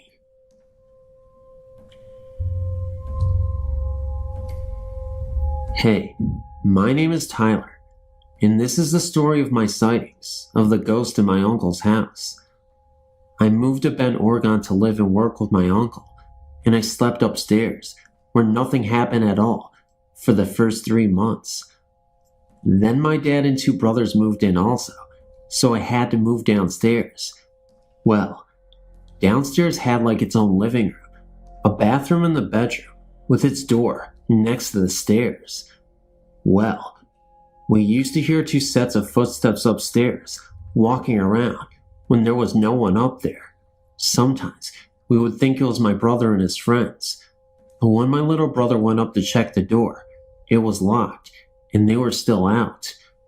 One night, my brother fell asleep on the couch, and when he woke up, he heard a very loud scream, like a woman being killed downstairs. When the scream happened, our cat ran up the stairs, hit the hardwood floors, and ran right into the room, under the bed. Also, right up the stairs, our fridge faced the window with the oven right in front of the fridge door. There was a magnet calendar on the freezer door, and one night, while watching television, me and my brother and my dad were scared when we heard a loud bang in the kitchen, and then the calendar was thrown hard down the stairs and hit the door downstairs. Thing about it is that there is no way that the calendar could have went downstairs at the angle it was. The thing that made me really believe in ghosts, though, was this one night. After my dad went to bed, I watched some TV, and it was summertime out, so it was hot, and I decided to sleep on the floor. When I was about to fall into sleep, I heard a light chuckle behind me, which I thought was my dad. But when I looked behind me, there was absolutely no one. I tried to go to sleep again, and the same thing happened, and I got a little angry. Well, again, I was about to fall asleep when I had the feeling that someone was looking at me. When I opened my eyes, there was a gray male figure about 6 feet long and a dark figure about 5'10" standing right next to me. And when I looked at them both, they both looked back at me. I got so scared that I closed my eyes and prayed that they would leave. And when I opened my eyes again, they were both walking. Again, I closed my eyes, and when I opened them again, they turned the corner and went up the stairs. I picked up my pillow and ran into my dad's room. He woke up right when I got into his room, and when he asked what happened, I told him in a very shaken voice that I saw a ghost. Right when that happened, we both heard 2 sets of footsteps right above our heads, and the door opened and closed with a lot of force. After that night, I believed in ghosts, and there's nothing in the future that will ever change my mind.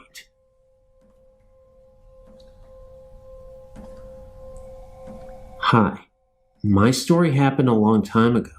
I was 17, and it was the evening of the 1989 earthquake here in Northern California.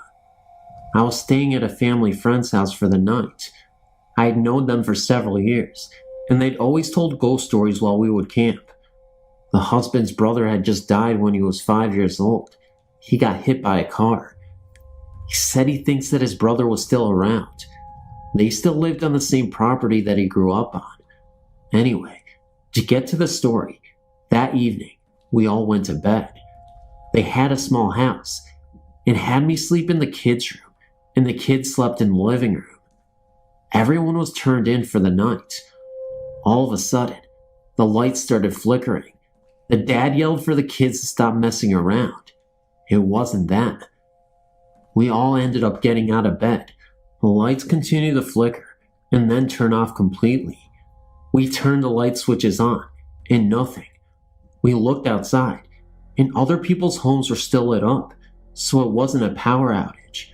I just figured with the earthquake and all who knows, I wasn't scared at the time.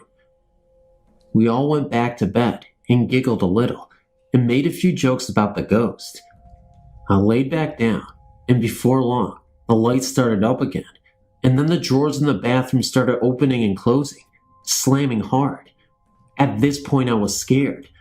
I ran into the master bedroom and told them I wasn't sleeping by myself. I thought I would sleep on the floor at the foot of the bed. We were all a little scared. All of a sudden, the most horrible, inhuman sound came. Like I said, it was a small house.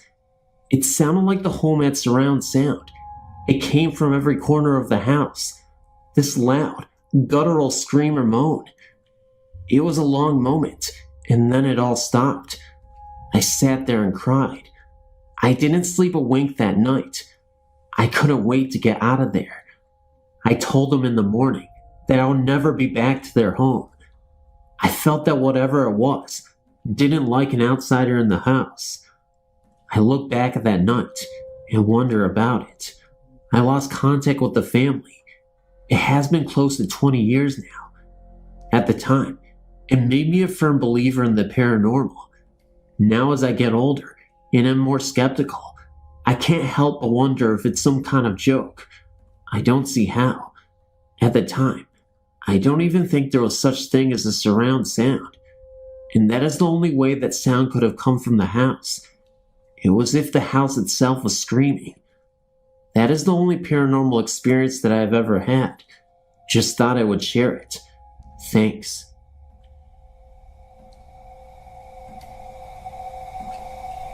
My friend Helen and I had been in our local pub for most of the evening. We had been drinking cola all night, but decided to walk down to another one close by, as there was a band that we liked that was playing there. The town that we lived in is quiet and unassuming, so we thought nothing of walking through the cemetery that was on the way to the other pub. You're probably thinking, oh, here we go, another cemetery story. It was right in the middle of the two pubs, so it was the usual quick walk. It was around 9:30 p.m. on a Sunday night in October 1998, so it was pretty dark. We chatted and walked down the path and into the cemetery, not giving it a second thought. All of a sudden, Helen grabbed my arm and froze on the spot. "What the heck is that?" she gasped. Thinking she was trying to scare me, I just laughed and looked over to where she was pointing. I could feel her shaking as she held on to me. To help you picture the scene, the path runs directly through the middle of the cemetery, with graves on both sides, the church to the left, and a row of cottages just the other side of the graves, and a little hedge to the right. To my horror, there was something very large, tall and black, making its way along the small road, which runs along the side of the cottages. We're only about 15 yards away, but there was absolute silence. No footsteps, breathing, or noise of any kind. The thing was sort of gliding along at a steady pace, as we couldn't see the bottom of it because of the graves in a small hedge. We couldn't see any legs or anything, but the way it moved looked like it was on a bike. We both stood, rooted to the spot and watched it for around 30 seconds. It moved around the row of cottages and down a small alley that runs along the side of the library. The odd thing was that it was huge, much taller than the downstairs windows of the cottages, and it was a sort of square shape. It's very hard to describe, but it was definitely not a person. It made absolutely no noise and moved very softly and smoothly. We were terrified. When it had gone, we just looked at each other and ran back to the pub. We told a couple of our friends, but they just laughed at us and said that we were seeing things. But we knew what we'd seen, and it really frightened us. We're not the kind of girls that scare easily and are very level-headed. On occasions, we still mention it. We even went along there in daylight to try and find a plausible explanation, even trying to work out how tall it must have been, but we never came up with anything. When I was a young teenager, around 13 or 14, my cousin Judy and her family had rented a home on the Tennessee and Georgia line. This was a huge house with plenty of bedrooms for Judy and her 4 siblings. It had a wraparound porch and 3 fireplaces. It was a gorgeous old home, probably built in the early 1920s, if not earlier. And there were huge oak and maple trees complete with tire swings in the front yard. Judy, who was 2 years older than me, instantly hated that house. She said that it scared her. Her mother passed it off as the adolescent dislike of anything and everything. After about a month in that house, Judy had changed. She was always sleepy and cranky, always jumpy, and looking over her shoulder as if she were scared. When I asked her what was wrong, she insisted that it was the house. She said that there were strange voices, odors, and unexplainable movement from furniture at night, that she was almost unable to sleep at all. When I tried to be rational, she snapped at me and demanded that I go and see for myself. That night, I arrived with a small tape recorder and blank cassette tape, something one of my classmates told me to do, and ready myself for bed. Just after 11 p.m., I awoke to the sound of fingernails tapping rhythmically on a wooden table. Figuring it was just Judy trying to save face, I rolled over and went back to sleep. A short time later, the radio alarm clock sounded, blaring some static-filled rock tune. I turned it off, thinking again that it was just Judy pulling another prank. Later still, I woke freezing cold. All of the blankets were piled at the foot of the bed. Judy was sitting with her back to the headboard, and her knees curled up under her chin, and her arms wrapped around them. She was staring glazed eyes at the dresser mirror, where there was this faint, fog-like mist reflecting in it. Again, thinking it was all Judy's doing, I gathered up the covers and went back to bed. Finally, very late in the night, I was again awakened to the sound of someone calling my name. It was very distinct and not something Judy could pull off, especially considering she lay next to me sound asleep. I shook her awake, and she heard it too. We sat there listening for what felt like hours. Then it just stopped, and there was an uneasy stillness in the room. The bedroom door slammed shut, and the dresser drawers opened and slammed closed of their own accord. A guttural growling sound filled the entire room, getting louder and louder until it was echoing throughout the house. When it finally subsided, we could hear beating and knocking on the bedroom door. It took us a few moments to realize that it was Judy's mom trying to get into us. When her mom finally got in, Judy and I were in tears. Somehow the door had locked itself, and it was one of those old locks that require a skeleton key to lock or unlock. Her mom wanted to know what we had been doing to cause such a ruckus. When we began to tell her about all of the odd events, she shushed us and emphatically stated that there are no such things going on in this house. No sooner she had gotten the words out of her mouth, the rocking chair in the living room just outside of Judy's bedroom began rocking. I mean, rocking so violently that it was pounding the floor. After that, the kitchen and living room lights began to flicker on and off. Judy and her family moved from the house the very next day. The day after Judy and her family moved, one of her brothers found the tape recorder and began listening to the tape. There were at least 3 different voices heard, and no one could decipher what languages the voices were speaking in. Judy threw that tape in a brush fire after listening to it, and said that those sounds were the sounds she had been hearing since day 1. On a side note, that tape recorder never worked again. When my dad took it to a repair shop, they could not find a thing wrong with it. It simply would not work. I'd forgotten about that night in that house until this past weekend. My spouse and I were driving around looking for a place to hunt when we stopped at a 4-way stop. A chill came over me and my feet began to burn as if I was suddenly standing on hot coals. I felt lightheaded, nauseous, and weak when he said, "Man, look at that house. It's like staring at us." Gives me the heebie-jeebies. When I looked to my left, there it was, like a nightmarish blast from a long-forgotten past. I called Judy when we got home and told her about seeing that old house. Judy, now almost 35, was extremely upset about the mention of that house. She made it very clear that she did not want to discuss that house or anything that went on beyond its doors, and she made me swear to never bring it up to her ever again.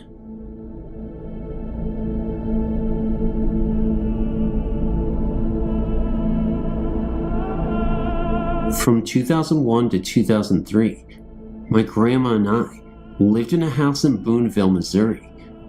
The house was my uncle's, but it used to be a duplex, so my grandma had one side, he had the other, and I had the upstairs that went from his side up. First, I have to say that the house always felt weird. It used to be a vet's office, and between the 2 halves of the house, there's a little hallway about 3.5 feet long with a door on her side, a door on his side, and a door to the basement.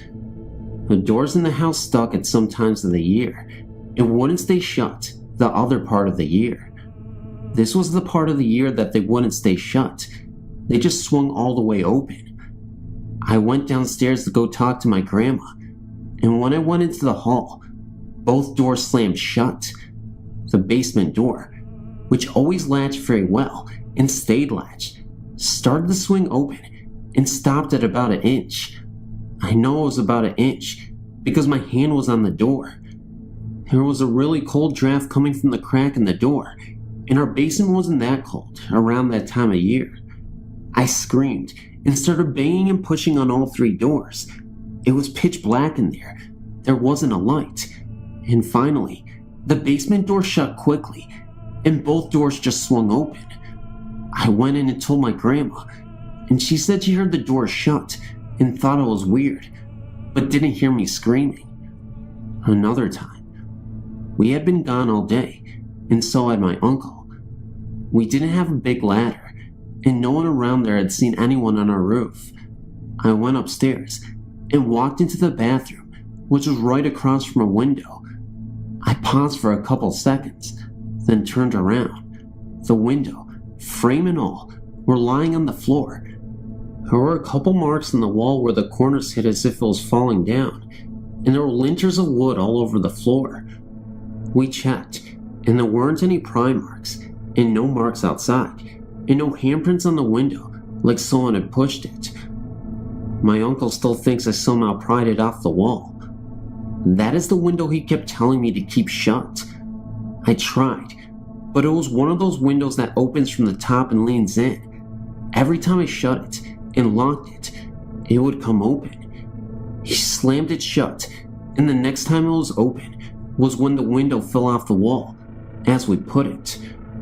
There are other things that happened in that home. Almost all of it happened upstairs. The locked doors would pop unlocked, open, shut, then relock themselves. If I put too many things on top of the filing cabinet in the corner of my bedroom, it would shake violently until some stuff fell off.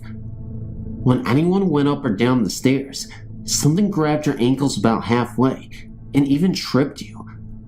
I had a particularly nasty fall down the stairs one time. The closet doors in the hallway would open and close slowly sometimes. The stairs came up in the middle of the hallway, and there was a walkway all the way around. The side that no one ever walked on had really cold spots. A couple of things that happened that were not upstairs one time. I had my door open and was just laying there thinking, and I saw something come from my upstairs living room and walk down the stairs, ever so slowly. I followed it down the stairs on my rear end so I didn't get tripped and through to my grandma's side of the house. My grandma started talking when it was still in the shadows. She thought she was still talking to me, and I was still in her kitchen. When I ran in there, she stopped and asked if I was standing there. Who was in the shadows? I told her. That was her first experience with a ghost. Also, all of the time, it seemed that the house was listening and watching everything, even from the outside. All in all, that was a very active house, and I'm glad I don't live there anymore.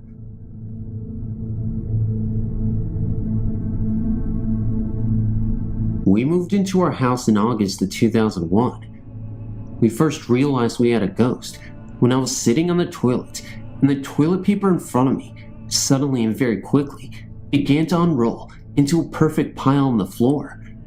This happened once to my husband also. Soon it began.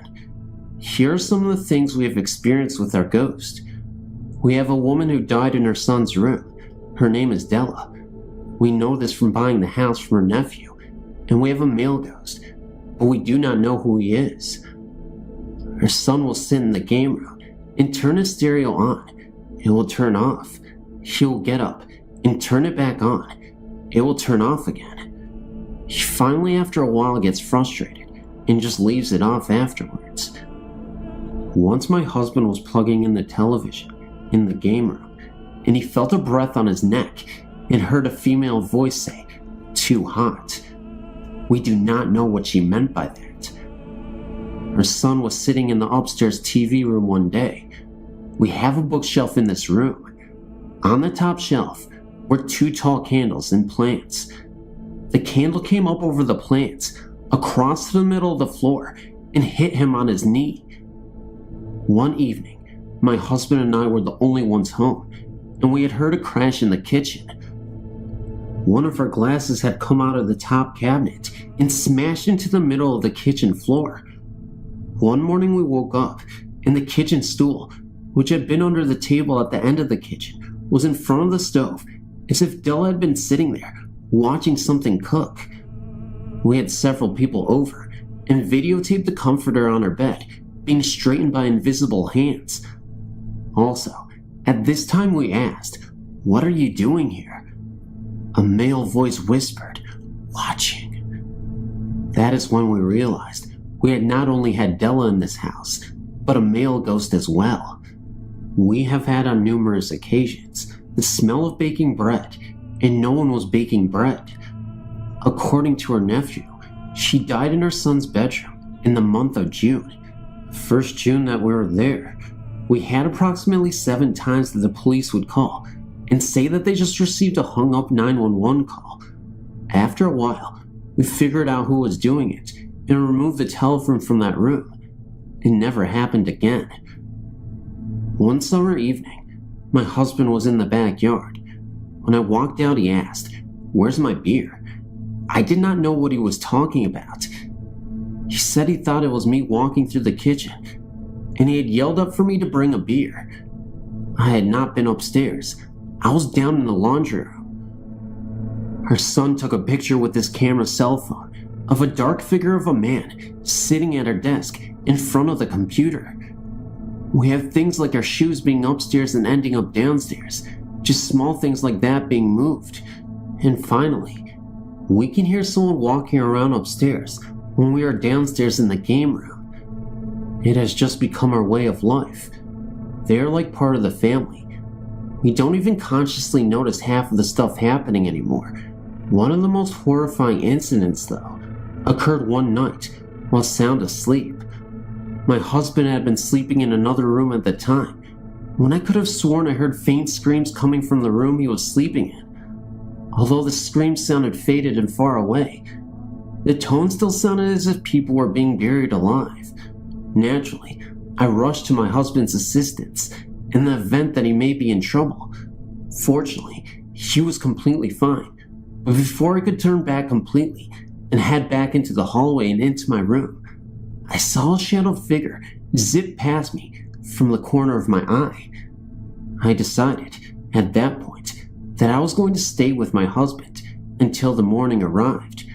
I was too scared to go back to the other room, to go back to bed.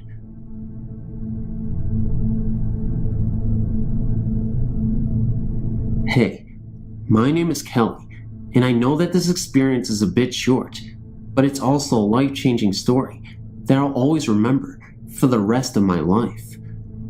I used to frequently visit this young girl, who I became a babysitter for. Her parents' house was a typical American dream type home, nestled inside a friendly subdivision of similar-looking homes, with white picket fences, perfectly manicured lawns, etc. One specific occasion, I was watching that girl play around in the front yard.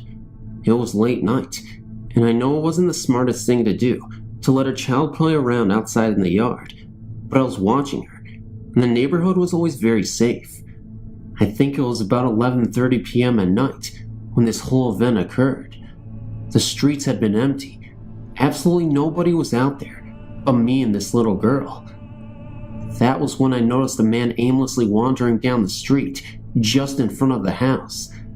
Since I was so focused on paying attention to the little girl, I didn't really notice him pop into my field of vision until he passed us by.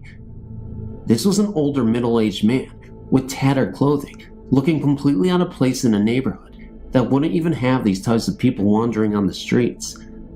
He looked delirious and was walking slowly.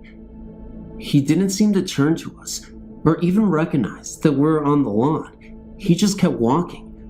Immediately, I grabbed the girl and ran back into the house and locked the door. I decided to look through the drapes when I noticed the man had disappeared on the street. It didn't make much sense to me because the man was walking so slowly and I'd just seen him the second before. I asked the little girl if she'd seen the man I'd seen, and before I could even finish my sentence, I heard a soft knock at my door, my heart pounding. I was too scared to even look through the hole to see if it was that man, but I did anyway. Oddly enough, there was nobody there. I ended up telling the family of the girl, and of course called the cops. They came over and told me to be careful, and that they would do their best to patrol the area in case they see a suspicious man outside. Later on, I thought that it could be possibly a ghost, though I'm not sure, but it does certainly seem like it. Another night I was out playing with this little girl when it started to storm shortly after. Her parents were home this time, but I liked to bond with the kid.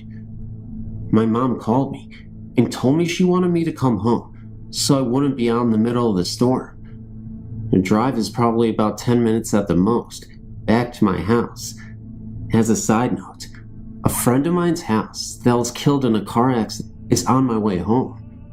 As I was driving past, I got this urge to look at the house, and in the yard of this house, there was this fog presence. It wasn't just a light mist either. It was a completely darkened cloud. What completely shocked me, though, was that I swear it had some sort of definition or defined shape. It had the build of a person, but as I said, was still a dark cloud. I saw it for about 5 seconds, then it disappeared. It scared the crap out of me, because nowhere else around had any kind of fog. It definitely seems that this area has a lot of supernatural energy, and I'm not sure why. Thanks for reading, though.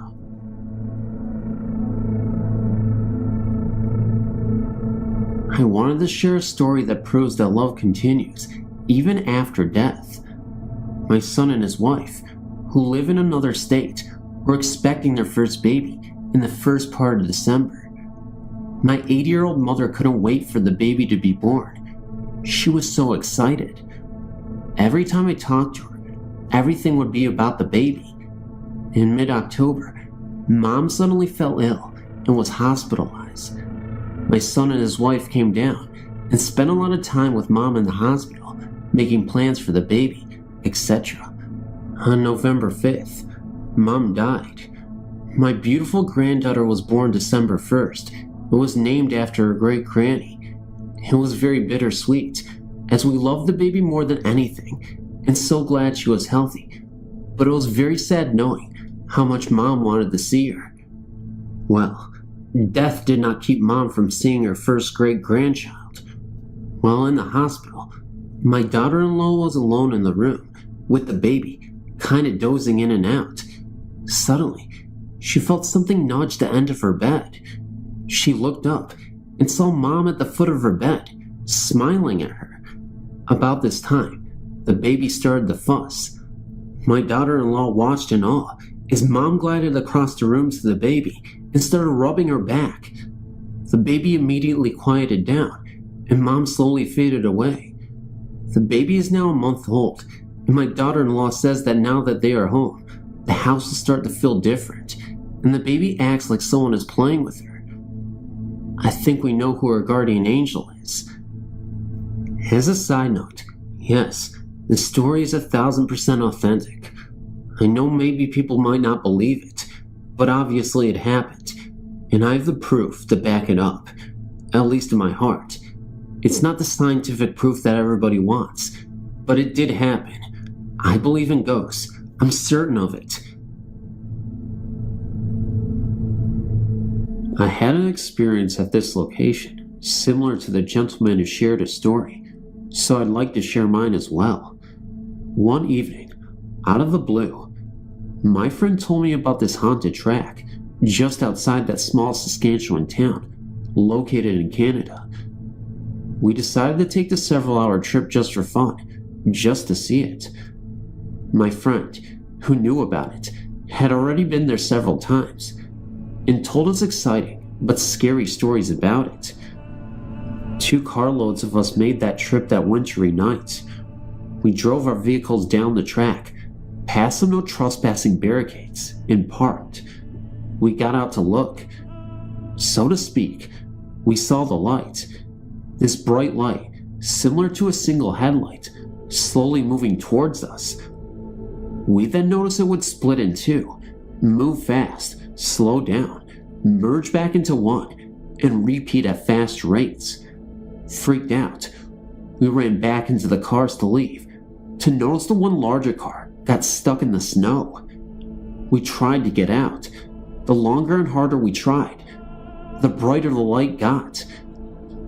We couldn't move the vehicle away from the light because of the snow, but the guys figured we could move it forward, towards the light, unfortunately. Myself and another girl slowly walked towards the light to see if there was a clearing so we could turn around. When we did this, the light seemed to fade away. We walked quite a ways down, then decided to go back to the cars. We turned our backs to the light, which was at this time quite a ways away. You just have to look back, and after a few steps, we did. The light instantly grew in intensity and jumped what was like 50 to 70 feet towards us and was right behind us.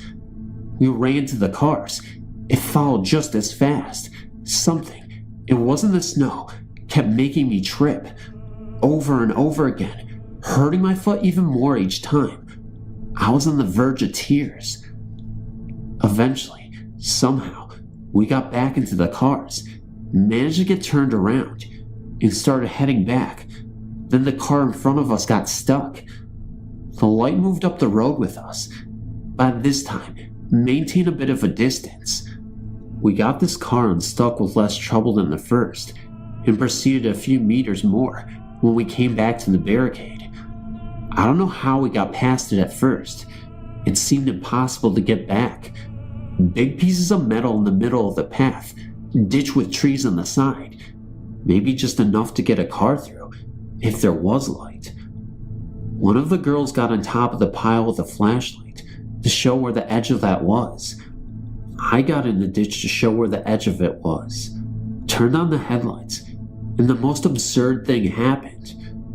The spotlight went crazy, fast, unpredictable movements, sudden duplications, merges, etc. Then little red lights surrounded it as it turned into one huge glowing white light. Then the huge light went out, gone, instantly. The red lights remained, and they flew towards us at high speeds. I tried to get myself out of the ditch and run to the car, but my foot felt as if it was being pulled back by someone. I yelled at the top of my lungs for help, but everyone else was spooked by the red lights, and they were running. More resistance was felt to my ankle, and I looked back at it and noticed the red little lights now, about a meter from me. I yelled at them to leave me alone and for my friends to help. All of a sudden, I was released from its stranglehold. I then proceeded to leap from the ditch and ran as fast as I could. I got up and ran as fast as I could to jump in the car. We left and got away from those tracks. I know I yelled. The scary thing was, I asked my friends why they didn't help me get out of the ditch. They said they didn't hear me yell at all for anything. I know I did. Did the ghost take away my voice then and there?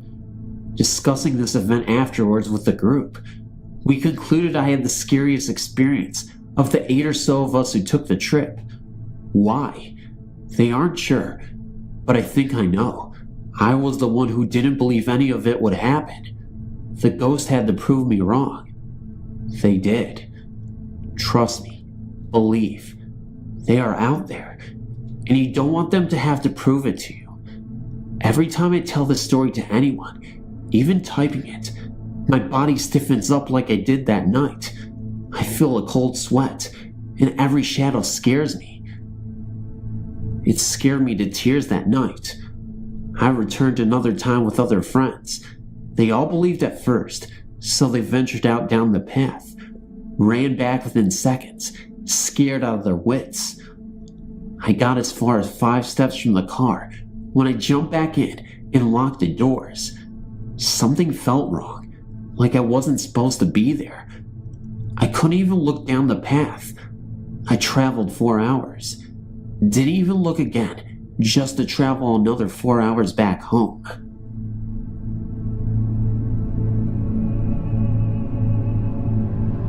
Over 35 years ago, in our farm neighborhood, there was a farm where an old woman lived alone. It was said around the neighborhood that the old lady was a witch. I don't know if she actually was a witch, but she was pretty scary looking. She wore long dresses and always had a scarf tied over her head. She walked with a cane and was kind of stooped over looking. She didn't own a car, and we would see her walking up and down the roads, picking up cans and bottles, which I guess she sold. We would pass her in the mornings on the school bus, and whenever the bus went by her, all the kids would quiet down and sit silently in their seats. We wouldn't admit it, but we were scared of her. As I said, she lived on a farm. She did not farm the land, but rather cash rented her ground to another farmer. The land was a mix of ridgeland and rich bottom ground, prime farmland. There was a nice large woods which held an abundance of wildlife. The farmstead itself consisted of a large 2-story farmhouse, 2 barns, and a spring house. Large old pines surrounded the house. It actually was kind of a pretty farm. In 1963, the old lady died alone, and her land was bought by a neighbor in a sheriff's sale. The neighbor was never successful in finding a tenant for the house. It seemed that nobody would live there very long. Then, in 1966, the house and all the outbuildings burned to the ground.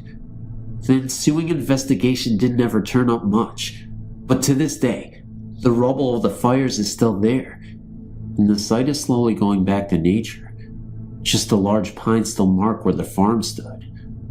Along came 1967, and for me, life changed. Graduation, the Marines, and Vietnam. Thoughts of witchy-looking old ladies were the furthest from my mind. Presently, after 2 tours, I returned to the good old USA, and for a while, traveled around, seeing the country. Soon, I became homesick and moved back home to Indiana. Having lived in the bush for a couple of years, I guess I had a hard time adjusting to life among people, so I would spend a lot of time in the woods hunting, or just sitting alone, in the quiet. Upon my return home, I asked the owner of the old witch farm if I could hunt on the ground he owned. He responded affirmative, as the ground was no longer good for farming. It seemed that after a couple of years after the old woman died, springs burst forth out of the hillsides on the farm and saturated the bottom ground, ultimately turning the farm into a marsh. Today, you can slog through the marsh and find the tops of fence posts sticking out of the ground for about 10 to 12 inches. Fence wire is still attached to the post, disappearing into the ground. Now, I started hunting on this ground, but I was always uncomfortable while I was there. I constantly felt as if I were being watched. It was kinda creepy. You could just feel something unnatural was there with you. However, having survived the NVA, I was not afraid of any creepy Indiana woodland. One rainy night, in the late 1970s, I decided to go fox hunting. I left my uncle's home and ventured out in the woods with a light, a fox call, and a shotgun. I knew the best hunting would come in the field behind the old witch's woman's farm stand, so I crossed the creek and went up the ridge to the old farm. I set up and began to use my fox call. I was not afraid. I'd learned long ago not to let my mind get the better of me. After a while, I called in a gray fox, but I was not able to get a good shot at him, so I held my fire. It was very quiet, just the sound of the rain falling. Now, I need to explain that when fox hunting, a call is used to call in the fox, and a powerful light with a red or amber lens cover is used to shine or reflect the fox's eyes, revealing the animal's position. This is a common method used by hunters everywhere. After I was convinced that the first fox I called in was not going to present a shot, I resumed calling. After several minutes, it seemed that I was hearing a noise coming from the old farmstead area. I shined my light in the direction of the pile of rubble that had once been the farm buildings, and suddenly, I realized that the light was reflecting back a pair of eyes that seemed to be 8 to 10 feet off the ground. Okay, no need to panic. Probably a raccoon up in a small tree, trying to get a better view of an animal that was in distress, a noise my call makes. Regardless of what it was, this incident spooked me, and I decided to leave.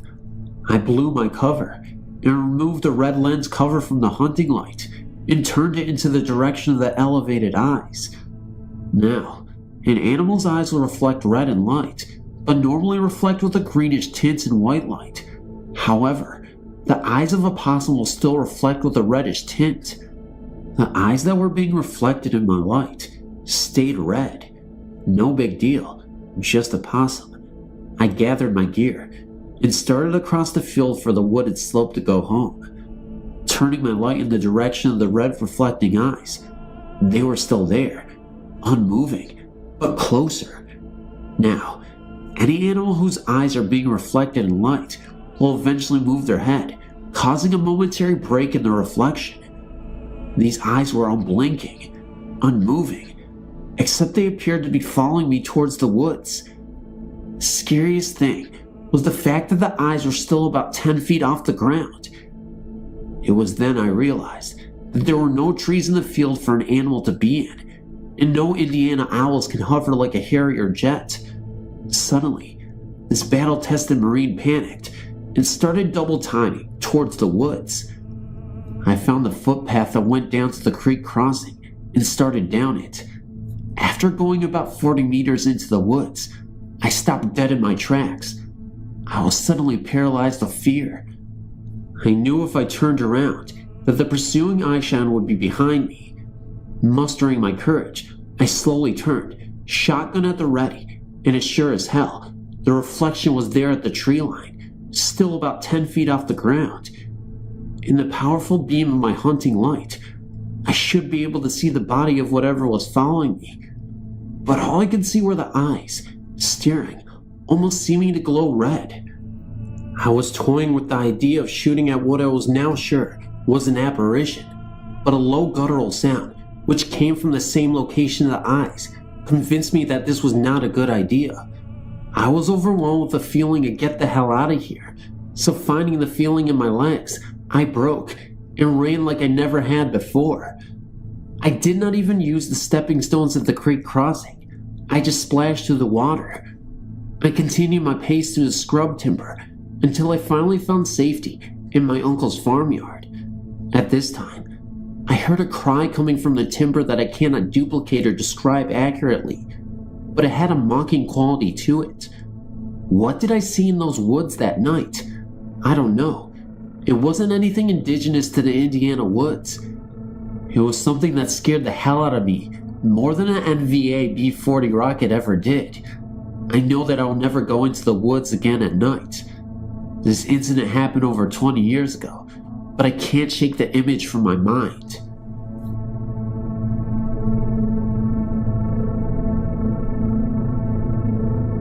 I was reading the many accounts of ghost hauntings and appearances, and I thought I should share mine. My senior year, my sister, my friend Mindy, George, Joey, and myself decided to go and search for ghosts in a place that is known for many ghost hauntings. I'm from San Antonio, and some of you may be familiar with the Tracks school bus crash that killed several children and bus driver in the surrounding Espada Park. On the way to the Tracks, there is a cemetery about a couple of blocks off the main street that leads you to the Tracks. It was about 11:30 at night, and we heard about the statue of the Virgin Mary, that if you stare at her long enough, she starts to rock back and forth. This whole area is known for many ghost sightings because it is also a battlefield. The statue is located in the cemetery, near the small road that leads into the cemetery. The cemetery has a gate surrounding it and a chained entrance. Well, anyway, we parked outside the fence and sat in silence to see if this was true. Sure enough, slowly at first, the statue started rocking. She sits with her head bowed and is holding her arms as if she is carrying a baby. To our surprise, the statue started throwing her head back. We started freaking out, but weren't too scared, because we had seen a ghost about 15 minutes ago, but that's another story. We sat there, and my friend noticed that the gate was completely open. I don't know how we would have missed an observation like that, since we have to pass the entrance to get to the park outside the gate to see the statue. We all decided to go in and get a better look. We were being stupid and just weren't scared enough, I guess. Slowly, George began driving, and as we kept getting closer to the statue, the harder she would rock. When we got to where we were aligned with the statue, about 10 feet, the most horrifying thing happened. The statue lifted her head and stared at us, but with no eyes and no face.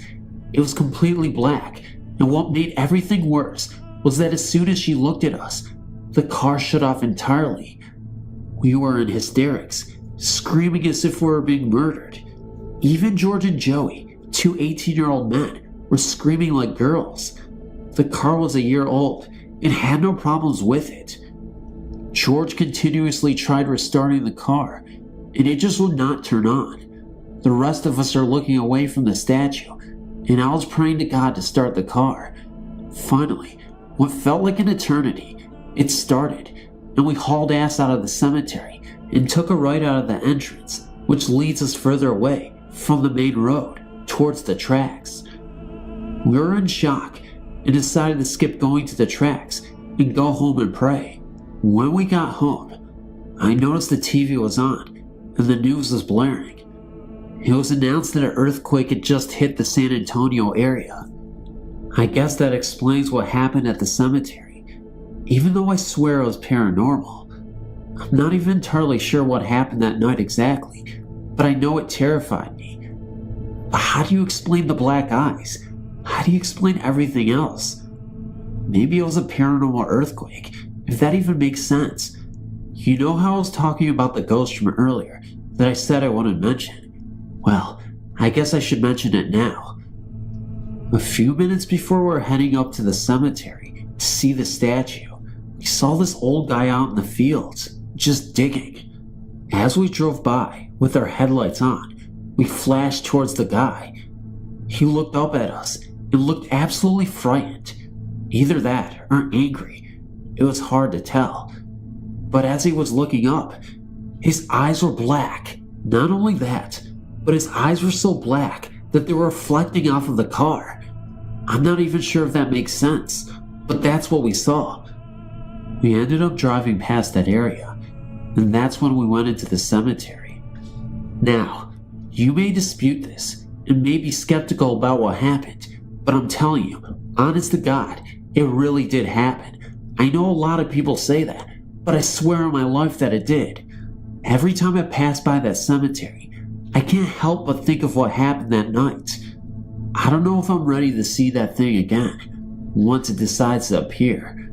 But I'll tell you what, whenever someone tells me a ghost story, I'll listen and believe.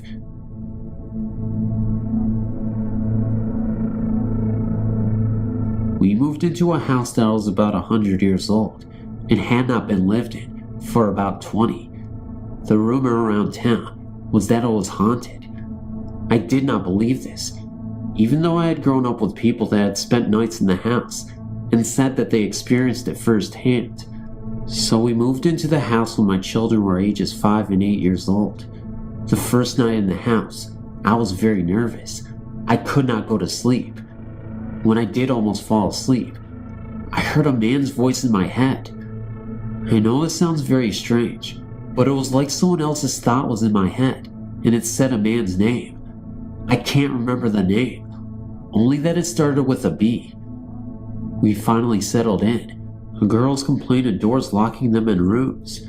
We had gone out of town for the weekend. My youngest daughter got a virus. When we got home, she went to bed. About 5:30 a.m., I heard what I thought was one of my children calling out for me.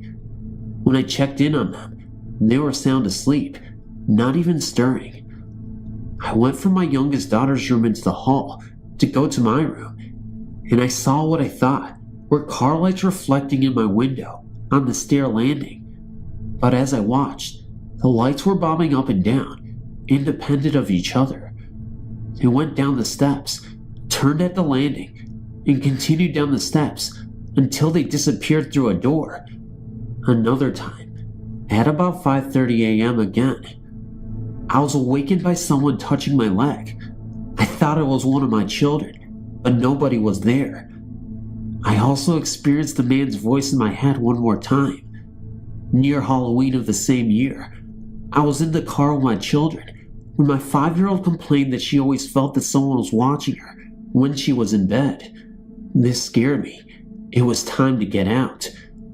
We bought a brand new house and moved out. When we had moved into the old house, I had 2 cats. They were so scared in the old house that they didn't come out from under the couch for a week. I thought this was a reaction from moving. When we moved into the new house, they were at home right away. I feel that they sensed something. After we moved out, my mother-in-law confided that she had an experience in the house while getting my children off to school. It was a foggy morning and not yet light out. She heard someone come in the house. She walked into the dining room and could see someone in what was called the parlor. She thought it was my mother, who liked to get up early and walk every morning for exercise. When she spoke my mother's name, the presence went up the steps. She thought my mother had gone up to check on the children. When she never came down, my mother-in-law went up looking for her, and no one was there. She became concerned and called my mother to make sure she was all right. My mother confirmed her calling. She said she wondered why she called so early for no apparent reason. My husband also experienced hearing what he thought was the children calling out for him, and they were asleep. For about 6 months after this, I had nightmares about the house. I hope I never experience this again.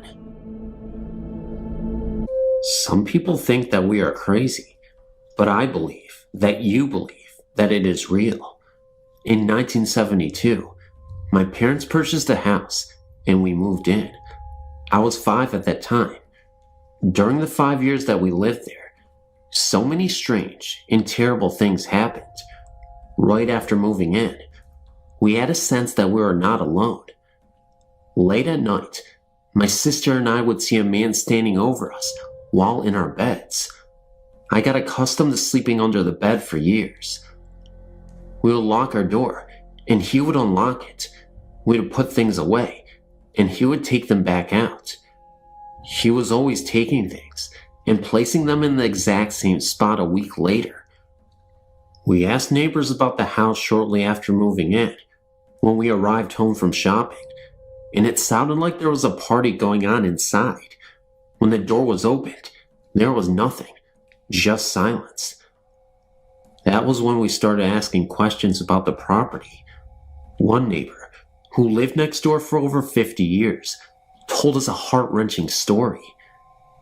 It seems that a family of 4 had lived in the house in the late 1960s to the early 1970s. Man, wife, and 2 sons. In 1969, one of the boys was crossing the street and was hit and killed by a speeding car. The other child was also killed in the same spot, same time, same way, 1 year to the date. The mother was so upset that a few days later, she hung herself in the living room. The father came home to find his wife, and he shot himself in the kitchen. This was 2 years before we purchased the house, and had been on the market since the tragedies. I cannot say as to whether the spirit was content with us or not.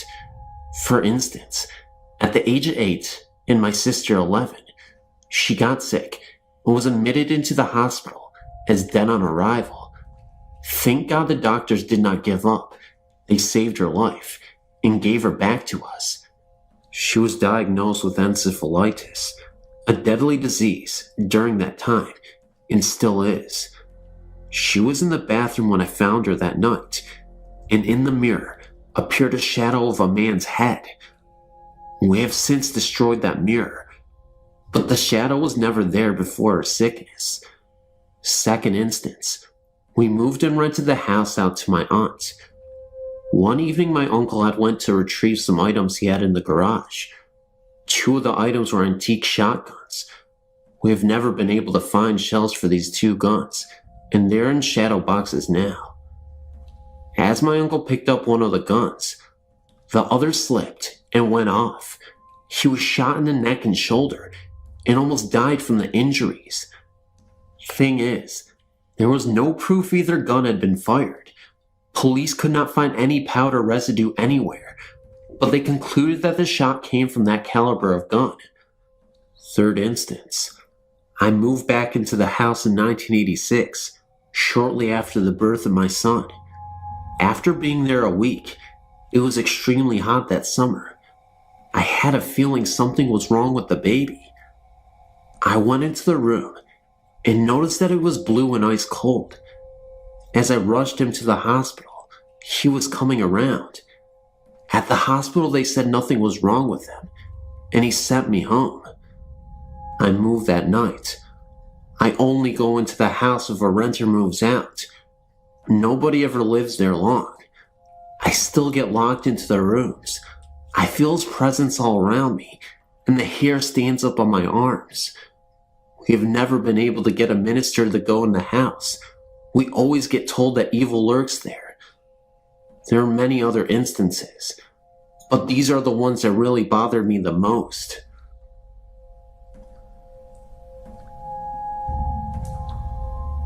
I'm 60 years old at the present time, but when I was in my early 20s, I married a very loving, handsome man, and we moved into our first home, which was a big red brick house in a small town. The house was separated into 2 halves, an upstairs and a downstairs. We lived in the bottom half. Soon after moving into the house, We gave birth to a beautiful daughter. Our life was fulfilled. Back then, I was still very much in love with my husband, and even today I am. And he was ever so proud of his little Joy Lynn, our daughter. Our life couldn't be better at this point. Until one day, during a hot summer, the family above us had to move due to work, and I was asked if I could clean and paint the upper half and tried to find a new family to move in. I cleaned a little one day and then decided to start again early morning when the sun wasn't beating through the windows. And so I did. I started at 5 a.m. and decided to take a break and do one of my own chores that needed tending to. I left the door open that led to the upper half of the home and began to wash some clothes. When I went out in the yard to hang them, I thought nothing about my very curious 5-year-old daughter being alone in the house. I was only right outside the door. I went back in the house to make lunch for her before I began to clean again and called for her and got no answer. I began searching for her and she was nowhere to be found. After searching the streets, I called my husband home and then contacted the authorities. They found her daughter. She had explored through the door that was to the upper half of the house and climbed up into the attic, and when they had found her, she was dead. I was in shock. I was only outside for a short time, and she had no marks on her body to show cause, and the medical people couldn't even explain what the cause of death was. This was the hardest thing I even had to endure. One night, while lying in bed, trying to reenact the day out in my head and figure out what could have happened, my husband made a strange noise and yelled, "Did you see her?" I sat up and asked what he was seeing, and he swore my daughter had entered the room. I assured him no one was there, and that his mind was playing tricks on him because he missed her so much. That was one of my many long tearful nights, and it happened several times a week, until exactly 8 months to the day that our daughter died.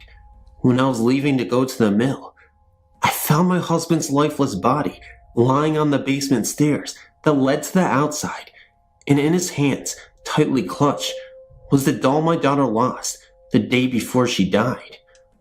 The doctors say it was a heart attack, but at the young age of 30, I think he had too much strain on his heart over the loss of his daughter.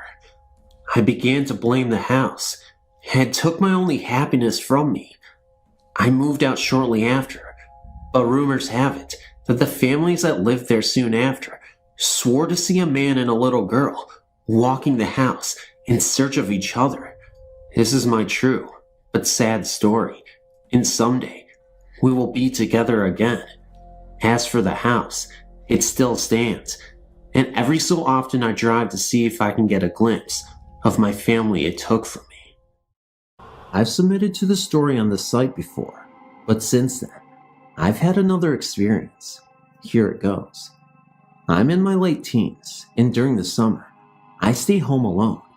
One day, around 11 a.m., I used the computer, and out in the hallway out of the corner of my eye, I saw a completely black figure, about 6 foot 5 inches tall, and very skinny. When I glimpsed around to make sure no one was in the house, the figure was gone. It has happened to me about 4 more times over the next 2 weeks. I started calling them the Shadow Woman. Then, one day, when I was in the kitchen, I saw another shadow man, but this time, when I looked around my shoulder, a can of soup fell onto the floor, and the window was closed, and the cat was in the basement. Then one day, I was with my friends in the woods. Keep in mind, these are small woods, and there have never been any hunters or trappers there. We were talking about ghost stories, and I told them about the Shadow Woman. A minute later, we heard a rustle in the bushes, and out of the corner of my eye, I saw a Shadow Woman out of the corner. Then when I turned around to catch a glimpse, it was gone. I asked my friends if they saw that, and one of them said yes, and the rest looked at me like I was crazy. I'm not sure if these are spirits or just an overactive imagination, but usually, I don't imagine things like that. Since the experience in the woods, I haven't seen a shadow man since, but you never know. I could see one again anytime.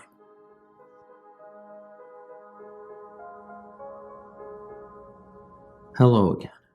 My name is Kara, and I have another story I would like to share. This encounter, or whatever it is called, took place in the kitchen. It was about midnight, or 1 in the morning. My mother was asleep. I was on the computer playing Brain Teaser or something, and my dog, Susie, a collie, was lying next to my chair. As I was playing my game, Susie started to make a noise in between a bark and a growl.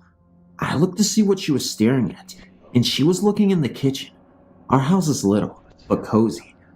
I couldn't see anything, so I took it as attention-seeking and hushed her. About 10 minutes later, Susie was sitting in the corner directly across from where I sat, and she made a deep growling noise that was unnatural to me, and she showed her teeth, not at me, but towards the kitchen. Honestly, I didn't even want to look. I admit, I was very fearful at the time, and I thought I would see someone, like a burglar of some sort. I looked out of the corner of my eye. I saw a very, very large white dog. Looked like a wolf dog to me because it was so large. It had eyes as blue as the sky, and fur as white as snow. It didn't look threatening, but intimidating. It just laid there by the recycling bin, staring at me. Susie whimpered and caught my attention. I looked at the corner of my eye, and the dog was gone. That night, everything was so still, quiet, freaky the way nothing seemed to be able to move, like a pause button had been invented to freeze the noise after the dog had vanished. I went to my room to lay down, but my room was piled with clothes, books, etc. So I decided to go to my mother's room to sleep, since her bed was a king size and clean. The time passed by me as I laid there. 1:30 a.m., 2:30 a.m., 3:30 a.m., all the way to 4:30 a.m. I just stared at the wall with a background of my mother's snores. I glanced at my mom's door for a second, and there, perched on the door, was a dark cat figure. It had evil green eyes, fur as though I'd caught the dark glistening of nighttime. I stared at it for what seemed like 10 minutes. I rubbed my eyes, and it was gone. And it seemed as though one had played the sound again, like the mute button wouldn't work. I looked out my window, on my left, and saw a cat crossing the street, and I decided to doze off. But something didn't seem right. It was like the temperature dropped 20 degrees in the room. I didn't like it, and neither did Susie. She sleeps at the foot of my mother's bed. She gave me a very low growl and came over to lay next to me. I pet her for a minute and glanced at the hallway and saw what appeared to be an overgrown house cat. I fell asleep 10 minutes after that. I still don't know the connection between the dark cat figures and the white dog, but if you happen to know, I'd like to hear from you. Sorry if this was too long a story, and I hope you enjoyed reading it.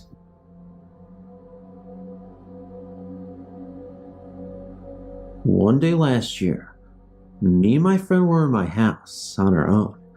I decided to make noodles for us to eat, so I started to prepare them when we heard noises upstairs, but we just continued chatting. About 2 minutes later, we heard it again and ignored it, once more thinking it was just the floorboards. Suddenly, about 5 minutes later, we heard it again, but louder. The sound was like there was someone in my house, walking around upstairs, opening and closing doors, but we were home alone, so we thought we'd go and check it out, but we were a little scared, so we both got knives in our hands just in case it was an intruder, and crept up the stairs. When we got up there, we checked everywhere, even behind doors and under beds, but there was no one. We were now really freaked out, so we went downstairs and turned some music on, but we turned it up really loud and started to eat. Again, about 10 minutes later, we heard footsteps, but this time coming up and down the stairs, but not actually walking into the kitchen, just on the stairs. Now we were getting really scared, so we went outside with knives in our hands just to check our neighbors weren't in. I live in a semi-detached house, just in case it was them making the noise, but then I checked and remembered they were at their caravan for the weekend, so it couldn't have been them. So, we went inside again, and immediately after we sat down again, we heard a loud drop, as if someone had dropped and hit the floor. We decided we were going to go upstairs again, So we went outside again and found my friend's mom, and she came in and checked the house with us. We checked everywhere for about 5 minutes. When we were convinced there was no one there, she asked me if anything was missing, and I said no. Later that night, I was going to bed, and I noticed one of my cuddly toys was missing. Yes, I still have a cuddly toy. But what happened earlier that day didn't cross my mind, and I just assumed it was down the side of my bed, but I was too tired to look, and I just forgot about it. The next day, I was in my attic looking for something when my eye came across another thing. I went to look, and to my amazement, it was my cuddly toy. I am convinced that I'd never had it up there in the first place. I'd only been up there a few times before and never took my toy up. I'm still convinced to this day that it wasn't just me and my maid in my house that day, but another person as well.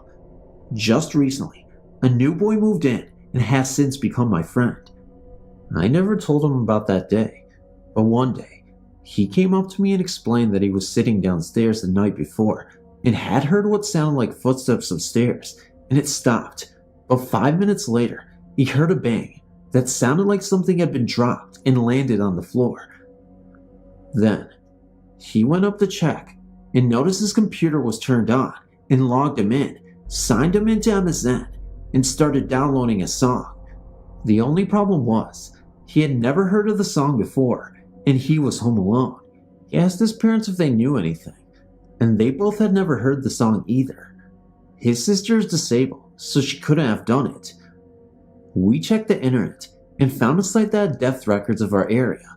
We checked it out and typed in our street, and it found results of 3 people. 2 of them were mother and son, and the other was a girl who lived with her parents. But the boy, the girl, and the boy's mother had been out walking one day when they had been hit by a car, and all 3 died. The son and mother lived in my house, and the girl lived in my friend's house. This was very interesting to them, and we checked them out, and one of the children's interests had been listening to the band whose song had started to download on my friend's computer. We now believe our homes were haunted, but now the spirits have moved on, and they only stayed because they wanted to have one last look at what used to be their childhood house. Thanks for reading.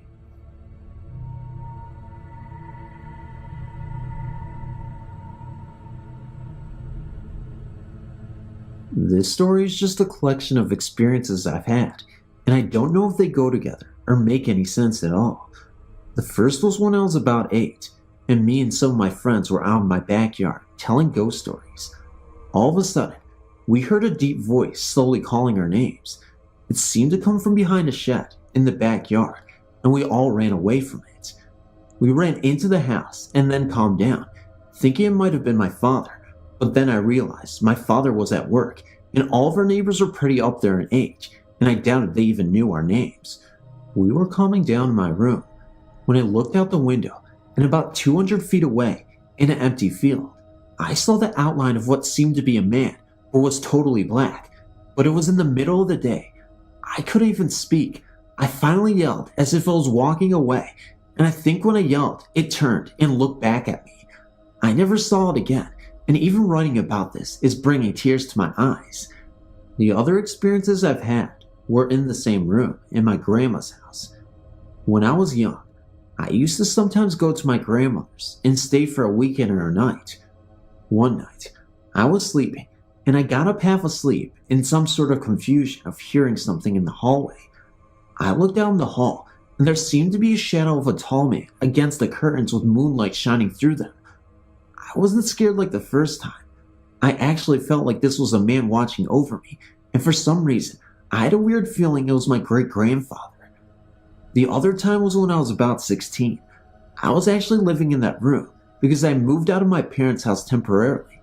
It was a typical night. I laid down to go to sleep, but was having some trouble. I finally started to get drowsy, and I rolled over onto my other side, and then, out of nowhere, I hear my name whispered urgently into my ear. I even felt the air. I jumped up, and no one was there. I had the door closed, but my grandpa was somewhat of a jokester, so I thought maybe he was pulling a prank. So, I got up and looked down the hall, and I saw him and my grandma in bed watching TV. He may be a prankster, but I doubt he can run that fast. I'm 18 now, and I haven't seen or heard anything weird since, but I also don't spend very much time at my grandma's house anymore.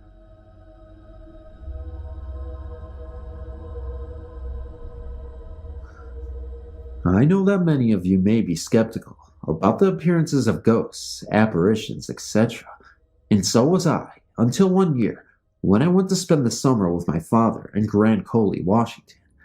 I didn't ever think about ghosts until I had to babysit for our neighbors in an apartment complex that my father managed.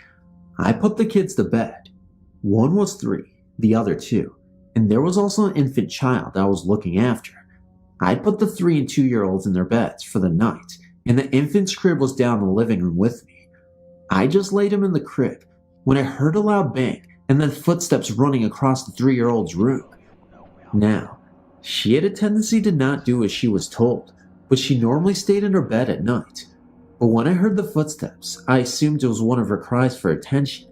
So, I made my way up the stairs, trying to be as quiet as possible so I could catch her in the act. When I got to her room, she was sound asleep in her crib. So I went back downstairs, thinking it was my imagination. But about 10 minutes later, I heard the same thing. When I went back upstairs, she was still in her crib, only this time, she was sitting straight up, talking to someone on her windowsill. When she saw I was in there, she turned around and lifted her sippy cup up and said, "Kenny wants a cup too." I started feeling a little uncomfortable about this, so I called my dad from the upstairs phone. It's not what she said that made me do that though. It's what I saw. Now, the setup of the house has a light in the stairs hallway, so that the only shadow cast is at the bottom of the stairs. I was seeing shadows of a little, what looked to be a boy, at the top of the stairs, and I was the only one in the house besides the girl and the baby boy. The girls all have fairly long hair, and the shadow had very short hair. This shadow kept on dancing in a ritualistic Indian manner. There are a lot of Indians in Grand Coulee, and the people I babysat for are Indians. Anyway, my dad told me to get the kids and go outside, and he would meet me there. He was skeptical as he might be, but as soon as he stepped foot in the house, he heard what I was hearing. He checked things out, and when he and my stepmom got upstairs, she admittedly noticed something that made all of this a little scarier.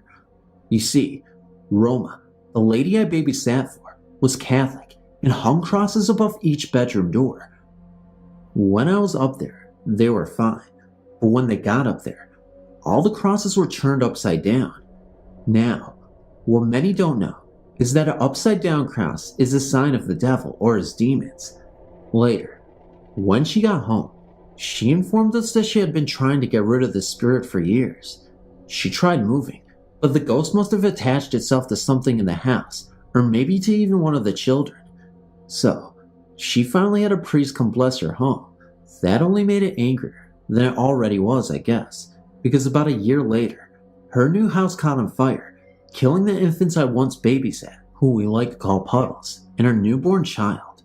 The police could not find the cause of the fire, but the only thing that survived were the crosses above each door. The 2 girls in Roma doorway crosses were fine, but the crosses above the infant's room were turned upside down once again. Perhaps the first time was a warning, or maybe he was just playing games with us. I'll never understand. The only thing I know is that I won't ever tamper with the other side again.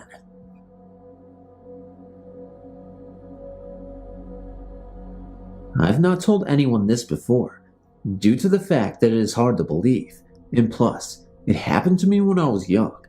I do not know if you would consider it a ghost encounter or not, but I'm going to tell you the happenings to me anyway. I live in West Virginia, and when I was 9 years old, my brother and I shared a room. We had 2 beds in the room, separated by a window in the middle of them.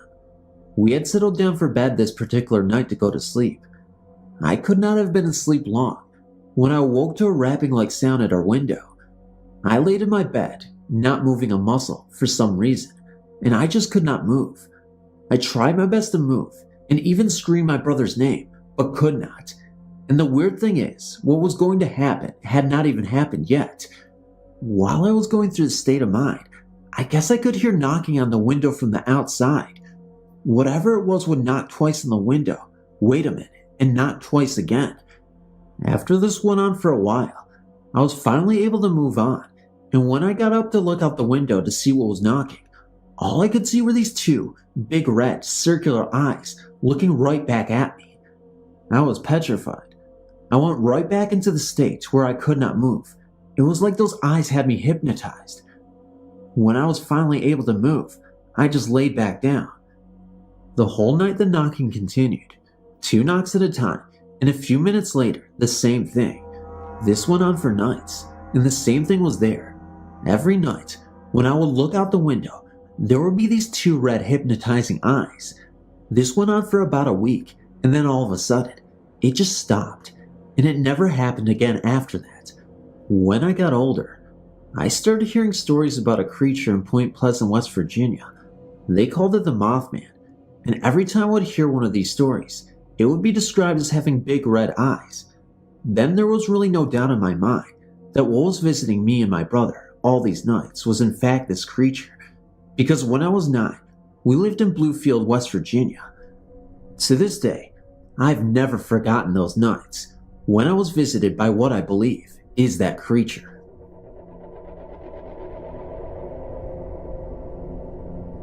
A lot of weird things go on around our home. My grandparents' house is also a little strange. I've experienced many things numerous times at both my house and my grandparents' house. First of all, when I was 6 years old, I was awakened by a raspy humming sound. I sat up in my bed, wiped my eyes, and looked to the left of my bed. Sitting there in a rocking chair with a baby was a woman dressed in an old-fashioned type gown.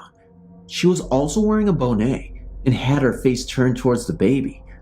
I thought it may have been my mom, so I whispered "Mom," and when the lady in the chair looked at me, her eyes glowed red, so I yelled louder for my mom to come to me, and when she came to the door, the woman disappeared, but this chair was still there, very faintly, and rocking slowly.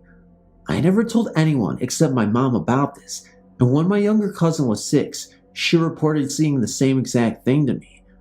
One winter when the electric was off, my cousin accompanied me as I went to take a shower in the old house. Because it was the only one with a gas water heater, I ran nothing but hot water into the bathtub and got in. The water wasn't scalding hot, but very warm. I heard whispering and asked my cousin if it was her. She said no. I heard it again, only louder this time. I became alarmed and listened more closely. This time it was very loud and very clear. The whispering was the Lord's Prayer. I was very scared and I couldn't make myself move. The water became very cold and the whispering grew louder. I told my grandparents and parents what happened and they shrugged it off. My grandparents reported hearing gospel music, preaching, the Lord's Prayer in the old house. My papa was going to take a nap one day and felt the bed move and saw an indentation as if someone were sitting beside him on the bed. Many other things happened, but these are only a few. If anyone is interested, I'll post more later.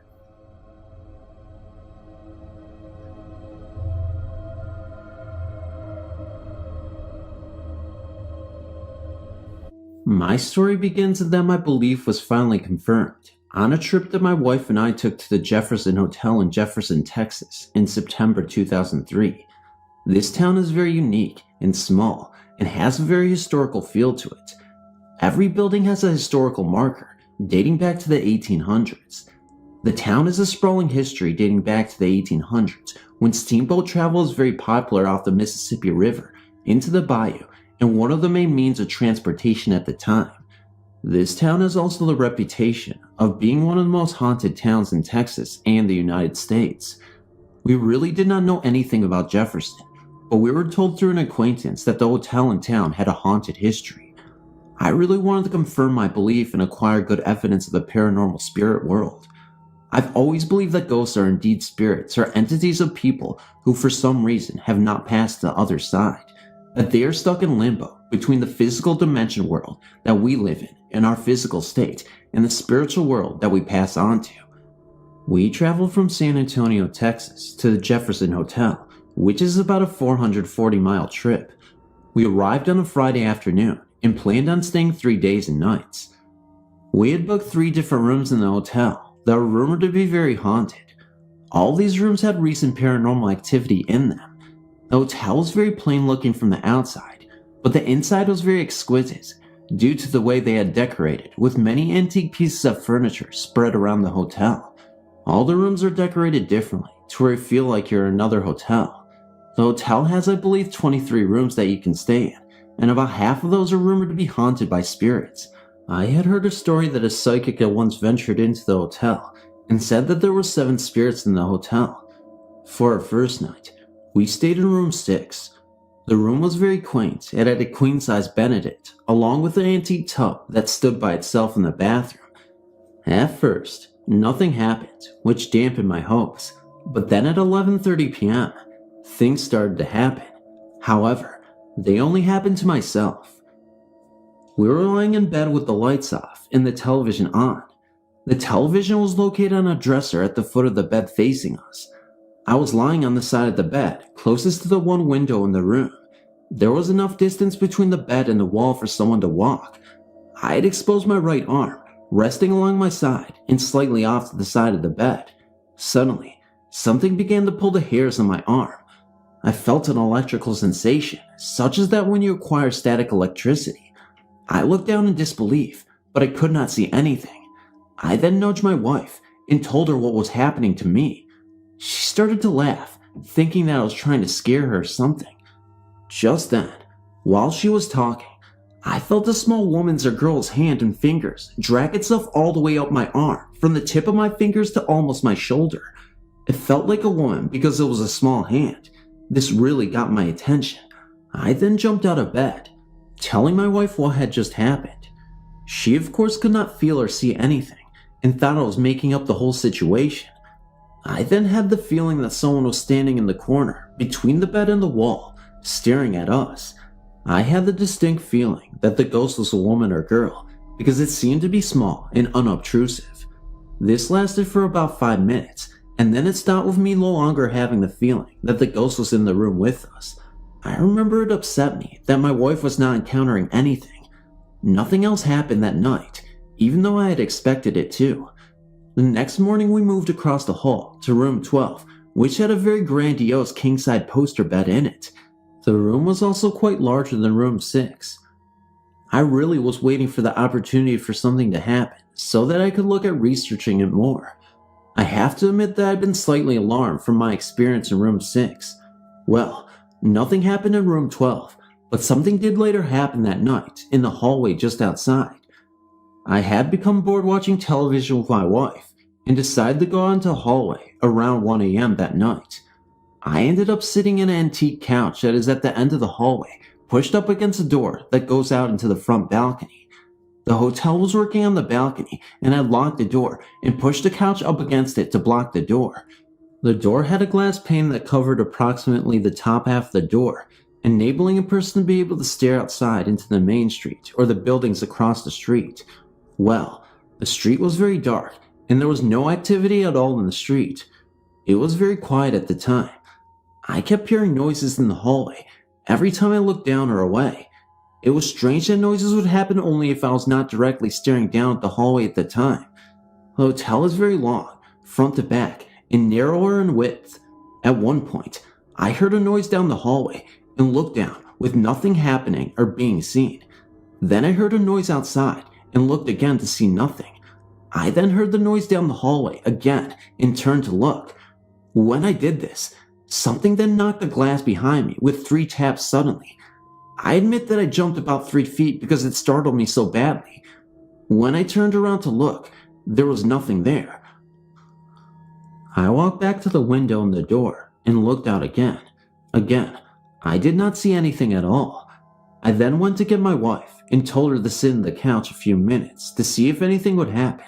Of course, she came back in after 10 minutes and told me that nothing had happened to her. This again was very frustrating to me because I began to think that the spirits were only trying to communicate with me. Nothing else happened that night, and we went to bed. The next day we moved into room 19, which is rumored to be one of the most haunted rooms in the hotel. The maids were in the hallway as I walked down to put our bags in the room. Room 19 sits in the upstairs hallway, all the way to the rear on the left side of the hallway. The maids began to tell the story of room 19. They said that a blonde lady spirit haunts the room and that the bathroom is haunted. When a person goes into the bathroom, you are supposed to run the hot water in the bathtub and the sink at the same time, and then close the door and turn out the light. The spirits are supposed to turn off the water sometimes, and you are supposed to be able to see the words in the mirror when you go back in and turn on the light. As the maids were telling me the story in the hallway, a woman suddenly stepped out of one of the rooms adjacent to room 19. This woman began to tell me that her friend had stayed in room 19 the previous night, and that they had brought a Ouija board with them. She told me that they had been trying to summon the spirits of the hotel. They had asked the board if there was a spirit that haunts the room, and what the spirit's name was. She said that the board had told them that yes, there was a spirit, and the spirit's name was Laura, which I had spelled out. When the board had stopped, the woman's friend had been lying on her stomach on the bed, watching the other two people on the floor do the board, when something suddenly grabbed her exposed legs from behind and pinned her down to the bed for a few seconds. The woman had not been able to move and was terrified by this. Later that night, the woman had grabbed her pillow and blanket and went downstairs to spend the rest of the night with the desk clerk that was there all night. Apparently, other things happened to the woman in the room to make her want to do this from what the woman explained to me. This really got my attention, and I could not wait to conduct our research of room 19. We also were the only guests in the hotel that night, and the desk clerk went home around 9 p.m. My wife and I ended up doing the bathroom thing right away. When we first went into the bathroom, there was nothing in the mirror over the sink, and the bathroom was very clean. I then turned on the hot water in the bathtub and sink, turned off the light, and closed the door.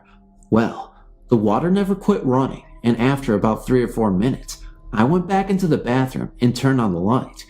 My eyes were in amazement at the words that had suddenly appeared in the mirror. The mirror had been steamed up by the hot water, but the words were very clear in a sort of film on the mirror. The words read "Help, Judy, help," and the word "murder" was written backwards in the mirror on the bottom. At first, I thought this was a joke, and I had my wife come in and smear the film on the mirror with her fingernails to where it was literally smeared all over the mirror. I felt that if there was some kind of chemical on the mirror, that it would be smeared the next time we did the experiment. Again, I went through the process, and again, the water never shut off or anything while we waited. When I went back in, I was truly amazed. The words had appeared in the mirror exactly as they appeared before, without any distortion at all. This really freaked us out, and I really had the feeling something paranormal was taking place there in that room. We had decided to stay up late into the night, since we would be alone in the hotel that night. We asked the desk clerk to unlock most of the rooms in the hotel, so that we could walk into any of them should we hear or see something. The desk clerk did this, and we followed around as she did this.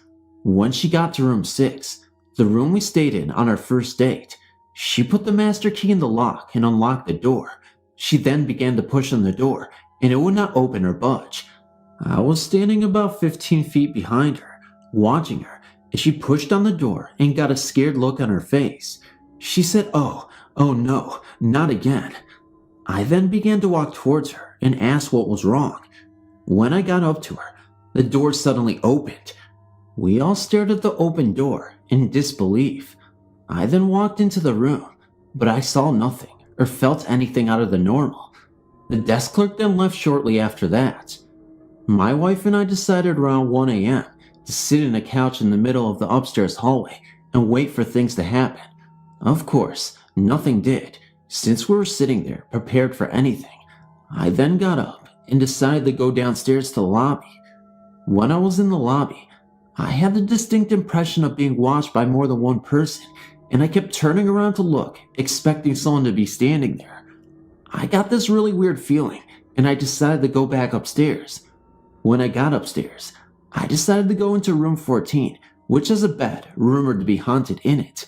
This is a queen-size bed with an ornate, sculpture wood headboard that goes almost to the ceiling. The bed is actually kind of spooky the more you kind of look at it. I did not turn on the light when I went in, because the hallway light was bright enough under the door for me to see. When I got into the room, I immediately got a chill from the room. Something then seemed to draw me to the bed. For some reason, I went and sat down on the edge of the bed. Nothing at first happened, but then the bed suddenly began going up and down as if someone were pushing on the mattress underneath me. It felt like the mattress were breathing, as if a person were lying on the bed, breathing heavily. This really alarmed me because beds are not supposed to do this, per the realm of science. I asked that my wife come in the room and sit on the bed. I remember my wife saying when she entered the room how cold it was. She did lie down on the bed and said that it was really cold on the bed, but she did not feel anything. She did not lie there that long. We both went back outside in the hallway. I had the feeling that spirits were around us, watching us, even though nothing else happened that night. The next morning, I got up around 9 a.m. before my wife did. I ended up sitting in the rocking chair in the room. I started to read a journal of other people's experiences in the room of the hotel. The hotel lends itself to patrons if you're interested in seeing what other people have seen. I decided to do the bathroom test one more time, for old time's sake, to see if anything else would happen. I went in and did the same thing. At first, nothing happened, but then, when I sat back in the rocking chair, I could hear physically the water faucets turn off slowly on both the bathtub and sink. I then waited to see if I could hear anything else. There was this very eerie silence in the room, except for the breathing of my wife sleeping in bed. Suddenly, a woman's voice began to moan over and over the words "oh," which sounded like a broken record, repeating itself over and over. This did not sound sexual either, as some people may think in reading this. It actually sounded very sad, and it was not very fast. This sound, or voice, was kinda loud, but it did not wake my wife. I was too startled at the time to wake my wife. My curiosity was in trying to figure out exactly where the sound was originating. I looked around the room in all directions, and finally decided the noise was coming from behind the window shade, by the window. I walked over, and the noise did seem to get louder there. As I stood by the window, the sound seemed to be coming from behind the shade, between the shade and the closed window. The sun was shining outside, but since we had the shade pulled down, the room was kinda dark and gloomy with only one light on. I then reached for the shade and pulled it back. When I did this, the sun then entered the room. As this happened, the water faucet suddenly turned again, and the water came back on in the bathroom. The woman's voice also suddenly stopped. I then walked over to the bathroom in disbelief at what just happened. I looked in the bathroom, and it was very cold in there, with the same steamy words in the mirror. I then went back to my wife and woke her up screaming and told her what just happened. Again, she looked at me in shock and disbelief. I was indeed very frustrated that I had not woken her up to hear what I had heard. It definitely would have gotten her attention. About a half hour later, we were putting our stuff together to leave. My wife was in the bathroom, and I was putting my contact lenses in, using the mirror in the room. I remember having all sorts of problems trying to do this because something kept knocking the lens off my finger. My wife screamed, "Look," and I turned around. The light was swinging back and forth from the ceiling as if someone had grabbed it and swung it. My wife was so happy that she had finally experienced something. My wife had also asked the spirit earlier, when we got into room 19, if it would swing the light at some time to acknowledge its presence in the room, and that the female spirit knew we were there. Spirit had answered our request.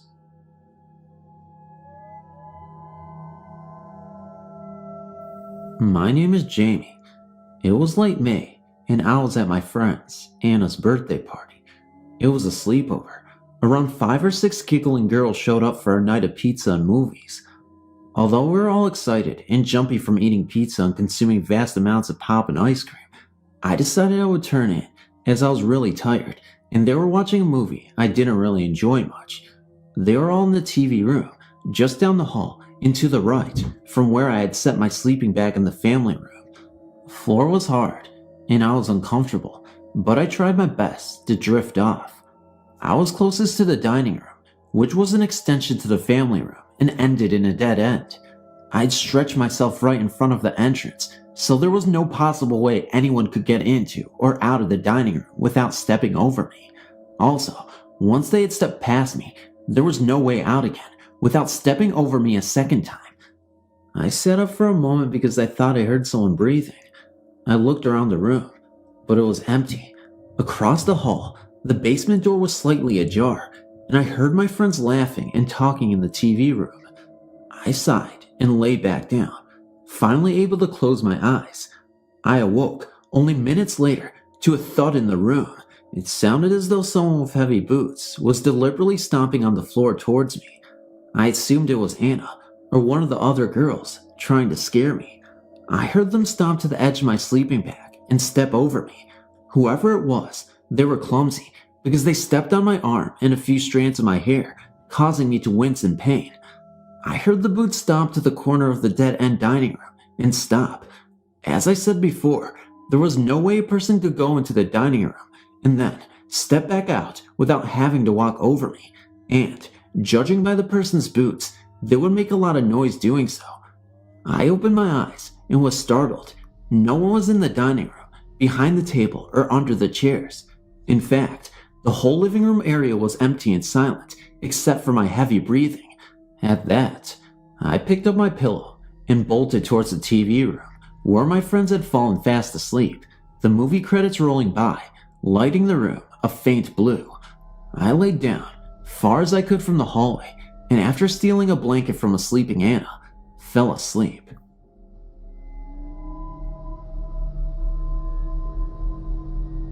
I wrote previously about the place I work and all the ghostly happenings there. Up until now, I've not seen a full apparition, only shadowy figures and strange sounds. The other night, myself, my assistant, I will call her Amy, and a maintenance guy, Robert, were working in the area where most of the activity occurs. It was 11:30 p.m., and we decided to take a smoke break. I need to explain the layout of the building for this to make sense. Our building is smoke-free, so we have to go outside to a smokehouse. In order to get there, there's a long-tiled corridor, about 50 feet long, leading to the door. There are no fences or areas along the corridor. The three of us headed to the smokehouse and exited the heavy safety door. Amy was first, I was second, and Robert was last. Just as Robert came through the door, Amy turned and gave a startling scream. I turned, and right behind us was a woman. What made her appearance so shocking was we had not seen anyone walking behind us down the corridor, and there was no place for her to have come out of. Also, as she walked on the blacktop, there was a loud, sharp clicking of her high heels. I fell back against the wall of the building and was speechless as she walked by. What scared me the most was one, her clothing. She dressed in all black. Black skirt, shoes, coat, gloves, and a large 1940s style hat with a veil covering half her face. And two, where did she come from? And why did she not acknowledge us? Amy had screamed, and yet she did not turn her head, look at us, or acknowledge us at all. After she had walked by us to the parking lot, I told Robert to see if she got into a car. I ran after her, but within 10 seconds of us seeing her, she was gone. Needless to say, we were all pretty shaken up that night. The next day we scouted the building for a woman who matched that build and asked people if they knew of someone who wore that style of hat.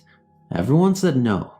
This is not the first supernatural occurrence in this building, but it is the most intense to date. I should add that one of our old employees said our description of this woman sounds like the founder's wife. She died in 1957. I've posted to this website before and have something else I would like to share. It was 1986, and I was 18 years old when this occurred. My sister and I were on our way home from a Bruce Springsteen concert, and I'd fallen asleep in the car. I had a very vivid dream that my boyfriend at the time was involved in a car accident. So vivid, as a matter of fact, that I dreamt that there were 4 people in the car. Him and his friend Sean, and 2 girls that I did not know. I woke up and said out loud, "Bobby's been in an accident." I didn't get the impression that it was fatal, but that they were hurt. My sister said that it was just a dream, and to not be upset, but I knew in my heart that it wasn't. When I got home, it was pretty late, probably about 1:30 a.m. I went into my bedroom to get changed, all the while resisting the urge to call Bobby and confirm what I already knew. I felt that if it was indeed just a dream, it was too late to call though. As I was wrestling with this, My phone rang, and it was Bobby telling me that he and Sean had been in a car accident. That in and of itself was strange, but he had also been cheating on me, and there were 2 girls in the car with them. No one was hurt too badly, just as I had thought, but there were injuries. Just thought I'd share. Thanks for listening. Hi. My story is very personal, as it was not a haunted house I lived in as a child, but a visit from my deceased granddad. Just to outline why I believe it came to me was that I was raised by both him and my grandmother in England from 9 days old till 10 years old. For all intents and purposes, they were my parents.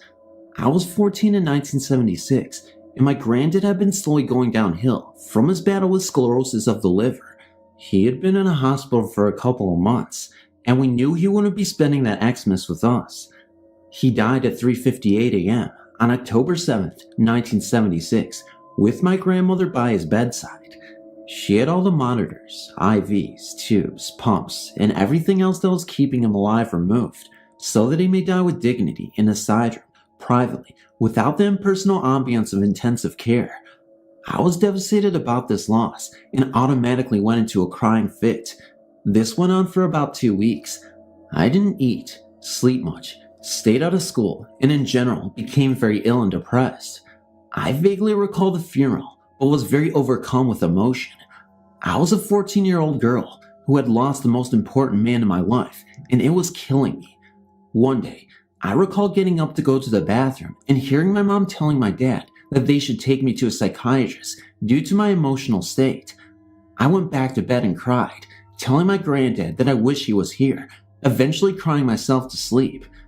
Now, most nights before going to bed, my dad would check up on me, and in the half asleep, half awake state, I was aware of his visits. This particular night, I was turning over, but found that I was stuck on my bed, on my right side and totally unable to move. It was that dead weight type of feeling one gets with a tingling sensation, like when your leg falls asleep, but this had no sensation, just weight. I was scared, and this caused me to look across directly at my bedroom door. In the doorway, dimly lit by my nightlight, I saw the dark gray, not black figure of a heavy-set man outlined, but yet I could see through it, kind of. The left arm was outstretched towards me, but I dare not to move. After what now seems roughly 30 seconds to a minute, the shape disappeared, and I felt a sense of calm. I was hungry and fixed a cheese and pickle sandwich for myself. I went back to bed, but oddly enough, this incident didn't bother me really. I woke up the next day, showered, dressed, put a little makeup on to hide the bug eyes I had, and went downstairs. My mom was washing dishes, and my dad was reading the paper, and they both commented on my presence, and more so, state of apparent well-being. I knew, I guess, deep down, that it was my granddad who had visited me, but although I had no proof or words to back it up from granddad, I still wanted to test my feeling. I asked my dad if he had come in my room, and he said no.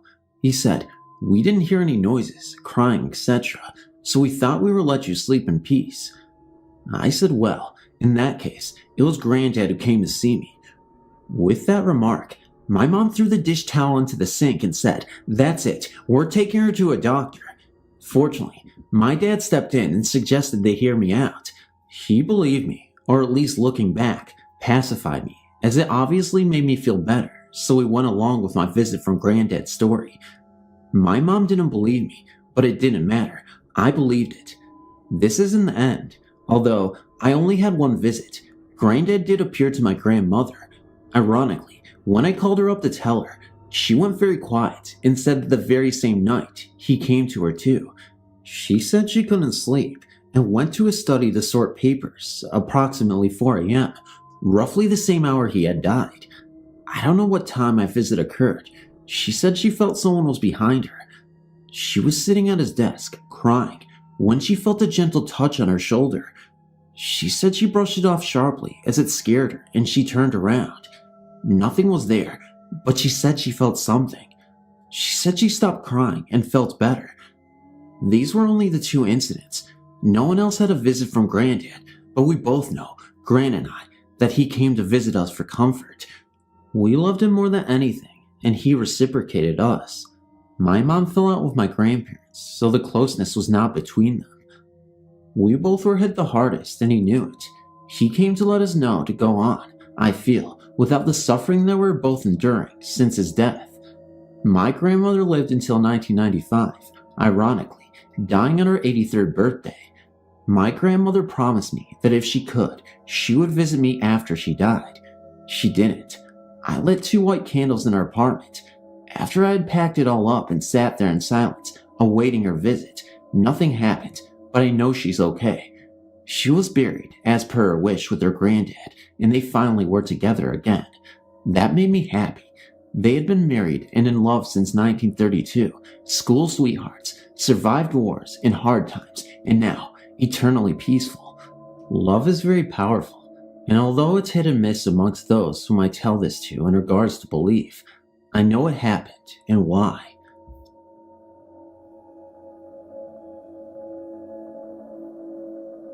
I've seen 2 of these things. They're called green orbs.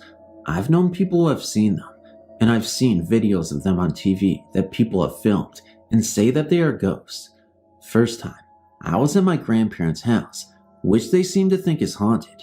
They joke about it because they are very religious and have trouble incorporating their beliefs with their senses. I was going to bed and was having to share a bed with my grandfather, who was already long since asleep. I crawled into bed and laid there for a while, my eyes adjusting to the darkness. Eventually, my eyes focused on the brightest object in the room, what appeared to be a reflection. I stared at it for maybe 15 minutes before a realization hit me. It was the brightest thing in the room.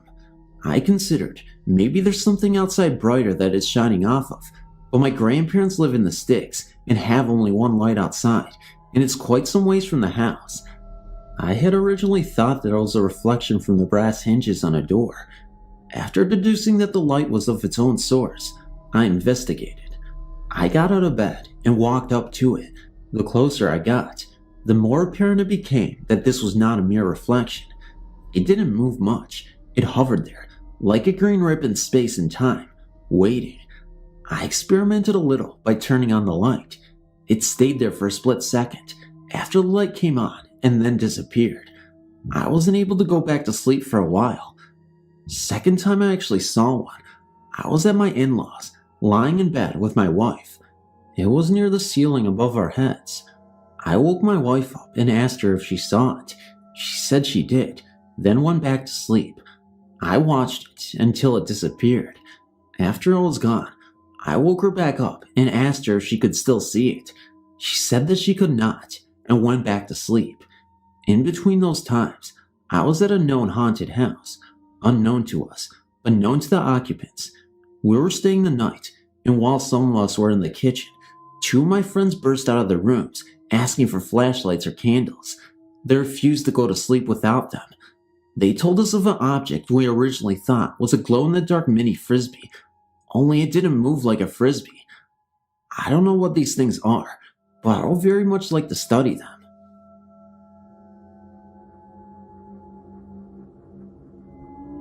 I was around 10 or 11 years old, growing up in Georgia when this started to take place. I lived with my parents, 2 brothers and 2 sisters, in a rather nice ranch-style brick home. My father had built this home when I was around 4 or 5 years old, and no one had ever passed away in it. My 2 brothers were 5 and 6 years older than I. One sister was 7 years older, and the other sister was around 1 or 2 years old when this happened. This all started very suddenly.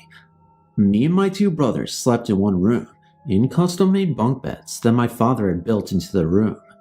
They were built in an upside-down L shape, with the main bunks on the right and a single bed coming off the main bunks from the head of the beds going towards the left. My oldest brother slept in the single bed, my other brother slept in the bottom bunk, and I slept on the top bunk. There were 2 windows over the single bed that my oldest brother slept in, and during the summer, these were kept open so that the attic fan will pull cool air in. Sorry for so much detail.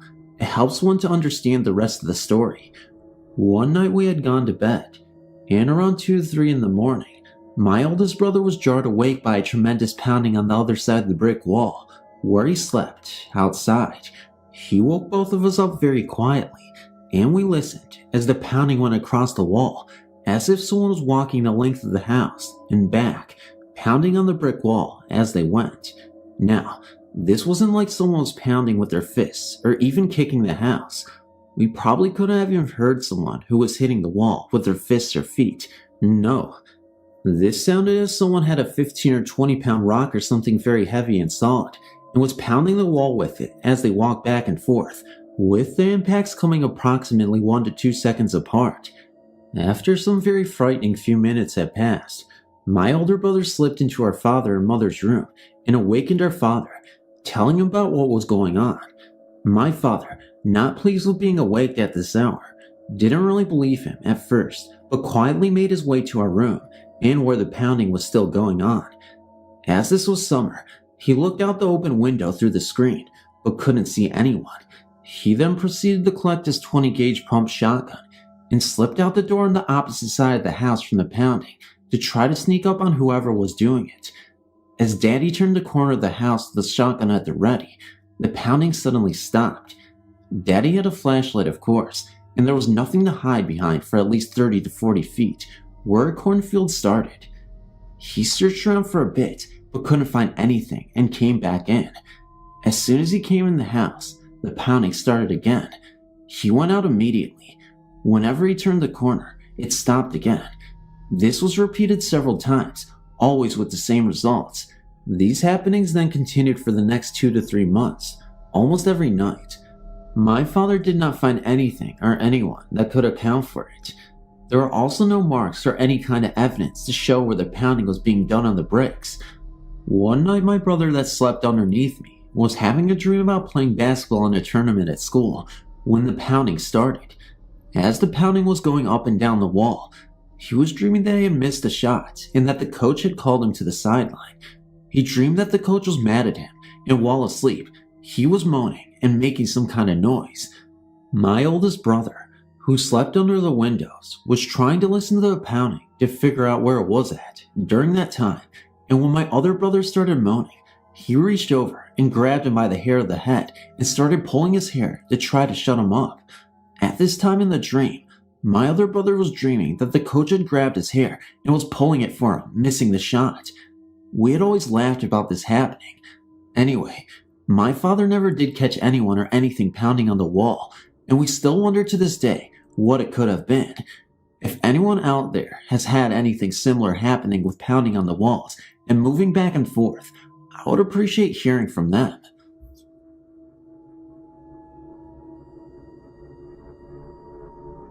This is really weird because it happened about 2 days ago. My house doesn't have any history of weird stuff or hauntings. That's what made it strange. I lived in this house for about 6 years now. I'm 17, and I've yet not experienced anything like this. It's not really a haunting, but I thought it was really weird. It was about 1 a.m., and I was in my room on the internet. Both my parents were asleep, and nobody else was in the house, other than me. My parents were in their room, which is all the way across the house. The living room, the kitchen, the family room, and a small hallway separate my room from theirs. The only lights that were on were the lights in my room, because I was on the computer. As I was looking through the website, I heard my name whispered in my ear, so I stopped and looked around to see who had whispered, but saw nobody. So then, I tried to get chills and decided to go to bed. So I turned off the computer, and this was now about 1:20 a.m. As I was getting ready to go to bed, the phone started to ring, so I turned on the lights of the hallway to go to the living room. As I went to go see who it was in my caller ID, it read unavailable, so then I picked up the phone. When I picked up the phone, I said hello, but nobody answered. Again, I said hello, but again, nobody answered. I started to get pissed, but I tried to listen to see if I could hear anything. What I heard gave me chills. As I started to listen, I heard whispering that sounded like mumbling. I couldn't make out what was being said. It was like someone or something wanted to tell me something, but couldn't. It was really freaky, so I hung up the phone and I just sat on the couch looking around for anything unusual. When I finally got up to go back to my room, I got the worst feeling that somebody or something was watching me. As I got to my room, I went straight to sleep. The next morning felt like if nothing had happened.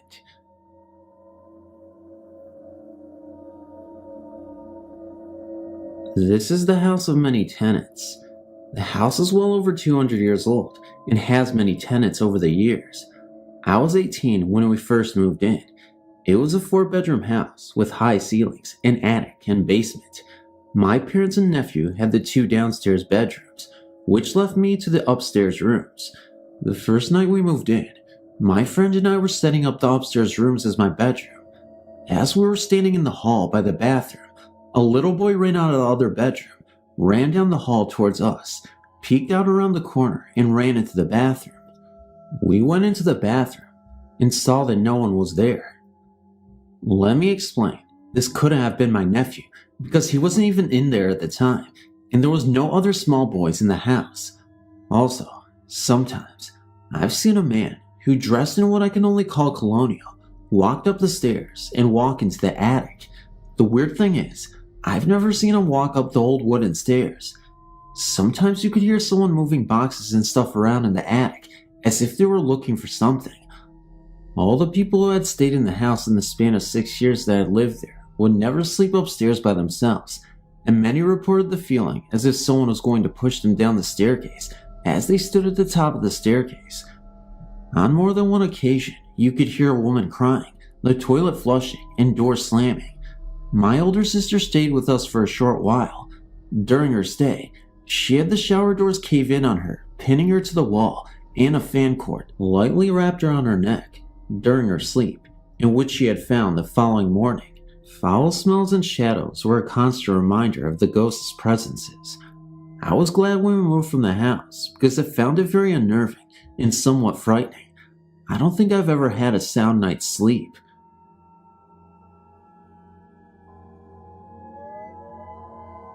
In 1996, my boyfriend Daniel was living in an old New Zealand city called Dunedin. This city has a lot of old houses and a lot of history. He lived with his previous girlfriend in one of a pair of old terrace flats, which were cold and didn't get much sun during the day, but it was cheap, an important consideration when you're a poor student. It was the couple's flatmates that first noticed something strange. She has to be something of an amateur mystic, reading auras and such like, and she claimed to sense more presence in the house. But the really scary stuff didn't start until Daniel went away for a couple of weeks and the 2 girls were in the house by themselves. They noticed the cats were frequently taking fright and chasing something, which the girls could not see. It got worse, and once the presence pushed one of the girls down the stairs from behind. Finally, as Daniel's girlfriend lay in bed one night, she felt something get into bed with her, a cold presence which touched her thigh. While Daniel was still away, the 2 girls had the place exorcised and the incident stopped, but not for long. Shortly after Daniel's return, the strange occurrences started again, the cats freaking out and other weirdnesses. The flatmate moved out, leaving Daniel and his girlfriend to deal with it alone. In an attempt to exorcise the ghost a second time, the couple burned incense around the house, especially near a certain doorway which seemed to be central to the occurrences. But as the 2 watched the circling smoke, they noticed it cut off, just disappeared into nowhere, a few inches away from the wall, as if the smoke were traveling through some kind of invisible doorway. In the end, they moved out, unable to handle the atmosphere of the house any longer. I don't know who moved in afterwards, nor what became of the ghost. This happened while I was visiting the city of Guadalajara. When I was about 11, I'd gone on vacation with my grandparents. They didn't have a phone installed at their house because it was only a vacation home, not where they lived. So, one morning, my grandmother and I left to the phone central, where you can pay to make long-distance phone calls. Anyway, while we were waiting, an old lady approached us and began conversing with my grandmother. She would put her hands on mine and my grandmother's, and we both would pull our hands from underneath hers because she was so cold. She also had a very beautiful necklace with the Virgin of Guadalupe in the side. The image itself looked so real, like if it could move. Well, she was asking us to go to a church not far from our house to donate some food for a church carnival to raise money to repair a huge hole that had taken part of the main aisle. So, we agree, and she asked us to ask for her by name. The old woman had also told my grandmother exactly what to prepare. So, when the day came that we had to go, we set off to the church, and once we arrived, we asked the priest for this woman. The priest went silent for a moment, and then said in a very low voice, "She is no longer with us."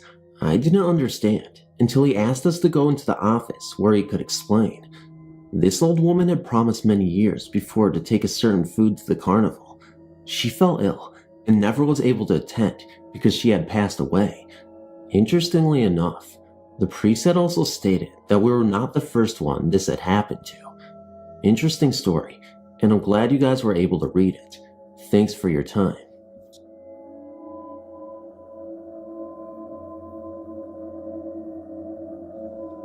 I've always believed in ghosts, and now I live in a 100-year-old haunted building. I moved in with my boyfriend a year and a half ago in July. The night I moved in, I had an experience that was a bit unnerving in the light of day. I received a call from a friend that evening, and she asked if I could take her kids to the airport in the morning. I said sure I will, and set my alarm to go off at 5 a.m. so I could go get her and get to the airport on time for her. Well, my alarm went off, but I was so tired from the move, I forgot why I was going off and fell back to sleep. An hour later, I felt the bed shaking as if someone were trying to get me up. I remember thinking what now, and then fell back to sleep, only to be woken up 20 minutes later by the phone ringing. My friend said she would get a ride from her sister. After the call, I looked over to the kitchen and saw a gray figure in the door that seemed to shake its head at me. I immediately knew he was what tried to wake me up, so I could keep my promise to my friend. He seemed to have the best intentions, and I didn't see him again after that. He seemed very friendly. We then moved down to the second floor, and I soon found out we have a ghost here too. This one likes to pace up and down a short hallway between the door and the living room. He also paces along the southwest wall of the living room sometimes. I get the impression that he's a man in a brown pinstripe suit and bowler hat and has a mustache and deep-set eyes. He stands about my height, around 5'8". When we first moved in, he would pace the hallway, coming further and further out into the living room and bedroom. It's a studio apartment. He seemed highly agitated. My boyfriend saw him more than me, and a few times he would arrive home from work and the top deadbolt would be locked. We never used that lock, as it is very difficult to open with the key from the outside. My boyfriend works graveyard at a 24-hour store, and I am alone here at night for 4 nights a week. One night, I noticed that it was coming further and further out into the living room, and he was giving off vibes that were not friendly. I've had enough of this now, and looked at the hallway and said, listen, the year is 2001, not 1903 or whatever year you think it is. Times have changed, and it's okay for people to live together without being married, so lay off of it. I felt a feeling of surprise from the hallway, and have not had a problem from him since. I related this to the apartment manager, with whom we had become good friends with, and she said that she had seen him too, and I was right in my impressions of what he looks like, as that is who she had seen in her place when her son lived in the studio. She has also seen him in the hallway outside her apartment door. She said that there are several ghosts in the building, and she is not surprised to hear stories about them, as she has also had experiences with them when she first moved into the building before she was manager. It's an interesting place to say the least.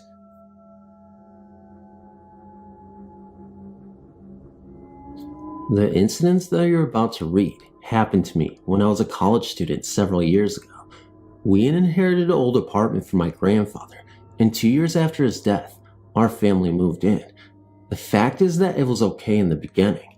Weird things started to happen soon after my dad transferred to another town, and my parents left both me and my sister in the apartment. During the day, we could hear noises coming from the ceiling, and we wondered what the neighbors upstairs were up to.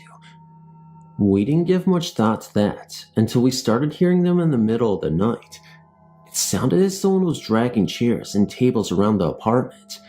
We knew our neighbors upstairs. They were an old couple and had one son who occasionally paid them a visit. One night, the noise went so wild that we decided to run upstairs to complain about it. I rang the bell several times and banged at the door. No one answered it. Apparently, there was nobody home. This situation went on for months, and we finally talked to our neighbors.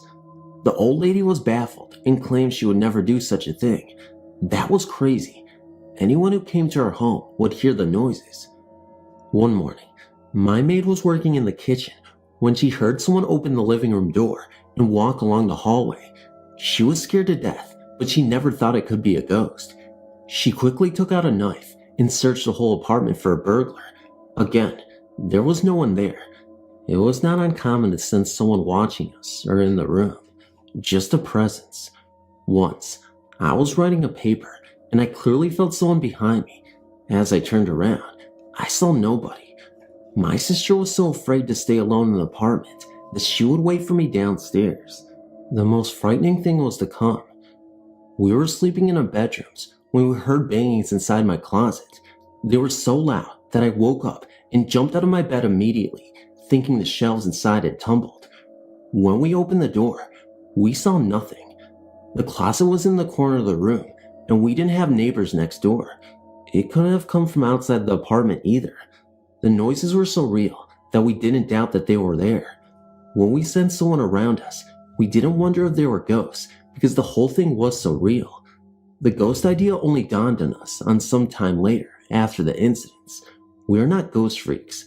Well, after that last incident, I grabbed my mattress and slept in my sister's room. On the next day, I went to a church and brought some holy water with me, which I sprinkled all over the place. Things calmed down for a while. A year later, we moved out, and we heard that the family who had bought it moved out 1 year later. Hi, my name is Lisa. About 3 years ago, I was in a rehab for about 2 months. It was up in Lafayette Hills, Pennsylvania.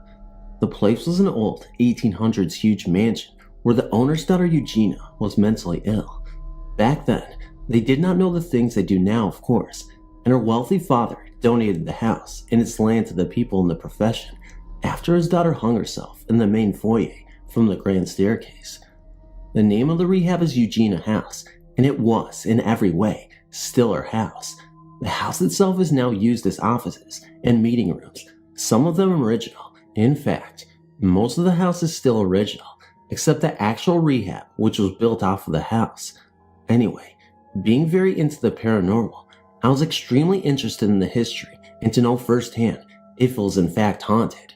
Every time I could, I went in there, listened to the people who had worked there for years, and believed these stories. Some of them would not go in there after dark. Now, I was determined to know. One evening after dinner, me and my friend Brian sneaked off to investigate. It was totally empty. As we walked up the main staircase, I was hit with this very cold air all around me. I was really scared, but went up anyway. As we got to the top, we went right into one of the offices. We walked in a little further, and I was so uneasy. As I turned to look at Brian, we both heard shuffling, like books moving around on one of the desks. Then it sounded like a large book fell very hard to the floor. As we turned to run out of the room, I was disoriented and did not know where to go, so I followed Brian. As we fled towards the main staircase, these very big double wooden doors at the top of the stairs that in my whole time there were never closed, and they were so big and heavy, don't know if I could close them without help, slammed shut right behind us. The stairs were very long. As we got to the bottom, we stopped and looked up, and as we did, the cold air hit us very hard, like a winter wind. It felt like it swirled around us on purpose, investigating us. It made us just stand there, in awe almost. Then, after a few minutes that felt like forever, we fled out the door. We told the believers in the group, who were amazed, and I'll never forget that. After that, I did not go back in at night, but in the courtyard where we all smoked, you could look into the front windows. One night, shortly after that, I was telling one of the counselors of my tale and peering in the window at the same time. As I spoke, one of the big overhead outside lights would flicker, only when I mentioned Eugenia's name. At this point, the counselor was extremely convinced and started to tell me a few stories of his own that he never shared with anyone until me, for fear of the staff would think he was being foolish, but neither of us were.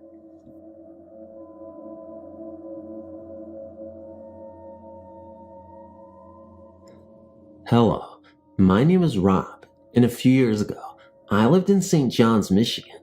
While I was there, strange things would happen, all centered around the very old school called Perrin Palmer. I think there was more than one ghost involved in these hauntings, and they weren't benign. It all started with hearing strange music near these old mobile units. It all came from a small group of them, and I could always hear it after school, and everyone else could too. No one was there at the time, not even the janitor. So one day, my friend and I decided to investigate. When we looked inside one mobile unit, we saw a black cat with glowing red eyes. We ran and never looked back. About a year later, the school demolished and a new one was built. Whatever was haunting this school didn't like having its home destroyed. Oh yeah, did I mention the entire school used to hear a train whistle, and no train has run in the town for 100 years. There are no trains within 20 miles of the town. When we were first at Gateway North, the new school, we thought we could get rid of the ghost, but we didn't.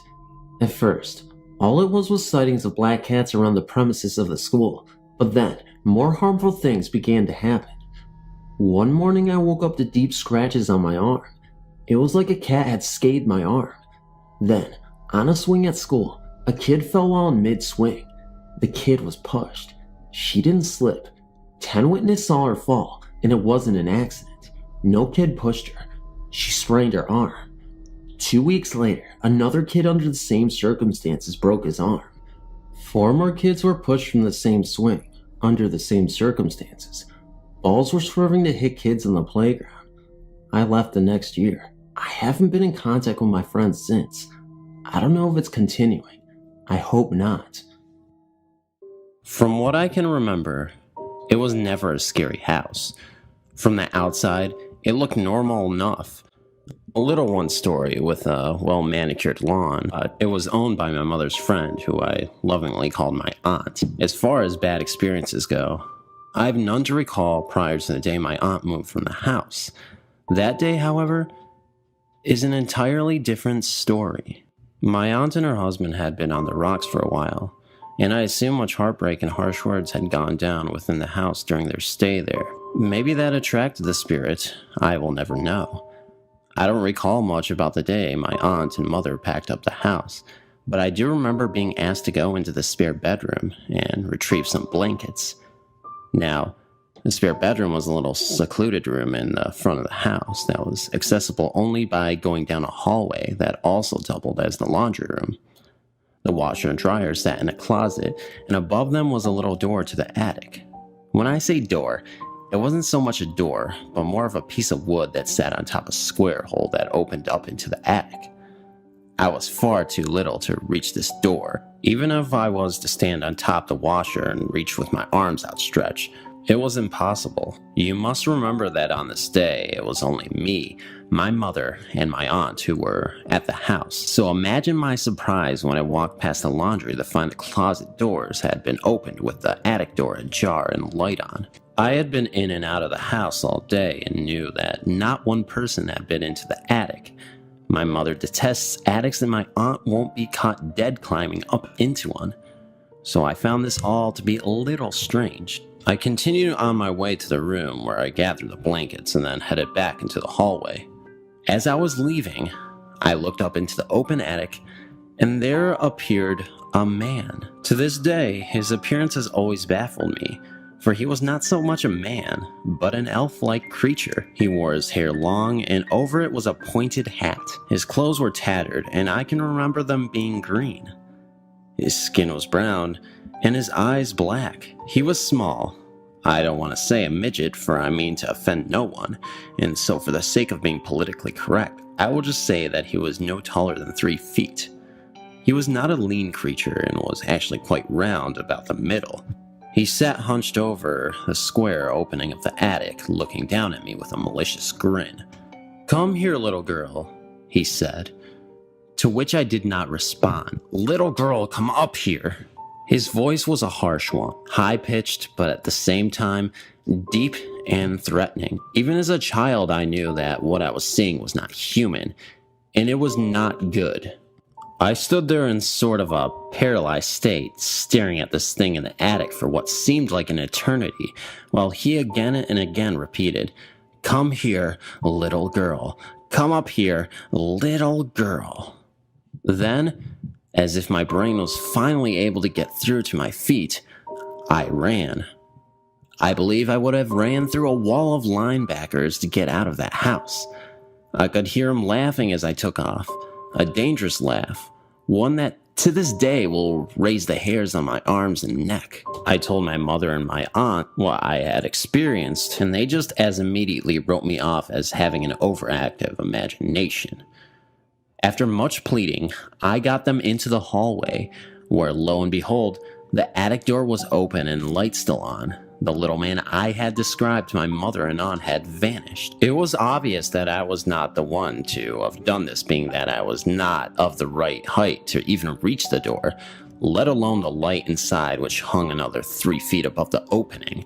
Needless to say, the packing was left unfinished, and the 3 of us promptly left the house with a phone call to my aunt's ex, informing him he could finish emptying the house himself. Whether my mother and aunt believed my story, or thought that a crazy person had taken residence in the attic, I don't know.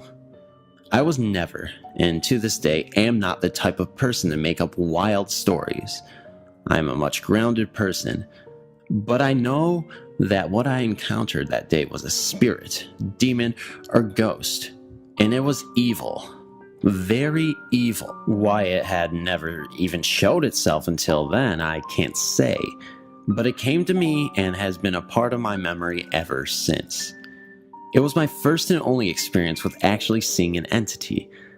I still get feelings of being watched, and I can always sense when I am not alone, but I've never ever again seen anything like that. Not even close.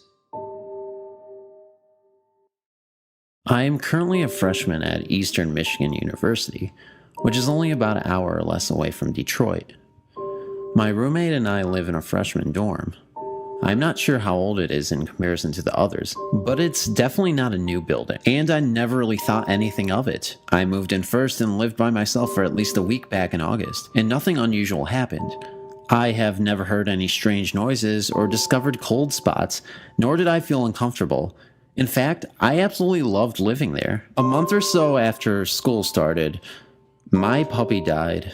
My parents took me home so I could say goodbye before we took her body into the vet. I took her collar with me to college and collapsed it around my bed. And honestly, I was so upset that I had a hard time making it into my classes and spent most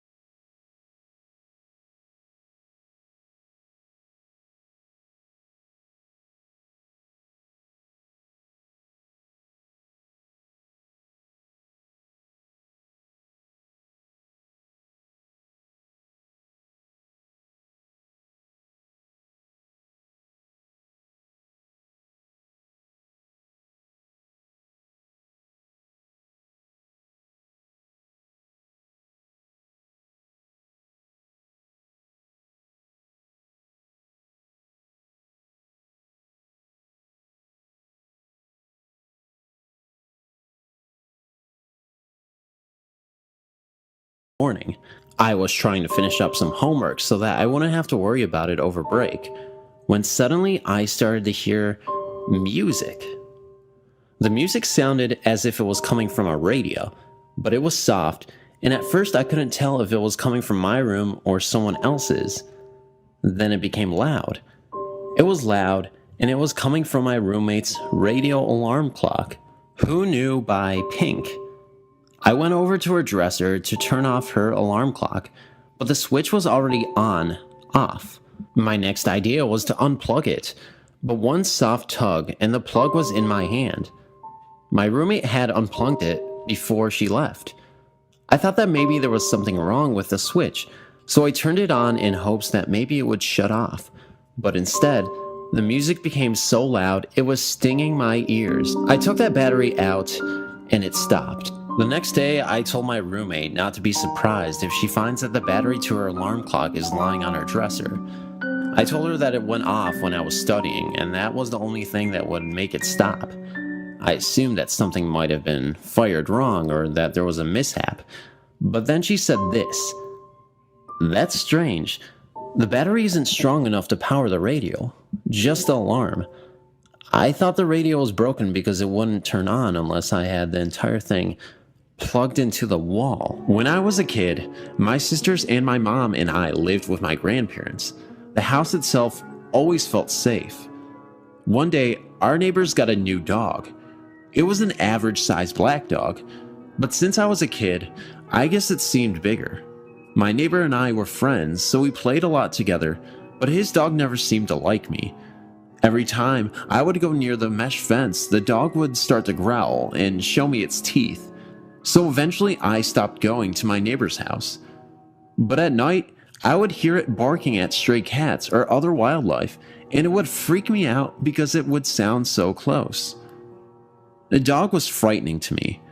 I just sensed something dark about it. The one day after school, I had heard from my mom that my neighbor's dog had died that morning.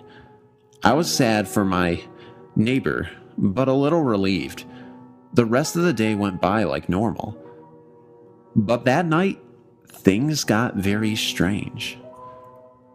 That night, after I fell asleep, I had strange dreams about that dog. In my dream, the dog was still alive, and it had jumped the fence and started to attack me, just out of everyone in my house. I remember being so terrified. I woke up, freaked out, then I heard a noise at the side of my bed, and I turned to see what it was, and it was my neighbor's dead dog sitting next to my bed. I can still remember those growling, solid yellow eyes staring at me. I started screaming, but I couldn't move. It's like my body was paralyzed by the dog's stare or something. After what felt like hours of horror, my mom finally rushed in the room to see what was wrong. As soon as my mom got to the bed, the dog growled and backed into the wall, leaving only its head and front legs exposed, and then just melted into the ground. My mom asked me if I was okay, and I asked her if she saw the dog. She told me that she didn't see it. She assured me that it was only a nightmare. But I knew it wasn't. I was fully awake when I saw the dog next to my bed. I never saw the dog at that house after that, but as the years passed, I knew that its presence was there at times. I lived in Georgia very briefly one time, and while I was there, I went to a psychic. I didn't actually tell her about the dog, but she told me that my intuition is strong, which I agree with. Sometimes I just know certain things, like who is going to call, or come ring the doorbell, or more recently, I've noticed that when I let my mind wander at work, out of nowhere, I will start seeing certain TV programs in my mind, and sure enough, when I get home and turn on the TV, the same program is on. I'm not saying that I'm psychic. I just think that the dog is somehow tied to my intuition. I've seen the dog recently.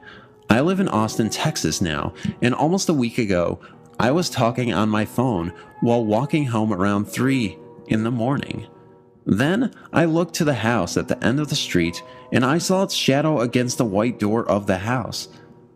I could clearly make out the shape of the dog sitting face forward, and very briefly, I saw those same glowing eyes. I kept my conversation going to keep myself from freaking out. But as soon as I got home, I went inside and locked the door. The very next day, my mom called me and told me that my great aunt was going to pass very soon. I didn't know what to think. Is the black dog a harbinger of death? Do I possess supernatural abilities that can't be seen by most people? Or am I just losing my mind? Please help me.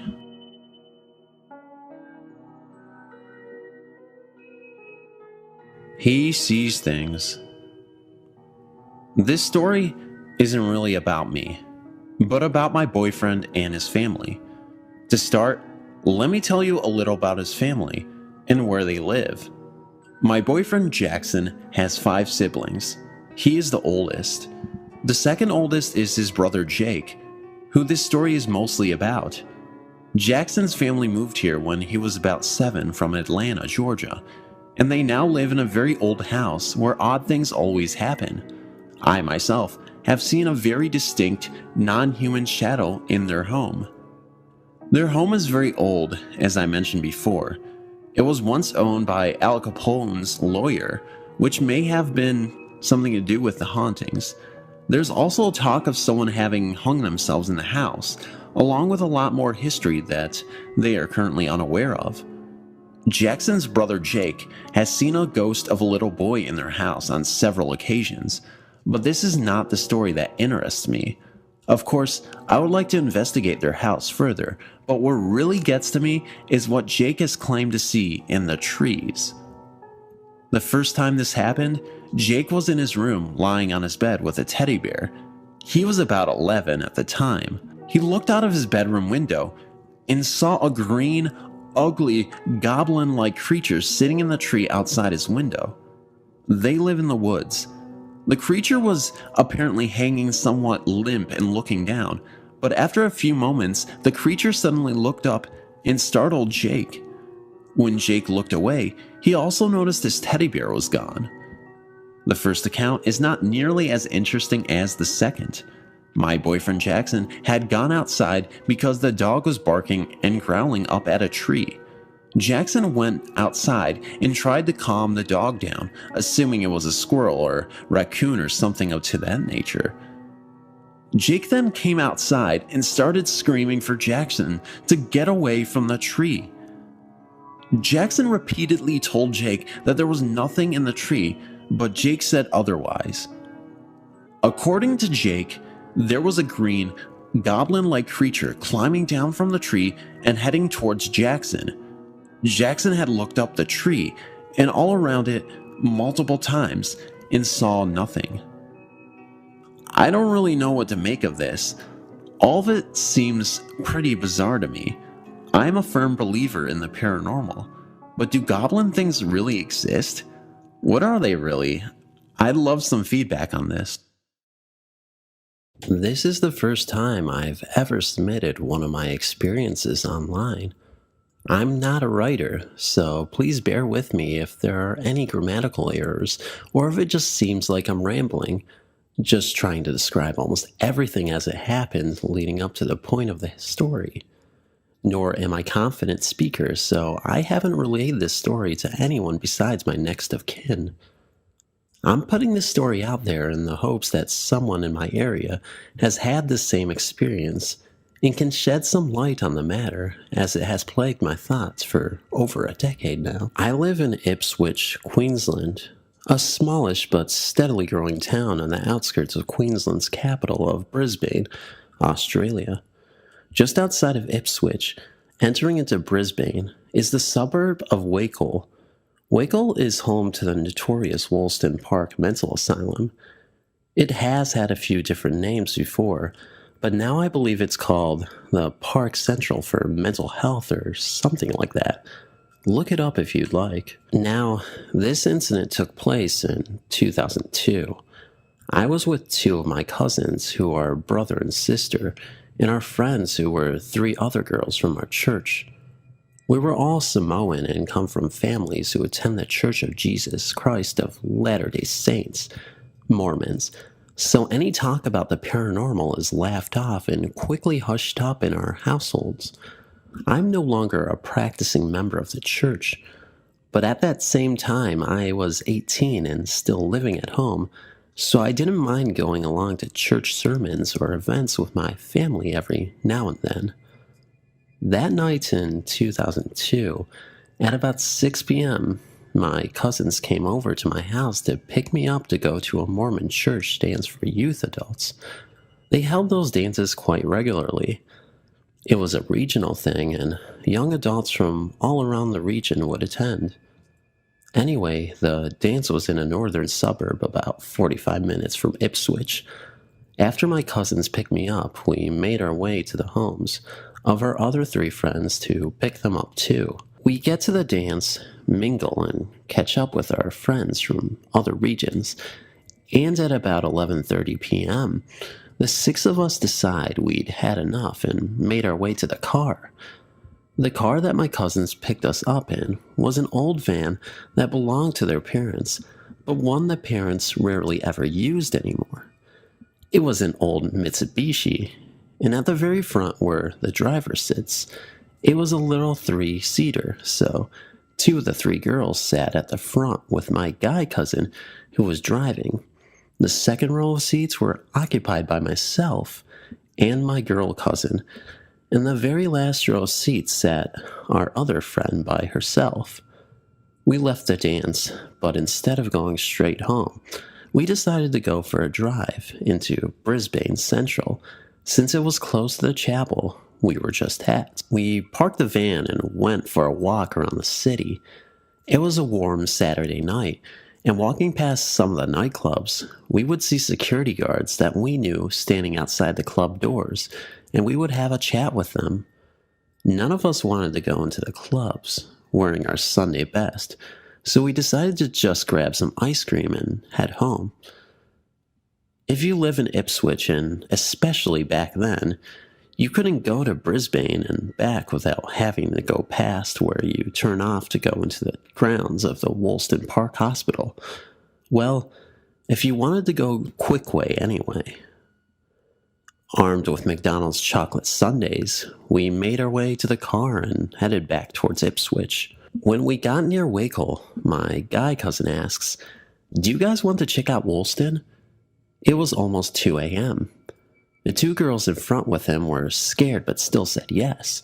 His sister, who was sitting with me, rolled her eyes and dismissed what he was saying and carried on talking to me about her boyfriend. Our friend at the back didn't say anything. I don't really think she cared for what we did. And me? Well, my attitude towards it was just meh, because I had been to Woolston Park many times before in previous years with friends, hoping to see something spooky just like almost every other teen in the area did back then. I never saw a single scary thing, maybe except for the new runaway mental patient being escorted back into the grounds by security, while the patient shouted every curse word under the sun and in no particular order.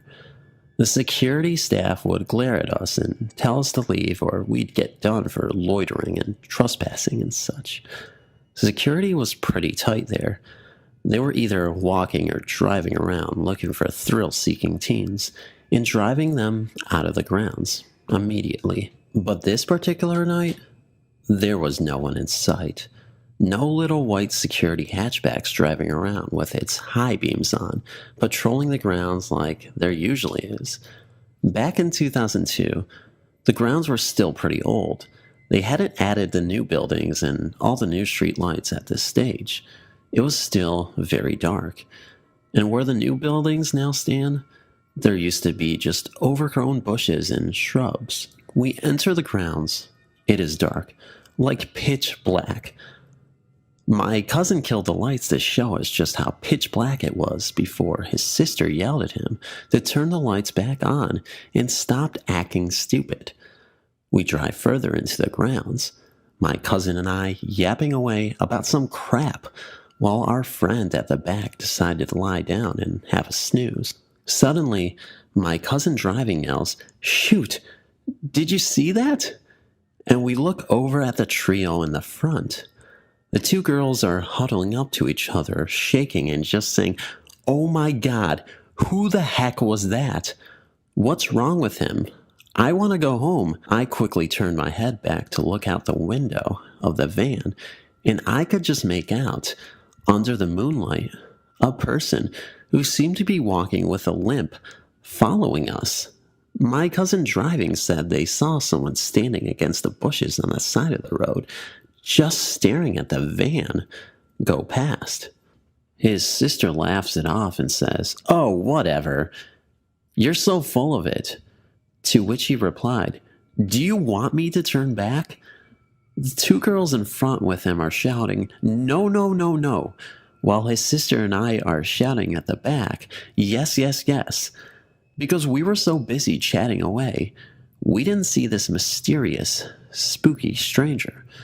We thought it was probably just some homeless dude seeking shelter, or perhaps another adventurous patient and just wanted to confirm what we thought. But when my cousin turned the van and drove back the direction we came, there was no one in sight. His sister says, "See? I knew you guys are full of crap."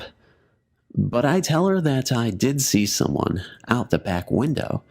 She looked at me scared, but at the same time, it was like, "Oh, great. Not you, too." We keep driving that way to see if we can spot him again. After driving a few minutes and not seeing anybody, which I thought was weird because I had seen him myself coming in our direction, we should have seen him as soon as we turned the car around. But nope, no one. We are driving through the darkness. The only light we have are the dim lights on the van. Suddenly, the lights fall upon a lone figure in the dark, his back turned to us. I knew it was him. How the heck did he get here so fast? I thought to myself. And especially with that slight limp, he is just walking slowly on the grass on the side of the road. He doesn't even turn around to acknowledge the fact that there's a car behind him. I know I would have looked behind me if I were me at that time of night, in case people jumped out and attacked me, so I know whether I need to break into a run or something, but not him. It's like we weren't even there. From looking at the back of him, I kind of sensed that something was not quite right here. His clothes were tattered, dirty, and looked dated. Like early 90s style when some guys were trying to dress like Nirvana and various other grunge bands. Something just seemed so off about the whole situation. Like, yeah, I get that we can see people anywhere wearing old tatty clothes, but something about this just had a very weird and scary feeling I can't put into words. I remember that he wore those light-colored jeans and a flannel shirt, or what remained of those clothes anyway, and carried a corduroy backpack, which also looked like it had seen better days a long time ago. He was Caucasian, and as we got closer, I saw that his matted blonde shoulder-length hair was clumpy, stringy, just messy like it hadn't been brushed in a long time. Some of it tied back in a long, low ponytail. At the front, he had more of his ratty-looking hair coming down, framing the front of his face. He looked like he was in his early to mid-20s. We pull up beside him. My girl cousin told her brother to slow down, stop beside him. I think she was trying to prove that it was nothing scary. She scooted up to the window beside her and slid it open. You know how old van windows have to be slid across to open instead of being wound down? Sticks her head out and asks him, "Excuse me, are you all..." She didn't finish asking her question because by then he had turned around and was fully facing us. My God, I have never seen a living person look like that. She didn't finish asking her question because she slammed the window shut and just screamed her head off. And so did the two girls at the front.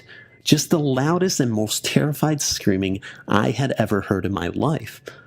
I was freaked out too, but couldn't scream as my cousin was pushing back away from the window with so much force that she was crushing me against my side of the van. I couldn't even let out a little yelp. When she moved to hit her brother in the front to make him snap out of what we were witnessing, according to our friends that sat at the front with him, he was just staring at the guy with his mouth open and just frozen while they are yelling at him to get us out of there. I was able to move and turned around to our friend, lying in the back seat, telling her, "Oh my God, get up, you have to see this." She just lay there crying with her eyes shut tight and telling me over and over, No, shut up, shut up, shut up, shut up. I'm not getting up. I'm not getting up." Fair enough. I remember that, even though there was barely any light, his face stood out so much. Even though he was Caucasian, I've never in my life seen a person that color. I have friends who are super pale, and even they look like they've spent a few hours in a tanning bed compared to this guy. He was white, but frozen white, if that makes sense. But at the same time had a bluey, purplish tinge about him. I think it was his bloodless veins showing through his white skin. So hard to put into words, although I can see him clearly in my mind. His eyes, the rims of his eyes were red raw, but the whites looked glazed over. He might have had light blue eyes because you could have sort of make them out underneath the milky film that had now covered his pupils. His eyes were lifeless, for lack of a better term, but that's the word that comes to mind when I think of him. He had marks on his face, deep pink scratches that would have been bleeding but had since been washed. You know how in the movies when they pull those steel drawers out of the morgue so a person can have a look at the corpse? Very much like that. No, exactly like that. My cousin screamed because when he turned to face us, we realized it wasn't a typical living human face we were looking at. He didn't say a word, just opened his mouth and made a groaning sound. Then he extended a pale white hand towards the car, and then we just sped off. Now that I am older, I feel terrible for the way we reacted in driving off like that, screaming like lunatics. But we were a bunch of kids, and we were terrified. Now, I wish we had been so much more calm about it and had tried to communicate with him. And being back in 2002, cell phones with cameras were still rare. Most teenagers still didn't even have a cell phone, so we couldn't get a photo. I tried to search for any info related to this. Sadly, I found nothing. I tried searching for things like missing persons or unsolved murders around the area. But even if I did find his photo, I probably wouldn't even be able to recognize him, as he would look nothing the way he did that night. Was he a hitchhiker who met with foul play? Was he trying to make a shortcut through Woolston and came across a deranged patient? And if he was murdered there, is his body still buried there somewhere never to be found? The place has an awful history. After we left Woolston, we were still shaken. We went to the patrol station to fill up, and it wasn't until we got into the well-lit patrol station that our friend at the back finally sat up. I still remember her asking for a cherry-ripe chocolate bar with a quiet and scared voice. She sure was shaken up for someone who didn't see anything. She came over to my house with my girl cousin a couple of months ago, and we talked about it briefly. The other three that were in the car, I hardly see them anymore, except on Facebook, but we all agreed that what we witnessed was not of this world. We know what we saw. I still remember my guy cousin had to walk each of us girls into our homes as we were too scared to get out of the car by ourselves. Woolston Asylum has always been rumored to be haunted. My boyfriend and I drove through Woolston in 2011. That was my first time back there since 2002. It is so different now. Not at all as scary and menacing as it used to look. They've really cleaned it up, new buildings, and very well lit too. I always wonder who he is and how he got there. Some parents said that we saw a demon because we were hanging out so late at night instead of being good church kids and going home straight after the dance. I wonder if what we saw was someone who relives the moment of his death at every anniversary. I wonder if anyone else has seen him. That's why I wanted to share my story. It's been so long, and I still think about it all the time.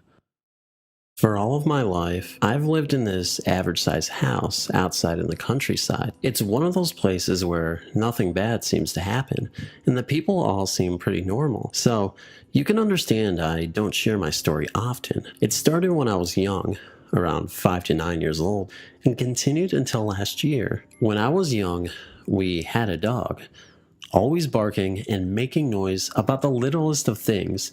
He was one of those knee-high dogs, a West Highland Terrier, and he tended to get up in the middle of the night for various reasons.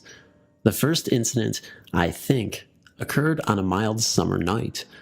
I was living upstairs at the time, and just down the hall from my parents' room. As I was laying on my back in bed, I heard the sounds of footsteps around me, and assumed it was the dog. I was wide awake at the time, and listened to it walking from one side of the bed to the other. It must have lasted for almost 5 or so minutes. I told him to leave. The steps proceeded to go around me another time, stopping on my left, and I finally turned to look over the bed, telling him to get out of my room. There was nothing there. I got up looking around the sides of my bed. Nothing. My room was a small rectangle, so small that the bed was pressed up against my wall, and I still smacked the knee on the corner. There's only one exit on my right side, so there was no way for him to get out, and there were boxes under my bed. I thought I had just gone to sleep and imagined it. Then, about 3 years, I'm guessing because I'm bad with time, things got a little freakier with a few incidents in between that might help shed light on this stuff. I was in middle school and had this nightmare. I awoke in the dream and heard my parents screaming for my help. I jumped up and ran out into the hallway. There, standing before me, were 2 things. They were black shadows of a tall man and a dog. The dog looked like something that I would draw if I was 5, and the man had grossly elongated limbs. Still creeps me out to this day.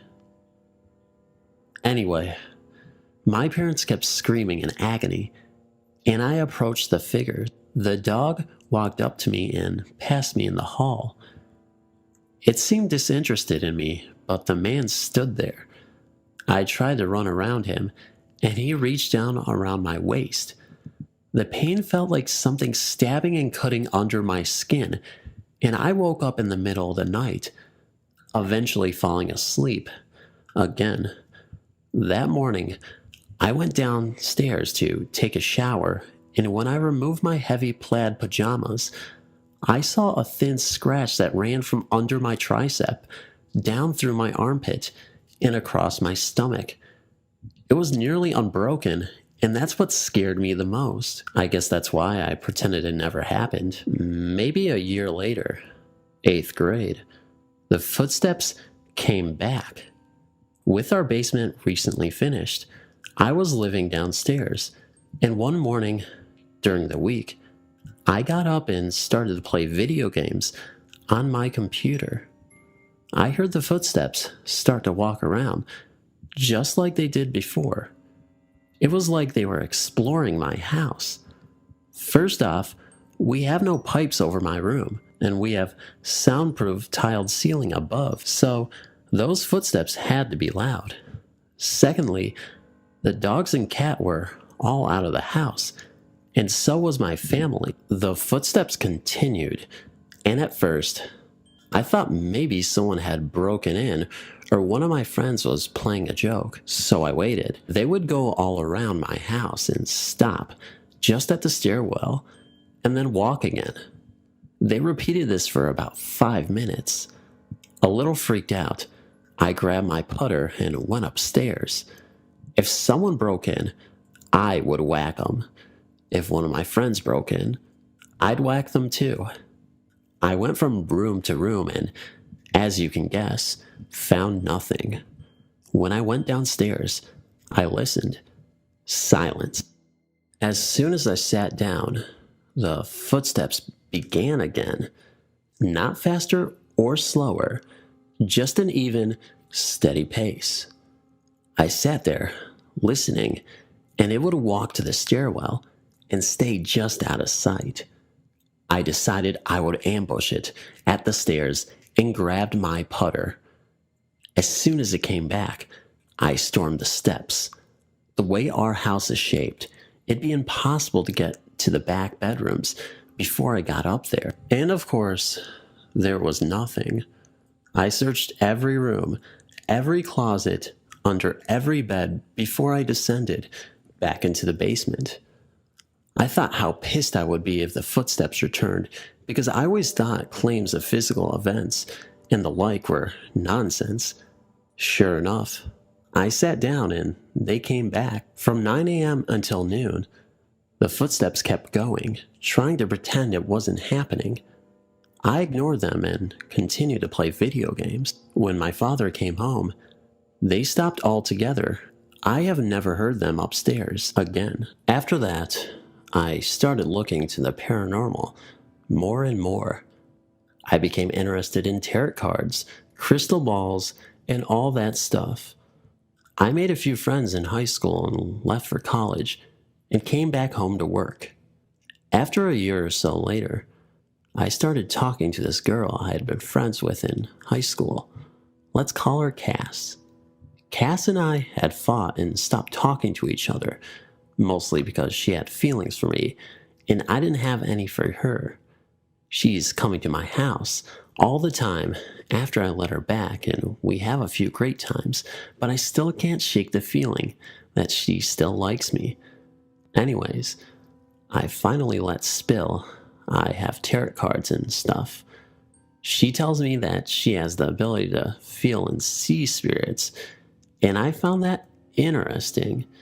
She was my friend, so I had no real reason to doubt her, but I will admit it was pretty dumb to just blindly accept what she was saying out of thin air. It started one night after I had a crystal ball out and she was in a trance. She pulled out her hair, pretending to be possessed, and then broke her trance. I started to get ill. My stomach just felt like it was churning, and I got up for the bathroom. As soon as I left the hallway, I felt better immediately and came back. As I turned the corner, the metal folding chair shifted and she seemed scared for a moment. It was dark and I thought she kicked the chair. I sat down in it and we talked for a moment, and then she left. I say pretend to be possessed because I talked to her mom privately and found out she would rip her hair out all the time as a kid. Eventually, she started making threats about demons taking her, especially when her new boyfriend came into the picture. He was one of my best friends, and we used to tell ghost stories together. Anyways, I told her his ghost story, and she used it to make him believe her. Her claims became much more wilder as we went on. On one particular claim, she stated that there had been a strange ceremony done in the basement, and I went down with her boyfriend to investigate. I didn't believe her at this point, but it was kind of fun, so I kept with it. We were in the room and I touched the floor where her boyfriend claimed his father did some sort of ritual. I could believe it, to be honest. There was no pentagram or anything strange at all. It was the same cracked blue floor when I first came over years prior. I double-checked to make sure there wasn't a double coating of paint, and stood up. I told him I couldn't see anything that would indicate what she said, and he told me it was true. At that moment, there was this growling sound, and I thought it was from the vent above us or behind us. Then he jumped and swore, pulling up his sleeve, and a red mark started to appear. I'm not sure if this was faked. It would be fairly hard to time, or not, because I have always been skeptical by nature. Finally, the footsteps made their grand return after we started to part ways. I was lying in bed one morning, sprawled out under a heavy blanket, and pulling back the covers. I saw something at the foot of my bed. Had to be 5.5 feet tall, or taller.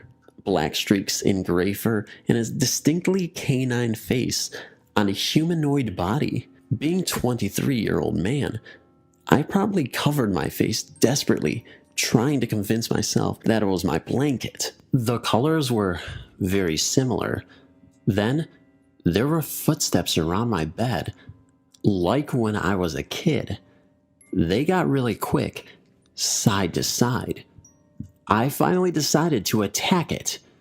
Throwing back the covers when I was at the corner of my bed, I jumped forward, nearly off the bed, but there was nothing there. On all fours, I was dazed, and I was trying to figure out what the hell had happened. There was the thunder slap, side to side down the hall, up the steps, and the front door banged hard. A few minutes later, my father came in, and I was still in shock. I yelled up to him if he had heard anything or did anything. He didn't, and eventually, I got back to sleep. Later, I called Cass and her boyfriend, telling them about the events, and they called back later that night, reporting the sounds of scratching all over the house. There have been no events since then. Seeing as these incidents have been happening 3 or 4 years apart, I may be due for another visit this year or next. This story is similar to another, and you can see my effort to make contact wasn't successful. I was around 4 to 5 years old, living in the same house, where I saw my first ghost, my guardian. I could write an entire volume about my love for that house and garden. It was the best place to grow up in. One of my favorite nightly activities, bedtime procrastination techniques, was to climb onto my parents' bed while they were kicking back in the lounge room. I was pretty proud of this accomplishment because it was a waterbed. Thus, seemed near impossible to climb the shiny solid wood block fortress walls which chambered the water mattress. With the bed conquered, I could reach and switch on the bedside lamps. From here, I would pretend to be a panther prowling around the slow-moving surface until I eventually fell asleep. Fun times. One such night, I conked out and curled up to have a doze. I noticed the spider on the wall and recognized it as a huntsman. The huntsman, plural, is a large Australian spider which looks like a brownish hairy tree tarantula. Fun fact, the title of the movie, Snow White and the Huntsman, is highly amusing, but I digress. The huntsman on the wall was different.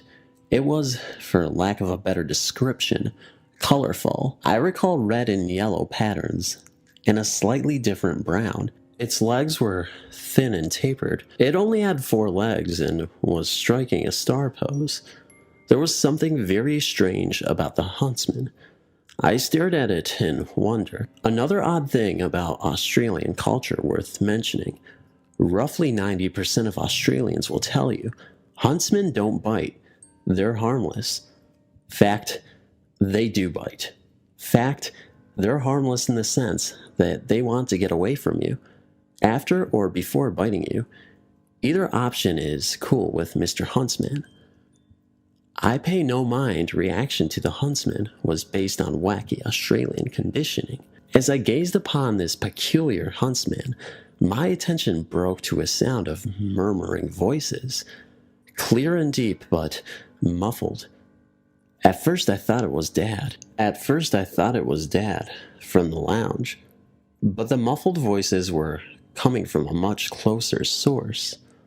I glanced around. Nothing. I looked at the huntsman. He's still there, chilling out. I was looking to the left when I saw out of the corner of my eye my parents' curtain wardrobe move. The curtain wardrobe was a wardrobe without a door. Dad put a curtain on the front as a makeshift door. This fabric had moved. I looked to the wardrobe curtain. The voices were still murmuring. Then came light, quick footsteps on the seagrass matting floor. I don't know if I could hear or understand what these voices were saying. What I can remember is one saying, "Quick," and "Hurry up." These two statements were particularly clear and deep. They sounded closest. I was in the middle of the bed. Slowly, I edged to the end of the bed to where the wardrobe and voices were. I peeked over the end of the bed and saw what looked like an animalistic doll-sized toy looking out of the wardrobe toward the bedroom door. More murmuring. I looked to the door where this entity was looking and saw another similar-looking entity running out of the bedroom. I only saw this one from behind. Didn't see his face. He was wearing a yellow striped t-shirt and blue shorts. I looked back to the first one.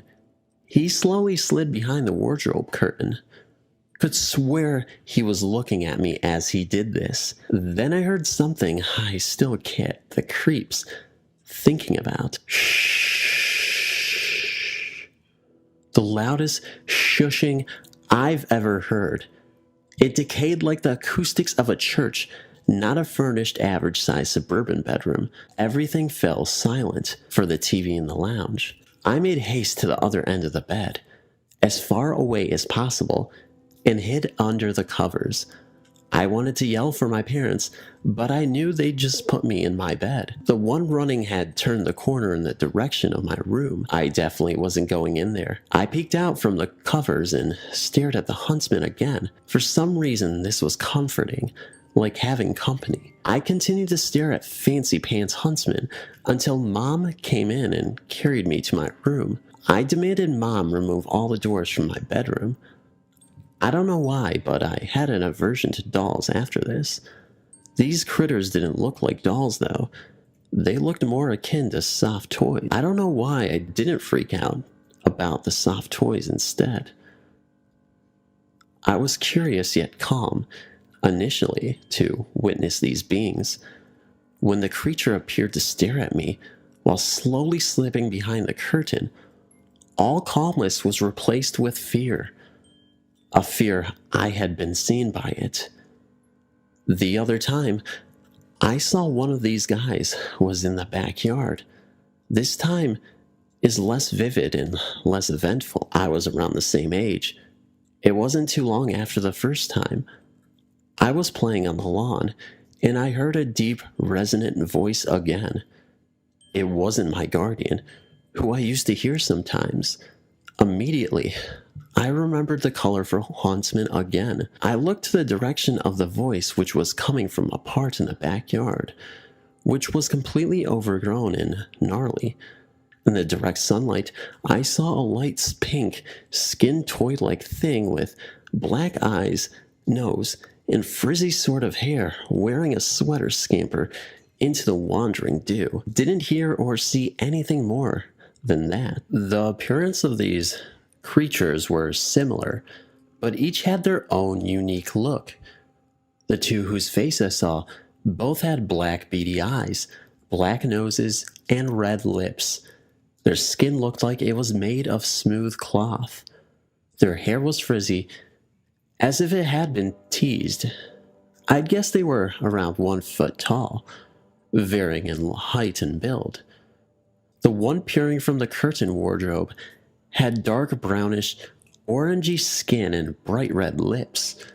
I think this is the one that said, "Shh." I didn't get a look at his body, just his face poking out of the curtain. I'd say he was slight of build, going by his gaunt face. His nose was pointed. The one running out of the bedroom had darker brown skin. He had a heavier build and a much larger head. Didn't get a look at his face. The one outside was much lighter skinned, very pale pink, with a droopy red mouth and flatter nose. These weren't toys of mine. Never seen them before or since. I'm sure they weren't no howdy-doody possessed toys either. These guys had limb mobility, expressive faces, dexterity, and motor skills. The murmurs I'm not sure about. It could have been a language or just groans. My memory is vague on that.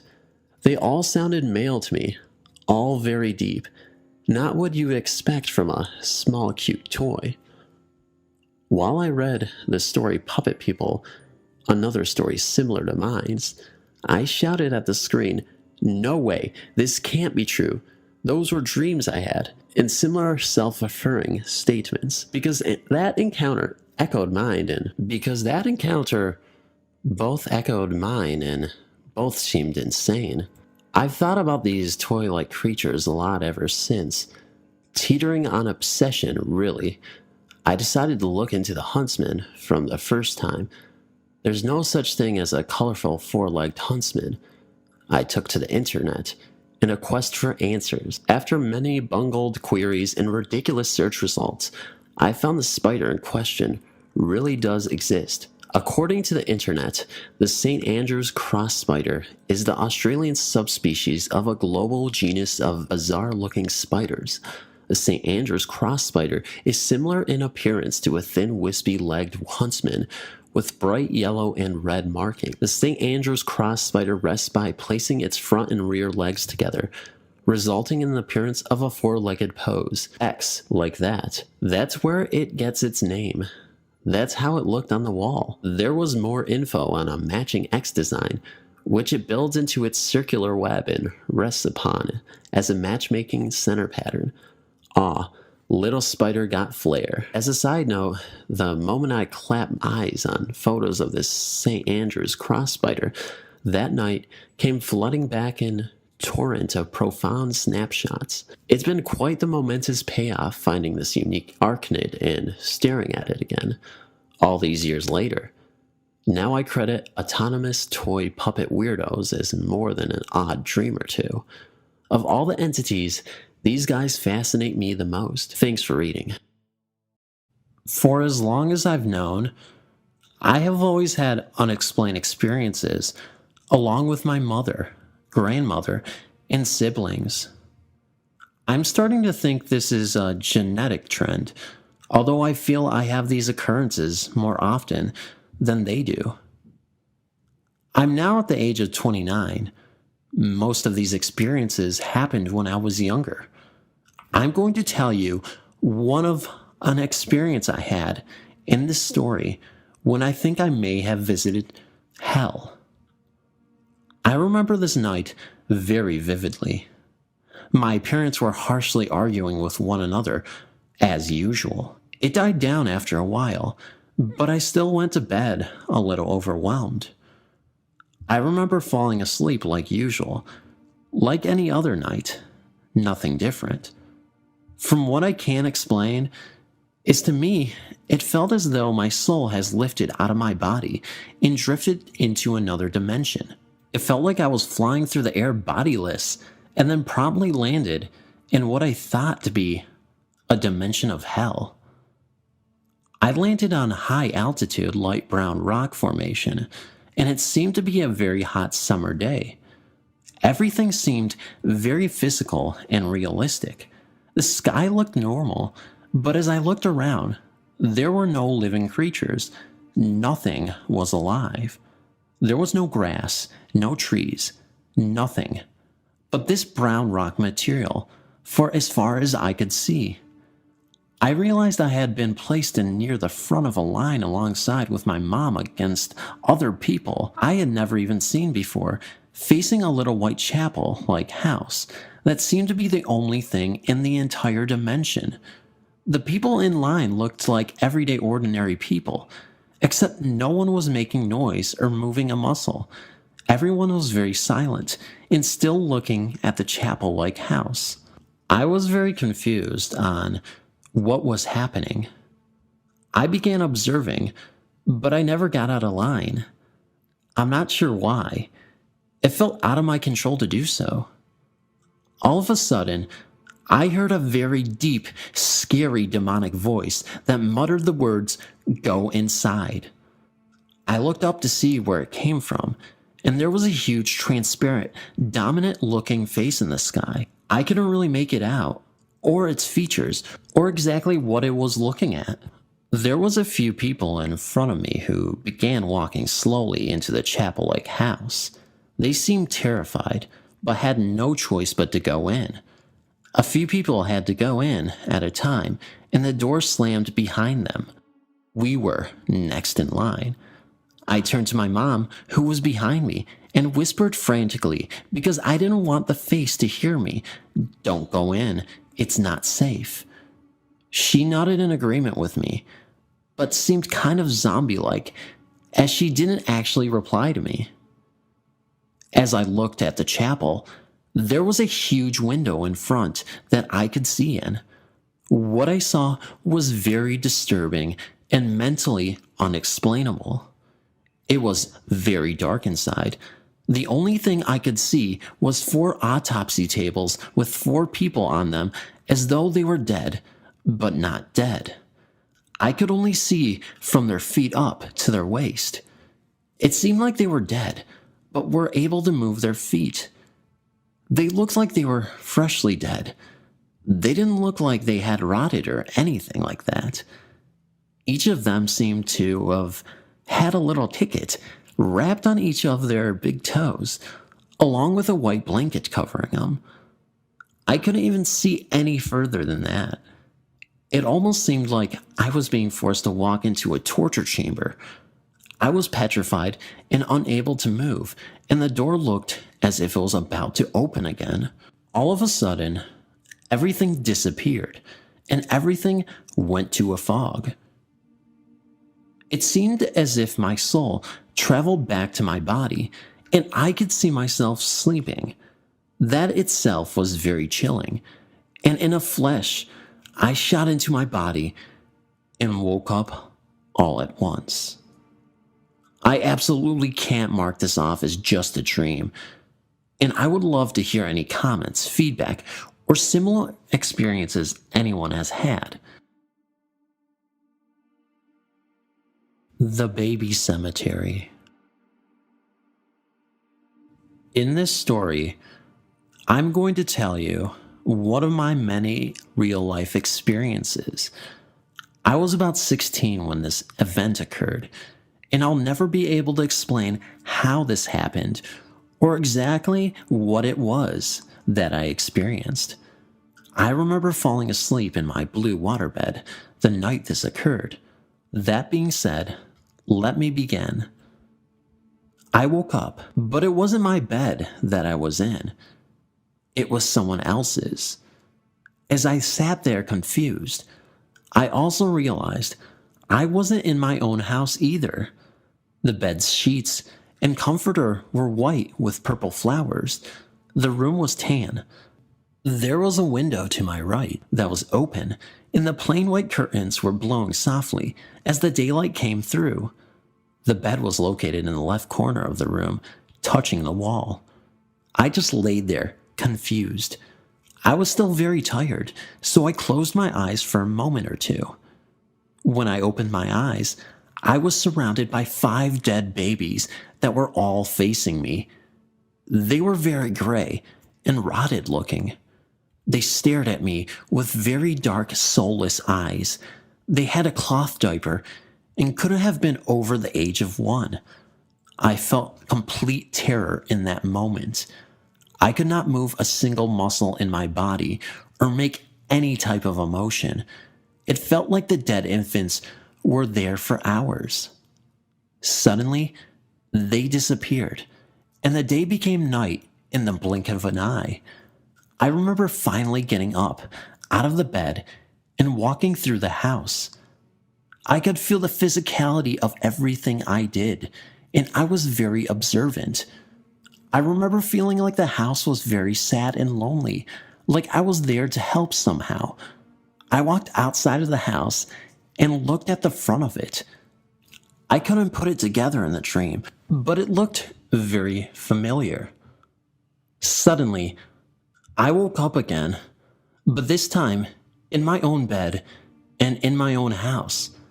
The dream was still very vivid in my mind, and that's when I remembered why the house looked familiar.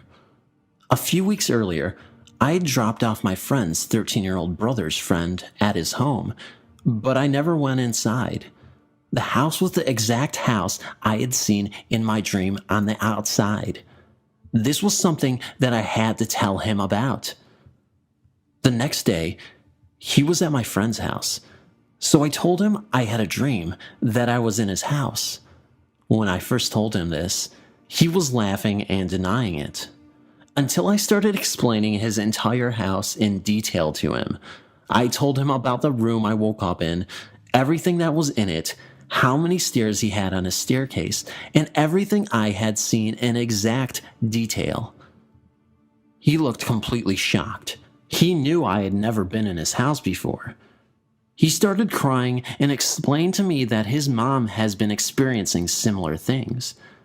Apparently, it was his mom's room that I had woke up in. The backyard to their house had a very small yard, and then nothing but woods.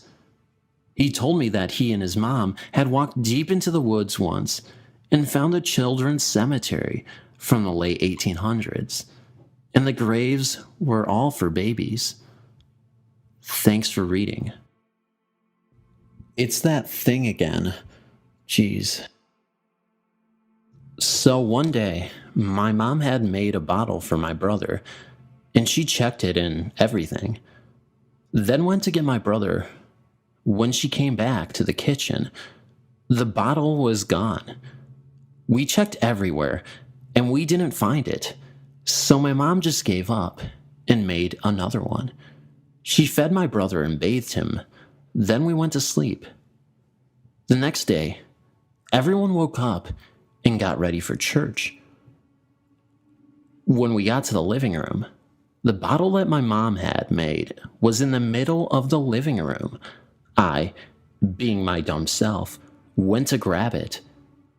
Just as I grabbed it, the bottle turned really hot and it burned my hand. My mom was scared, and my dad was trying to stay stable. When I screamed, I felt a pressure on my chest, and then my brother started babbling, then started crying really hard, and then my dog looked at me, then started barking extremely loud. Then I felt the pressure come off, and at the same time, my brother stopped crying, and my dog stopped barking. When that happened, I just fell to the ground and started crying. My mom was in shock, so my oldest sister ran to me and just held me there for like 10 minutes. Another one is that when my cousin was a baby, she would fall asleep in the living room, and when we would take her to her room, she would cry, looking up at the ceiling. My uncle told his coworker, and his coworker told him to take a picture wherever my cousin was looking. He did, and when he looked at the picture, it was a huge skeleton head, and it didn't stop there. They had so many things happen, but I'll tell those stories later. Thanks for reading. The Wood Street Years. This may be a little long and oddly written, as I had to write it all down quickly. It's not exactly a single story, but more of a collection of experiences from my old house that I wanted to discuss with you all to see what ideas and theories you all had. My family moved into the house in 1987. It was a 1950s council-owned property that they were renting. The village was an old place that housed a lot of miners that would go to and from the local coal pits, and also had mines under the most of the streets. It was an odd but lovely place, but there were always stories of hauntings throughout the village. It was as if the whole place was a hotbed of activity. Ever since the move to this new house, my family experienced odd things. My sister would complain of people sitting on the edge of her bed during the night. My father was followed by a hooded figure, even outside in the streets, and my mother had personal items vanish. Over the years, the activity became more and more intense. In 1995, my father moved out and went to live elsewhere, but we, my mother, sister, and brother, stayed in the house. My sister complained of activity in the house when we were out. Banging and scraping from the kitchen, items being shuffled, plates clattered.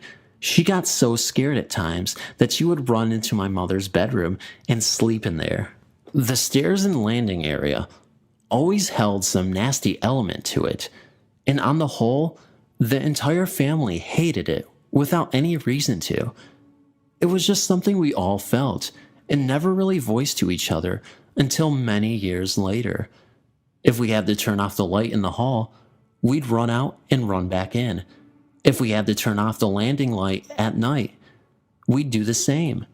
We'd run out of the bedroom and quickly turn it off, only to hurl ourselves back into bed as fast as we could. And heaven forbid, we needed the toilet during the night. My sister eventually moved out and got married, and so did my brother. This left myself and my mother alone in the house.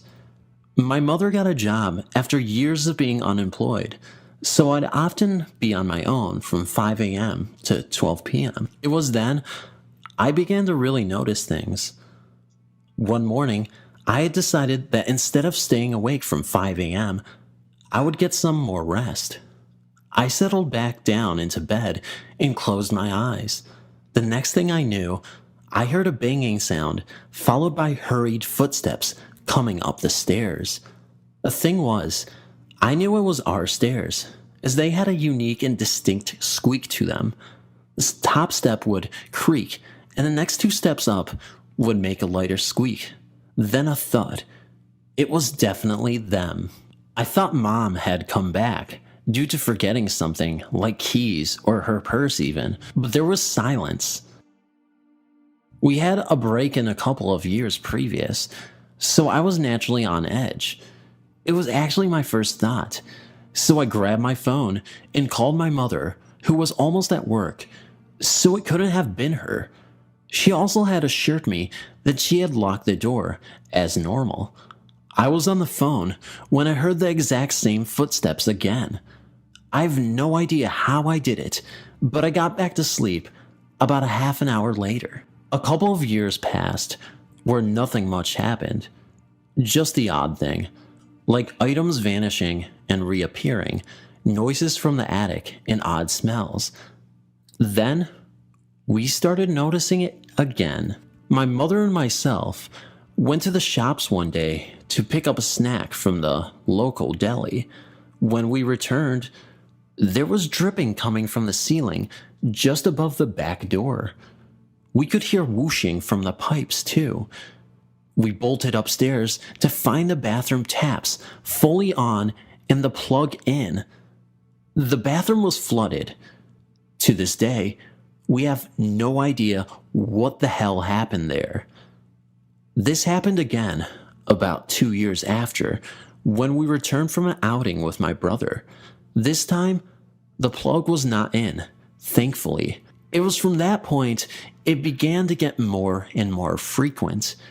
I would see things at night that I couldn't explain. I first put it down to lucid dreaming, but I was not the only one seeing them. I would see strange insect-like creatures crawling up the curtains and on the ceiling.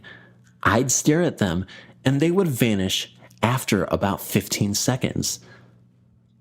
There was one time that I was not sleepy, and I was looking out the bedroom window at the street.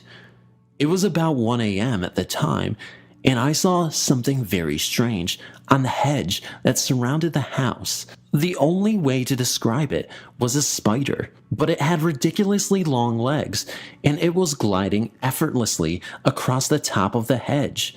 My fiance also saw this for himself back in 2009, and he sat there staring in amazement. And he's a skeptic too. Other things I would see were a man in my room. He would be halfway through the floor of the room. The stairs were directly under my room. Sometimes I would open my eyes and see a face looking back at me in close proximity, only to fade in a second or two. I admit that was very unwelcome.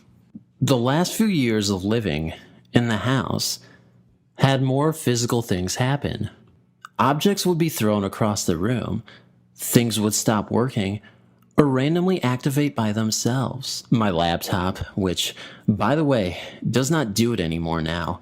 I live elsewhere, and we, my mother and myself, would have our covers pulled from us when in bed. I remember one night literally having to battle to keep the cover on me. There were also random and vile smells, almost like rotting meat, and an invasion of flies. Thankfully, this only happened once. It only lasted 3 weeks or so. We even checked for dead animals. But of course, we found nothing. Now keep reading because it gets a lot more freakier. My fiance moved in with me in the house not long before we moved out. He was the type that didn't believe in ghosts. He had been taught from an early age that when you die, that is it. My mother began to date again and was out of the house frequently, leaving myself and my fiance alone. We decided to clean the house up a little, as we wanted to make my mother feel happier. She had been suffering from severe depression. I don't think it was approved of, as things kept going wrong. The vacuum would randomly overheat, even though in this new house it never has. Things would fall on us. Items would vanish. I even had the unit of our old computer literally fling out from under the desk and hit me square on my shin, even though there was no way it could have. I also had the vacuum cleaner itself chucked at me. We would also hear loud thumps from inside the wardrobe, as if someone was punching it from the inside. We'd joke and say, enough of that. Probably not the best of ideas, but we didn't intend to be scared by it, whatever it was. Another thing we noted was that when the door to my brother's old room, which had been used for storage over the previous few years, was left open, the toilet light would turn itself on. We would be out during the day, return at night, and it would be on. Or we'd wake up in the morning, and it would be on.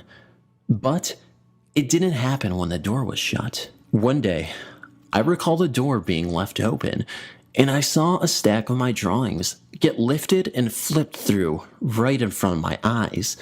This was in the dead of winter, with no doors or windows open. Needless to say, I was not impressed and slept with the covers over my head that night. One night, my fiance was upstairs shaving while I was amusing myself playing a Facebook game. It was midnight, so naturally I was hungry. I always get hungry for some reason after midnight. So I went to the kitchen and started making myself a snack. I was addicted to omelet and cheese bagels at the time, so I started making one. After it had finished cooking, I took it into the living room and continued messing about on the game I was playing. I had almost finished it when I heard Lee shout from on the landing. We had no bathroom light at the time, as the bulb had gone, and we couldn't get the light cover off to replace it, so Lee was having to use a mirror on the landing. I went up to see what he wanted, and he said that he had seen a man in the mirror looking back at him. I was naturally confused, but my gut did flip-flops. I asked what kind of man, and he said it was a short, bald man. He even said that he stared at him and could see him out of the corner of his eye, looking over his shoulder, as if it was a real person present. Remember, my fiance is a skeptic. I admit, I was a touch unnerved. The door to my mother's room, which we had taken as our own by that point, was open a little way, and for some reason, I daren't look in. I also felt a little horrible cold feeling that felt as if it was wrapped around my ankles. I didn't want to stay up there at all. I went downstairs and called my mother up to see if there was anyone in the family who had died that fit the description. She said there was no one. So I tried to shrug it off immediately and finish the last bit of my bagel, only for my fiancé to shout again. He came running down the stairs with foam still on his face, saying that he'd seen him again. Only this time, it was as if he was screaming at him, but he couldn't hear any sound. It had really freaked him out, and he was incredibly uncomfortable. I said for him to finish shaving quickly and calm down. Reluctantly, he went back up and tried to shave. But for some reason, the razor was not cutting anymore, no matter how hard he pressed. Also, the cold tap was chugging out scalding hot water, which burned his hand. During this time, I had gotten onto my mother again and told her he had seen this man again in the mirror. While I was on the phone, I could hear odd noises coming from upstairs. My fiancé finished shaving and ran downstairs again, only to pause and stare into the kitchen with an absolutely horrified look on his face. I stopped talking to Mom to ask him what was wrong. He said that he had seen the man again outside the kitchen window, walking past with an unearthly grin on his face, and his was very skinny and looked like he had no arm on one side. I told him to get into the living room, and while I was still talking to my mother, I could hear loud footsteps coming from above me, my mother's old room. My bones were also cold, and the atmosphere was horrific. She suggested I get in touch with my brother so I could stay the night at his. But while she was talking, I felt the atmosphere lift suddenly. It was instantly warmer again, and I felt oddly happy. I actually mentioned it to her, as it was so sudden and drastic. But then, it dropped again. The feeling of dread and the cold returned, and it felt as if something was circling us. I got off the phone with her and called my brother. In a state of panic, I explained what was happening and the fact that we couldn't just stay in the house. We ended up at his place, sleeping in his living room. And now my fiancé is more open-minded about the paranormal. The house was never right from the start. I would love to know just what was going on there, but I guess I will never truly know. The day we moved out was interesting too. During the move, my mother had experienced a couple of little things while alone, i.e., a piece of paper scooting across the bedroom floor. But it was when the house was totally empty and the power had been turned off. Myself and my brother's missus went to check the rooms to be sure we hadn't left anything. All was well and clear. Then we got to my brother's old room. We opened the door and we were hit in the face by the most intense cold breeze. It was bone-chilling. It made our eyes water. We turned to each other, nodded, and said that it was fine and we should go. We legged it down the stairs, said goodbye to the house, and left to live in this new house we are in now. I am not asking for help. I just thought this would be an interesting story for all of us that have experienced things. I live in front of a mountain that is named Sims Mountain. The mountain can take you to various towns in West Virginia. I will tell of all the experiences I have experienced, or some of the ones I have heard, starting with the most famous, in my town. Well, an old tale that is common with the locals in my town is the Sims Mountain Ghost. The story takes place when West Virginia was still a part of Virginia. There was a widow living in a cabin with her 3 children. One day, the children went to pick berries in the woods. When the children did not return that evening, the woman went on a search. For days, the widow continued to search for her children. Well, one night she came home from searching and went to bed. That night, her cabin caught on fire and the woman was burned alive. Now, the locals say that in the evening, you can see the woman now in what are fields or a huge group of fireflies going in the same direction. It is told that it is the spirit of the woman looking for her children. The story I'm about to tell you takes place 3 years before I was born. One evening, my brother, sister, mother, father, and grandmother took a ride around the mountain. When they saw a woman dressed in thin clothing and barefoot walking around, a few feet from where they had seen her, my father stopped and got out of the car to offer this woman a ride. She was nowhere to be seen, and there was nowhere to hide. He looked and said that there were no footprints in the light snow that had fallen early that day. He was spooked. My experience is very different. At the end of every summer break, I would have my friends come stay, and my father would take us on a night truck ride. We would always leave when we could still see a little. We were in the bed of the truck and joking around when we all got a cold chill. We had looked to see that there were a group of fireflies in the fields. We just laughed and said it was here to snatch one of our new friends who had come along. When we looked again, the fireflies were gone and nothing was there. Later on that night, we had seen another spirit on our way home. We had just passed some woods when a bright light with a dark figure had appeared in the place we had just driven over. It scared us and it followed us until we got off the mountain. My brother and his friend were up four-wheeling one afternoon when they stopped in front of an old cabin that had been there for years. There were no ceilings for floors on the second floor because they had been in there before. My brother's best friend started to head down the path first.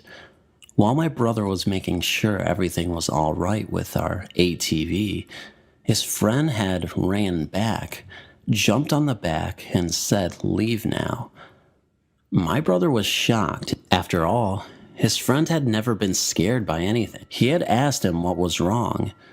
His friend just said that he had seen a young pregnant woman looking from the top window. He had told my brother she looked angry and was just yelling, but he could not hear what she had said.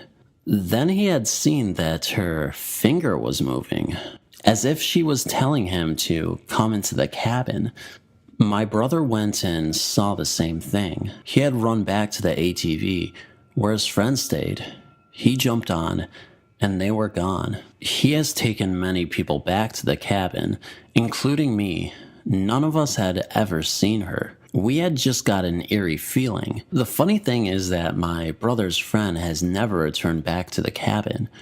We all now believe that he triggered the spirit. All I can say now is that this mountain has many lost souls, I believe, and they all just have unfinished business. It seems to me that they died before their time and will continue to stay there until they have found their peace. Strange sights and sounds.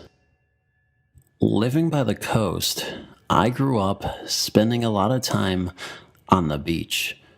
Summers and holidays zipped by with hours of swimming. One particular Sunday in May, I decided to stay in the sun the entire day and that earned me a pretty nasty sunburn. Swimming and moving out of the house for the following week was forbidden. Much to my grief, I was under house arrest. The next day, my parents decided to spend the evening by the pool along with some of their friends and took my brother along. I was 13 and my mom thought I was old enough to stay on my own for a few hours. She promised to be back by sunset. I was okay being alone in the house as long as there was daylight. The big sprawling house would turn into a nightmare once dusk turned into night. There was a huge neem tree just outside the kitchen. For some reason, it would instill fear in me. I switched on every possible light downstairs and waited over anxiously for my parents to return home. I walked to the kitchen to get a drink of water. It was a sultry summer night, not a hint of breeze. I heard the neem tree shaking violently. I left my drink on the counter and rushed outside. My next door neighbors were out as well, and the street I lived on was empty. Chanting prayers in my head, I walked gingerly to the streetlight. I slowly turned towards the incinerator. Earlier in the evening, I put out every single mark there was by chucking fistfuls of sand into the grid. A few seconds after staring at the incinerator, it suddenly was alight. The flames danced 4 feet high. Now, I was really scared. It was close to 8 o'clock. The fire had been put out at 5:30. I stared in disbelief at the fire, watching the flames grow higher and shrink, and then grow higher again. I thought the garage wall would turn black by the way the fire kissed the walls. As mysteriously as the fire was started, it disappeared. There was no trace of it.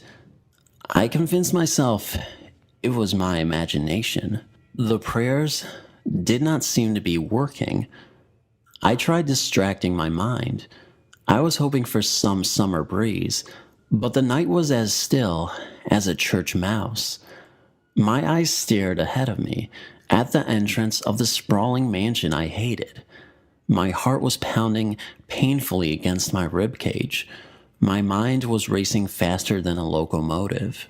I heard the rustling of leaves, as though branches were being shaken rather violently. The night was still not showing any signs of any wisps of wind. I, very reluctantly, turned my head towards the neem tree. The tree was still, but I could still hear the leaves rustling. I turned my head upwards, and I saw a small, shadowy figure on the top of the tree, shaking the tree with all its might. The shadow turned my way. By this time, I was so frightened, I didn't know whether I wanted to stay rooted to the spot or run away. My heart felt like it would explode. I had goosebumps all over my body. A chill ran down my spine. At the top of the road, heading towards me, was a pair of headlights. I was going to flag the vehicle down and make whoever was in it get out and wait with me until my parents returned home. The vehicle stopped in front of me. To my utmost relief, it was my father's Jeep that had halted. My mother was shocked to see me standing on the road. She walked over to me and noticed I was trembling. I told her what had happened. She was aware of my experiences from the past, and she was sympathetic. The next morning, I rushed to the incinerator to inspect it inch by inch. Equipped with my trusty magnifying glass, I studied the entire grid diligently. There were no marks on the wall. The garbage had been turned to ashes. I spoke to my parents' maids when they came to work. They told me that all the neem trees are owned by jinns. I pestered my dad to cut the neem tree down, and finally he agreed after much debating, haggling, and cajoling. That was the end of that experience and the djinn.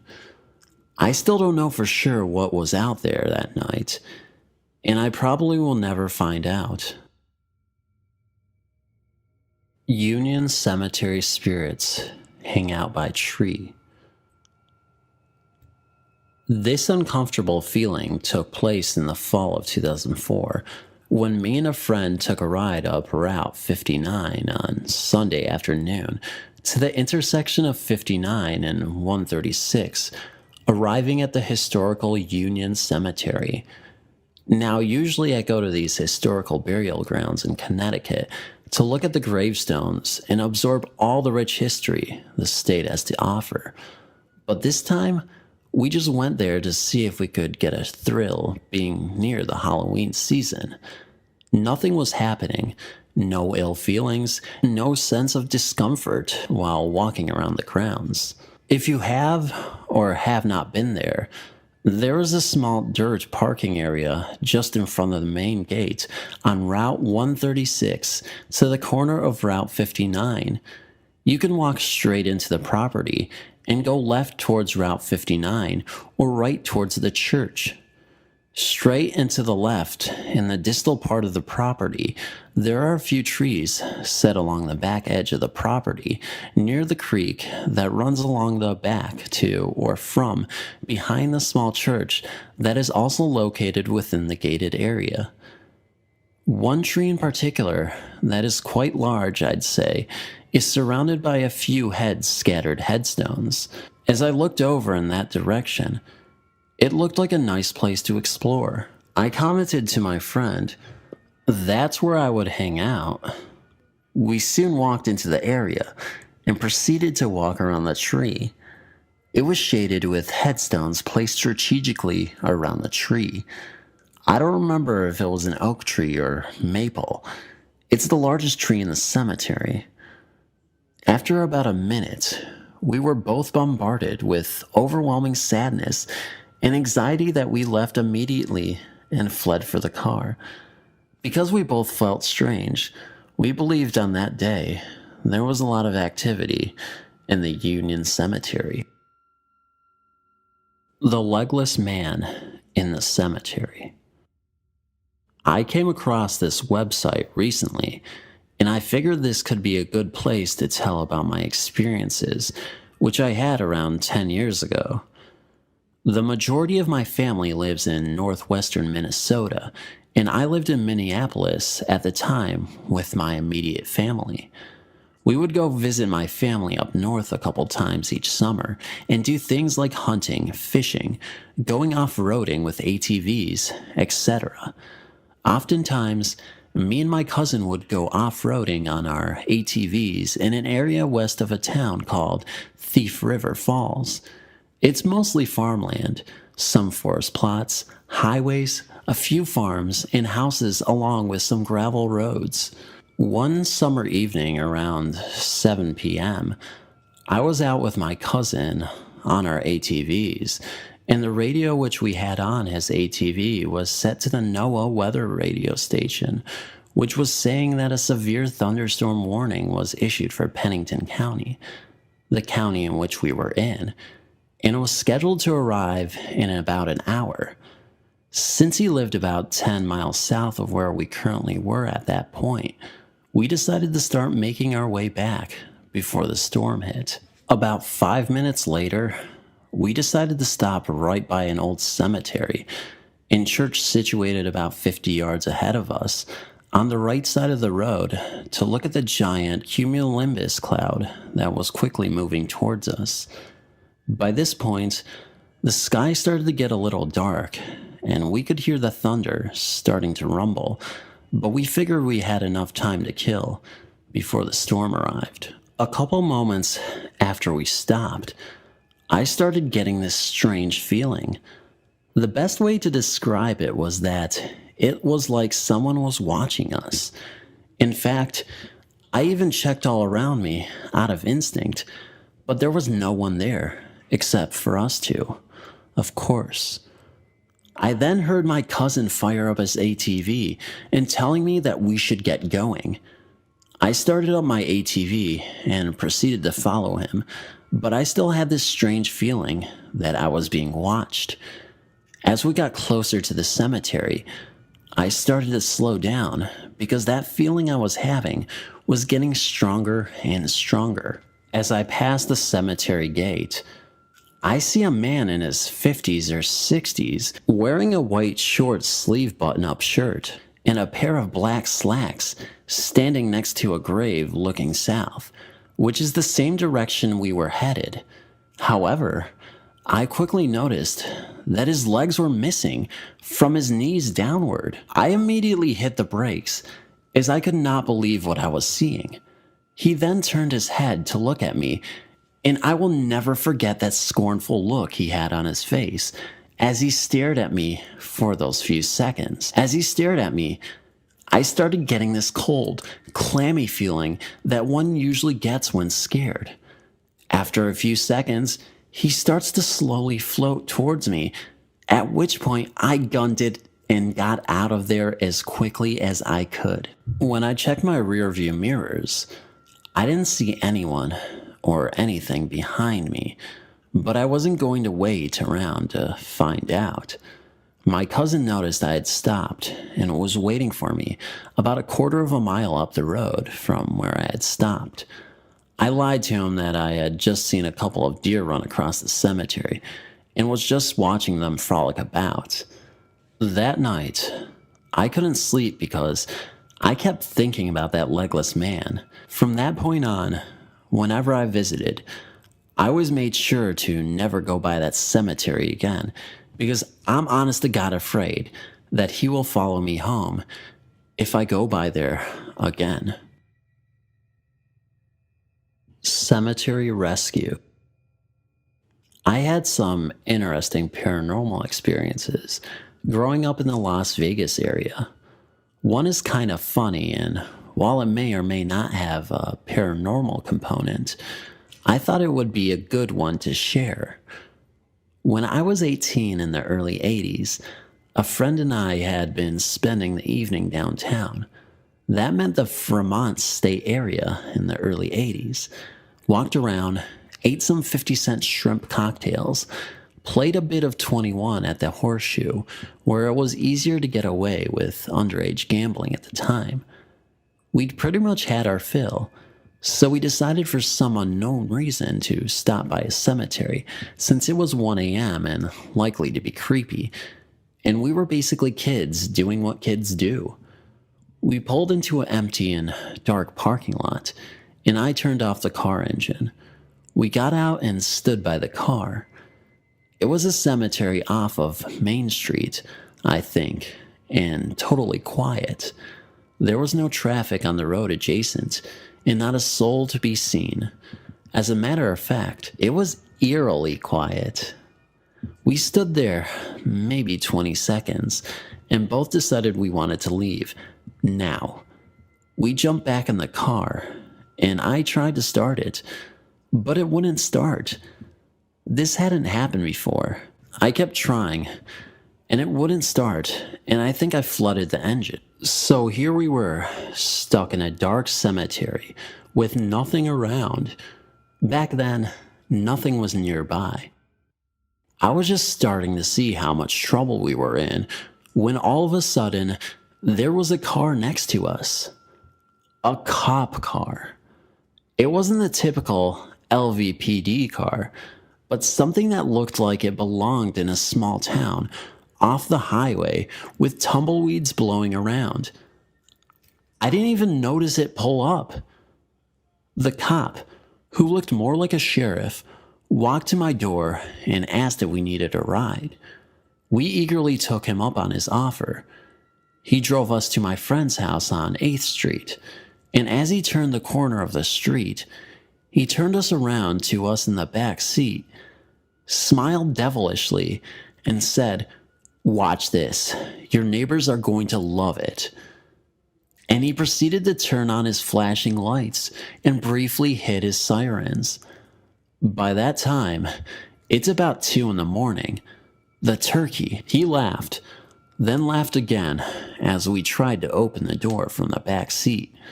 Finally, he let us out. We thanked him and ran inside. His lights were still flashing in the driveway of the house. I went back for the car the next day, and it started up on the first try. Why did this cop show up right then and appear out of nowhere? Why were his uniform and car so old-fashioned looking? Was he for real, or was he somehow sent to save us? And last, why the heck did my car pick that moment in time to stop working? I'll never know, but I'm thankful to this day for the rescue. Living in Vernon was very hard on my family. My dad decided he was tired of being a parent and gave my mom 2 years to get a job and get out of the house, unbeknownst to me and my youngest sister, of course. My brother left the house as soon as he turned 18, and he was always getting drunk or high, or having relations with certain seedy women. My older sister was caught up in her own drama and had no kind words to offer her younger siblings. So I suppose it's no surprise that my little sister and I had paranormal experiences there. First, allow me to explain the layout of the Vernon house. The front door opened to a small foyer, then the dining room and kitchen, which are connected. The hallway to our bedrooms was to the left, while the kitchen was to the right. Standing in the foyer, you could almost see the entire house, including the huge family room down a couple of stairs connected to the dining room. Now, before I begin, I'd like to explain that I had a problem with sleepwalking as a child.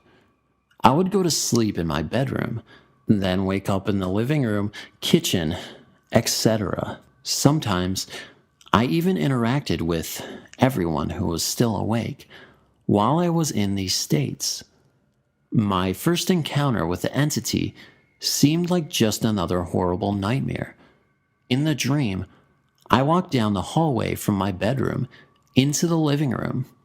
I was wearing the exact pajamas I had gone to sleep in, and the house was exactly the same as we'd left it at bedtime. For one reason or another, I felt the urge to look into the kitchen. There he was. The static man appeared in the doorway between the dining room and kitchen. He was tall, barely touching the ceiling, and he appeared robed in black. Instead of a head upon his shoulders, there was this great ball of static. The sound buzzed constantly. I stood there, frozen with fear, staring up at the static man. After perhaps a couple seconds, he reached out his long, dark arm towards me. Then he seemed to kind of float, closer and closer. The buzzing got so loud that it hurt my ears. I remember closing my eyes, screams stuck in my throat, and then I woke up on the couch in the dining room, facing the kitchen. I told my parents about the dream, but they weren't overly concerned about it. No, for a while, I just brushed off the dream. But I wasn't the only one affected by the static man. Apparently, my little sister, Catherine, was woken up one night. When she opened her eyes, the static man was standing between our beds. He seemed to be looking at her. Catherine, despite her fear, got angry with the man. "Get out of here! God will be angry if you don't leave us alone." Then, in a flash of bright light, the static man was gone. Catherine settled herself back into bed and slept peacefully the rest of the night. It should be mentioned that Cat would hear and see things in the Vernon house. Shadows would play in her peripheral vision, and voices would call our names. One time, when we were playing in the backyard, she looked into the alley behind our gate and saw these kids standing a ways away. They called to her, promising her a good time. She ran into the house and didn't tell me why until years later.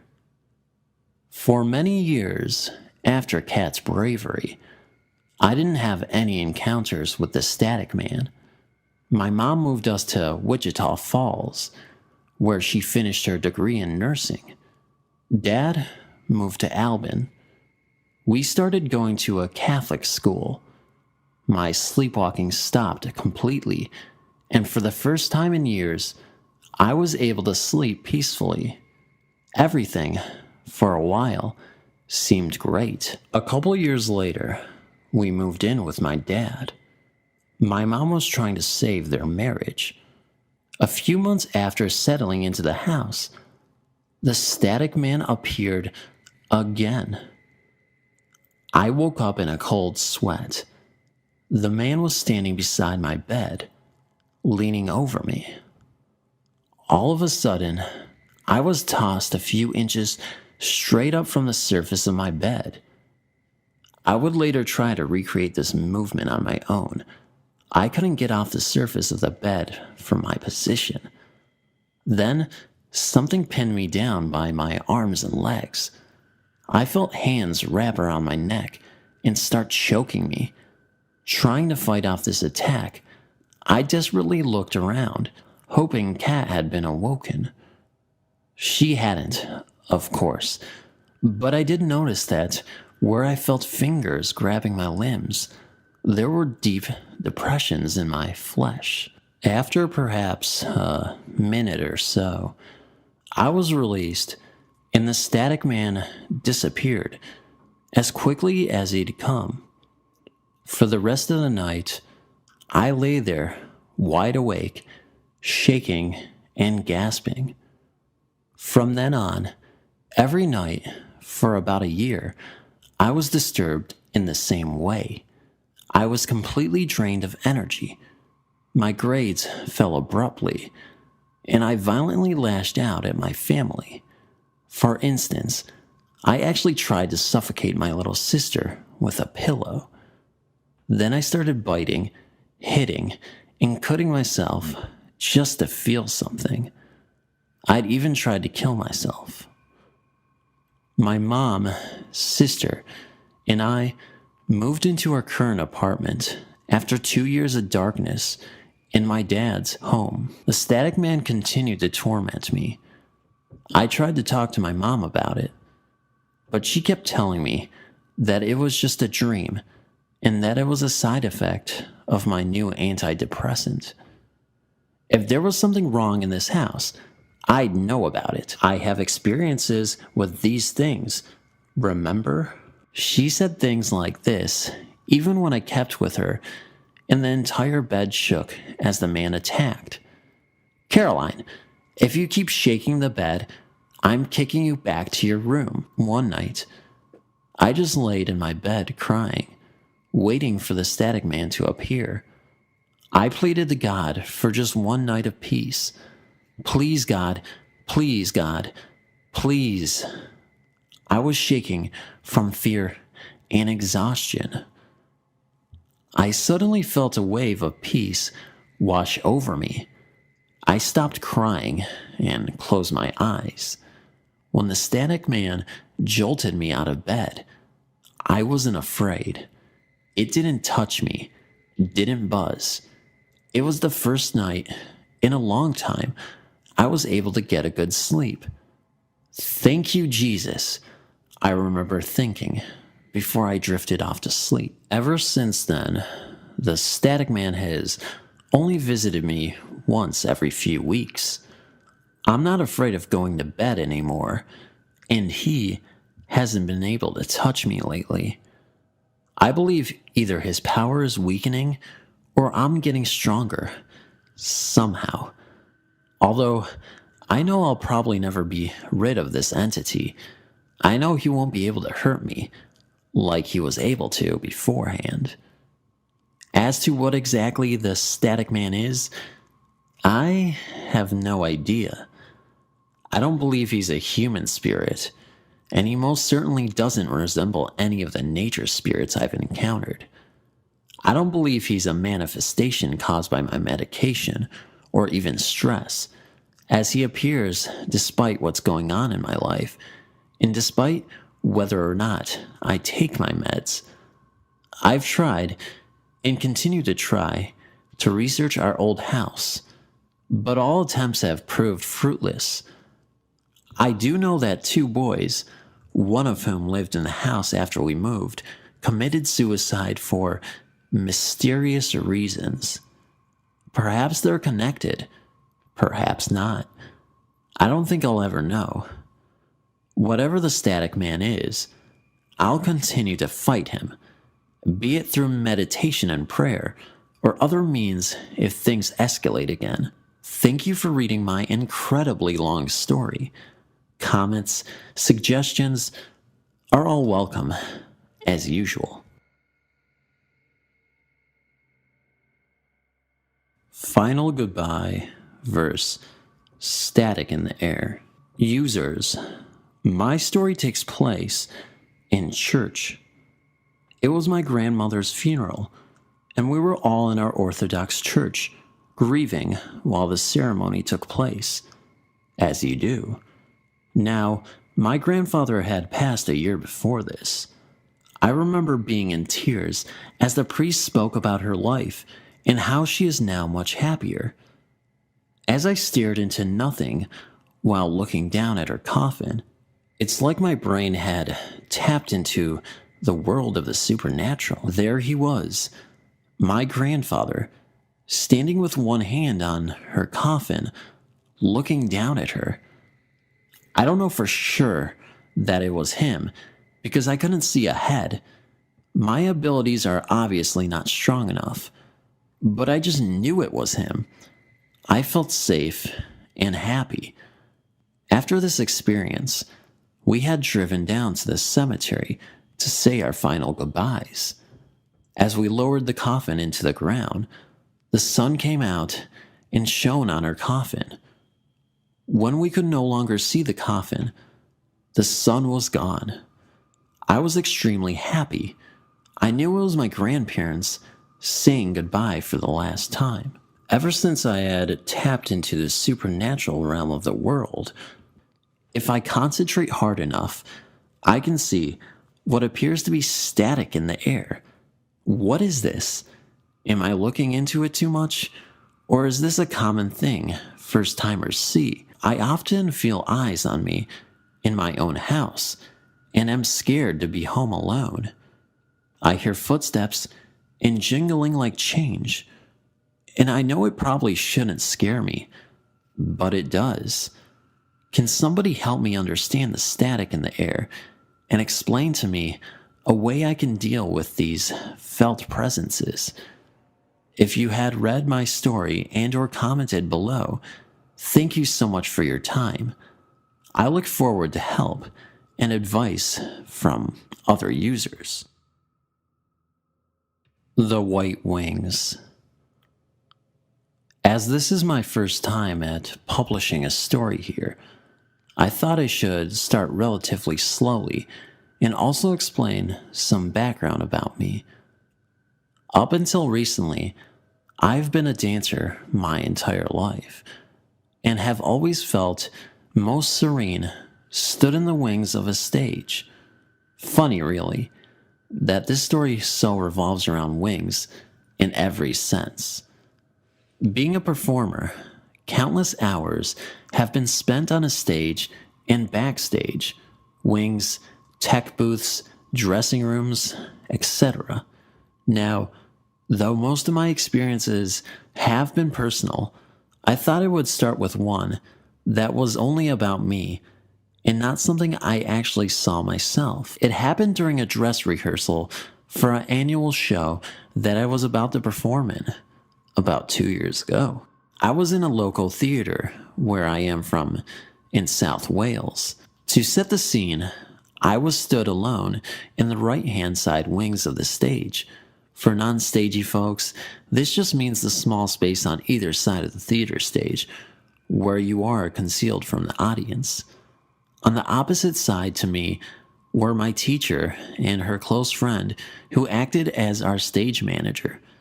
It is important to note that both of these women are very spiritual and I believe quite in tune with the unexplainable. There is usually very minimal light when you are in the stage area, as was the case now. I was waiting to rehearse a routine and was also acting as an assistant teacher at the time, so was spending 90% of that dress rehearsal right where I was when this event apparently occurred. There were plenty of other people in the auditorium, but none where I was standing at this time. I must stress, there was nothing but black walls and a few tables behind me, and I was very much alone when our stage manager witnessed this event. She claimed to have been watching me from across the stage as we waited to progress, when she saw a large pair of white wings appear behind me, almost wrapping around me. Angel wings? Butterfly wings? What? I was told this all by my teacher shortly afterwards, a woman whom I was very close with and trust immensely. The stage manager had apparently asked my teacher about me as she was seeing it. Has she lost someone close to her recently? My teacher confirmed that, in fact, I had, and the manager proceeded to explain why she was asking. I have always felt a strong feeling with me backstage since this person passed, and always hoped they were there to watch me, as they always had done. One more mentionable detail would be that a while later that day, while the show was in full swing, the same stage manager said I had walked past her in the wings to go backstage, and a huge gust of wind seemed to sweep after me. This stage has no natural drafts, no windows, doors, etc. that could produce winds, and it is always boiling when you're up there. You'd be grateful for a breeze. So again, strange. I have always wondered about this event, and hope that it means my loved one was with me. If anyone could confirm this, or explain about any theories of seeing wings, I would be so grateful. Thank you so much for reading. At the end of the hall. Anyone who works in the medical field knows the wise tales, such as opening windows when a patient passes, or they come in threes. Given my background with my house, I tend to shrug things off my shoulders and ignore little incidents, telling myself I'm seeing things. On this particular night at work, it was just two aides, one med tech, and myself, the nurse, on the back halls. Now, you would think that the newly built wing would not have any ghosts contained in that area, but we were proven wrong. Around 1930, I was beginning my med pass. As I went to each door, I made sure to keep my card against the wall, so everyone can get through and to see out of my peripherals if anyone needed me. I go into 228 with their medicine, come out, throw away my gloves, and prepare to start pulling meds to the next patient, when I see someone standing in the doorway at the end of the hall. I pause, turn to see if someone needed my help, but no one was there. I continued to pass my medicine, coming out each room, closing the doors behind me. Again, out of the corner of my eye, I see someone standing at the end of the hall, in a doorway. I turn to check, and no one was there. At this time, I only had 3 more rooms left. Inching my way closer to the spot, I kept seeing something. When I get to the last room, I go in, do my routine, come out to my cart, and notice the room I was just previously in. Door is open. Now, knowing the history of the patient and knowing I was the only person down the hall, it kind of took me by surprise. But I didn't react. I just simply closed the door. I go to my last room, and again, when I come out, the same door is open. And can you guess which room it was? The exact room I kept seeing someone stand at the end of the hall. So I played nice, left it be, and started wheeling back towards the nurse's station to start my charting. It's about 12:30 now, and all the rooms are asleep. Lights turned off in the halls. My teammates sitting in the living space, so I guess you can say it's pretty quiet, which every nurse never wants the word uttered on their shift. Now, where I sit at the station, I can see down 2A and courtyard, which is relatively new. I'm almost finished with my charting when I started hearing footsteps coming from the courtyard. So I quickly glance over to see if my patients are walking the halls. And nope, sure wasn't. I go back to charting when again I hear footsteps, but this time was a little bit more noise with it.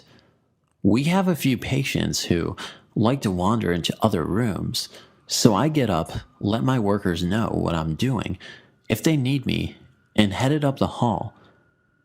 Stopping outside each room, I patiently wait, listening, and then take a few steps to the next, and so on.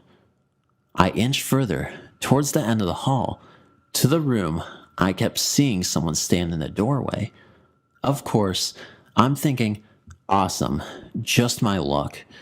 As I start raising my arm to turn the light switch, a loud crash came from within the room.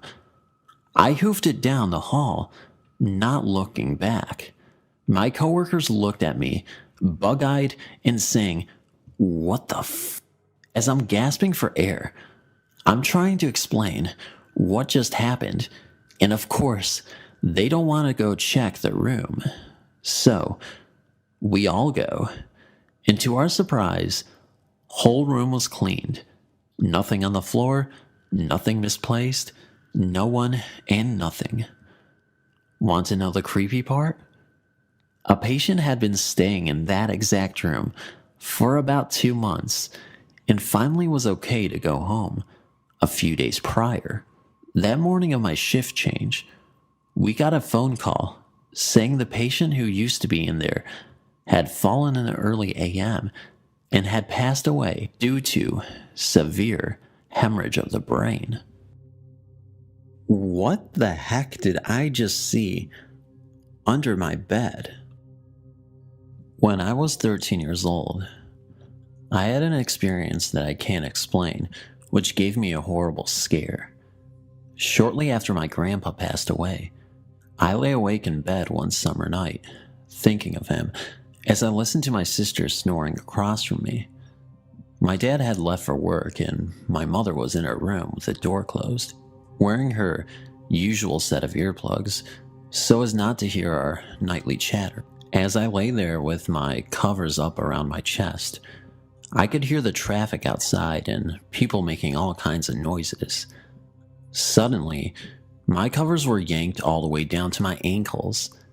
My first reaction was to just lay there and not move. I didn't know what to do.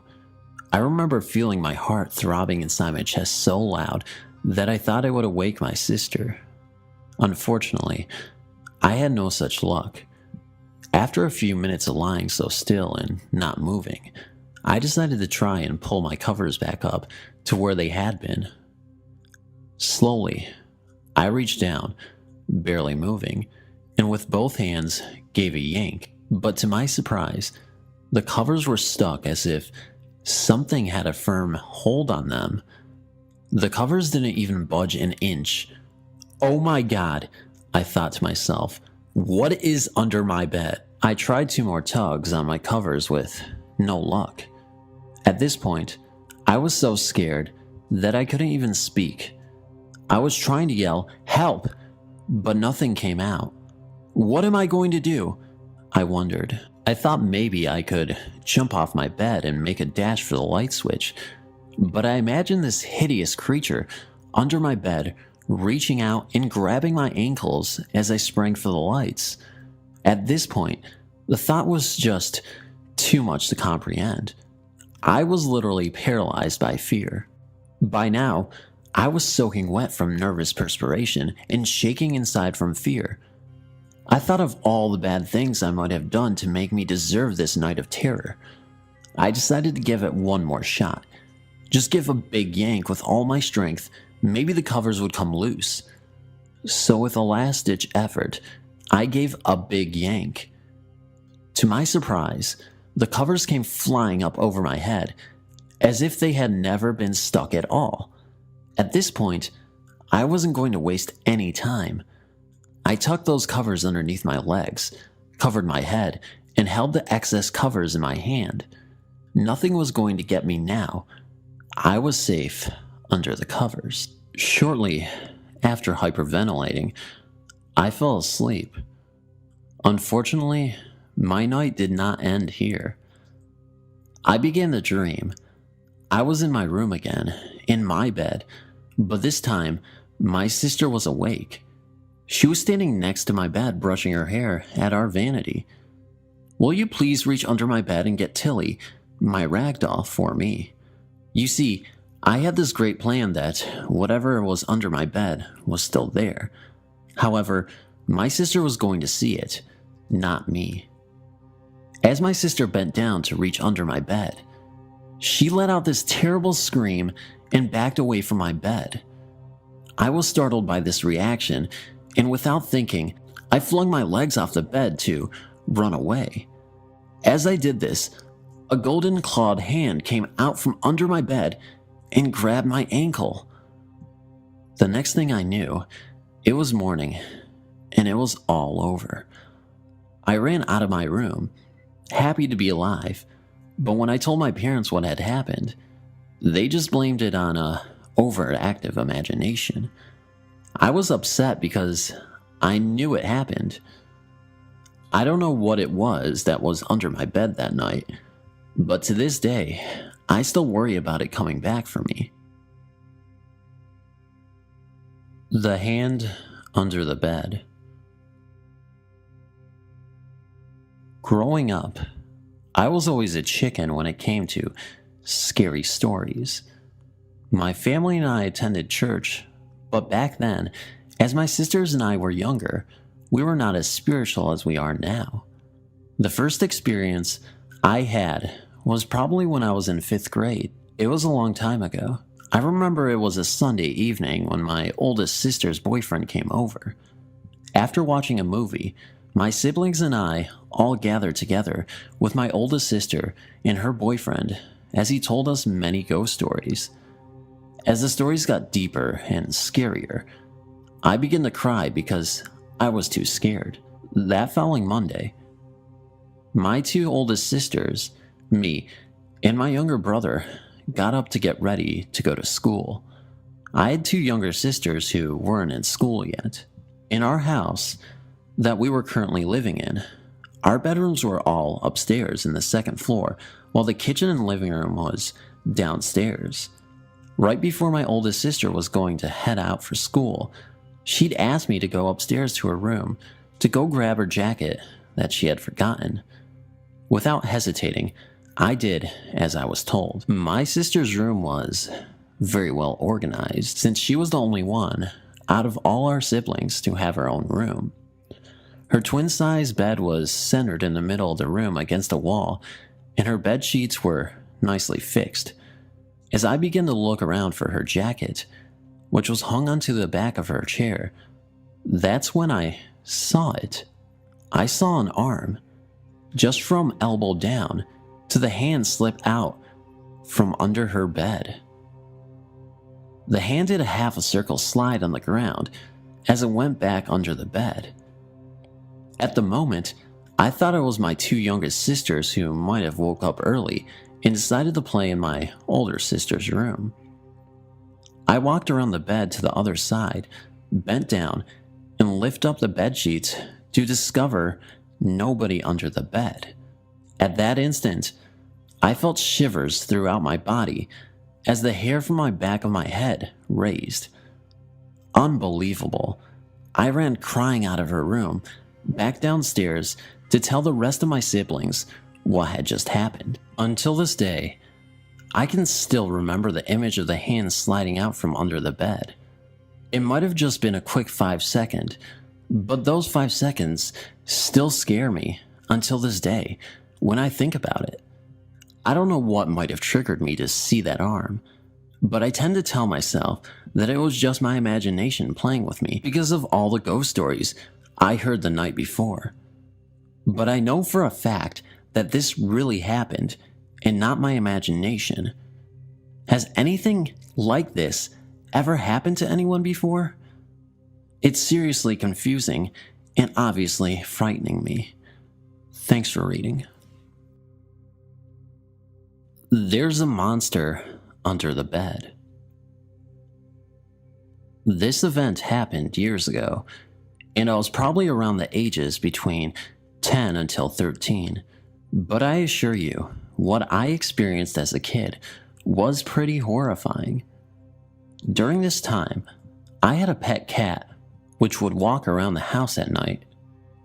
But it would be known it was the cat because she had a bell around her neck that made a jingle noise every time she moved. So, as I prepared my bed, which was a sofa that converted into a bed, I proceeded to turn off all the lights and the television and lie down. After a long while of trying to sleep, I hear this heavy breathing noise that seemed to originate from under my bed. I thought to myself that it was probably my imagination, or that I was probably breathing so heavy that I could hear myself. With that thought in mind, I then decided to hold my breath and stop breathing to see if it was me. To my surprise, I still heard the breathing just as heavy as ever. As the breathing was still going on, I then thought it could have been probably the cat. Regardless though, I was frozen in fear and did not dare to move, and I was thinking of grabbing the television remote control to turn it on, although I don't actually remember if I did or not. So, as I was wondering if it was the cat or not, I then heard the cat's bell jingle 2 rooms down out of my room. This just freaked me out even more. Since this happened so long ago, I don't actually remember how I spent the rest of the night. Anybody have any ideas of what it could have been? I just remember the next morning when I checked under the bed and the couch. I found nothing. What's under my bed? We lived in a little trailer court in Bigler, Pennsylvania. I was about 5 years old when myself and my sister started experiencing unexplainable things. There were always a lot of strange things happening. We would see and hear things. There was one occasion when someone or something said my sister's name and laughed in our closet. Every night we would hear what sounded like boots walking back and forth through the trailer.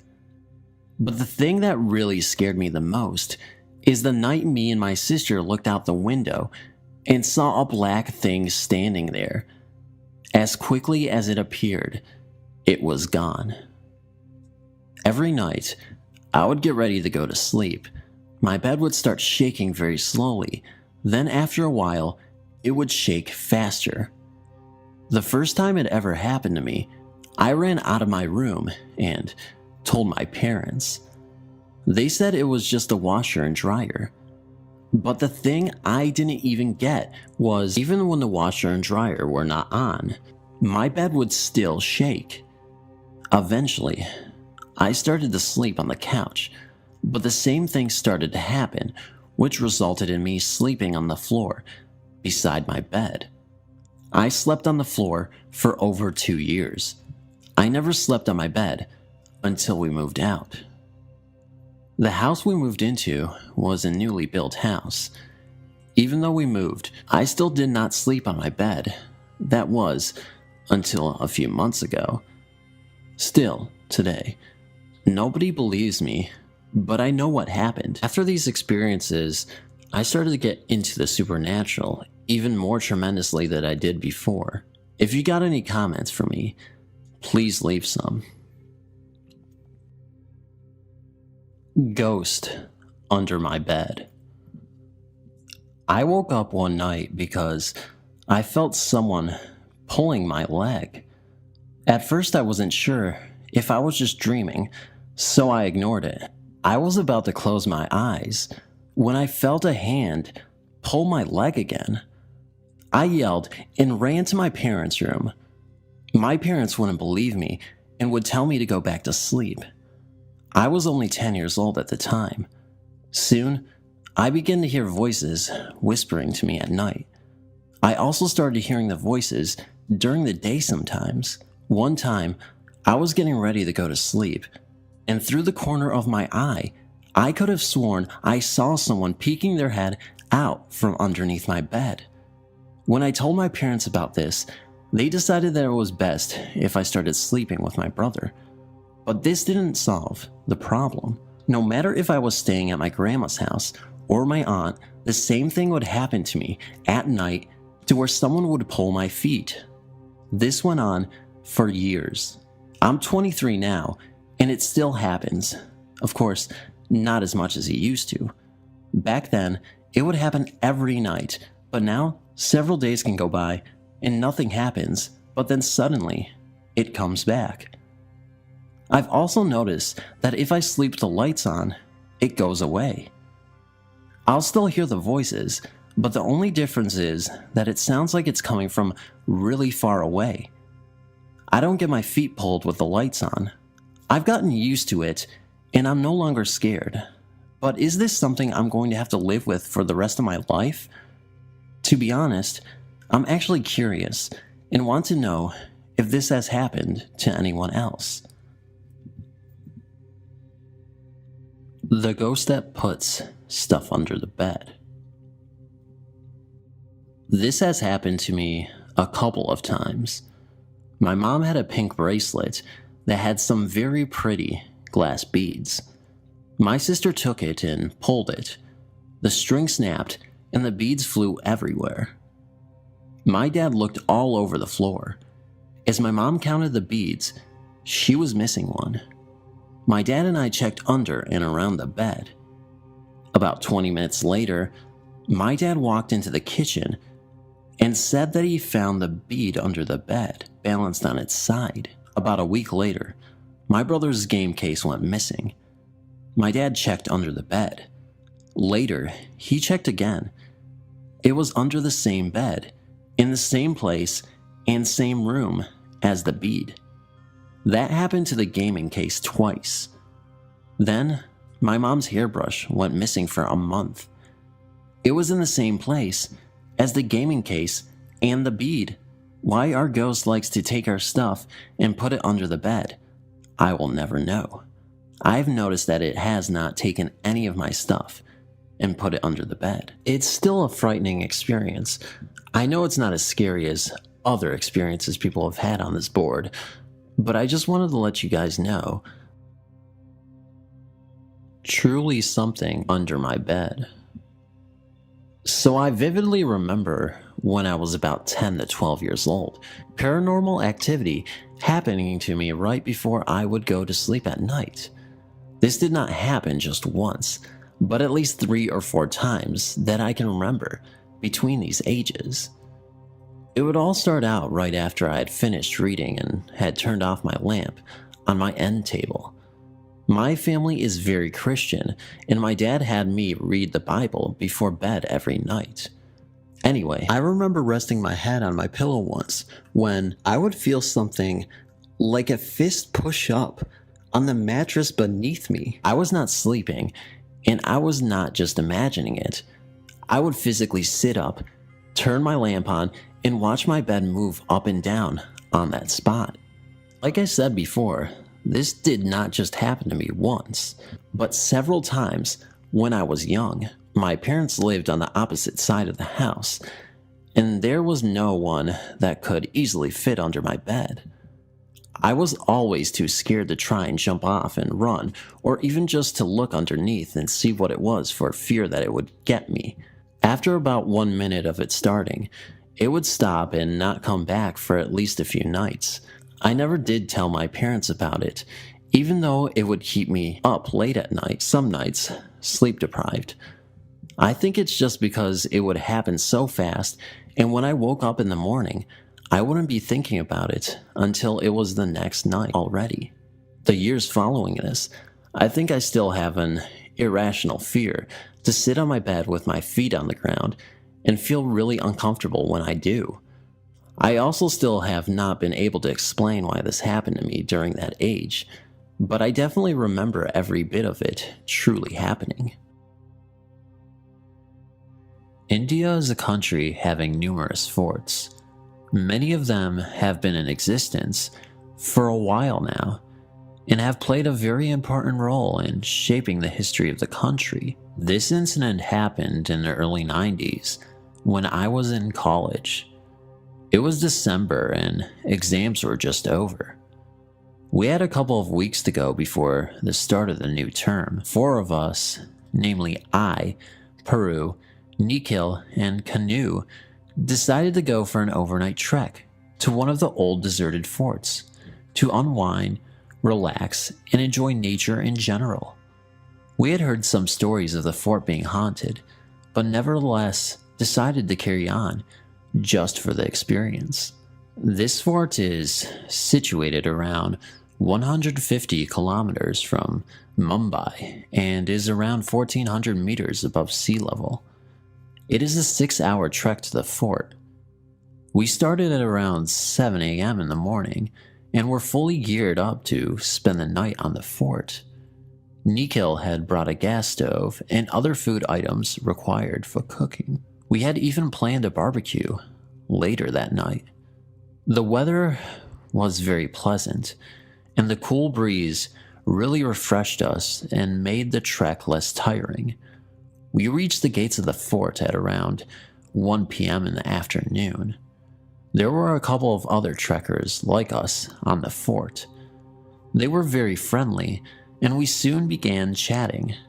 They told us that they had trekked to the fort a couple of times before, but always left before sundown. When we told them of our plans to stay there overnight, they looked concerned and told us about reports of spirits and hauntings which were reported earlier. When they found that we were determined to spend the night there, one of them insisted that we stay at the temple located at the entrance of the fort, which was considered safe by locals. The scenery from the fort was breathtaking, and Peru, along with Nico, had a great time photographing nature at its best. After a great lunch, we rested for some time and began looking around. The fort was huge, with a lot of items of historical significance. We also located a pond, which would fulfill our requirements for water, required for drinking and cooking. It was 6 p.m. and the sun had nearly set. Our trekker friends had left an hour back, wishing us the best of luck. We had already kept our stuff near the temple, where we could cook and spend the night after dinner. My friends suddenly had this crazy idea of going to the pond and enjoying a nice swim. Though I am a good swimmer, I was apprehensive since it was getting dark and the waters were unknown. The element of risk involved prevented me from joining them, and I sat outside, enviously watching them splashing around. This is when something strange happened. Canoe felt something grasp his leg and pull him into the water. He immediately shrugged himself free and looked a bit shaken. Though concerned, we tried to convince him that his foot might have gotten entangled in the weeds in the water. I asked everyone to come out immediately so that we could head back and start preparations for dinner. While walking towards our camp, Canoe told us that he was suddenly feeling very cold and started shivering. All of us were surprised to see this since Canoe is a robust guy who seldom falls ill. We quickly prepared a bed for him inside the temple, covered him with a blanket to keep him warm, and gave him some medicine. Canoe was delirious for some time, talking gibberish, but soon fell asleep. We then started preparations for our dinner. The plans for a barbecue were canceled, and we decided to have a simple dinner consisting of rice and lentils and hit the sack. By around 10 p.m., we finished our dinner, which tasted so good since we were all really famished after our long, hard day. The three of us sat down, chatting by the temple, and the topic soon drifted to the hauntings which were reported earlier. Nikhil is a complete non-believer in ghosts and scoffed at the reports. He also told us that he could go to the pond right away, enjoy a smoke, and spend half an hour there without any fear. Despite my pleas, he left us, promising to return in exactly half an hour. Peru and I were concerned about the whole thing, but couldn't help it. We started chatting about the breathtaking scenery from the fort and forgot about Nikhil. Time passed quickly, and when I glanced at my watch, it was 11 already. It was around an hour since Nikhil had left, and we hadn't heard from him.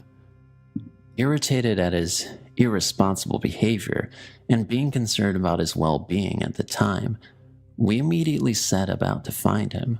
As we neared the pond, we saw Nikhil lying near the water. From a distance, it looked as if he had dozed off. When we came near, I glanced at his face. Believe me, what I saw next still sends a shiver down my spine. He was lying on his back with his eyes open, as if in a trance, staring straight at the sky. Fearing the worst, we shook him vigorously to try and get him out of his stupor. Fortunately for us, he awoke and seemed fine. He started sweating profusely and told us what exactly had happened. After leaving the temple, he came to the pond and was enjoying his smoke. He suddenly got the feeling that he wasn't alone. He saw something move in the bushes. He brushed aside his fear, saying to himself that it might be a stray dog who had made the fort his home. It also came to his mind that Peru and I might be playing a prank on him. He ignored the movement and continued smoking. He suddenly felt an icy cold hand on his neck. He swung back instantly and saw that it was a woman dressed in a red dress, horribly disfigured, unkempt hair swaying across her face, and a creepy smile on her face looking straight at him. He had no recollection of what happened later until the time we woke him. There was an outline of 3 fingers clearly visible on Nikhil's neck, where the cold hand touched him. Without wasting any more time, we ran to the temple. We were relieved to see Canoe sleeping soundly. My watch showed the time as 12:30 a.m., a half an hour past midnight. We entered the temple and closed the door securely from inside. All of us were visibly disturbed after what had happened. Out of sheer exhaustion, we were about to fall off to sleep when we suddenly heard a knock on the door. We did not have the courage to open the door, but the knocking still persisted, slowly at first and becoming more and more vigorous later on. Someone was banging on the doors and windows of the temple. We heard a woman's voice abusing us and daring us to come outside. Nikhil slowly opened the window in an attempt to see who it was. There was no one to be seen, but we could clearly hear the woman's voice abusing us. After around 20 minutes, the banging stopped. Just when we felt that the worst was over, it started all over again. This time, the banging and abuses continued with increased intensity for around 45 minutes before it finally ceased. All of us had become nervous wrecks. It seemed that the only thing which was preventing the evil entity outside from coming in was the presence of the deity inside the temple. None of us could sleep. All of us sat around the deity and prayed hard in such a way that we had never done before. Getting out of the fort safely was the only thing going through our minds at that time. Then, at around 6 a.m. in the morning, there was a knock on the door. This time, it was a man's voice asking us to open the door. Gradually mustering up courage, I opened the window and was relieved to find that it was the temple priest who had come there before to perform his religious duties. He was surprised to find us there since no one generally stayed in the fort after sundown. We related our account to him and he confirmed that a few others too had similar experiences during their stay. He told us that he had been coming to the fort since he was a child, but personally did not experience anything weird inside the fort. Since the start of our ordeal, Canoe was the only person who was sleeping comfortably inside the temple and did not wake up even once. In fact, when we woke him in the morning, he was feeling fit and fine, unlike the previous day. He had absolutely no recollection of our ordeal inside the temple. We quickly packed our stuff and immediately started back. Nikhil was lucky to have escaped unhurt. This incident left a deep mark on him and completely changed his perspective of looking at paranormal occurrences. He recovered soon and the marks on his neck vanished within a week. Canoe still doesn't remember anything from the time we came out of the pond until the next day. Peru and I still meet up occasionally and sometimes discuss as to what might have happened if we had opened the door of the temple that night.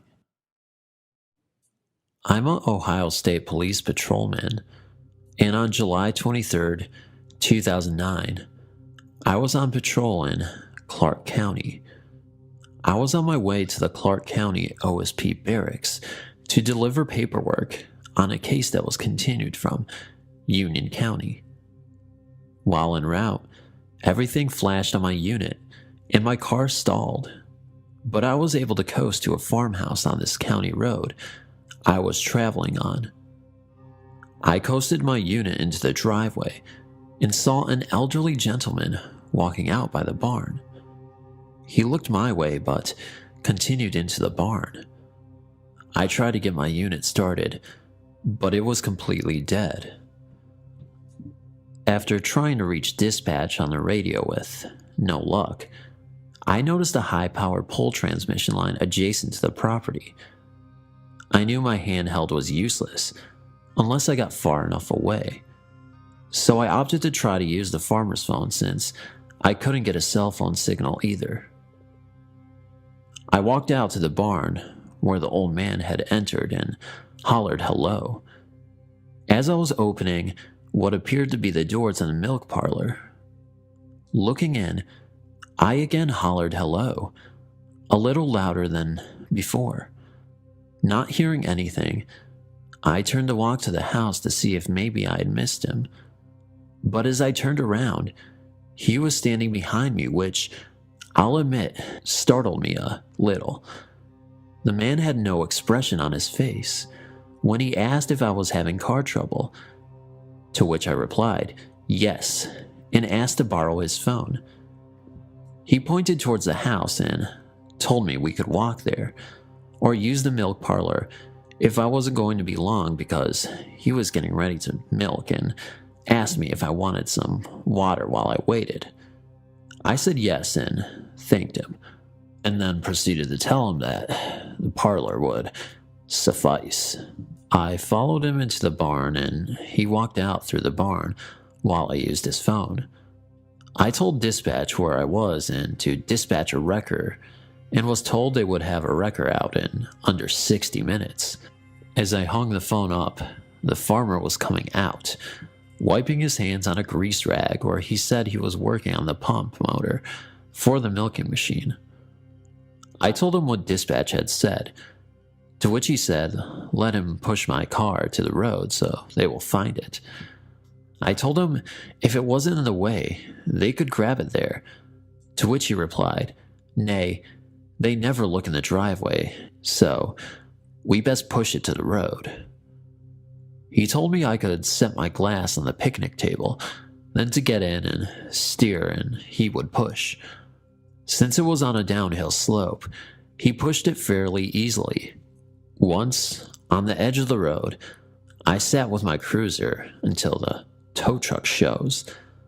The driver gets out of the truck and is looking up at the farm, all nervous, and says, we need to hurry and get out of here. I assured him all was okay. When we arrived at the barracks garage, everyone was standing around outside. Everyone acted concerned about my well-being, asked how my adventure went at the farm. I said it went fine. Well, did you talk to the old farmer? Everyone wanted to know. I said he didn't chat very much, and he helped me push my unit to the street. Everyone went and looked at the patrol car, now released from the wrecker. I said, what's the big deal? The wrecker driver looked at me and said, you don't know? I said, no. So he told me that in the early 70s, a farmer shot himself in the milk parlor of that old farm, and nobody has lived there since mid-80s due to it being haunted. I said, no way. An officer told me to jump in his patrol car and we'll drive out there. Long story short, it was a rundown, abandoned farm with dust and cobwebs everywhere and not a living soul anywhere. I had him pull into the driveway, and there sitting on the table was my glass where he had told me to set it. I walked to the barn and the milk house was covered in dust. But oddly enough, the phone had fresh prints like it had been used. I picked the phone off of the cradle and no dial tone whatsoever, which really startled me, and I said, we can go now. But he, being a paranormal hunter on the side, was full of questions. When we arrived back at the barracks, my car was repaired. It turned out the positive cable came off of the starter, and where the old man pushed my car were greasy handprints. I have driven back there, and the house is gone. Apparently, someone torched it, but to this day, it still gives me the heebie-jeebies. My grandpa is 73 years old, and one thing I would know about him is that he would never tell a lie. My grandpa's grandpa owned a farm in South Dakota, where he is from, and just a little ways from his farm was a bar, and you had to walk about a mile on a dirt path to get there. Now, in my grandpa's time, teenagers, my grandpa was, at the time, 15, could go into a small town bar at any time, whenever they wanted, because they needed the business. So, at about 9 p.m., in the middle of the summertime, my grandpa and his brother, Warren, went out to the bar to shoot pool. They did not have a drop of alcohol, and once they were done, it was about 11:30 p.m. They were walking slowly. Warren was on crutches, and talking to each other when Warren noticed something. They noticed a tall, black figure walking and stepping when they stepped, parallel to my grandpa's feet. My grandpa threw some rocks at it, but nothing happened. As it seemed, the rocks would go right through this figure. My grandpa, scared, ran as fast as he could, but forgot Warren behind him, and the figure disappeared. They hurried to their grandpa's farm, going as fast as they could, and eventually got there around 12:30 a.m. Now, this is where it gets really eerie. When my grandpa got into the house, he locked the door behind him, but as they were trying to imagine what was that thing, something was tugging on the door. Their grandpa, fast as wind, went to the door with a gun in his hand. But as he opened the door, nothing was there. Tomorrow morning, they found small footprints exactly where my grandpa saw this figure, which is abnormal for how tall this thing was. Oddly enough, there wasn't any footprints next or in front of the house. Their house was in the middle of nowhere. There was not anyone at the bar except the manager, who was short and was there when they left, and, of course, themselves. And that was the only thing in circumference to the farm. It was an extremely low chance that a human could have been there that fateful night.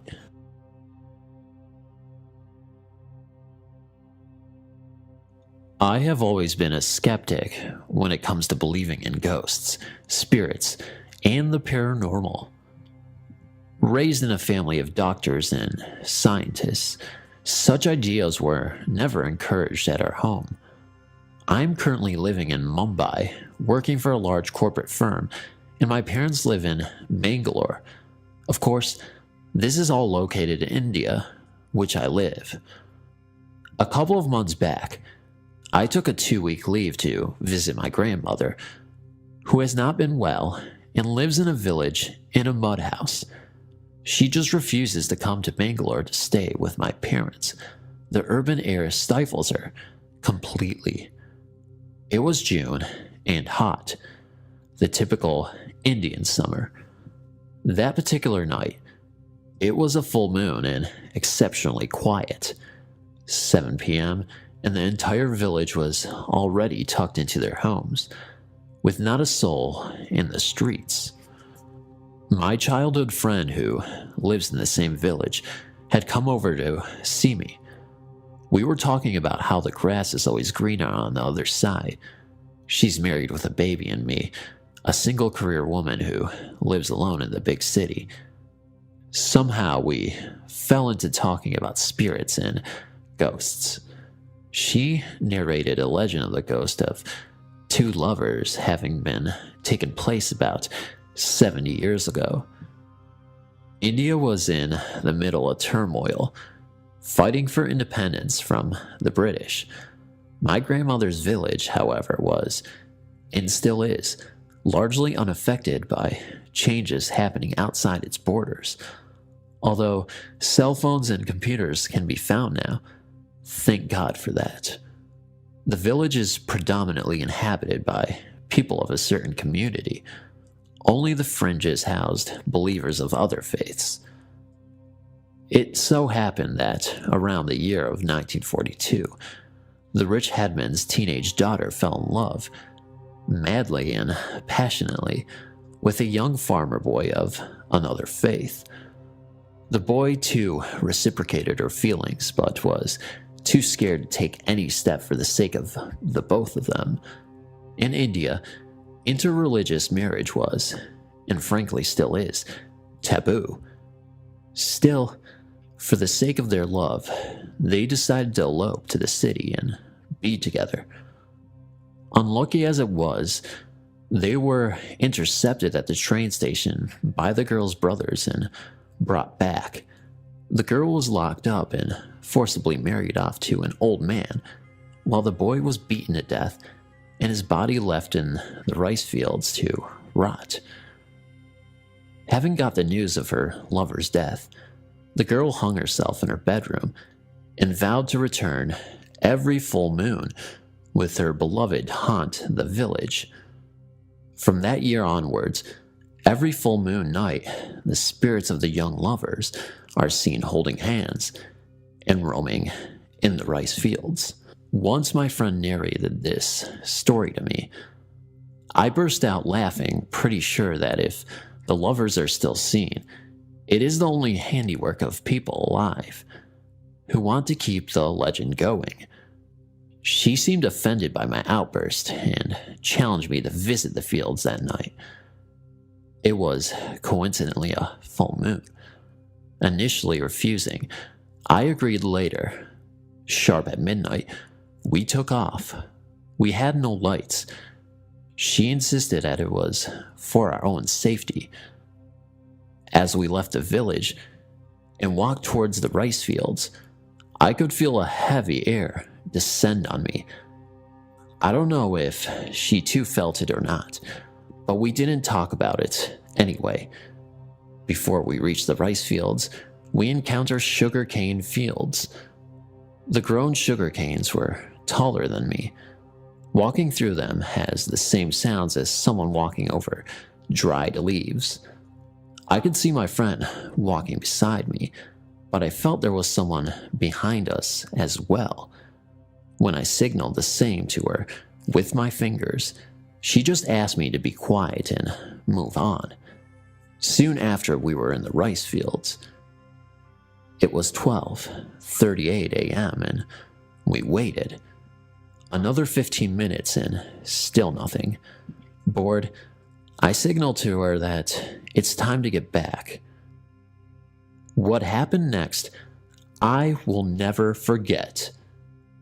I can vouch what I saw was real and not my imagination. You have to believe it coming from someone who was a non-believer. I felt a chill within my body and two white smoke-like silhouettes. One, a girl, the other, a boy, holding hands, appeared in front of my eyes. It was like they were walking on their own way, and I happened to be walking in front of them, rather them following us. They walked on and through my body, hence the eerie chill, and moved ahead to the rice fields, very much in love. I was stunned into silence and was mesmerized to see the smoke silhouettes gliding around the fields. I knew what I saw was no human, who was just trying to keep the legend alive. My friend showed me her watch. It was 2:30 a.m. We walked back in silence. I left for the city the next afternoon, having mentioned nothing to my grandmother. But as I left the village, I could swear that I had a nasty feeling, as if I am leaving someone behind.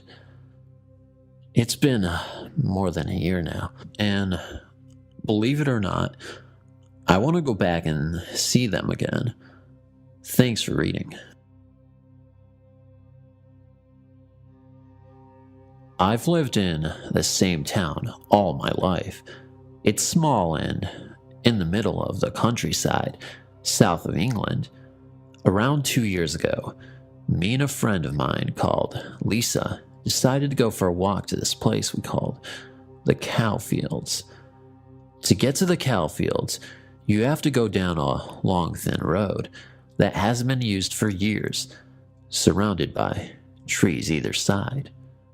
The reason we go there is because of how beautiful it is, with all the rolling hills and streams. When we got to the fields, it was around 3:30 p.m. in the winter.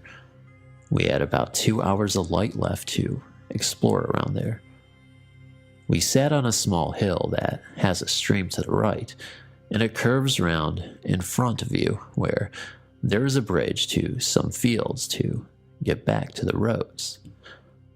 I was looking over to the trees behind the stream in front, talking to Lisa and having a smoke, when I saw a figure. He was holding on to the trees, swaying back and forth in the wind with them, but it was more jaggedy.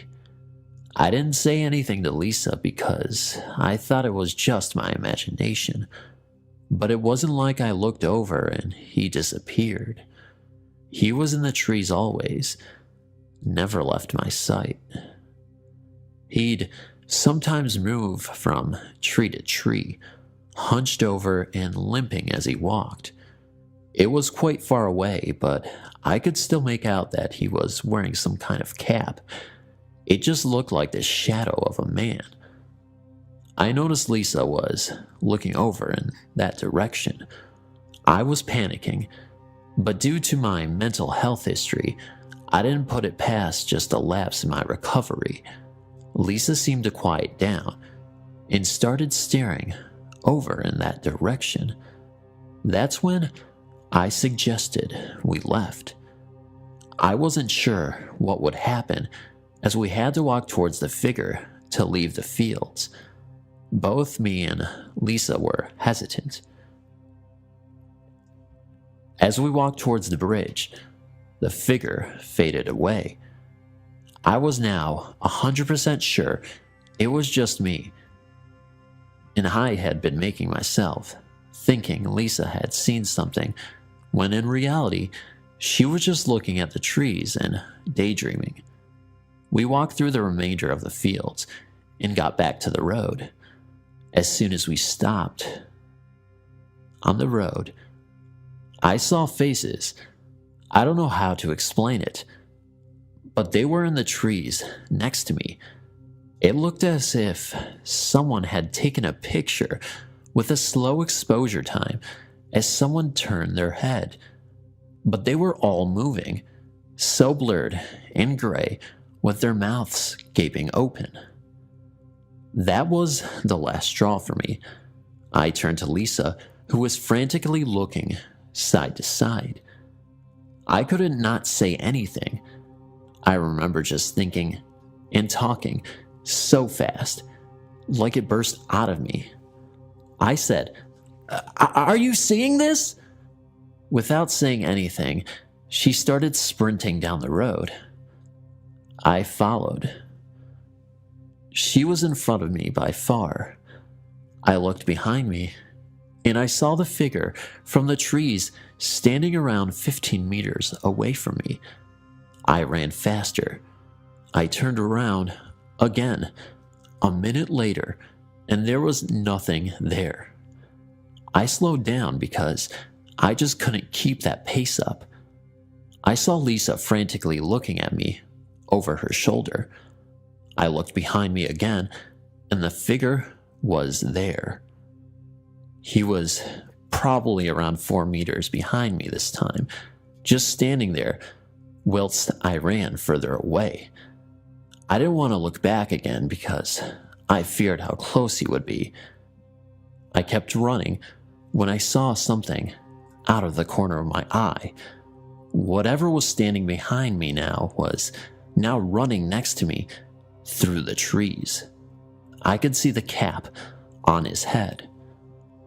The strange thing was, I couldn't see him if there was a gap in the trees, only when it was close to the trees. I finally got to the end of the road, and we were under a lamplight when we had started running. It was only just starting to get dark. Within about 3 minutes, it was almost pitch black. Before I had a chance to tell Lisa what I had just seen, she was crying hysterically, saying, "It was right behind you. He was standing right behind you." She also started talking about the faces and the man in the hat. I don't know what we saw, but I have never gone back to those fields. As a kid, I had often been afraid of things that go bump in the night.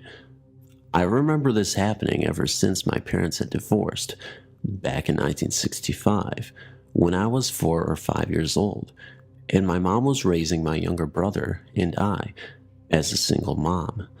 Maybe the divorce made me insecure and frightened of things in general. I'm not talking about anything I could pinpoint as ghostly. Mostly, I was just terrified of noises I heard or thought I had heard. Footsteps outside my window, logically explained as this was when I had lived in an apartment complex. I lived in many places as a child, and later on, thinking I would hear someone walking on our carpet in the hallway in the middle of the night. Something was always seeming to be scaring me, though. For instance, when I was 5, I was temporarily living with my grandparents right after my mom had moved us to Arizona from Texas. One morning, I woke up on the floor next to my bed, although that didn't particularly frighten me since I had figured I simply had fallen off the bed. During the night, I do remember another night waking up and calling out for my aunt in a panic because I swear something was shaking my bed. She came in and lay down with me for a few moments. The shaking stopped after that and never repeated itself. She explained to me I was having a nightmare, which I matter-of-factly accepted, and which also left me with the impression for years afterwards that one had to be fully awake to experience a nightmare. To this day, although I know now I was not dreaming, I still don't know why my bed was shaking like that. Since this happened in Mesa, Arizona, it was not likely to have been caused by an earthquake either. Fast forward about 10 years. My mom had remarried another man who became our legal father when he adopted my brother and I. We lived in a ranch-style house, which were very common in the Southwest in the 60s and 70s, and that my folks had purchased and built as a brand new tract home several years earlier. So this isn't a story about moving into some mysterious and really old home with a lot of weird vibes. It was just your typical new home that everyone seemed to be moving into back in the days of early suburban sprawl in the Phoenix area. Like I said, I had always been afraid of noises, and I was always imagining hearing footsteps on the carpet outside the doorway. I never saw or heard anything else. I was just creeped out by thinking I had heard footsteps. In my honest opinion, the ventilation coming from the central heating and air conditioning was probably the most likely culprit. When my dad was assigned to go overseas in 1974, I did see something that terrified the living daylights out of me. I was a freshman in high school.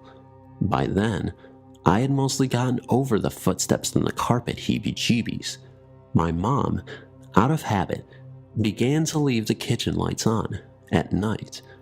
I slept with my door open because the light coming in from the hallway offered a sense of warmth and comfort, as it probably did my mom. Except, on this particular night, I remember waking up, looking at my little red travel alarm clock I always kept by the bed. I could see it was exactly 1:20 a.m.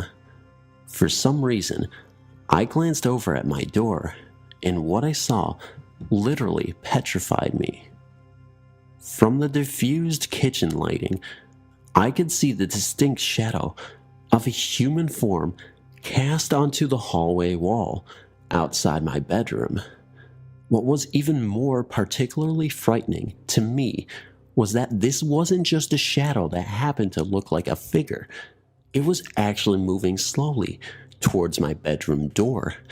And to make it even more terrifying, I could hear footsteps on the carpet as it came closer. I could only watch in utter horror because I was not in any way thinking that this was a ghost I was seeing, but a real flesh and blood intruder that had broken into our home and was sneaking into one of our rooms to attack us. But I was way too scared to scream or do anything but watch and wait for this person to show up in front of my doorway. But that didn't happen. The shadow just stopped advancing and faded away. I could only sit and stare at my doorway for what seemed the longest time, but nothing else happened. Finally, all I could do was jump out of bed, run across the hallway, which was empty of any intruder, and into my mom's room and wake her up to tell her what I had seen. In her half-asleep state, she brushed it off to my overactive imagination. I fell into a fitful sleep next to her, and when I checked the doors and windows the next morning, everything was secure, so I pretty much didn't think about it much after that. Except, that isn't quite the end of the story. About a year later, after my dad was back home from his overseas assignment, I woke up again late one Saturday night and heard someone moving around in the kitchen hallway and could see their shadows as they moved about, cast onto the hallway from the kitchen light, which was left on. I knew it was probably my dad, since he had a habit of falling asleep on the couch in front of the TV. Long after sign-off, the stations would end their broadcast for the evening, and the station would be off the air with nothing but static on the channel. So I thought he was just getting up to go to bed, but I didn't hear anything else, so I got up to see what he was doing. When I walked into the kitchen, no one was there, but at the end of the room, which was our family room off from the kitchen, my dad was sound asleep and snoring in front of the TV, which was just showing static since it was off the air. The weird part was, it looked like he hadn't moved in hours, let alone a few minutes ago. That is when I started to get a very creepy feeling about what I just saw and how it wasn't jiving with what I was seeing now. I could only run back to my room and try not to think about it.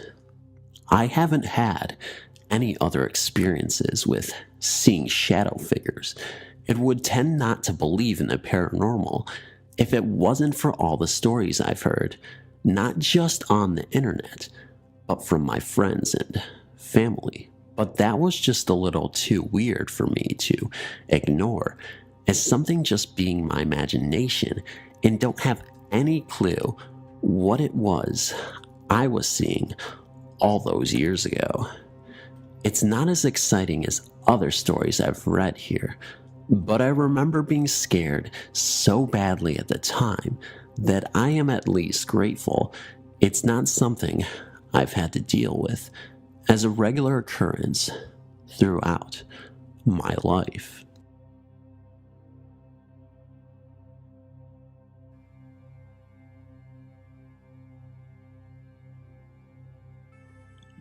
I encountered this entity quite a few months ago, close to the beginning of the month while walking my dog, but the experience stays fresh in my mind no matter how many days come to pass, for it still leaves me uneasy.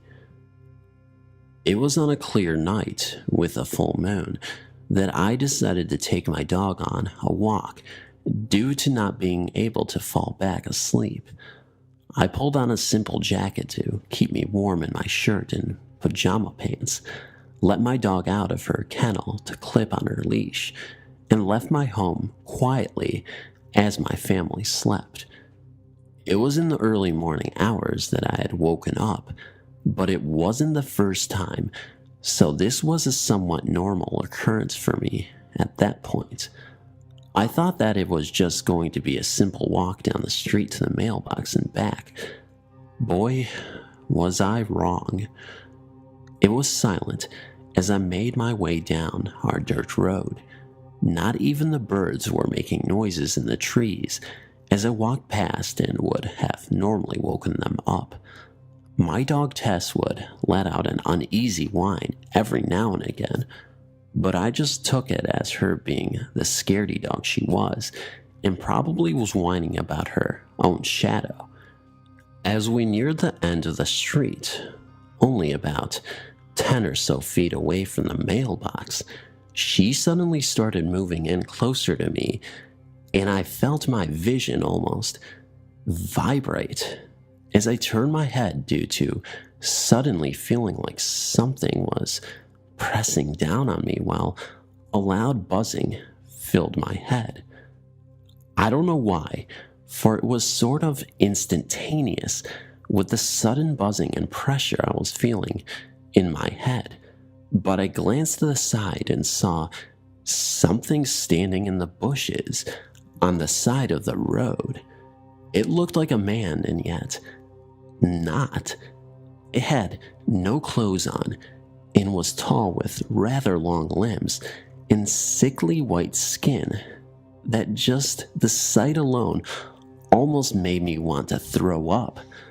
The thing's face is what scared me the most, I believe, for it had no nose but piercing yellow eyes and a leering grin of a smile on its wide mouth that looked like it almost split from ear to ear, though not quite. Other than these features in its body shape, there was nothing else to identify it as a male.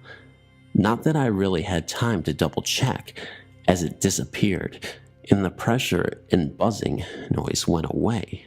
Once it did, I could hear Tess freaking out as she tried to slip out of her leash while backing up and whining loudly. But I quickly turned and ran back home with her following, then running ahead.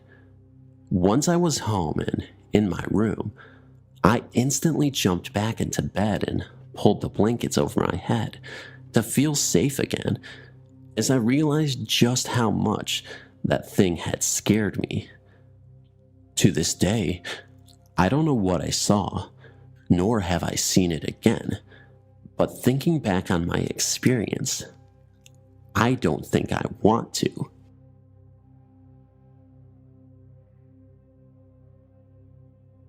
It was Easter Sunday, 1992. I was 7 years old. All of my mom's brothers and sisters and their children had gathered at my maternal grandmother's house, like usual. After lunch, the adults had an egg hunt for all the kids. Anyway, the egg hunt was over, and all my cousins and I were headed to the backyard to collect our prizes. For some reason, I stopped about 20 yards short of the group and stared at the hillside.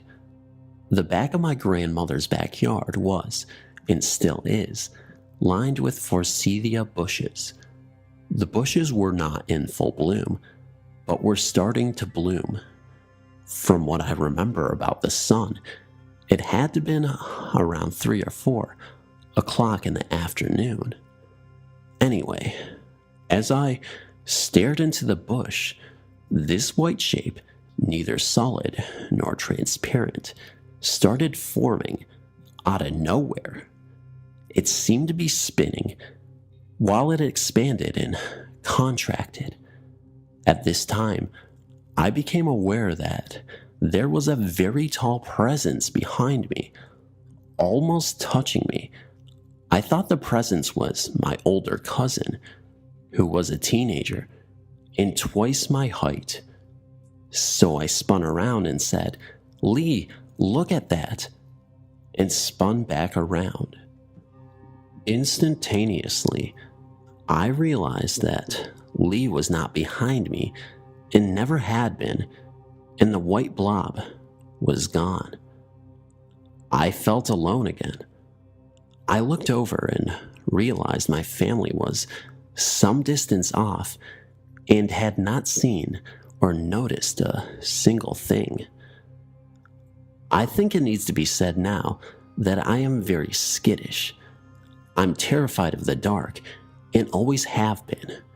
Just the thought of possibly seeing a ghost or demon or presence scares me. I've always been like that. However, in this situation, I was calm, more than calm. I know at some point in time, I told my mother, grandmother, aunt, and father about this. For a long time, they tried to convince me that what I saw was a cat or a grocery bag in the wind. I always maintained that it was an unknown form. Years passed, and my mother would occasionally bring this topic up with me to see if I remembered anything else. My story has always been the same. However, she pointed out something about 6 months ago that I had never realized. For years, I'd put emphasis on the blob. It had never occurred to me that I had not been mistaken about my cousin's presence behind me. Perhaps I just couldn't see the presence. Then she suggested that the presence could have been her father. He had died when my mother was 5 or 6. My mother and I are practically identical, so much so that in my adult life, I've seen pictures of her and thought they were me. My mother suggests that the presence was her father, just checking up on his little girl. For some reason, this helped put the mystery of why I saw the blob to bed. Now I feel like I understand, or at least have a more complete understanding. This was way before I was born. It happened to my dad when he was in his early 20s. If you knew me, you'd know that once I get interested in something like this, I won't drop it until I figure out its meaning. I think it's both a good thing and a bad thing. Anyway, his wife and a couple of his friends were bored one night. His wife at the time isn't my mom, by the way. His friend thinks that they should get out the Ouija board, since none of them believed in it, and of course mess with it. He says he regrets it now, and he also says that by messing with that thing, you don't know what you're talking to, so you shouldn't mess with it. I mean, it's just like talking to a stranger, a really scary, dangerous stranger. His friends and wife start to play with it, and he falls asleep on the couch because it was really late. When he wakes up the next morning, he said he was flipping through the book where they wrote what it said, and stopped horrified. He said he saw a name in it. Belzebub was the name. He was scared, so he went and asked his wife what they asked it last night. She said that was what came up when they asked its name. He was too scared to flip through the rest of the book because he was afraid of what else it probably said. He also looked into this. Did it make you-know-who mad? He only mentioned that name once, and it's a name I hate to say, especially since I know who this is. He only mentioned it once because he said the power of a name, once mentioned, could draw attention to yourself if you say it way too many times. And of course, I would hate that. Weird things have always happened since. He also told me when he was asleep that night, he had a very freaky dream. He said he'd rather not describe it to me, but it was a terrible nightmare. Weird things have happened to me as well. In the middle of the night, I would get this weird feeling I was being watched. Then when I would try to look, it would look like something quickly fleeing. And also another time, not too long ago, I was lying in my bed thinking, and I heard something say to me, "Hi, Carrie." That's my name. If you didn't know, it came up close to my ear and whispered it. It freaked me out pretty bad, and it was when I felt like I was being watched. When I looked back to see, something did that weird stalk and flee thing. I don't think I can ever remember being harmed by it physically though. This has stuck with me throughout my life too. This happened at our old house as well, and it's followed me to my second house where I live today. I've looked into these things before. Any tips or advice? I don't like things that I don't know, that are watching me in my room or when I sleep.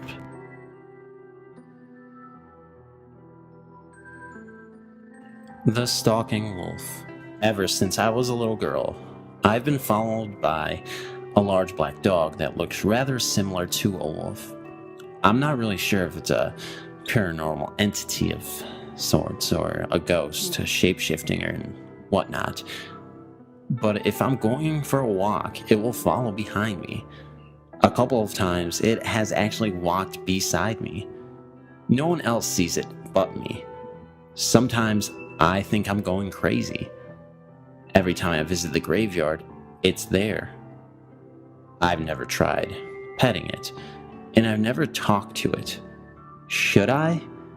It doesn't exactly scare me, but I'm not sure if I should be worried of this paranormal creature. I don't have any friends, so I get extremely lonely and depressed. It's kind of nice having it around, and when I don't see it, I kind of miss it. It has bright yellow eyes, and sometimes I'll see it from afar, just staring. Maybe it's my guardian. I've heard about guardians before, but I never really believed it.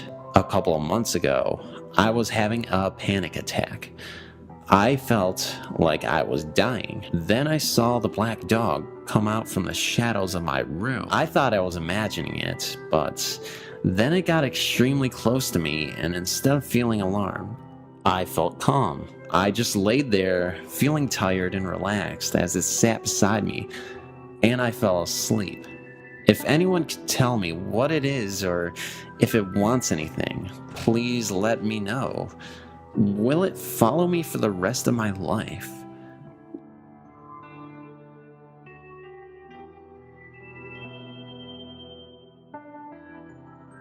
Do ghosts follow you from house to house? My husband and I own a two-family home in southeastern Massachusetts, which we lived in until October of 2007. There are too many details to write about concerning the otherworldly going-ons in that house, which eventually led to my calling New England Paranormal Society. And in early 2005, they did investigate, in fact. We received confirmation of 2 ghosts in that house. Note, it took me almost 3 years to contact investigators.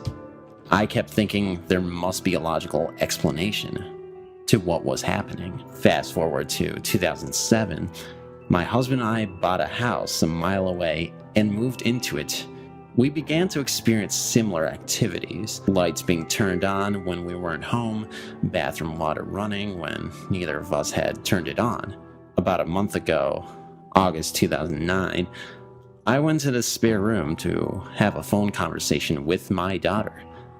When I entered the room, I noticed that, once again, the stand-up fan in that room was running, and per usual, my husband's son denied having it turned on.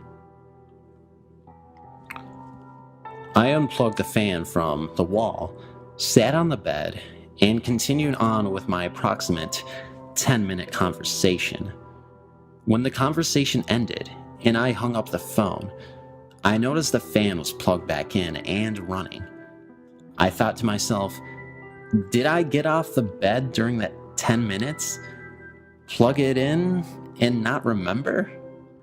Some months ago, my husband went upstairs and noticed the water in the bathroom sink was running. He turned the faucet off and came back downstairs to ask that I please turn the water off when I'm done. However, he never did mention it because we passed like ships in the night, as I went directly upstairs to take a shower. When I went into the bathroom, I noticed the water was running and turned it off. I brought this to the attention that he had left the water running and to be more mindful to turn it off. He then explained to me that the water was running when he went upstairs, right before I did. He then turned it off, and he had meant to tell me to be more mindful to make sure I turn off the faucet.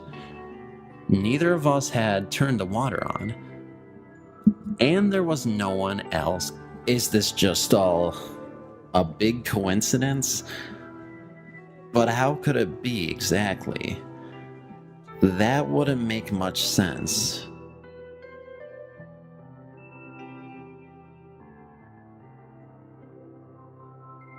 I think they follow us. My name is Mimi. For a while now, me and my family have experienced a lot of ghost-like situations in which my sister's mother and I have all seen things that cannot be explained. We have moved due to different complications, but it never fails. It always feels like we weren't the only ones living in our homes, or always being watched. A few years ago, we rented out this house that we didn't really do research on the property. Maybe a big mistake on our part, but nothing really happened at first. But a few months after settling in, we then knew that we were not the only ones living there. My sister, who is 5 years younger than I, would complain that she heard voices and seen shadow-like things walking through the walls or from the corner of her eye. My youngest sister had an imaginary friend who turned out to be evil. She said her name was Gettysburg. My sister would say wild things that Gettysburg would say, like, "Gettysburg wants to kill you." We later found out from our neighbor who has lived next door for like 30 years that a male had passed away in the house. Myself personally have been woken up by this man, which his old room was my room actually. He was turning on and off my TV. After a few times he was standing in the doorway and said, "Okay, I'll let you sleep now," and walked out of my room. I moved out with my husband, who isn't really into these kind of things, so he always thinks that I'm overthinking or that I watch too many movies. At our apartment, when my husband would be at work, I once again start feeling like something is watching me. One night, I was asleep and woke up to this little girl in my room. As soon as she sees me awake, she runs out the room. That is the second time I have personally seen her. Me and my husband move into my mom's new house to help around while she works nights. The whole house feels the same thing as the previous house. My husband and I moved back with my mom to help her with my sisters while she works nights. We always see shadows and see things from the corner of the eye. We hear voices and people walking around the house and playing on the stairs. Last night, for example, my mom got home around 12 a.m. and I was still awake. My younger sisters were sleeping and my husband is out to sea. I sat in the living room with my mom and I heard a knock at the back door. I looked and saw a shadow walk past me. My mom didn't see at first and claimed that I was bugging her. She checked and there was nothing outside. I went to sleep and about an hour later my mom hears the same knocking at the door 3 times and was too scared to check. Our dog also stares at things and seems like she gets stuck, and we can never figure out what has got her attention. My question to anybody willing to answer or reply: could this thing have followed us? Is there something we should be worried about? And has anyone been through something similar? Could it be that my family has a special eye for this kind of thing? I don't know, but one thing is for certain. This is creeping me out.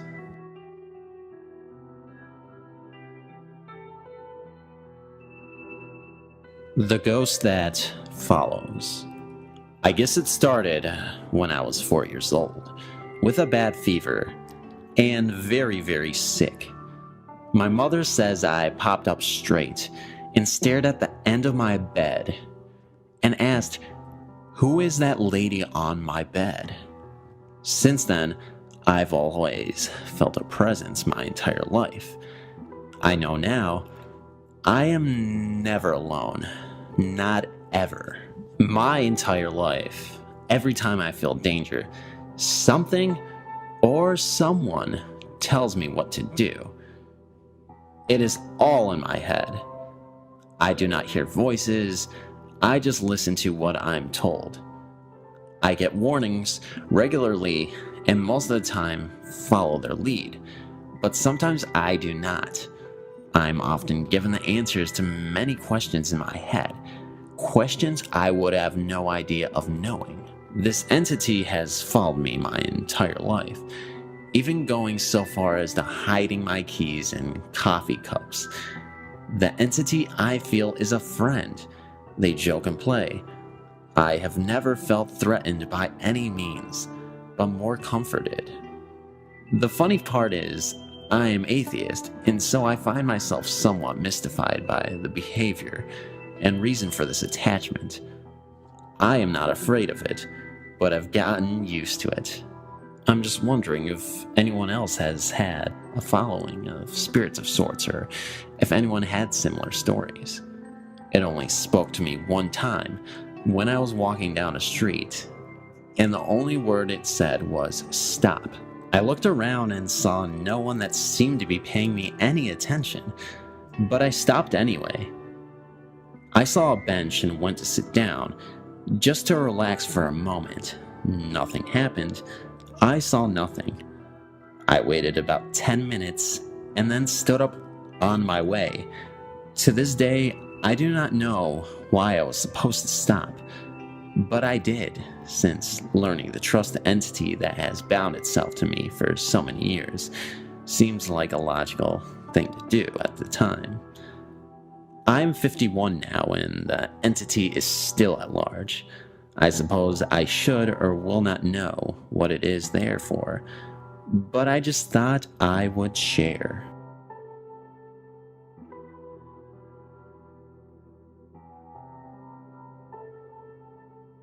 Unborn baby still follows me. My name is Yasmin. I have 2 kids, a daughter that is 5 and a son that is 2. I will call them A and L for short. Before I got pregnant with my daughter A, I suffered a miscarriage. I was about a couple months along. Very sad. I got really depressed. Then I found out I was pregnant with my daughter A. Nothing really started to happen until after I had my son L. They are 3 years apart. So let's say it's been about 6 years since my miscarriage. After I had my son L, weird things started happening around my house. Sometimes I would hear a child say, "Mama, Mama," in a whisper. Sometimes, when the house was real quiet, I could hear a child running in the hall, when in fact, I know they were sleeping. Miscarriage happened in a different place, not the same house. Then, I started to hear a baby crying. I thought it was my baby, so I would rush to check on him, but he would be sound asleep, practically snoring. I started to think, why, at that moment, did my baby that I lost start reaching out to me? Was it because it was a boy? And that's why I didn't hear anything with my daughter. I also felt as though a little person would fall asleep in my arms, touch my hand, and kiss my cheek.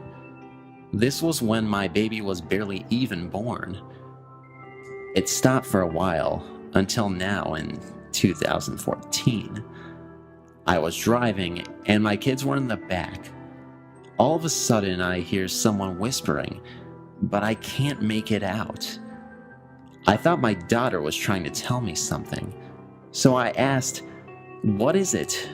She said she didn't say anything, so I brushed it off, but I kept hearing something.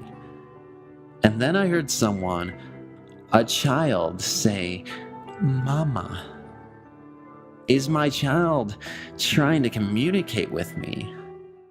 This is a story about what happened to me and my husband about 3 years ago. We had 2 small children, a boy and a girl. Our son died of a bad illness. Soon after is when the story began. We had just returned from retrieving our son's ashes, which we kept in an urn atop our bedroom dresser.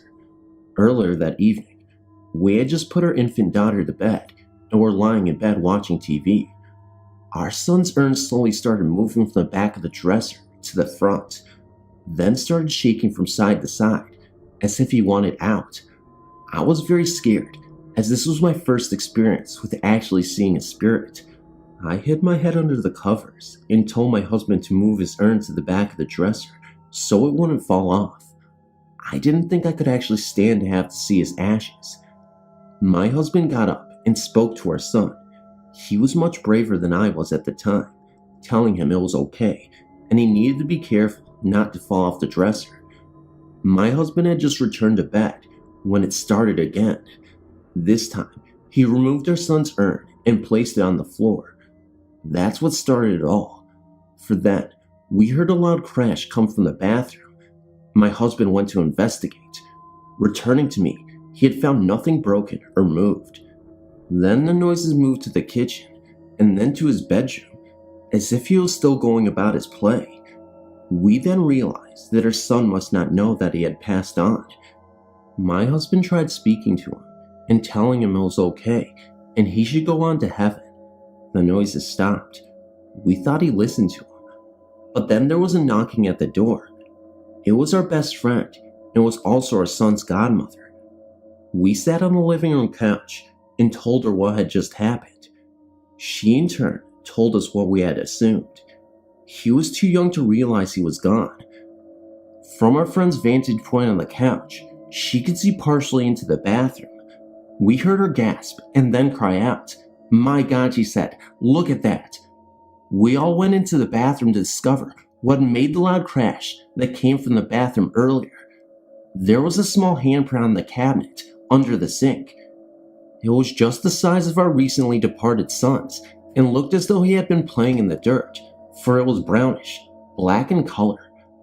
I know that it was not there earlier, for I, my husband, and our friend had spent the few days cleaning the house, removing all his clothes and toys, giving them to our friend. That was the end of it, for the night. But it started again the very next morning. I must tell this about our son first, so you will understand what happened. Our son slept in the room on the other side of our bedroom wall. When he awoke every morning, he would play for a little, walk quietly. Then he started to get hungry. He would knock on the adjoining wall. This would wake me up. The very next morning, I was awakened by the knocking on the wall and have just woken up. I was still disoriented, got out of bed to go and tend to my son, not remembering that he was gone until opening his bedroom door to find it empty. I was not so scared this time, and I spoke to him. I told him that we loved and missed him, but that as he passed on, I could not give him his breakfast. I went back in my bedroom and woke my husband to tell him what had happened. Later that morning, I received a frantic call from our friend, telling me of the very real dream she had the night before, after leaving our house. Her youngest son was only 2 months old at the time, and still woke in the middle of the night for a bottle. So when she awoke to her son's cries, she just got up and went to the kitchen to heat him a bottle. She was turning the lights on as she went. As she turned the kitchen light on, there was her son standing in the middle of her kitchen. She was shocked at first, but then started to speak to him. Our son and friend were very close before he died, and went to her house frequently to play with her 3 children. She was a strong believer in the supernatural. It didn't bother her at first. A game that they used to play was my son would run around her house with a beach ball, and she would chase after him. In this dream, he had the ball and was calling to her to chase him. She went after him, calling his name.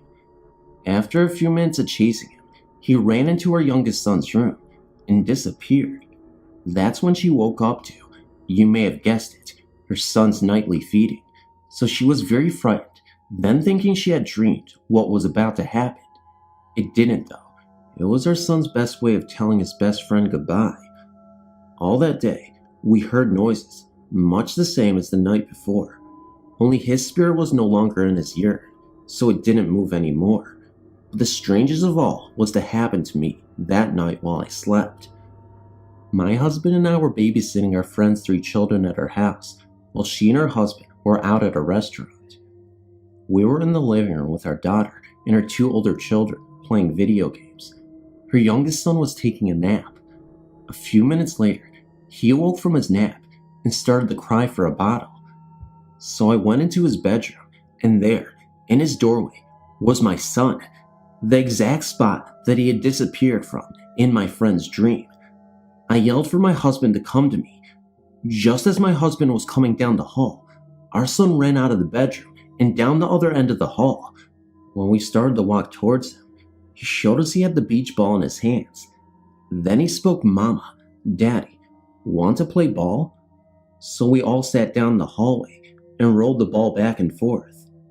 After a few minutes, he got up and went out into the living room to watch the other kids play video games. That is where my dream ended. Later in the morning, I called my friend to tell her about my dream. It was like she had the first half of the dream and I had the second.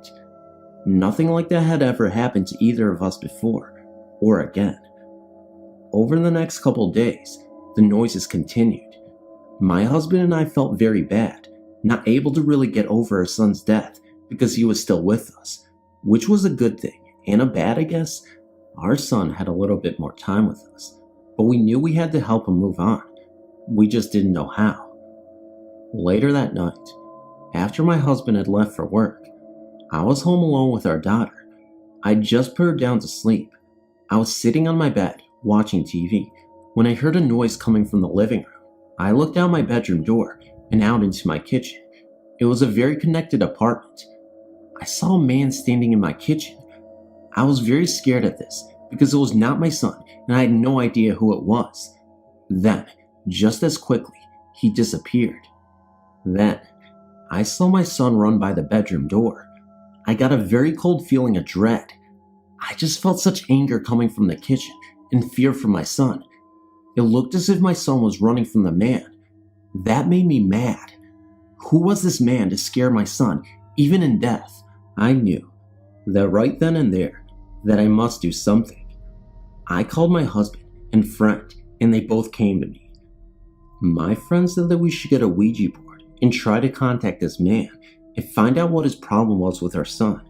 So, she left, and my husband and I went to buy one. We came home and went into our son's bedroom and sat on the floor. It wasn't that long before the man came through. He explained to us that he had been cremated right before our son, and some of his ashes had been left behind, and now were in the same urn as our son. He wanted the rest of his ashes. We told him that there was nothing we could do about it, but that we would help him and our son move on, so they could be at peace.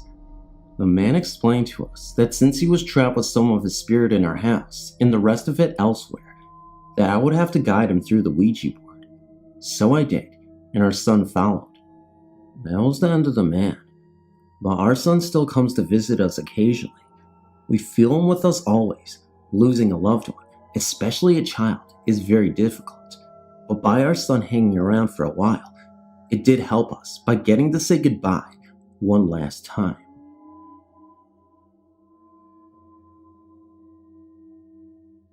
My mom thinks she has a ghost in her bedroom. Either her father, mother, or grandmother she feels. Her television goes on and off by itself at all hours, day or night, even when she is not in there. We will all be in the living room and hear something all of a sudden. One or two of us will go check the noise, and it's the television. It's been turned on, and the volume has been turned up loud enough to hear in the living room. She, my mom, double checks before she leaves the room to make sure the TV is off. The TV also gets turned off when she is in her room watching it, or turned off when she is in there asleep. All of us get the feeling someone is watching us sometimes. It's never a threatening feeling. It's just like someone familiar is with us. I've had a few dreams of events that have taken place within a week of the dreams also. Things like, I dreamt I was standing in our backyard, and you can see our neighbor's front yard from there. In the dream, there were about a dozen cars parked in front of their house, and people going into the house were dressed in like Sunday clothes. I went back in our house and told my mom that old lady Rogers must have died there because there were a lot of people over there. When I woke up that morning, I looked at the obituaries and there was Miss Rogers' name. I never even knew she was ill, and we all thought her husband would go first. Then, there was the dream about an airplane crashing into my aunt's truck with a parking lot full of cars, and hers was the only one that was touched. I woke up when the plane hit the truck. It was about 1:45 p.m. My mom got a call from my aunt that night. She said she had been in a wreck just before 2 p.m. that day. Weird, huh? Just wanted to share. I am from Ann Arbor, Michigan, and I am giving you information about my grandmother's house at Sunset Road. This house is directly across from a street from an old cemetery. I grew up in this house and have seen many scary things. I was about 11 years old, and I saw a man's figure appear on the side of my grandmother's bed. A very large man, and keep in mind that it seemed to look like my grandfather, who I never met. My grandmother was blind and saw him. I've heard footsteps in this house when I was the only one there.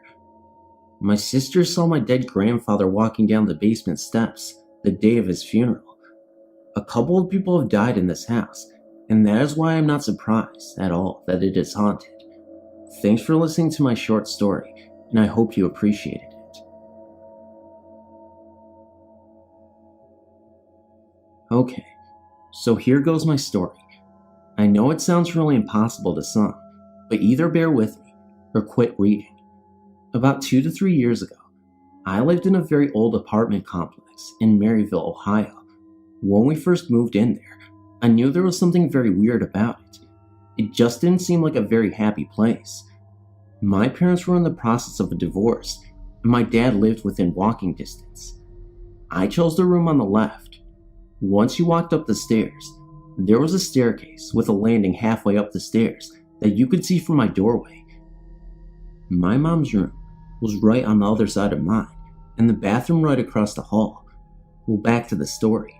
So I was being babysat by my best friend's sister, and we were downstairs listening to music, and suddenly, all the lights and music went off.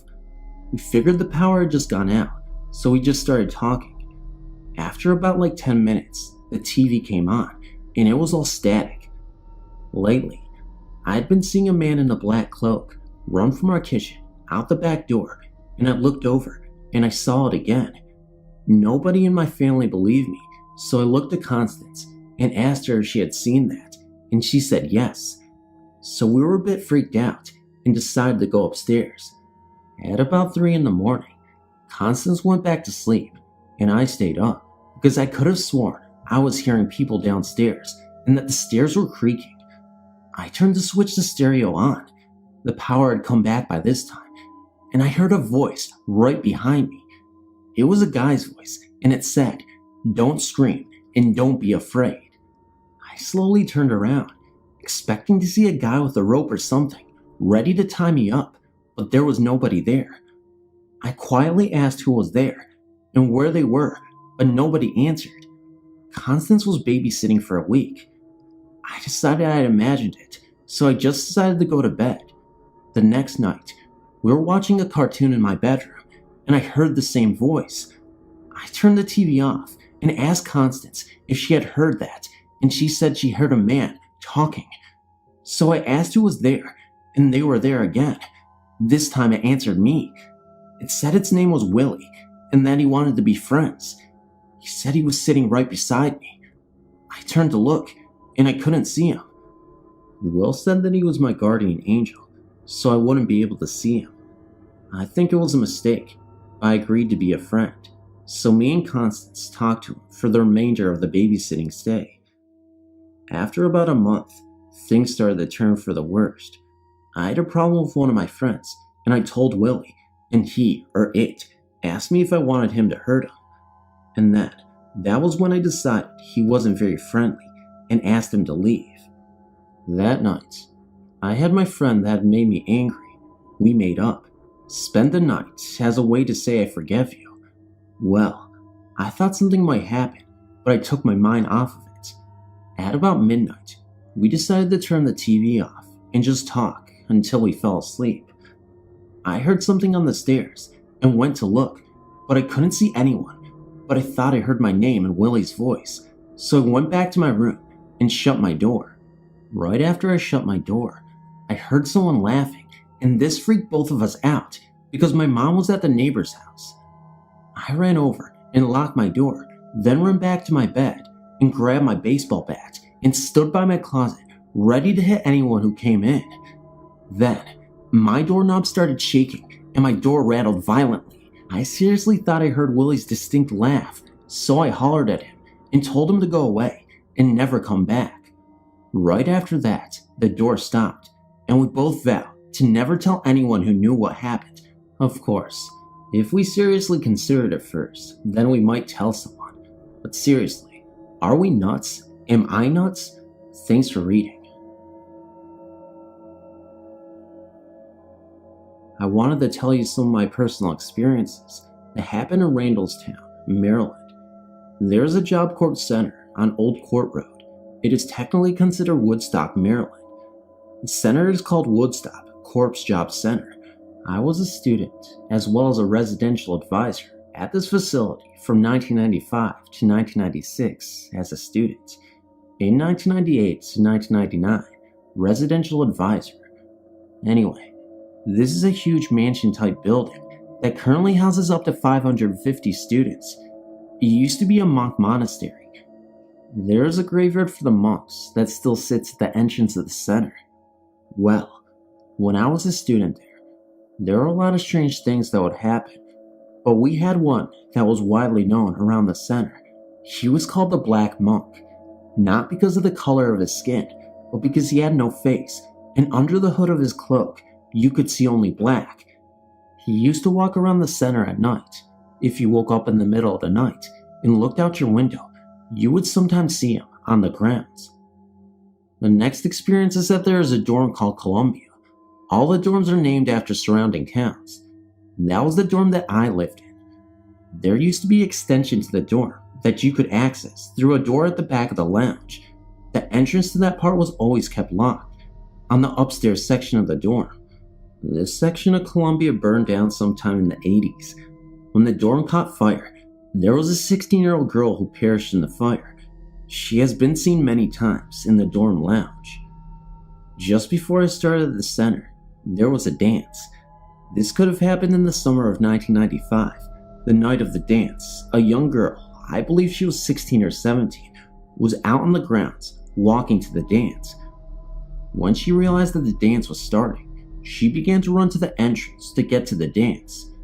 As she trotted towards the entrance, she realized that she was having trouble breathing. She was an asthmatic and had forgotten her inhaler in her room. Having trouble breathing and with no one around, everyone was in the dance. She sat down on the steps to the then flagpole, now waterfall, and unfortunately perished. She was also a resident of Columbia Hall, and you could hear her wheezing walking down the hall at times during the night or when the dorm was quiet. Now, when I was a staff member there, I was placed in Columbia Hall as staff. Well, in the mornings, we used to have a check of all the rooms to make sure that the girls had cleaned their rooms, closed, and locked the lounge and laundry room, etc. One morning, while I was up there, I would always start at the far end of the dorm, checking rooms, and the laundry room was about midway down the hall, and the lounge was at the end of the hall. Anyway, I went in to check a student's room, and when I came back out of that room, I realized that the lounge room door was locked.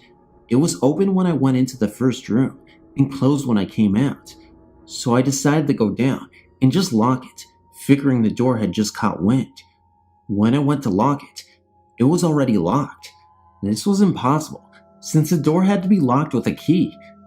Then, just at that moment, I heard the washing machines, all four of them, start up in spin mode. So, at this point, I got creeped out, and I went into the laundry room to investigate, thinking maybe one of the girls was being funny. When I got into the laundry room, there was no one in sight, and as I lifted the lids, all of the washers were half full with water. Mind you, I said that they were in spin mode. At this point, I became too creeped out to stand in, so I ran downstairs to get another staff member to come up with me until my inspection was complete. I don't know if I had some kind of gift or something, but I was not the only one to see or hear things, except that morning no one else was with me. But there was something about that place that just seemed to draw this one out in me. I was always the one to see them and draw other people's attention to them. Since leaving there, I've not had such powerful occasions. I've had some strange things happen, feeling someone else in the room is with me, etc., but nothing this strong, and I will never forget them. Thanks for listening. I recently started a new job in a large local department store. This store has a huge basement where empty shelves are stored and overstocked items, such as large ficus trees and so on. Many employees refuse to go down there alone at night. I found out why. One evening, I went down to the basement to drop something off. There is a very long hallway between two huge rooms down there. I walked to the far room, going through the hallway. As I neared the end of the hall, I thought I heard the click-click of high heels. I turned, saw nothing, and walked on. I was standing at the counter down there doing some work, and heard the sound again. I looked, and I swear, I saw what looked like to be a woman literally walking into the ficus trees and disappearing. Yes, I saw high heels. Well, I went upstairs rather quickly. After talking with many coworkers, I discovered they all had the same experience. Come to find out, the woman who used to handle the incoming trucks died suddenly about 2 years ago, and yes, she always wore high heels to work.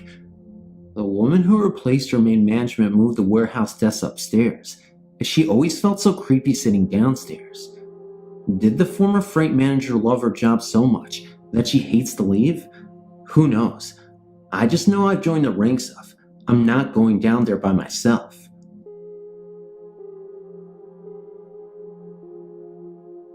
In 3 months, my husband and I will have been married a year. A few months after we're married, we moved to this house here in Minneapolis, and since we have gotten here, I've never felt comfortable. My husband's best friend was kind enough to let us share this huge house with him after some of my new in-laws sold the house out from under us and kind of left us standing. Anyway, I have an extreme fear of basements, and when I say extreme, I mean extreme. Our washer and dryer are in the basement, so come time to do laundry, it took me weeks to build up the courage, telling myself you are 30 years old, grow up. So my first venture to this basement, I swallow the lump in my throat and continue on with my mission. Under our stairs, there's like a triangle place that most people leave open to store things, only on these stairs, the entire area is blocked in, like boarded up, so I tried not to notice, but my fear had me on my toes. I was alone, except for our 2 pit bulls, who are larger than average, so you would think I would have no fear. As I was putting the clothes in the washer, our male pit comes downstairs and was lying on the floor beside me. While I loaded the washer as fast as I could, he suddenly gets up and goes into the spare room in the basement and starts this deep growling he only uses when he is protecting. Just like kids, you get to know their different sounds. Anyway, I looked up from what I was doing and saw something out of the corner of my eye that looked like another dog's hindquarters in the doorway to the room. In this area, we have a lot of idiots who think it is cool to fight their pits, and we have ours for family dogs, only they are loved and protected, just like children, but they know it is their job to protect us. Several people have approached us wanting to fight our dogs, and we always turn them away, so they get angry. So the first thing that comes into my mind was someone found a way to get one of these fighting pits into my house, so I panicked and grabbed the pipe beside the washer. As I went to approach the other dog, my male came bolting out of the room and straight up the stairs. I got this feeling someone was behind me, so I ran after him. When my husband got home, I told him what happened, and he finally broke down and told me there's some stories to this house, and one is for sure that right before his best friend moved in here, some idiots kept a dog on a 12-inch chain. It was attached to the wall downstairs in the spare room, and sometimes our dogs seemed to see him. Then he says he might as well tell me the rest that goes with this house. Seems that back in World War II, an older lady had lived here and had fallen madly in love with this house. Her husband had been killed at war, and she was just living alone, and she had made the request to be buried with this house. I thought he was crazy, as he told me to wait, and I would see things. I'm a skeptic, and I made this clear. I was sitting on the couch one afternoon, facing the stairway, which has no windows, no reflections, no nothing. There's a window on the landing, and one at the bend, but the stairway itself has no windows.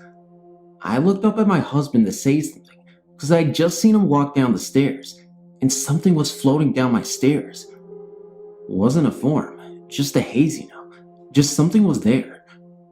I told my husband again. After that, things have only been worse. I was sick in bed, sitting up one night, when I felt something rub my back.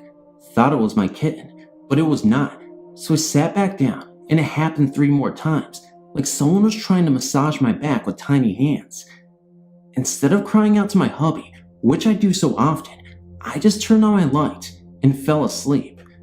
The next morning, I told my husband, and he said something had been missing with them. He let the dogs out. When they came in, he shut and locked the door. We never leave our doors unlocked, no matter home or not. Then he sat back down in the family room to finish a show, and he felt freezing air. When he got up to check the door, it was standing wide open. I should know, to lock this door, you need a deadbolt. I said to my husband, I don't care if anything is here. I don't mind sharing a house. I just don't want to be touched again, or see anything else.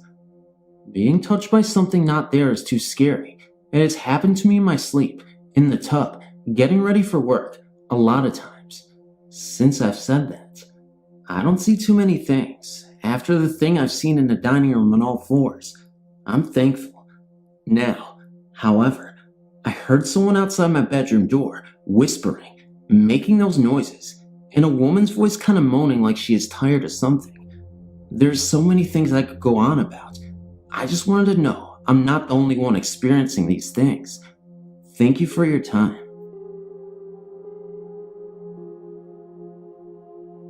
When my mom was 17, and her twin brothers were 15. They lived with my great-grandma, whom I call Nanny. My Nanny lives in this old house that once belonged to her mother and her mother's pet bird, who had both passed just 8 months before. Her mother because of sickness, and the bird because no one really paid any attention to it after her mom died. I must say myself that this house is weird. It is shaped like a barn, and it's 2 stories high. My mother's incident happened on the 2nd story. My mother was downstairs watching TV, while her brothers were upstairs asleep in their bunk beds. This was around 11 p.m. My nanny wasn't home yet. She had been working late. While my mother was sitting on the sofa, debating whether to go to bed or wait for Nanny, she heard a loud screech that sounded like her great-grandma's bird. She shrugged it off and got up to get a snack. From the kitchen, you can clearly see the twins' bedroom. She was walking towards the kitchen and looked up to see the twins' light on in the room and went up to investigate. When she got to the room, the light switch was flipped down, but the light was on. She flipped the switch a couple times and the light still would not go out. About this time, she heard the TV downstairs get very loud. She ran to the stairs and looked down and didn't see anything and walked back to the twins' room. The light still had not went off and it was still flipped down. My mother then heard her deceased great-grandmother's voice say, "Scotty, Scotty, wake up." Scotty, who was on the top bunk, then started rolling towards the side of the bunk bed, opposite of the wall where the rail should have been, but he refused to put it there. He was getting ready to roll off when my Uncle Stephen, who was on the bottom bunk bed, dead asleep, threw a body pillow from the side of him and onto the floor. Not a second later, Scotty rolled off and hit the pillow. The light went off, the TV turned down, and my mother, who nearly passed out, heard the bird screech again and heard her great-grandma say, "Calm down, Femi," the bird's name. Hello. I thought of sending a peculiar occurrence that happened to me, but I hadn't found the right place. Here goes. My grandma was diagnosed with cancer in 1996. She was treated, and we all thought she was cured. In my case, I really didn't know much about cancer, and when the doctor said that the cancer was out, I never thought it would come back. In December 1999, I was living out of town. It had been a month since I had seen my grandma, a really long time for us. I was supposed to come pick her up and take her to my house for the holidays. On the 18th, she felt sick and went to the hospital. I arrived on the 19th, and she still wanted to go back to my house for Christmas, so against what the doctor thought, she checked out. Her bladder was no longer working, and she felt weak all the way. To be fair, now that I'm writing this, it sounds that she was pretty bad already. I always thought it was going to pass. I mean, she had overcome cancer, hadn't she? I know, it was stupid of me. But anyway, after an 8-hour trip, we arrived to our destination. I had to take her to the hospital. She stayed there until the 31st, and Aunt and myself would take turns in staying with her day and night. All through this, I thought she was still okay. On the 30th, my grandma had been in a great mood. She had been joking and playing with me all day, and so when my aunt arrived, I headed home. I would arrive at home and start cleaning and preparing next day's supper. I was pretty occupied with what I was doing, and my 2 children were sleeping. As I was mopping the kitchen, the back door had a sort of mirrored glass. I was in front of this door when I felt someone walk behind me. I looked up and I saw a shadow walk by. The feeling was more intense than what I actually saw. What went through my head as I saw this shadow was the memory of my grandpa, deceased for 5 years at the time. I dropped the mop, forgot about everything, ran up the stairs, and cuddled in between my sleeping children. I would love to say that when I thought it was my grandpa, I felt at peace. I was scared, honestly. I woke up at around 6 in the morning to the smell of roses. My aunt phoned at 7 to let me know that my grandma had fallen into a coma. All this day, the smell of roses persisted, and I would smell it everywhere. She died on January 1st, 2000. She never made it out of the coma. Unfortunately, the cancer had invaded most of her organs. I know it's not really scary, but it's the only experience I could not explain logically. I've never read of anything that has to do with the smell of roses. If anyone has had a similar experience, please let me know so I can understand this better.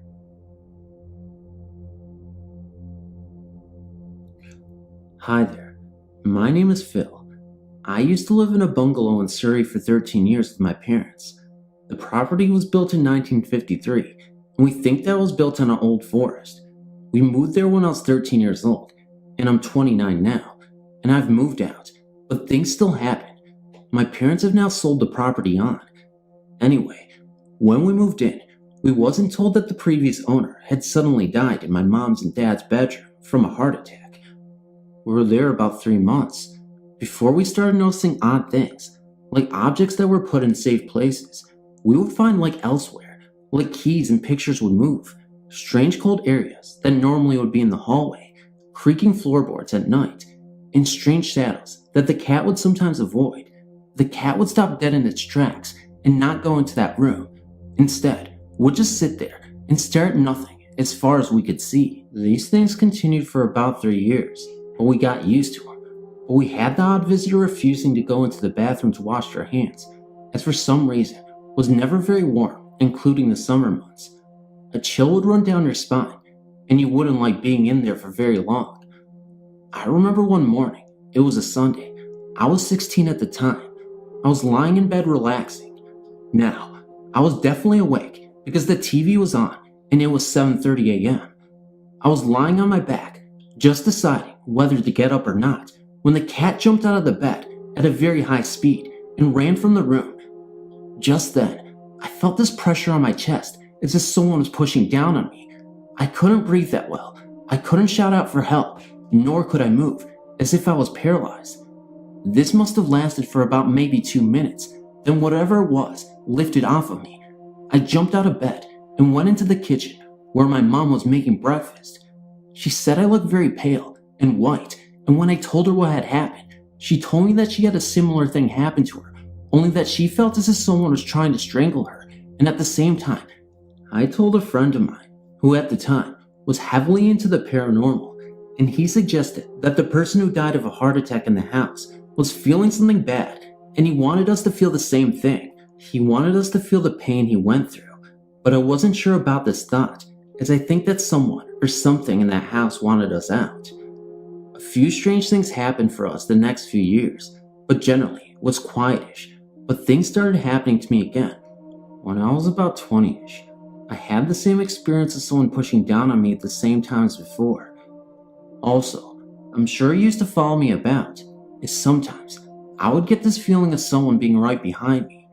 I then saw a dark, tall, gray-haired man standing in the hall when I came home late one night, and when I said who's there, because my mom and dad were on holiday at the time, it disappeared in front of my eyes. Naturally, I didn't stay there that night, as I was by myself. I then started seeing faces in the wall, shadows moving at night, doors blowing open, even though there wasn't any kind of wind around. So a friend of my dad's, who was a born-again Christian, brought a clergy around to move through the house and said prayers in each room. He didn't like the hall, bathroom, or my mom's and dad's bedroom whilst in this room because he had a picture thrown at him which smashed against the wall. He then left simply a bit shaken, but not sure about what quite happened. Things were bad for a while, but then got better. I stayed another 6 years in that house, but had to leave as didn't quite feel happy there. My mom and dad have now sold the property onto someone else, and naturally, we didn't inform them of the problems there. My old neighbors have said that the new owners have asked who the dark, tall, grayed hair man is, and we just say that it is the previous owner who died there, but they are not sure. I was just wondering what sort of ghosts or ghosts we had there, and why I has not found peace, and why I was not happy. Maybe you could answer these questions.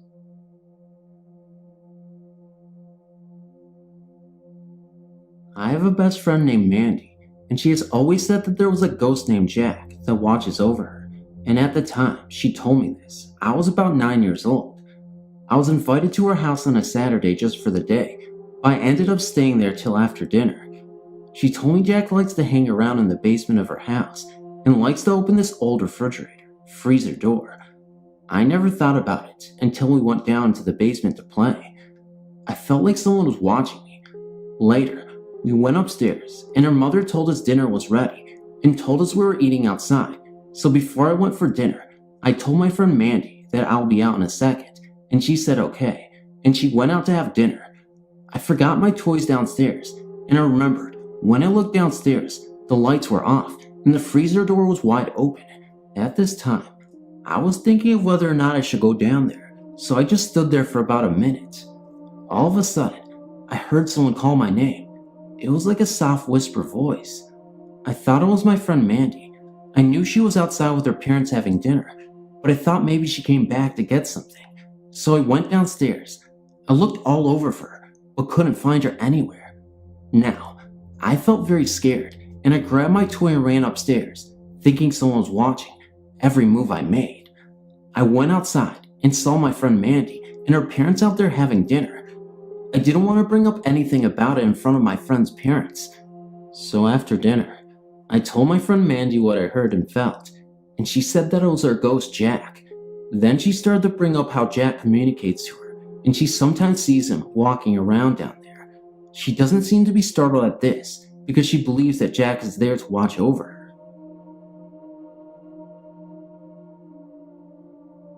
This past September, my sister and I visited this place. I've noticed it is no longer on your website. The place is truly haunted. I'm no ghost hunter, but we thought we would give it a try on our vacation. This place I'm referring to, of course, is Knoxville, Tennessee's Evil and Copper Ridge Road. When we got there, no sooner than we got out of the car and crossed the street, I was overcome with fear. We went into the graveyard and was looking around. I looked at the building and saw a glowing light. I just thought it was from a street light on the other side of the building, but my niece was standing beside me and never saw it. I was taking some pictures of headstones when my sister started running towards me, yelling, "Did you hear that?" I then proceeded to tell her that I didn't hear anything, so we all ran scared, and she said she even heard a dog growling. We left and went back to our motel. We got brave and decided to go back. When we got back, we went into the building and not the graveyard. This time, it was like I couldn't breathe. After a few minutes, I was okay. We walked around the outside of the building. My sister wanted to go inside, but only if one of us went with her. I said I wasn't going in there, so we ended up back in the graveyard. We start looking around again when we noticed something really strange.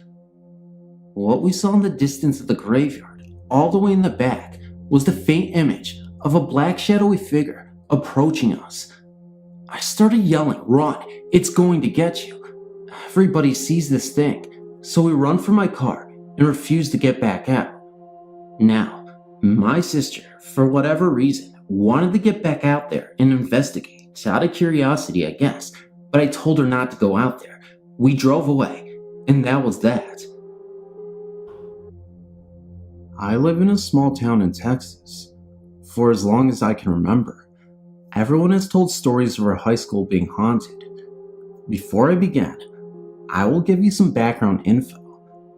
The high school was built, I believe, in the 1920s. As the years have gone by, the school has been expanded on, but the original building is still there. It is in the part of the building that most of the weird experiences have happened. These are all stories told to me mostly by the teachers. I've never experienced anything myself. I will try to remember everything. As a side note, this all occurred in the original part of the building. On with the stories. To start with, one of the classrooms in the old building belongs to Miss P. I won't mention anyone's name for privacy reasons. She has told me that there is a cold spot in the corner of the room. She has placed a large cabinet in the corner because her students would frequently mess around there. She also told me of a time when she was picking up for summer vacation and had neatly stacked all her books up on the desk before leaving for the night. She was the only person there at the time, and she locked the room up. The next morning, she returned to her room and found all the books she had stacked open, thrown throughout the room. I've taken her class, and sometimes without warning, the mobiles on her ceiling will move, but there is no breeze to move them. Also, the smell of lemons can be smelled by everyone every once in a while. Sometimes when she has her own scented candles, of which are never lemon. The main hauntings, I guess you could say, come from the gym. For years, people have had strange things happen. About 4 summers ago, we had a teacher bring in some paranormal investigators to have a look at the high school gym. They told us that the center of energy, I guess, is located under the gym in the girls' weight room. This made sense on several occasions because the punching bag down there, which is very heavy, will swing violently on its own. Also, in pictures taken of the girls' basketball team, a white haze can be seen in the top corner of the picture near the basketball goal. I've seen this picture. My friend is a photographer for the yearbook, and in a lot of her pictures taken in the old high school, white balls called orbs can be seen floating around, and even my teacher has seen them floating around as well. Anyway, the investigators took video of the gym while they were walking around, and twice, when they crossed the gym, they were followed by a burst of light, I guess is the best way to describe it. They also left a tape recorder in the weight room during the investigation, and upon listening to it, heard voices that sounded raspy and so far off of what a usual voice would sound like. I will never forget what the voices said though. The reason we view the tape and listen to the recording is because the head of the investigation has a website that she has posted this on. They said, and I quote, "No one hears us." I just thought I would share this with you all after reading the many experiences of others on this website. I attend this high school currently. Many rumors fly around about who the ghost can be. The most reasonable is that of an old janitor who died, and also some of the high school students who were involved in a car crash. I don't know what year that was, but many people believe that they could be there as well. The investigator doesn't believe they are harmful, but she also recommended not trying to contact them as well. She believes they inhabit the gym because that used to be a high source of energy, with pep rallies, athletics, and such. That is all I know.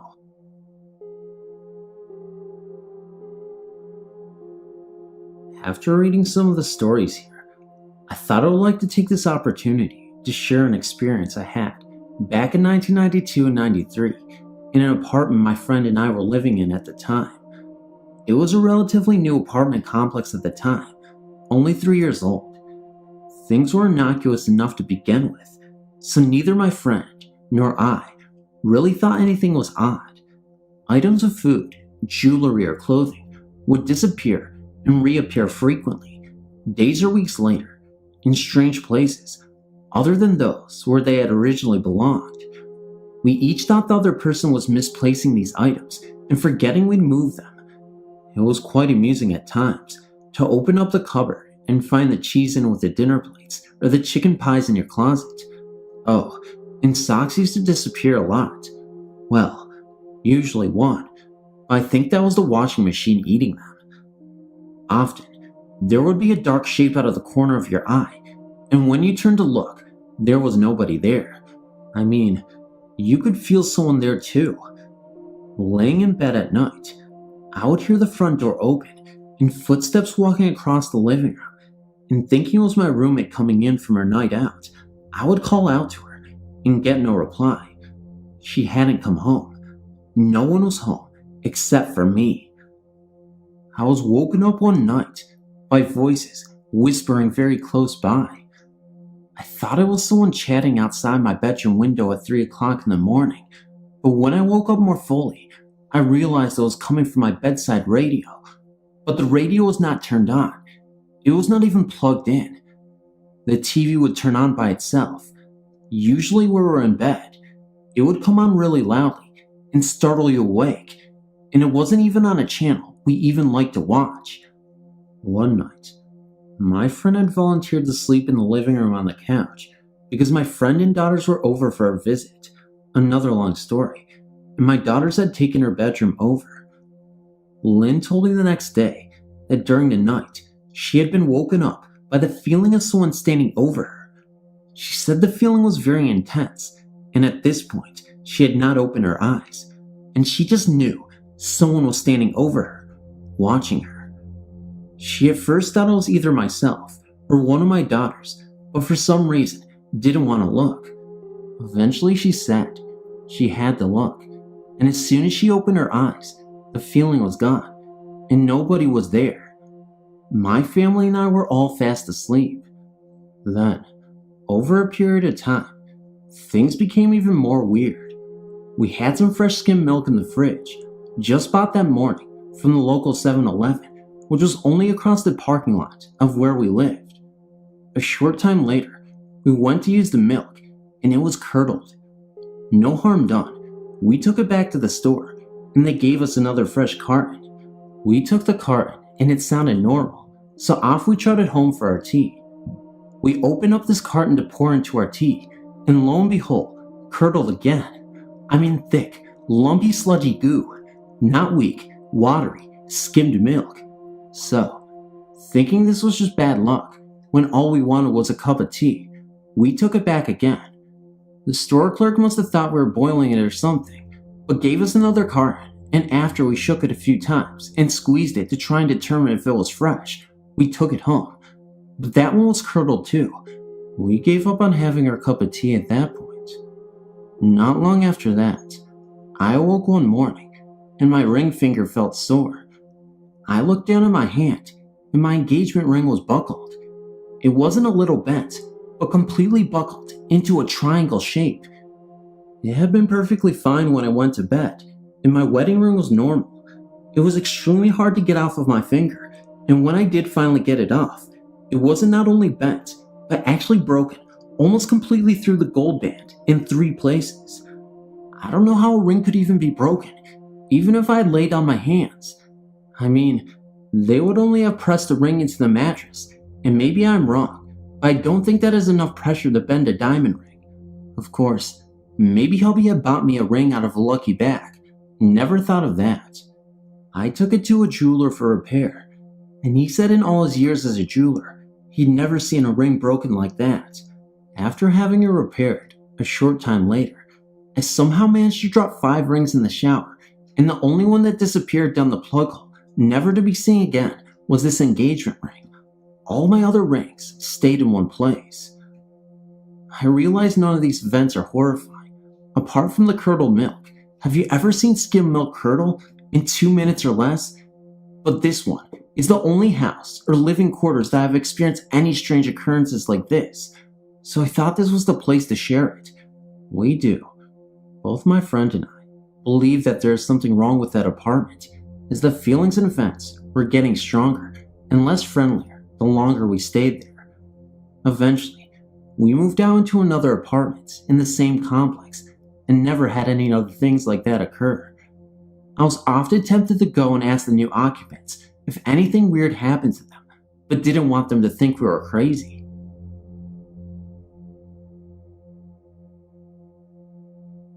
A couple of years ago, me and my dad moved in with my new stepmom. Everything was going just fine.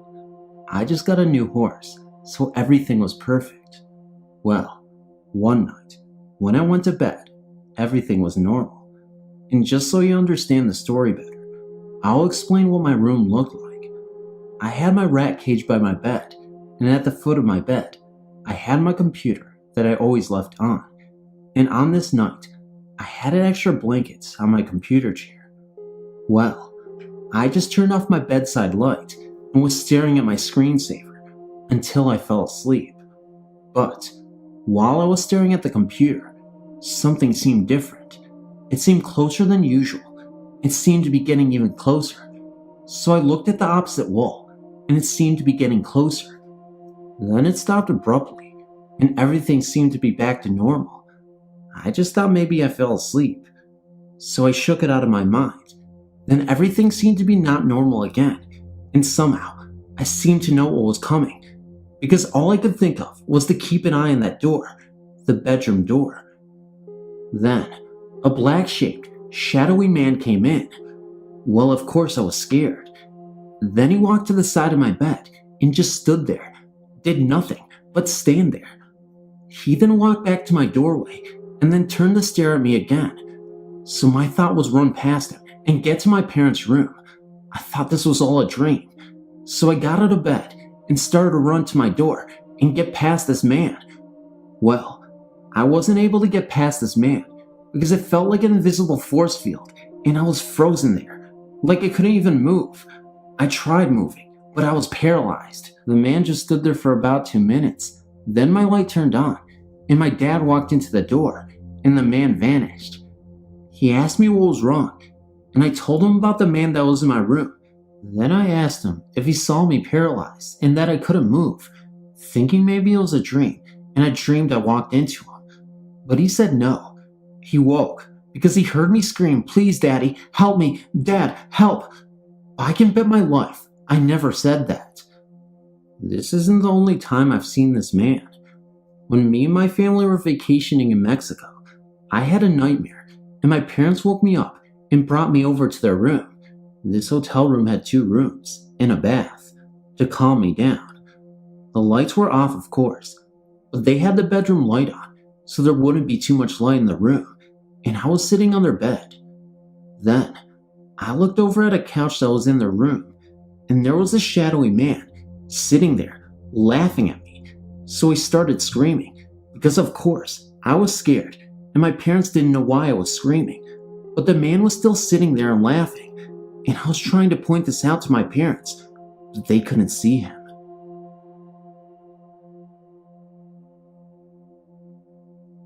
One day when my family was out, I stayed home by myself. I then started to feel a breeze, so then I went to go get a blanket, and I felt like someone was watching me. I went upstairs to my room, and I saw a really bright shadow. I got frightened, so I started running to my room, but right then, my door opened. I went inside. I saw a glare near my bed, and its image started showing up. It looked like a little girl. So I told her to leave me alone. Covering myself up, I felt a chill. I started crawling to the hallway near the steps, and it was standing right there in front of me. My parents came home right then, so they tried to open the front door, but I went to open it, but it was already unlocked. I told them what had happened. They couldn't believe what I was saying. I went to go drink some water, then I went to sleep, but I couldn't. It seemed like the little girl was watching me. I can still see her to this day, but it does not frighten me. It sometimes seems like she is talking to me. I can tell when she is there because I either get the chills or I feel as someone is touching me. I moved not too long ago, but I will always remember her. I wish I knew what she was trying to tell me or leave me alone. I will remember that forever. My family had moved into this house. The old owner, a middle-aged man, moved because of the memories. 2 years earlier, his wife had died giving childbirth. Soon after that, we moved in. My older brother decided to move back in and took the room across from mine. I hated my room. It was always cold, and I was scared to be in it by myself. I would lay on my bed and watch TV. 2 times I saw ghosts. My dad sometimes went in my brother's room to play his PlayStation, and out of the corner of my eye, in broad daylight, I would see an older man, slightly bald, wearing a white shirt, and walk into my brother's room. I thought it was my dad, but the lights didn't turn on, and my dog started to cry. Soon after, I saw a young girl walk into my brother's room. She had long, dark brown hair, and was wearing a white nightgown. We have a mirror at the end of the hall, between our rooms, and while walking down the hall a couple of times, I would see people behind me. One time, there was a very tall, skinny man standing behind me, about 10 feet, staring into the mirror. I told my mom, and she thought it was funny. She gave him the name Frank. A second time I was walking down the hall, I looked up into the mirror, and a dark figure with a flowing dress ran across the hall. Then one night, I was sleeping and was woken up by a man standing beside my bed, staring at me and breathing deeply. I was too scared to move or talk. After I fell asleep, I had a dream about the devil. I swear I felt like I was awake and something was holding me down. I couldn't even move my head. After those things happened, I wouldn't go to sleep until my brother got home. And one night, after he got home, I decided to sleep on the couch in the living room. My eyes were shut and it was dark. We have big speakers and there was a flower pot on them by the window. I heard the flower pot slide across the speaker, but was too scared to even open up my eyes. I was lying on my back with one arm under the blanket and one arm on top of the blanket. Not a minute after, I heard the flower pot move. Something grabbed my hand and squeezed it. I swung my arm out and didn't hit anything, so I quickly opened my eyes and turned on the light behind me, but nothing was there. I was so scared, I couldn't sleep for days. My brother moved out soon after, and I took his room. Ever since, I've been told in his old room, strange things stopped happening. My family moved into our LA, Orange County home about 18 years ago, so I've been here all 16 years of my life. When I was little, I always fancied my invisible friend, who I've recently called Eric.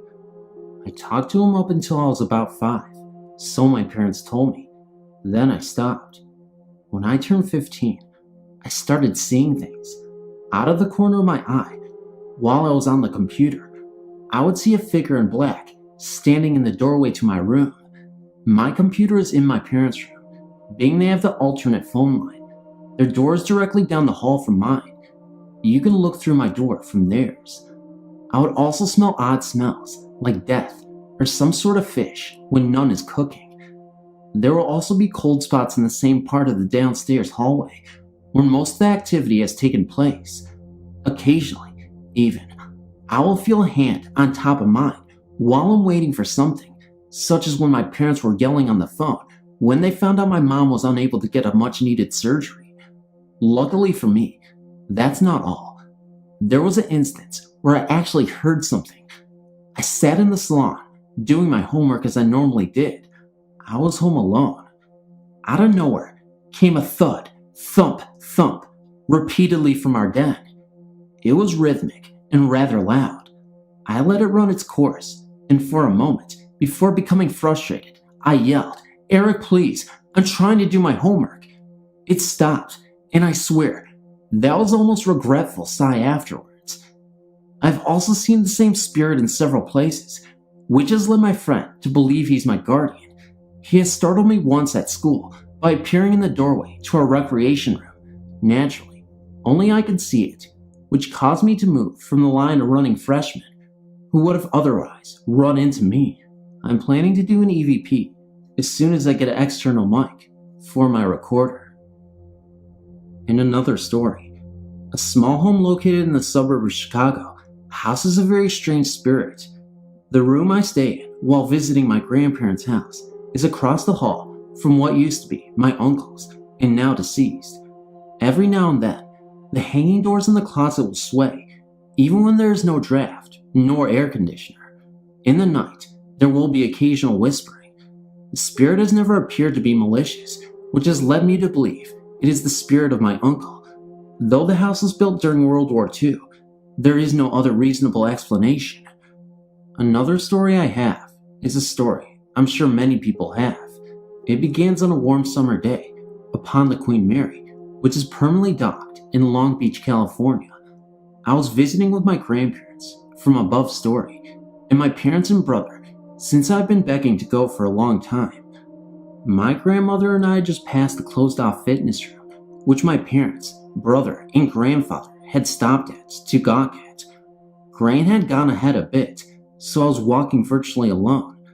I descended the stairs at the end of the hall, slowly, half because I was tired, half because I was waiting for the group of four to catch up.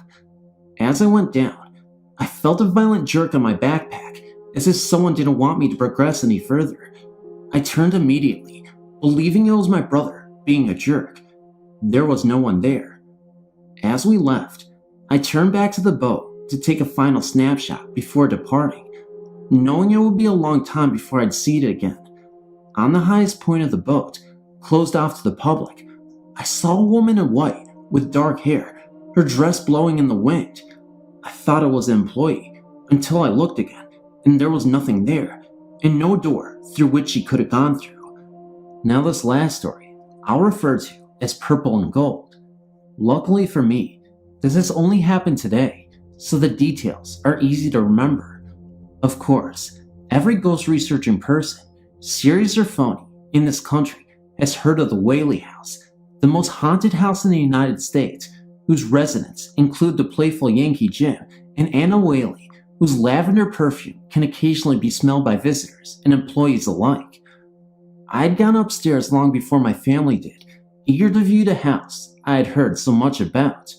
There were only a few of us upstairs at the time, one woman and 3 men, only one of which was wearing any kind of body spray. I sniffed as I passed them. Don't ask why. Impulse, I suppose. Which was Axe, worn by one of the men. I entered the room, which had once been a playhouse, and froze in my tracks. The unmistakable smell of lather perfume hung in the air for a moment, then disappeared. This happened in several points in the house, which can also be confirmed by my mother, who later smelled it in a different area. We also witnessed a moving curtain, which I checked for a draft. There wasn't any. No one had been in the room for a while either. I would have seen them, being I was in the room when the curtain started moving. And those are all my stories. I've wrote to you before about my other experiences. I've one about a haunted house a friend of mine lived in a few years back. A bunch of us used to hang out there. He had a lot of bonfires over the summer. The first time I'd ever went there was a few months after he had moved in. I was dating his best friend, and he told me that he thought it was haunted. I in turn did not believe him at first. Then things happened. We were in the kitchen, and all of a sudden, we heard something from the basement, like someone was using a broomstick and hitting the ceiling from the basement. I laughed at first and asked who was down there. Then I saw the look on my friend's face. He was terrified and suggested we go outdoors for a while. While we were outside, I asked what was going on, He said that was the ghost's way of letting him know he was annoyed, so he leaves the premises for a while. I still was skeptical until I looked up and could see into the front door, and standing there in his living room was this old guy who was somewhat glowing. I almost hightailed it out of there when they decided it was safe to go in. I told them I was leaving, and they insisted I go back in, so I did. I then asked my friend if he had ever seen this ghost before, and he said no. I described to him what he looked like, and he looked into the previous owners of the house. Well, it turns out there was a guy who died in that house who looked like the same man I described. I freaked after that, as well as my friend. Things were going good at first. Like every time my friend came back home from work, he would announce himself, and the guy never bothered him anymore.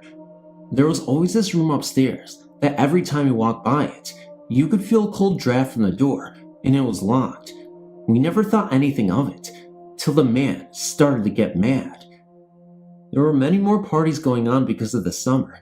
Well, the man seemed to not like the parties, and he started showing himself to me and my friend.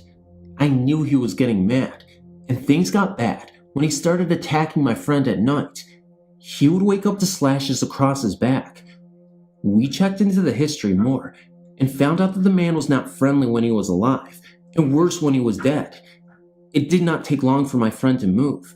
The beatings were worse by the time he left. Although he never attacked me, I always feel threatened by him. I would wake up to him right in my face, and he would disappear when I would scream.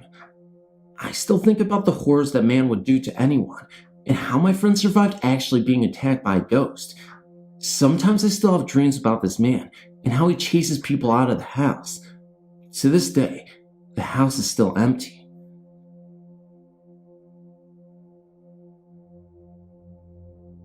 My name is Billy, and I would like to share a supernatural story of mine. Although my story does not have a physical contact, seeing a ghost, there was definitely something supernatural in the house. It was a few years ago, back in 2001 or 2002 I believe, in Mississauga, Ontario. Mississauga is a fast-growing suburb just outside of Toronto. The place in question was your very typical haunted house on top of a hill surrounded by vast land, which in turn was surrounded by industrial and commercial land. The house was deserted, only of its occupants, as its remains lay trapped behind boarded windows. I know it sounds silly, but that is exactly what it was. That looming house on the hill that every kid stared at as there were parents that drove by. I was one of those kids who, while in the backseat of my parents' car, stared silently at the house as we drove by. But it was more than just the stereotypical view of the house that captured me. There was something there, something odd that pulled me in. It was not until a few years later that I had the guts to go to the house. I'd moved away from Mississauga to Toronto, but I never forgot the house. I'd always told myself that I would go back, alone, and take photographs of the house. So one day, I grabbed my camera and I headed back to the house. It was early spring, and the leaves have yet to grow on the trees. The house had the most scary driveway I'd ever seen, probably the length of 2 to 3 football fields, and that is no joke. Now, from what I know, the house remained deserted and the land untouched by commercialists. I guess sometime, someone managed to get inside because the roof was burnt completely off. Most of the window boardings were torn down, and the insides of the room were completely overturned and damaged. From the beer cans all over the place, there must have been a party. The property around the house was littered with about 3 to 4 sheds and about 4 to 5 old rusted cars and scraps all over the ground. I forgot to mention that for some reason, I decided to go in the house in the evening, dusk to be precise. I had less than an hour to take photographs before darkness settled in. So, I entered the house from the back because it was the only part of the house with an open door. The floor was littered with papers, overturned chairs, and a lot of other rubble. I took some photos in the entrance and made my way inside. I went into the room that was the furthest into this part of the house. The first floor had 2 sections of the house that could not be reached from inside. This room had an overturned couch, a fireplace, and a littered floor. This room gave me very strong thoughts about entering it. I don't know what it was, but there was something that felt like I wasn't supposed to be there. But I entered, and I stood at the far right corner behind the couch and aimed my camera towards the fireplace. The light on my camera flickered on and off rapidly, and my camera refused to take the photo. I tried and tried, but my camera would not take it. Instead, I stood there and watched as the room went from total darkness to light as the camera flickered on and off. Afraid of what might appear, I left the room and stood looking into it from beyond. From there, I went to the upstairs to where a previous fire left the entire floor naked to the sky. This is where I noticed something odd. The house's main floor, as I've said before, was divided into two parts. Neither could be reached from inside the main floor. You either had to leave the house, go around and enter through another door, or, as I just had learned, you had to go upstairs, cross over to the other side, and take another set of stairs down. Unfortunately, the stairs that led to the other side of the house was blocked by fallen timber, but this layout of the house was very, very odd. It did not make any sense. So, I went back downstairs and went around to the other side of the house to enter. I found an open window and pulled myself up onto the ledge. I froze right on the spot, staring deep into this part of the house. I have no idea what it was, but something was telling me to stay the hell away from the house. I felt this deep fear, this huge warning of not to enter this part of the house, so I pulled myself back down and walked away. Now, here's the interesting part. I've dreamt much of this house before I had gone to visit it. In my dreams, there was another entrance to the house, or another part of the house, a tunnel carved into the house from the ground. As I walked away, I saw it, about 50 feet from the house. 5 feet down the portal of it, cemented there, lay another path wide enough to crawl through that pointed to the house. Now, you can believe this or not, everything I've said is true. Just thought you would like to hear it. In the late 1970s, I attended college in New York State, around the Finger Lakes. The building I describe was first built in the 1890s. Since we were in the middle of the first oil crisis, students who remained on campus spent the short winter term in the old main dorm to conserve energy. As it happened, some friends and I were assigned a large, empty room on the top floor. It was 4 floors up, and one below the attic, and one end slanted along the roof line. The room had been primarily used for storage. The gloomy winter sun had a hard time shining through the one ice-upped window facing the lake. Dark as it was, we cheerfully shoved a desk to one side and slept on the floor to give us more room. We were having a good time camping out and weren't inclined to do much schoolwork until our papers were due. After 3 weeks or so, a winter storm was approaching, so we decided to stock up on necessities and have a little party just amongst ourselves. I'd like to say that we were all sober as judges and went to bed early after saying our prayers. However, it being the late 70s, we indulged in smoke and alcohol. We had the stereo up loud, but the music couldn't completely cover the growing sound of the wind. Our window was frosted up, and a tree branch scratched the glass. Every now and then, someone wondered whether we'd be snowed in. Someone said we would at least be able to get down on the tree. Eventually, we turned in. Unsurprisingly, that night, I had a very spooky dream. A woman hovered over me and was trying to say something to me. God knows I tried to understand her, but her fluid outlines and vivid colors made me feel a bit queasy. I woke up, certain she was still in the room. I saw nothing, just the shadow of the tree limb swaying outside. Too much party, I thought to myself, and went back to sleep. We were quiet the next morning. I suppose it was due to too much of a good thing the night before. The snowdrifts were impressive, as the wind had been so wicked, but the sun was out, and the sky was clear, and the snow was pristine. It was so much different than the storm that I felt up to sharing my spooky dream. It seems that 2 of the others had strange dreams as well. Since we all dreamed different things, I was certain nothing occult had happened.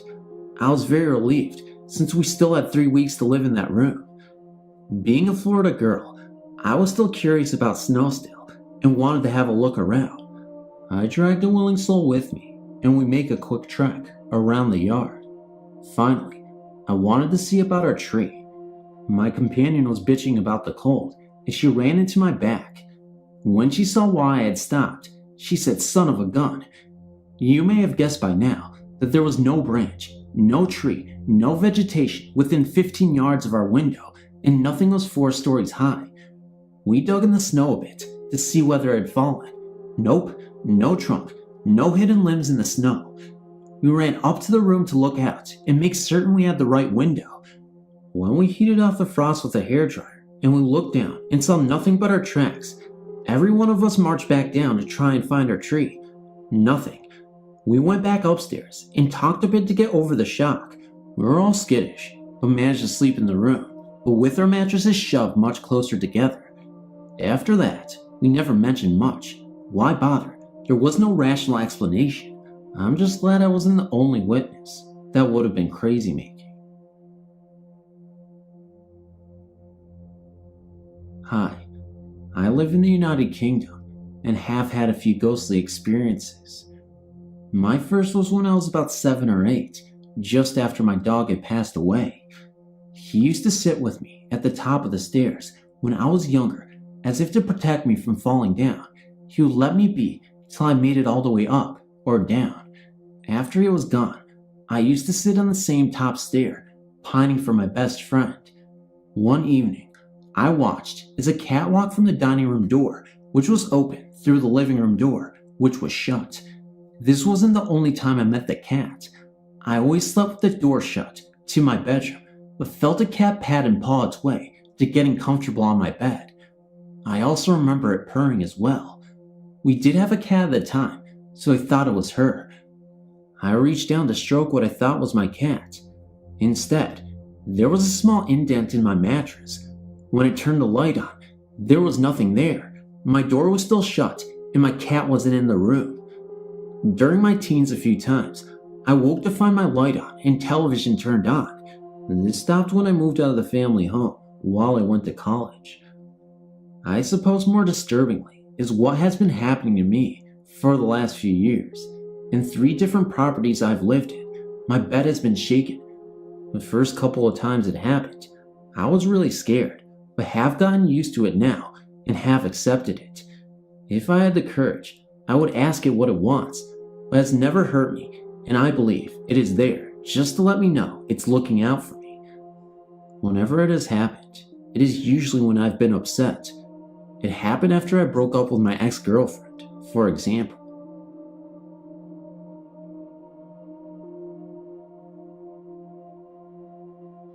I lived in a small, cramped apartment in a building that was built in the 1940s in Kokomo, Indiana. I've heard several ghost stories from my friends and whatnot, but I'd never taken any of them to heart until I saw firsthand a ghost in my very own house. I had never truly felt at ease in my own apartment. It had always seemed as though something else had resided besides my boyfriend and I.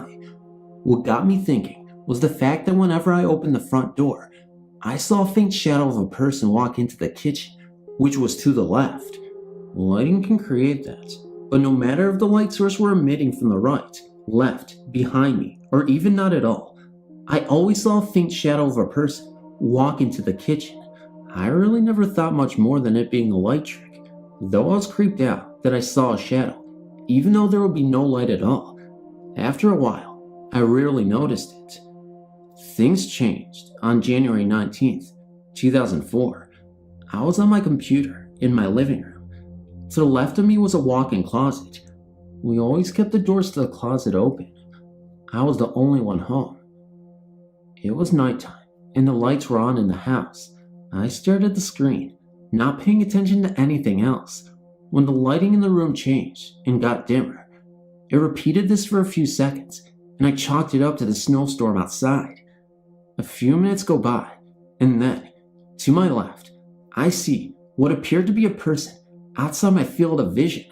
I wear glasses, so I don't see way off to the side too well.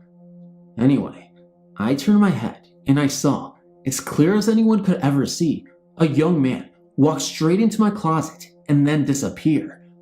I remember exactly what he had looked like, about 6 feet tall, short, Straight blonde hair. He never looked over at me.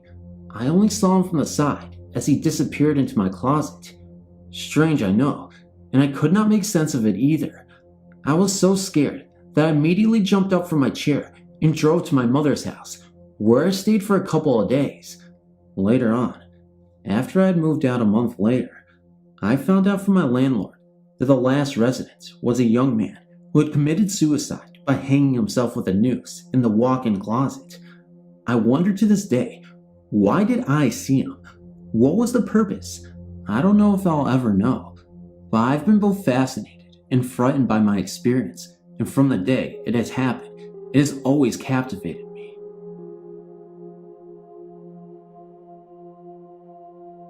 Hey everybody, it's Phantomofdarkness here. I'm going to make this really quick, but before I do that, I'm going to give you guys the quickest announcement ever. I'm leaving right now. Good night, good morning, I love you. No, I'm just kidding, guys. Hope you guys love the video. Obviously compilation. Go ahead and like, comment, subscribe, share. I don't know how well this compilation is going to do. I never do. I know you guys love the compilations because they're so long, but, I'm not the biggest fan of them. I prefer, absolutely new content, fresh content, but, this allows me to get my content out to new viewers who may have not seen my channel before and they want to get a taste of what I do. And, you guys know how it is. But anyway, guys,